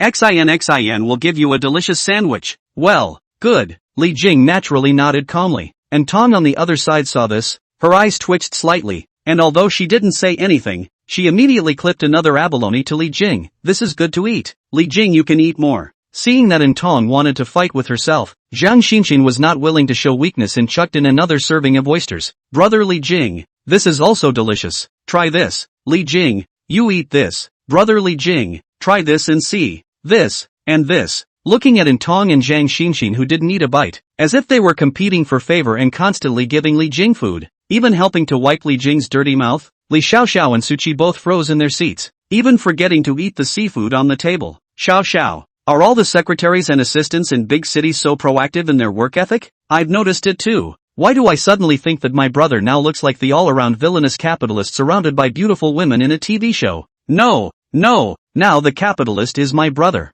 So he must be a righteous entrepreneur who creates wealth and jobs for society. Back to the hotel from the restaurant. Li Xiaoxiao and Su Qi were once again shocked by the luxurious decoration of the suite. Li Xiaoxiao secretly pulled Su Qi and joked in a low voice. See, I even said before that I would introduce my brother to you and you didn't want it. Now you regret it. You're missing out on the chance to be a rich woman. Upon hearing this, Su Qi, who was already introverted, instantly turned red in the face and pouted. Oops, you're talking nonsense again. How could your brother look at me? As she said that, she subconsciously stole a glance at Tong and Zhang Xinxin beside Li Jing, secretly surprised at each other's face and body, and then looked at her own small hill, and couldn't help but let out a secret sigh. It's true that I'm an average person's life no matter which way I go. Afterward, several people were in the suite living room, discussing the arrangements that would follow. Su Qi was supposed to come to Tianhai City alone to play for 3 days and then go home, and she and Li Xiaoxiao were just riding in the car together. Li Jing had planned to help Su Qi book a hotel for 3 days,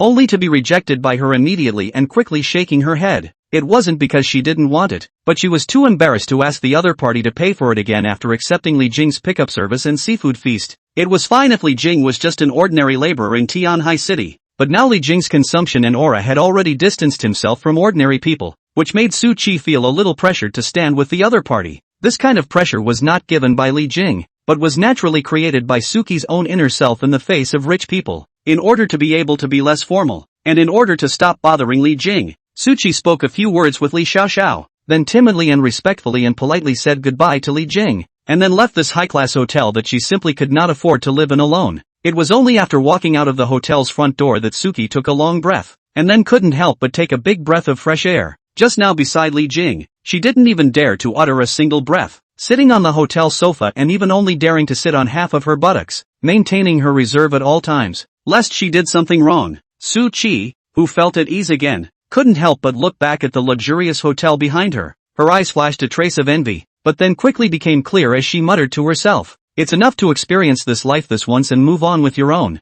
Words. She turned around and took out her cell phone to start checking the Tianhai City travel money-saving strategy, followed by a whole lot of content popping up under the convenience, exclusively for the poor traveling student party. Full mine avoidance strategy. 3 days and 2 nights per capita 800. Skyhaven spends a small amount of money to fill a big cup, and must-see money-saving strategies for the laborer. The strongest strategy to save money traveling in Tianhai City. Read this one is enough. Hey Shun, I've arrived at the Tianhua Hotel. Which room is your friend in? In the lobby of the hotel, a middle-aged man in a suit made a phone call while courtesy of the guests coming out of the hotel. Yes, you go to the senior suite and ask for him. His last name is Lee. Just call him Mr. Lee. My friend has very high standards, so help me get things done. Don't play your sets, and bring the level of service and the car up to the highest standard. No. Brother Shun you personally introduced. I guarantee that the service is in place, and our company's Buick GL8, Mercedes-Benz V260, including Toyota Alpha have. These are our usual service to the bosses and leaders. We are benchmarked against the best car rental service company in Tianhai, to ensure that we will not drop the chain for you. May I ask if you are Mr. Pao? The words did not finish. A well-dressed woman walked towards himself. Bao Tao froze, looked up and down the other party, unexpectedly said, I was introduced by Zhou Shun. You are Mr. Lee? I thought it was a male. You misunderstood. I am not Mr. Lee, I am Mr. Lee's sweet butler. Mr. Lee explained that I am waiting for you downstairs. Please follow me. Hearing the words sweet butler, Bao Tao's complexion moved slightly. His heart already had a preliminary understanding of General Lee's strength, and immediately slightly straightened his collar and hemline, held the document bag steady, and then nodded his head and said, Okay, you lead the way. Following the other party in the exquisitely decorated corridor, Bao Tao couldn't help but observe the surroundings and asked, Your decoration looks gorgeous. How much is the suite for a night? You mean the type of suite Mr. Lee ordered? The housekeeper patiently explained. It's currently 66,000 a night. 66,000? Bao Tao couldn't help but twitch the corner of his eye, then laughed awkwardly. Surely it's not something people like us can afford to live in. One night is worth half a year's salary for me. Saying that, he then curiously said, Mr. Lee booked such an expensive private room and is going to rent a car in our company. It's for receiving important clients, right? Upon hearing this, the housekeeper shook her head. I don't know about that. It's not convenient for me to ask more about Mr. Lee's affairs, but I think Mr. Lee booked this private room just for himself, since he's been staying here for a week. Mr. Lee is so rich. Wait, how long did you say he's been living here? Bao Tao didn't finish his sentence, reacted violently, and quickly calculated in his mind. 66,000 a night. You said that Mr. Lee spent more than $400,000 for a hotel stay? Chapter 104, Car Rental Service. Ding dong ding dong. Seeing the butler standing outside the suite respectfully waiting after ringing the doorbell, Bao Tao and the back were inexplicably more than a little nervous. Yesterday Zhou Shun called, said to introduce a friend to him to rent a car. Bao Tao thought the other side is to want a little discount. As a result, Zhou Shun said that his friend didn't want a discount, but only asked for the service to be done right, which is why he specifically asked him to call over to emphasize it. For Zhou Shun's words, Bao Tao had no intention of fully believing them. Are you kidding me? People purposely call and refer their friends over and say they don't need a discount as long as the service is better. So they really don't give a discount? It's not stupid. When people are polite, they take themselves seriously. Then don't even think about having anyone to refer business to in the future. Moreover, he had known Zhou Shun for many years and knew that Zhou Shun had quite a lot of connections in Tianhai, so he had to give the other party face anyhow. So he had decided to give a maximum discounted price before he came. But when Bao Tao really arrived at the agreed place, he was a bit confused before he saw Li Jing. He suddenly realized that the words Zhou Shun gave him, it's like it's not polite, it's real. Other people here have spent more than $400,000 on a hotel stay, so this offer for yourself is nothing. Of course, although so think, he cannot really not give a little discount. After all, people have money is the matter of others. Their own discount is their own attitude problem. Rich people could care less about price. but they can't play people for fools, especially when it comes to attitude and service. What others pay for is a service. At this moment in Bao Tao's mind, Li Jing has gradually changed from the original image of wanting to ask for discounts through friends to a high-style rich man with extremely high requirements and standards. Mr. Pao, please come in. At this moment, the double-opening solid wood door made of sandalwood slowly opened, and Mr. Pao's face moved slightly, and after nodding slightly towards the butler, he lifted a breath and then stepped into the room, just ready to open his mouth. He saw the scene of the room as frozen. The heart prepared the opening sentence hard stuck in the throat did not say, only to see that 3 women and 1 man were sitting on the sofa. The young girl dressed as a college student on the far side was directly ignored by him, while the 2 women sitting on the sofa with exquisite makeup were the main reason that made his opening statement stuck. What a beautiful woman. But this thought only flickered, and he immediately gathered his gaze on Li Jing, who was surrounded by 2 beautiful women sitting in the center. Only Li Jing was wearing a set of exquisitely tailored casual dark blue suit with superior fabric texture and smooth lines that perfectly fit his body shape.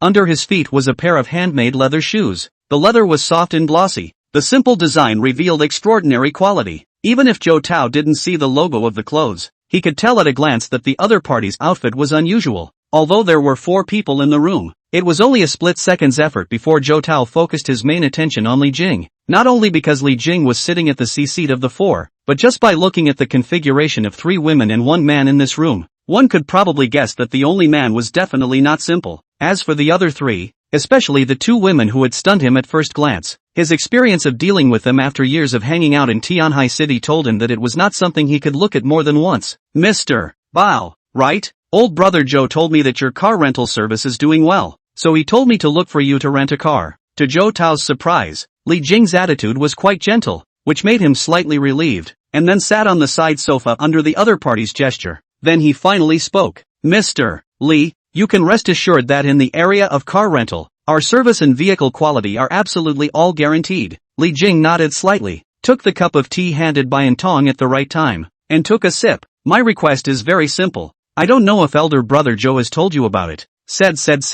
Bao Tao immediately picked up. I and Shun brother is also many years old friends. He said you price is good to say. The main requirement is the service is in place. The quality of the vehicle is in place. We guarantee that we will give you good service. Li Jing this time because his own family to come a lot of people, so intends to simply rent a few cars in Tianhai City is responsible for the whole transportation, and with professional drivers, so that can also make him a lot easier. Li Jing took the fruit handed to him from Zhang Xinxin's hands and nodded. Alright, since old brother Joe said your service is still reliable, I won't go to your field to see the car. Let's talk directly. Well, a lot of our regular customers are like that and trust us so much that some of them even order directly online. Saying that, Bao Tao with a smile on his face took out the vehicle information from the file bag and displayed it in front of Li Jing, and respectfully said, you see, Mr. Li, the model we have here is to count by the day. No more than 10 hours and 100 kilometers per day, and more than that needs to be billed separately. Each of our cars is highly equipped and newer than 3 years old. The drivers are also uniformly trained and are absolutely guaranteed to be service-minded and professional.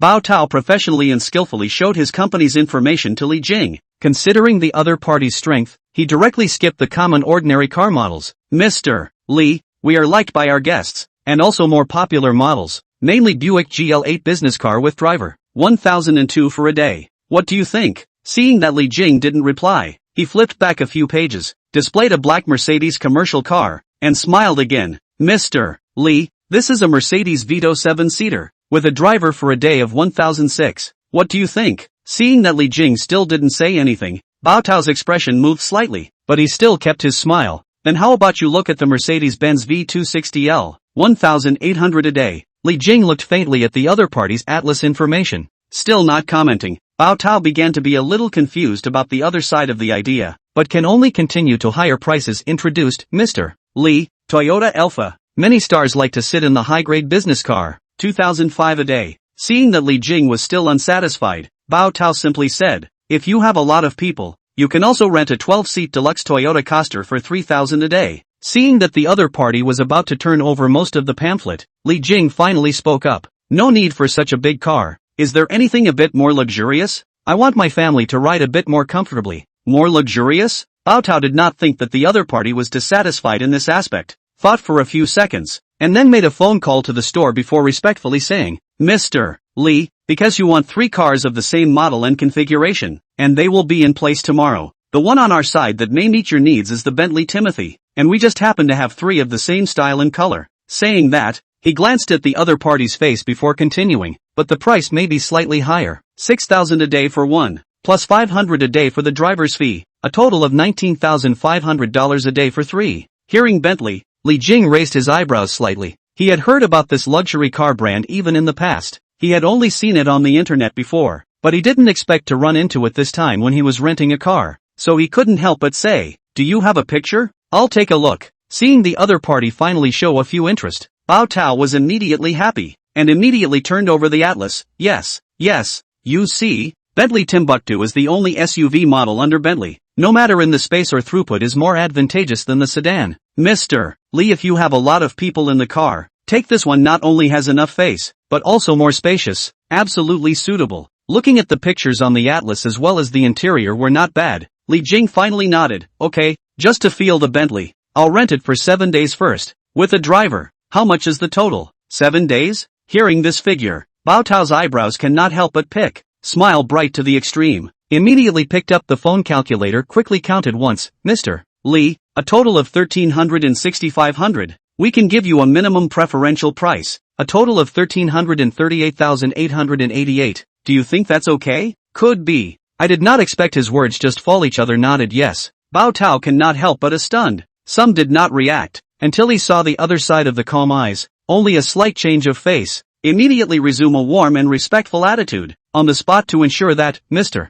Lee, since you trust us so much, we will certainly do our best to serve you and your family. With that said, he quickly pulled out his file bag of contracts and related information and began to complete the processes and procedures directly in this room. And this is what Zhou Shun deliberately explained, saying that Li Jing does not like trouble. It is best to talk about it to get all the processes done at once, without the need to contact repeatedly to waste energy. Seeing that Li Jing had already started signing a car rental contract of more than $130,000 with the other party, and Tong and Zhang Xinxin were still only secretly surprised in their hearts, while Li Xiaoxiao on the side had already widened her eyes. If it wasn't for the fact that Li Jing was talking business with the other party and it wasn't convenient for her to interrupt, otherwise she would have shouted out, "That's more money to rent a car for 7 days than someone would pay for a car." This level of spending had upended the consumerism she had developed over 21 years. She couldn't help but pull Zhang Xinxin beside her and asked in a low voice of surprise, "Sister Xinxin, has my brother always been so posh in Tianhai City?" Upon hearing this, Zhang Xinxin raised her eyebrows slightly and laughed close to her. "Your brother is much more bolder than this. You'll have to get used to it sooner."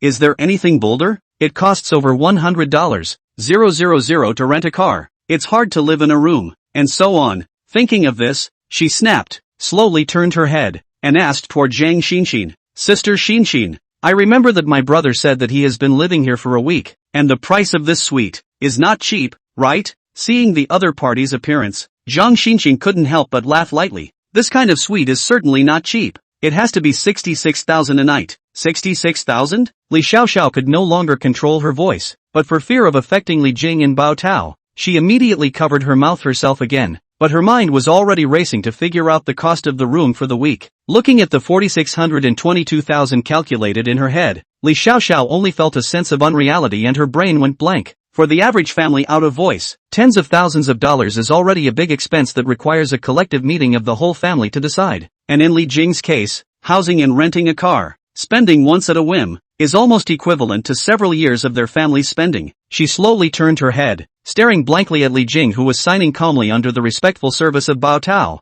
finally feeling himself and the other party, it seems, are no longer in the same world. Chapter 105, The Heart of the Matter. Congratulations to the host for enjoying the luxury car rental service, spending a total of $133,808. Return reward $1,338,808. The host's remaining funds total $119,460,000. Since the luxury car charter rental required payment in advance, after Li Jing signed the contract and the transfer of funds was completed, a familiar prompt from the system appeared in his mind. Seeing that he had once again earned more than $1 million, the corner of Li Jing's mouth rose slightly. Then he looked at Bao Tao, who was full of respectful smiles, and said, "I still have to pick up someone from the high-speed railway station in the afternoon. When will your car and driver be in place?" "It's already been arranged with you, and it's estimated that in another half hour or so, our professional chauffeurs will arrive at the hotel you're staying at in 3 white Bentleys." Saying that, Bao Tao immediately took out a small card and said, "There are our driver's contact information on it, of which the 3 that I've ticked for you are the drivers who will serve you." Li Jing took the other party's card and just casually scanned it before handing it to Entong beside him. "You'll be in charge of contacting them later." "Okay." Entong hurriedly took the card, then attentively recorded all 3 driver numbers in her cell phone. Seeing this, Zhang Xinxin, who was on the side, hurriedly stretched her neck and recorded the driver's number as well, lest Entong behave better in front of Li Jing. When Bao Tao saw the 2 big beauties competing to help Li Jing, he was surprised and a little envious at the same time. Afterward, with the matter completed, he stood up in a sensible manner and left the suite after respectfully bidding farewell to Li Jing. Seeing that Entong and Zhang Xinxin had already picked up their cell phones and started contacting the driver respectively, Li Jing subconsciously looked at his cousin and found that the other party had changed her normal state and was sitting on the sofa with a complicated look, completely missing her previous lively and cheerful and heartlessness. Li Jing raised his eyebrows and laughed. "What? Just renting a car stunned you?" This time, instead of joking back like before, Li Xiaoxiao turned her head to look at Li Jing with complicated eyes and said, "Brother, originally, I just thought that you made money. But I didn't expect you to make so much money." Seeing the other party's appearance, Li Jing was a bit strange. "What? Is it bad to have a lot of money?" "No, it just felt so different from my usual life that it didn't feel real." Li Xiaoxiao had more than a hint of bewilderment in her eyes. "The money you just casually spent is equivalent to a year's worth of spending for our family." This feeling. Saying that, she frowned slightly and lowered her head. "I can't tell. I just feel that the original gap between people can be so big. Even if my parents try hard, it's impossible to imagine a life like yours." Seeing the other party's voice getting smaller and smaller, Li Jing first looked at the other party quietly, then walked over and rubbed the other party's head and laughed. "It's normal for you to feel that way. You haven't fully stepped into society yet, and this kind of thing might hit you a little too hard." Li Jing sat beside the other party, swept his eyes at the luxurious suite he was staying in, and slowly said, "When an ordinary person witnesses the huge wealth gap between him and the rich for the first time, there will be some fluctuations and changes in his psyche to a greater or lesser extent. Not to mention you. I just came to Tianhai City, and when I saw the contrast between the prosperity here and my old home, I was not at peace inside either." At those words, Li Xiaoxiao turned her head to look at Li Jing. She realized that the other party seemed to be different from before, not only in terms of appearance, but also in terms of temperament and mentality. The sunlight outside the window reflected on Li Jing's face, radiating a faint edge of light, looking at Li Xiaoxiao a little out of her mind. And after feeling this wealth gap up close and personal, many people will feel small and powerless, especially motivated people like you, who are more likely to doubt the meaning of their lives when they realize that they may work hard for their whole lives to be far from reaching the other side. Li Jing said, looking back at Li Xiaoxiao's trembling eyes, and smiled. "This is all normal, because this society is not completely fair by nature. This is an objective phenomenon that inevitably exists in the development of society and economy, and it's not something that you can personally control and change." Seeing the other party's eyes changed, Li Jing rubbed the other party's head. "Perhaps this is considered the first lesson before you enter society. As long as you correctly recognize this gap, and then dig their own strengths, and their own comparison is enough. Do not have to think of anything else.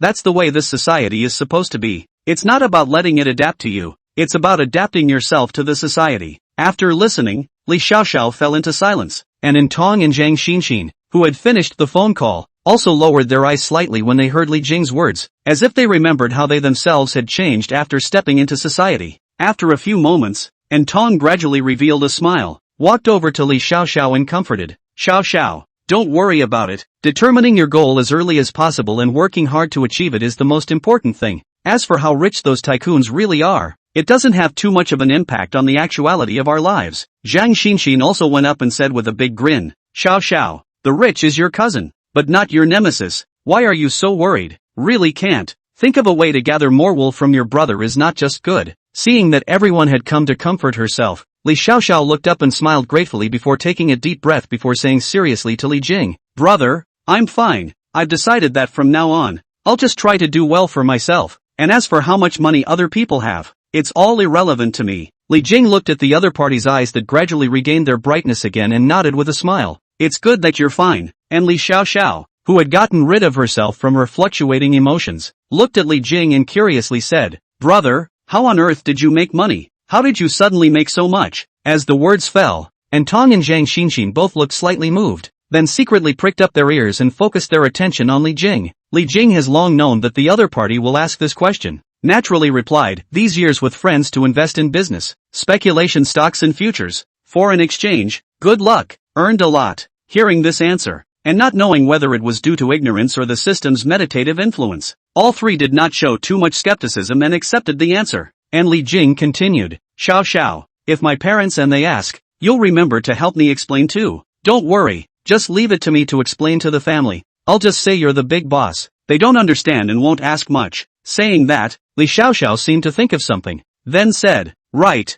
brother, this time, Auntie is not coming for something, you know? Auntie is not coming? Li Jing was surprised, obviously unaware of the news. Yeah, she had a temporary family emergency and couldn't get away, or so my dad told me today, Li Xiaoxiao explained. This time it's just your parents and my dad, and Sister Qin coming over. Sister Qin? Li Jing frowned slightly. Who? Why don't I have the impression that there's someone in my family whose name contains Qin? You should have seen it. Li Xiaoxiao tried to open the other party's memory. She is my mom's niece. I heard that she also wanted to come to Tianhai City to travel, so my dad brought her along. She should be a year younger than you. When she was studying before, she stayed at my house for a year. You even had contact with her then. Seeing Li Jing still frowning with a look of not being able to remember, Li Xiaoxiao inclined her head to think, then clapped her hands excitedly. Right, do you still remember? She was white, good-looking, was the class flower of their class. At that time, there were boys who came to my house to find her confession. She stayed at your house for a day in order to avoid the other party. Remember? At those words, Li Jing froze, slightly widening his eyes, and the appearance of a white and beautiful-looking young girl finally slowly emerged in his mind. Li Jing remembered that the other party was hiding in his home that summer, and he was still impressed by the other party's face that tugged at his heartstrings, especially those exquisite eyes that seemed to contain the entire starry sky. So much so that later on, Li Jing even went to look for the other party a few times, but since the other party left Li Xiaoxiao's house, he had never seen them again. In this regard, Li Jing had also always felt some pity. That day back then with the other party was considered a rare and wonderful memory in his growing experience. I didn't expect it to be her who came, and after so many years, I don't know what kind of person she's become. Note on shelving. Thank you very much to all the big brothers and sisters for your support of this book, which was previously updated with 270,000 words of free chapters in order to be able to attract more readers and allow you to read more content for free. Now the process has decided to go on the shelf, so the free chapters that were previously set as paid chapters have been adjusted back to paid chapters, because people may be confused. A special explanation is in order. As a thank you for enjoying the book, there are 4 chapters in today's update, 2 at noon and 2 more at 8 p.m. In the future, we will continue to keep 5,000 words updated every day, and I hope you will support and understand. We'll also try to add updates if there is enough time and energy. Thank you. Chapter 106, Katsumoto. Entrance to Xiangnan High-Speed Railway Station. Gwen had just stepped out of a Volkswagen when 2 boys opened the trunk and helped her get her luggage out. Come on, I can afford these. Gretchen, with her long eyelashes and delicate eyes, smiled at the 2 boys who had given her a ride after receiving her own pink suitcase. Tough luck. You too. Small things, just call us if you need anything from now on. Guqin smiled and reached out to pull up the hair around her ears, revealing a few natural winks, then waved her hand and said, alright, then I'll leave first. Wait. Seeing this, one of the boys wearing glasses quickly shouted at each other, took out a small gift box from his pocket and said with some awkwardness, I didn't catch up with you on your birthday last time. This is a gift for you. Guqin was slightly surprised and looked at the logo on the other party's box and realized that it was a brand she didn't recognize, so she couldn't help but raise an eyebrow and ask, what's this? Clover necklace. The boy with glasses scratched his head and smiled shyly. I heard you liked the 4-leaf clover necklace, so I bought it online. This isn't from Van Cleef and Arpels, is it? Van Cleef and Arpels? Guqin saw that the other party was a bit confused and smiled. This should be a copycat brand. I like the Van Cleef and Arpels 4-leaf clover. I don't know. Seeing the boy's face full of red all of a sudden, Guqin smiled slightly. It's okay, it's normal that you don't know, but it's inconvenient for me to bring this when I go on a trip, so I'll just send this gift to your place first. With that, she waved her hand again and turned to leave. Seeing Guqin enter the entrance, another boy elbowed the glasses man's arm and teased, you can do it, brother, and secretly prepared a gift without telling me? The man with the glasses was in a somewhat annoyed mood and turned around to get into the car. Didn't you give her a gift last time? I didn't. And I'm sure I'll have to make one up. Isn't that normal? Who normally sends people girls' necklaces? I say you kid is not trying to chase Guqin, right? Can you stop farting? How could I possibly be chasing after Guqin? Said the glasses man to see the hands of the necklace box, more and more depressed, before saying, other people's eyes are so high, wearing the use of high-grade goods, how can we look at us this kind of losers? Hearing this, Another boy looked despondent and lamented. That's right, the former class flower turned into the current goddess. Anyway, no matter which period, we can't match. Once inside the high-speed train station, Gwen saw a middle-aged man in a jacket waving at her. Great auntie, Guchin shouted, then quickly dragged the suitcase to rush. Saw the middle-aged man behind also stood a couple. Immediately politely addressed, Uncle and Good. Upon hearing this, the dark-skinned Li Weijun nodded his head kindly, while the short-haired woman on the side, Lu Mei, had her eyes light up slightly. Oh, Xiaoqin has been so beautiful after not seeing her for so long. Li Fuguo, the middle-aged man in the jacket, lamented. Yes, Xiaoqin follows her mother's lead, with white skin and good looks, said. He also laughed, just now as his former male classmates specially drive to send her to. She is their group of male classmates Goddess Lu. No, just a regular friend helping out with a drop-off. Getting praise from the elders, Guchin was slightly happy in her heart, but her face was still a good and humble look. Pretty looking indeed. Lu Mei looked back at her husband and said, Li Weijun, Li Jing, he doesn't have a girlfriend in Tianhai City either. Right,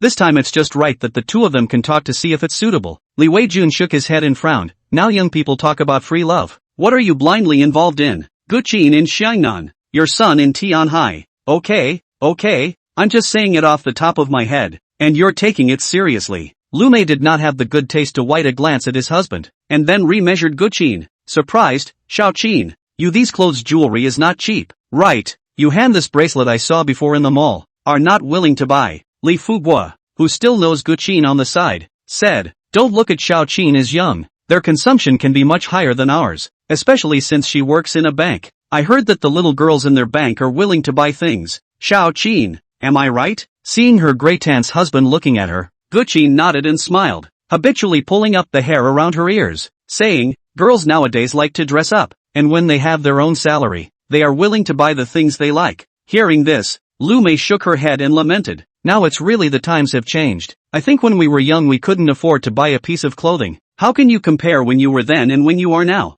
Li Weijun always likes to dislike his wife and then continues, we are all old men, and this era already belongs to them. Lu Mei didn't count with Li Weijun, but some expectation. I don't know how my son is doing, if he's really too tired. In fact, there's no need to stay in the big city all the time. Like Xiaoqin to stay in Xiangnan is also quite good. I see you just want your son closer to home. What? You don't want to? Listening to the idle chatter of a few people, Guchin stood silently, the hair hanging down by her cheeks swaying slightly with the wind. The pair of almond eyes that she was so delicate as to look like a carving. Her eyes flowed, faintly gazing into the distance, and her mind recalled the boy she had seen in middle school, and she couldn't help but darken her mind. I think it's called Li King. I heard my great-aunt's husband say that he was very good, and I don't know how the other party is doing in Tianhai City. Tianhai City, it should be a lot more prosperous than we are here. Parking lot of Tenkai High-Speed Rail Station. 3 white Bentley Timbuktu lined up in the waiting area in turn, their unusual aura attracting many curious eyes around them. There were even a few watching young people who had already secretly taken photos and posted the pictures on social media, thinking that they had stumbled upon which celebrity who came to Tianhai on the high-speed train. And some people accidentally saw Antong and Zhang Xinxin sitting in the car. Was immediately surprised by the other face value? Immediately excited and friends exchanged words, asking around which actress, but in the end, none of them recognized. Dad, uncle, aunt, over here, Li Xiaoxiao, who had already taken the lead, and Li Jing to get off the car and come out to wait for her family, spotted a few people in the crowd with her sharp eyes and immediately shouted and waved in excitement. Upon hearing the sound, Li Fuguo and Li Weijun and the others had happy faces and quickly rushed over pushing their luggage. Li Jing, hard work. Li Fuguo walked in the first, reached out and patted Li Jing on the shoulder, sizing up the other party who was looking good and full of spirit, and laughed. I haven't seen you for half a year. Your temperament is different. It's okay, uncle. You guys had a hard time riding in the car. Li Jing smiled and said a few words to his uncle. Then he set his eyes on Li Weijun and Lu Mei, who were rushing in the back, and immediately went forward to receive the luggage for the other party, calling out, Dad, Mom, Egu, now the national day cooling down. We're so little cold. This suit does not look thick. As soon as Lu Mei saw her son, before the other party could say a few words, her hand was already groping on the other party's clothes. Okay, my son's nice suit will be ruined if you touch it a few more times. Hearing Li Weijun's tirade behind her, Lu Mei said in a bad mood, these clothes aren't made of paper. How can they break so easily? Although her mouth was saying this, Lu Mei still stopped her movements and smoothed out the traces of the wrinkles she had just touched in a smooth manner before withdrawing her hand. Seeing this, Li Jing laughed. It's fine. It's just a piece of clothing, and it's not bad to touch. The clothes in Tianhai City are good. I'll buy more for you guys to bring back then. Gee, it's just as well. Your dad doesn't have a decent formal dress, so it's really something to look at here. Saying that, Lume came close to her own son and asked, the clothes here aren't expensive, are they? It's not expensive. Don't worry, Mom. With your son's income, he can buy you 2 tens of thousands of pieces. Ha ha ha, how can I wear out so many? It's not like I came over to stock up. After a few simple sentences, Lume was all smiles and Li Weijun was also beaming.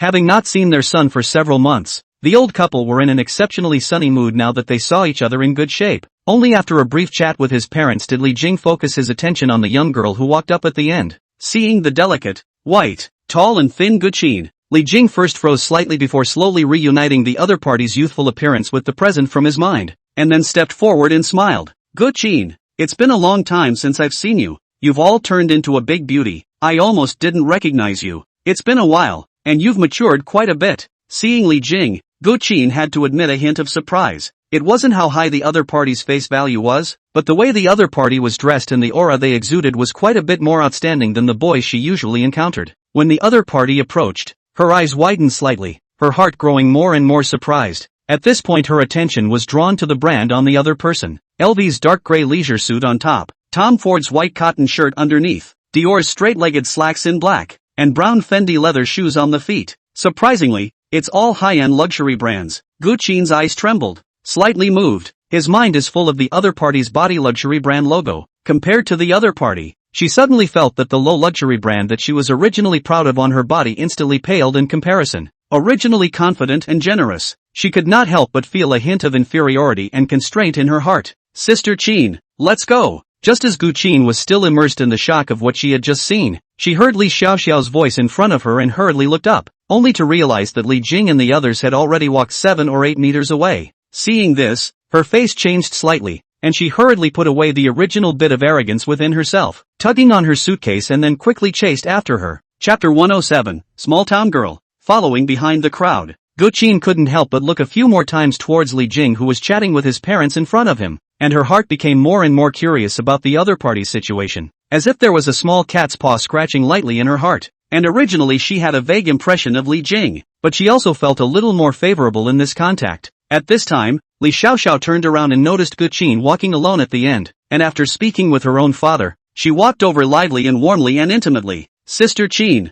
we are all family. You don't have to be too outgoing. My brother and their family are all very good to get along with. Upon hearing this, Guqin subconsciously pulled up her hair at her temples and smiled slightly before walking side by side with the other party. And after deliberating for a moment she still couldn't help but ask, Xiao Xiao, what kind of job does Li Jing have in Tianhai City? He looks as if he's very powerful. You can tell? Sister Qin, you have a great eye. Li Xiaoxiao was surprised. She didn't understand the luxury brands on Li Jing as much as Guqin did, but she didn't hide it when she saw the other party asking questions, and explained according to the pride that Li Jing had explained before. My brother is indeed powerful. He is a big boss in Tianhai City, but I don't know exactly how rich he is. In short, it's very powerful. Hearing the other party's reply, Guqin moved slightly inwardly and nodded her head slightly, vaguely evaluating Li Jing a lot more. Being a boss in Tianhai City, did he turn out to be so good? Sure enough, it's the big cities that have more good boys. In my hometown, the boys around me were living too comfortably, with far too little competition and pressure to be too motivated about making money. As she was thinking, Guqin's cell phone received a message from the boy who had driven her to the high-speed train station. Are we there yet? Did everything go well on the way? Receiving the other party's message, Guqin inexplicably felt a point of impatience in her heart at this point towards the other party's unfailing concern after seeing Li Jing, but she still simply replied, here it is. It's good that you arrived safely. I see that the high-speed train you took is arriving at Tianhai at exactly this time of the day. The other party sent a message and then followed it up with another. That 4-leaf clover necklace thing, I rechecked it and I did buy the wrong one. I'm really sorry. I really don't know about this. I didn't mean to buy a pirated version. I looked at the price and it's a bit pricey, and I've been a bit short on cash lately, so I'll buy one for you in a little while. The other side of the message in the expensive tight and other words, at this time in Guqin's eyes seemed particularly harsh. She subconsciously frowned slightly as she typed a reply. We're just normal friends, and you don't get paid much, so no need to waste this money. After sending this message, she turned off the screen of her phone, not intending to reply again, even if her phone vibrated several times again. Then,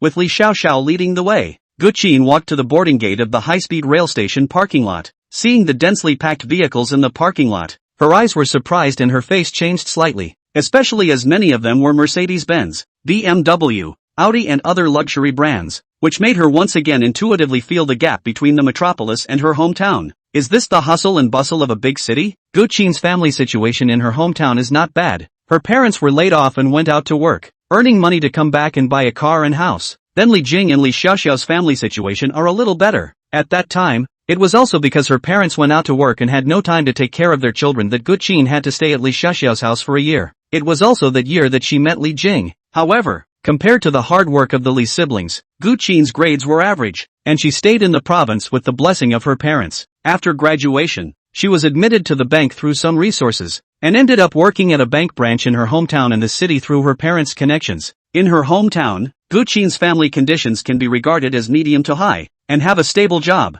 In her circle is barely counted as a rich lady in her hometown, so she is particularly interested in a lot of low luxury goods, and it is these low luxury items that make her feel like she can widen the gap with other people her age, thus satisfying her vanity and being envied and surrounded by her friends. But just after arriving in Tianhai City, those self-esteem and vanity that she had built up over the years were dealt blows one after another, so much so that her original confident look was tightened up quite a bit. Sister Chin, my brother's car is right there. Those 3 cars. At this time, hearing Li Xiaoxiao's clear and energetic voice, Guqin looked in the direction of the other party's gesture, and the first thing she saw was the BMW at the very front, and could not help but be surprised. Your brother's car is a BMW? No, it's in the back. Come with me. Guqin, who was pulled forward by Li Xiaoxiao, saw that it wasn't the BMW and was slightly relieved with a hint of disappointment. Her mood at this time was extraordinarily complicated, and she was afraid that Li Jing was too rich and the gap between herself and the other party was too big. She also hoped that Li Jing was rich enough so that she could have a wonderful traveling experience in Tianhai City. As she and Li Xiaoxiao approached the 3 white cars, they could already see Li Fugua and Li Weijun and the others sitting in each of the cars. 3 cars? Gretchen was surprised. Yeah, there's more of us, and my brother has 2 assistants, so it's more comfortable to ride in 3 cars. Guqin didn't listen to Li Xiaoxiao's explanation. Her attention had been drawn to the big B logo on the front of the car. She had paid attention to luxury cars even though she had little interest in them, especially the conspicuous big B car label, which made the words top luxury car Bentley instantly come to her mind. This is your brother's car? Guqin was truly shocked this time. If Li Jing wearing luxury clothes was still within her imagination, the 3 Bentleys worth millions of dollars were far beyond her expectations. This car? Li Xiaoxiao shook her head. No, my brother is just one person. How could he buy 3 cars? They are all rented. So it's a rental. Gretchen finally breathed a sigh of relief and reappeared with a one-pointed smile. It seems that the gap between himself and his opponent is not that big. Then she got on the car while asking curiously, this car rental is not cheap, right? I remember my friend got married and rented a Big Ben. It seems to be 700 or 800 apiece. Chartering a car is not the same as renting a car for a wedding, and a Bentley is more upscale than a Mercedes. Zhang Xinxin sitting in the co-pilot heard Guqin's words and turned her head to explain with a smile. Mr. Li specially rented the Bentley in order to give you guys a better experience on this tour, and the cost of 3 cars per day is going to be nearly 20,000 a day? Upon hearing this, Guqin, who had just sat in the back row, immediately widened her beautiful eyes and looked incredulously at Zhang Xinxin in the co-pilot. Immediately after that, she immediately reacted again, looking at the other party's surprising face value, and couldn't help but wonder, are you? Zhang Xinxin curved her eyes and smiled, turned around and reached out her hand. Hello, I'm Mr. Li's secretary. This tour is dedicated to your service. You can call me Sister Xinxin, secretary. Hearing this, Guqin was completely confused. He had already guessed that Li Jing was rich, but now it seems, Li Jing's strength is much higher than he thought. Chapter 108, Parental Sentiments. 3 Bentleys driving neatly on the street attracted the attention of some people even in Tianhai, but only after a few more glances. Most people's attention returned to themselves. Only occasionally a few young people would be curious to take a few pictures and send them to their friends as the talk of the day. There are too many rich people in Tianhai City, and there are too many opportunities to see luxury cars. Not that this makes people who have lived in Tianhai City for a long time feel numb to money, but they understand more about how other people's affluence has nothing to do with them, and it is better to work hard to make money on their own rather than paying too much attention. In the first Bentley sat Li Jing and Li Jing's parents. The second one sat the eldest, Li Xiaoxiao and Intong. The third one was Guqin and Zhang Xinxin. Originally, there was also the aunt's 2 families, but since the aunt had changed her plans temporarily, Guccian was the only one left. Bentley as a medium-large luxury SUV. The rear space is ample and spacious, almost free to stretch their feet. But at this time sitting in the back row of Li Weijun and Lu Mei, two people seem a little constrained. Seeing that the seat was also equipped with an entertainment tablet, Lu Mei glanced at the driver who was driving, then patted Li Jing, who was sitting in the passenger side, and whispered, "Son, this car is quite expensive, isn't it?" Not waiting for Li Jing to answer, Li Weijun, who knew more or less about it, chimed in and opened his mouth. "Isn't this car called a Bentley, a top luxury car, right? Well, the rent has already been paid, so feel free to just sit in it, and rent this car just so you can sit in comfort." Li Jing smiled. "Didn't I say just now, don't worry about money, this time when you come to Tianhai City, you guys just enjoy yourselves." Upon hearing this, Lu Mei was still a bit in disbelief, and carefully touched the leather of the car seat, saying, "Son, Mom knows that you're excellent, but I didn't know that you're so good, that you can still mix so well in Tianhai City." Li Weijun was also surprised by Li Jing's bravado. "Son, I heard Xiao Xiao say that you have more money than that Wang Dafu now." "Really?" Upon hearing this, Li Jing was first stunned, before remembering that his family once had a neighbor named Wang Dafu, who later opened a factory and made millions, bought a luxury car and a new house, and was so powerful for a while. This also made Li Weijun, who had previously had a bad experience with Wang Dafu, extremely depressed. Hearing this name again at this time, Li Jing couldn't help but smile, realizing that Li Xiaoxiao's comparison really poked at her own father's heart, and replied, "Dad, don't worry, Wang Dafu didn't earn as much as I did even if he opened a few more factories back then." "Really?" Hearing this, Li Weijun was first shocked, then he clapped his hands like relief and said 3 times in a row, "What are you comparing our son to that Wang Dafu? That Wang Dafu was a villain, relying on cheating and scoundrels to earn his money. Can he be compared to our son?" said. Lu Mei leaned forward, came to Li Jing's side, asked in a low voice, "Son, you with Mom through a bottom, you in the end now how rich? You do not tell me. I see you spend this money hard, really no bottom." Saying that, she gently grabbed Li Jing's arm and said seriously, "If you don't have any money, it's fine. Mom won't let your elder uncle and the others know. I heard everyone say that the general environment is not good right now. Many young people are unemployed. If you really don't do well, just come back. The family definitely won't be missing a pair of chopsticks for you." Hearing the other party's words, Li Jing inexplicably felt a pang in his nose as his mind recalled the time when his parents had worked desperately to earn money to raise him to adulthood. Then he pursed his lips and turned his head to look at the other party's face that had already gotten a lot more wrinkles, saying, "Mom, don't worry, our family's bitter days are over. I've really made money." Lu Mei stared at Li Jing's eyes for a while before she finally breathed a sigh of relief. Then her eyes slightly red, dispelling the last trace of uneasiness in her heart, and said gratefully, "Mom knows. Hard work for you all these years, son." Hearing Lu Mei's words, Li Weijun also felt a little bad in his heart, reached out and patted his old partner, then said to Li Jing, "Son, what you do in Tianhai City, we will not ask more. Just hope you can be healthy and happy. Your mom and I have nothing to offer. You come to Tianhai City to fight cannot help much. You now make money also do not need to waste on us. You should spend that just usually have time to remember to go home to see on the line." Seeing his father talking to him like this for the first time, Li Jing was slightly moved, then said, "Don't worry, Mom and Dad, I'm living a good life, and I want you to enjoy it when I make money. I'm happy when you're happy." Hearing Li Jing's words, Mr. and Mrs. Li Weijun shook each other's hands without saying anything more. Just Lu Mei skimmed his face to look out the window, stealing the corner of his eyes in the back row of the action. Let Li Jing know that the other party inside is not as calm as the surface. When they arrived at the Riverland Resort Hotel, Li Jing had already opened another suite for his family in advance. Counting the week of renewal of his own suite, Li Jing added another $924,000 to his hotel spending this time around,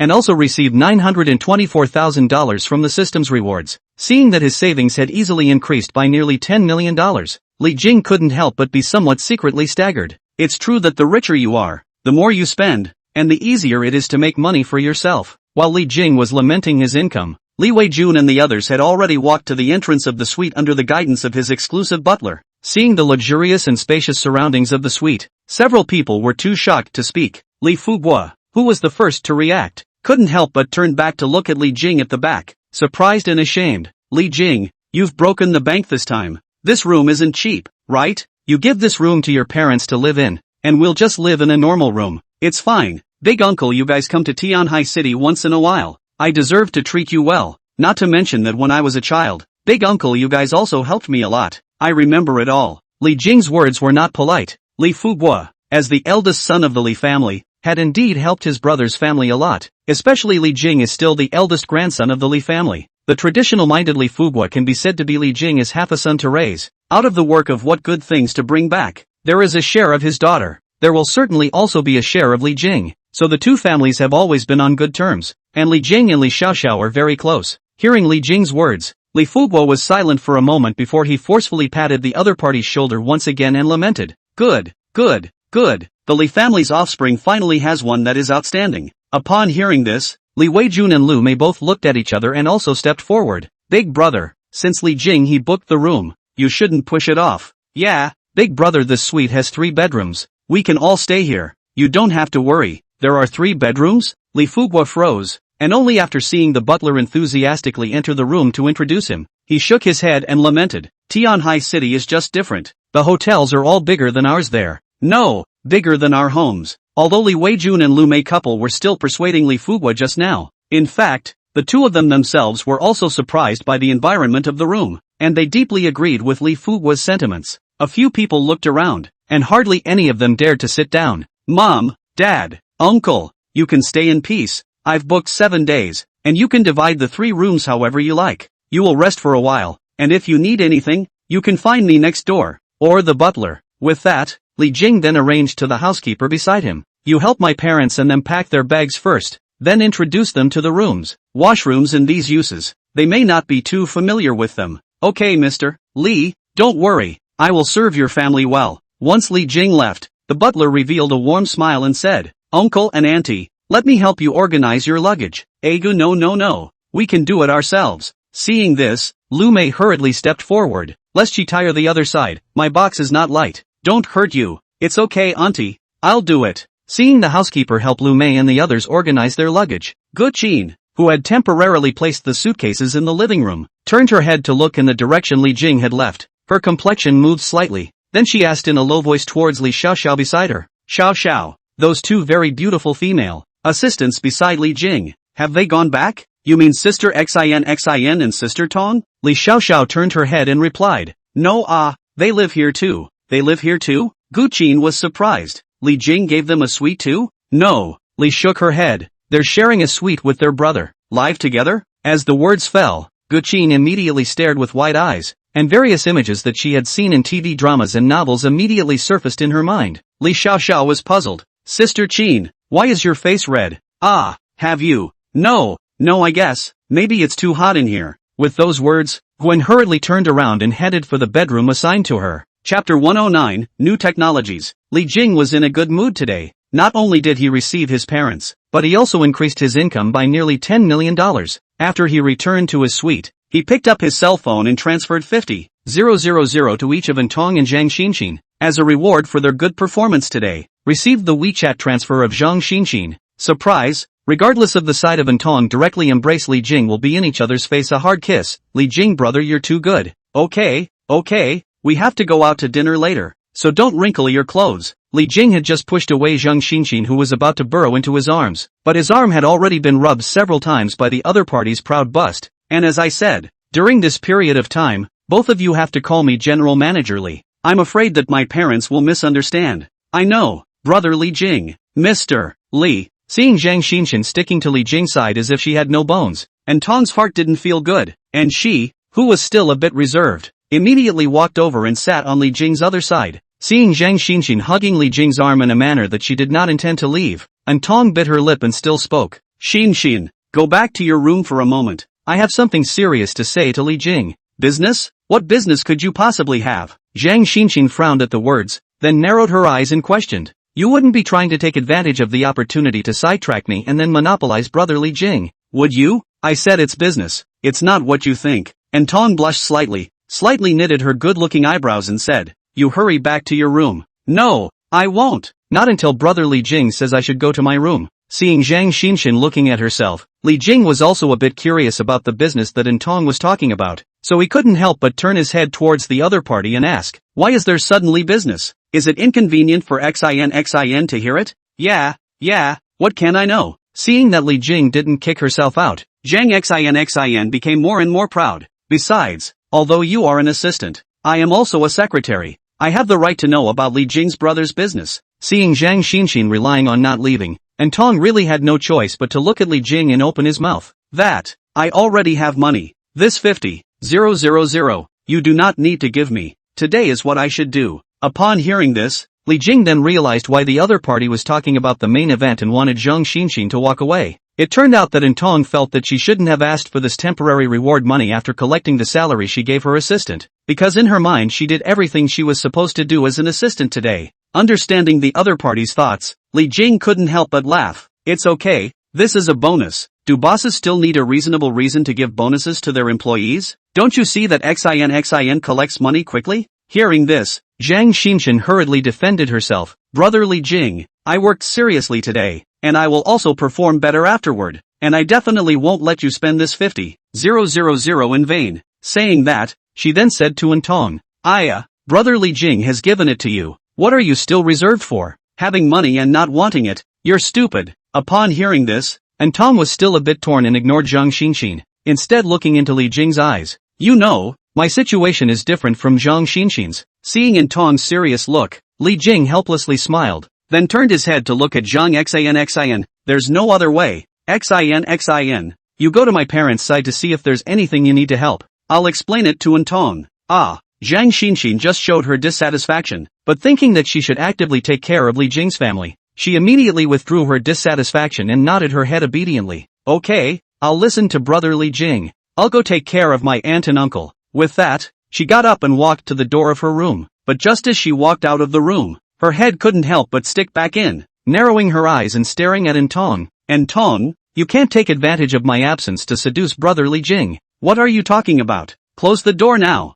Tong sniffed. Immediately a small face red, until the other side really closed the door of the room. Then she looked back to Li Jing. Explained Li Jing, I have already taken the salary. Originally did not do anything. You this bonus. You don't think anything was done right? Li Jing looked at the other party's delicate face that had been specially made up and dressed up today, and the corner of his mouth rose slightly. Then isn't it that if I let you do something, you'll be able to take this money with peace of mind? Seeing Li Jing's expression, Tong instantly guessed what was going on and her ears instantly turned red. I don't mean this. Hurry up if you're willing. I can wait, but Zhang Xinxin can't wait so long for you. Hearing Zhang Xinxin's name, Tong's complexion changed slightly, then she bit her lips slightly. Her eyes gradually became soft and ambiguous as she looked at Li Jing, blushing her cheeks. I learned a new skill yesterday in the website you gave me. I was going to try it later, so let's try it today. Don't blame me if you don't get it right. At that, Li Jing was surprised. You learn something new every day in the website I gave you?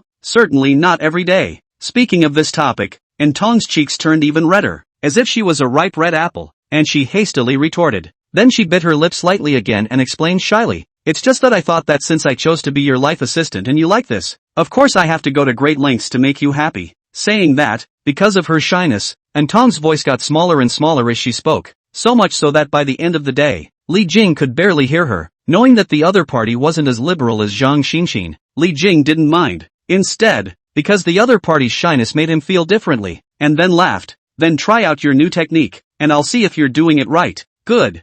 Tong's face was so red that it looked like smoke was about to come out, and with a slight nod, she quickly turned around and left. While Li Jing was wondering, Tong had already re-stepped out, holding a warm towel in one hand and a cup filled with ice in the other. Seeing this, Li Jing raised his eyebrows in a daze, instantly understanding what the other party was going to do next. At this moment, the corners of his mouth were suddenly harder to suppress than raised high.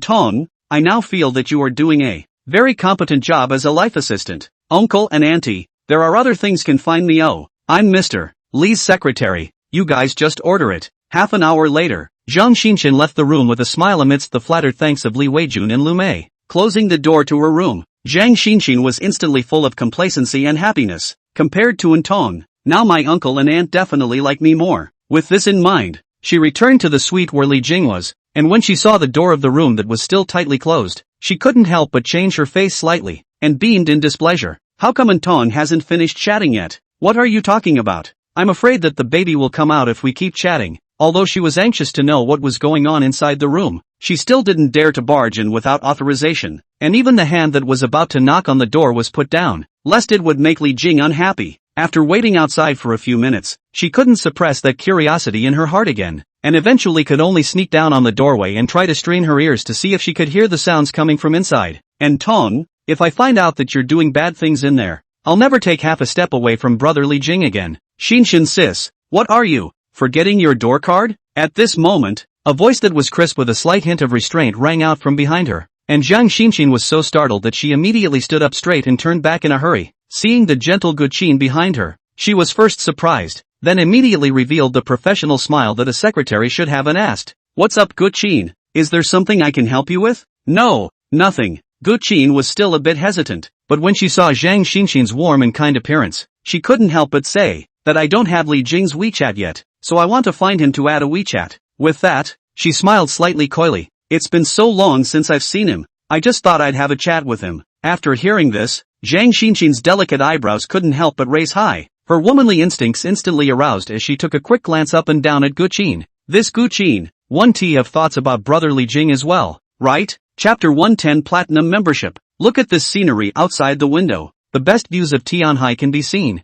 This trip is already worth it just to stay in this suite. In front of the floor-to-ceiling window in the suite's living room, Li Fuguo was video calling his wife. Red-faced, he acted quite calmly in front of Li Jing and the others, but as soon as he called his wife, he couldn't help but show off. "I told you to come and you didn't come. Look, regret it, right? Li Jing is making a fortune now, giving us all the presidential suites to live in. I line. And not you get rich. You excited about what strength? Just like you casually find a house to block the rain to live on the line, but also have the cheek to want people Li Jing spend money to live in the presidential suite. You're obviously jealous when you say that. Jealous of you for what? Jealous that you snore at night? Jealous that you don't shower for days? Your daughter hates the smell of your sweat, do you know?" "Aw, okay. It's no fun talking to you people." Seeing that the other party began to reveal his own bottom, Li Fuguo handily turned off the video loudspeaker, and then looked around and saw that no one was around before relaxing a little. He picked up the phone again, thought for a moment, the corners of his mouth curled up slightly, and dialed his longtime friend again WeChat video, and in the master bedroom, Li Weijun his hands behind the back, left look right look, walked to the closet in front of, touched, sked,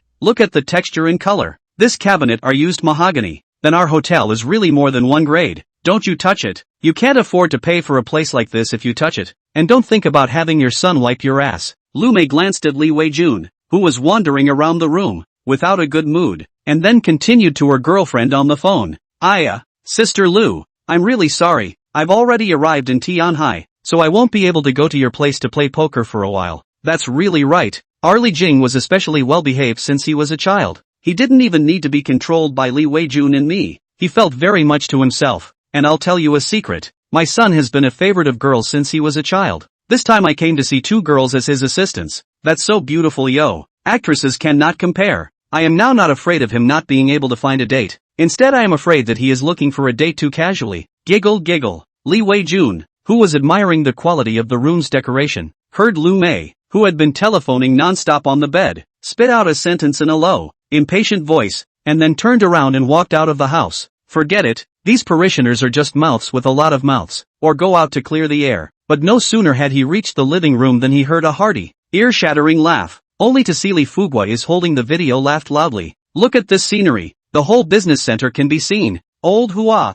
you're so old you have to come to Tianhai to see. Open your eyes, especially have to live in this kind of suite to have a feeling. The other rooms do not have this scenery." Looking at Li Fuguo who was showing off with his old friend, Li Weijun's mouth slightly pumped, lest the other party turn the camera suddenly to let himself speak a few words, hastily turned around and hid back to his bedroom. At this moment, outside Li Jing's suite where the door to his room was tightly closed, Zhang Xinshin and Guqin were standing face to face in the doorway. Seeing that Zhang Xinshin's expression was not right, Guqin realized something and hurriedly explained awkwardly, "Sister Xinshin, I just wanted to casually chat with Li Jing. After all, he invited me to stay at the hotel, and it seems too rude for me to not say a word to him." Upon hearing this, Zhang Xinshin, who was still unsure of the other party's thoughts, also smiled graciously. "You can look for Mr. Li to chat anytime. It's just that right now, he's discussing things with Antone, so it's not even convenient for me to go in." "Is that so? Then I'd better go to my room." Upon hearing this, Guqin glanced at the closed door of the room and could only nod her head, and was about to leave when she noticed in her afterglow that the butler was walking quickly in this direction. Seeing Zhang Xinshin and Guqin, the housekeeper smiled and gave a greeting before ringing the suite doorbell. Seeing this, Zhang Xinxin wanted to reach out and stop it, but then ghostly lowered her hand. This is the butler knocking on the door. It has nothing to do with me. This should not count as me disturbing brother Li Jing. As she was thinking, the door to the room did open slowly, and Tong walked out from it, and after seeing that it was the butler, she was slightly surprised. Then she opened the door of the room completely. You're looking for Li Jing. He's inside. Thanks. The butler smiled and nodded before walking into the room, and Zhang Xinxin took the opportunity to get in front of Tong, flying up and down to look at the other party's collar, buttons, and other various details of the location, but did not see any clues. What are you doing? Seeing the other party sniffing left and right on her body like a puppy, and Tong couldn't help but frown and push the other party away. Zhang Xinxin narrowed her eyes and stared into the other's eyes. You didn't do anything with brother Li Jing just now, did you? What kind of things can we do? And Tong's eyes flickered slightly. Really? Really? And Tong couldn't stand the other parties pursuing questions and whispered, there are still people around, so pay attention. Seeing the other party look at Guqin next to her, Zhang Xinxin then withdrew her gaze and said, alright, let's forget about it this time. Then she turned her head to look at Guqin behind her and said, don't you want to talk to Mr. Li? Let's go in together.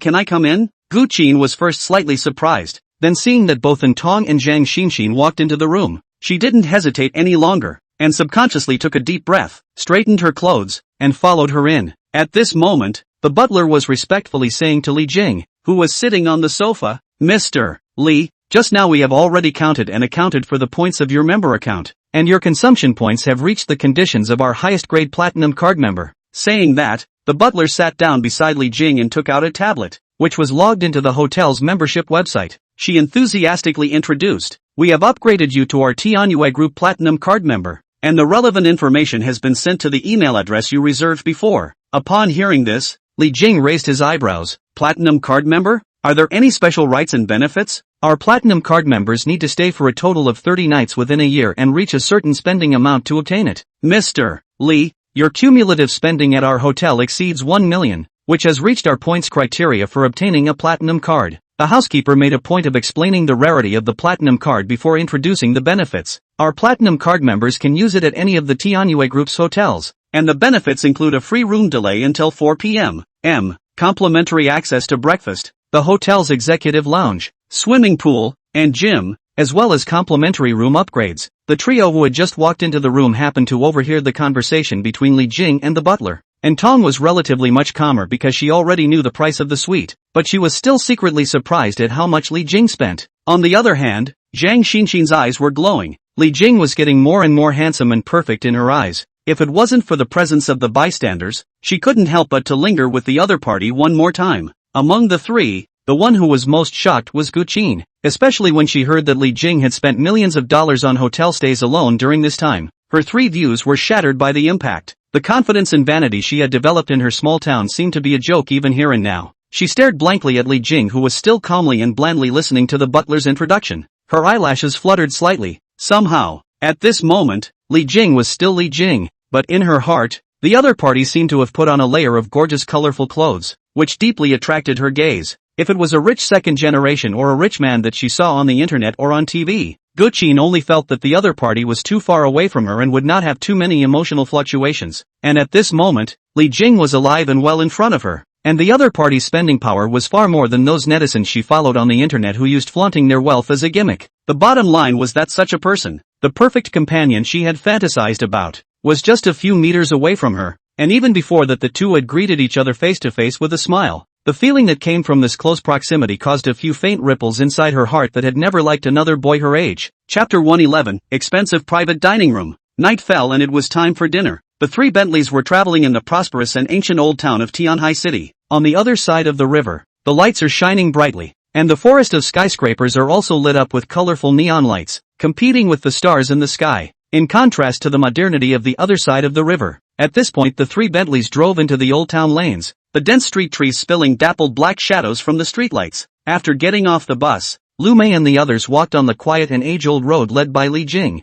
The crowd looked around curiously, wondering where Li Jing was going to take a few people to eat. Son. At this time, Lu Mei took a few quick steps and went to Li Jing's side and whispered, no need to look for a place that's too expensive. We'll just eat casually. It's best if there's a Hunan restaurant. Mom, what kind of Hunan food do you still eat when you come to Tianhai City? Li Jing felt funny. You can rest assured. Your son is not a person who spends money randomly. His heart knows what to do. You guys just enjoy yourselves with peace of mind. That's right. If you want to eat Hunan cuisine, why are you still here? Li Wei-jun behind him spat. What do you know? Don't ask your son to pay for it if you can. You pay for it. Lu Mei turned back and glared at her old partner, then looked around the unique and ancient architectural style, nostalgically sighing. In the past, when we were children's posters, there was this style of building. I can't imagine that old age can still see the physical object. Upon hearing this, Li Wei-jun also looked at the surrounding houses, the staggered silhouettes in the twilight, like an ancient painting. This time he didn't retort, but instead had a melancholy look in his eyes, as if he was remembering his former self. Several people then stopped by an old house in a deep alley. The style of the old houses is so similar to the buildings of the rich neighborhoods in the 80s and 90s, with the typical Western style, which makes them look mysterious and old. At this time, the ancient door was gently closed, and there was only an extremely low-key signboard on it, writing the words Old Sky Sea Private Cuisine. While the crowd was being attracted by the townhouse, a woman in a close-fitting cheongsam immediately opened the door and came forward cordially and enthusiastically. Miss Un, this restaurant was arranged by Li Jing to be found by Antong, and in order to prevent it from flopping, Antong purposely arrived at the site 2 days in advance to make a reservation, so the other party recognized Antong, who had a good face value in the crowd. At the first glance, Antong immediately sidled up to explain, "This is our boss, Mr. Li. I booked this meal for him and his family." Upon hearing this, the cheongsam woman's expression moved slightly, and then she quickly revealed a professional smile towards Li Jing. "Mr. Li, welcome to our restaurant. I am your exclusive housekeeper Lisa today." Li Jing raised an eyebrow and curiously said, "You've also arranged for an exclusive butler for this meal?" "Yes." Lisa reached out to guide Li Jing and the others into the restaurant while explaining with a smile. "Our restaurant has 3 floors. Each floor has an exclusive butler, and each floor only accepts reservations for 1 table. A table of guests?" Zhang Xinxin, who was on the side, was surprised and said, "Do you mean that you, in this building, accept 3 tables of guests?" "Yes." Lisa showed enough cordiality to everyone, and gently opened her mouth to explain. "Each of our 3 floors is a different price point. The first floor is 3,000 per person, the second floor is 4,000 per person, and the third floor is 5,000 per person. And what Mr. Li ordered is our third floor, 5,000 apiece?" As soon as the other party's words fell, Lu Mei's expression obviously tightened and she hastily reached out to grab Li Jing's arm. Li Jing knew what the other party was thinking, smiled and patted the back of the other party's hand, soothingly saying, "Mom, I said, just enjoy it." Hearing this, Lu Mei knew that all into the restaurant cannot be reversed, and Li Wei-jun looked at each other. The old couple subconsciously approached a few points, and when Li Fugua in the back heard this, he immediately furrowed his brows and went up to Li Jing. "Li Jing, this restaurant is too expensive. It's only right for you to give it to your parents to enjoy. It's better for Xiao Xiao and I not to waste your money." Li Xiao Xiao was also startled when she heard that it was going to be 5,000 apiece, and when she saw her father take the lead, she immediately followed suit and nodded. Gu Qin, who was walking at the end, didn't say anything, but just stood silently, secretly observing the low-key but luxurious decorations in the restaurant, and a few moments of envy and longing were born in her heart. "Uncle, you say that? I can't let you guys starve." Seeing the other party's serious face, Li Jing opened his mouth and said, "How about this? Uncle, this is your first meal in Tianhai City. It's only right that you eat well. I promise that I definitely won't choose such an expensive restaurant afterward." Upon hearing this, Li Fugua saw that everyone around him was looking at him and finally nodded, saying, "All right then." Seeing the crowd follow Lisa upstairs again, Li Fugua went up alone and walked to Li Jing's side, and said in a low voice of thanks, "Li Jing, thank you. Uncle will have the cheek to eat this great meal of yours this time. Your grandfather will be very happy to know that you are so accomplished and filial." Hearing the other party mention his departed grandfather, Li Jing was slightly stunned, looked at the other party's vicissitudes of dark but sincere face, and nodded slightly. A few people made their way up to the 3rd floor and across the porch, and the view opened up instantly. Zhang Xinxin and Antong and the others couldn't help but have their eyes light up slightly, only to see that the entire space of the 3rd floor was spacious and luxurious, typical of the medieval European aristocratic style, with leather seats and pure wooden long tables neatly arranged in the room. In the other directions of the room, various different types of tables and chairs and decorations were set up, seemingly for the convenience of the guests to gossip and watch before the meal. In the center, unlike Chinese food, was a typical rectangular, high-grade, solid wood table, which was elaborately decorated with romantic candles and flowers, as well as some intricate Western decorations. After being seated under Lisa's guidance, Li Jing found that there was also a delicate metal rattle on the table. Not waiting for Li Jing to ask, The sharp-eyed Lisa immediately took the initiative to explain with a smile. Mr. Lee, this is our service bell. I will be waiting on the sidelines later on, and I will come over in time if you have any needs by ringing the service bell. Upon hearing this, Li Jing drifted off, then looked at the seated family members and said to Lisa, everyone is probably hungry, so let's serve the meal straight away. Okay. Lisa bowed her head respectfully and left, and the crowd at the table showed a different state of affairs, and Tom always maintained a gentle and virtuous appearance sitting on Li Jing's side, waiting for Li Jing's orders and requests at any time. Zhang Xingxin, on the other hand, has already taken out her cell phone and started shooting, full of excitement, collecting today's copy of the Circle of Friends material. Lu Mei, who was sitting across from Li Jingzhang, on the other hand, looked a bit formal. Li Weijun just wanted to pick up the decorations on the table and take a look, but was secretly tugged by Lu Mei, lowly reprimanding the other party not to move, so as not to cause trouble for his son, and then continued to sit honestly in his seat. In her mind, her honest cooperation and not disgracing her son was the only thing she could do for her son. Li Fuguo, who was sitting on the side,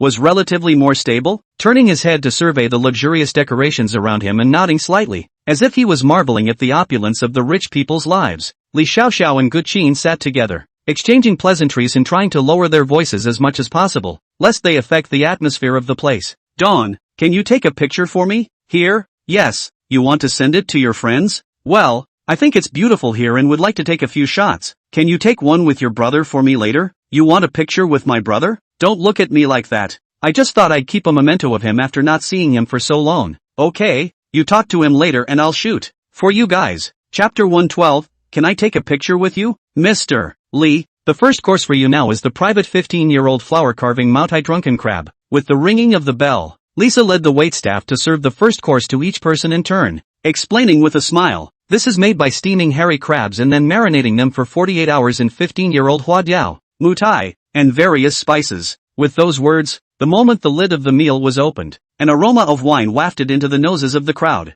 Li Weijun and Li Fuguo, who loved to drink, both looked surprised and astonished. Then a few people tasted, even the usual big mouth eating habitual Li Weijun and others, in this atmosphere to create, also learned to chew slowly taste, and Lu Mei looked at the large white plate with just one crab on it, glanced at Li Jing, seemed to feel that it was different from the luxurious meal she had imagined, and couldn't help but whisper, son, is this even a dish? You think it's the potpourri we have at the dinner table? Li Weijun glanced at Lu Mei and deliberately flirted, eat slowly, you ate several hundred in that one bite. That one bite is worth a week's worth of groceries I've been buying. Lu Mei skimmed her lips, then carefully took a taste, savoring it carefully, as if she wanted to try to taste the difference in the dish. But the taste of nothing but wine in her mouth was simply sweet, so she couldn't really find enough else in the dish to make it worth several hundred. In fact, not to mention Lu Mei, even Li Weijun, who took the initiative to flirt with the dish, as well as Li Fuguo, didn't find it extraordinarily amazing after tasting it. It's mainly the expensive price tag that far exceeds their usual food and drink consumption,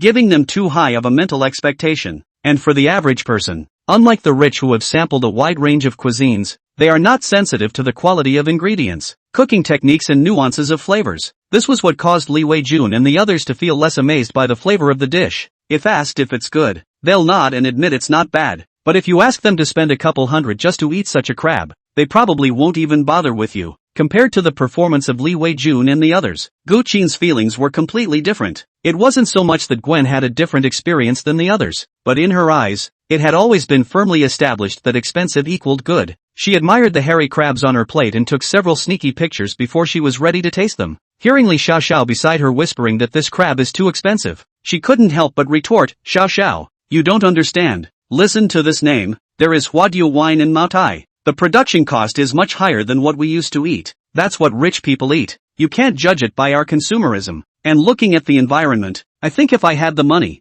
I'd come here too. I have to say, your brother has really good taste, so much better than the boys at our place. Upon hearing this, Li Xiaoxiao couldn't help but glance at Gu Qin, seeing a few glints in the other party's eyes, and vaguely feeling that Gu Qin didn't seem quite the same as herself. But she didn't say much, just nodded and said, maybe, I might not be used to this rich people life yet. With that, Lisa served the second single immediately after Li Jing and the others had finished enjoying the previous single at the sound of a ringing bell. It's vanilla tumblers, frosty snowflakes and cows. This is bluefin tuna, big finger, gongnam snapper, king drunken oyster shrimp. It's puffer fish noodle in high soup. Each meal was extraordinarily delicate and beautifully plated, and the tableware was completely different. So Lu Mei and the others were dazzled, and they didn't even know how to eat it. Fortunately, Zhang Xinxin and Intong took the initiative to help enthusiastically, so Li Weijun and the others did not have to be so embarrassed and awkward. Looking at the various kinds of dishes, Lu Mei was secretly staggered. This eating a meal, the tableware has changed a few sets, so the rich will enjoy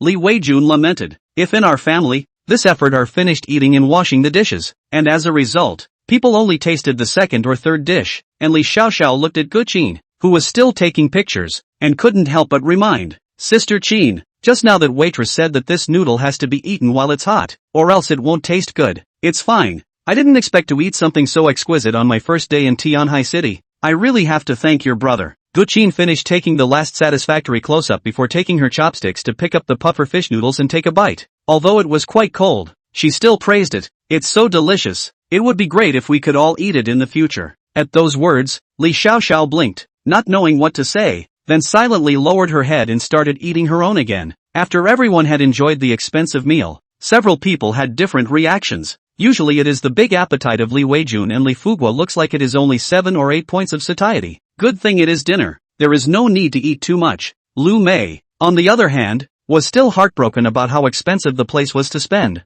Only Gwen ate with extra satisfaction, both mentally and physically, enjoying the place. It even gave Li Xiaoxiao on the side an illusion that Gu Qin seemed like she was born to spend money in this kind of place. However, it was clear that the other party's financial strength could not satisfy her quest for quality of life. After the crowd rested and took a nap after the meal, Zhang Xinxin and the others also began to appreciate the decorations around the room. Since the third floor all belonged to Li Jing Consumption's sphere of activity, even though there were quite a few of them, they still had enough spacious space to move around. At this time, Gu Qin, who had already peeked at Li Jing for several times, finally got up and walked over after being torn in her mind several times. Li Jing, hearing someone call out to him, Li Jing turned around and saw a beautifully dressed and stylish Gu Qin walking towards him. Not paying attention before, Li Jing then realized that Gu Qin's clothes were different from the ones he saw at the high-speed train station. The overall appearance was fashionable and advanced, and it further accentuated her slender figure and good face value. As a matter of fact, after seeing Li Jing's financial strength,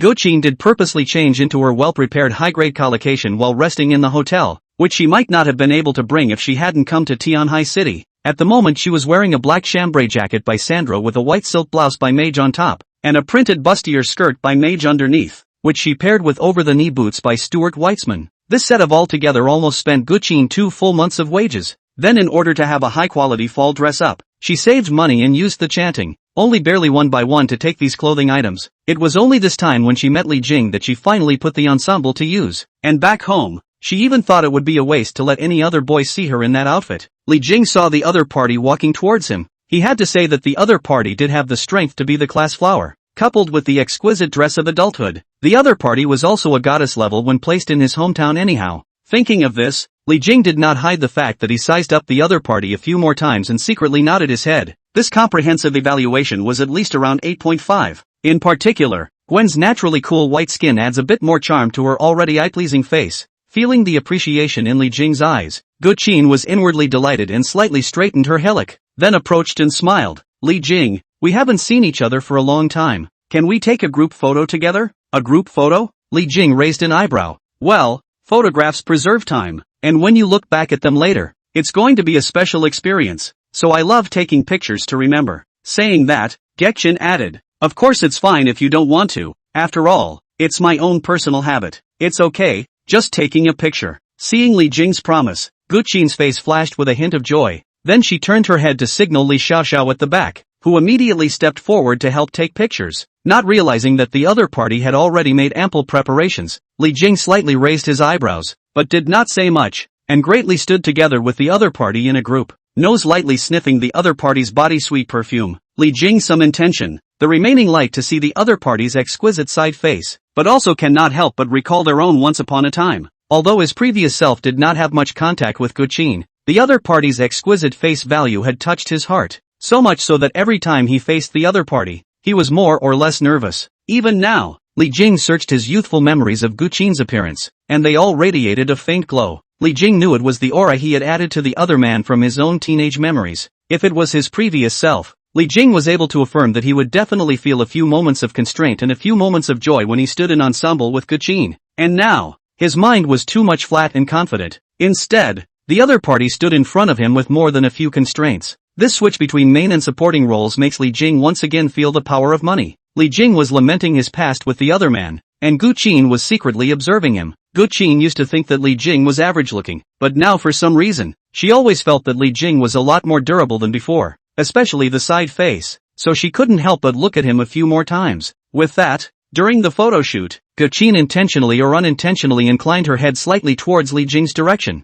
and her limbs were intentionally approaching and leaning towards the other party, but maintaining just the right distance, not far away. Zhang Xinxin also saw this side of the situation. Show eyebrow raised. On the side of Antong said, that Gu Qin dress not bad this one down is estimated to be nearly 10,000 it, are comparable to my previous level of consumption. Antong also glanced curiously at Gu Qin and nodded. Indeed, her spending level is quite a bit higher than Li Jing's family. Zhang Xinxin scat her mouth. But I rather prefer my uncle and aunt, and don't like this Gu Qin too much. At those words, Antong glanced at the other party. You are disliking all the women who are close to Li Jing, aren't you? Who said that? Zhang Xinxin immediately retorted. I think Xiao Xiao is just fine. Oh, that's because she's not a competitive threat to you. Seeing the other party unapologetically poking at herself, Zhang Xinxin crossed her arms in displeasure. Aren't you like that? What? Can you manage to watch other women seduce Li Jing and still not react at all? Antong was silent for a moment, then calmly said,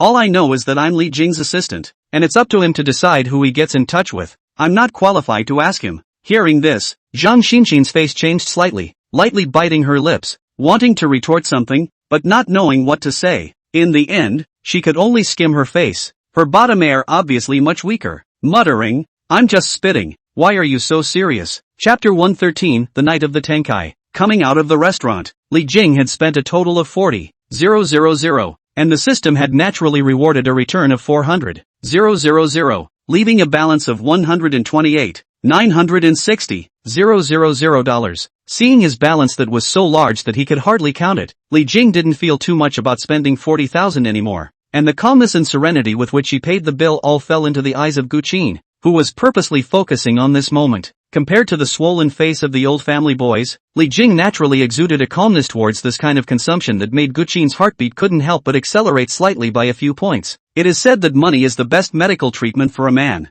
and in fact this medical effect varies in degree for different women. Apparently, for Gwen, this medical effect poked her in the heart perfectly, so much so that when she looked at Li Jing's back at this moment, she felt extraordinarily durable and handsome. As the crowd rejoined the three Bentleys, Li Jing had the driver choose a few avenues with good night views to go around in order to let everyone get a taste of the bustle of Tianhai in advance. The three Bentleys drove on the road in turn, gradually attracting the attention of many other drivers traveling on the road. There are those who are curious about the identity of the people inside the car. There are also those who simply comment on the beauty and ugliness of the Bentley's appearance. And there are also cautious drivers who simply slow down and move away from the three Bentleys, lest they accidentally cut themselves off from each other. As the Bentley pulls out of the old town and drives towards the bustling new city, the surrounding scenery gradually changes from an ancient atmosphere to a modernized future world. Outside the car window, neon lights flashed like stars, illuminating the whole city. The streets are bustling with pedestrians. Bright lights outline the outline of different styles of buildings.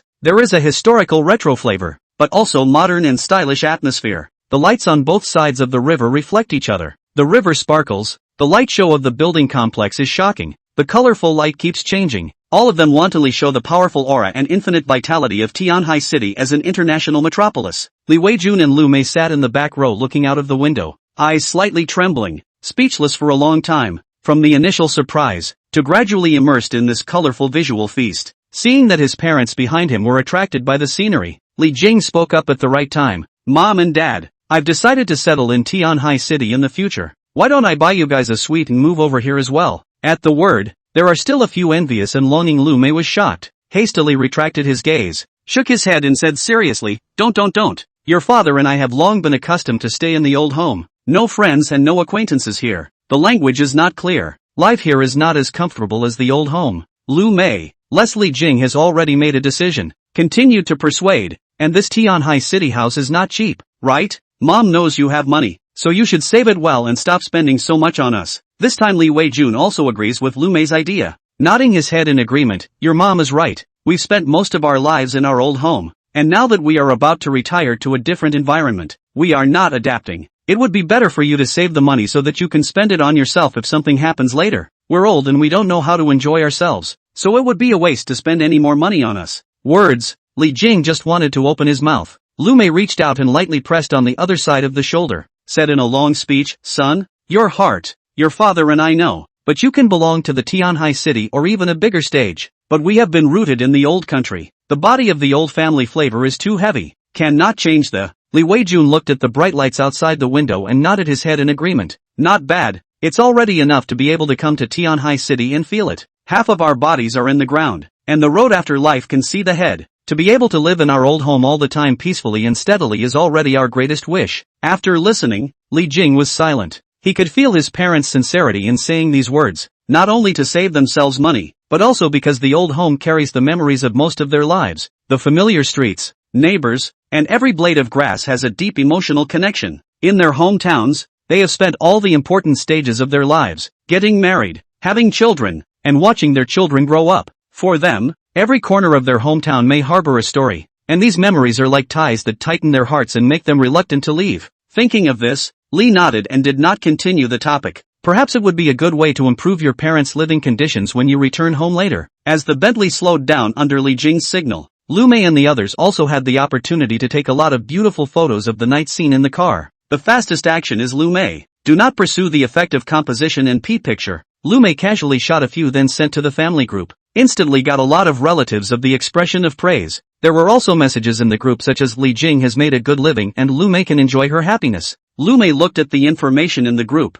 smiled extraordinarily happy, compared to eat a big meal wearing a brand name. His son was recognized by other relatives as the most let her feel happy and satisfied. Li Weijun saw the group of relatives have praised, typed and sent a polite sentence, then sent a red envelope in the group, so that the already lively family group boiled up. The bottom was full of words thanking the boss and praising Li Jing. Seeing Li Weijun's old couple smiling and satisfied, and feel the constant vibration of the cell phone, Li Jing found that usually in addition to the occasional forwarding of health articles of the family group suddenly hot, thought it was a relative's birthday, is pointing and ready to follow the send a blessing. The result is to find that the sky is full of their own names. Seeing this, the corners of Li Jing's mouth twitched, only feeling on the verge of social death, especially seeing his parents constantly replying to everyone's obviously complimentary words in the group. Full of speechlessness, he could only silently turn on the groups undisturbed, and then pretended to know nothing about it. In contrast to Lu Mei's casual snap, Gu Qin, who was also taking pictures in the other car, was much more serious. She tweaked and revised the photos she had taken today over and over again until she decided to send them out when she thought they were above the standard of most ordinary people. Even if she was taking pictures and posting them, she had to do it in a way that was sophisticated enough to outshine the others. She prefers to post her beautiful photos on her small sweet potatoes than other people posting on their friend circles, because that way she can gain more attention and praise from strangers. Sure enough, shortly after she sent it out, her account received multiple likes and replies. What kind of divine face is this? The sisters are so beautiful. That last night scene, can I beg for an original picture as wallpaper? Blockbuster both sense. Really out of the film. Sisters use which software filter? Ask for recommendations. Missy has a good temperament and wears a dress that begs for a link. This restaurant looks so upscale. And all the pretty girls on Little Sweet Potato are really rich. Look good and send more. Gu Qin herself had a few hundred followers because she had carefully run the account and posted beautiful photos from time to time. Seeing the comments underneath, Gu Qin's vanity was instantly and greatly satisfied. Then she paled and saw a comment that made her care. Is that last one of Miss Sister a boyfriend? Looks rich. Clothes are all luxury latest models. Gwen did put a picture of herself and Li Jing on the Little Sweet Potato, as well as a sneak peek of the other's back. However, worried about Li Jing's reluctance to show his face, she purposely blocked his face with a pattern, but intentionally showed all the luxury clothes the other party was wearing. Seeing that message, she took the initiative to type a reply. It's not a boyfriend yet, oh, it's a good friend in Tianhai City. Others saw her reply and immediately another fan left a comment. Blogger, you guys are really good together, but it's a shame we didn't see the face. It doesn't give us a chance to kowtow. Seeing this, Gu Qin couldn't help but show a hint of a smile and typed a reply. Thanks, all depends on fate. After adding a couple of cute emojis with her tongue out, she replied back, if you do get together in the future, post his proper face. Chapter 114, Nighttime Yacht Talks. In the next few days, under Intong's arrangement and Zhang Xinxin's cooperation, Li Jing and his family hit all the major attractions in Tianhai, this time also fully demonstrated Intong's good organization and planning skills. In order to let Li Jing's family enjoy this trip easily, She and Zhang Xinxin tried their best to find all kinds of strategies to organize a perfect luxury travel route. Even Li Jing, who had been in Tianhai City for several years, was very satisfied with the tour. The next day the crowd checked into the Disneyland hotel suite and bought the Disney 3-to-3 card, which allows you to take VIP access to all 14 popular programs from the park entry, with exclusive reserved seats for the Disney parade and fireworks show. Seeing the ordinary tourists who were waiting hard in line made Li Weijun and the others experience the joy of spending money to enjoy privileges in a real way. Two girls in particular, Guqin and Li Xiaoxiao, smiled brightly the whole time and had a great time. On the third day, I purchased a VIP card and went to Ocean Park in Haichang, where I also enjoyed the same VIP service that distinguishes me from ordinary tourists. On the fourth day, under Tong's careful planning, she took the crowd to all the city's best carding spots to take photos and clock in. And even Lu Mei and Li Weijun, who usually don't like to take photos, took hundreds of photos. Day 5 went to the Sky Haven landmark and enjoyed the Sky Restaurant. Day 6, evening. On both sides of the river, the lights of the skyscrapers are reflected in the river's sparkling surface. Li Jing sat on the plywood seats of the luxury yacht's 3-story flybridge and looked out into the distance. The river breeze brings a slight coolness to the face, blowing away the hustle and bustle and fatigue of the day. Hearing his own father singing "The Moon Represents My Heart" from the main deck KTV room on the second floor, Li Jing couldn't help but show a hint of an emotional smile, especially when he heard his father's thick and somewhat old family accent singing with a soft and somewhat embarrassed middle-aged female voice. Li Jing slightly raised an eyebrow, never imagining that his mother, who never sang in front of people, would finally be willing to sing a song in chorus with his dad tonight. Auntie and uncle are having an exceptional time these days. Suddenly, a gentle voice came from behind, and Li Jing turned his head to see that it was Guqin slowly walking towards him with 2 glasses of champagne. Gwen was dressed in what looked like fashion today, but was especially cool, with a light-colored shirt on top and super short denim hot pants underneath. Just a moment ago also in front of the crowd in front of a good shirt. At this time the chest in front of a few buttons do not know at what time has opened, vaguely revealing which the snow-white and erect peaks. Her own characteristic cold white skin paired with her nice figure, the raging inside of its neckline under the night light. But it makes her quite a bit of the charm of Hong Kong stars in the 80s and 90s. Although Guqin is not as good as Tong and Zhang Xinxin, her face value is still able to beat them, coupled with her unique campus goddess pure temperament, giving her her own unique beauty. Li Jing looked towards Guqin,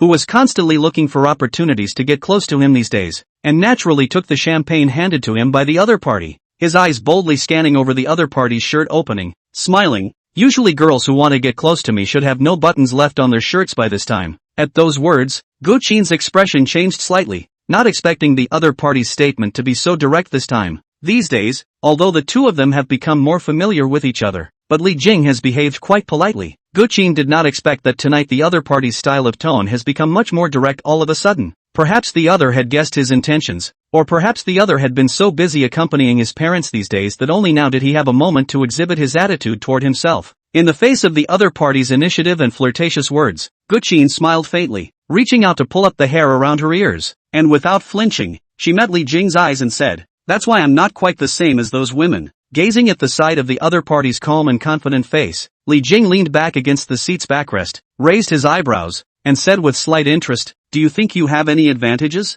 For example, compared to Tong and Zhang Xin." As the words fell, the confident look Guqin was trying to maintain changed once again. If she compared herself to other women, she still had the confidence of her body and face, but compared to the two women beside Li Jing, she really didn't have any advantage to speak of in this regard. But the overpowering desire to win and lose from childhood made her raise her face again to look at Li Jing and stubbornly said, "It's my first time, I've never really had a boyfriend." Hearing this, Li Jing was a bit surprised. After all, the other party had been beautiful since childhood and hadn't even fallen in love once. However, on second thought, Guqin had never been short of warm men and licking dogs around her since she was a child. And with these escorts around, Guqin really didn't need to purposely seek the company of boys. However, Li Jing still didn't show his satisfaction. Leaning on the seat backrest to feel the cool night breeze, he laughed. "This is indeed considered an advantage for girls in Tianhai City. But do you think that if you only look at this, what kind of girls can't be found as long as I spend money?" At those words,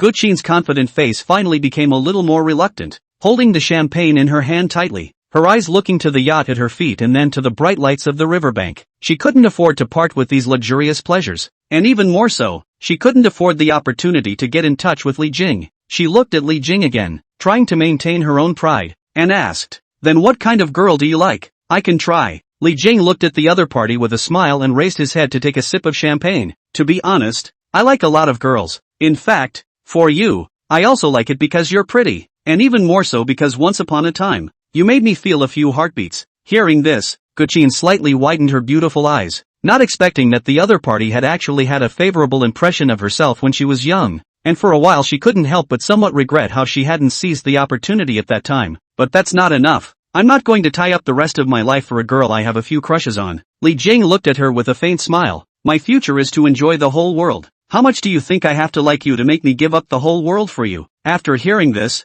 Guchin's pupils trembled slightly, finally realizing that she could never be with the other party, and the last glimmer of hope within her heart was completely extinguished. After a long period of silence, Guchin finally stood up, but still tried to maintain decency, barely squeezing out a smile and said, I understand. Then I will go down first. Seeing Guchin off, Li Jing turned his head to look at the gorgeous and dazzling complex of buildings along the river, his mind not fluctuating too much. Therein lies the magic of money. Even if she opened her mouth casually to Guchin, who was arrogant in her heart and had no regard for the other party's feelings, she wouldn't flip out with herself. On the contrary, if you don't have any money, even if it's just a small mistake that upsets the other person, you will completely lose your place in the other person's heart. Gertrude was indeed nice, but he hated trouble more than anything else. If you let the other person haunt you because of a passing fancy, you'll lose out. Finishing the last sip of champagne against the wind, Li Jing was about to get up when he saw another slender figure coming up the plywood. Seeing in Tong's exquisite features, Li Jing smiled.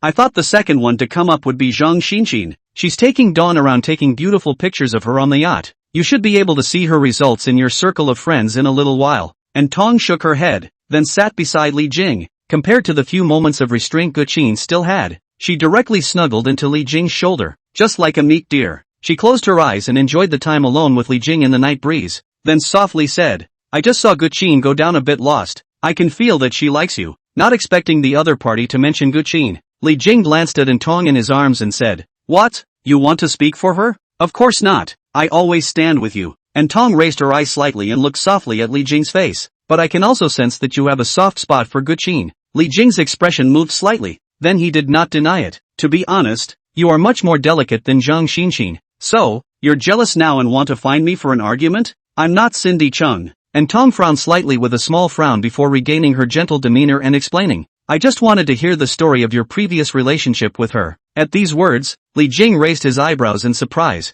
looked at Tong's clear and clean eyes, felt the cool breeze, and smiled slightly. The scenery is just right, but it is indeed a good time to tell a story. But Gwen and I don't really have much contact. It's very simple and bland, but there's not much of a dog and pony show. Are you sure you want to hear it? Well, simple is real. To watch a dog and pony show I might as well find skits to watch. And Tong nodded good-naturedly and expectantly, then filled the other man's glass with champagne and said, I just want to hear more about you. Li Jing gently hugged Tong with one hand, holding a glass of wine in one hand, leaning back, his eyes gazing far into the dotted lights by the river, gradually falling into memories. Gretchen and I first met one summer in middle school. Chapter 115, a different kind of phone call. After listening to the simple story about Guchin and Tong, after thinking about it, tenderly kissed Li Jing on the cheek and left with the already empty wine bottle and wineglass. And Li Jing, who had finished reminiscing, was in a calm mood, leaning against the plywood railing, enjoying the night color of the sky and sea alone. The singing and occasional laughter peppered from the second floor gave him a few moments of relief and comfort. The 4th of July was coming to an end, and he had spent and earned a lot of money during that time. Li Jing roughly calculated that he had earned a total of about $3,200,000, but the income was only secondary to the fact that the trip made his parents happy and satisfied. As he was thinking, he received a message from Zhou Shun. He contacted Chao Shun several times during this time. As Huang Jun said, Zhou Shun has a generous and straightforward personality, likes to make friends, and has many friends in Tianhai City. Ever since that time when Li Jing had dinner with him, Zhou Shun would take the initiative to help Li Jing when he could. Includes an introduction to the company that rents the car, and this luxury yacht at your own feet. Originally, Li Jing wanted to rent a day yacht for his family to experience, but I did not expect the national day is too hot. Outside the rental of the yacht up to 3 hours, the other slots are filled. In the end, it was only after Zhou Shun found a friend's connection that he was able to find this luxury 3-deck yacht chartered to Li Jing for a day. Seeing Zhou Shun sent a message, Li Jing thought it was to talk about the yacht, but it turned out that he did not expect the other party to ask himself to meet. See, the other side sent whether convenient phone message. Li Jing did not think much. They gave each other back to the phone. Elder brother Li, I'm sorry to bother you. Are you still having fun with the yacht? Zhou Shan's bright voice came from the phone, and did not have too much verbosity, opened the door and said, "Recently there is a thing to see if you want to do it." Old brotherly. Li Jing raised an eyebrow. "What is it?" "I heard Jun Huang say that you've worked on construction and landscaping projects before, so you should have some resources and connections." Hearing the other party's words, Li Jing's expression moved slightly and he sat up a bit straighter. "Elder brother Zhou intends to engage in a project with me?" "That's not true." Zhou Shan smiled. "It's just that I have a friend who wants to do green landscaping for a private courtyard to see if you can do it." Saying that, he immediately explained again. "Older brotherly, I know you don't lack money, but this project isn't about making money either. It's about introducing you to this friend to see if you want to get acquainted." Introducing a friend to meet? The more Li Jing listened, the more confused he became. "To tell you the truth, it was my friend who mentioned a word to me about this, and I wanted to do him this favor, but didn't know anyone in the area, so I thought of you." Zhou Shun sincerely said,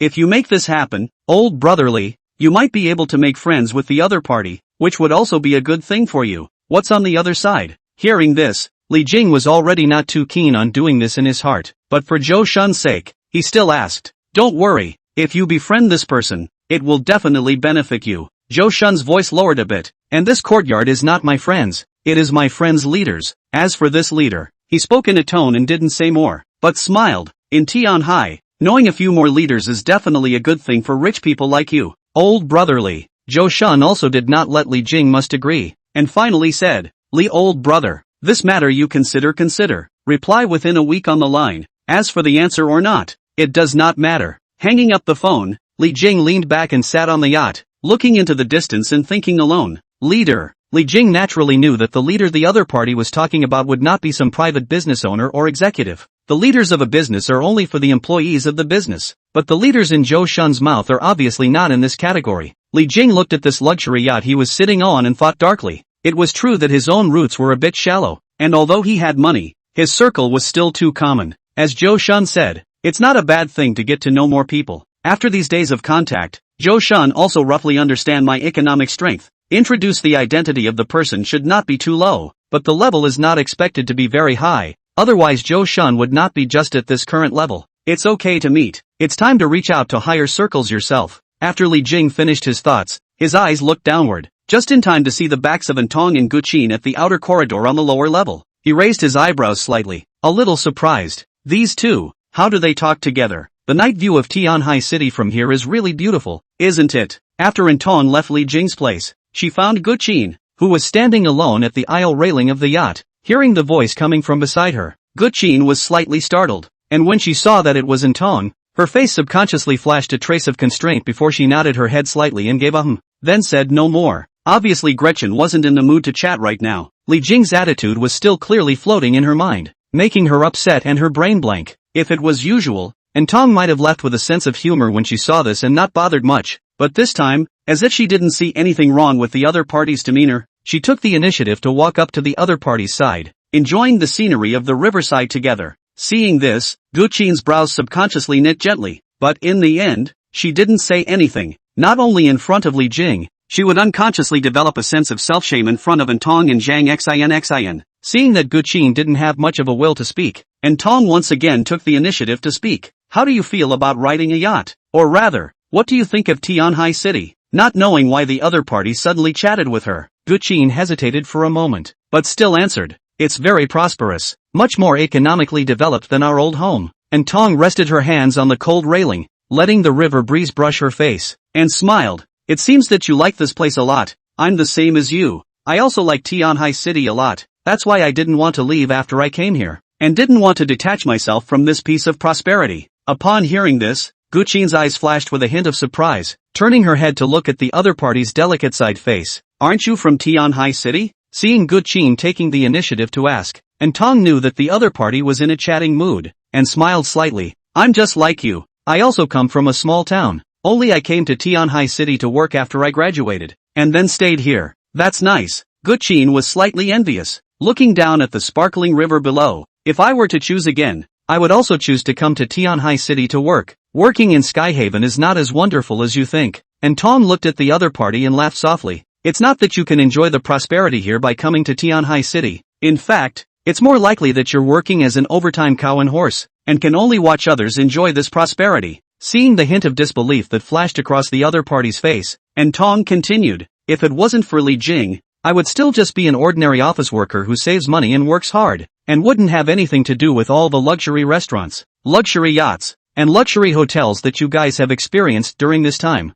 My life would just be a two-bit job and the average beatnik living in a rented room with a fag. Saying that, and Tong looked back at this luxury yacht she was on with some complexity and emotion. And these lives, I'm afraid I wouldn't even dare to dream of living such a luxurious life. At those words, Guqin's expression finally changed. Thinking of her own education and ability, she suddenly felt that even if she came to Tianhai City, it seemed as if she was still just an ordinary person, even inferior to Tong. So how do you know Li Jing? Now that the topic of conversation had been opened, Guqin also regained a few moments of confidence to talk to the other party as an equal. Saying that, she paused in her tone, her eyes twinkling as she continued to ask, you and him, are you really just in an assistant relationship? Chapter 116, People with Different Choices. Hearing the other party's question, and Tong's expression moved slightly, and she was silent for a moment before locking eyes with Guqin. She realized that the woman in front of her seemed to be a few points more powerful than she had expected. Immediately, and Tong had a few more points of rationality in the depths of her eyes, withdrew a few points of sincerity, and smiled.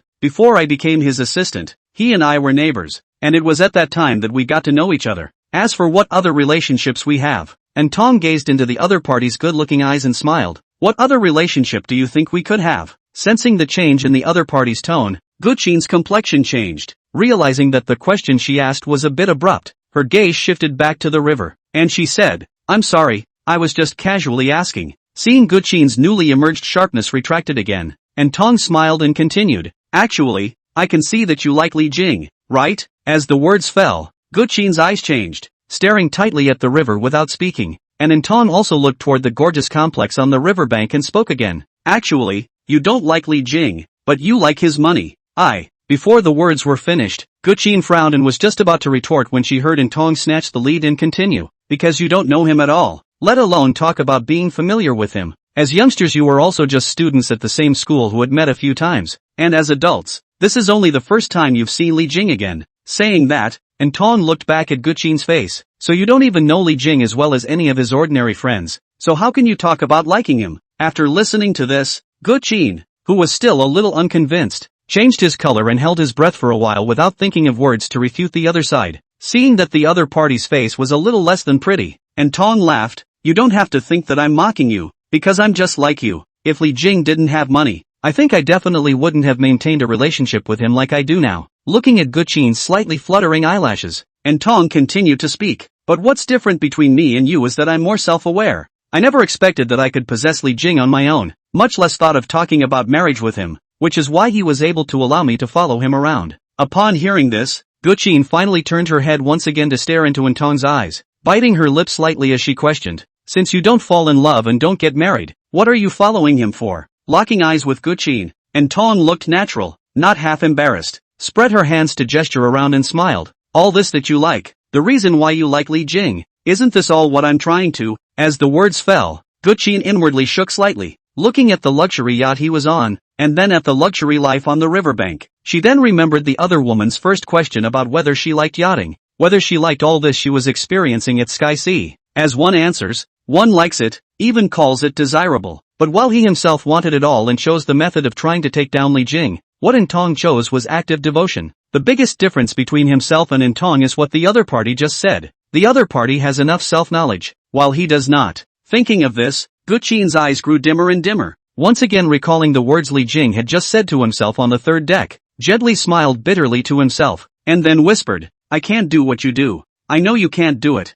Tong no longer looked at the other party, but continued to enjoy the night view on the river. Just like our different choices in work, I chose to come to Tianhai City to fight alone, while you chose to rely on your family's help to obtain a stable job in your hometown. Essentially, the choices we make in the face of things just aren't the same. With that, she paused in her tone and continued, but you may have forgotten, on the choice of job, you just told me that you envied me and even regretted your choice back then. Now, facing Li Jing, another choice, you still envy me, but you still can't do the same as me, because you can't give up, wanting something better, but also not being able to part with what you have in your hands. You may end up with nothing. With those words, Tong took one last look at Guqin, whose eyes were already out of focus, and without further ado, turned to leave. at the last moment of walking back indoors, and Tong glanced in the direction of the upper deck and said in her mind, Li Jing, you said you have a few favorites for Guqin, so I hope what I just did will help you. I'm a competent assistant, I guess. After Tong left,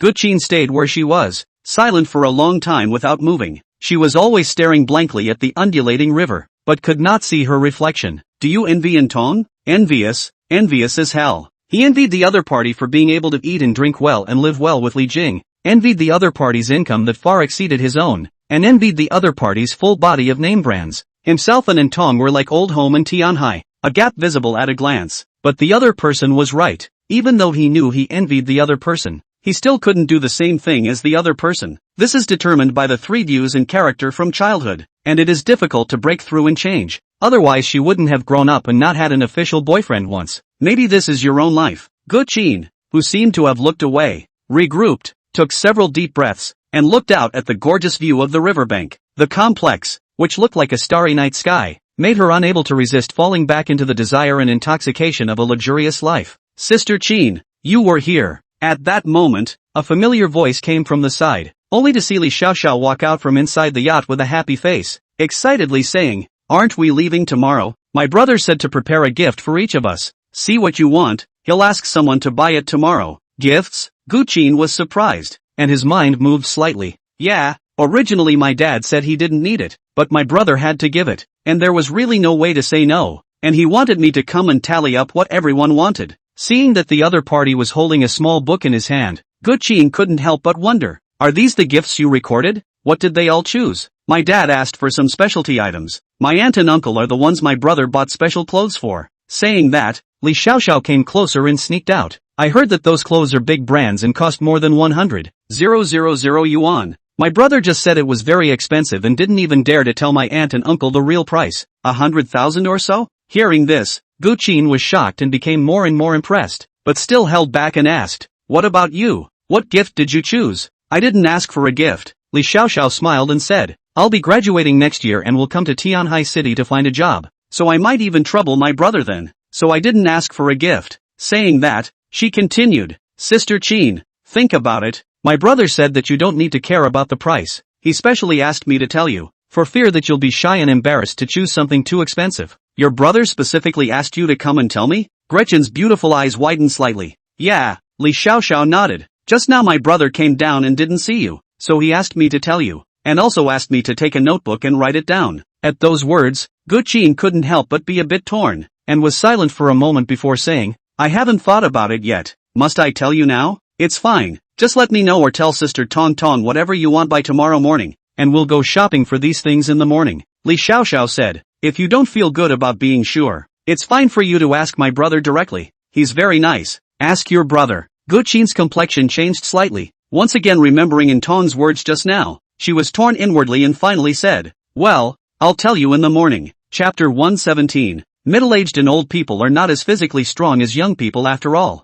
Just when Li Jing, Li Xiaoxiao and the others were still in just the right spirit, Li Weijun, Lu Mei and the others who were singing in the KTV room of the yacht had run out of energy. Knowing that his parents usually went to bed around 10 o'clock every day, and now that playing until 11 o'clock at night was already the limit, Li Jing asked the driver to send his parents and eldest uncle back to the hotel. After the captain docked the yacht, he also went back to his own small room in the yacht to sleep and rest, making sure not to disturb Li Jing and the others in their recreational activities, and was only responsible for safety. And Li Xiaoxiao and Guqin, who still wanted to play, continued to stay on the yacht. There were 3 bedrooms on the yacht, not a small space, and Guqin and Li Xiaoxiao could live in one. As for whether or not Li Jing lived in the same room as Tong and Zhang Xinxin, the two of them had the sense not to mention or ask. Inside the bedroom, Li Xiaoxiao was excitedly sharing her experiences these days with her sisterhood, while Guqin, who should have continued to hand out small sweet potatoes, was sitting by the window in a daze. After replying to her friend, Li Xiaoxiao looked at Guqin beside her and said suspiciously, Sister Qin, what's wrong with you? Seems unhappy? No, I guess, I'm just a little tired. Guqin's complexion changed slightly, and she hurriedly squeezed out a smile. I'm fine, you don't have to care about me. Li Xiaoxiao skimmed her lips and nodded before continuing to chat happily with her friend, while Guqin got up and left the room, whispering to the other party, I'm going to go outside to get some air. Leaving the bedroom, I only saw that the KTV on the second floor, which was still bustling just a moment ago, was no longer occupied, and only the remnants of fruits and snacks on the table still proved that the bustle and joy had existed a moment ago. Gwen sat lightly on the leather couch and picked up an unopened can of beer on the table and drank it. Her ability to drink was slightly better than the average girl. The 2 glasses of champagne just now didn't make her drunk. It only made her cheeks slightly red, which in turn added a few new points of charm. If you are singing and drinking in the old home volume KTV, this time there have been several boys around themselves. There are concerned about their own body. There is to praise their own beautiful. There are accompanied by their own small talk. In short, she had never felt so alone and out of place in a place of entertainment as she did now. The more she thought about it, the more aggravated she became, and the more beer she drank from her hand. With that, she simply picked up her cell phone and took a picture of her drinking and sent it to her friends, with the caption, "The nights in Tianhai City are always lonely and cold," with less of the warmth of her hometown. It didn't take long for several friends to send private messages, mostly guys, fewer girls. Seeing the concern of her friends, Guqin finally felt a little better and had the rare patience to chat with a few people at the same time. Guqin was at first complaining about her low mood, but in no time she was bragging to the other party explicitly and implicitly about the experiences of these days, as well as the luxurious food, clothing, and shelter. Being admired and bragged about by her friends, her mood gradually recovered a lot. It was as if the self-confidence that had been lost in Tianhai City had been recovered one by one from his friends back home. "Qin, have you heard? Daijio bought a new car." At this point, Guqin's female friend shared gossip. "It seems to be an electric car that cost $130,000 or $140,000. Daijio bought a new car?"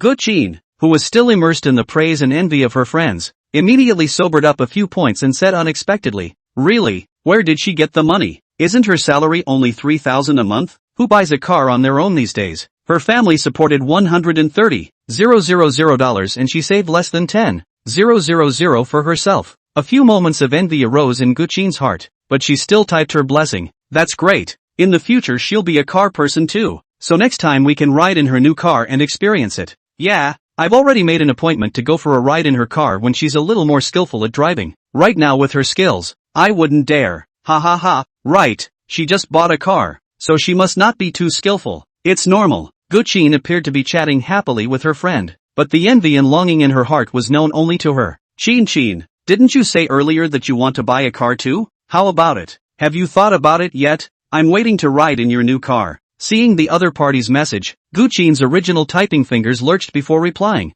"I'm still choosing. I don't know much about the car. After all, it's a big expense. I still want to be considerate." "That's true. We're pretty close to work by public transportation anyway. There's no need to rush out and buy a car, and I hear it costs money to keep it." After chatting with her friend, Gwen's good mood was again affected by her friend's purchase of a car. In fact, she had long wanted to buy a car of her own, and even the accessories in the car had been chosen. But her family was only willing to help out with $1,200,000, and she herself usually spent a lot of money, and did not save any money at all. If you buy a cheap domestic car, $12,000 is also enough. Even Guqin moved before this aspect of the mind, but after seeing her friend buy a $140,000 car, she suddenly lost interest in any car under $150,000. Being emotionally affected by this, Guqin didn't have the heart to chat with the other few boys who were consoling her, and hastily ended the conversation with a random excuse. Looking at her face reflected in the window glass, Guqin looked a little dull. Thinking of the luxurious and smooth experience of these days, suddenly felt tasteless, because even though she's in a yacht at the moment and usually travels in a Bentley, when she gets back home tomorrow, it all hits back. You are still the same ordinary woman who squeezes public transportation to work and looks up brand discounts every day. Even after this time, Guqin felt that she was afraid that the possibility of having contact with Li Jing again was close to zero. After all, the other person's world is so far away from his or her own that if he or she didn't happen to come over on a trip with the other person's parents, the other person might not even spend a penny on him or her. Just as Tong said, his own relationship with Li Jing was really light, so light that he couldn't even be considered an ordinary friend. Thinking about it, she once again recalled the words Tong had said to herself earlier, the different choices that Tong and herself had made. Even though deep down she felt that the choice she had made was the right one, she couldn't suppress her envy and longing when she thought of the name tags that Tong was wearing. This is the last chance to make a choice. Should you change your mind? Guqin murmured alone, torn, her gaze subconsciously looking in the direction of Li Jing's bedroom. At that moment, with a soft thud, the door to Li Jing's bedroom room opened, causing Guqin to be startled and subconsciously sit upright for a few moments. But what came out of the room was not Li Jing, but the sexy and generous Zhang Xinxin. Only Zhang Xinxin's blouse was a bit untidy, and a few flushes remained on her face, so it was obvious that the other party should have done something special in the room just now. Seeing Guqin, Zhang Xinxin was also stunned and surprised. You haven't gone back yet? Oh right, you and Xiao Xiao sleep in the other bedroom, right? Seeing the other party's disheveled appearance, Guqin couldn't help but blush a little and reminded, your clothes. Upon hearing this, Zhang Xinxin looked at her blouse suspiciously, and seeing the piece of proud Snow White exposed, she could not help but give a spontaneous smile, and then raised her hand to rearrange her clothes, and then said, thanks for reminding me, La. The worst thing about this yacht is that it does not have a full body mirror. Seeing the way the other party was about to leave, Guqin was surprised and asked, aren't you going to sleep here? Of course, it's hard to believe that you want me to sleep in a room with Mr. Li. Zhang Xinxin blinked,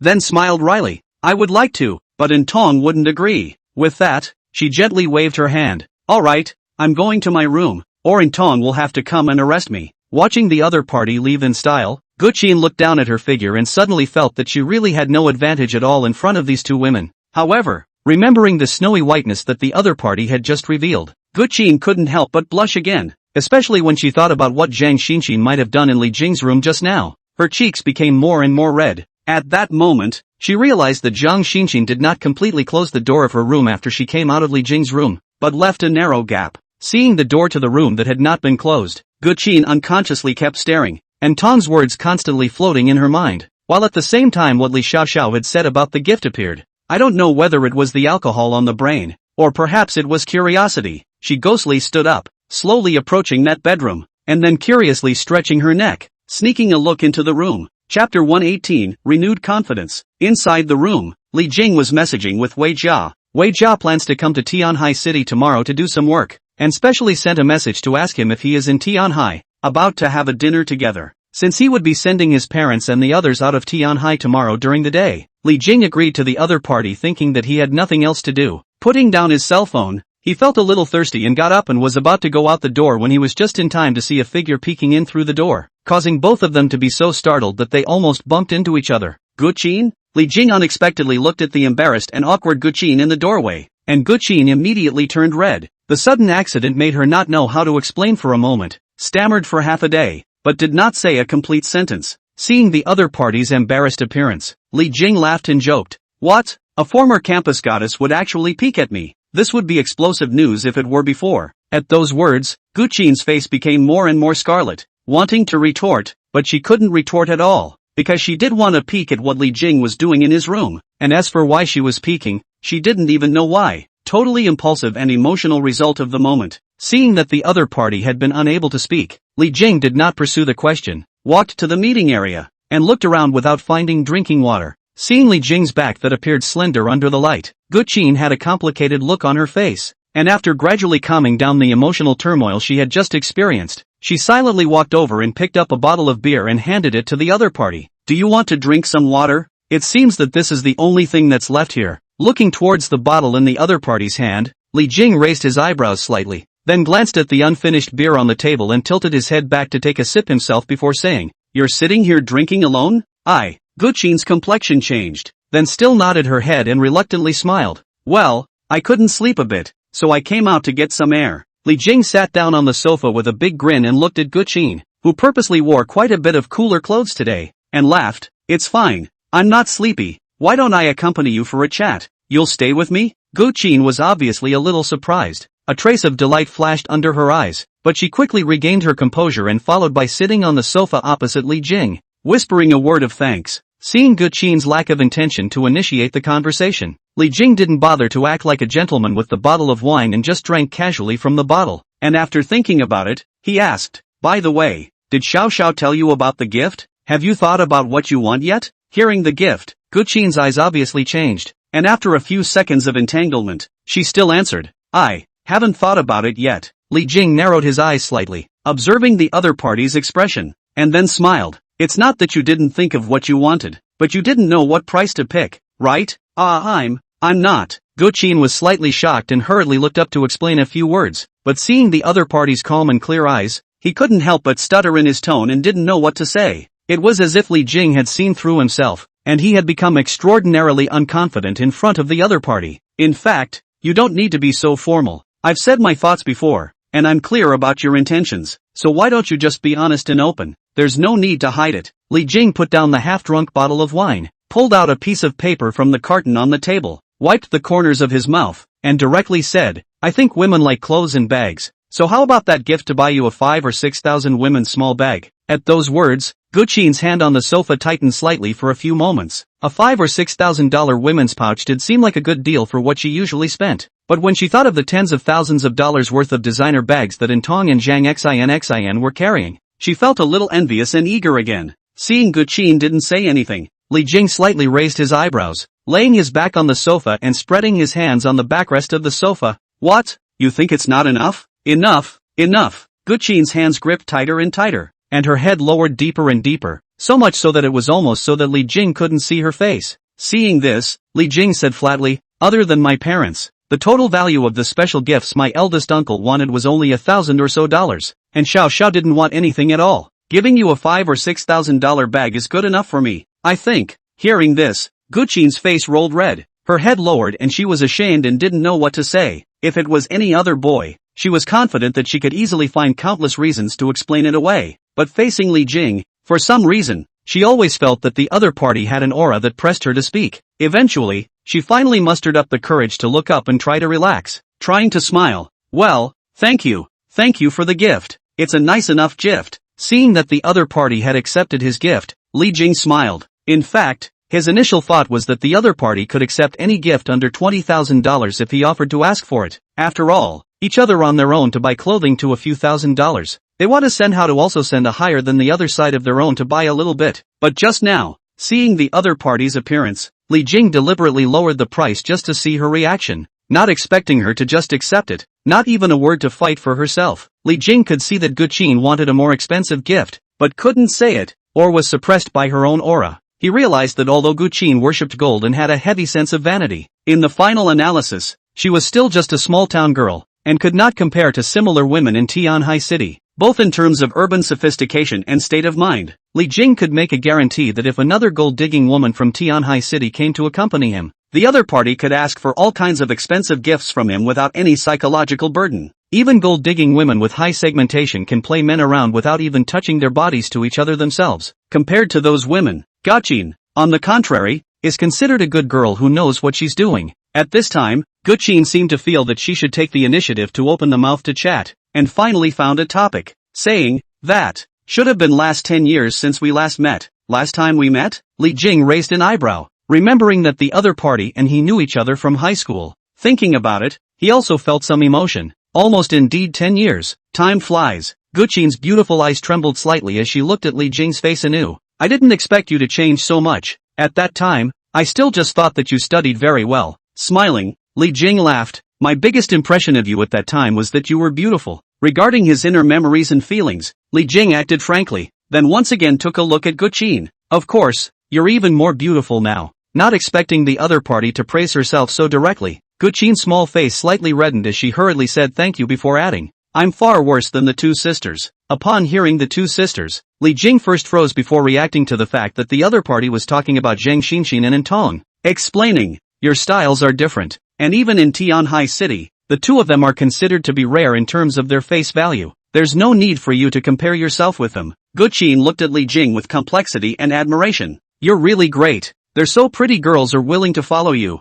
I can tell they're all following you willingly. Oh, money is a man's greatest attraction. Li Jing looked at the other party with a calm smile. Isn't it also because of my financial strength that you choose to treat me like this now? At those words, Guqin's complexion changed slightly, wanting to explain but unable to say a word against his will under the gaze of the other party. Don't worry, I won't be upset by this. On the contrary, having money is supposed to be my advantage, and the fact that you like what I have rather makes me more powerful, doesn't it? Li Jing smiled sprightly and confidently. It's as if the reason why I treat you well is also because you're pretty. It's the same thing. I don't suppose you're upset that I'm treating you well because I think you're pretty, are you? After hearing Li Jing's words, Guqin froze and thought for a while before thinking that the other party did have a point. Her face changed a few times before she finally resumed her smile and nodded sincerely. Well, you're right. After listening to you, I suddenly feel as if I can face you more naturally. Li Jing raised an eyebrow. Why? Because I don't have to worry about upsetting you by liking your money, and I'm sure you're attracted to my appearance.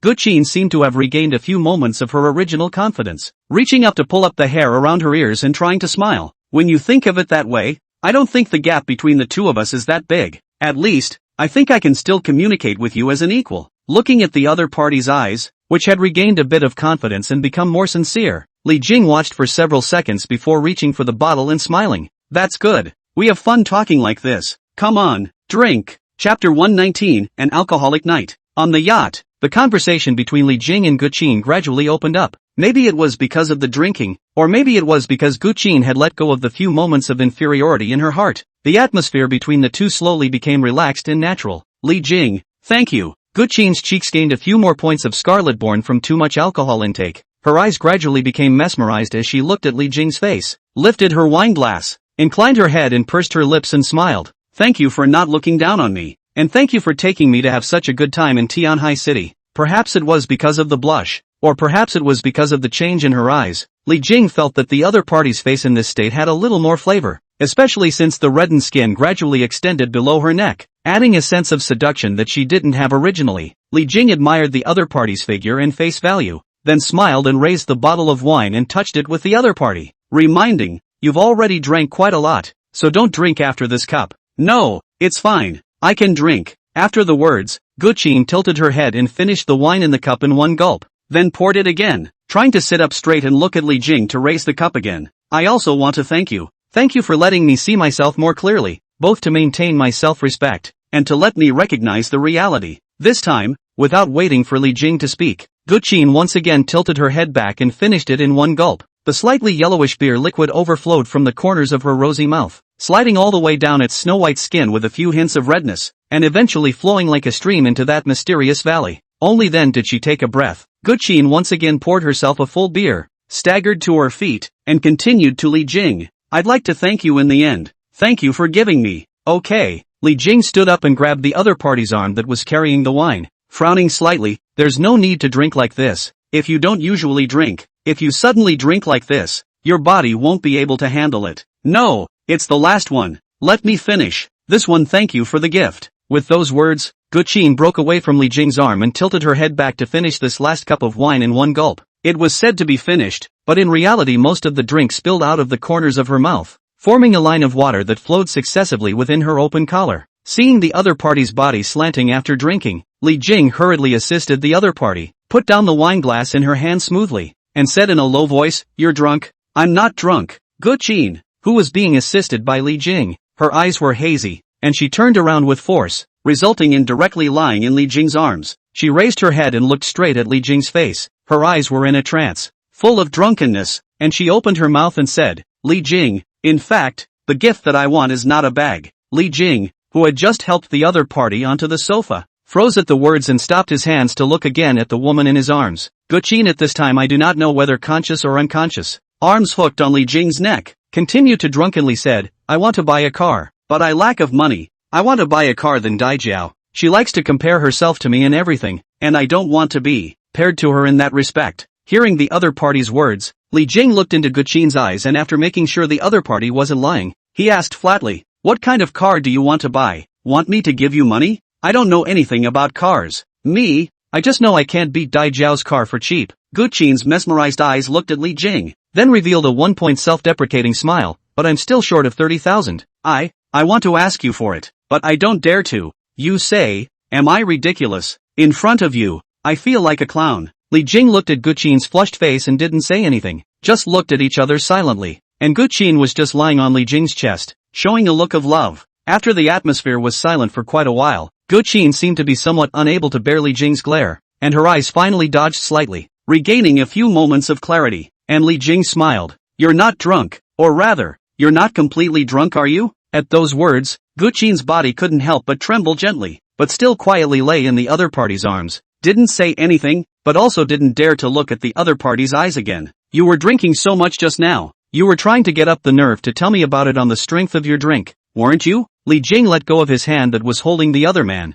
but Guqin continued to hold him tightly. Looking at Guqin, who was curled up in his arms like a kitten, Li Jing calmly said, 30,000 is indeed nothing to me, but I still say that Tianhai City does not believe in tears. I believe even less in feelings. You want 30,000. You have to make a choice. Well, Before the words were finished, a warm red lip covered his mouth. Li Jing first flashed a trace of surprise. After looking at the other party's eyes closed and blushing face, he couldn't help but curl the corners of his mouth slightly and directly pressed the other party onto the sofa. After a brief lingering, Li Jing simply picked up Guqin, whose shoulders were exposed, and headed for his room. I'm very demanding. I had downloaded a few instructional videos for Intone, but I can give you a head start today and see how you do. At those words, Guqin, who let the other party pick her up, slightly shrunk her shoulders and whispered, my first time, will it hurt? Seeing that the other party was no longer pretending to be drunk, Li Jing grinned, don't worry, I've always been good at this. The next morning, warm sunlight slowly poured in through the window. The river outside the yacht undulated slightly, as if telling of last night's passionate night. Li Jing opened his eyes and turned his head to look at Guqin, who was still lying in his arms. He couldn't help but reach out and roam again. The sensitive Guqin's eyelashes slightly trembled, gradually opened her eyes, and seeing Li Jing's face, she was immediately filled with blush and whispered, don't, you're too powerful. I'm a little overwhelmed. Hearing this, Li Jing raised his eyebrows and instantly became more confident. Previously, he had been juiced madly by Zhang Xinxin, and at one point, he had been consumed clean by the other party, almost doubting his own strength. Now it seemed that his confidence as a man had found a lot more in Gwen. Just when Li Jing was satisfied with the other party's answer, Guqin thought that her refusal had made him fall into silence, and hurriedly spoke softly again. If you really want to, I can use those ways I learned yesterday to help you. At those words, Li Jing's expression moved, and he immediately let the other party shrink down. And that's when Gwen's phone rang. Li Jing was slightly shocked and thought it was his parents or his eldest uncle calling. But it was only after seeing Guqin's relieved look after picking up her cell phone and looking at the caller ID that Li Jing asked, who is it? A friend of mine. Li Jing was curious. Boys? Gwen blushed a little unnaturally and nodded.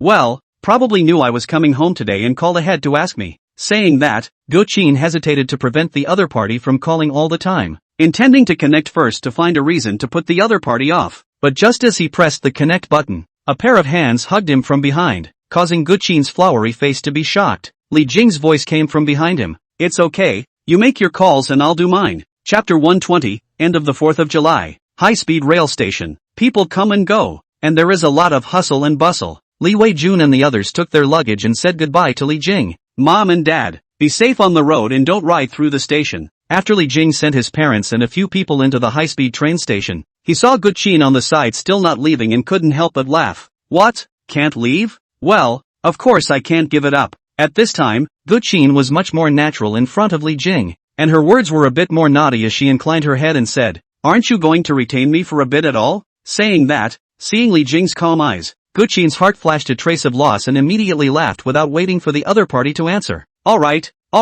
knowing that you, Mr. Li, are a busy man, I won't delay your precious time. I'm leaving. With those words, Guqin pursed her lips and waved her hand with a smile, then pulled her suitcase to quickly catch up with Li Xiaoxiao and the others in front of her. When she was about to walk into the station entrance, Guqin couldn't help but turn back again, her beautiful eyes looking in the direction she had just been, just in time to see Li Jing get into his Bentley and leave without any stops. Staring blankly at the Bentley's faraway car shadow, Guqin's heart couldn't tell you the emptiness. An indescribable sense of difficulty diffused from the bottom of the heart. Sister Qin, hurry up, everyone's gone in. Hearing Li Xiaoxiao's voice, Guqin's complexion changed slightly, and she hurriedly turned back to take her luggage and follow her. Seeing that Guqin was a bit off, Li Xiaoxiao inclined her head for a while before she was surprised and said, Sister Qin, why do I feel that your eyes are a bit red? Did you not sleep well? Yes, no, right? At those words, Guqin was startled and hastily rubbed her eyes before explaining. It's probably true that she didn't sleep well. By the way,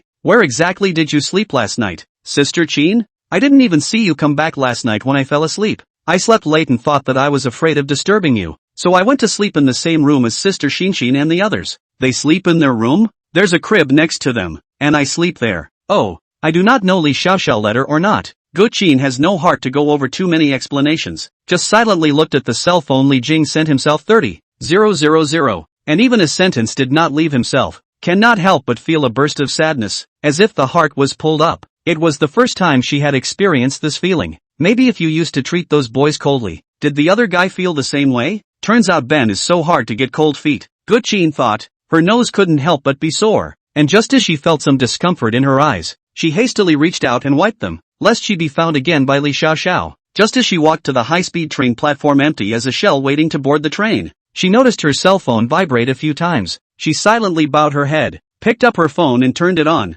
Then her eyes gradually enlarged, and her originally downcast and lifeless face rebloomed into a smile and color at a speed visible to the naked eye, only to see it was a message from Li Jing. You didn't rest well last night, have a good sleep on the high-speed train, have a safe trip. Seeing Li Jing's belated message, Gu Qin's mood instantly rebounded from the trough, as if a flower blooming against the rising sun became brilliant, and immediately typed a reply. Aha, you have a good rest too. After sending it over, she wanted to say a few more words, but thinking that the other party would not talk to her more, I'm afraid, she ended up deleting all the words that were already half-typed in the dialogue box again, and then sent a thank you emoji. It was only at this time that Gu Qin scrolled up to the previous other party's money transfer record and clicked collect. Seeing the $30,000 arrive, she cupped her phone to her chest with both hands, took a deep breath, her eyes brightened, and looking at the high-speed train coming quickly from the sun in the distance, she secretly decided to hide this memory in her heart forever, and then return to her hometown to renew her own life.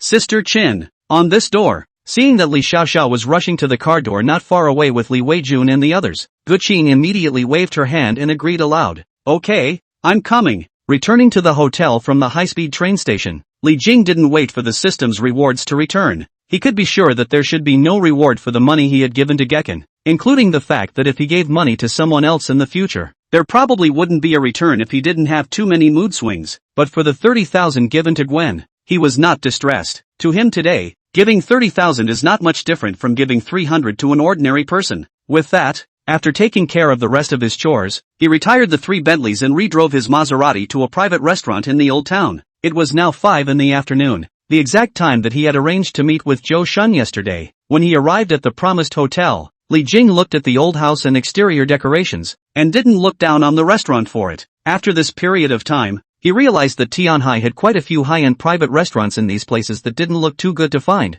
It is also for this reason that the privacy of all such restaurants tends to be good. Li Jing vaguely guessed the reason why Zhou Shun booked this place. Seeing a Chongsan welcoming guest walking quickly towards him, he indicated the private room Zhou Shun booked and then followed the other party in. Passing through a few ancient corridors, Li Jing saw Zhou Shun, who had already stepped out of the private room to greet him. From a great distance, elder brother Li, how was this National Day fun? That yacht I introduced is not bad, right? Looking at Zhou Shun who had changed into a formal shirt, Li Jing smiled enthusiastically. That yacht of your friends is big enough for my family to have a good time. Thanks to old brother Zhou. We're all brothers. It's not polite to say thank you. Zhou Shun led Li Jing into the private room and looked at the waiter who had already walked away before he came close and whispered, Elder brother Li, this friend of mine is surnamed Lu. When he comes later, you can just call him Team Lu. Team Lu. Li Jing raised an eyebrow and looked at the other party without saying anything. Seeing this, Zhou Shun knew what the other party meant and took the initiative to say, responsible for the city management aspect of the work. He also likes to work out,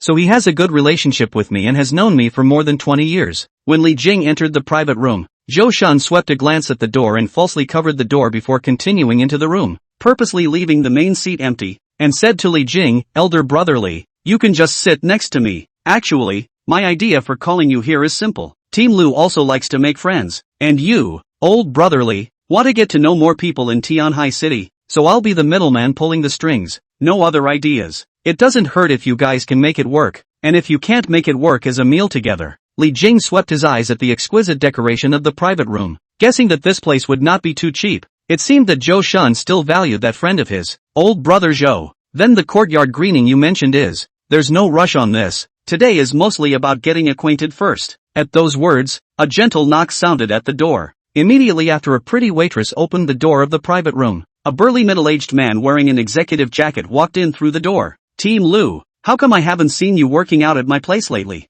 Zhou Shun looks and the other party is indeed very familiar. The two did not have too many pleasantries to exchange the recent situation. After saying a few words, Zhou Shun then gestured to Li Jing beside him, and then introduced with a smile, Team Lu, this is Mr. Li, young and promising. Although he is not a local, his strength is not weak. After briefly shaking hands with Li Jing, Team Lu, whose body faintly exuded a majestic aura, looked the other party up and down and faintly nodded. Good, sit down, all of you. Chapter 121 Lu Huaming's dinner. The whole meal was even simpler and plainer than Li Jing had expected. Most of the table as Zhou Shun is talking, Lu Huaming just occasionally say a few words, but also did not intentionally face, just as if the nature is not love to say more. This point is not quite the same as Li Jing expected. However, the The majesty that faintly emanated from Lu Huaming's body allowed Li Jing to sense that the other party was someone who had been in a leadership position for many years. It was a good thing that there was the presence of Zhou Shun, who had a bold personality, or else Li Jing would have had to eat with someone of the other party's personality, and would probably have had to be cold the entire time. But to Li Jing's surprise, Lu Huaming took the initiative to chat with himself a few times late in the meal, and from the look on his face, he could tell that the other party had a few surprises about his talk and ideas. Li Jing estimated that the other party took himself as a rich second generation who had been brought up with honor. So in terms of talking about some things,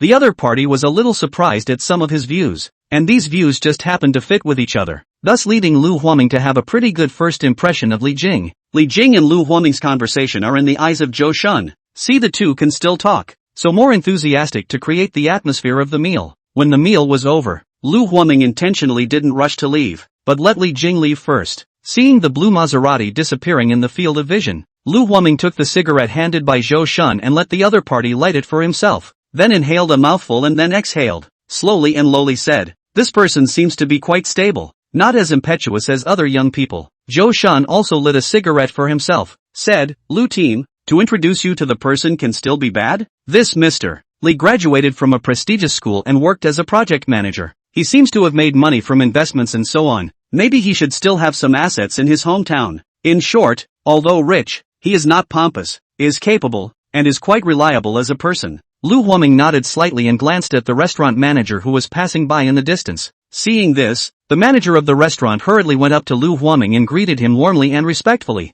and after seeing that the two of them were talking, he left quickly and wisely. Only after the restaurant manager walked away did Lu Huaming continue. "His circle in Tianhai City is still clean, right? My big brother just transferred to Tianhai from out of town. He just doesn't want to have too much contact with people who are too deeply entangled with the local circle in Tianhai to avoid trouble." Understood. Li Jing is someone I've been in contact with lately, and aside from spending money generously, there doesn't seem to be any problems so far. Zhou Shun replied seriously, "And he's quite reliable, with a relatively positive outlook on three things, and he's also affectionate towards his friends." Lu Huaming finished his cigarette, extinguished it and threw it into the trash can on the side, nodding slightly. "Well, that's fine. This person I see is okay. We can try to cooperate in the future. There's no need for him to engage in those messy things. Just cooperate normally if something happens and is trustworthy. When the time comes and you feel it's okay, let him meet with Big Brother later. It's also good for him to develop in Tianhai City." At these words, Zhou Shun's eyes flashed a trace of surprise,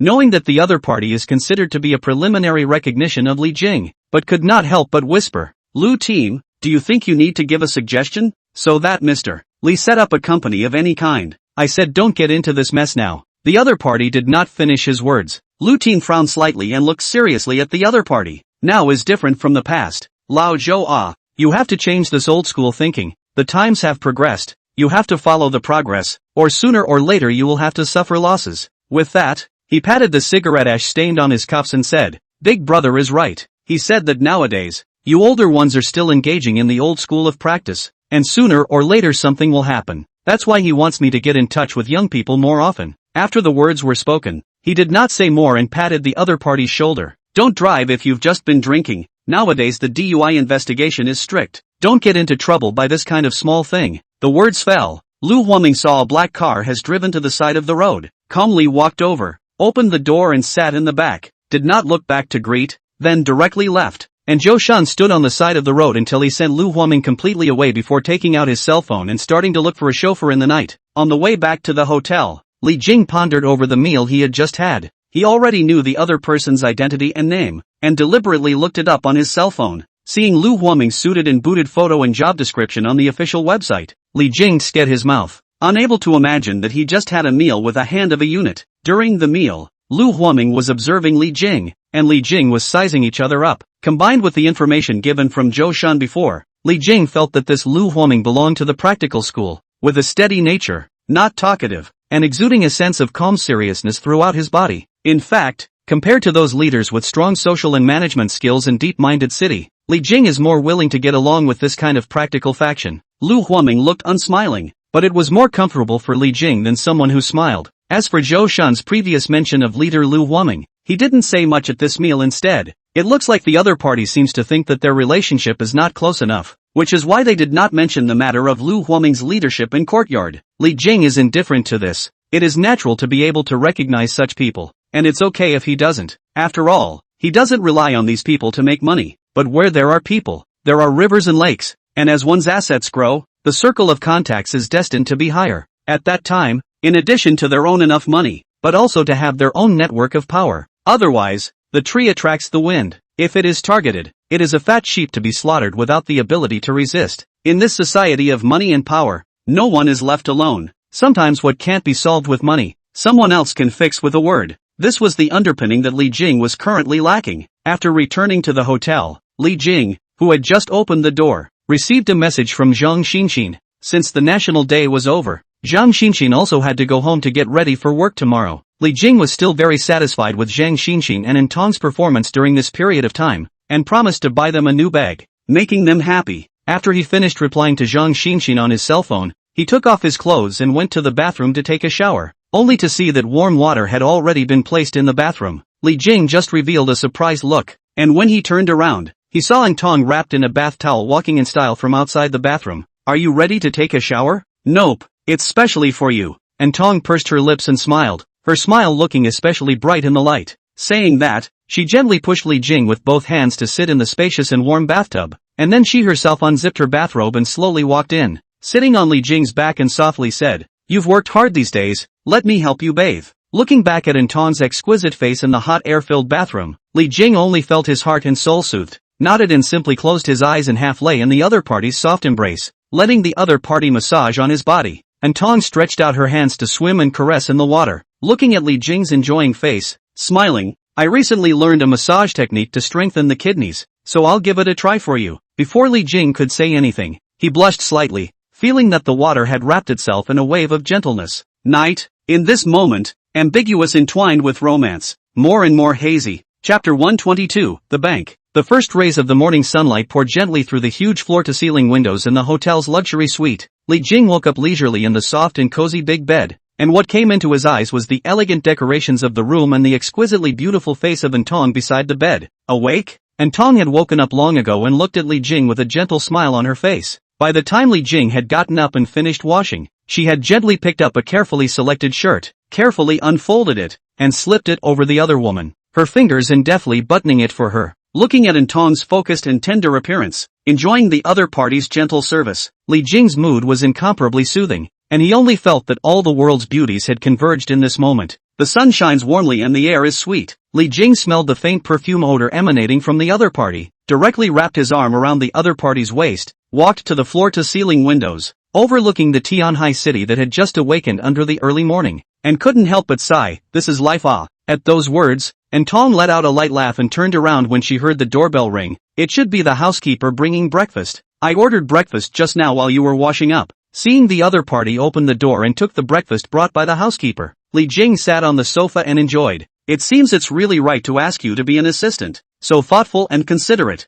I don't have to think about anything or do anything." "That's not good. There's one thing you have to do right." Intong rummaged through 2 bottles of health supplements from a side table and handed them to the other party. "This not only replenishes the kidneys, but also improves the immune system, so remember to eat it well." Seeing this, the corner of Li Jing's mouth twitched. "Haven't you experienced how strong I was last night?" Intong's small face reddened. "Just because your body is good now doesn't mean it will always be good in the future. You've earned so much money. If your body collapses in the future it will be a big loss." Hearing this, Li Jing's complexion changed slightly, and he immediately took the other party's healthcare products. "You're right about that." With that, Li Jing was about to eat breakfast when he received a call from an unfamiliar number. Looking at the unfamiliar number displaying Tianhai City, Li Jing frowned slightly and hesitated for a few seconds before answering. "Hello, is this Mr. Li, please?" Seeing that the other party directly stated his surname, Li Jing temporarily resisted the urge to hang up the phone and said flatly, "It's me. Which one are you?"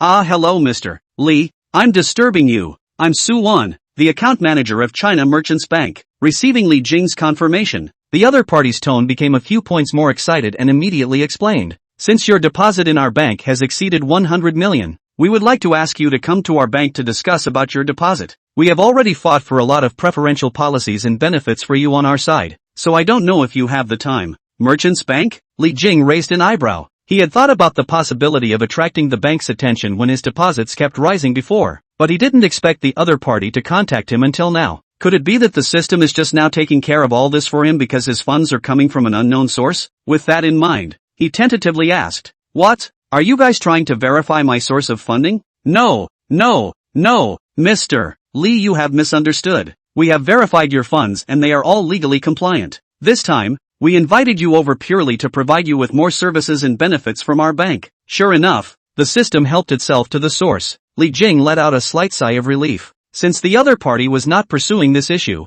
he naturally would not take the initiative to ask more questions. Once he had heard that the bank's large deposits customers had VIP service treatment, now see the bank took the initiative to find himself. He was born a few points of interest. Said, "I have time now. Where is your bank? I'll drive over." No. You can tell me the location if it's convenient for you and I'll pick you up. At this, Li Jing was surprised. Your bank has a pickup service? For valued customers like you, we have many other similarly attentive services. Just wait until you come to our bank to learn more about them. Okay, you add me on WeChat and I'll send you the address. Okay.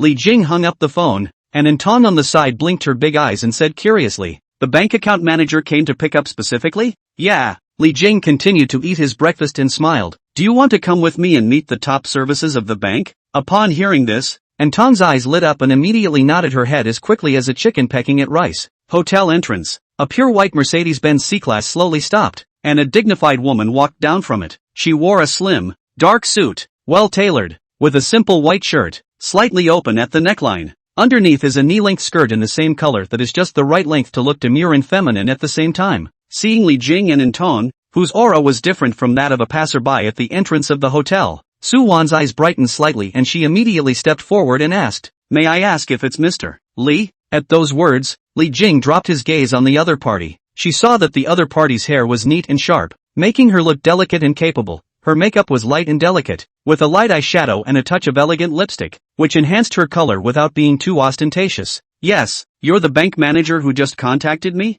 Yes. My name is Su Wan. Mr. Lee, you can just call me by my first name or Xiao Wan is fine." Receiving an affirmative reply from the other party, Su Wan immediately revealed a warm smile before setting her eyes on Anton behind Li Jing. She had just revealed a minute of surprise when Anton took the initiative to introduce herself. "I'm Mr. Lee's assistant, Anton. So it's MS. How are you? Worthy of being Mr. Lee's assistant. So beautiful." After Su Wan praised Anton's appearance, she turned around and took the initiative to open the car door, inviting Li Jing to get on. On the way, Su Wan explained as she drove, indicating that the governor was out of town today. Originally, the governor was planning to receive you personally at the bank, but he did have something out today, and didn't expect to be able to make an appointment with you today, so I hope that you, Mr. Lee, can understand. Li Jing was indifferent to this, and instead asked, "Your bank is so polite that it's prepared for the president to receive me personally?" "Mr. Lee, you are joking. The total deposit of our branch outlets is only more than $1 billion.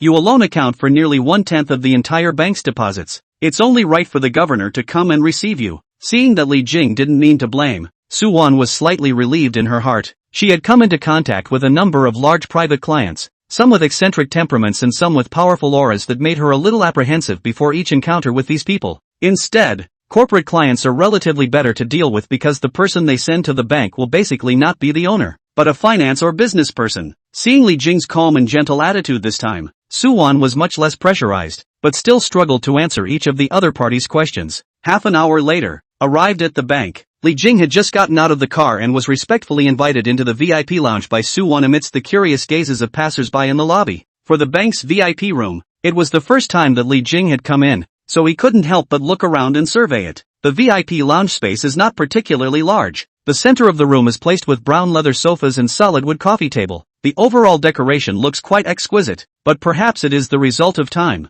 The overall style is on the older side. For Li Jing, who had already stayed in high-grade hotel suites many times, the decorative environment here could only be described as average. Right after Li Jing finished surveying the environment and sat on the sofa, Su Wan had already walked over with 2 cups of coffee with a smile. "Mr. Lee, Missin, this is the muscat coffee specially prepared for the two of you." Muscat coffee? Li Jing didn't know much about coffee, but looking at the other party, he estimated that it wasn't cheap, so he took a sip without much thought. The flavor is rich and mellow with a unique aroma. While Li Jing was nodding his head and savoring the flavor, Anton on the side revealed a look of surprise and asked Su Wan, "Isn't muscat coffee just cat poop coffee?" Su Wan smiled and nodded. "Yes, It's just that some customers find the name indecent, so I usually call it Muscat Coffee. Upon hearing this, Li Jing, who felt that the flavor was good, curiously said while drinking it, "Cat's droppings? Why is this name so strange? Is the material used to make it very much like cat?" "No," Suwon smiled and explained. "As the name suggests,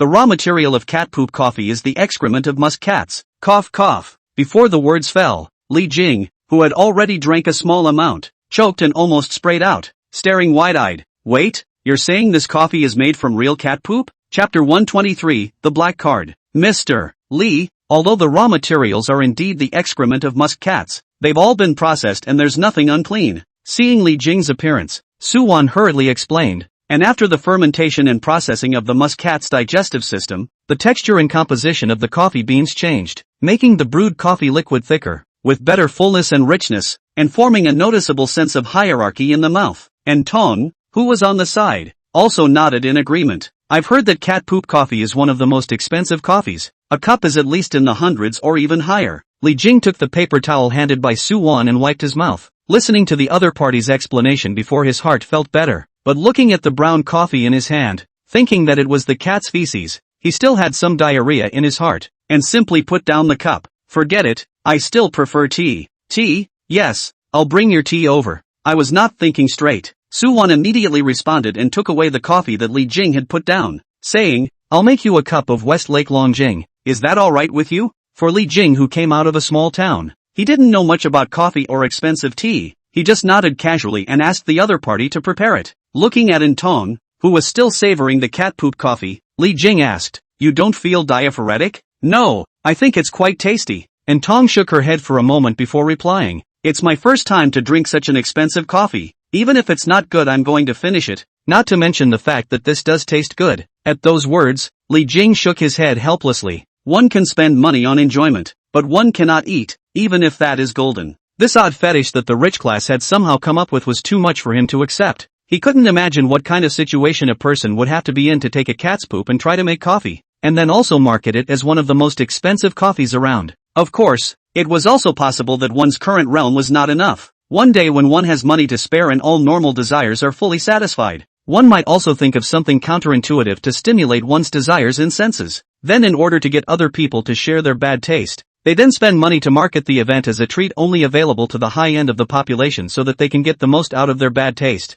As Li Jing was thinking randomly, Suwon had already respectfully walked over with 2 cups of tea. After Li Jing took a sip of the Westlake Dragon well and showed no dissatisfaction, Suwon respectfully sat on the sofa to the side and smiled to start the main topic. "Mr. Li, thank you very much for choosing our bank. We currently have a variety of options regarding your deposit. Of course, usually customers like you will choose our private bank, which will have exclusive wealth management services." Saying that, she glanced at her watch time and smiled, "Learning that we were lucky enough to have an appointment with you at the bank today. Our private banking director purposely put off his other work, is on his way over here, and he should be arriving soon now." "A private bank?" Seeing that he had entered the main topic, Li Jing also took it a few moments more seriously and directly asked, "What kind of services does the private bank have?" As soon as the words left his mouth, a knock sounded at the door, followed by a male in a refined suit walking in quickly. He and Suwon exchanged a glance, and after a quick exchange of eyes, they placed their gaze on Li Jing, and immediately stepped forward with a face full of respect.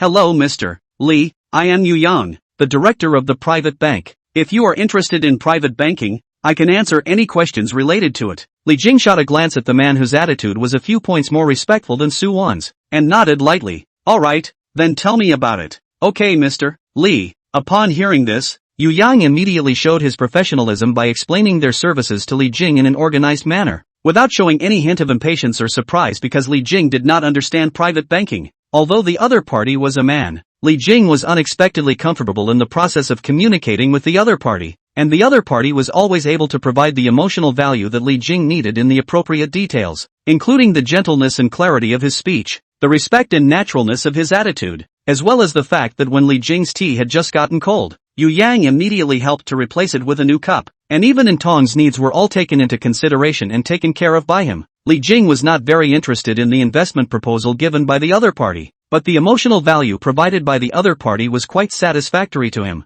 "Mr. Li, since the whole environment is now a period of low interest, the average person's interest rate for a year's access is less than 1.5 points. The interest rate we are able to get for you for a year can be up to 4 points. Do you think that's acceptable? Li Jing slightly raised his eyebrows, not realizing that he could directly negotiate with the other party on this deposit interest. This made him, who used to take the major banks to compare deposit interest, truly feel the huge gap between the rich and ordinary people. The opportunities and ability of the rich, in particular, to make money out of money have gone far beyond the imagination of the average person. One's own interest for a year at this point in time is money that an ordinary person working a job would never earn in a lifetime. Seeing that Li Jing did not speak, Yu Yang thought that the other party was not satisfied, and hurriedly added, Mr. Li, in addition to the interest rate, we can also provide you with the bank's beautiful number or provide you with a customized card number. And at the same time, if you need our black card, it can also be handled for you immediately. Customized card numbers? Li Jing raised his eyebrows, did not expect that with this money. Not only the interest rate can be negotiated with the bank, this card number can also choose a beautiful number. And Tong, who was quietly listening to the conversation between the two on the side, was also secretly surprised. She realizes that obviously all people live in the same world, but the rich and the common people lead completely different lives. And Tong glanced at the wall, on the other side of which there were probably many more ordinary people lining up to get numbers, consulting and fretting over thousands and thousands of dollars. On this side of the wall, the account manager, the director of the private bank, and even the president of the bank who had apologized on behalf of Su Wan for not having the time to come, all surrounded Li Jing alone, serving tea and water respectfully. Every question and every change in Li Jing's demeanor would be keenly captured by the other party, who would then do his best to respond and give the most perfect service. Feeling the huge disparity between the two sides, a sense of unreality inexplicably arose within Intong, and she couldn't even help but doubt the world she used to live in. Feeling the change in Intong's complexion, Li Jing glanced at the other party, then reached out to hold the other party's cold, slender palm and smiled. It's alright. Experiencing the warmth in her hands,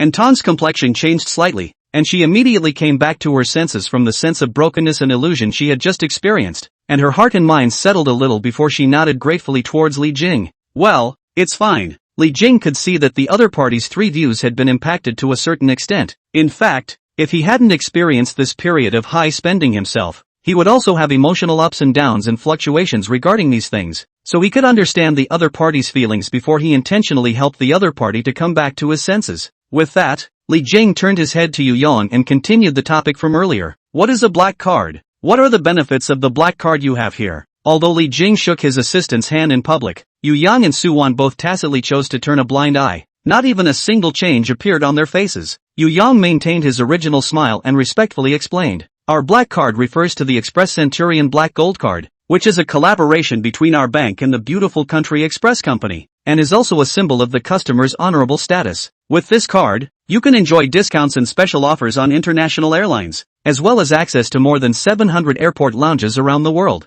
where you will be assisted with check-in procedures. There are also a variety of luxury hotel reservations, priority reservations at high-end restaurants and some hidden special menus that cardholders can enjoy. Moreover, we will invite you to exclusive private events, which are attended by high-profile individuals who also have black cards, thus helping our clients to widen their circle. At the same time, we also have emergency services. For example, once a cardholder's daughter was suddenly hospitalized and could not go to her idol's concert, the Centurion Black Gold Card exclusive life consultant managed to contact the band's agency, and the band's lead singer visited the little fan before the show started. And that? This time, Antong just couldn't help but open her small mouth in surprise. While the previous services were within her acceptance, the last example was directly beyond her perception. It takes a star to come forward to visit his sick daughter in the hospital, and Tong was incredulous just thinking about it. Seeing in Tong's surprise, Yu Yang smiled and nodded. Yes, we have a lot of similar services. If Mr. Li applies for a black card, we will have a special service team. Anytime Mr. Li encounters trouble, he can let our life consultant help solve it. After listening to it, Li Jing was also a little surprised at the scope of services of this card, which was really exaggerated. It's true that the more money-oriented a place is, the better it serves the rich. Okay, then get me one. Yes, Li Jing's words just fell. Yu Yang eyes light up. This reply shows that the other party has recognized their own services and attitudes. At the same time, this more than 100 million funds can be relatively safe in their own bank. Short-term will not be easily transferred to other places. What followed was a series of procedures and information to be filled out. When it came to this part, Yu Yang and Su Wan got busy. When the final process was over, the two Li Jing walked out of the bank accompanied by Yu Yang and Su Wan, and then Yu Yang drove Li Jing back to the hotel personally. Back in her room, and Tom stood in front of the floor-to-ceiling window, overlooking the crowd of vehicles coming and going on the road. With a complex expression, she couldn't help but say softly, "I suddenly feel that this world is a world where multiple worlds overlap together. Although they all live in this world, the poor have the world of the poor, the ordinary people have the world of the ordinary people, the middle class have the world of the middle class, and the rich have the world of the rich. Each world appears to overlap,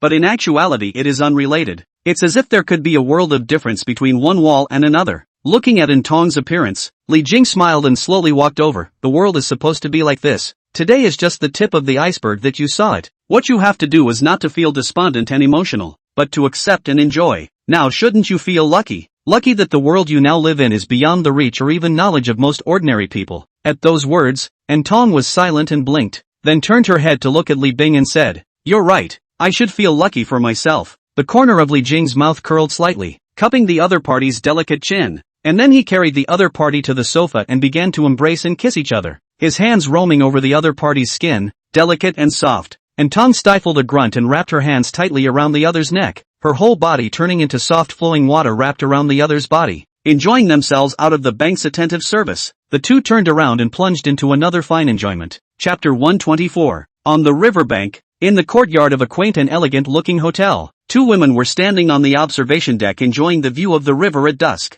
The river flows eastward, and the lights of the gradually lit buildings shine on the water, turning into pieces of starlight as the waves surge. Wei Jia, who was still in a lady's casual suit, stretched out her long, white fingers, holding a lady's Sue cigarette. The red color of the cigarette was strong and weak, and the pale smoke swirled and dispersed with the breeze. Wei Jia lightly inhaled a mouthful of cigarettes, squinted her eyes and looked faintly at her best friend beside her, saying, "Director Wen, I've tried my best with that movie of yours, and I've called this friend over today, but it's the last of my cards, so if you can't talk him out of it, then there's really nothing I can do about it." Standing next to Wei Jia named Wenlan woman, because of the weather after the national day turned cold, the upper wearing a high-neck gray slim sweater, aptly outlined her slender figure. High collar is wrapped around her long neck, exudes a few points of intellectual beauty. The lower body is a dark suit straight pants, straight and sharp, draped texture highlights a few points of low-key high level, compared to Wei Jia, who had big red lips and heavy makeup. Wenlan's makeup was extremely light, so light that ordinary straight men couldn't tell that she was wearing makeup. "How come I've never heard of you having a friend like that before? And a man.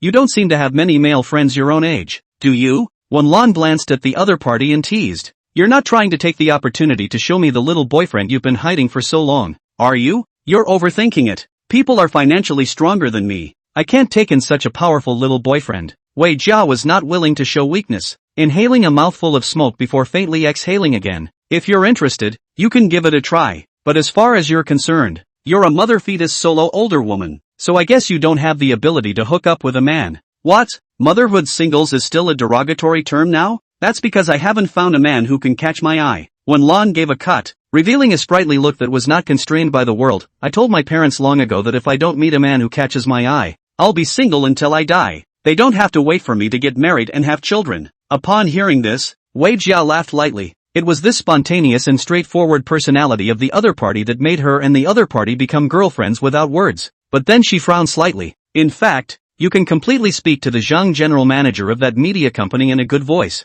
As long as you bow your head and send a gift, he will probably invest in this movie of yours." "Bow down, gift giving? Wenlan, don't have those two words in my dictionary." Wenlan's face was slightly cold. "I just don't believe that if he's surnamed Zhang doesn't invest, I won't be able to find an investor. See how good you are, but in the end, you still rely on me to help you find it?" Wei Jia did not have a good temper. "Our company has invested 10 million to you, your other investment to pull together 10 million. The last remaining 5 million, and is not I have to look for people everywhere." Knowing that the other side of this time for their own things worry a lot, Wenlan rare show a look of petulance to please God, holding each other's arm, said, "Who asked you to be my good girlfriend? You cannot bear to see my heart so long to prepare for the script cannot be pulled to invest in it?" Saying that, she faintly showed a few moments of curiosity. "That friend of yours really has the strength to come up with $5 million to invest? And it's still a personal investment, not a company? You wouldn't have met those pseudo-rich second-generation people said on the internet, right? People spending on food and lodging is in the 5-figure range upwards, and passing by our Linshui they bought a sports car in passing. So if the pseudo-wealthy second-generation people all have this strength, then there's no need to pretend to be rich." Wei Jia shook his head and was about to continue speaking when suddenly his eyes brightened slightly. his gaze passing through the sparse vegetation in front of him and landing on the blue sports car that was traveling down the road in the distance, the corners of his mouth curling up slightly. Speak of the devil, he's already here. With that, she walked towards the front door of the hotel while saying, "You're all my friends, I'm not going to take sides. If you want him to pay up, find a way to convince him yourself." Wan, who was curiously looking at the Maserati on the road, immediately frowned and said, I'm your bosom friend for many years. Do I have the same level in your heart as him? I think you really see color and forget righteousness." Although his mouth spat in dissatisfaction, Lan's heart was becoming more and more curious about Li Jing, the young man who could make Wei Jia, a strong woman with an aura 800 meters away, approve of him, didn't know what he looked like. A few moments later, Lan saw Li Jing's real face in the foyer of the hotel and could not help but flash a hint of disappointment. Li Jing wasn't hard to look at, and was even a few points better looking than the average person. But as a director who had seen all kinds of handsome men and women, Li Jing's face value really didn't rank in Lan's mind. She couldn't help but whisper to Wei Jia, who was walking past in front of her, "This little boyfriend of yours doesn't look as handsome as I thought he would." "What? Does being good looking give you money to invest?" Wei Jia glanced at the other man. "Why don't you go borrow some money from those male actors of yours?" Upon hearing this, Lan bristled and stopped joking, honestly following the other party towards Li Jing. "Mr. Li, the last time I ate the authentic Hunan food you made, this time as soon as I came to Tianhai I can remember to make an appointment with you right away and invite you back for that meal." As soon as Wei Jia walked towards the other side, he chatted familiarly. Li Jing looked at Wei Jia, who had charming features and an unassuming aura, and smiled lightly. "Mr. Wei hasn't seen her for a while, but she's getting prettier and prettier." Wei Jia laughed lightly at her words and couldn't help but snicker. "What? Is Mr. Li charmed by me and finally planning to chase me? I can't conquer a woman as powerful as you." Li Jing shrugged his shoulders and shook his head. Lan on the side watched Wei Jia and Li Jing chatting so naturally and casually. She couldn't help but be secretly surprised. This was the first time she had ever seen Wei Jia talking to a man like this. It was also because of this that Lan couldn't help but take a few more glances at Li Jing. Although Li Jing's face value was not as good as that of a male celebrity, her temperament was not bad, revealing a sense of casualness and spontaneity. Even when facing Wei Jia, Li Jing acted very naturally, neither the willful bragging of a greasy guy nor the constrained nervousness of an ordinary boy. In Li Jing's eyes, Wei Jia seemed to be a familiar and normal female friend without the slightest other different attitude. This, in turn, caused Lan's first impression of Li Jing to change a few more points. After a few brief chats, Wei Jia sidled up to Li Jing and introduced him. "Mr. Li, this is Lan, Director Wen, and my BFF. Today I've specially invited you two, my two friends who I get along with the easiest in Tianhai, for dinner. Do you mind, Mr. Li?" Li Jing just roughly swept a glance at the other party, without any other opinion except that the other party was not bad looking, so he nodded his head casually. "Of course I don't mind. Having another beautiful woman to dine with is a good thing for me to please my eyes." Lan also took the initiative to extend her hand at this time and smiled. "Hello Mr. Li, a man who can make Wei Jia recognize him. I think Mr. Li is definitely not a simple man." Upon hearing this, Li Jing shook the other party's hand briefly, then laughed. "Director Wen guessed wrongly. I'm actually a very simple man. It's probably because Mr. Wei has seen too many complicated and powerful men and wanted to change his appetite. That's why he thinks I'm not bad." At those words, Lan's eyes moved slightly, looking at Li Jing's plain and sincere face. She didn't say anything else, but walked towards the private room along with Wei Jia, looking at Li Jing's back ahead. Lan secretly pondered. This Li Jing, when contacted, was not annoying. No wonder Wei Jia could get along with him. Just can he really come up with $5 million? Even if he does have $5 million, it's certainly not a small amount for him to invest in himself so easily. Chapter 125, Mortals. Inside the private room, the decor is traditional, but especially refined and antique. Walls hung with a few far-reaching landscape scrolls, ink dense, rolling hills, gurgling water, giving people a sense of tranquility. Below the scrolls, placed in an elegant vase, bottle inserted with a few branches of delicate flowers, for the whole space adds a touch of vitality and vigor. The windows are wooden carved window panes, and through the translucent gauze curtains, you can see the beautiful view of the city outside the window, and when the breeze passes by, the gauze curtains flutter gently, giving people a dreamlike feeling. According to Wei Jia, this restaurant was recommended by Lan. Li Jing looked at the plainly dressed Lan and guessed that the other party should be a woman who liked literature and tradition. At the beginning of the meal, Wei Jia took the initiative to chat up the topic and liven up the atmosphere. But compared to those with a bold and passionate personality, Wei Jia enlivens the atmosphere in a completely different way. she just took her seat, neither making a point to joke nor purposely raising the volume of her voice to speak, just sitting between the two, smiling and lightly bringing up a topic that interested both of them. It was as if she was a host and Li Jing and Wenlan were her guests. She controlled the rhythm of the chat and the content of the speech, with the aim of letting the two Li Jing people gradually familiarize themselves with each other. During that time, Wei Jia always found a suitable topic at the exact right time, so that both Li Jing and Wenlan could participate and express their views and opinions. In just 10 or so minutes, under Wei Jia's intentional guidance, Li Jing and Wenlan not only gradually eliminated the sense of strangeness between the two of them, but also learned a lot more about each other. Mr. Li, you've been staying in a hotel suite again lately? Wei Jia joked to Li Jing. You're spending tens of thousands of dollars a day. If you save it up it's enough to buy a suite, right? Li Jing shrugged. No way. Bought a room but have to ventilate. Can't live in it for a while. Can only live in a hotel. Hearing that Li Jing had bought a house, Wei Jia's eyebrows moved slightly, somewhat surprised. Where is Mr. Li's mansion? Recently, the real estate industry has cooled down, so it is indeed an opportunity to buy a house. My room, because it's been too long, and the names of the house neighborhoods are all too convoluted now. Li Jing thought for a while before remembering. It's called Royal Lan Tian K. Yes, it's the new house of Royal Lan Tian K. The Royal Lantern Heavenly K? Wei Jia does not understand the Tianhai property market, did not react too much, but the face of Wenlan on the side obviously flashed a surprised color, could not help but open his mouth. The Royal Lan Tian K is a luxury residential project now. A media company boss I know went there to see the house. The average price is 150,000 or 160,000, right? Li Jing waited for the waiter to refill his tea, then nodded his head and said, yes, I remember it should have been bought around $170,000. $170,000? Wei Jia also couldn't help but show a hint of surprise. This full payment shall not be $20 to $30 million? Even if it's a loan, you have to pay a lot of interest to the bank, so no loan, paid the full amount. Li Jing's tone seemed calm, bought it for over $40 million, should be able to move in another month or two, the full $40 million?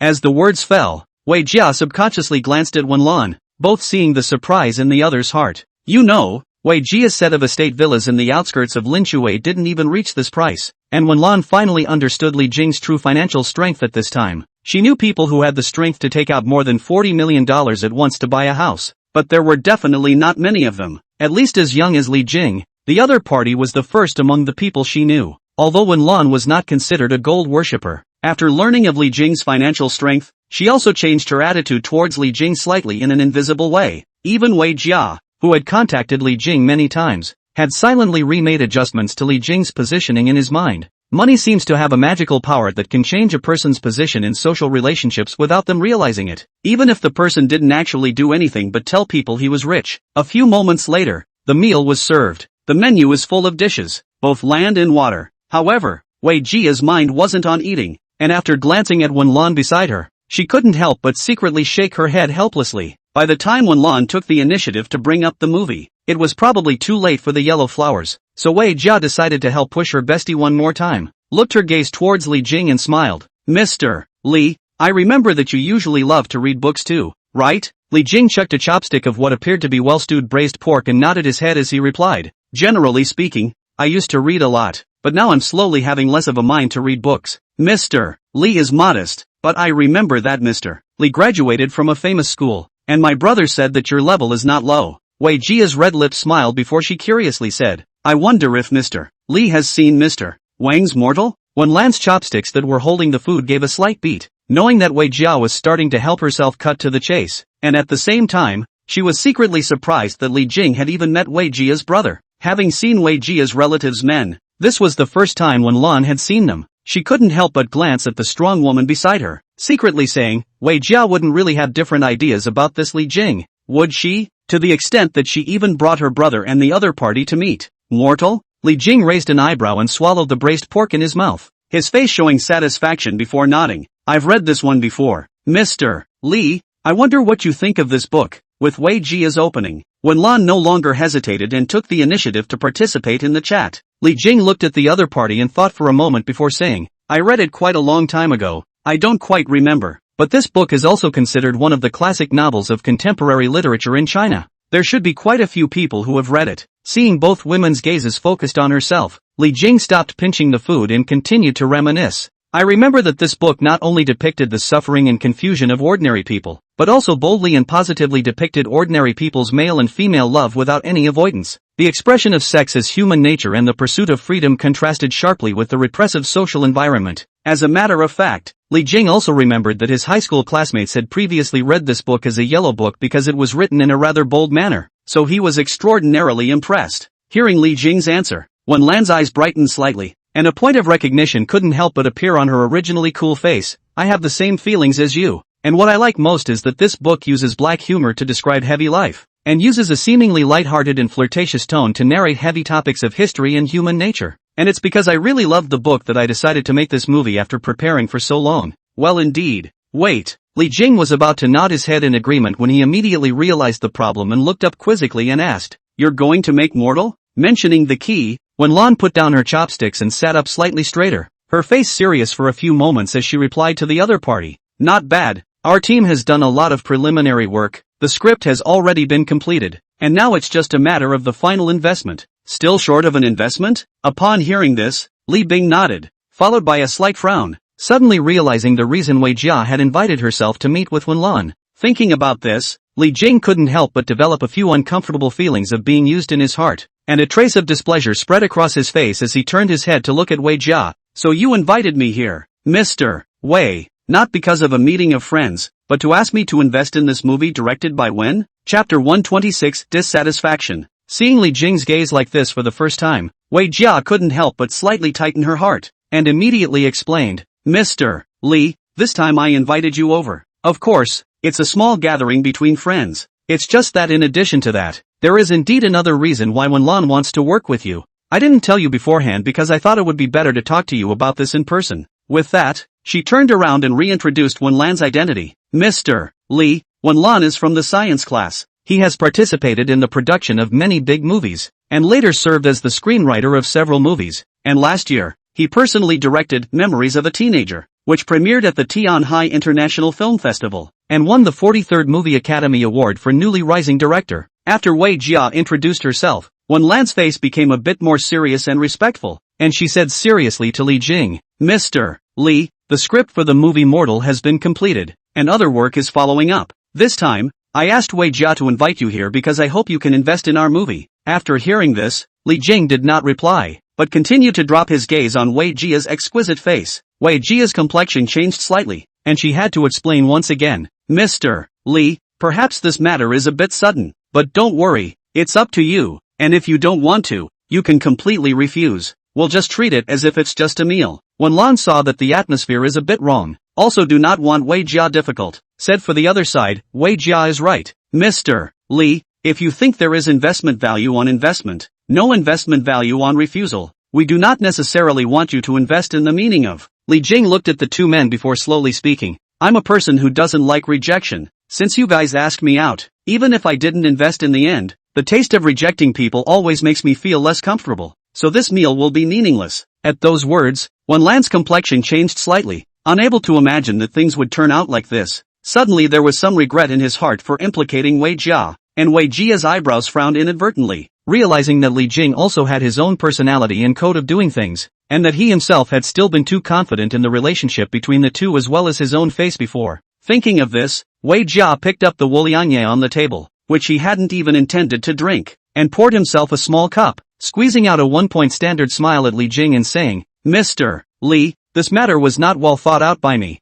I'll punish myself with a cup." Seeing this, Li Jing didn't stop and just silently looked at the other party. After finishing a cup, Wei Jia saw that Li Jing still didn't say anything. His eyes changed slightly, poured a cup again. Full of apologies to Li Jing, "Our circle has a habit. Doing something wrong usually punishes itself with 3 cups. This time it's my problem. I'll punish myself with 3 cups. After saying that, and ignoring Wen Lan's surprise, Wei Jia picked up the wine glass and drank 2 more cups in a row. The wine glasses in this restaurant are not small. Probably a glass is around 50 milliliters, or 1 or 2. 3 drinks in a row is 3 tails. Even Wei Jia, who had a good capacity for alcohol, couldn't help but blush and start sweating slightly at the corners of her forehead when she drank so much high-level white wine at once. As for Wen Lan, who was on the side, seeing that Wei Jia had caused Li Jing to be dissatisfied because of herself, she glanced at the wine bottle on the table, and after taking a deep breath, she said seriously to Li Jing, "Mr. Li, this is something that I asked Wei Jia to do, and I really don't blame her for it. If Mr. Lee feels that this matter has made you uncomfortable, it's better for me to apologize. After the words were spoken, Wenlan also punished himself with 3 cups. However, compared to Wei Jia, her drinking capacity was much worse. Her face was completely red, her expression was ugly, and she seemed to be not too used to drinking this kind of high level of alcohol, which made her look extraordinarily uncomfortable. Looking at the 2 excellent and beautiful women who took the initiative to apologize because of their few grievances, Li Jing, who was originally a little displeased, in turn had a few more inexplicable feelings in his heart. He thought back to his old job when he had to drink half a kilogram of white wine for doing something wrong in front of his leader. At that time, I was as humble as a clown who could be teased and made fun of. And now, instead of having to look at others' faces, he himself had become the one watching people drink. It was not until then that he truly realized that not only had the quality of his material life improved after he became rich, but the role he played in society was also gradually changing. Having an up-and-coming female director and boss apologize to him for drinking with him was something he would never have dreamed of before.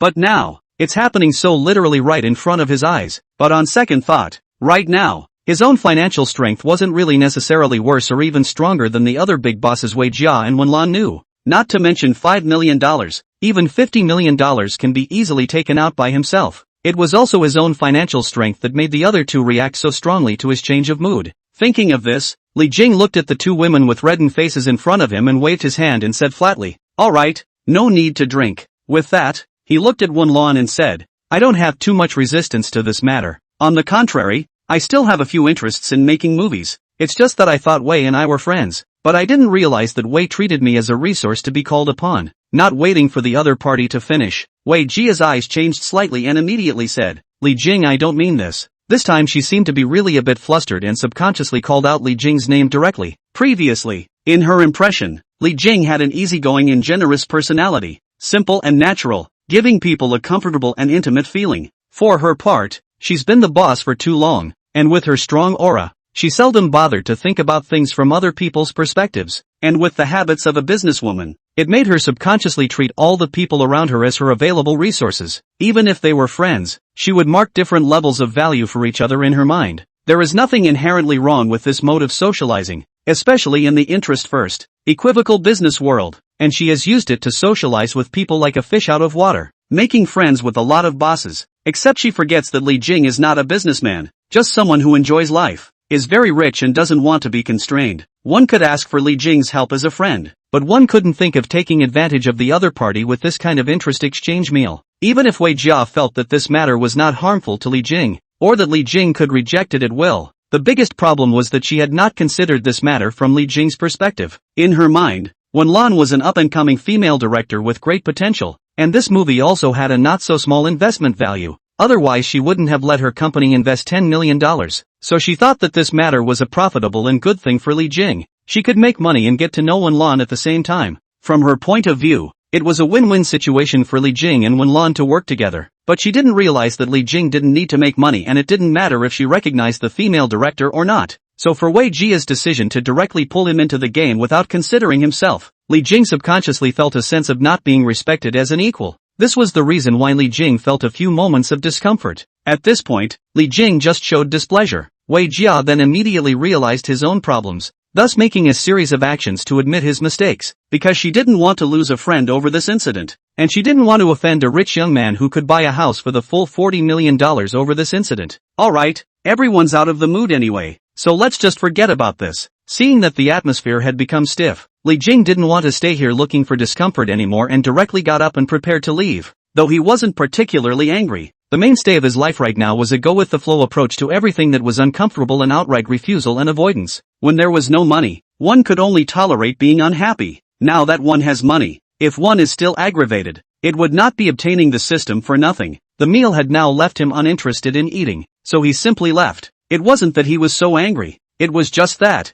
as he said, if it wasn't fun, he didn't eat, and it wasn't like he didn't have a place to eat. But this reaction would seem much more serious in Wei Jia's eyes, and she hurriedly got up and chased after him. Mr. Li, wait. Seeing this, Wenlan was just thinking of getting up and chasing him out as well when she saw Wei Jia turn around and say, "You stay here first, I'll explain to him alone to see if I can clear up the misunderstanding." Looking at the always calm and strong Wei Jia, who was a little flustered at this moment, Wen Lan realized that Li Jing's position in the other party's heart was not light, so she nodded. Okay, if there's anything you need me to help you with, feel free to call me. Chapter 127, The Woman Under the Mask. Mr. Li, wait a minute. In the restaurant's traditional garden courtyard, Wei Jia quickly caught up with Li Jing, who had just walked out. This whole thing is really my problem, and I hope you'll give me a chance to apologize. Li Jing looked back at Wei Jia, who was stepping on her high heels and hurrying quickly, and calmly said, Mr. Wei, in fact, there's no need for you to be so nervous. I just think that since there's already an unpleasantness because of this matter, and it would be awkward for this meal to go on, it would be better to end it early, so that everyone would feel better. Upon hearing this, Wei Jia stared closely at Li Jing's eyes, and after determining that the other party was not as angry as she thought, a trace of doubt could not help but arise in her heart. But then immediately afterward, it dawned on her. It seems that Mr. Li is indeed in the game of life, and none of these things are considered to be something worth caring about in particular in your eyes, right? I can't say it's a game of life. I just think that since I'm rich, then life might as well be as good as you want it to be. There's no need to aggravate yourself anymore. Don't you think so, Mr. Wei? Looking at Li Jing's casual and spontaneous eyes, Wei Jia's eyes moved slightly, and instead of answering the other party's question, she asked rhetorically, then in your mind, does it not matter whether a friend like me is important or not? Upon hearing this, Li Jing couldn't help but let out a light laugh. Then in Mr. Wei's eyes, this friend of mine, is it important or not? Wei Jia, who was still trying to ascertain the other party's attitude towards herself, heard this and suddenly realized again that she was the one who took advantage of the other party first today. Her delicate and cold face slightly changed its look for a few moments. Then she took a breath and looked at Li Jing again. I do consider you my very special friend, but I shouldn't treat you the way I treat my other friends. That's my problem. Li Jing didn't rush to answer, but looked at Wei Jia's sincere gaze for several seconds before smiling. Then thank you, Mr. Wei, for thinking so highly of me. With those words, he turned around and headed towards the gate of the compound once again. Seeing this, Wei Jia was slightly shocked and hastily accelerated forward to walk alongside Li Jing, saying as she walked, Mr. Li, I hope you can give me a chance to ask for your forgiveness. I don't think our friendship should end like this. Li Jing laughed and shook his head. I said I didn't blame you. I just simply felt that this meal was meaningless and wanted to go back. So why do you have to ask me to forgive you? Upon hearing this, Wei Jia frowned slightly, seeming to be tired of hearing this explanation from the other party, and was a bit displeased. Mr. Li, if you really aren't angry, then after this meal, won't your opinion of me and your impression of me before the meal change a bit? Hearing this, Li Jing froze slightly, then thought really hard before replying.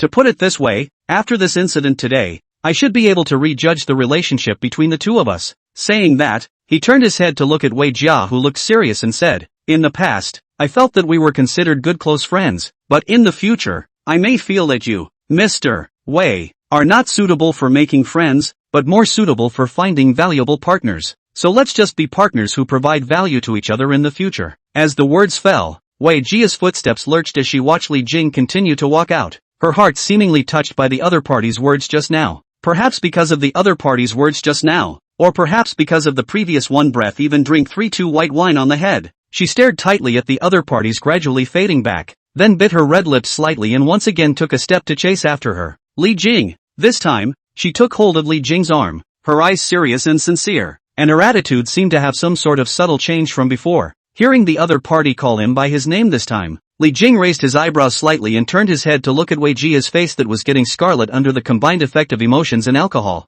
Noticing that the other party's state of mind seemed to have undergone a subtle change, but he maintained his attitude and said, Is there anything else? Mr. Wei, I think I've made myself clear. I know I was wrong. No, to be precise, I realize even more than I did a moment ago what I was wrong about. It was that I hadn't really made any friends for too long. So for a moment I confused how I got along with you with those partners. Looking at Wei Jia's face, Li Jing inexplicably felt that the other party's originally strong boss aura had weakened by a few points, while in its slightly trembling pupils there were a few more womanly flavors. But Li Jing still shook his head and smiled faintly. Mr. Wei, perhaps you did get confused, but you've already developed this habit. Or perhaps your personality was originally more suited to getting along with people in this way. So why bother to change? Let's just be partners from now on, and just negotiate in a cooperative manner if we need to work together on anything. This way of getting along is more comfortable for you too, right? Upon hearing this, Wei Jia lightly bit her silver teeth and stared at Li Jing's eyes. You clearly know that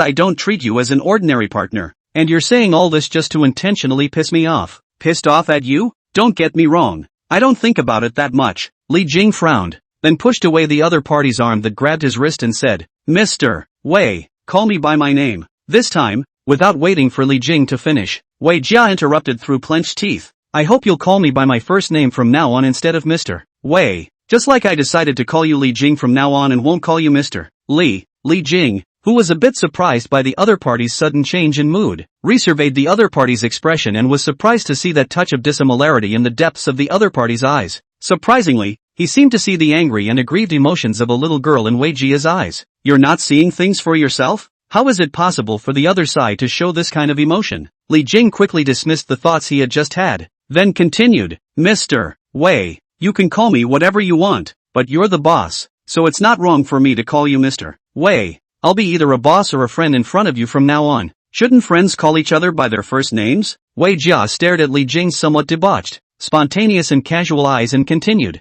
if you're still willing to treat me as a friend and not cut me off because of it. Seeing that the other party had uttered the words of extinction, Li Jing couldn't help but smile. There's no need for it to be so serious. Right, and how come when I say it, I feel like I've done something wrong? Upon hearing this, Wei Jia's face changed slightly, and she realized that her attitude was too tough. But she still gritted her teeth and stubbornly said, I am this character. If I still call myself General Manager Wei, I can soften and say good words to you in order to maintain the cooperative relationship. But I'm Wei Jia now, and I only want to express my true attitude in front of you. If you can accept it, we'll be good friends and I won't do anything stupid like today in the future. If I can't accept it, I won't say another word, and I'm willing to bear all the consequences of today. Looking at the other party's serious and solemn appearance, Li Jing stared at him for a while to make sure that the other party wasn't acting before he laughed softly. Why do I feel like I'm dealing with an angry little girl? Wei Jia froze, then bit her lip. Can't I be a little girl in front of my friends? Seeing this, Li Jing raised an eyebrow.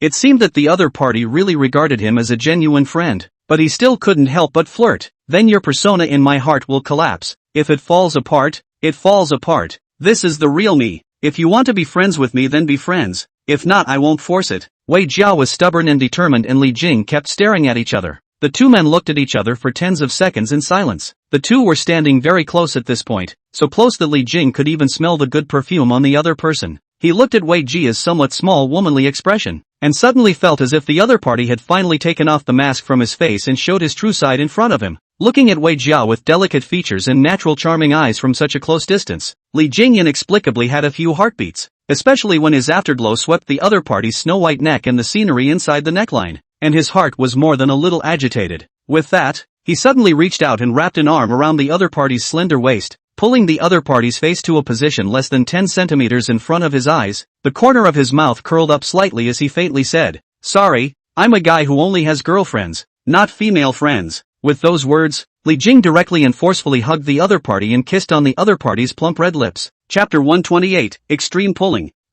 Wei Jia's pupils clenched, first froze for 2 seconds, felt the warmth on her mouth, immediately reacted, immediately pushed the other party away with force, pouted. What are you doing? Being able to detect that the other party wasn't completely angry, Li Jing smiled and shrugged his shoulders. I just couldn't hold back looking at the way you looked just now. Saying that, he deliberately imitated Wei Jia's tone just now and spoke again. This is also the real me. If you are willing to make friends with me then make friends. If not I won't force it. You? Upon hearing this, Wei Jia had a few moments of irritation, clenching her teeth and wanting to scold the other party. But upon seeing Li Jing's underhanded face, she inexplicably realized that she seemed like she wasn't actually that angry again. After struggling for a second or two, Wei Jia finally just gritted her teeth and cursed lowly. Rascal, now that you know I'm a rogue, I'll leave. Li Jing shrugged his shoulders and turned around, waving his hand with his back to Wei Jia. You've recognized my true nature as well. We won't be in contact from now on. Seeing that the other party really intends to go, Wei Jia's complexion changed, so angry that she almost stomped her feet, gritting her teeth and striding after her,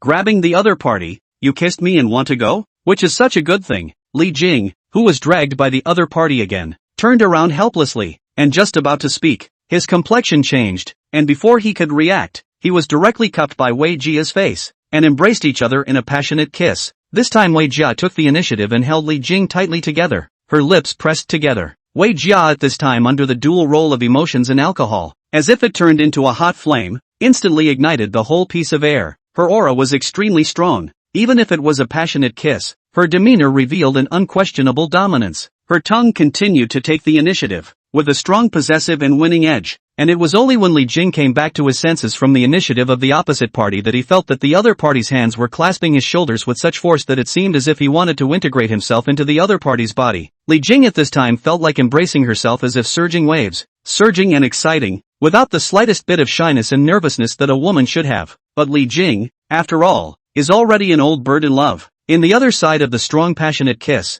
from the initial consternation, gradually infected by the other side of the mood, and then hands back around the other side of the waist, responding to the other side of this full of fire like passionate kiss. The passionate kiss between the two lasted for a long time, and Li Jing's right hand naturally and dishonestly began to wander, skillfully burrowing inside the other's suit. After mounting that soft mountain peak, Wei Jia moaned softly and finally slightly loosened her lips, whispering, "You can't dip another woman after you kiss me." Li Jing, who was immersed in the warm atmosphere, was shocked at the words and immediately stopped. "That won't do. It's not in line with my life's purpose." "Humph, I knew you were a playboy." With those words, Wei Jia's face sunk slightly, and with a cold snort, she immediately pushed the other party away. Seeing that the other party's right hand was still in her clothes, she blushed and immediately took away the other party's thieving hand with force. Thinking that the other party had just made her body tingly and refused to take responsibility, she couldn't help but feel a nameless fire, wanting to break the other party's damnable right hand. As for Li Jing,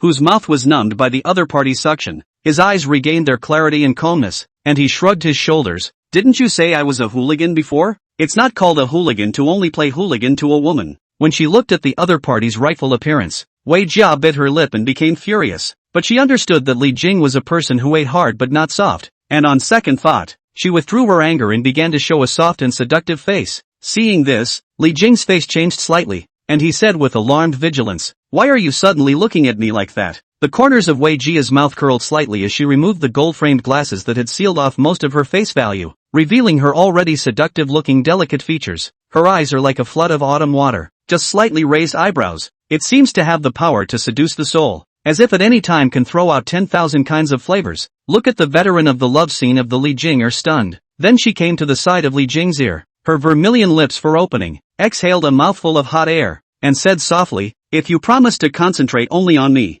I'll go to the hotel with you tonight. How about it?" At those words, Li Jing's pupils shrunk slightly, feeling the moist heat around his ears. His heartbeat involuntarily began to accelerate. Thinking of the other party's body that was like a work of art, he almost fell into the other party's gentle trap. At this point Li Jing has just one feeling, Dodgy the vixen. This woman gave him a feeling like Dodgy, seductive and strong, knowing how to easily arouse a man's desire. If Zhang Xinxin was a demonic spirit, then in the aspect of active seduction, Wei Jia was the demon king. Just when Li Jing almost found the other party's path, his mind suddenly remembered the well-behaved and Tong and juicer Zhang Xian. He instantly sobered up a few points and immediately said seriously, "That one T work, I do rogue, not, I do see king, also has a professional bottom line, can never easily hang in a tree." Seeing that she hadn't moved the other party in this way, Wei Jia's face immediately sank, and she immediately withdrew her seductive look, put her glasses back on, stared into the other party's eyes, and gritted her teeth.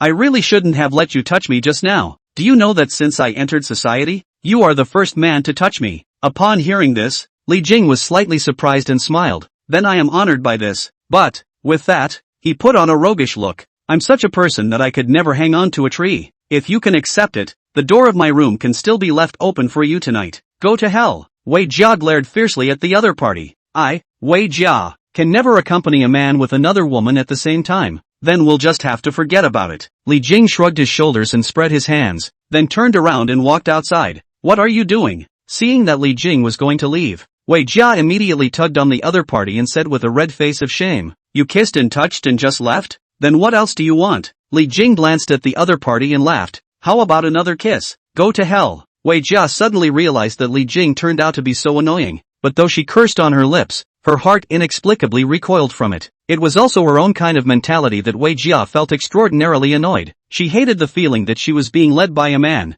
so she had to pull back. "You took advantage of me, and you're going to pay for it." Wei Jia yanked Li Jing's arm back with force and said, "This time, you must invest in Wenlan, or I will call the police and say you molested me." "Holy?" Upon hearing this, Li Jing's eyes widened. "If you want to molest me, it's you who should molest me, okay? I just kissed you and you almost shivered my mouth numb." Hearing this, Wei Jia's face instantly turned red. glaring back at the other party and gritting her teeth. You're not allowed to mention this matter again in the future. Li Jing shrugged. That depends on your performance. Ouch. Before the words were finished, Wei Jia pinched hard on Li Jing's arm, causing him to scream out in pain. What are you doing? Li Jing was not happy. What? You're a big man who still wants to hit a woman. Wei Jia raised her head to face the other party without fear. Just now you touched me with your hands. This is to return the favor. You. Looking at the other side of the provocative gaze, Li Jing victory desire a down, directly holding the other side of the face and ruthlessly kissed a mouthful. What are you doing?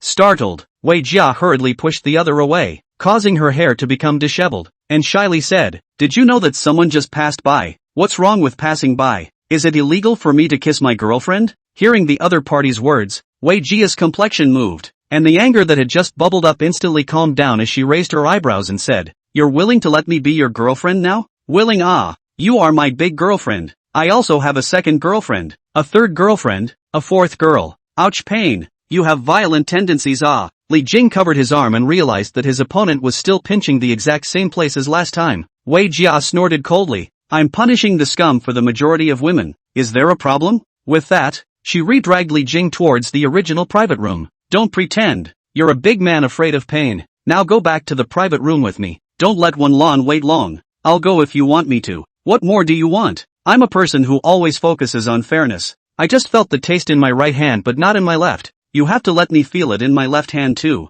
What left hand, right hand? Wei Jia frowned slightly. Her face was full of puzzlement. Then she thought of Li Jing's thieving hand that stole her hand during the passionate kiss just now. And suddenly her face was full of scarlet red, and she said in shame and anger, Go to hell. Chapter 129, Movie Talks. In the private room, Wenlan looked at the exorbitant and rich dishes on the table. Her heart was torn and her complexion was not too good. Thinking that because of herself and harmed Wei Jia, her heart is more and more not a taste, is ready to get up and tends to go to find Wei Jia. The private room door suddenly clicked, has opened from the outside. Wenlan's face changed slightly and he hurriedly looked over, only to see Wei Jia and Li Jing walking in through the door. Seeing this, Wenlan's eyes were happy, and just as he was about to speak, his brows knitted, only to see just dressed appropriately Wei Jia. At this time not only hair a little messy, the folds of the shirt collar within the suit is also a little out of place. Wei Jia you. Seeing Wenlan's uncomprehending eyes, Wei Jia first froze, but noticing where the other party was looking at, his complexion changed slightly and he immediately realized his problem, quickly raising his hand to straighten his collar before smiling.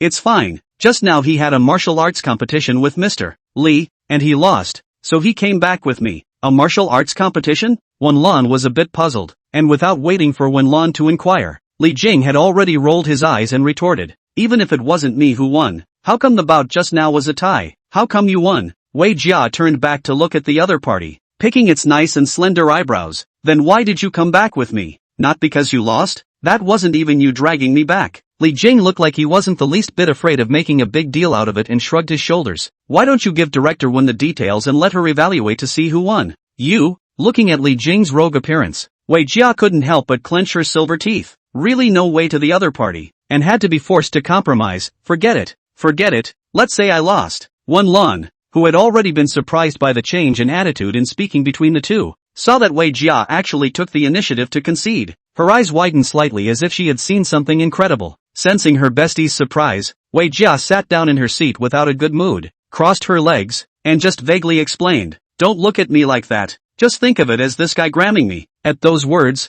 Wenlan blinked, her face even more puzzled. But when she looked at Wei Jia, who seemed to be sulking like a little girl, and then looked at Li Jing, who had a face full of the appearance of nothing happening, she obviously noticed that something was wrong between the two. And in this kind of wrongness, Li Jing even vaguely suppressed Wei Jia, who had never conceded defeat. She suddenly understood what Wei Jia had just said at that moment. Li Jingka her. Otherwise this phenomenon cannot be explained at all. Wenlan, who barely understood and accepted the current situation, looked at the two people from side to side, then said to Wei Jia uncertainly, So now, are we eating or continuing to talk about things? While we eat and talk about things, of course. Wei Jia picked up her chopsticks and directly started to clip the food. Wouldn't it be a pity if you don't eat such a good dish? And Li Jing has already promised to invest in you, so you can just talk to him despite that. Cough cough cough. Seeing Wenlan land his gaze on himself, Li Jing glanced at Wei Jia's grudging and sharp eyes on the side, and no longer shrugged off the situation, coughed a few times, and then said,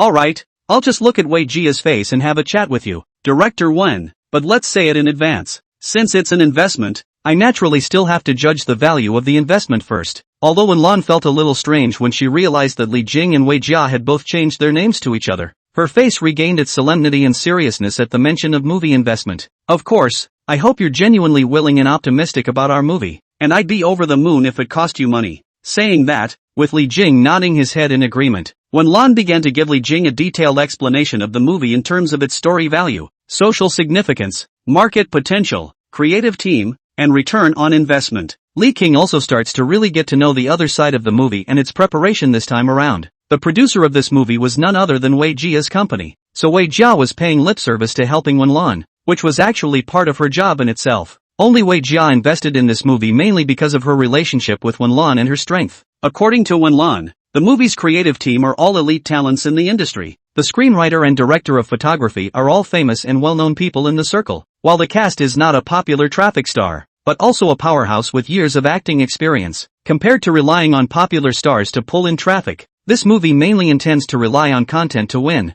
otherwise the movie won't cost only tens of millions. Of course this also has to do with the fact that Wenlan is an up-and-coming director, and really hot traffic stars are more willing to work with big directors who are guaranteed box office hits rather than pinning their hopes on young new directors who are still in the biz themselves. But what surprised Li Jing was that the filming cycle of the movie turned out to be so long. He had thought that if the funds were available, he should be able to catch up with this year's Spring Festival slot. But according to Wenlan, even if he managed to pull an investment this month to start filming, he wouldn't be able to release the movie until next year's National Day. As her movie is rich in plot and clues, involving multiple timelines and character stories about the changing fortunes of several generations, it will take a lot of time to shoot, both in terms of scene switching and characterization. And to hear Wei Jia explain from the sidelines, Wenlan's style is extremely strict on the camera, and will refine both the actor's state and the expression of the camera, together with the post-production, as well as the review of the relevant departments before the release. It is already smooth enough to be able to catch up with next year's National Day slot. After listening to Wenlan's introduction, Li Jing secretly lamented the tediousness and complexity of a movie's production.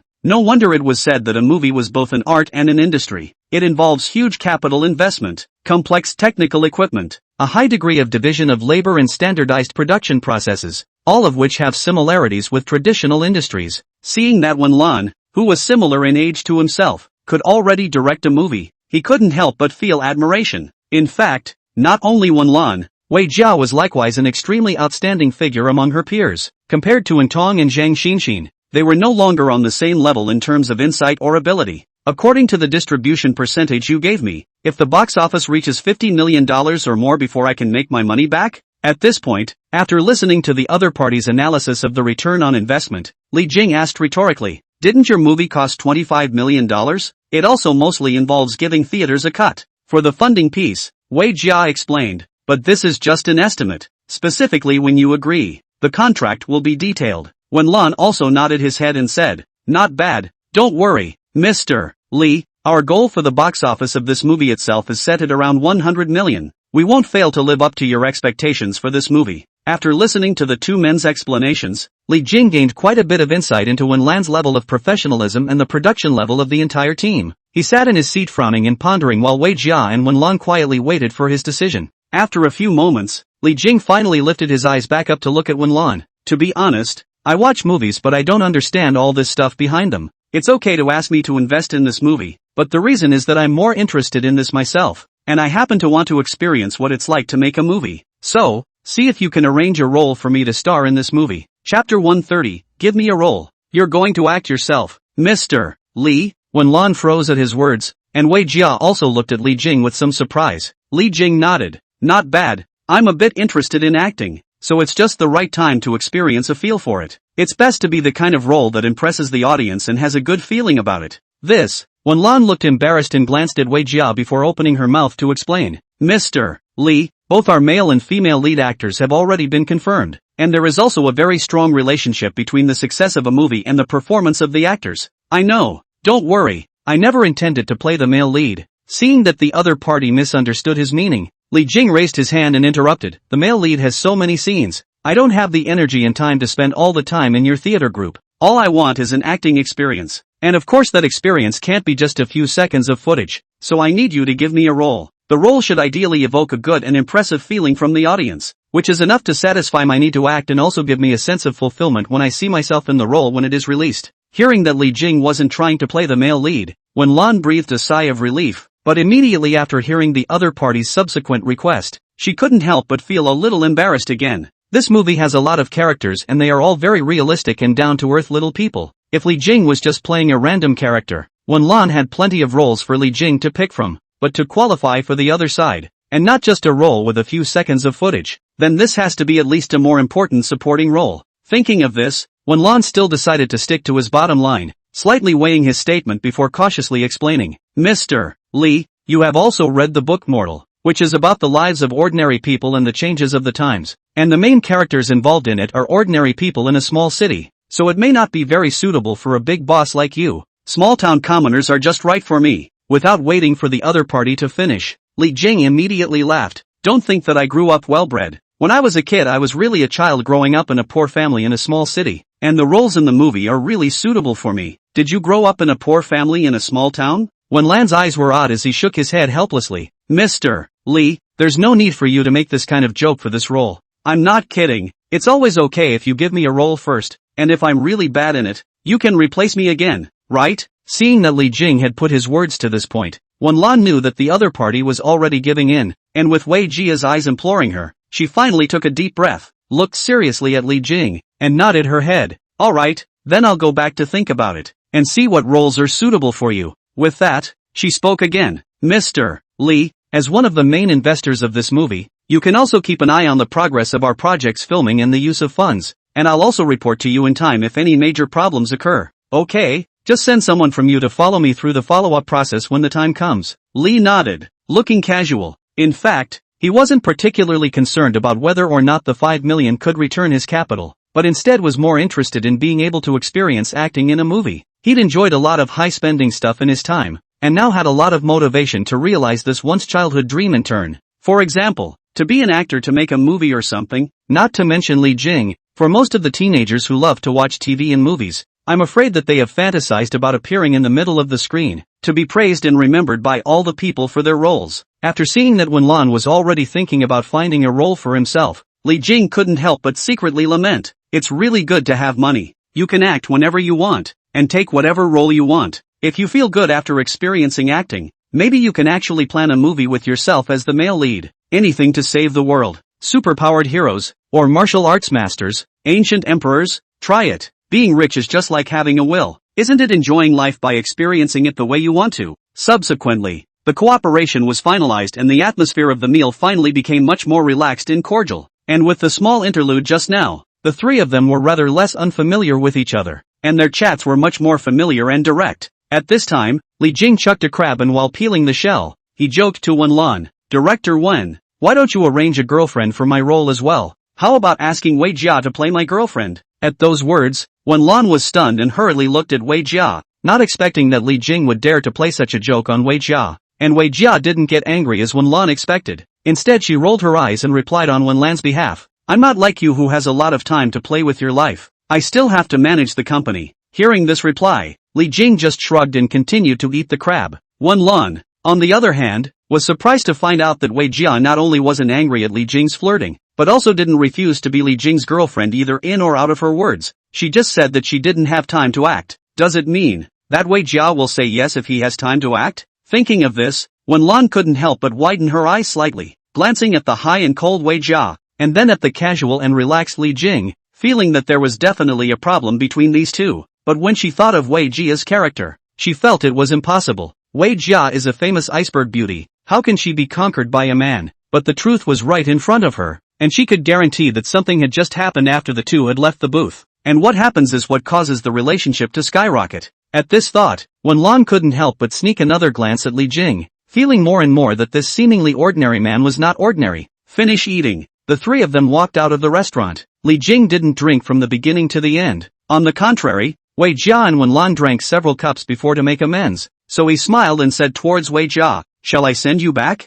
No, hell if you have any other bad intentions. Wei Jia didn't have the heart to push the other's hand away, then said, we'll call a valet ourselves. When will you take care of those old dicks of yours and come back to think about getting close to me? Li Jing knew that the other party was referring to his other women when he said second and third and fourth, so he couldn't help but touch his nose and didn't talk back, then turned around and waved his hand. Alright then, two beauties. I'll leave first. With that, he turned back to Wenlan and smiled. Director Wen, one of my teenage dreams was to act in a movie. Remember to give me a good role. I'm looking forward to it. Upon hearing this, Wenlan immediately nodded seriously. Don't worry, Mr. Li, I will focus on this matter. Wei Jia watched as Li Jing drove off without looking back, and couldn't help but move her lips, but in the end, she didn't call out to the other party again, thinking of accompanying Wenlan over to pull an investment today and ending up screwing herself. Wei Jia felt that she had suffered a big loss and couldn't help but say to Wenlan beside her, Wenlan, this movie of yours has to explode, or else I'm really losing money to my grandma's house. Wenlan didn't hear the meaning in the other party's words and replied, don't worry, I won't let the money you've invested go down the drain. Believe in my strength. This movie will surely be the most important work I've ever gotten up in the circle. Wei Jia didn't reply to the other party's ambition, but explained, the loss I'm talking about isn't money. Your sister, I sold myself for your movie. Don't worry about it. When have you ever been so? Wait, what did you say? Wenlan jerked back to look at the other party and said incredulously, you sold yourself? You and Li Jing really? Well, it's not as dramatic as you think. We've only been out of the booth for how long? How could we not have done the whole set? If he's really that fast, I still don't want him. Wei Jia was quick and hot by nature, and had no intention of hiding in front of her girlfriends like a little girl. She looked at the other party's shocked gaze and explained, when Li Jing he goes to the set to act at that time, keep a good eye on him for me. If he dares to do something with those actresses, remember to tell me. What are you doing? When Lan's face looked a little unnatural, suddenly feeling as if things had gotten a lot more complicated. Humph, what else can I do? This guy is dead set against giving up other women to be with me. I just want to see how good his vision really is. If the woman he has his eye on is too bad, I will naturally find a way to stop it. Wei Jia ringed her arms around her chest, regaining her haughty demeanor. What grade are those women? Also worthy of liking the same man as me, Wei Jia? The corners of Wenlan's mouth twitched slightly, and he laughed dryly a few times, suddenly not knowing whether pulling an investment this time was a good thing, or a bad thing. Chapter 131, How old is she? The next morning, Wei Jia and Wenlan took two subordinates to the hotel to find Li Jing in person to sign the contract and complete the cooperation procedures. Standing in the suite's exclusive conference room, Wenlan looked around at the lavish and high-class decorations and environment, and couldn't help but tsk her mouth, sighing, Mr. Li, this hotel suite isn't cheap, is it? How many days have you stayed here? It's okay, more than half a month. Li Jing had just finished reading a piece of information handed to him by the other staff and replied to Wenlan in passing. Half a month or so? The two staff members sitting beside Li Jing couldn't help but raise their eyebrows, and although their faces didn't dare to show any other expressions, their hearts were already shocked, and Wenlan was taken aback. Staying for so long? How can this room cost tens of thousands of dollars a night? You spent so much money on a hotel stay? Didn't I tell you yesterday? I still have to air out my new room. I can't help it. Although Li Jing's reasoning sounded good, everyone else found it extraordinarily outrageous. Even Wei Jia was slightly surprised and had a new judgment about Li Jing's economic strength. She herself, at least, could never afford to stay in a suite for so long. However, compared to the matter of staying in the hotel, Wei Jia was more concerned about another matter at this time. That is, Antong, who was helping Li Jing to handle and check the contract and the information. This time, when signing the contract, Li Jing basically let Antong be in charge of reviewing and checking, and he was only responsible for signing. Previously, Li Jing had told Antong that the status of assistant needed to deal with things in this area. So during this period of time, Antong, in addition to studying Japanese action movies, also really spent money to buy online classes, seriously learning all aspects of her work as an assistant may be involved in, including assisting the boss to review the contract. This also made Li Jing very satisfied with Antong, who, although her education was only an ordinary bachelor's degree, was patient and willing to learn, especially on things she wanted to do well. Just like there is a category of people who may not have studied well as students but have become extraordinarily studious in society. In addition to the fact that these people are more mature in their thinking as adults, there are differences in their goals and motivation at different times, plus the fact that they have experienced the tortures and pressures of the real world, and their self-perception has been improved, which has rekindled a strong desire to learn in these people. And Tong belongs to this category of people. She has experienced the hardships of making money, but also understands how difficult it is for ordinary workers to cross the class. So for the opportunity given to her by Li Jing, extraordinarily cherish, but also continue to use their own efforts to seize this opportunity. This is what makes Tong so valuable, because not everyone can do what she does. For example, Zhang Xinxin, Li Jing could be certain that if the same job was arranged for Zhang Xinxin,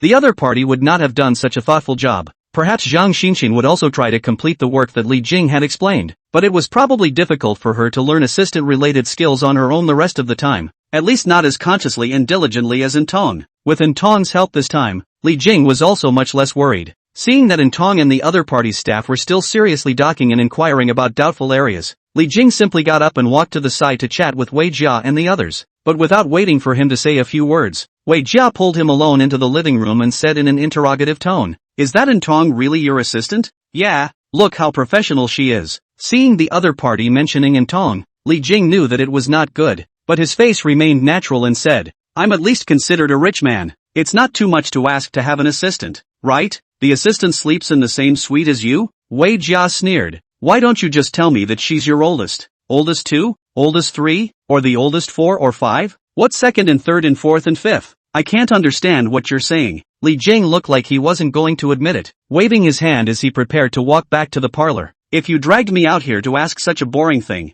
then it's better to forget it. You think I'm one of those little girls you fooled? I just scanned the room and realized there were obvious signs of a woman living here for a long time." Wei Jia looked at the other party stuttering back and asked, "Where do you know her from? Is she a netizen? Or a peripheral? Or worse, which bar found her?" Seeing the other party's picture of condescension, Li Jing couldn't help but frown slightly and turned to look at the other party. "Wei Jia, firstly, you're not my girlfriend. You don't have the qualifications to control me. Secondly, Intong is my former female neighbor. I saw that she's not bad. That's why I recruited her as an assistant. You don't have to think of her in such a bad light, right?" Watching Li Jing dissatisfied with himself for the sake of defending other women, Wei Jia's inner taste was complicated, secretly biting her lip slightly, but she also knew that she had no reason to care about him, and ultimately took the initiative to give in and soften her tone. "What's your hurry? I'm just asking if she's your girlfriend. It's just that the words were a bit heavy. If you're upset, I apologize for what I said, and it's fine if you want me to apologize to Intong." Seeing Wei Jia concede so quickly, Li Jing was surprised for a few moments. Originally, he thought that with Wei Jia's nature he would definitely get to the bottom of the matter, but now it seemed that the other party was strong but still reasonable, and in his own presence, the other seemed to have learned to concede and compromise, and was no longer as overbearing as he had been before. Seeing the other party give in, Li Jing didn't intend to be reasonable, but waved his hand and said, "All right, apologizing won't be necessary, but she's not my girlfriend, she's just my assistant, so don't get it wrong." After hearing the other party determined that Intong was not her girlfriend, Wei Jia's heart, which was already a bit uncomfortable, inexplicably felt better again. Then she asked curiously, "Intong is working full-time for you as an assistant? Are there any other jobs?" Saying that, lest Li Jing misunderstand, she immediately added, "I'm just asking, I have no other thoughts, it's fine if you don't want to say." Seeing the other party's sincere attitude, Li Jing's mood also eased and replied, "She used to have a job, and then resigned when she ed with me, but I heard her say that it seems like she's getting her own self-media. Self-publishing?"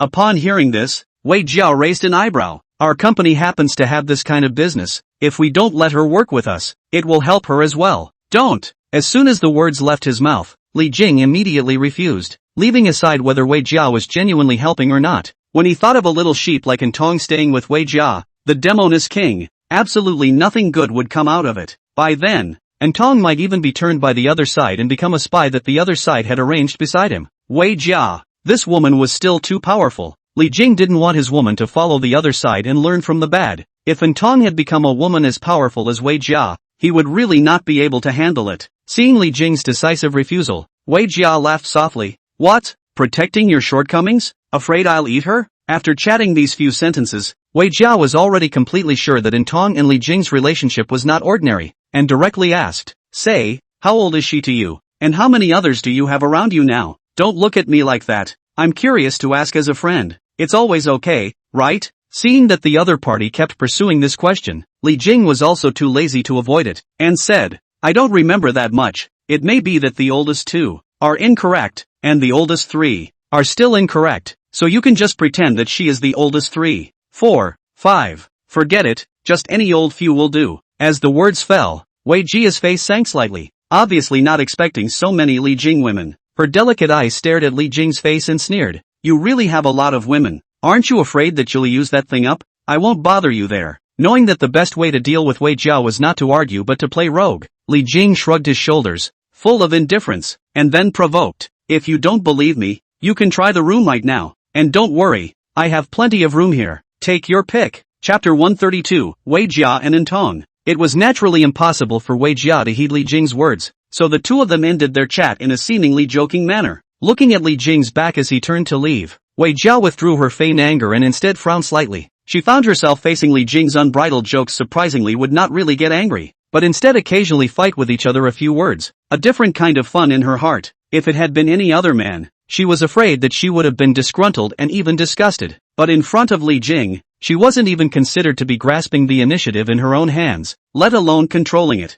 It was starting to make her, who was used to being in control of the whole situation, a little unrecognizable to herself. What's wrong with myself? Can't it be that this guy is really my nemesis? Wei Jia covered her forehead, and after her eyes changed several times, she still didn't come up with the answer she needed. Eventually all she could do was take a deep breath and try to calm down before walking back to the conference room where the crowd was as well. There were quite a few formalities and documents for the investment, and Intong had been corresponding with the other party's staff for almost an hour. Fortunately, Intong carefully check and review, so that Li Jing save a lot of things. In addition to signing, then just need to leisurely drink coffee at the side, and occasionally in Wei Jia fight a few words. Wen Lan watched Wei Jia and Li Jing from the sidelines, with an indescribably strange feeling in her heart, especially when she saw her normally high and mighty female best friend inexplicably turn into a calculating little woman in front of the other party. She was really a bit incapable of accepting it. Is the man, Li Jing, really so magical? Subsequently, wait for all procedures to be completed. The staff and Intong collected their respective information and documents separately, and ended the job successfully. As the crowd walked out of the hotel,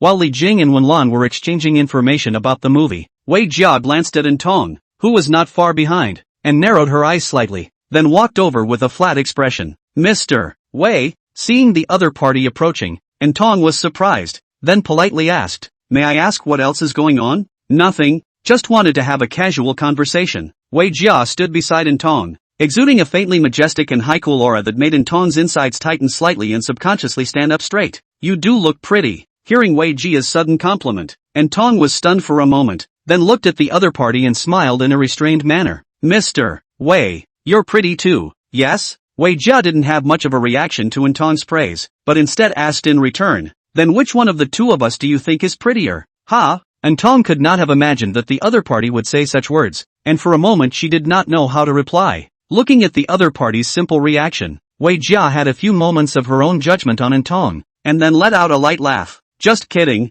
don't mind." "No, it's fine." Intong forced a smile. "How long have you been with Li Jing?" Wei Jia inadvertently glanced at the other party's attire, then asked, "You were an assistant before?" Not. Mentioning her status as an assistant, Intong still had some weakness and lack of confidence, especially in front of a serious entrepreneur like Wei Jia, and replied in a rushed manner, I'm studying. Mr. Li is more accommodating to me. I have downloaded online materials and courses for the work that may be involved in advanced study to understand." Upon hearing this, Wei Jia raised her eyebrows slightly, looking at the other party's delicate face, and asked, "So the contract review and these things were also something you learned on your own before?" "Yes, I've learned it before and reinforced it last night with a bit of cramming." Intong felt as if she was being interrogated and inexplicably felt nervous. She didn't like this feeling, so she gathered her courage to look up at Wei Jia and took the initiative to say, "May I ask if I did something wrong just now?" Wei Jia and Intong stared at each other for a few seconds, then smiled. "No, you did a good job. I thought you were a professional." Intong flashed a hint of surprise at the words, then immediately replied, "Thank you, I still have a lot to learn." Looking at the other party's reaction and appearance, Wei Jia did not have a trace of resentment in her heart, but instead recognized a few more points for Intong's attitude towards work. With that, she took out a business card and handed it to the other party. "This is my business card with my assistant's phone number on it, so if you have anything you need to learn in the future, you can ask her." Intong looked at the business card handed over. Her face showed surprise. Although she didn't know why the other party was helping her, she still politely accepted the business card and expressed her gratitude. "I'll be working more with Li Jing in the future, so I also want his assistant to be more professional, so you don't have to thank me too much." Saying that, Wei Jia saw that Wen Lan and Li Jing had finished chatting not far away, and was also ready to walk over. Then, as if she thought of something, she finally asked Intong, "I heard Li Jing say that you are usually running your own self-media account? What direction?"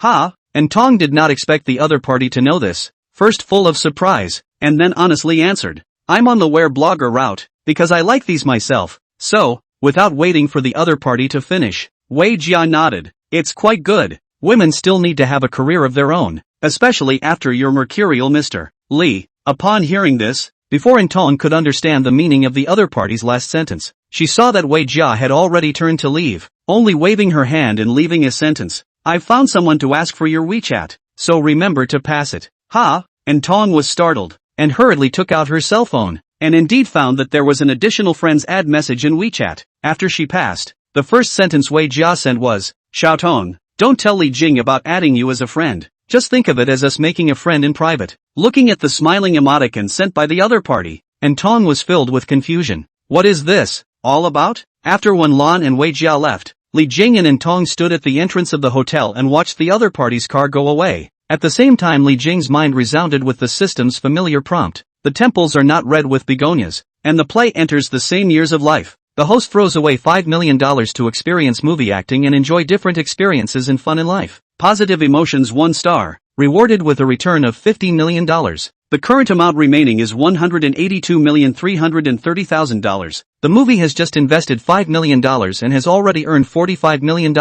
Li Jing raised his eyebrows high. His mood was instantly comfortable. He couldn't help but reach out and put his arm around Intong's slender waist beside him. Intong was slightly startled, then glanced around and saw that no one was paying attention to her before blushing slightly and asking, "What's wrong?" "It's fine. Think you worked well today." Li Jing was in a bright mood at this time. The corners of his mouth curled up slightly, and he turned his head to look at Intong in his arms and said, "Why don't I buy you a gift as a reward?" "This is not necessary." Intong was surprised, then said, "This is my job. It's enough that it didn't cause you trouble." "No, not only did you not bring trouble, you were great." Li Jing looked the other party up and down, finally landing his target on the other party's wrist, and nodded thoughtfully. "Well, you're as short of things on your hands as I am, so it's good to buy you a watch as a reward." "You're giving me a watch?" Intong was shocked, knowing that what the other party sent would definitely not be cheap, and hurriedly said, "If you really want to give a reward, just buy anything. It doesn't have to be too expensive. I've always been clear about rewards and punishments. It's only natural that you should be rewarded for doing a good job,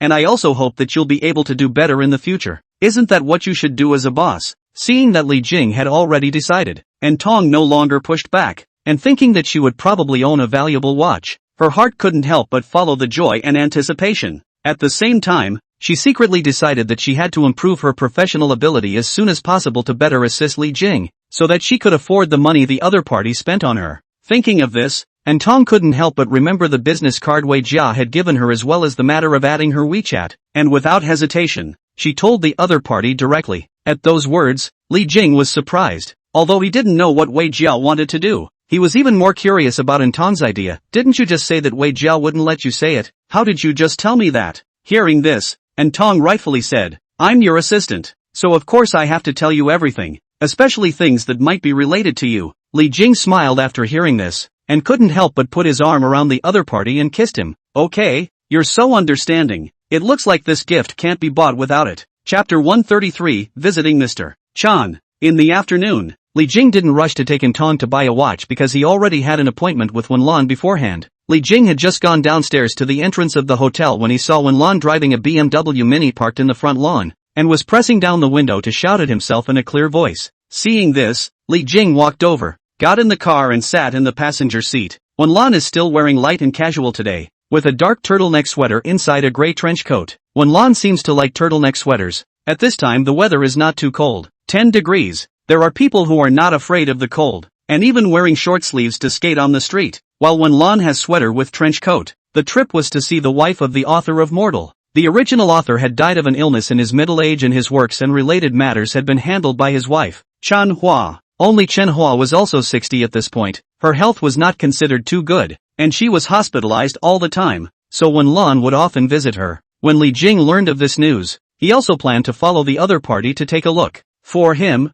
big writers belonged to the high knowledge and high income class, which he couldn't come into contact with at all in the past. So this time when he had the chance he asked Wen Lan to bring him along to take a look, to satisfy his curiosity about these kinds of people. Since having the money, Li Jing has also taken an interest in learning about circles he would not otherwise have access to, especially people he once heard about but never met, such as this writer and his family. The great writer's wife, however, was much plainer than he had thought. Li Jing had thought that the other party would be staying in a private hospital with better services, but when he arrived at the hospital, he realized that the other party was staying in the most ordinary First People's Hospital. Wen Lan's hands were habitually inserted into the outer pockets of his trench coat, and as he walked, his short hair fluttered in the wind in a valiant manner. She introduced herself to Li Jing while leading the way. Currently, the copyright of Mortal is managed by Mr. Chen, and our cooperation is also negotiated with Mr. Chen. Mr. Chen, Li Jing was surprised. He knew that the other party was referring to the original author's wife, Manhwa, and couldn't help but wonder, do you all usually call her Mr.?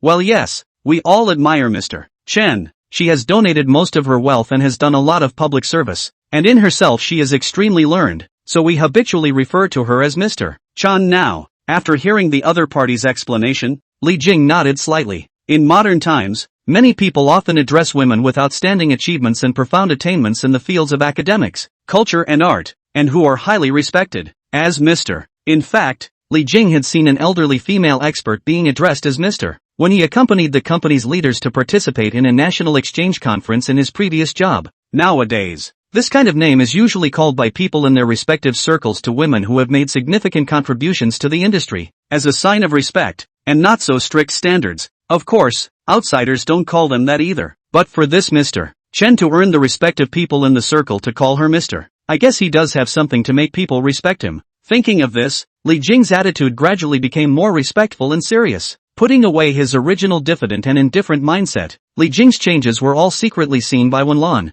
For a director, the ability to observe the changes in other people's demeanor is something she excels at. Noticing Li Jing's change at this moment, a trace of surprise flashed through Wen Lan's heart, and at the same time, he also had a few different opinions of Li Jing. Walked to the hospital inpatient unit. A staff member was already waiting in the middle of the hall early. When he saw Wen Lan, he immediately stepped forward and handed over the prepared bouquet and fruit basket before glancing at Li Jing before whispering, Director Wen, I've already asked the nurse. Mr. Chen just woke up from rest not long ago, so he can visit. Wen Lan nodded and said let's go to Li Jing, then walked into the elevator and skillfully pressed the floor. Mr. Chen had no children and lived a simple and frugal life. Inside the elevator, Wen Lan looked at the ever-increasing number of elevator floors on the display and explained, this time, when she learned that I was going to make Mortal, the royalty she charged was also very low, otherwise the cost of my film would have increased quite a bit. Hearing this, Li nodded. I guess such a character should have a very fulfilling spiritual world, and she also hopes that her husband's works can be filmed and be seen again by everyone in another way, right?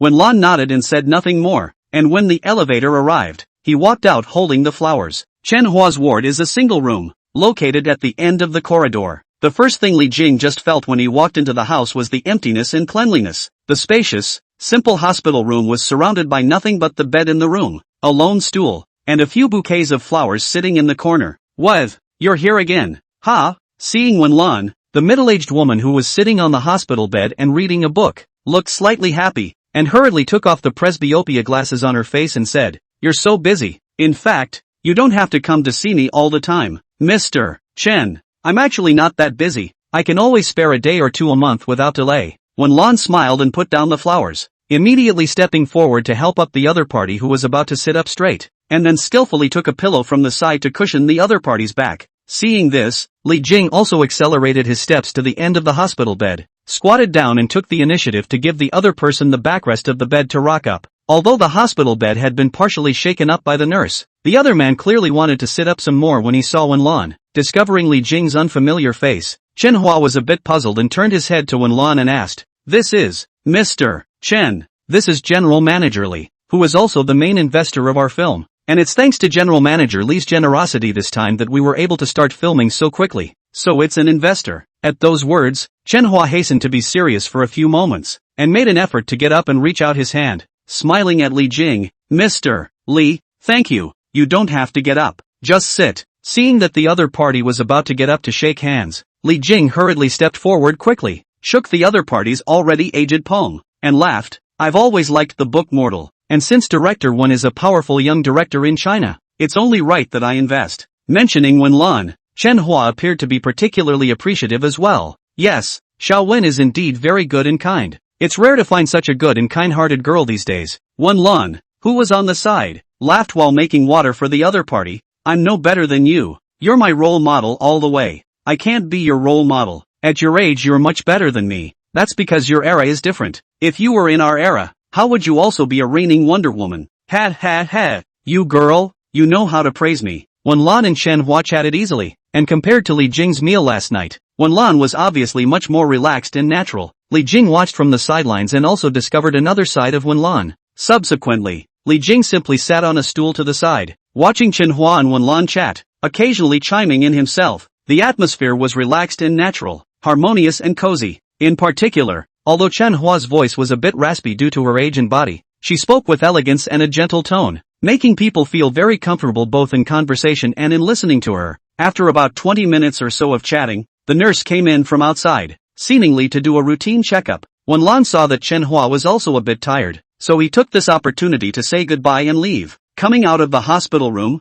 Wenlan glanced at Li Jing beside her and said, "As I said, there's nothing to see here in Mr. Chen's place, so it's boring for you to follow me here, isn't it?" "Boring?" Li Jing shook his head. "No, I find it interesting instead. Although I didn't participate much in your chats, listening to you guys talk, especially some of Mr. Chen's points, has quieted my recently restless heart for a few moments." Wenlan was a bit surprised by Li Jing's answer, but seeing that the other party didn't look like a liar, his words paused for a moment before he said, "It seems that you're still not quite the same as I thought you were." "Oh?" Li Jing raised an eyebrow. "What did you think I was like?" Wenlan recalled last night's meal before she bristled slightly. "Not nice to be around." Big frame. Chapter 134, Buying Pancakes. Hearing Wenlan's reply, Li Jing's eyebrows seemed to fly up. First a few moments of surprise, then a few moments of amusement. Seeing Li Jing laugh inexplicably, Wenlan frowned in disbelief. "Does Mr. Li think there's anything funny about what I said?" "It's fine, I just didn't think I'd give you,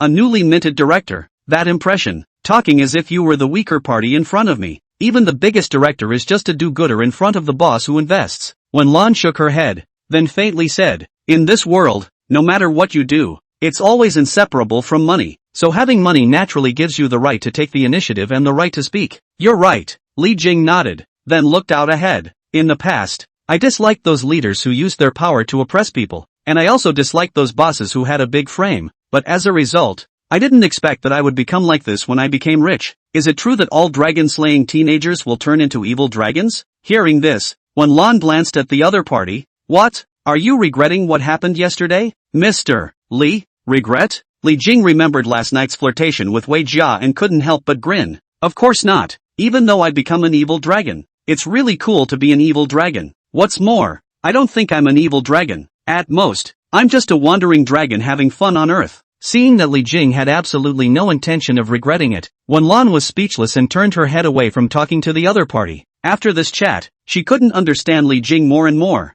Sometimes she seemed mysterious and cold, but sometimes she seemed sincere and natural. The other party's behavior and thoughts always made her unable to fully understand. However, the only thing she could be sure of was that, just as Wei Jia had said, Li Jing really did do as he pleased and was not constrained, no matter whether he spoke or acted in accordance with his own nature. He did not even think of concealing or condescending himself. Regarding this state of the other party, a hint of envy also vaguely arose in Wenlan's heart, but she could never do what the other person did, because her financial strength was not nearly enough for her to go capricious and dashing, even if she had surpassed the vast majority of ordinary people. Walking to the lobby on the first floor of the hospital, Li Jing saw Wenlan paying the bill at the window and said with some surprise, "You're paying for Mr. Chen's medical bills?" "No, I would be willing to cover Mr. Chen's medical expenses, but she's not." After the payment, Wenlan retrieved her phone and explained, "Mr. Chen doesn't have any children, and there's no one to take care of her here alone, so I hired a caregiver for her."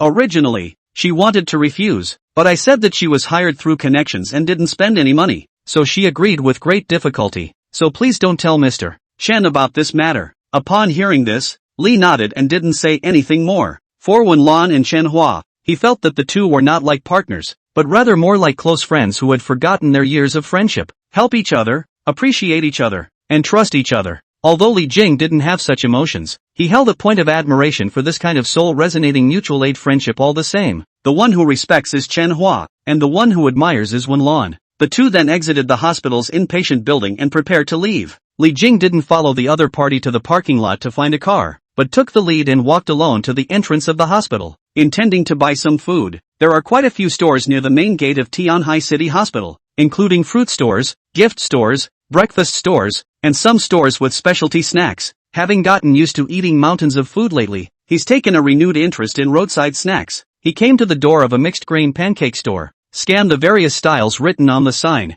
and said to the clerk, "2 of the most expensive ones." "Okay, hold on a second." At that, the clerk sharply finished scooping a large spoonful of the yellow batter, spreading it evenly on the pan, and then began to add the toppings. At that moment, a young college student-looking girl also approached the store and asked politely toward the clerk, "Boss, how much is it with tenderloin and bacon, please?" 22. At that, the college girl seemed to think it was a bit pricey, and after a few seconds of hesitation, she asked, "What about just adding tenderloin and shredded potatoes?" 18. What about the original egg? Hearing the college girl's third inquiry, both the clerk and Li Jing couldn't help but turn their heads to look at her, only to see her face slightly red at this time, look a little embarrassed, dressed simply and cleanly, looks like an ordinary economy some nervous college students. Seeing the other party's appearance, Li Jing couldn't help but think of his own frugal life during college. At that time, in order to alleviate the burden of the family, he was extremely frugal in all aspects, just like the other side even want to eat a snack, cannot afford to buy expensive. 12 of original eggs. After looking at the other party, the clerk continued to lower his head to make Li Jing's mixed grain pancakes and returned a flat reply. "Then this original flavor. Get her a tenderloin with bacon." Before the girl could finish her sentence, Li Jing opened his mouth to interrupt. "Ha!" The girl was surprised and looked at Li Jing in shock, not knowing what the other party meant. "Oh, nothing else? Seeing as you look quite similar to me when I was in college, it's kind of fate that you're invited to eat." Seeing Li Jing's gentle appearance, the girl was slightly stunned, then nervously thanked, thank you, but this is not for me to eat, it's for my mom to see the doctor here. Afraid that she's hungry, so I bought her a cake to eat, she especially likes to eat this." At those words, Li Jing drifted off, then turned to the clerk and said, "Another one with ridges and bacon." For herself. "Alright, brother," the clerk sniffed and promised. Perhaps it was due to seeing Li Jing take the initiative to help the girl. The sales clerk seemed to be a bit more enthusiastic compared to her previous attitude, and the girl saw this and quickly waved her hand.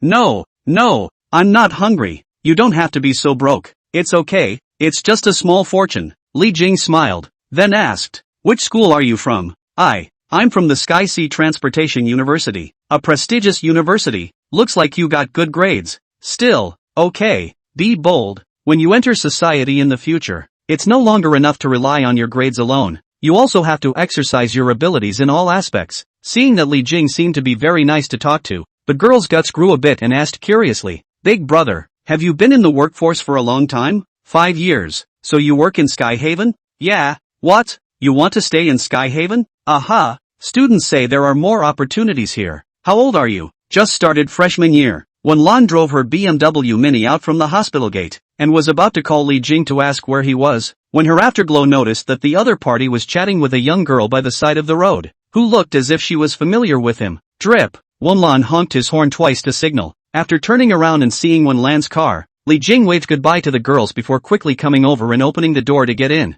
Ran into someone you know? Lan curiously looked at the girl on the curb not far away, simply dressed and young looking. No, it's just a chance encounter, a casual conversation. At that, Lan looked odd. You can talk to a random girl you meet? Li Jing raised an eyebrow. No, for you. With those words, Li Jing took out another mixed grain pancake that he hadn't eaten yet and handed it to the other party. Seeing this, Lan was surprised and looked at the pancake in the other party's hand that was already half-eaten, somewhat surprised. You like to eat this? I heard Wei Jia say that, and thought you ate mountains of food every day. Director Wen, I did say that I was raised in an ordinary family. Isn't it normal to eat this? It's just that you don't believe me. Saying that, Li Jing shook the pancake in his hand that he had given to the other party. Do you want it or not? If you don't like it, I'll eat this one of yours as well. Don't, I eat that a lot too. You put it on the armoire next to me and I'll eat it later after the drive. So I won't eat tonight. Li Jing was surprised. That's all you eat at night? Well, when I was filming,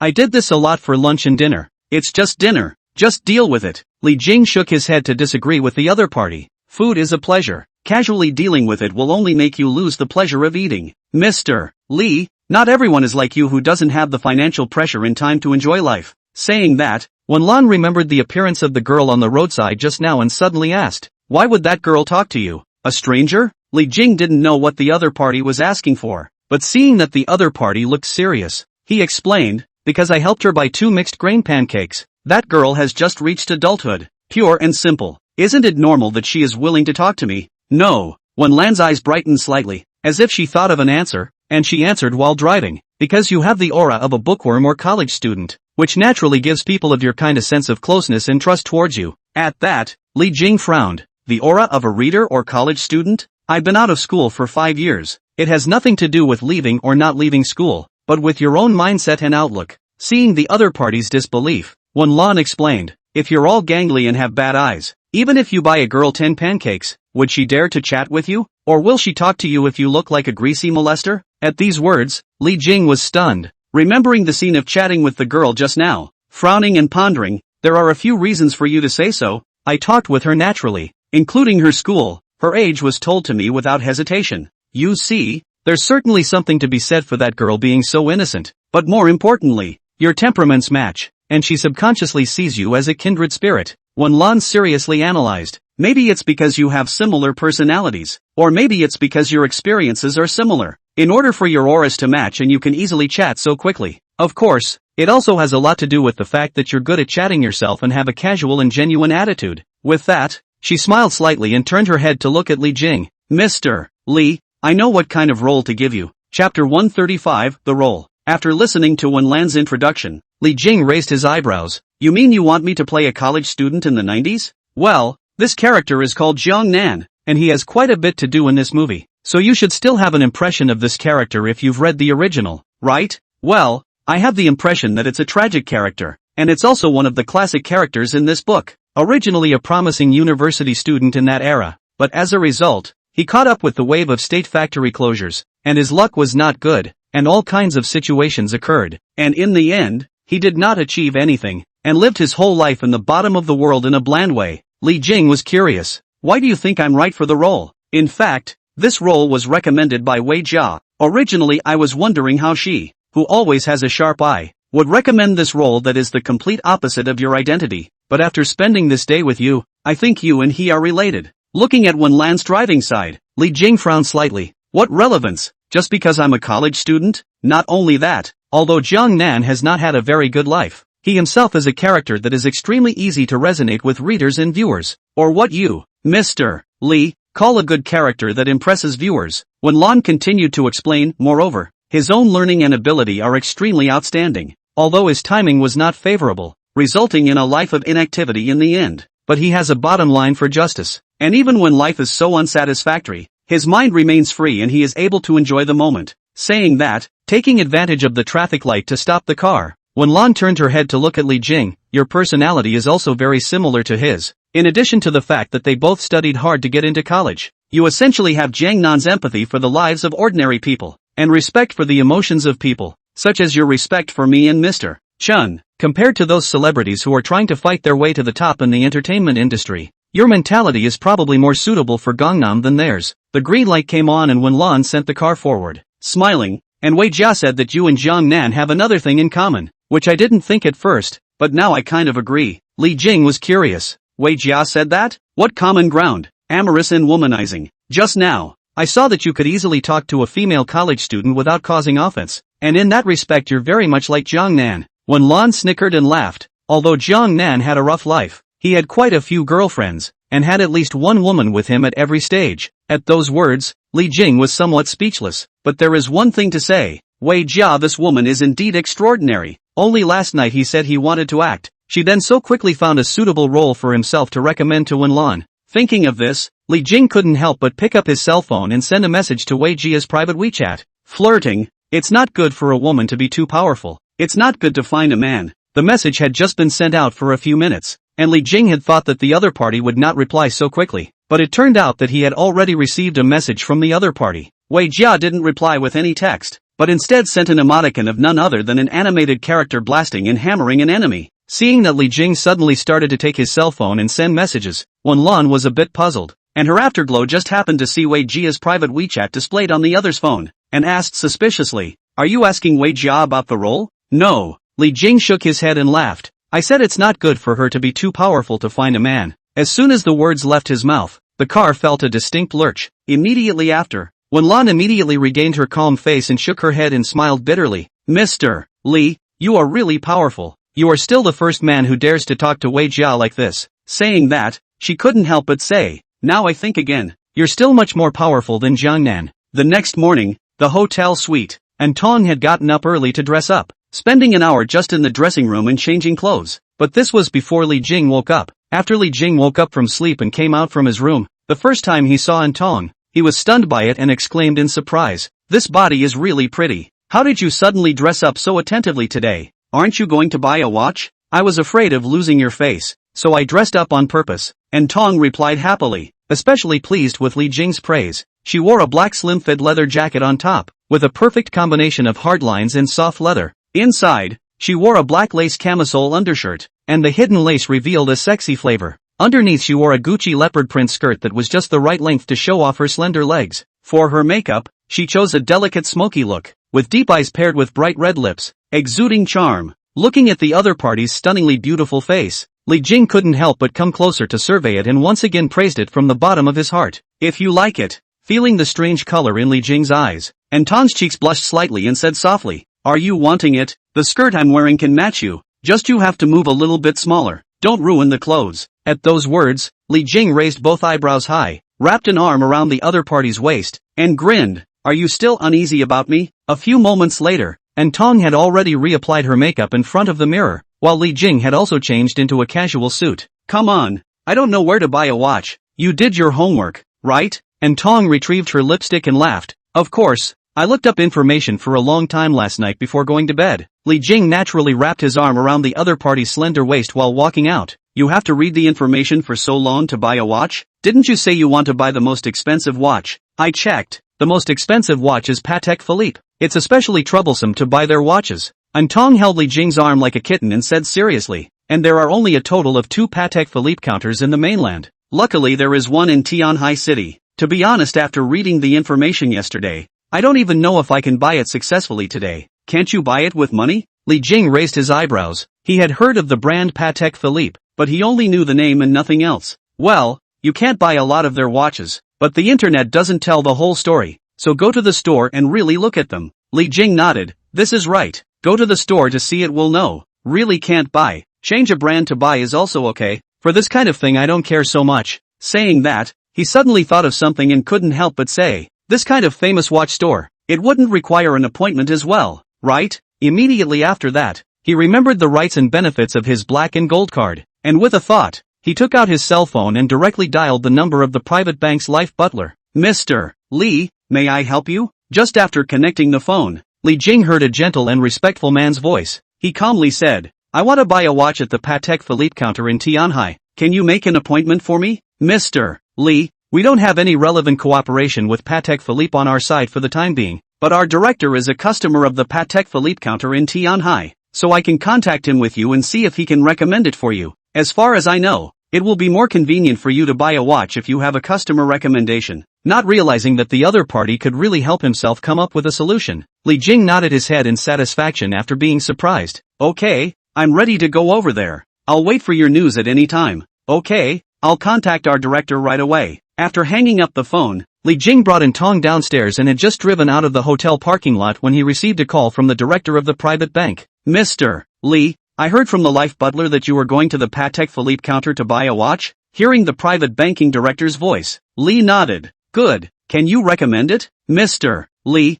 I'm really ashamed to say that I'm not qualified to be the VIP of Patek Philippe, but I have a consumption record over there before, and I have a good relationship with their sales. I can recommend you to her. Do you think it's okay?" Li Jing knew that the other party's economic strength was not bad, but even claimed that they were not qualified to become a member of Patek Philippe, so he could not help but become more and more curious about this Patek Philippe counter. With that, he didn't think much about it and directly replied, "Okay, you tell them for me. I'll be there in half an hour." Chapter 136, The Exaggerated Counter. After driving to Antong navigated Tianhai City Patek Philippe counter address, Li Jing got off the car, felt something wrong, turned his head to Antong and asked, "Are you sure the counter is here?" "Well, this is the counter." Antong nodded her head to confirm. "To be precise, it's called Tianhai Patek Philippe Source Residence, one of the 2 Patek Philippe counters in the mainland." Upon hearing this, Li Jing looked forward again. Even though he had already stayed in super 5-star hotels and been to Michelin restaurants, he still couldn't help but be shocked to see that a place selling watches was so exaggerated.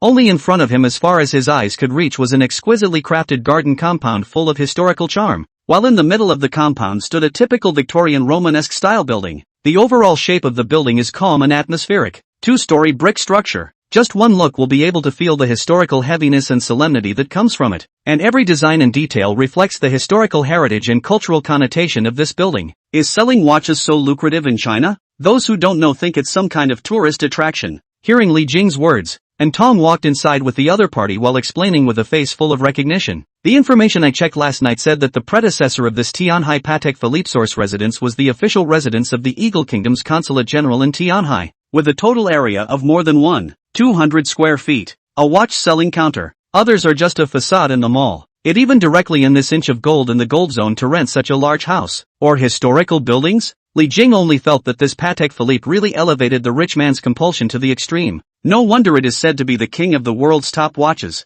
And you can tell a thing or two about this store alone. The not-so-spacious front door of Patek Philippe is a black and brown solid wood door, flanked by classic European-style plastered flower columns filled with blooming flowers. And then the Patek Philippe logo plaque hangs on the wall a bit to the side. Just as he walked into it, a lady in a professional uniform greeted him with a smile. "Excuse me, is this Mr. Li?" Not expecting the other party to recognize him at once, Li Jing raised his eyebrows and said, "Did Yu Yang contact you?" "Yes, I'm Zhang Li, the sales consultant of Patek Philippe. And Mr. You spoke to me on the phone just now." Zhang Li revealed a professionally enthusiastic smile. Her movements and stance were very professional. "He recommended you to me with extra solemnity. I can't imagine that the person who can make general manager you pay so much attention is so young." Li Jing didn't comment on the other party's boasting. Instead, he cast his gaze around the chamber for a week. The interior of the store is also decorated in a luxurious and elegant style, with fine carpets on the floor and artistic paintings and historical photos of the brand hanging on the walls. Even the lighting design is very sophisticated,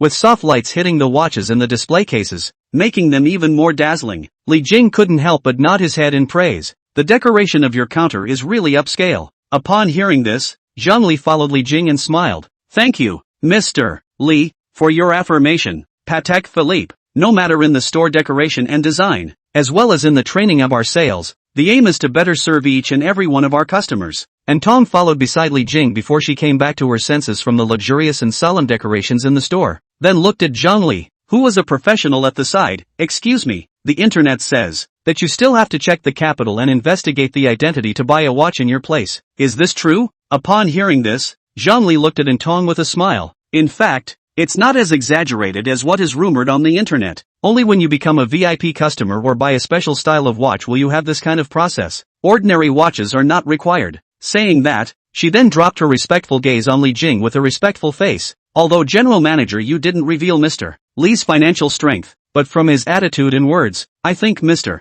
Li's strength should be absolutely fine." Hearing this, Li Jing sort of understood. I'm afraid that the other party's respectful and patient attitude from the time he started to enter the door until now was related to that phone call from Yu Yang, the director of the private bank. If there is no that phone call, oneself without any preparation to come to this Patek Philippe counter, although not necessarily will hit the wall, but certainly not as smooth and comfortable as now. Immediately, Zhang Li took a step forward and reached out her hand to indicate, "Mr. Li, since this is the first time you come to us, I'll first introduce the two of you to the watches on display in our counter, so that the two of you will be able to have a deeper understanding of our Patek Philippe. May I ask if you need it?" "Okay, I see you do have quite a few display watches here. Introduce them all." Li Jing swept a glance at the showroom and realized that various series of watches were carefully displayed in transparent showcases, making it easy for customers to appreciate and select them. Upon hearing this, Zhang Li smiled and nodded her head, leading Li Jing and the two of them to start introducing the watches in the display cabinet one by one. "This Patek Philippe 5905 or 010 you are looking at is a classic masterpiece of our brand. The public price is $585. $500. Its case is made of 18K rose gold.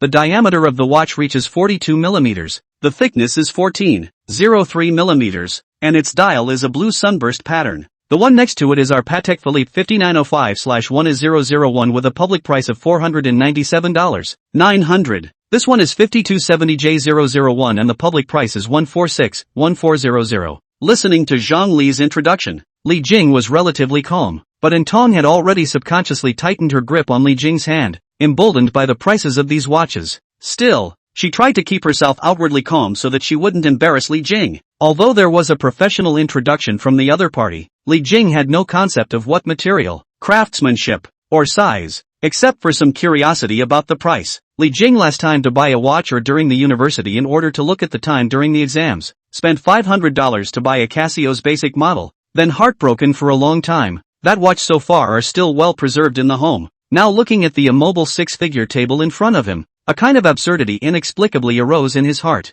The worlds of the common man and the rich man are really two worlds. When Li Jing had also heard almost enough and had no intention of continuing to learn more, Zhang Li duly invited the two to sit down on a sofa to the side. Zhang Li took out an exquisite picture book and handed it to Li Jing, flipping it open while introducing, Mr. Li, this is all about our Patek Philippe watches. However, many of the styles are currently out of stock, including the ones you just looked at are for display only and are not in stock. None of those display watches are for sale? At those words, Li Jing frowned slightly. Yes, especially some of the popular models. Zhang Li seriously introduced, like the current hot Grenade, Nautilus are not in stock, can only be registered first, and even if you register, you have to have a previous purchase record of the regular models in our store to be able to register. And Tong was surprised. That means if we haven't bought the regular model, we can't even register for the line? Zhang Li nodded her head to express her helplessness. Yes, because these styles are too hot. The total production of watches is far from enough to meet the demand, so we can only limit the guests in this way. I hope you two understand. Saying that, she flipped forward a few more pages.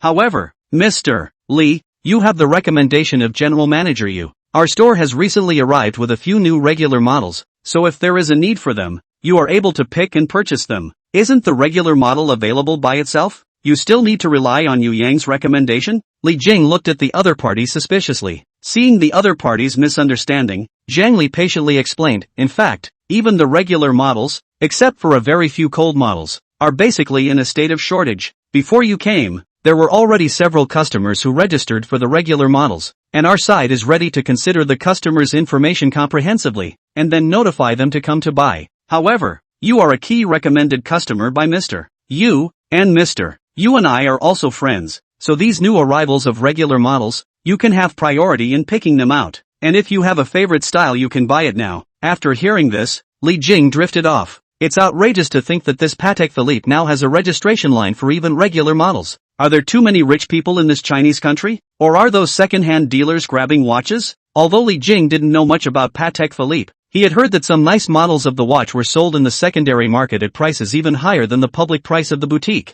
because the secondary market didn't need to wait in line. Thinking of this, Li Jing was suddenly glad that he had looked for Yu Yang, or else he could have really come here and touched his nose. These big brands are really good at playing the set of hunger marketing to study the perfect, not only let the customer rush, but also invariably improve their own brand of compulsion. Immediately afterward, Li Jing asked Zhang Li, then if I buy the regular model, will I be able to buy the subsequent models in the future? Yes. Zhang Li smiled and nodded. After becoming our customer, Mr. Li, you will be able to gradually unlock the eligibility to purchase our other watches, and I'm sure you will love our Patek Philippe. In response to the other party's self-promotion, Li Jing did not comment, but spoke calmly, then take out the models that are in stock and show them to me. Yes, it will be brought to you. With those words, Zhang Li immediately got up and left. A few moments later she brought 4 exquisite Patek Philippe watches. Mr. Li, this 5226G features syringe hands, numerical hour markers with a large luminescent coating and a grainy disc with a gradient effect, along with a beige luminescent coating and the Patek Philippe logo, for a very strong vintage feel. This is the Patek Philippe 2470-300/1200-8001 and an automatic mechanical ladies watch from the 24 collection. This one is. After the other party's professional introduction, Li Jing barely hesitated too much before he directly chose 2 models and said, let's take this 5226G and 7300, one for each of us. Seeing the other party so painfully, Zhang Li's smile grew more and more enthusiastic, and she immediately said, okay, I'll prepare it for you right away. And in Tong on the side, knowing that the women's watch was bought by Li Jing for herself, couldn't help but ask towards Zhang Ling, please ask how much the 7301 costs. At that, Zhang Li smiled and patiently replied, this one is around 260,000 if you buy it to hand. 260,000? And Tong was dumbfounded, her mind going blank. Can your own hands really afford to carry a 200,000 plus watch? Chapter 137, Taking Down Patek Philippe. Having decided on the watch to buy, the next thing was for Zhang Li.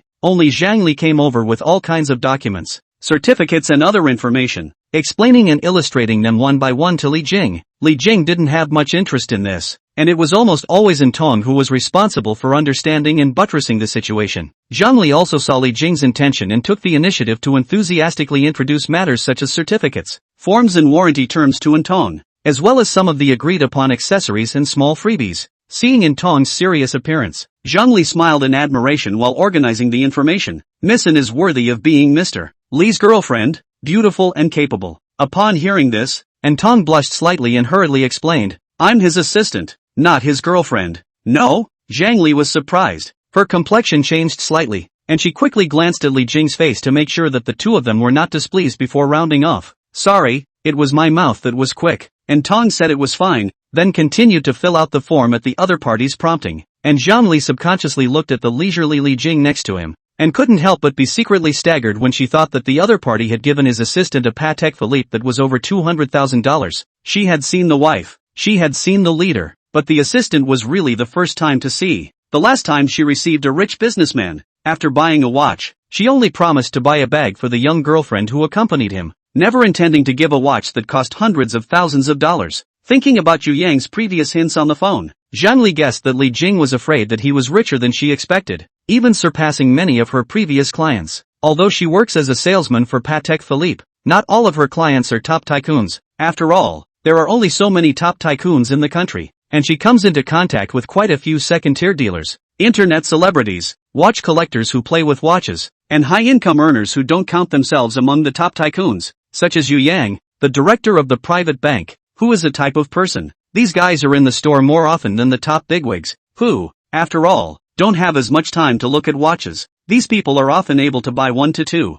or even 3 watches, but higher spending is more of a struggle. And judging from Zhang Li's experience, Li Jing was much stronger financially than these people, and it was highly likely that there would be subsequent spending, and he could even become a super VIP customer. So after completing a series of formalities and waiting for Li Jing to sign, Zhang Li took the initiative to add Li Jing's contact information. Mr. Li, if you have any other subsequent watch buying needs, you can register for an appointment with me directly. At those words, Li Jing raised his eyebrows. The other party's words had spoken to his heart. To be honest, this time he only bought the regular Patek Philippe and more or less felt it was still not enough. After all, since he had decided to buy a watch, it was not really in line with his current spending habits to end up with just the most basic regular watch. So he nodded and said, okay, which styles of watches can I register now? About how long will it take? Seeing that Li Jing really wasn't satisfied with the regular watches, Zhang Li smiled brightly and immediately explained, you have purchased our regular models, and you are already qualified to register for reservations for the popular styles of Grenade and Nautilus. But of course other watches of the same class can also be registered for reservations if you like them.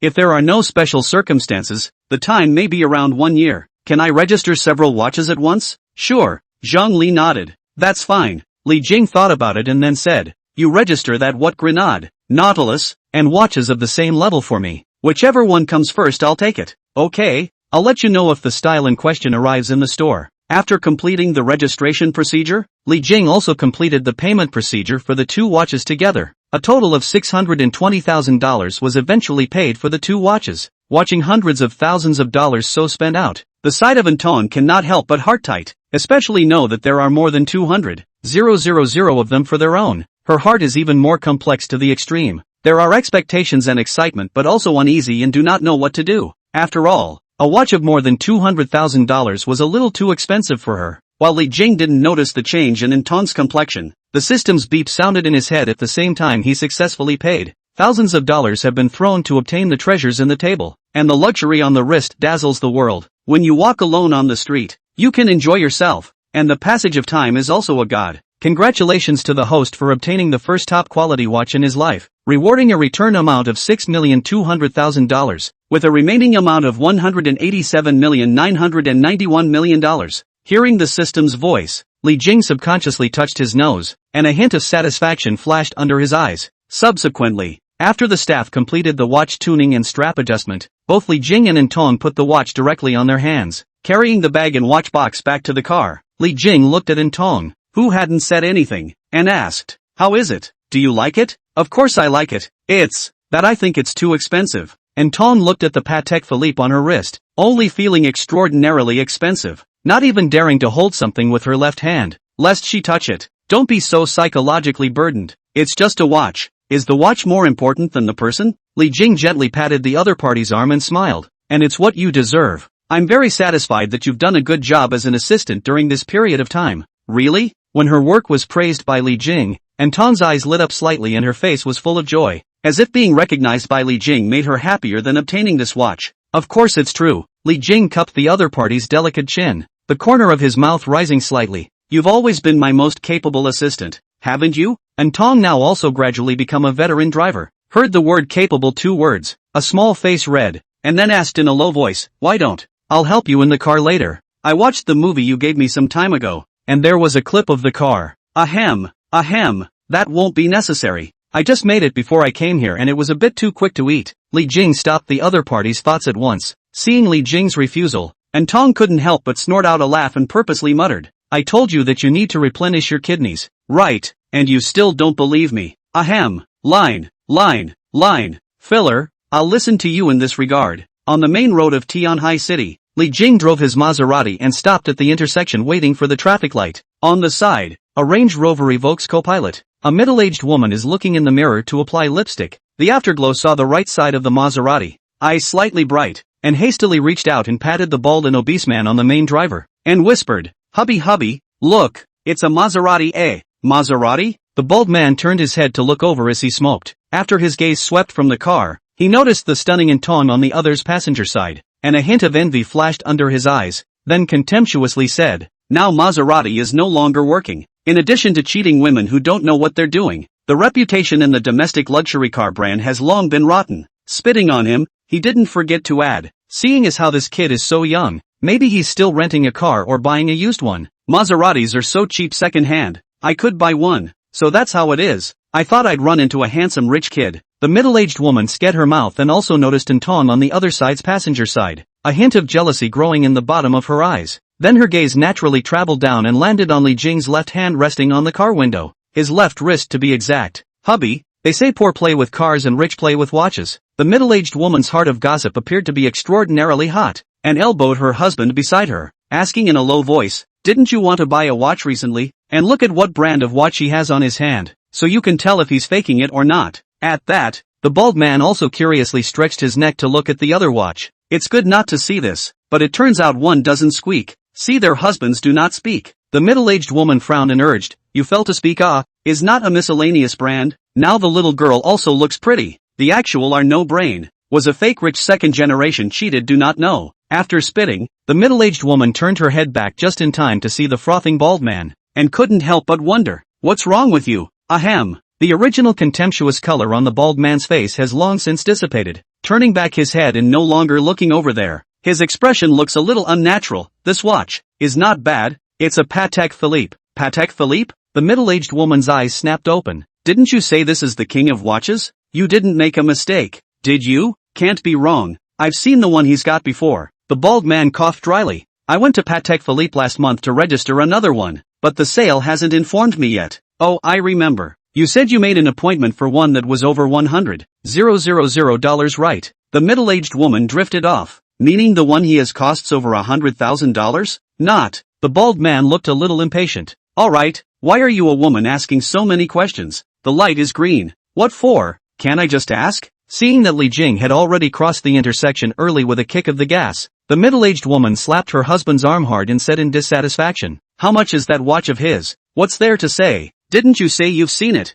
The bald man was also distracted by the other party's question, and no longer avoided. Directly said, okay, more than 300,000 yuan. Similar to my car. That watch will cover this car of yours? The middle-aged woman was completely dumbfounded after hearing this, and only then did she understand the reason for her husband's sudden change in attitude. She leaned back against the backrest again and was silent for a long time before turning her head and asking in a low voice, did the woman in that car just now also carry a Patek Philippe? The bald man frowned. Yeah, and what? You see, people know how to buy a watch for their women. Why don't you book a watch for me too? The middle-aged woman took off the omega on her own wrist and said forcefully, go to the counter later and reserve a piece for me. I want to wear Patek Philippe too. Chapter 138 Dismissal. The next month flew by. Not only did he successfully auction off the license plate, but the private bank's customized black and gold card was also sent by the bank to personally give it to Li Jing. The overall color of the black gold card is black, a deep and textured black, with the head of an ancient Roman centurion printed prominently on the front, and the China Merchants Bank logo and text underneath the centurion symbol. And let Li Jing has a few surprises.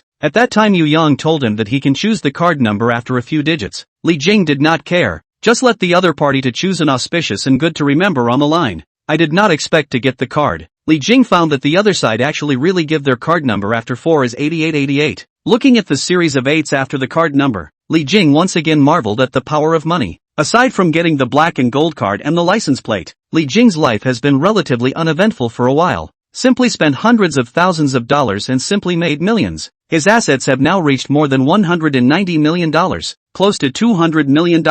Although Li Jing had become less sensitive to money, the support of nearly $200 million had made his bottom line more and more adequate. Even his personal aura was invariably significantly strengthened. On top of that, Wen Lan's movie is being prepared in earnest, and he hasn't yet informed Li Jing to go over there. To say that the biggest change in life during this time was Tong dragging Li Jing out of the hotel suite.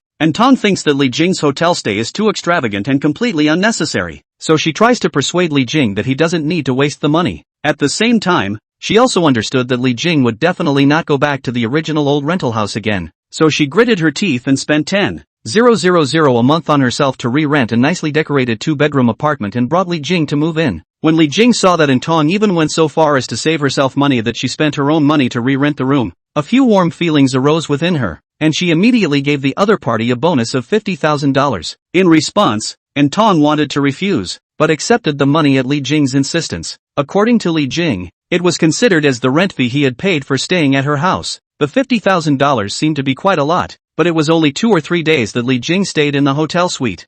Tong, who got the bonus, worked more and more attentively, woke up early and went to bed late every day, cooked and washed for Li Jing, and took the initiative to become a full-time nanny. Every time he saw the scene of Tong's virtuous cooking for himself, Li Jing couldn't help but feel emotional. If any man could marry Tong, he definitely saved the galaxy in his last life. But when he thought that Tong might marry someone in the future, Li Jing immediately felt extremely reluctant to do so, and in his heart, he even hoped that the other party would follow him for the rest of his life without marrying anyone. Damn, I'm such a scumbag, such a good girl, not to give her a name, even if it's not enough, but also want to take her by force. Is it because of his own scummy attributes, or is it because men get worse when they have money? Well, it must be this almighty money that makes itself scum. It's all about money. It has nothing to do with me. Li Jing, what? You mean you want me to give up all my assets again and be a regular good guy? If you say so, then I admit I'm scum. Giving up money is absolutely out of the question. I may be scum, but I'm not stupid. Watching Tong doing yoga in the living room, which was twice as big as the original rental house, Li Jing laid down on the sofa and curiously said, Tong, have you ever thought about marrying someone in the future? Wow. As soon as the words fell, Tong, who was preparing to do the yoga downward dog pose, gave a lurch in her movements and immediately got up to look at Li Jing, her delicate eyes reddening at a speed visible to the naked eye, aggrieved with a hint of heartbreaking toughness, and said, Are you going to fire me now? And no, I didn't mean that. Seeing that the other party seemed to misunderstand what he meant, Li Jing immediately reached out and said, I was thinking that a girl as good as you are, is it not too good for you to keep letting you follow me? Before the words were finished, Tong's eyes rippled with light, and a translucent teardrop quickly gathered in her eyes, wanting to fall, swaying slightly in her eye sockets as if she was carrying endless grievances and sorrows, but she still bit her lower lip slightly, trying to maintain decency and emotional stability, and rose silently, whispering, I know. Seeing that the other party got up and was about to head for the bedroom, Li Jing froze, blinked and asked, You know what's up when you know what's up? What are you going to do? Pack up. Although Tong's heart was low, she still answered honestly, If you fire me, I'll return this room and rent it back to the original neighborhood. And no, when did I say I was going to fire you? Li Jing stood up and walked to the other party, grabbing Tong's shoulders with both hands. Looking at the other party's tearful appearance, he felt amused and said, You're also too sensitive. I'm not trying to fire you. Then why did you ask that question?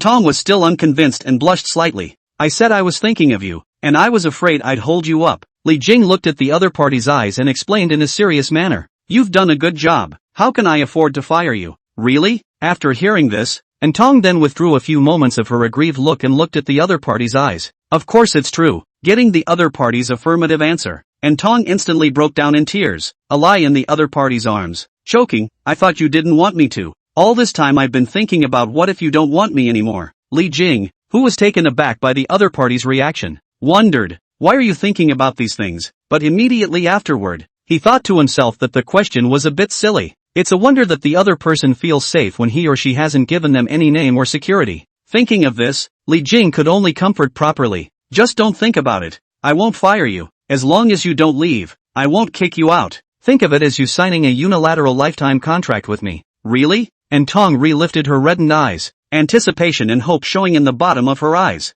Yeah, of course if I run out of money, then there's nothing I can do. After all, when a company closes down, even a lifetime contract is useless, right? Receiving the other party's affirmative reply, and Tong secretly touched the corners of her moist eyes, then firmly said, "It's fine, if you don't have any money I'll follow you. I'll save up and can support you." Cough cough cough. Li Jing, who was about to speak, was choked by his own saliva when he heard this, and then said with surprise and amusement, "I'm broke. Are you really going to support me?" And Tong nodded seriously, looking much more serious than Li Jing. "Well, but you can't be so generous anymore, or else the money I've saved might not be enough for you to spend." With that, she immediately added, "But I'll work hard to earn money, and I'm sure I won't make you suffer." After hearing this, Li Jing looked at the other party's sincere face, and for a moment, he actually didn't know what to say. With that he suddenly asked, "Are you a Pisces?" "Ah, how did you know?" And Tong's large eyes were filled with surprise. "It's true that you're a love brain, you'll easily meet bad people like this." Looking at Li Jing's appearance, and Tong's tears had gradually retracted before she pursed her lips and said, "So are you a bad person? I should be considered the scum of the good guys." "Well, yeah, you're good and scummy." And Tong thought seriously for a moment, and even nodded her head fervently in agreement with Li Jing's self-assessment. The corner of Li Jing's mouth twitched, then asked, "I'm a scumbag, and you're still following me? Won't you get married in the future?" And Tong sniffed and was silent for a moment before taking a deep breath. "Not getting married. As long as you haven't fired me, I won't get married. Of course, even if you fired me, I wouldn't have gotten married if I had the money to be able to live alone in Tianhai City." Saying that, she looked at Li Jing with affection and added, "But if you're tired of playing outside and want to have a family, I can marry you." After listening, Li Jing's expression was slightly stunned, and his heart gently swirled. In the end he said nothing, just wrapped his arms around the other man and kissed him passionately. After kissing, and Tong's body Microsoft in the other party's arms, her eyes hazy, whispered, "I'm safe today, you can be in it this time." As the words fell, Li Jing grew hotter and hotter, carrying the other party directly to the sofa and began to release the fire in his heart. Chapter 139, Filming Locations. November and it's late fall. After a few fall rains, the weather has cooled down quite a bit again. Early in the morning, the distant sky is still covered with a thin layer of gray, as if not fully awake. On the street, the fallen leaves spread all over the ground, like a golden carpet, by the wind gently blowing. Will Russell. Li Jing came out of Tong's apartment wearing LV's latest fall jacket coat. A cool air came out. Slightly cool and cozy. Li Jing took a deep breath, his face showing enjoyment. He liked the cooler climate of autumn, and always felt that it was easier to feel warmth in this kind of weather. Feeling the faint dampness carried in the air like a light veil brushing against his face, Li Jing tightened his clothes, trying to retain the hint of warmth if any, and then walked towards his Maserati. Today Wenlan finally asked him to go to the set to familiarize himself with it, and it looks like he'll be shooting his scenes in a few days. As for Li Jing, Wenlan barely cared about him and didn't ask Li Jing to do anything other than let him familiarize himself with the script, seemingly intending to wait for everything to be adjusted and talked about in detail during the filming. Or maybe it was simply because Wenlan had been so busy for a while that she had forgotten about him. Li Jing drove his sports car alone to the address that Wenlan had sent to him, a residential area in the direction of the outskirts of the old city of Tianhai. Li Jing remembers that there used to be quite a few other foreign workers there to rent a house together because it was cheaper, but it was also far away from the city center. This time he didn't ask Tong to accompany him, but told her to stay at home by herself. During this period of time, apart from going to play or shopping, where Li Jing would call Tong, the rest of the time was basically left to Tong's free hand. So besides taking care of Li Jing's meals, Tong usually didn't have too little free time, especially since this past month. Tong started another food blogger account because her original outfit blogger account got bottlenecked. Since she switched up the food she made for Li King every day, she simply decided to film it, both for Li King and to run her self-publishing account. But what Tong didn't expect was that this temporary idea had an unexpectedly good effect. Due to her superb craftsmanship and the exquisite and high-grade food she makes every day, coupled with her own face value and the speed of her daily changes, her food account reached 100,000 followers in a month at a rapid pace, at one point surpassing the wearable bloggers account that she had been running for several years. According to Li King, on the internet, you never know which track you're going to blow up on. Because of this, Tong has been spending more and more time on self-publishing. Li Jing was indifferent to this, and Tong was able to do it up, and he was also happy for the other party. So today he purposely left Tong at home to edit the video by himself. Wenlan's filming location really isn't close, and Li Jing drove over an hour to get there without traffic. By the time he arrived, things had already begun on the set. The scene was filmed in an old residential neighborhood in the suburbs. Since the houses here are old and still retain the architectural style from decades ago, Wenlan chose this place specifically. For contemporary literary films,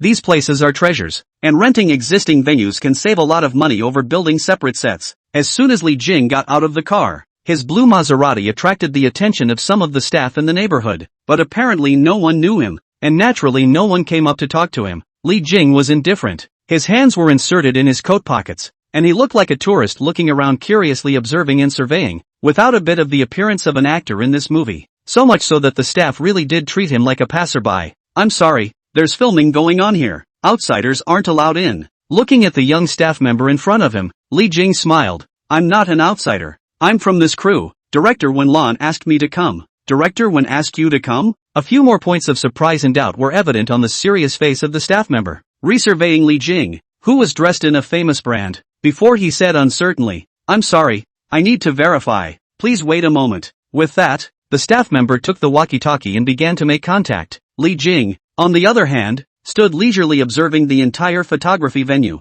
The shooting site was much simpler than Li Jing expected. There was no delicate decoration or conspicuous signboards. It was a group of people who were gathered around the residential building not far in front of them to shoot. From Li Jing's perspective, he was able to see that one of the cameramen was carrying an extraordinarily heavy-looking camera that was constantly adjusting its position, and the lighting technician was carefully setting up next to him with equipment he couldn't name. On the side, there were also field workers and props teams constantly moving various objects back and forth, seemingly creating a certain scene environment. And in the corner, Li Jing even saw two makeup artists hastily adjusting the actors' makeup. But unfortunately today's play was all about the supporting cast and none of the main actors were present. But the whole venue seemed tense and organized, and the slightly chilly turn cool weather was warmed up by the activity of these people. So this is what a movie set looks like. Li Jing had thought of acting and making a movie on his own when he was a teenager, and now that he was really standing on the shooting site, his heart couldn't help but give birth to an unspeakable experience of emotion. "Excuse me, are you Mr.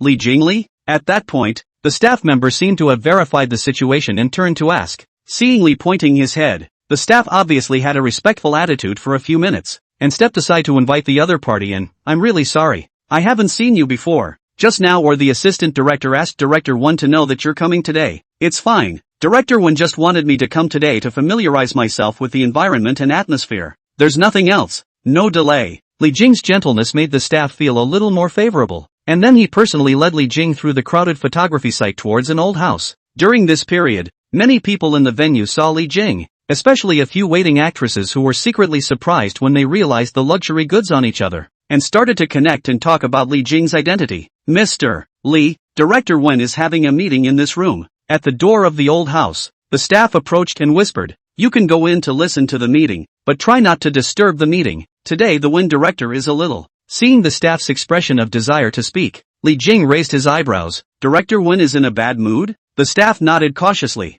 Filming always encounters all sorts of troubles, and Director Wen's style is the kind that strives for excellence, so she's not in too good of a mood today, and everyone doesn't dare to touch her. Upon hearing this, Li Bing nodded and thanked the other party before raising his hand and knocking on the door of the room, and then reached out and pushed the door to go in. The door to the room clicked softly. In the simple and crowded room, 7 or 8 men and women who were sitting at the table with serious expressions and furrowed brows stopped their discussions and turned their heads to look at the door. Chapter 140. On-site meetings. The atmosphere in the room appeared rather dull, and the faces of the people could not see any joy. Instead, they were all a bit serious. Li Jing swept his eyes over the people in the room and nodded his head slightly in greeting before casually finding a corner seat and sitting down, with no intention of opening his mouth to interrupt the meeting. Seeing this, someone's brows furrowed slightly, and as he was about to speak, he was pulled by the sleeve of a colleague beside him. He turned his head to look at Wenlan in the main seat at his colleague's gesture, only to realize that the other party did not have any comment on Li Jing's sudden intrusion,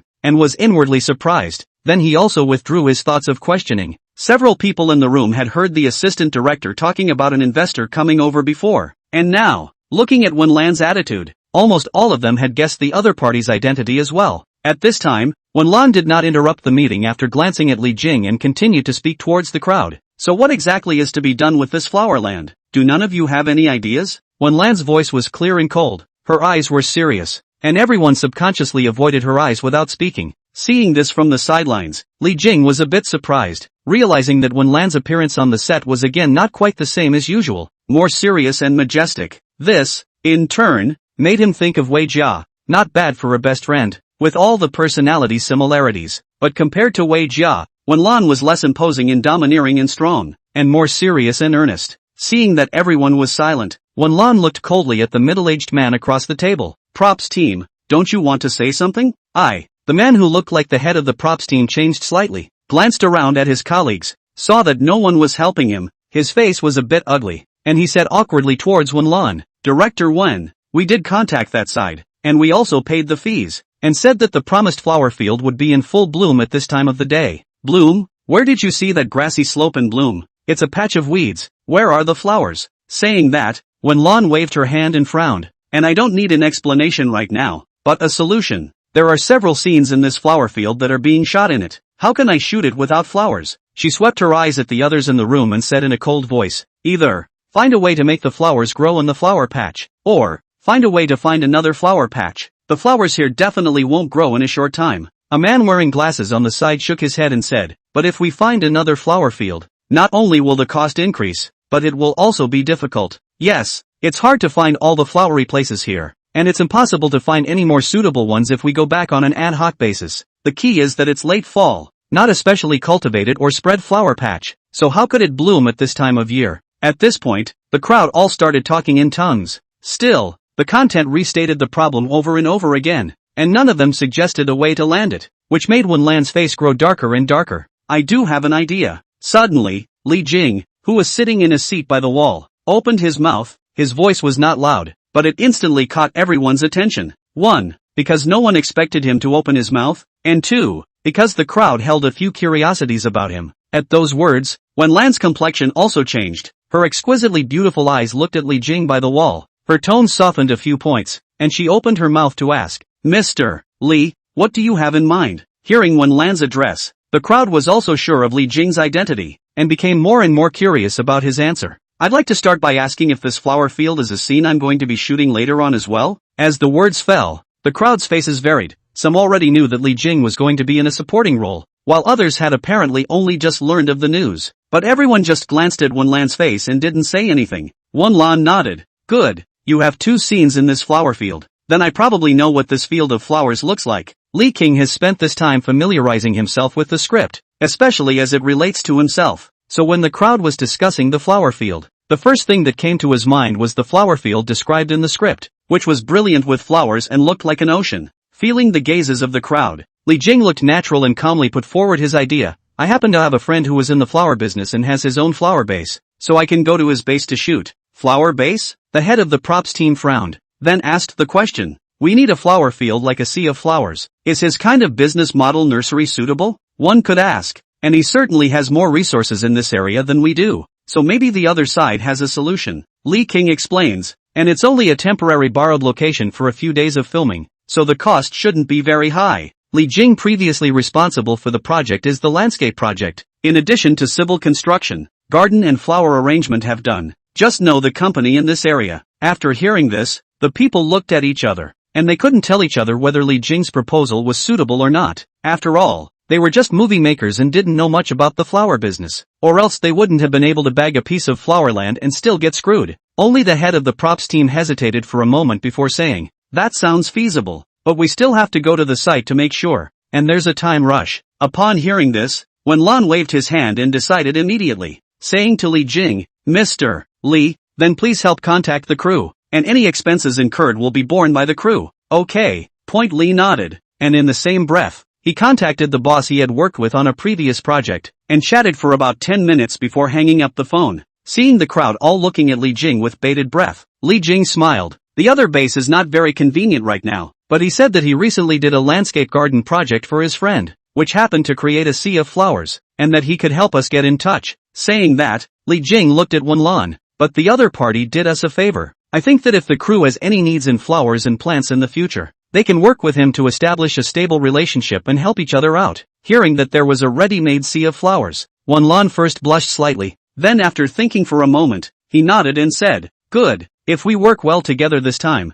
We can look for him for any needs related to the crew in the future. Li Jing smiled faintly at his words. That's good. Isn't this settled? As the words fell, the crowd saw that Wen Lan's face had indeed eased quite a bit, and they all secretly breathed a sigh of relief before they began to laugh. It's still Mr. Li who is great and knows a lot of people. We really don't have much resources in this area. Thanks to Mr. Li for supporting our crew. This really solves our big problem. Seeing that the crowd's attitude towards him had become much more warm and intimate, Li Jing didn't put up a fight and quickly chatted with a few people. No need to call me Mr. Li, just name. Even though Li Jing said so, no one would really call him by his name. However, except for a few older ones who were still called Mr. Li, those who were similar in age to Li Jing took the opportunity to change their names and started calling Jing. It didn't take long for Li Jing to draw close to the decision makers on the set of this theater. Listening to a brother Jing and brother Jing in the room, Wen Lan slightly raised her eyebrows, realizing that after only a few minutes of work, Li Jing had easily integrated into his crew, causing her original worries to dissipate. She watched Li Jing chatting familiarly with the assistant director,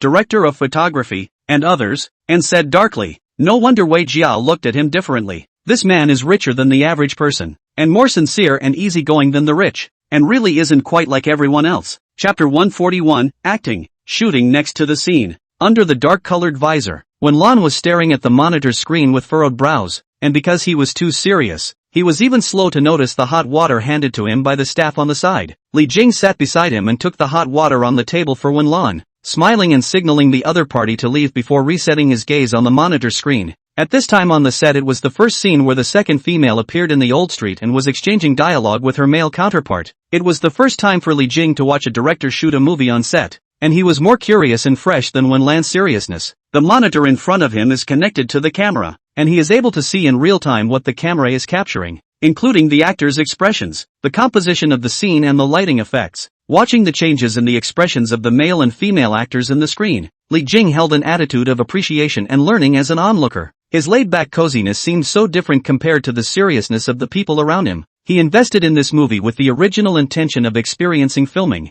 and now sitting next to the director and observing the actors acting through the monitor has a unique feeling. This feeling has allowed him to experience spiritual fulfillment and satisfaction, and he is overwhelmed with emotion that the fantasies that were once like castles in the air and out of reach when he was a teenager have been successfully realized as an adult. Experiencing the life he once fantasized about is itself a way for him to enjoy life. At this time, Wen Lan, who was focused on watching the monitor, frowned and immediately picked up the intercom in his hand and said in a low voice, "Stop." Lily's expression tightened a little more, to show inner conflict, not simply anger, which was totally off just now. As the words fell, the scene fell silent, and the actors stopped moving and turned their heads in the direction of the monitor. With that, Wen Lan got up and walked to the center of the set and said to the actress playing Lily, "Lily's appearance is very important. You can't simply play her as an angry woman venting her anger. Her heart and thoughts have to be expressed through your performance." In the middle of the scene, Li Kyung stood nearby and watched as Wen Lan continued to tell the actress what was wrong with her, even demonstrating the way the expressions were interpreted in person.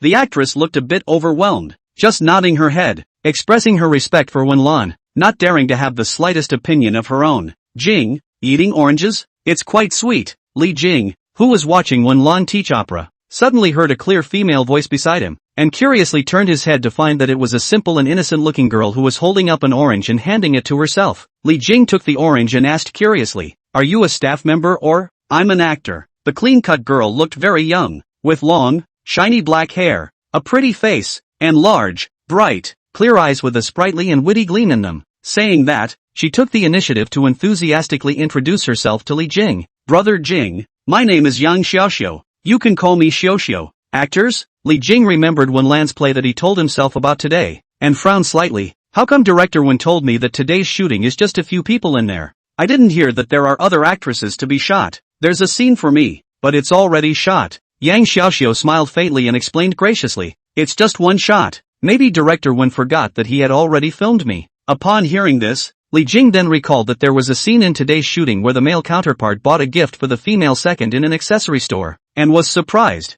"You're the waitress in that accessory store?" Brother Jing has a good memory. "You still remember a small character like me?" Yang Xiaoxiu's eyes flashed with a light, looking a little surprised. "It's mostly because Director Wen gave me a lecture on theater today, to help me learn better from others acting, so I remember," Li Jing explained, then peeled off an orange and ate it while looking at the actors who had restarted shooting. "You're done with your scene, and you stayed to learn from others acting? Well, Sort of. Upon hearing this, Yang Xiaoxiu also set her eyes on the female second who was reenacting the role for the second time. The second girl looked a little nervous after being lectured by Wenlan, and after taking a few deep breaths, her eyes were firm, as if she was determined to do a good job this time. As Wenlan shouted a start over the intercom, the groundskeeper quickly raised the ground sheet to the camera, and with a crunching snap, all eyes were once again focused on the actors, and filming began once more. This time, the second female was much more emotional than last time. Li Jing secretly nodded his head and was about to praise a few words when he heard Yang Xiaoxiu's faint voice from the side. Only Yang Xiaoxiu shook her head slightly.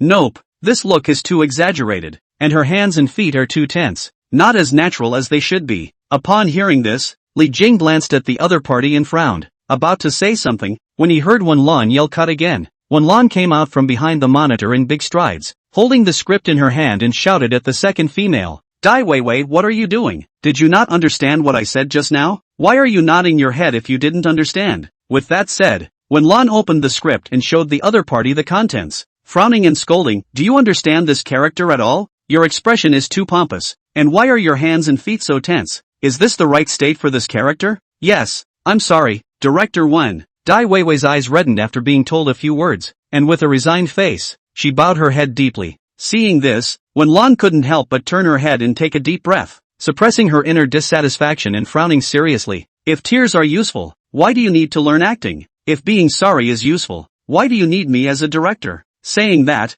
she stared at the other party's lowered head, and once again spoke in a long and low voice. Dai Weiwei, acting is not playing. If you want to play this role well, you should learn it by heart and act it by heart, instead of perfunctorily every time I do it. Do you understand? Got it. Got it. You don't get it at all. Seeing the other party's appearance, Wenlan was furious and directly waved her hand. Xiao Wu, take her to the side to adjust her emotions. Li Jing watched Wenlan and Weiwei Dai go down at the same time and looked at Yang Xiaoxiu beside him with some surprise. He realized that the other party had just said the exact same thing as Wenlan's words. You seem to be pretty good at acting? It was okay, mostly because I was more familiar with her as a character. Yang Xiaoxiu smiled, without complacency or modesty, and said in a calm tone, I read this script over and over again dozens of times before, and I wrote insights and notes on every character in it, analyzing their relationships, behavioral patterns, and psychological changes. In fact, apart from Dai Weiwei, the boy just now didn't quite get it right either, probably because he was affected by Dai Weiwei's state, or maybe he didn't properly understand the role he was trying to play either. After hearing this, Li Jing was inwardly surprised, and looking at the other party's greenside face, he couldn't help but ask again, what role did you say you just played in this movie? The waitress in the accessory store. When the movie finally comes out, I probably won't have more than 5 minutes of footage. Saying that, Yang Xiaoxiu turned her head and pulled up her hair to look at Li Jing and smiled. Brother Jing, do you think that I'm being self-righteous and minding my own business a little too much? Li Jing sniffed and didn't answer, but instead looked the other person up and down and asked with a frown. You're not too old, right? Just graduated? No. Yang Xiaoxiu shook her head. I'm a student at the Tianhai City Theater Academy, just a sophomore. You're still a college student? Yang Xiaoxiu, come over here and help move things. Li Jing was just about to ask a few more questions when he heard someone from the props team calling out from a short distance away. Yang Xiaoxiu sniffed and immediately turned her head and replied back aloud, then smiled towards Li Jing. Brother Jing, it was a pleasure chatting with you. I hope you'll still be willing to talk to me next time. With those words, Yang Xiaoxiu trotted over and helped a few boys from the props team lift the heavy props together. Li Jing gazed at the other party's back and frowned slightly, and before he could turn around, he heard Wenlan's voice from the side. How's it going? Familiarized yourself with the shooting set? Seeing Li Jing look back, Wenlan smiled, then said, as you just saw, I'm very strict with actors, so I still hope that you'll take your role seriously. I want the characters in the book Mortal Man to really come alive under my lens. Don't worry, since I want to experience acting for once, I'll do this right and won't hold you up. Saying that, Li Jing seemed to remember something and ghostly asked again. I see you just said that Dai Weiwei didn't act well, so how did the boy, acting opposite her? Chapter 142, Futile Efforts. The boy who plays opposite Dai Weiwei? Wenlan was a bit surprised that Li Jing would ask this question, but he didn't think much about it and answered directly. It's a bit better than Dai Weiwei, but it's not up to my standards, probably due to the influence of Dai Weiwei's state. I've already asked him to go back to restudy his role. Hearing the other party's reply, Li Jing was slightly shaken inwardly. Once again, Wenlan's answer coincided with Yang Xiaoxiu's statement. It seems that Yang Xiaoxiu didn't exaggerate. She did study the script carefully, and even though she was only playing a very small supporting role, she had a deeper understanding of the character than the second female and the second male.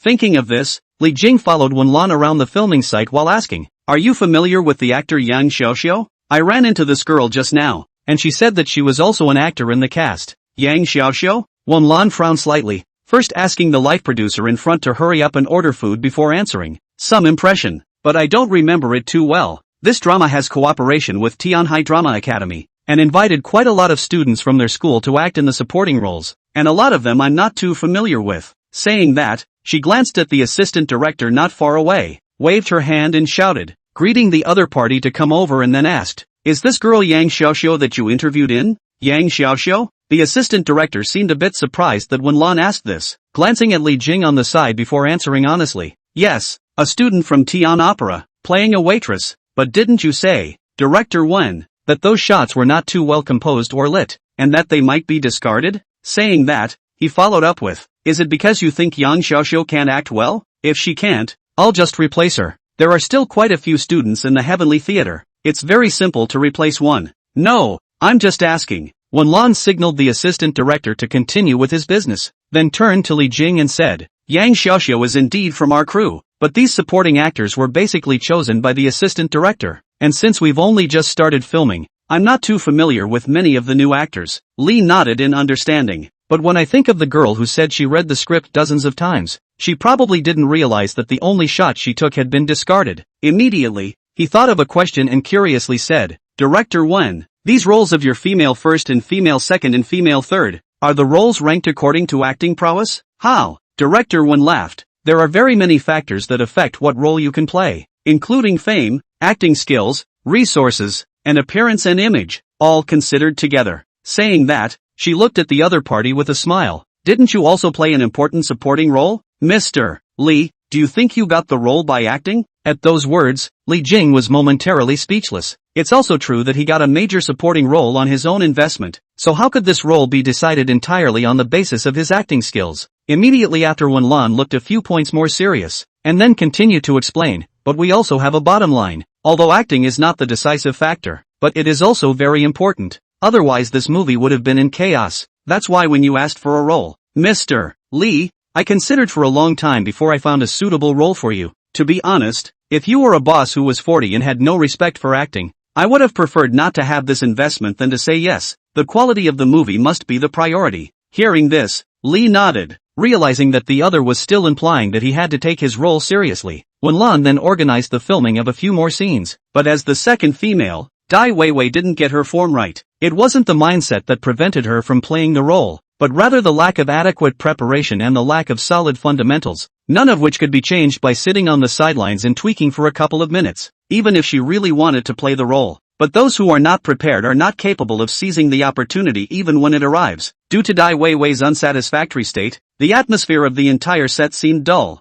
especially when they saw Wenlan's dark face. Everyone didn't dare to show a smile. Lunch from the set was then delivered, and this was the first time Li Jing had eaten on the set, which was a bit of a novelty. The Wenlan crew chose to work with a nearby restaurant to have boxed lunches delivered by a special delivery truck since it was right on the outskirts of the city. The boxed lunch was 2 meat and 1 veggie and a bowl of soup. Not exactly rich, but enough. It's just that Li Jing didn't realize that apart from the ordinary staff, Wenlan and a series of other people in charge were also eating the same boxed lunch. "I would have thought your management would have specialized in ordering fancier meals." Li Jing sat in front of the wooden table while eating his boxed lunch and said to Wenlan, who was also eating his boxed lunch beside him, "We don't cost much, unlike those big commercial movies that are well-funded." Wenlan put a chopstick of bok choy into her mouth and said flatly, "And these dishes are quite good, full of nutrients. What can't you eat? Filming is work, not to enjoy happiness." Li nodded and shrugged. "That's true. Thanks for buying me a box lunch, Director Wen." Wenlan's chopsticks lurched and rolled her eyes. Then she continued to eat. "You're welcome."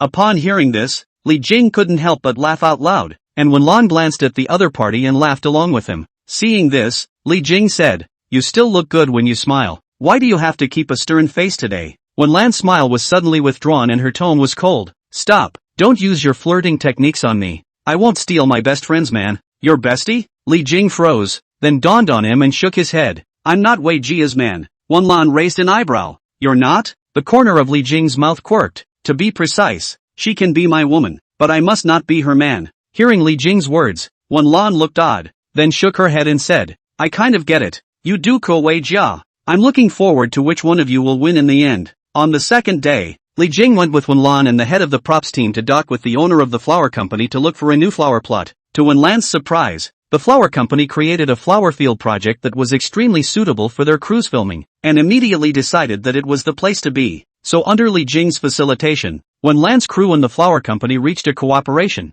and the subsequent flowers and plant arrangements required by the crew were all taken care of by the other company. After both sides negotiated, Wenlan and the head of the props team once again went to the flower field site survey, while Li Jing and the owner of the flower company stood by the flower field and waited. Manager Li, oh no, it's Mr. Li now. The owner of the flower company was a middle-aged man with dark skin. He looked at Li Jing with some surprise and lamented, I can't imagine that it's only been a few months since I've seen you, Mr. Li, and you're already a movie investor. We old guys really can't keep up with the times. Li Jing smiled, Mr. One, you can concentrate on this one thing of flowers and make it so big. It's already very impressive. In the future we might have quite a lot of cooperation. Ha ha, then I'll rely on Mr. Li to take care of my business. Afterwards, seeing Li Jing and the others drive away, the assistant on the side went up to the company boss Wang Hongqi and said, Mr. Wang, I can't imagine that manager Li turned over so quickly after being dismissed. It's really powerful.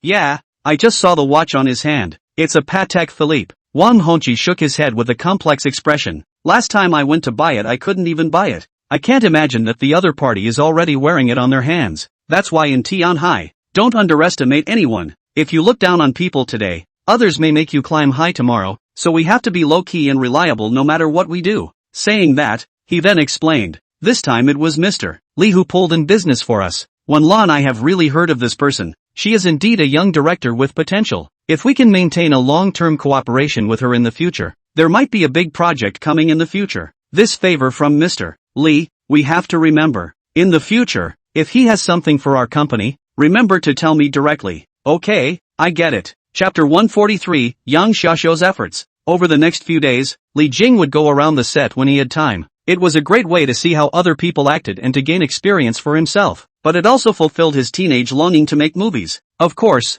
due to his status as an investor and his familiarity with Wenlan, he could do almost anything he wanted on the set, and no one dared to say anything about him, making him much more comfortable and cozy than ordinary actors and crew members. And during this time, Yang Xiaoxiu came to the set almost every day, even though she didn't even have a scene, even if she's just helping the props team prepare props and helping the field manager move things. And when no one needed her help, she stood on the set and watched others act. Although Yang Xiaoxiu came every day, her status in the crew didn't significantly improve and she remained like air. Coming or not coming made no difference or impact on the crew, and no one would even ask more than one question about her. Li Jing had asked the others on the set in an aside, and everyone had long been accustomed to Yang Xiaoxiu's behavior, because it's too difficult for young people without backgrounds to make a name for themselves in this circle. Those like Yang Xiaoxiu who have managed to get a chance to shoot will try to perform and brush up their presence. Yang Xiaoxiu wasn't the only one who did this in the crew. Everyone had seen it too many times, so except for Li Jing, no one thought Yang Xiaoxiu was that special. If I had to say something different about Yang Xiaoxiu,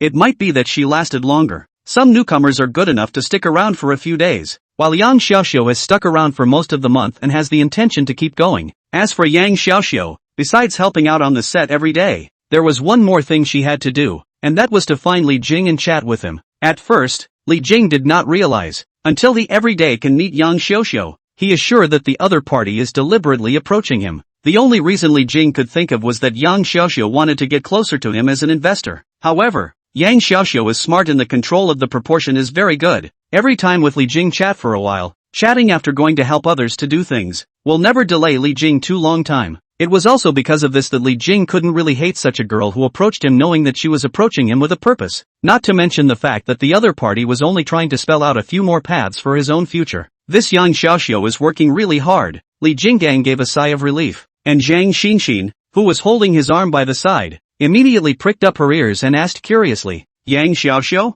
Who is she? Is brother Li Jing's new girlfriend? Zhang Xinxin learned that Li Jing was staying at Intong's house during this period of time, so she immediately rushed over as soon as she was on vacation over the weekend, lest her status in Li Jing's heart be lowered. Afterwards, Zhang Xinxin even tried to find a close way to pull Li Jing away from Intong's house to accompany her out for a walk. Li Jing naturally knew what Zhang Xinxin was thinking, and it didn't matter, so he let the other party pull himself out the door. At this time, the two of them were wandering around the mall, and after Zhang Xinxin took the initiative to report on what she had done during this period of time, she took Li Jing's hand and followed along obediently. She never took the initiative to ask Li Jing to buy her anything, even though the two of them had already passed by a number of luxury stores at the mall, because she clearly knew her position and status. Even though seeing Intong with a Patek Philippe made her almost crazy with jealousy, she still held back from making any requests to Li Jing. She knew that Li Jing didn't like it when girls were insatiable and constantly demanding. I can't let brother Li Jing resent me. I have to be his harbor of the soul.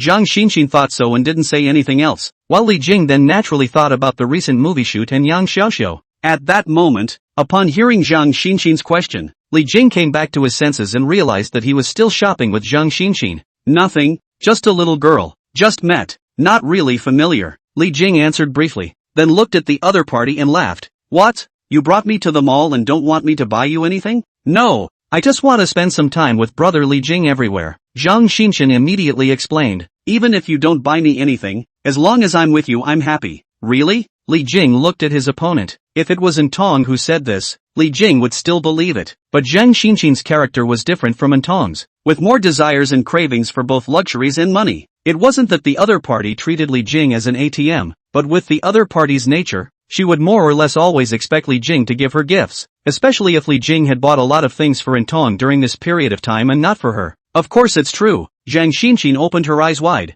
her face full of certainty and sincerity. I didn't come here just to ask for something from brother Li Jing, I just missed you. The corner of Li Jing's mouth curled up slightly. Well then, I won't buy anything today. I'll just accompany you shopping. How about that? Upon hearing this, Zhang Xinxin's eyes changed slightly, but she still nodded her head and said, fine, as long as brother Li Jing accompanies me. In the ensuing hour or so, although Li Jing and the two of them looked at quite a few luxury stores, he really didn't intend to pay out a single penny, and even the 2 cups of milk tea that he bought during the period were paid for by Zhang Xinxin. When the two of them walked to the front door of the first floor of the mall, Li Jing glanced at Zhang Xinxin and deliberately said, that's all the shopping for today, let's go back. Zhang Xinxin, who accompanied Li Jing to the mall empty-handed for the first time, couldn't help but feel a trace of loss within her heart, but she still tried to squeeze out a smile and nodded her head vigorously. Okay, I'll call the car. Watching the other party purposely choose the most expensive special car in the cell phone online car software instead of the cheap model, Li Jing raised his eyebrows slightly and asked, why don't you choose the normal model?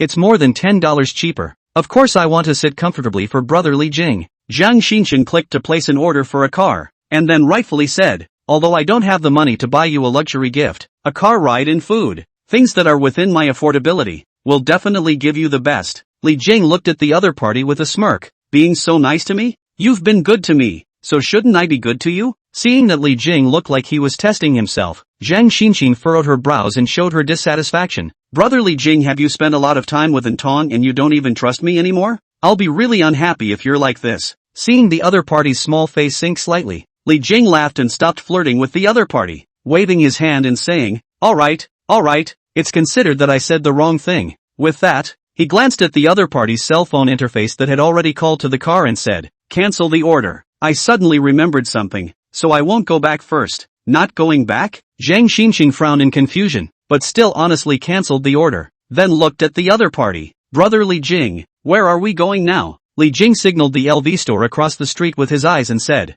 I promised to buy you the newest bag for this fall before. Go pick one. Really? As soon as the words fell, Zhang Xinxin's eyes suddenly lit up, her little face flushed with excitement. Of course it's true. Li Jing glanced at the time and deliberately said, don't pick too long. I'll leave if I delay too long. Good. 10 minutes on no. 5 minutes. 5 minutes I'll choose. Thank you brother Li Jing. I love you. Zhang Xinxin hugged Li Jing and gave the other party a passionate kiss in the surprised gazes of the passers-by, then turned around and jogged towards the store to hurry. Seeing this, Li Jing's expression moved slightly and shook his head with emotion. Money, what a magical thing. Chapter 144, Targets. After buying the bag for Zhang Xinxin, Li Jing was dragged back to her house by the other party. According to Zhang Xinxin, in order to be fair, Li Jing had to stay at Intong's house for a few days after staying there for so long. Compared to Intong's clean and tidy room, Zhang Xinxin's rented room was a bit messy. Actually, it wasn't exactly cluttered to be exact, but she had way more stuff than Intong. A 2-room house, one of the bedrooms hardened into Zhang Xinxin's storage room,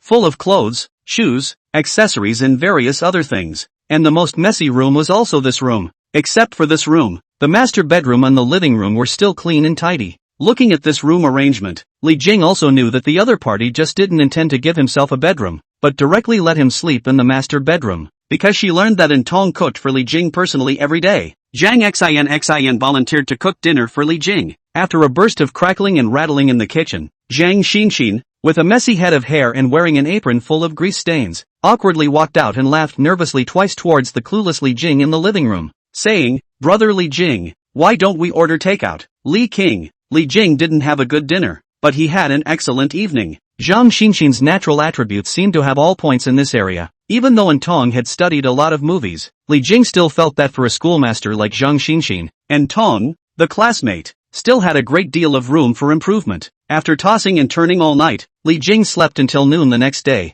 and Zhang Xinxin had gone to work long ago, leaving Li Jing alone with a big man in her boudoir, and she didn't seem to be worried. Li Jing woke up and looked at the breakfast that the other party had left for him, which had long since gotten cold, and shook his head. Then after washing up and ordering a takeout to fill up his stomach, he went to the set. This was a scene with a female lead, and compared to the deference and respect that the others had for Li Jing, the female lead only smiled faintly and said hello after learning Li Jing's identity, and then brushed her shoulders as she walked towards the filming site. Li Jing could feel the condescension in the other party's heart, but did not care. After all, the other party mixed to the heroine, more or less some resources in this circle, contacted a variety of bosses, not like Yang Xiaoxiu, such a pure newcomer with no background whatsoever. Moreover, he was only a boss who invested $5 million in the minds of the people, not realizing that he actually had hundreds of millions of dollars, something that neither Wenlan nor Wei Jia knew. From what Wenlan said, it seems that the boyfriend of this heroine is also a top executive of a movie and television company. However, Wenlan still sees her because the others' acting and appearance conditions match the role. Li Jing watched the heroine act out a few scenes from the sidelines and secretly nodded his head. It was indeed too much better than Dai Weiwei that day. As expected of Sister Min, she studied the characters deeply, and it looks like Director Man is happy with it. At this time, Yang Xiaoxiu took the initiative to bring a cup of hot tea and handed it to Li Jing, then naturally stood beside Li Jing, carefully watching the situation on the set. Li Jing took the hot tea, glanced at the girl who was not too old and had a lot of heart, and said, "What? Is she your target?" "Her?" Yang Xiaoxiu shook her head. "My goals aren't that low. I want to become a top-tier star, make a lot of money and leave behind a lot of classics." At those words, Li Jing was surprised, not expecting the other party to aim so high and so clearly, but looking at the other party's serious and certain eyes, Li Jing inexplicably felt that the other party was really quite possible, despite that he still couldn't help but remind, "Although I don't understand your circle, to become a top-tier star, it's not always possible to succeed simply by hard work." Hearing this, Yang Xiaoxiu's firm eyes remained unshaken, and she calmly replied, "I know that in addition to improving my acting skills, I also need backers, resources, and nobles." Li Jing raised an eyebrow, a little curious. "Then you're still so sure? Do you already have a nobleman or backer? Or does your family have resources that can help you in this circle?" "No." At this time, Yang Xiaoxiu's eyes were only slightly dark, but then re-emerged a firm gaze. "But the opportunity is always left to those who are prepared. There is no nobleman. I will look for the nobleman. There is no backer. I will look for the backer. I have arms and legs, and no matter what the difficulty, I'm sure there's a solution. Unless I can't move or die." As the words fell out of his mouth, Li Jing narrowed his eyes slightly and stared at the girl in front of him, and he suddenly felt that he and the others seemed to have underestimated this girl. If this girl can do what she says she's going to do, there's a real chance that this circle could get some wind in her sails. After chatting briefly with Yang Xiaoxiu, Li Jing followed Wenlan and sat in front of the monitor again to watch the actors act. Being beside Wenlan, he was able to be more aware of each other's requirements and thoughts, thus increasing his understanding of that role of his. During this period of time following Wenlan in the movie, he learns something new every day and has something new to offer. Although they were of little use to Li Jing, the learning and knowledge he gained satisfied his spirit. After being materially enriched during this period, Li Jing's spirit was a bit empty for a while. However, after following Wenlan's studies, it had reduced the emptiness within him and allowed him to gain a certain degree of spiritual fulfillment. In the evening, as Li Jing drove his sports car and prepared to leave the set, he looked slightly moved, just in time to see Yang Xiaoxiu standing in the bus stop by the side of the road, waiting for the bus alone against the icy autumn wind. Li Jing lowered the window, honked the horn a few times, and asked, "Where to, Jing?" Seeing Li Jing in the Maserati, Yang Xiaoxiu's eyes lit up and immediately stepped forward and replied, "I'm going back to school. Are you going downtown? Just find a place with a subway station and let me off." "Okay, get in the car." Upon hearing this, Yang Xiaoxiu looked surprised and was about to get on the co-pilot, but after hesitating for a second, she still sat on the back row. Li Jing was puzzled. Why don't you sit in the front? That should be the seat where your girlfriend sits. Brother Jing, I can't sit too well. It's okay, I don't have an exclusive in this seat. Seeing that the other party was still a bit hesitant, Li Jing laughed. Usually leaders only sit in the back row. Are you treating me like a driver? No. Yang Xiaoxiu looked startled and quickly waved her hand, then honestly sat on the passenger side. She had just taken her seat when the tip of her nose shrugged slightly and she whispered, "It's a Chanel encounter, isn't it?" "What encounter?" Li Jing was puzzled. "It's perfume." Yang Xiaoxiu smiled. The girl who sat before the seat should have sprayed Chanel Encounter series perfume. Upon hearing this, Li Jing drifted off, remembering that Zhang Xinxin had been sitting on his co-pilot for the past few days, presumably because of the smell left behind by the other party. With that, he drove while glancing at the other party. Are all of you girls' noses so good? Why don't I feel any odor? Do you use this perfume too? I can't afford to part with 100 milliliters. It's 1,000.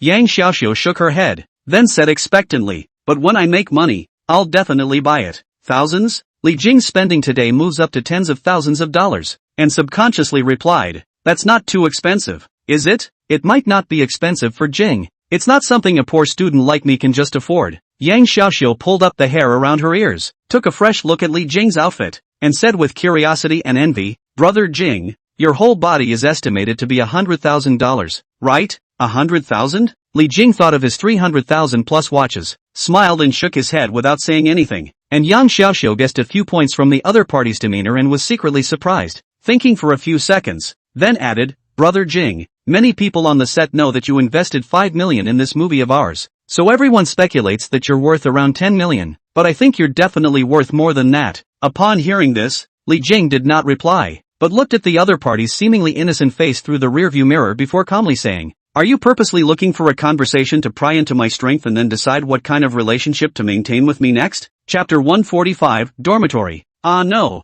I was just asking. Yang Xiaoxiu's complexion changed slightly, and a few moments of panic flashed under her eyes before she forced a few laughs. For the first time, Li Jing saw the other party's expression appear flustered, obviously because he had revealed the other party's mind to his face. It had to be said that Yang Xiaoxiu's mind was very deep and anything she did was extremely purposeful. Whether it was coming to the set every day or taking the initiative to approach Li Jing, there was a clear purpose behind each of her actions. But it was a pity that she was still too young, a girl of only 18 or 19 years old, and Li Jing almost messed up after just a slight swindle. But immediately afterward, Yang Xiaoxiu thought quickly for a moment, and as if to undo the panic she had just experienced, she opened her mouth again. This time, she took the initiative to rehash the topic from earlier and said seriously, Brother Jing, I did have the idea of being curious about your financial strength, and just now, when I was poked by you, I panicked for a moment and lied. I'm sorry. Hearing the other party's reply, Li Jing raised his eyebrows slightly, his face somewhat surprised,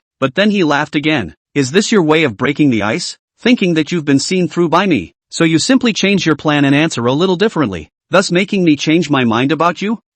Yang Xiaoxiu was slightly shocked. This time her face turned a little white, not expecting her mind to be seen through by the other party once again. This time she no longer had the idea of hiding it, her hands gripping the corners of her own coat slightly, her head bowed in silence for a moment before she whispered, I'm sorry. Seeing that the other party stopped talking after apologizing, Li Jing didn't say anything and continued driving. Li Jing knew that Yang Xiaoxiu had taken herself as the target of the raiders, so he deliberately knocked her out, lest he really be taken as a person who is stupid and has a lot of money, especially since Yang Xiaoxiu had a deep heart. It was only when Li Jing reminded the other party at the right time that Yang Xiaoxiu understood her identity and position better. Inside the car, the atmosphere instantly chilled after their silence. Li Jing appeared unconcerned and drove his sports car leisurely. Yang Xiaoxiu, on the other hand, felt no small amount of pressure in the silence. This pressure not only came from the fact that Li Jing had seen through her mind, but also from the gap in their status and position. It had been fine for the two of them to make small talk, but once they fell silent,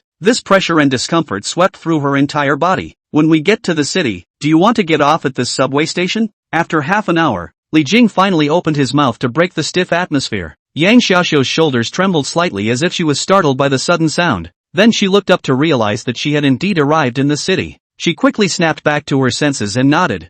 Could.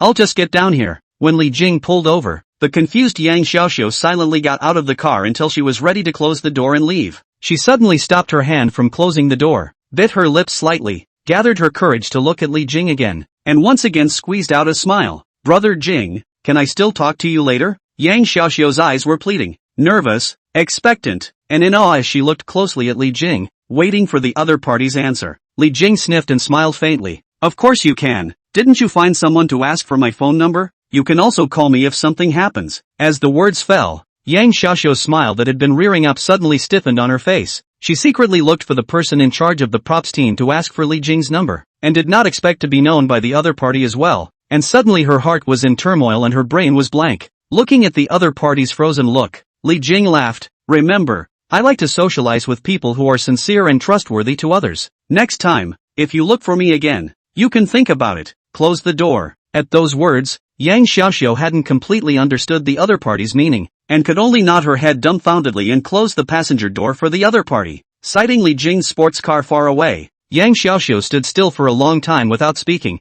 her hands gripping the corners of her coat so hard that her knuckles were vaguely white. After a moment, she finally came back to her senses and couldn't help but take a deep breath. Originally, she just thought that Li Jing was rich and good at talking, but after coming into contact with the other party today, she felt the other party's sense of oppression and aura, which almost left her breathless. It's fine. Since Brother Jing reminded me, it means I still have a chance. Yang Xiaoxiu pondered over what Li Jing had just said and kept comforting herself. She had thought that after her many consecutive days of chatting, she had drawn closer to Li Jing, or at least become an acquaintance or common friend that she could talk to, but she realized now that she was completely dispensable in the other's eyes. Brother Jing is already the most powerful person I can come into contact with in Tianhai City. I have to grab him and make him my honored person, my backer. After Yang Xiaoxiu figured it out, she once again took a deep breath and silently chanted alone. Sincerity and loyalty? I'll do it. No, I'll do it. After returning to Tianhai Theater Academy, Yang Xiaoxiu bought a boxed lunch and brought it back to the dormitory.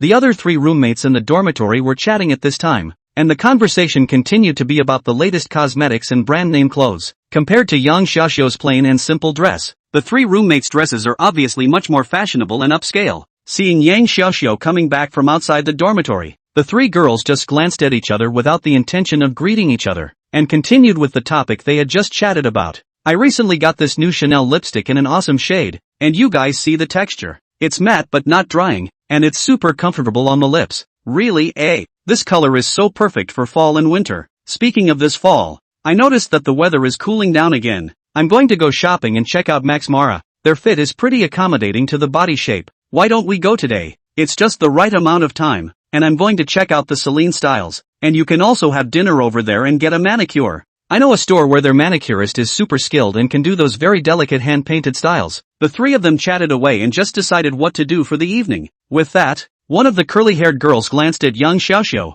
who was already sitting in her seat, and exchanged glances with the two roommates beside her before turning her head and asking, "That, Xiaoxiu, we're going to go out to eat dinner. Do you want to join us?" "No, I already bought a boxed lunch downstairs." Yang Xiaoxiu seemed to have guessed that a few people would ask her, and turned back to reply with a smile. Hearing this answer, all three girls secretly breathed a sigh of relief. Obviously they didn't want to go out shopping with Yang Xiaoxiu either. It's not that they exclude each other, but Yang Xiaoxiu and the girls themselves are not in the same circle, much less a class of people, and the biggest difference between them is the gap between their families. The three of them immediately packed up and dressed up before getting ready to go out. When she reached the door, the girl who had just spoken secretly glanced at the boxed lunch on Yang Xiaoxiu's desk and kindly said, "Xiaoxiu, although this boxed lunch is cheap, I don't know if it's clean or not, so it's better to eat less." Upon hearing this, Yang Xiaoxiu's hand holding the chopsticks gave a slight lurch, then turned her head and smiled. "Thank you. I came back in a hurry and didn't think that much. Well, anyway, it's a matter of health when it comes to diet, so you should still eat well." After the words were spoken, the three of them closed the door and left the dormitory quickly, as if the moment Yang Xiaoxiu came back, they couldn't even stay in the dormitory comfortably. And when her roommates left, Yang Xiaoxiu's smile slowly disappeared. Looking back at the boxed lunch on her table, and after a few moments of silence, she ate again. As she ate, she looked inwardly at the various books on acting and the profession that lay on her table. "I'm going to make it, become a top star, and live the life I want." Chapter 146. For the next few days, Li Jing stayed at Zhang Xinxin's house, perhaps fearing that Li Jing had neglected her. Zhang Xinxin had worked extra hard during this period of time and had a new pattern every day. Teacher uniforms, lowly clothes, JK, stepmother dresses, and secondary costs, all of which were tried out by Zhang Xinxin. coupled with Zhang Xinxin's own performative personality, extremely adept at acting and teasing. Each role was played by her in a perfect fit, squeezing Li Jing to the point where he nearly deflated. In the end, Li Jing ended up spending a few designer jewelry for the sake of his health and fled, running back to Entong's house with a weakened body. Entong, who learned of Li Jing's return, had long guessed Li Jing's situation and specially made him a table of kidney tonic meal, which moved Li Jing a lot. Entong, you are truly the guardian goddess of my kidneys. Li Jing sipped the warm turtle kidney nourishing soup from his bowl while feeling a lot of emotions. Just when he had eaten and drunk enough, half lying on the sofa and squinting to rest for a few moments, he saw in his field of vision that Entong, who had finished clearing the table, was walking towards himself in a graceful manner. Li Jing frowned slightly, is a little puzzled, then see Entong slowly take off the jacket, revealing the exquisite lace slimming underwear. See Li Jing fierce eyes, surprised, Entong you this is, you've been with Zhang Xinxin for so long, it's my turn too. Feeling the other party lying on his ear and exhaling hot air, Li Jing only felt his mouth dry, and then he felt a warmth wrapped around his. A few moments later, Li Jing was lying on the bed, and beside him was Entong, who was unclothed and resting. He looked at the other party's exquisite side face, as well as the fragrant shoulders exposed under the quilt, and was having thoughts. Immediately shook his head and said, no, any more of this will really be ruined. One moment of pleasure, and a lifetime of pleasure. One still has to distinguish between the two. He dismissed the thought in his head and picked up his phone to casually swipe through the short videos. It is? Only to see that the girl in the video was wearing a simple but fashionable apron. Her long hair was casually coiled at the back of her head, and even if the clothes were ordinary and unusual, she couldn't hide her concave and convex figure. And the face was extremely familiar. It was Entong who was cooking in the kitchen. Today it's going to be a little easier to make. It's fish and meat shredding. It may not be authentic, but it's delicious, so we can all try it together at home. In the video, Entong's camera should have been fixed to the side, just enough to capture her cooking. Entong's smile was very affable, and with the video's filter, even Li Jing couldn't help but keep watching. In the video, Entong carefully cooks and occasionally explains some details. You can tell that Entong is indeed very familiar with cooking, and she is reminded of many details that she is not quite able to notice, rather than simply using her face value as a gimmick. With that, Li Jing curiously clicked on the video's comments and realized that there were quite a few that left messages. After watching the video, the brain says it's learned, the hands say it's ruined. No nagging, I'll just turn in my homework. It was indeed delicious. Attached was a picture of none other than a fish and chips. The class rep is here. Ingredients, 400 g pork through loin, shredded meat marinade, 1 g salt, 1 g MSG. Can you make an issue of fatty beef and sour soup? Which is only easiest to see by following you. Li Jing raised his eyebrows slightly, and just when he thought that the comment section was clear to praise Entong's cooking, the picture of the comments behind him changed significantly. Holy, are you guys really learning how to cook and I'm the only one looking at pretty girls? Who the hell are all these beautiful women talking about? With a big crying emoji attached. Haven't you guys noticed that all the bloggers' dishes have gotten simpler lately? Before it was all kinds of big fish and meat and all hard dishes. One highly liked reply under this comment reads, based on my analysis from years of watching Conan, the blogger was eating alone during this time, and before that she was cooking big meals for another person. Crap, you don't say. I rewatched the previous video and it's a real possibility. Cooking for two as well. Asterisk. It can't be a boyfriend. I'm heartbroken. I feel out of love. I shouldn't have scrolled through the comments just now. Ah, how did you see this? At this time, a voice came from behind Li Jing, only to see Entong, who had just woken up. Sleepy eyes, would have liked to continue to sleep, but as a result, he heard his voice from Li Jing's cell phone, and secretly raised his head to look at it, only to realize that the other party was watching his own video. She was filled with embarrassment, as if a little girl's secret had been discovered, and reached out to cover Li Jing's cell phone screen, her face slightly reddening as she said, "Don't look, there's nothing to see." Li Jing laughed. Looks like you have quite a few favorites. You already have more than 200,000 followers. This track really suits you. Maybe it's luck. I don't know how the cooking and food account got up so fast, and that dressing account didn't have much of a following instead. There are so many beautiful women in the dressing field with homogenized content, and there probably aren't too many beautiful women like you who actually have cooking skills. Li Jing guessed, in the field of food, face value isn't considered important. People are tired of seeing all kinds of chefs, and they might be more interested in watching a beautiful woman like you cook home-cooked food. Saying that, he picked up his cell phone again and laughed. Let's see. There should be quite a few of your fans who came for your face value, and I see that there are quite a few people who call you a goddess. Oops, don't look. Entong's face was full of blush. reaching out to block Li Jing's cell phone, lying in the other party's arms, and pouting in a low voice. "What haven't I been seen by you, ah?" The video, which is not as good as the reality. At those words, Li Jing's expression moved, looking down at Antong, who was lying in his arms like a kitten. His heart rose and fell slightly as he pinched the other party's chin and laughed. "It's also true that our goddess is even more beautiful in reality. Those men probably can't imagine that the goddess they adore is lying in my arms." With those words, Li Jing lowered his head and passionately kissed on Antong's red lips. Antong's red face softly chanted, her body getting softer and softer under Li Jing's hands, as if it had turned into water, and she went limp in the other party's arms. In the early morning sunlight, the two hugged each other tightly once again, completing the collision of soul and body. After finishing, Antong had a slight flushed color, snuggled into Li Jing's chest, and whispered, "Why don't you open an account as well? Maybe you can catch fire as well." "I'm starting a self-publishing account?" Li Jing raised an eyebrow. The idea had never crossed his mind. In his impression, doing self-publishing is purely to make money. He is not short of money, and naturally does not need to go through the hard work of doing self-publishing. People just want to see a different kind of life and content on the internet. Antong gave Li Jing an idea. "Your everyday life is just completely different from ordinary people. You don't even need to think about the content. Just casually take pictures of your usual life. There might be a lot of people who want to see it." Upon hearing this, Li Jing had a few moments of interest, but still frowned. "It's not like I need to make money. What's the point of filming this and having fans? It's actually more than just making money. Being able to have a fan base can be spiritually fulfilling." Antong raised her delicate little face and gazed at Li Jing,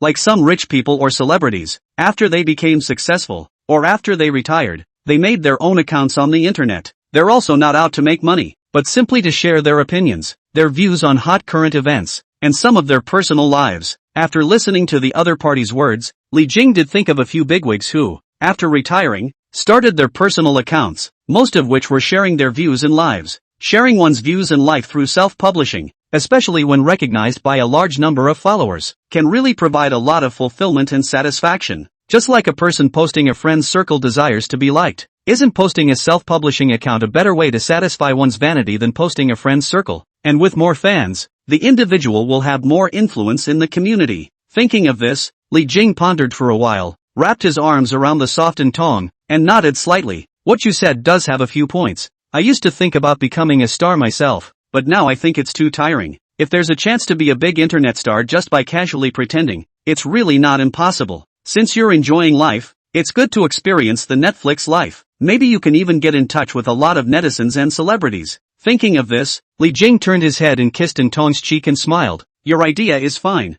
Why don't you help me think about it and see what's appropriate to film? Aha, and I can help you with editing and post. All those chores I can do for you." Chapter 147, Private Party. In the hotel, Li Jing was sitting on a single leather sofa, and was crossing his legs as he watched a middle-aged man in front of him narrating, and behind him was the PowerPoint projection that accompanied his explanation. Today he was invited to a high-end private event at a private bank. According to the private bank, this is a gathering between senior members organized exclusively by the private bank. Originally, Li Jing was still a little curious and rushed over with great excitement, but it turned out to be a high-powered version of the grand lecture hall set up in the hotel. And after the bank staff organized some small activities, it started with various members sharing their entrepreneurial experiences. The middle-aged man on stage, dressed in a shirt and suit pants, with a Rolex in his hand, stood confidently sharing his entrepreneurial experience. "It's an honor to be here to share my experience in chain restaurant operations. I think branding is the soul of chain restaurants. First of all, it is necessary to clarify the brand positioning and determine our target customer groups. For example, if we target young people." There were quite a few participants in this private meeting. Li Jing looked back around. There were almost 1 or 2 dozen people, mostly middle-aged men and middle-aged women. Visually, Li Jing should be the youngest of all. He lazily listened to the middle-aged, balding man on the stage as he ate a delicate little dessert from the table beside his couch. He probably understood that the bank's purpose of organizing the private meeting was to pull together a circle of rich people and facilitate high-end members to share information and entrepreneurial experience with each other. But Li King has no entrepreneurial experience, much less valuable information to share. So after Li King declined the bank's invitation to come on stage, he sat on the couch in boredom and listened to the stories of the various members who had made their fortunes. People aren't really familiar with each other, and naturally they don't really give out their trade secrets. So most of what is shared is just the skinny. This conference is more about getting to know each other and broadening your network than sharing. Once the process of sharing was over, Li Jing just sat on the sofa and several bosses came over to chat and add contact information on their own initiative. "Mr. Li, you're a private bank black card member at such a young age. That's really something. A middle-aged woman in a gorgeous dress came over with a big smile and said with considerable interest, I wonder which industry Mr. Lee is engaged in? Didn't do anything, just idle personnel. Li Jing did not hide it and smiled confidently. Unlike General Manager Zhang, who was beautiful and powerful, I can't compare. Just now, this one also went on stage to share his company and brand. Quite a few strengths. Upon hearing this, Mr. Zhang smiled slightly, his gaze falling on Li Jing's wrist. Idle people can't afford a Patek Philippe. Seeing that Li Jing didn't want to say more, she didn't pursue any further, but took out a business card and handed it to Li Jing, smiling professionally. Mr. Li, if you have any needs in the future, you are always welcome to cooperate with our company. Li Jing went through several chats similar to this one, and each time he answered pretty much the same way, the constant fake smiles making his facial muscles a little sore. While Li King bluntly states that he has no career, the other members don't feel the same way. On one side of the room, 3 members hold up glasses of wine and chat with each other, including Yu Yang, the director of the private bank. Mr. Yu,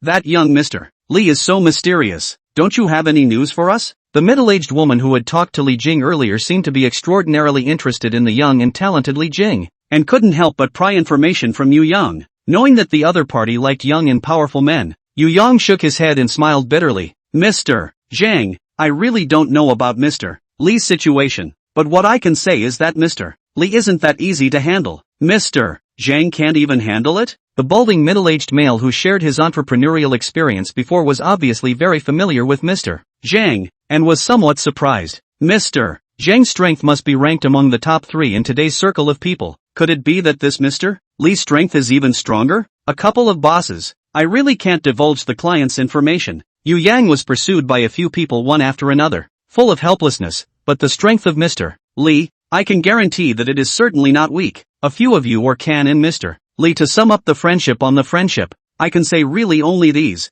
Hearing the implication in Yu Yang's words, the balding middle-aged man and several others all changed their faces slightly, with different expressions, secretly looking at Li Jing, who was sitting alone on the sofa eating dessert in the middle of the scene, feeling more and more that the other party was not simple. Originally, Li Jing was just plainly sitting on his seat and eating, but now even in the eyes of a few of them, his aura had become unfathomable and unfathomable. Also thanks to Yu Yang's blessing, Li Jing accompanied a few more bosses to exchange a few more fake smiles, and then added contact information. The staff then organized a meal for the crowd at the hotel after the exchange, and then sort of ended the private meeting for the high-end members. Li Jing, in addition to WeChat friends and several more Tianhai City boss, the biggest gain is the video he shot. According to Entong's suggestion, Li Jing simply shot some videos that did not involve important information in the private meeting, and then sent them to Entong for editing, including the post-production and distribution, which were all handled by Entong. Although it's Li King's account, Li King's main focus is to be a throwaway artist who only uses to shoot footage of his own life. The hotel lobby of the private party, Yang Xiaoxiu,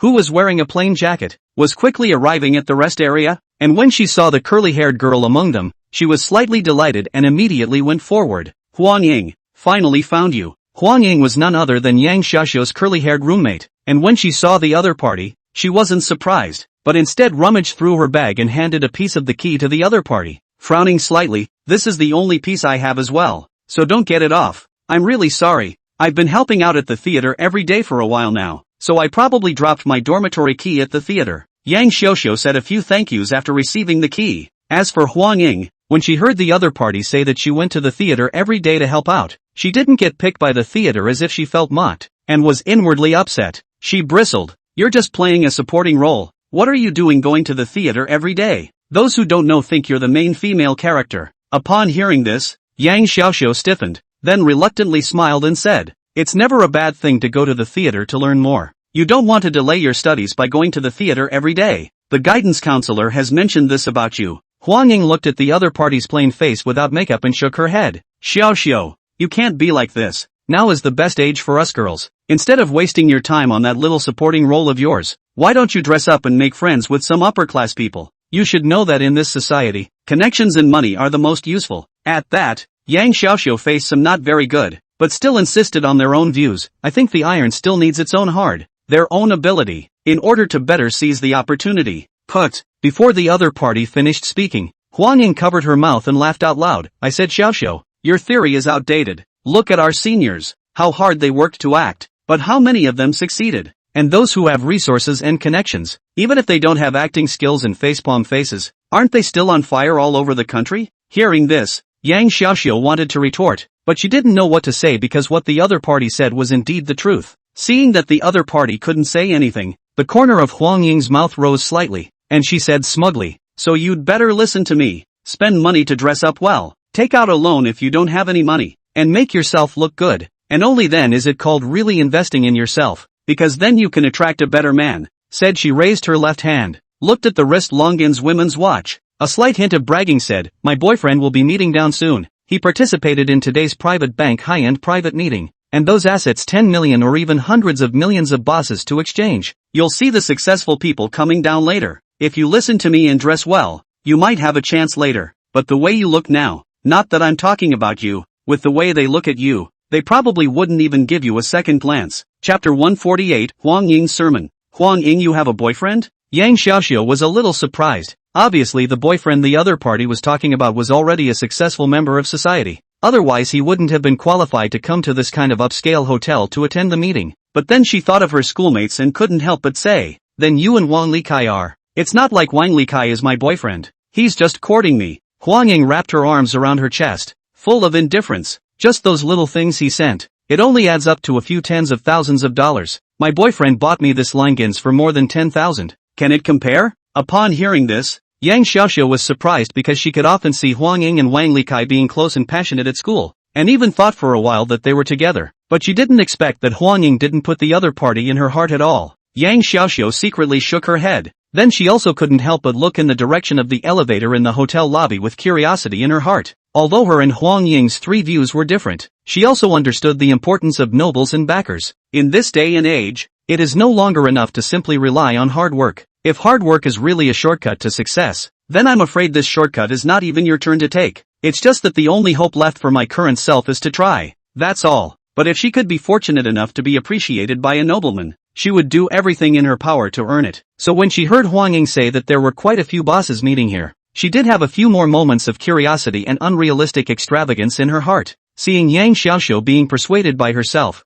Huang Ying felt a sense of accomplishment in her heart and was quite proud of herself. Unable to resist educating the other party in the tone of a person who had been there. "Xiaoxiu, if you want to catch these men's hearts, you can't have a small woman's mind. What face value? What warmth? What age? None of this matters. The only thing that matters is the other person's financial strength." Hearing this, Yang Xiaoxiu heard the hidden meaning in the other party's words and asked, "Huang Ying, is your boyfriend much older than you?" "No, just a dozen years. Nowadays a difference of a dozen years between men and women is not very normal." Huang Ying looked like she was taking it for granted. Those 20-somethings, other than the rich second generation, which one can have the financial strength of a middle-aged man? Besides, the rich second generation can't look at us either. Saying that, she looked up and down at Yang Xiaoxiu and scat her mouth. "Well, your base is not bad, but you are too bad at dressing up. I will tell you a trick. If you don't have money to buy luxury goods, buy a mix of real and fake goods. Those men can't tell if they're real or fake anyway. And for the real thing you can get a girl your size to buy it with you,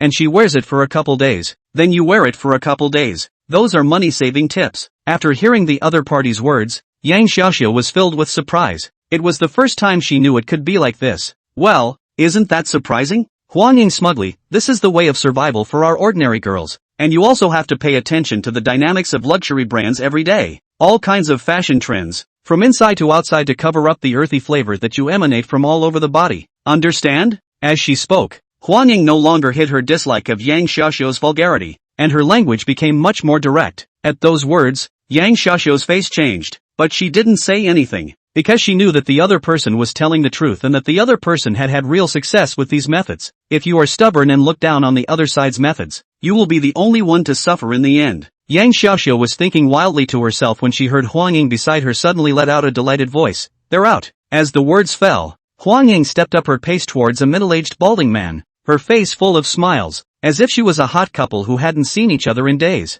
Seeing Huang Ying, the middle-aged balding man also smiled faintly and smoothly wrapped his arm around the other party's slender waist, interacting intimately. Yang Xiaoxiu inexplicably had a few moments of discomfort when she saw this, although Yang Xiaoxiu had quite a lot on her mind, but after all, she was only 19 years old, and she hadn't seen much of this kind of thing. Seeing her beautiful roommate, who was in her flowering season, pampering herself in the arms of an older man, Yang Xiaoxiu's three views, which she had cultivated since childhood, made her somewhat intolerant, but she knew that not only Huang Ying, but many girls who craved money would make this choice. What's more, although this boyfriend of Huang Ying's was a bit balding, he still looked like he was 35 or 36 years old, and the age gap wasn't particularly large. There are men in their 50s who still have girlfriends in their 20s, and their own boyfriends are older than their own fathers, a situation that Yang Xiaoxiu is just a little bit unable to accept. After making out with her own boyfriend for a while, Huang Ying winked at Yang Xiaoxiu, who was not far away, lifting her chin slightly and curling the corners of her mouth, as if she was showing off, proving that the methodology she had just described was all correct. Looking at the elevator out of the various men and women dressed extraordinary bosses,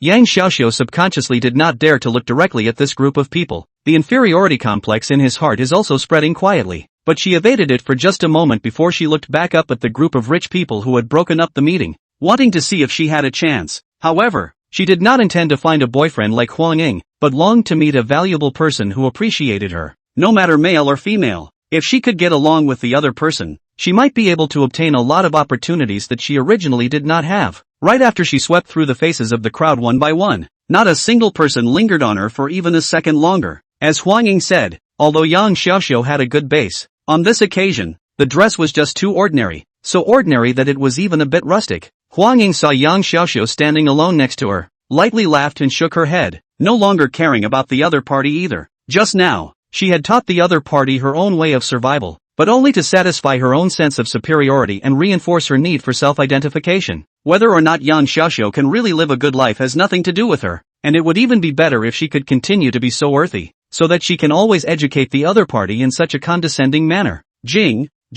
Just when Yang Xiaoxiu felt that it was impossible for her to have any interactions with this group of people, her eyes suddenly lit up and she saw a familiar and surprised figure, only to see that Li Jing was walking unhurriedly behind the crowd, his hands inserted in his coat pockets, idly surveying the hotel's decorations, as if the group of bosses ahead of him who were still commercially courting each other had nothing to do with him, and were just immersed in this cozy stroll of his own. Compared to the constraints and complimentary fake smiles of the other bosses ahead, Li Jing's temperament was extraordinarily natural and comfortable, revealing a bit of self-contained and carefree flavor all over his body. Looking at the distinctive Li Jing in the crowd, Yang Xiaoxiu subconsciously looked dumbfounded for a few seconds. She only reacted when the other party was already almost walking towards the front door of the hotel, and she was about to go forward to say hello, but her feet were stuttering, remembering the last conversation with Li Jing's car, and her face couldn't help but look ugly. Himself had already messed up his relationship with the other guy in that one conversation. Thinking of the oppressive feeling on Li Jing that day, Yang Xiaoxiu clasped the fingers of her hands together so hard that she didn't dare to go up and talk to the other party for a while.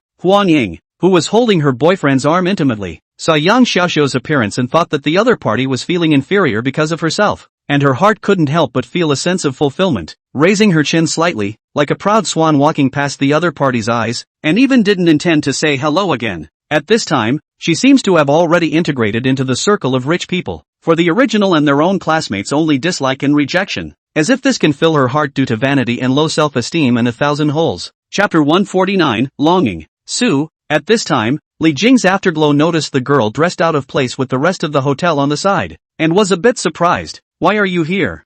Jing?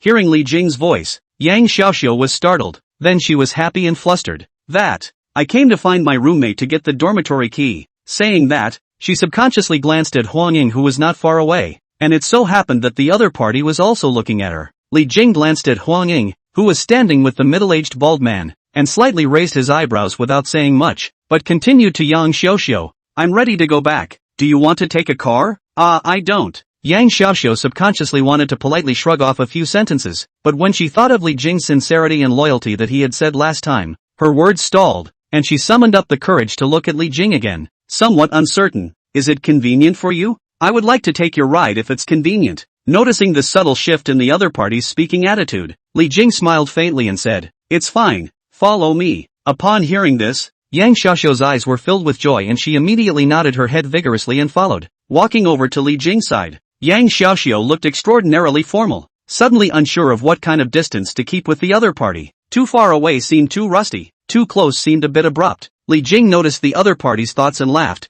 What? You want to be like your roommate? Yang Xiaoxiu blushed at his words, wanting to deny it in a low voice, but worrying that Li Jing would feel that he hadn't spoken sincerely enough. he could only end up stumbling with his head down and not saying anything. Li Jing didn't expect that his last reminder had made the originally confident and scheming Yang Xiaoxiu become so restrained in front of him. I'm sure it's still a young girl who just became an adult. Although she has a city, she still has too little experience and is too easy to be taken. Of course it was mainly because his own status and position far exceeded that of the other party that he had put so much pressure and influence on the other party. He was a little surprised, but wasn't about to appease the other man's nervous constriction. Just calmly said, I don't have girlfriends, so you can give up your roommates kind of approach. Upon hearing this, Yang Xiaoxiu's face changed, and a trace of loss flashed rapidly under her eyes, but she still nodded her head earnestly and whispered, well, brother Jing, I know. Li Jing looked at the other party and realized that the other party's attitude towards him had indeed changed quite a bit, laughed softly and said, let's go, my car is over there. At the same time, Huang Ying saw that Yang Xiaoxiu was actually walking with a young boss. Her heart was shocked and at the same time a little unbelievable. She couldn't help but ask the balding man beside her, honey, did that young boss attend this meeting with you guys? Who? The balding man looked in the direction the other party indicated, and then frowned. What? You've got your eye on someone else? No. I was just curious to ask. That girl next to him is my classmate. Fearing that the other party would be unhappy, Huang Ying hurriedly told all the causes and consequences. My classmate's family condition is not very good, and it is reasonable to say that he should not know the boss. Your classmate? The balding man looked at the girl beside Li Jing, shook his head, and laughed. It seems that Mr. Li likes the pure ones. Mr. Li? Huang Ying was curious. Is he very powerful? The bald man nodded slightly. Well, it's very low-key, but I guess it's not weak. In short, it's not something you can climb up. At those words, Huang Ying's complexion stiffened slightly. Then she forced a smile. My dear, I only like you alone. How could I go and climb up to someone else? Yeah? The balding man let out a soft laugh, then gave the other man's ass a firm squeeze. That's a good boy. Enduring the pain in her buttocks, Huang Ying's heart was extremely unfavorable, but she still showed a picture of enjoyment and good behavior. But her afterglow stole a glance at the direction Yang Xiaoxiu left, no longer sneering and contempt, but instead more than a few points of envy and jealousy. In the car, this time Li Jing wanted the other to sit in the back instead of the passenger side. I'll be passing by your school this time, so I can take you straight back, but I have to pick up someone halfway, and she'll be sitting in the passenger seat when I get there, so you'll have to sit in the back today. It's fine. It's great that I can get in the car. Due to the last conversation, Yang Xiaoxiu appeared much more respectful in front of Li Jing this time, not as confident and no longer daring to have too many small thoughts of her own. Once Yang Xiaoxiu was seated, Li Jing started the hairpin. With the engine roaring, the Maserati had taken off quickly on its way. The Maserati may get slagged off in other areas, but one recognized strength is its sound. With the Maserati like a beast of low-roar sound waves around the body, Yang Xiaoxiu sitting in the car felt a clear difference. Last time, because she was focused on talking to Li Jing, this time the silence between the two of them made the sports car even more clear to her.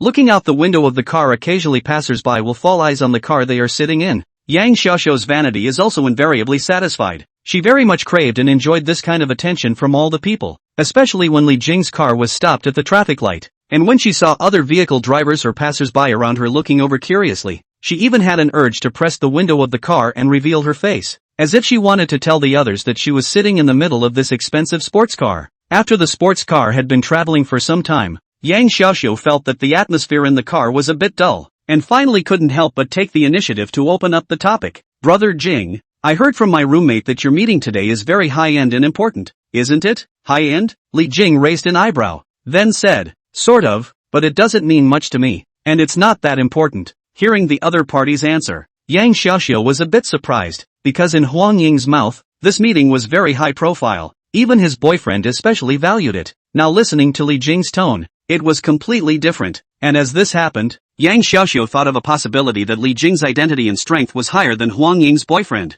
Thinking about this, the more Yang Xiaoxiu thought about it, the more she felt it was possible, and the more she looked at Li Jing in the front row again, the more restrained and respectful her gaze became. Thinking back to what Huang Ying had just said, Yang Xiaoxiu was extraordinarily eager for Li Jing to become her nobleman and backer at this moment. Everything that Li Jing had shown so far was perfectly in line with her fantasies of a nobleman and backer, and even the other party's age and appearance exceeded her expectations. But even as much as she longed for it, she didn't know what to do to make Li Jing recognize her or even help her. Do we have to be like Huang Ying? When Huang Ying's appearance of being pampered in the arms of that balding middle-aged man appeared in her mind, Yang Xiaoxiu couldn't help but frown slightly. Obviously, Huang Ying's relationship with that middle-aged man was by no means limited to the step of pampering. I'm afraid that the reason why Huang Ying occasionally stayed up at night also had something to do with that middle-aged man. If so, Yang Xiaoxiu sneaked a look at the front row of the car. Li Jing secretly said in his heart, can he do it? Ever since she was a child, she has studied hard and aspired to excel and be in the limelight. But it was only after she started to get in touch with the society that she realized how difficult it was for her to make a name for herself with her mediocre background.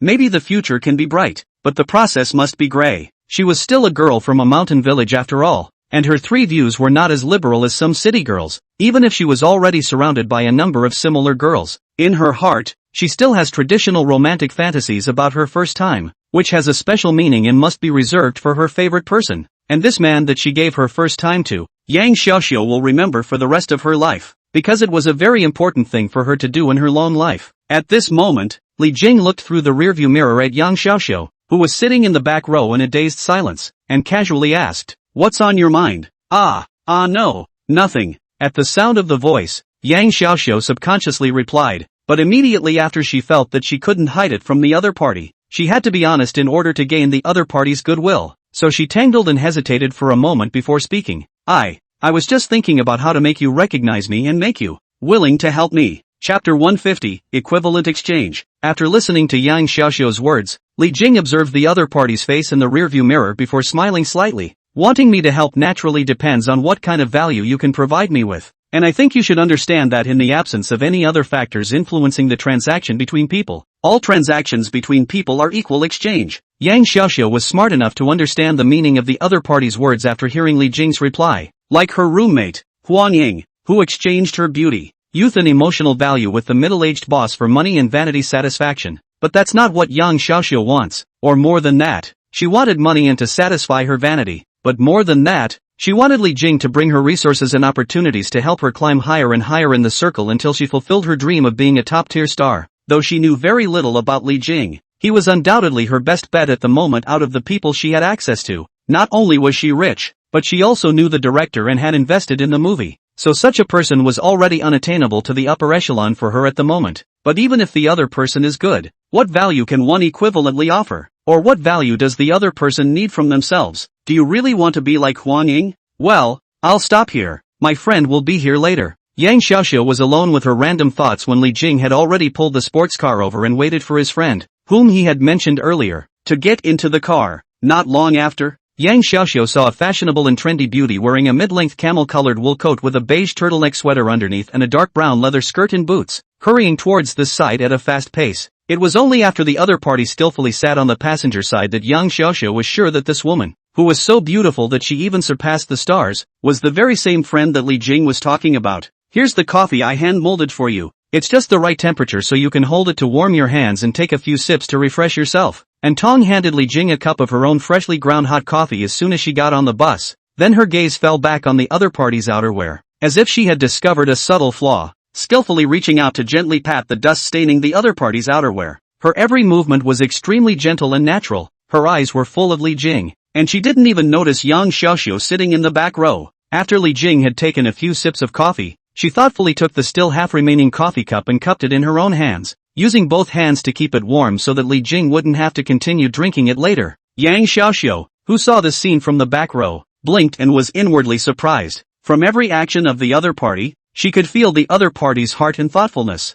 as well as care and concern from the bottom of her heart, coupled with the other party's face and dress that amazed her. Yang Xiaoxiu was even a little envious of Li Jing being able to be taken care of by such a woman at this moment. Compared to the beautiful woman in the co-pilot, Yang Xiaoxiu felt that her roommate Huang Ying was simply incomparable, as if there was such a big gap between the buyer's show and the seller's show. And most crucially, Yang Xiaoxiu clearly remembered that Li Jing had said before that he didn't fall in love. Not being in a relationship means that the beautiful woman in the front row who amazes her is really just a friend, as Li Jing puts it. But even without the name of girlfriend, this beauty does things with more care and attention than more than 90% of girlfriends do. Oh, that's Yang Xiaoxiu in the back row, an actress in our crew. At this time, Li Jing seemed to remember that he hadn't introduced the two of them yet, and after first telling Tong, he then turned back to Yang Xiaoxiu and added, "This is my friend, you can call her sister Tong Tong." At those words, Tong was slightly shocked, turning her head before she saw the young girl sitting in the back row, and hurriedly apologized in surprise. "Sorry, I didn't know there was someone in the car." It's fine.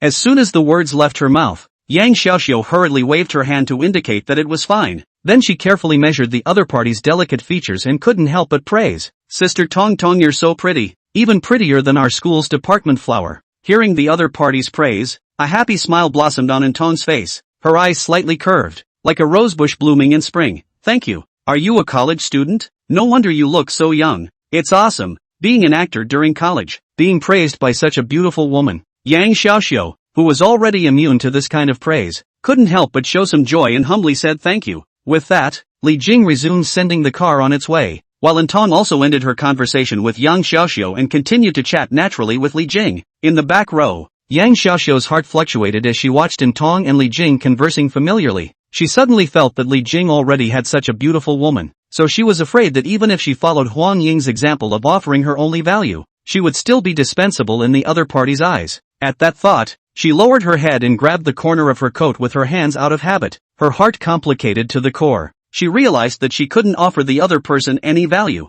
Half an hour later, Yang Xiaoxiu got off the bus and returned to her school. As she watched Li Jing's sports car go away, she still didn't calm down inside. She realized that the thing she held most dear didn't even amount to enough value in the other's eyes. When she thought of this, she felt her whole body wrapped in a sense of powerlessness, as if she couldn't change her fate if she tried so desperately anymore. That's when the phone rang. Yang Xiaoxiu took out her cell phone and realized it was a call from home. This is the time of year when your family transfers money to you. And every time your family makes a point of calling to confirm before they have to transfer your living expenses to you, so that there are no surprises. Hey, Mom, Hyosu. The middle-aged woman's voice on the other end of the phone looked a little less than kind and said, you still have money left over from last month's living expenses, don't you? Upon hearing this, Yang Xiaoxiu's eyes changed slightly, realizing that there was something wrong with the other party's tone, but she still answered, there's still more than 100 left. Only 100 or so left? The middle-aged woman was a bit surprised, then complained and lectured. Xiaoxiu, you should know the family's situation. You have to save your money. Mom, I'm already very frugal. Yang Xiaoxiu slightly gripped her phone and defended herself, but 800 a month is really only enough to spend for a month in Tianhai. Hey, at that time you do not go to Tianhai City. You prefer not to believe. That kind of big city is our kind of ordinary people to go to the place. You still want to be an actor. Just you. Okay Mom, what's going on? Yang Xiaoxiu seemed to be tired of hearing her family's dissatisfaction with her coming to Tianhai University and directly interrupted. Isn't it true that next month's living expenses will have to be paid later? No, not. At those words, the middle-aged woman's tone paused slightly before she said, it's that I might not be able to give you next month's living expenses. As the words fell, Yang Xiaoxiu stopped and stood still, not speaking, and the middle-aged woman continued to explain. As you know, your brother is in high school. It's a critical time, and he said he wanted to take a cram class to improve his English. You know that the English tutorials over here aren't cheap. They cost more than 2,000. So your dad thought that you should still have money left over from your living expenses. So he gave your brother this amount of money plus what was left over at home to pay for the tutorials. Yang Xiaoxiu clenched her teeth slightly, her eyes starting to redden a little. So in order to give your non-studying son over $2,000 in cram classes, you're not willing to give me $800 in living expenses? What, our son? That's your brother too. Hearing this, the middle-aged woman was instantly displeased and frowned in dissatisfaction. Xiaoxiu, at your age, some of the girls here have already gone out to work to subsidize their families. Now that you're spending money on college, what? You still think it's too little? Mom, I've transferred the grant I applied for last year, so I can always have this money, right? Scholarship? That's given because you're from a poor family. That is, to subsidize us as a poor family. We'll distribute it according to need. Are you going to take it all by yourself? Mom, the bursary is for me to help me with my education. Alright, there is no more living expenses this time. If you want to blame, you should also blame yourself for not saving. If you don't have any money, you can borrow money from your classmates and return it to them next time when you pay your living expenses. And remember to save some money in the future. Anyway, your dad said that you don't have living expenses this month. The call ended. Yang Xiaoxiu stood in place, holding the phone tightly, silent for a long time, and finally took several deep breaths before gradually calming down. She didn't have a good relationship with her family, especially since they were patriarchal and her own nature wasn't weak, so she always had a fight with them. That's why she wants to earn money and live independently on her own, acting as soon as possible. Thinking about it, she remembered that she had answered a commercial earlier. According to school regulations, students have to report any ads they take before their sophomore year to the school for approval. So she also told her counselor about the ads she took according to the process. Counting the time, there should be a result. If this commercial is finished, Next month's living expenses should be enough. With that thought, she calmed her emotions before striding towards the school building. Chapter 151, Advertisements You Can't Take. Xiao, you may not be able to take this commercial. Inside the office, the female counselor explained to young Xiao, whose face was a little white in front of her, because the department director also looked at the content of this advertisement, and felt that the values involved in this company's advertisement were not quite in line with the positive values that our school promotes. The director's side of the approval did not pass. But teacher, didn't you say that sophomores can receive advertisements? Yang Xiaoxiu didn't expect that the advertisement she had managed to receive would be rejected by the school. Yes, but as you know, our school is very focused on that right now. And if our current students go out and film inappropriate content, it could also have an impact on the school's reputation. Although the counselor didn't speak very well, her tone stayed gentle, making it hard for Yang Xiaoxiu to even refute. Xiaoxiu, think about it. If the advertisement that you filmed really had a bad impact on the internet, and was used by people with good intentions to affect the school's reputation, what should we do then? You definitely don't want the school to be affected either, right? But I don't think there's anything wrong with this content. In the face of a counselor who graduated with a degree in psychology, Yang Xiaoxiu couldn't even say anything heavy, and could only try to fight for this opportunity for herself. You're too young to tell if there's a problem with the content or not, and the director must have combined the latest winds and policies to dismiss the ad. The counselor always maintained a smile and gently patted the other party's shoulder. It's okay, it's just an advertisement. The teacher believes that you can still receive better advertisements. This kind of advertisement of a small company, which itself likes to rely on eye-catching content to attract traffic, it's also not good for your growth in the future. With a gentle explanation from the counselor, Yang Xiaoxiu walked out of the building with her eyes out of focus and her heart empty. She looked up at the blue sky and froze in place, feeling that life was so hard. She felt like a little bird without wings. The sky was obviously so wide, but she couldn't fly as hard as she tried. Even with all her strength, she couldn't achieve anything. Thinking of this, she couldn't help but feel a sourness in her nose, her hand subconsciously grasping the corner of her coat, her eyes slightly reddening. Xiaoxiu, are you okay? At that moment, a female student came out of the building. I just heard about you in the counselor's office. At the sound of the voice, Yang Xiaoxiu immediately wiped away the wetness from the corners of her eyes and tried to return to her normal appearance, looking back at her classmates and reluctantly smiling. I'm fine, I just feel a little bit sad. The female student seemed to know Yang Xiaoxiu's family situation and looked around to make sure no one was around before coming closer and asking, are you short of money lately? When Yang Xiaoxiu saw this, she frowned slightly and was a bit puzzled. What do you mean by saying this? Xiaoxia from class 3 and I follow a big brother who is quite rich. You can look for him if you are short of money. Big brother? Yang Xiaoxiu looked at the heavily made-up female classmate, her brows furrowing deeper and deeper. He's going to shoot a commercial too? What a commercial shoot? The female classmate laughed and shook her head before explaining in a low voice. He owns a bar and is in need of girls to work as the atmosphere crew, and he likes female college students a lot. If you lack money you can find him. He is generous, as long as you agree to his conditions. In the car, Antong was showing Li Jing the video she had posted. Look, it's edited from the video you sent me of the private session that's been posted. Antong introduced seriously. And your account name, changed to Mr. Jing enjoying life as you said. Li Jing took advantage of the time waiting for the traffic light to scan the account page displayed on the other party's cell phone, and found that one of the avatars used was the other party's back photo that he had secretly taken of himself at some point. Dressed in a suit, he stood in front of the floor-to-ceiling windows of his hotel suite. Add a filter, and let's not talk about it. It really does look like a successful person. With that, Li Jing realized that he had already followed 2 people in his new account and couldn't help but wonder, who did you follow for me? Seeing that the other party had discovered this small detail, Antong blushed slightly and then explained, the concern is my account. Li Jing raised an eyebrow, unable to see that Antong still had this kind of small mind, but then asked, what about the other person who was concerned? Aren't there 2 concerned? It's me too.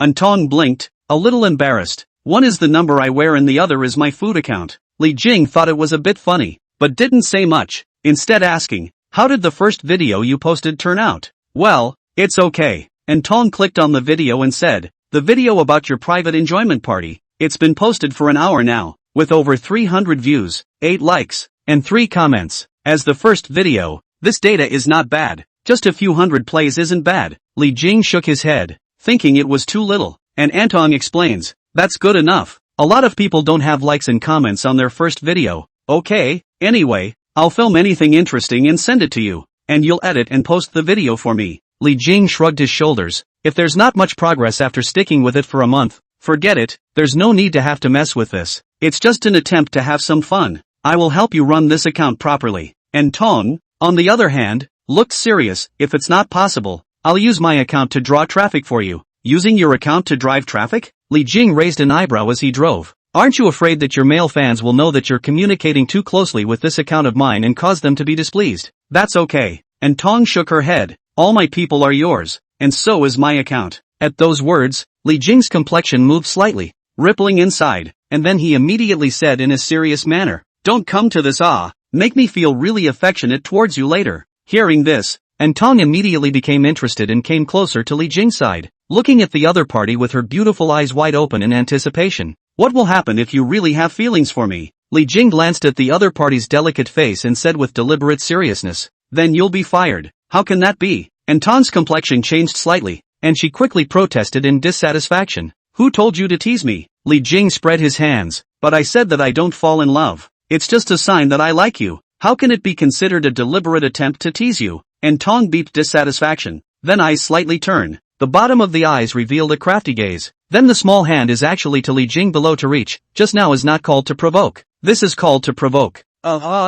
I'm driving. Don't you dare. Li Jing was shocked and hastily slowed down and pulled over. Fortunately, there were not many cars on this road, so it was easy to pull over and stop. And Tong was already lying on top of Li Jing, smiling as if she had succeeded in her scheme. You're driving, and I'm learning how to drive. I heard Zhang Xinxin say that you guys have done this, so I'll try it too. Do you see how well I'm learning? You guys are still talking about this amongst yourselves? Li Jing leaned back, his complexion changing slightly. At this time, and Tong's head had already lowered. It's not that Zhang Xinxin wants to show off in front of me. ______.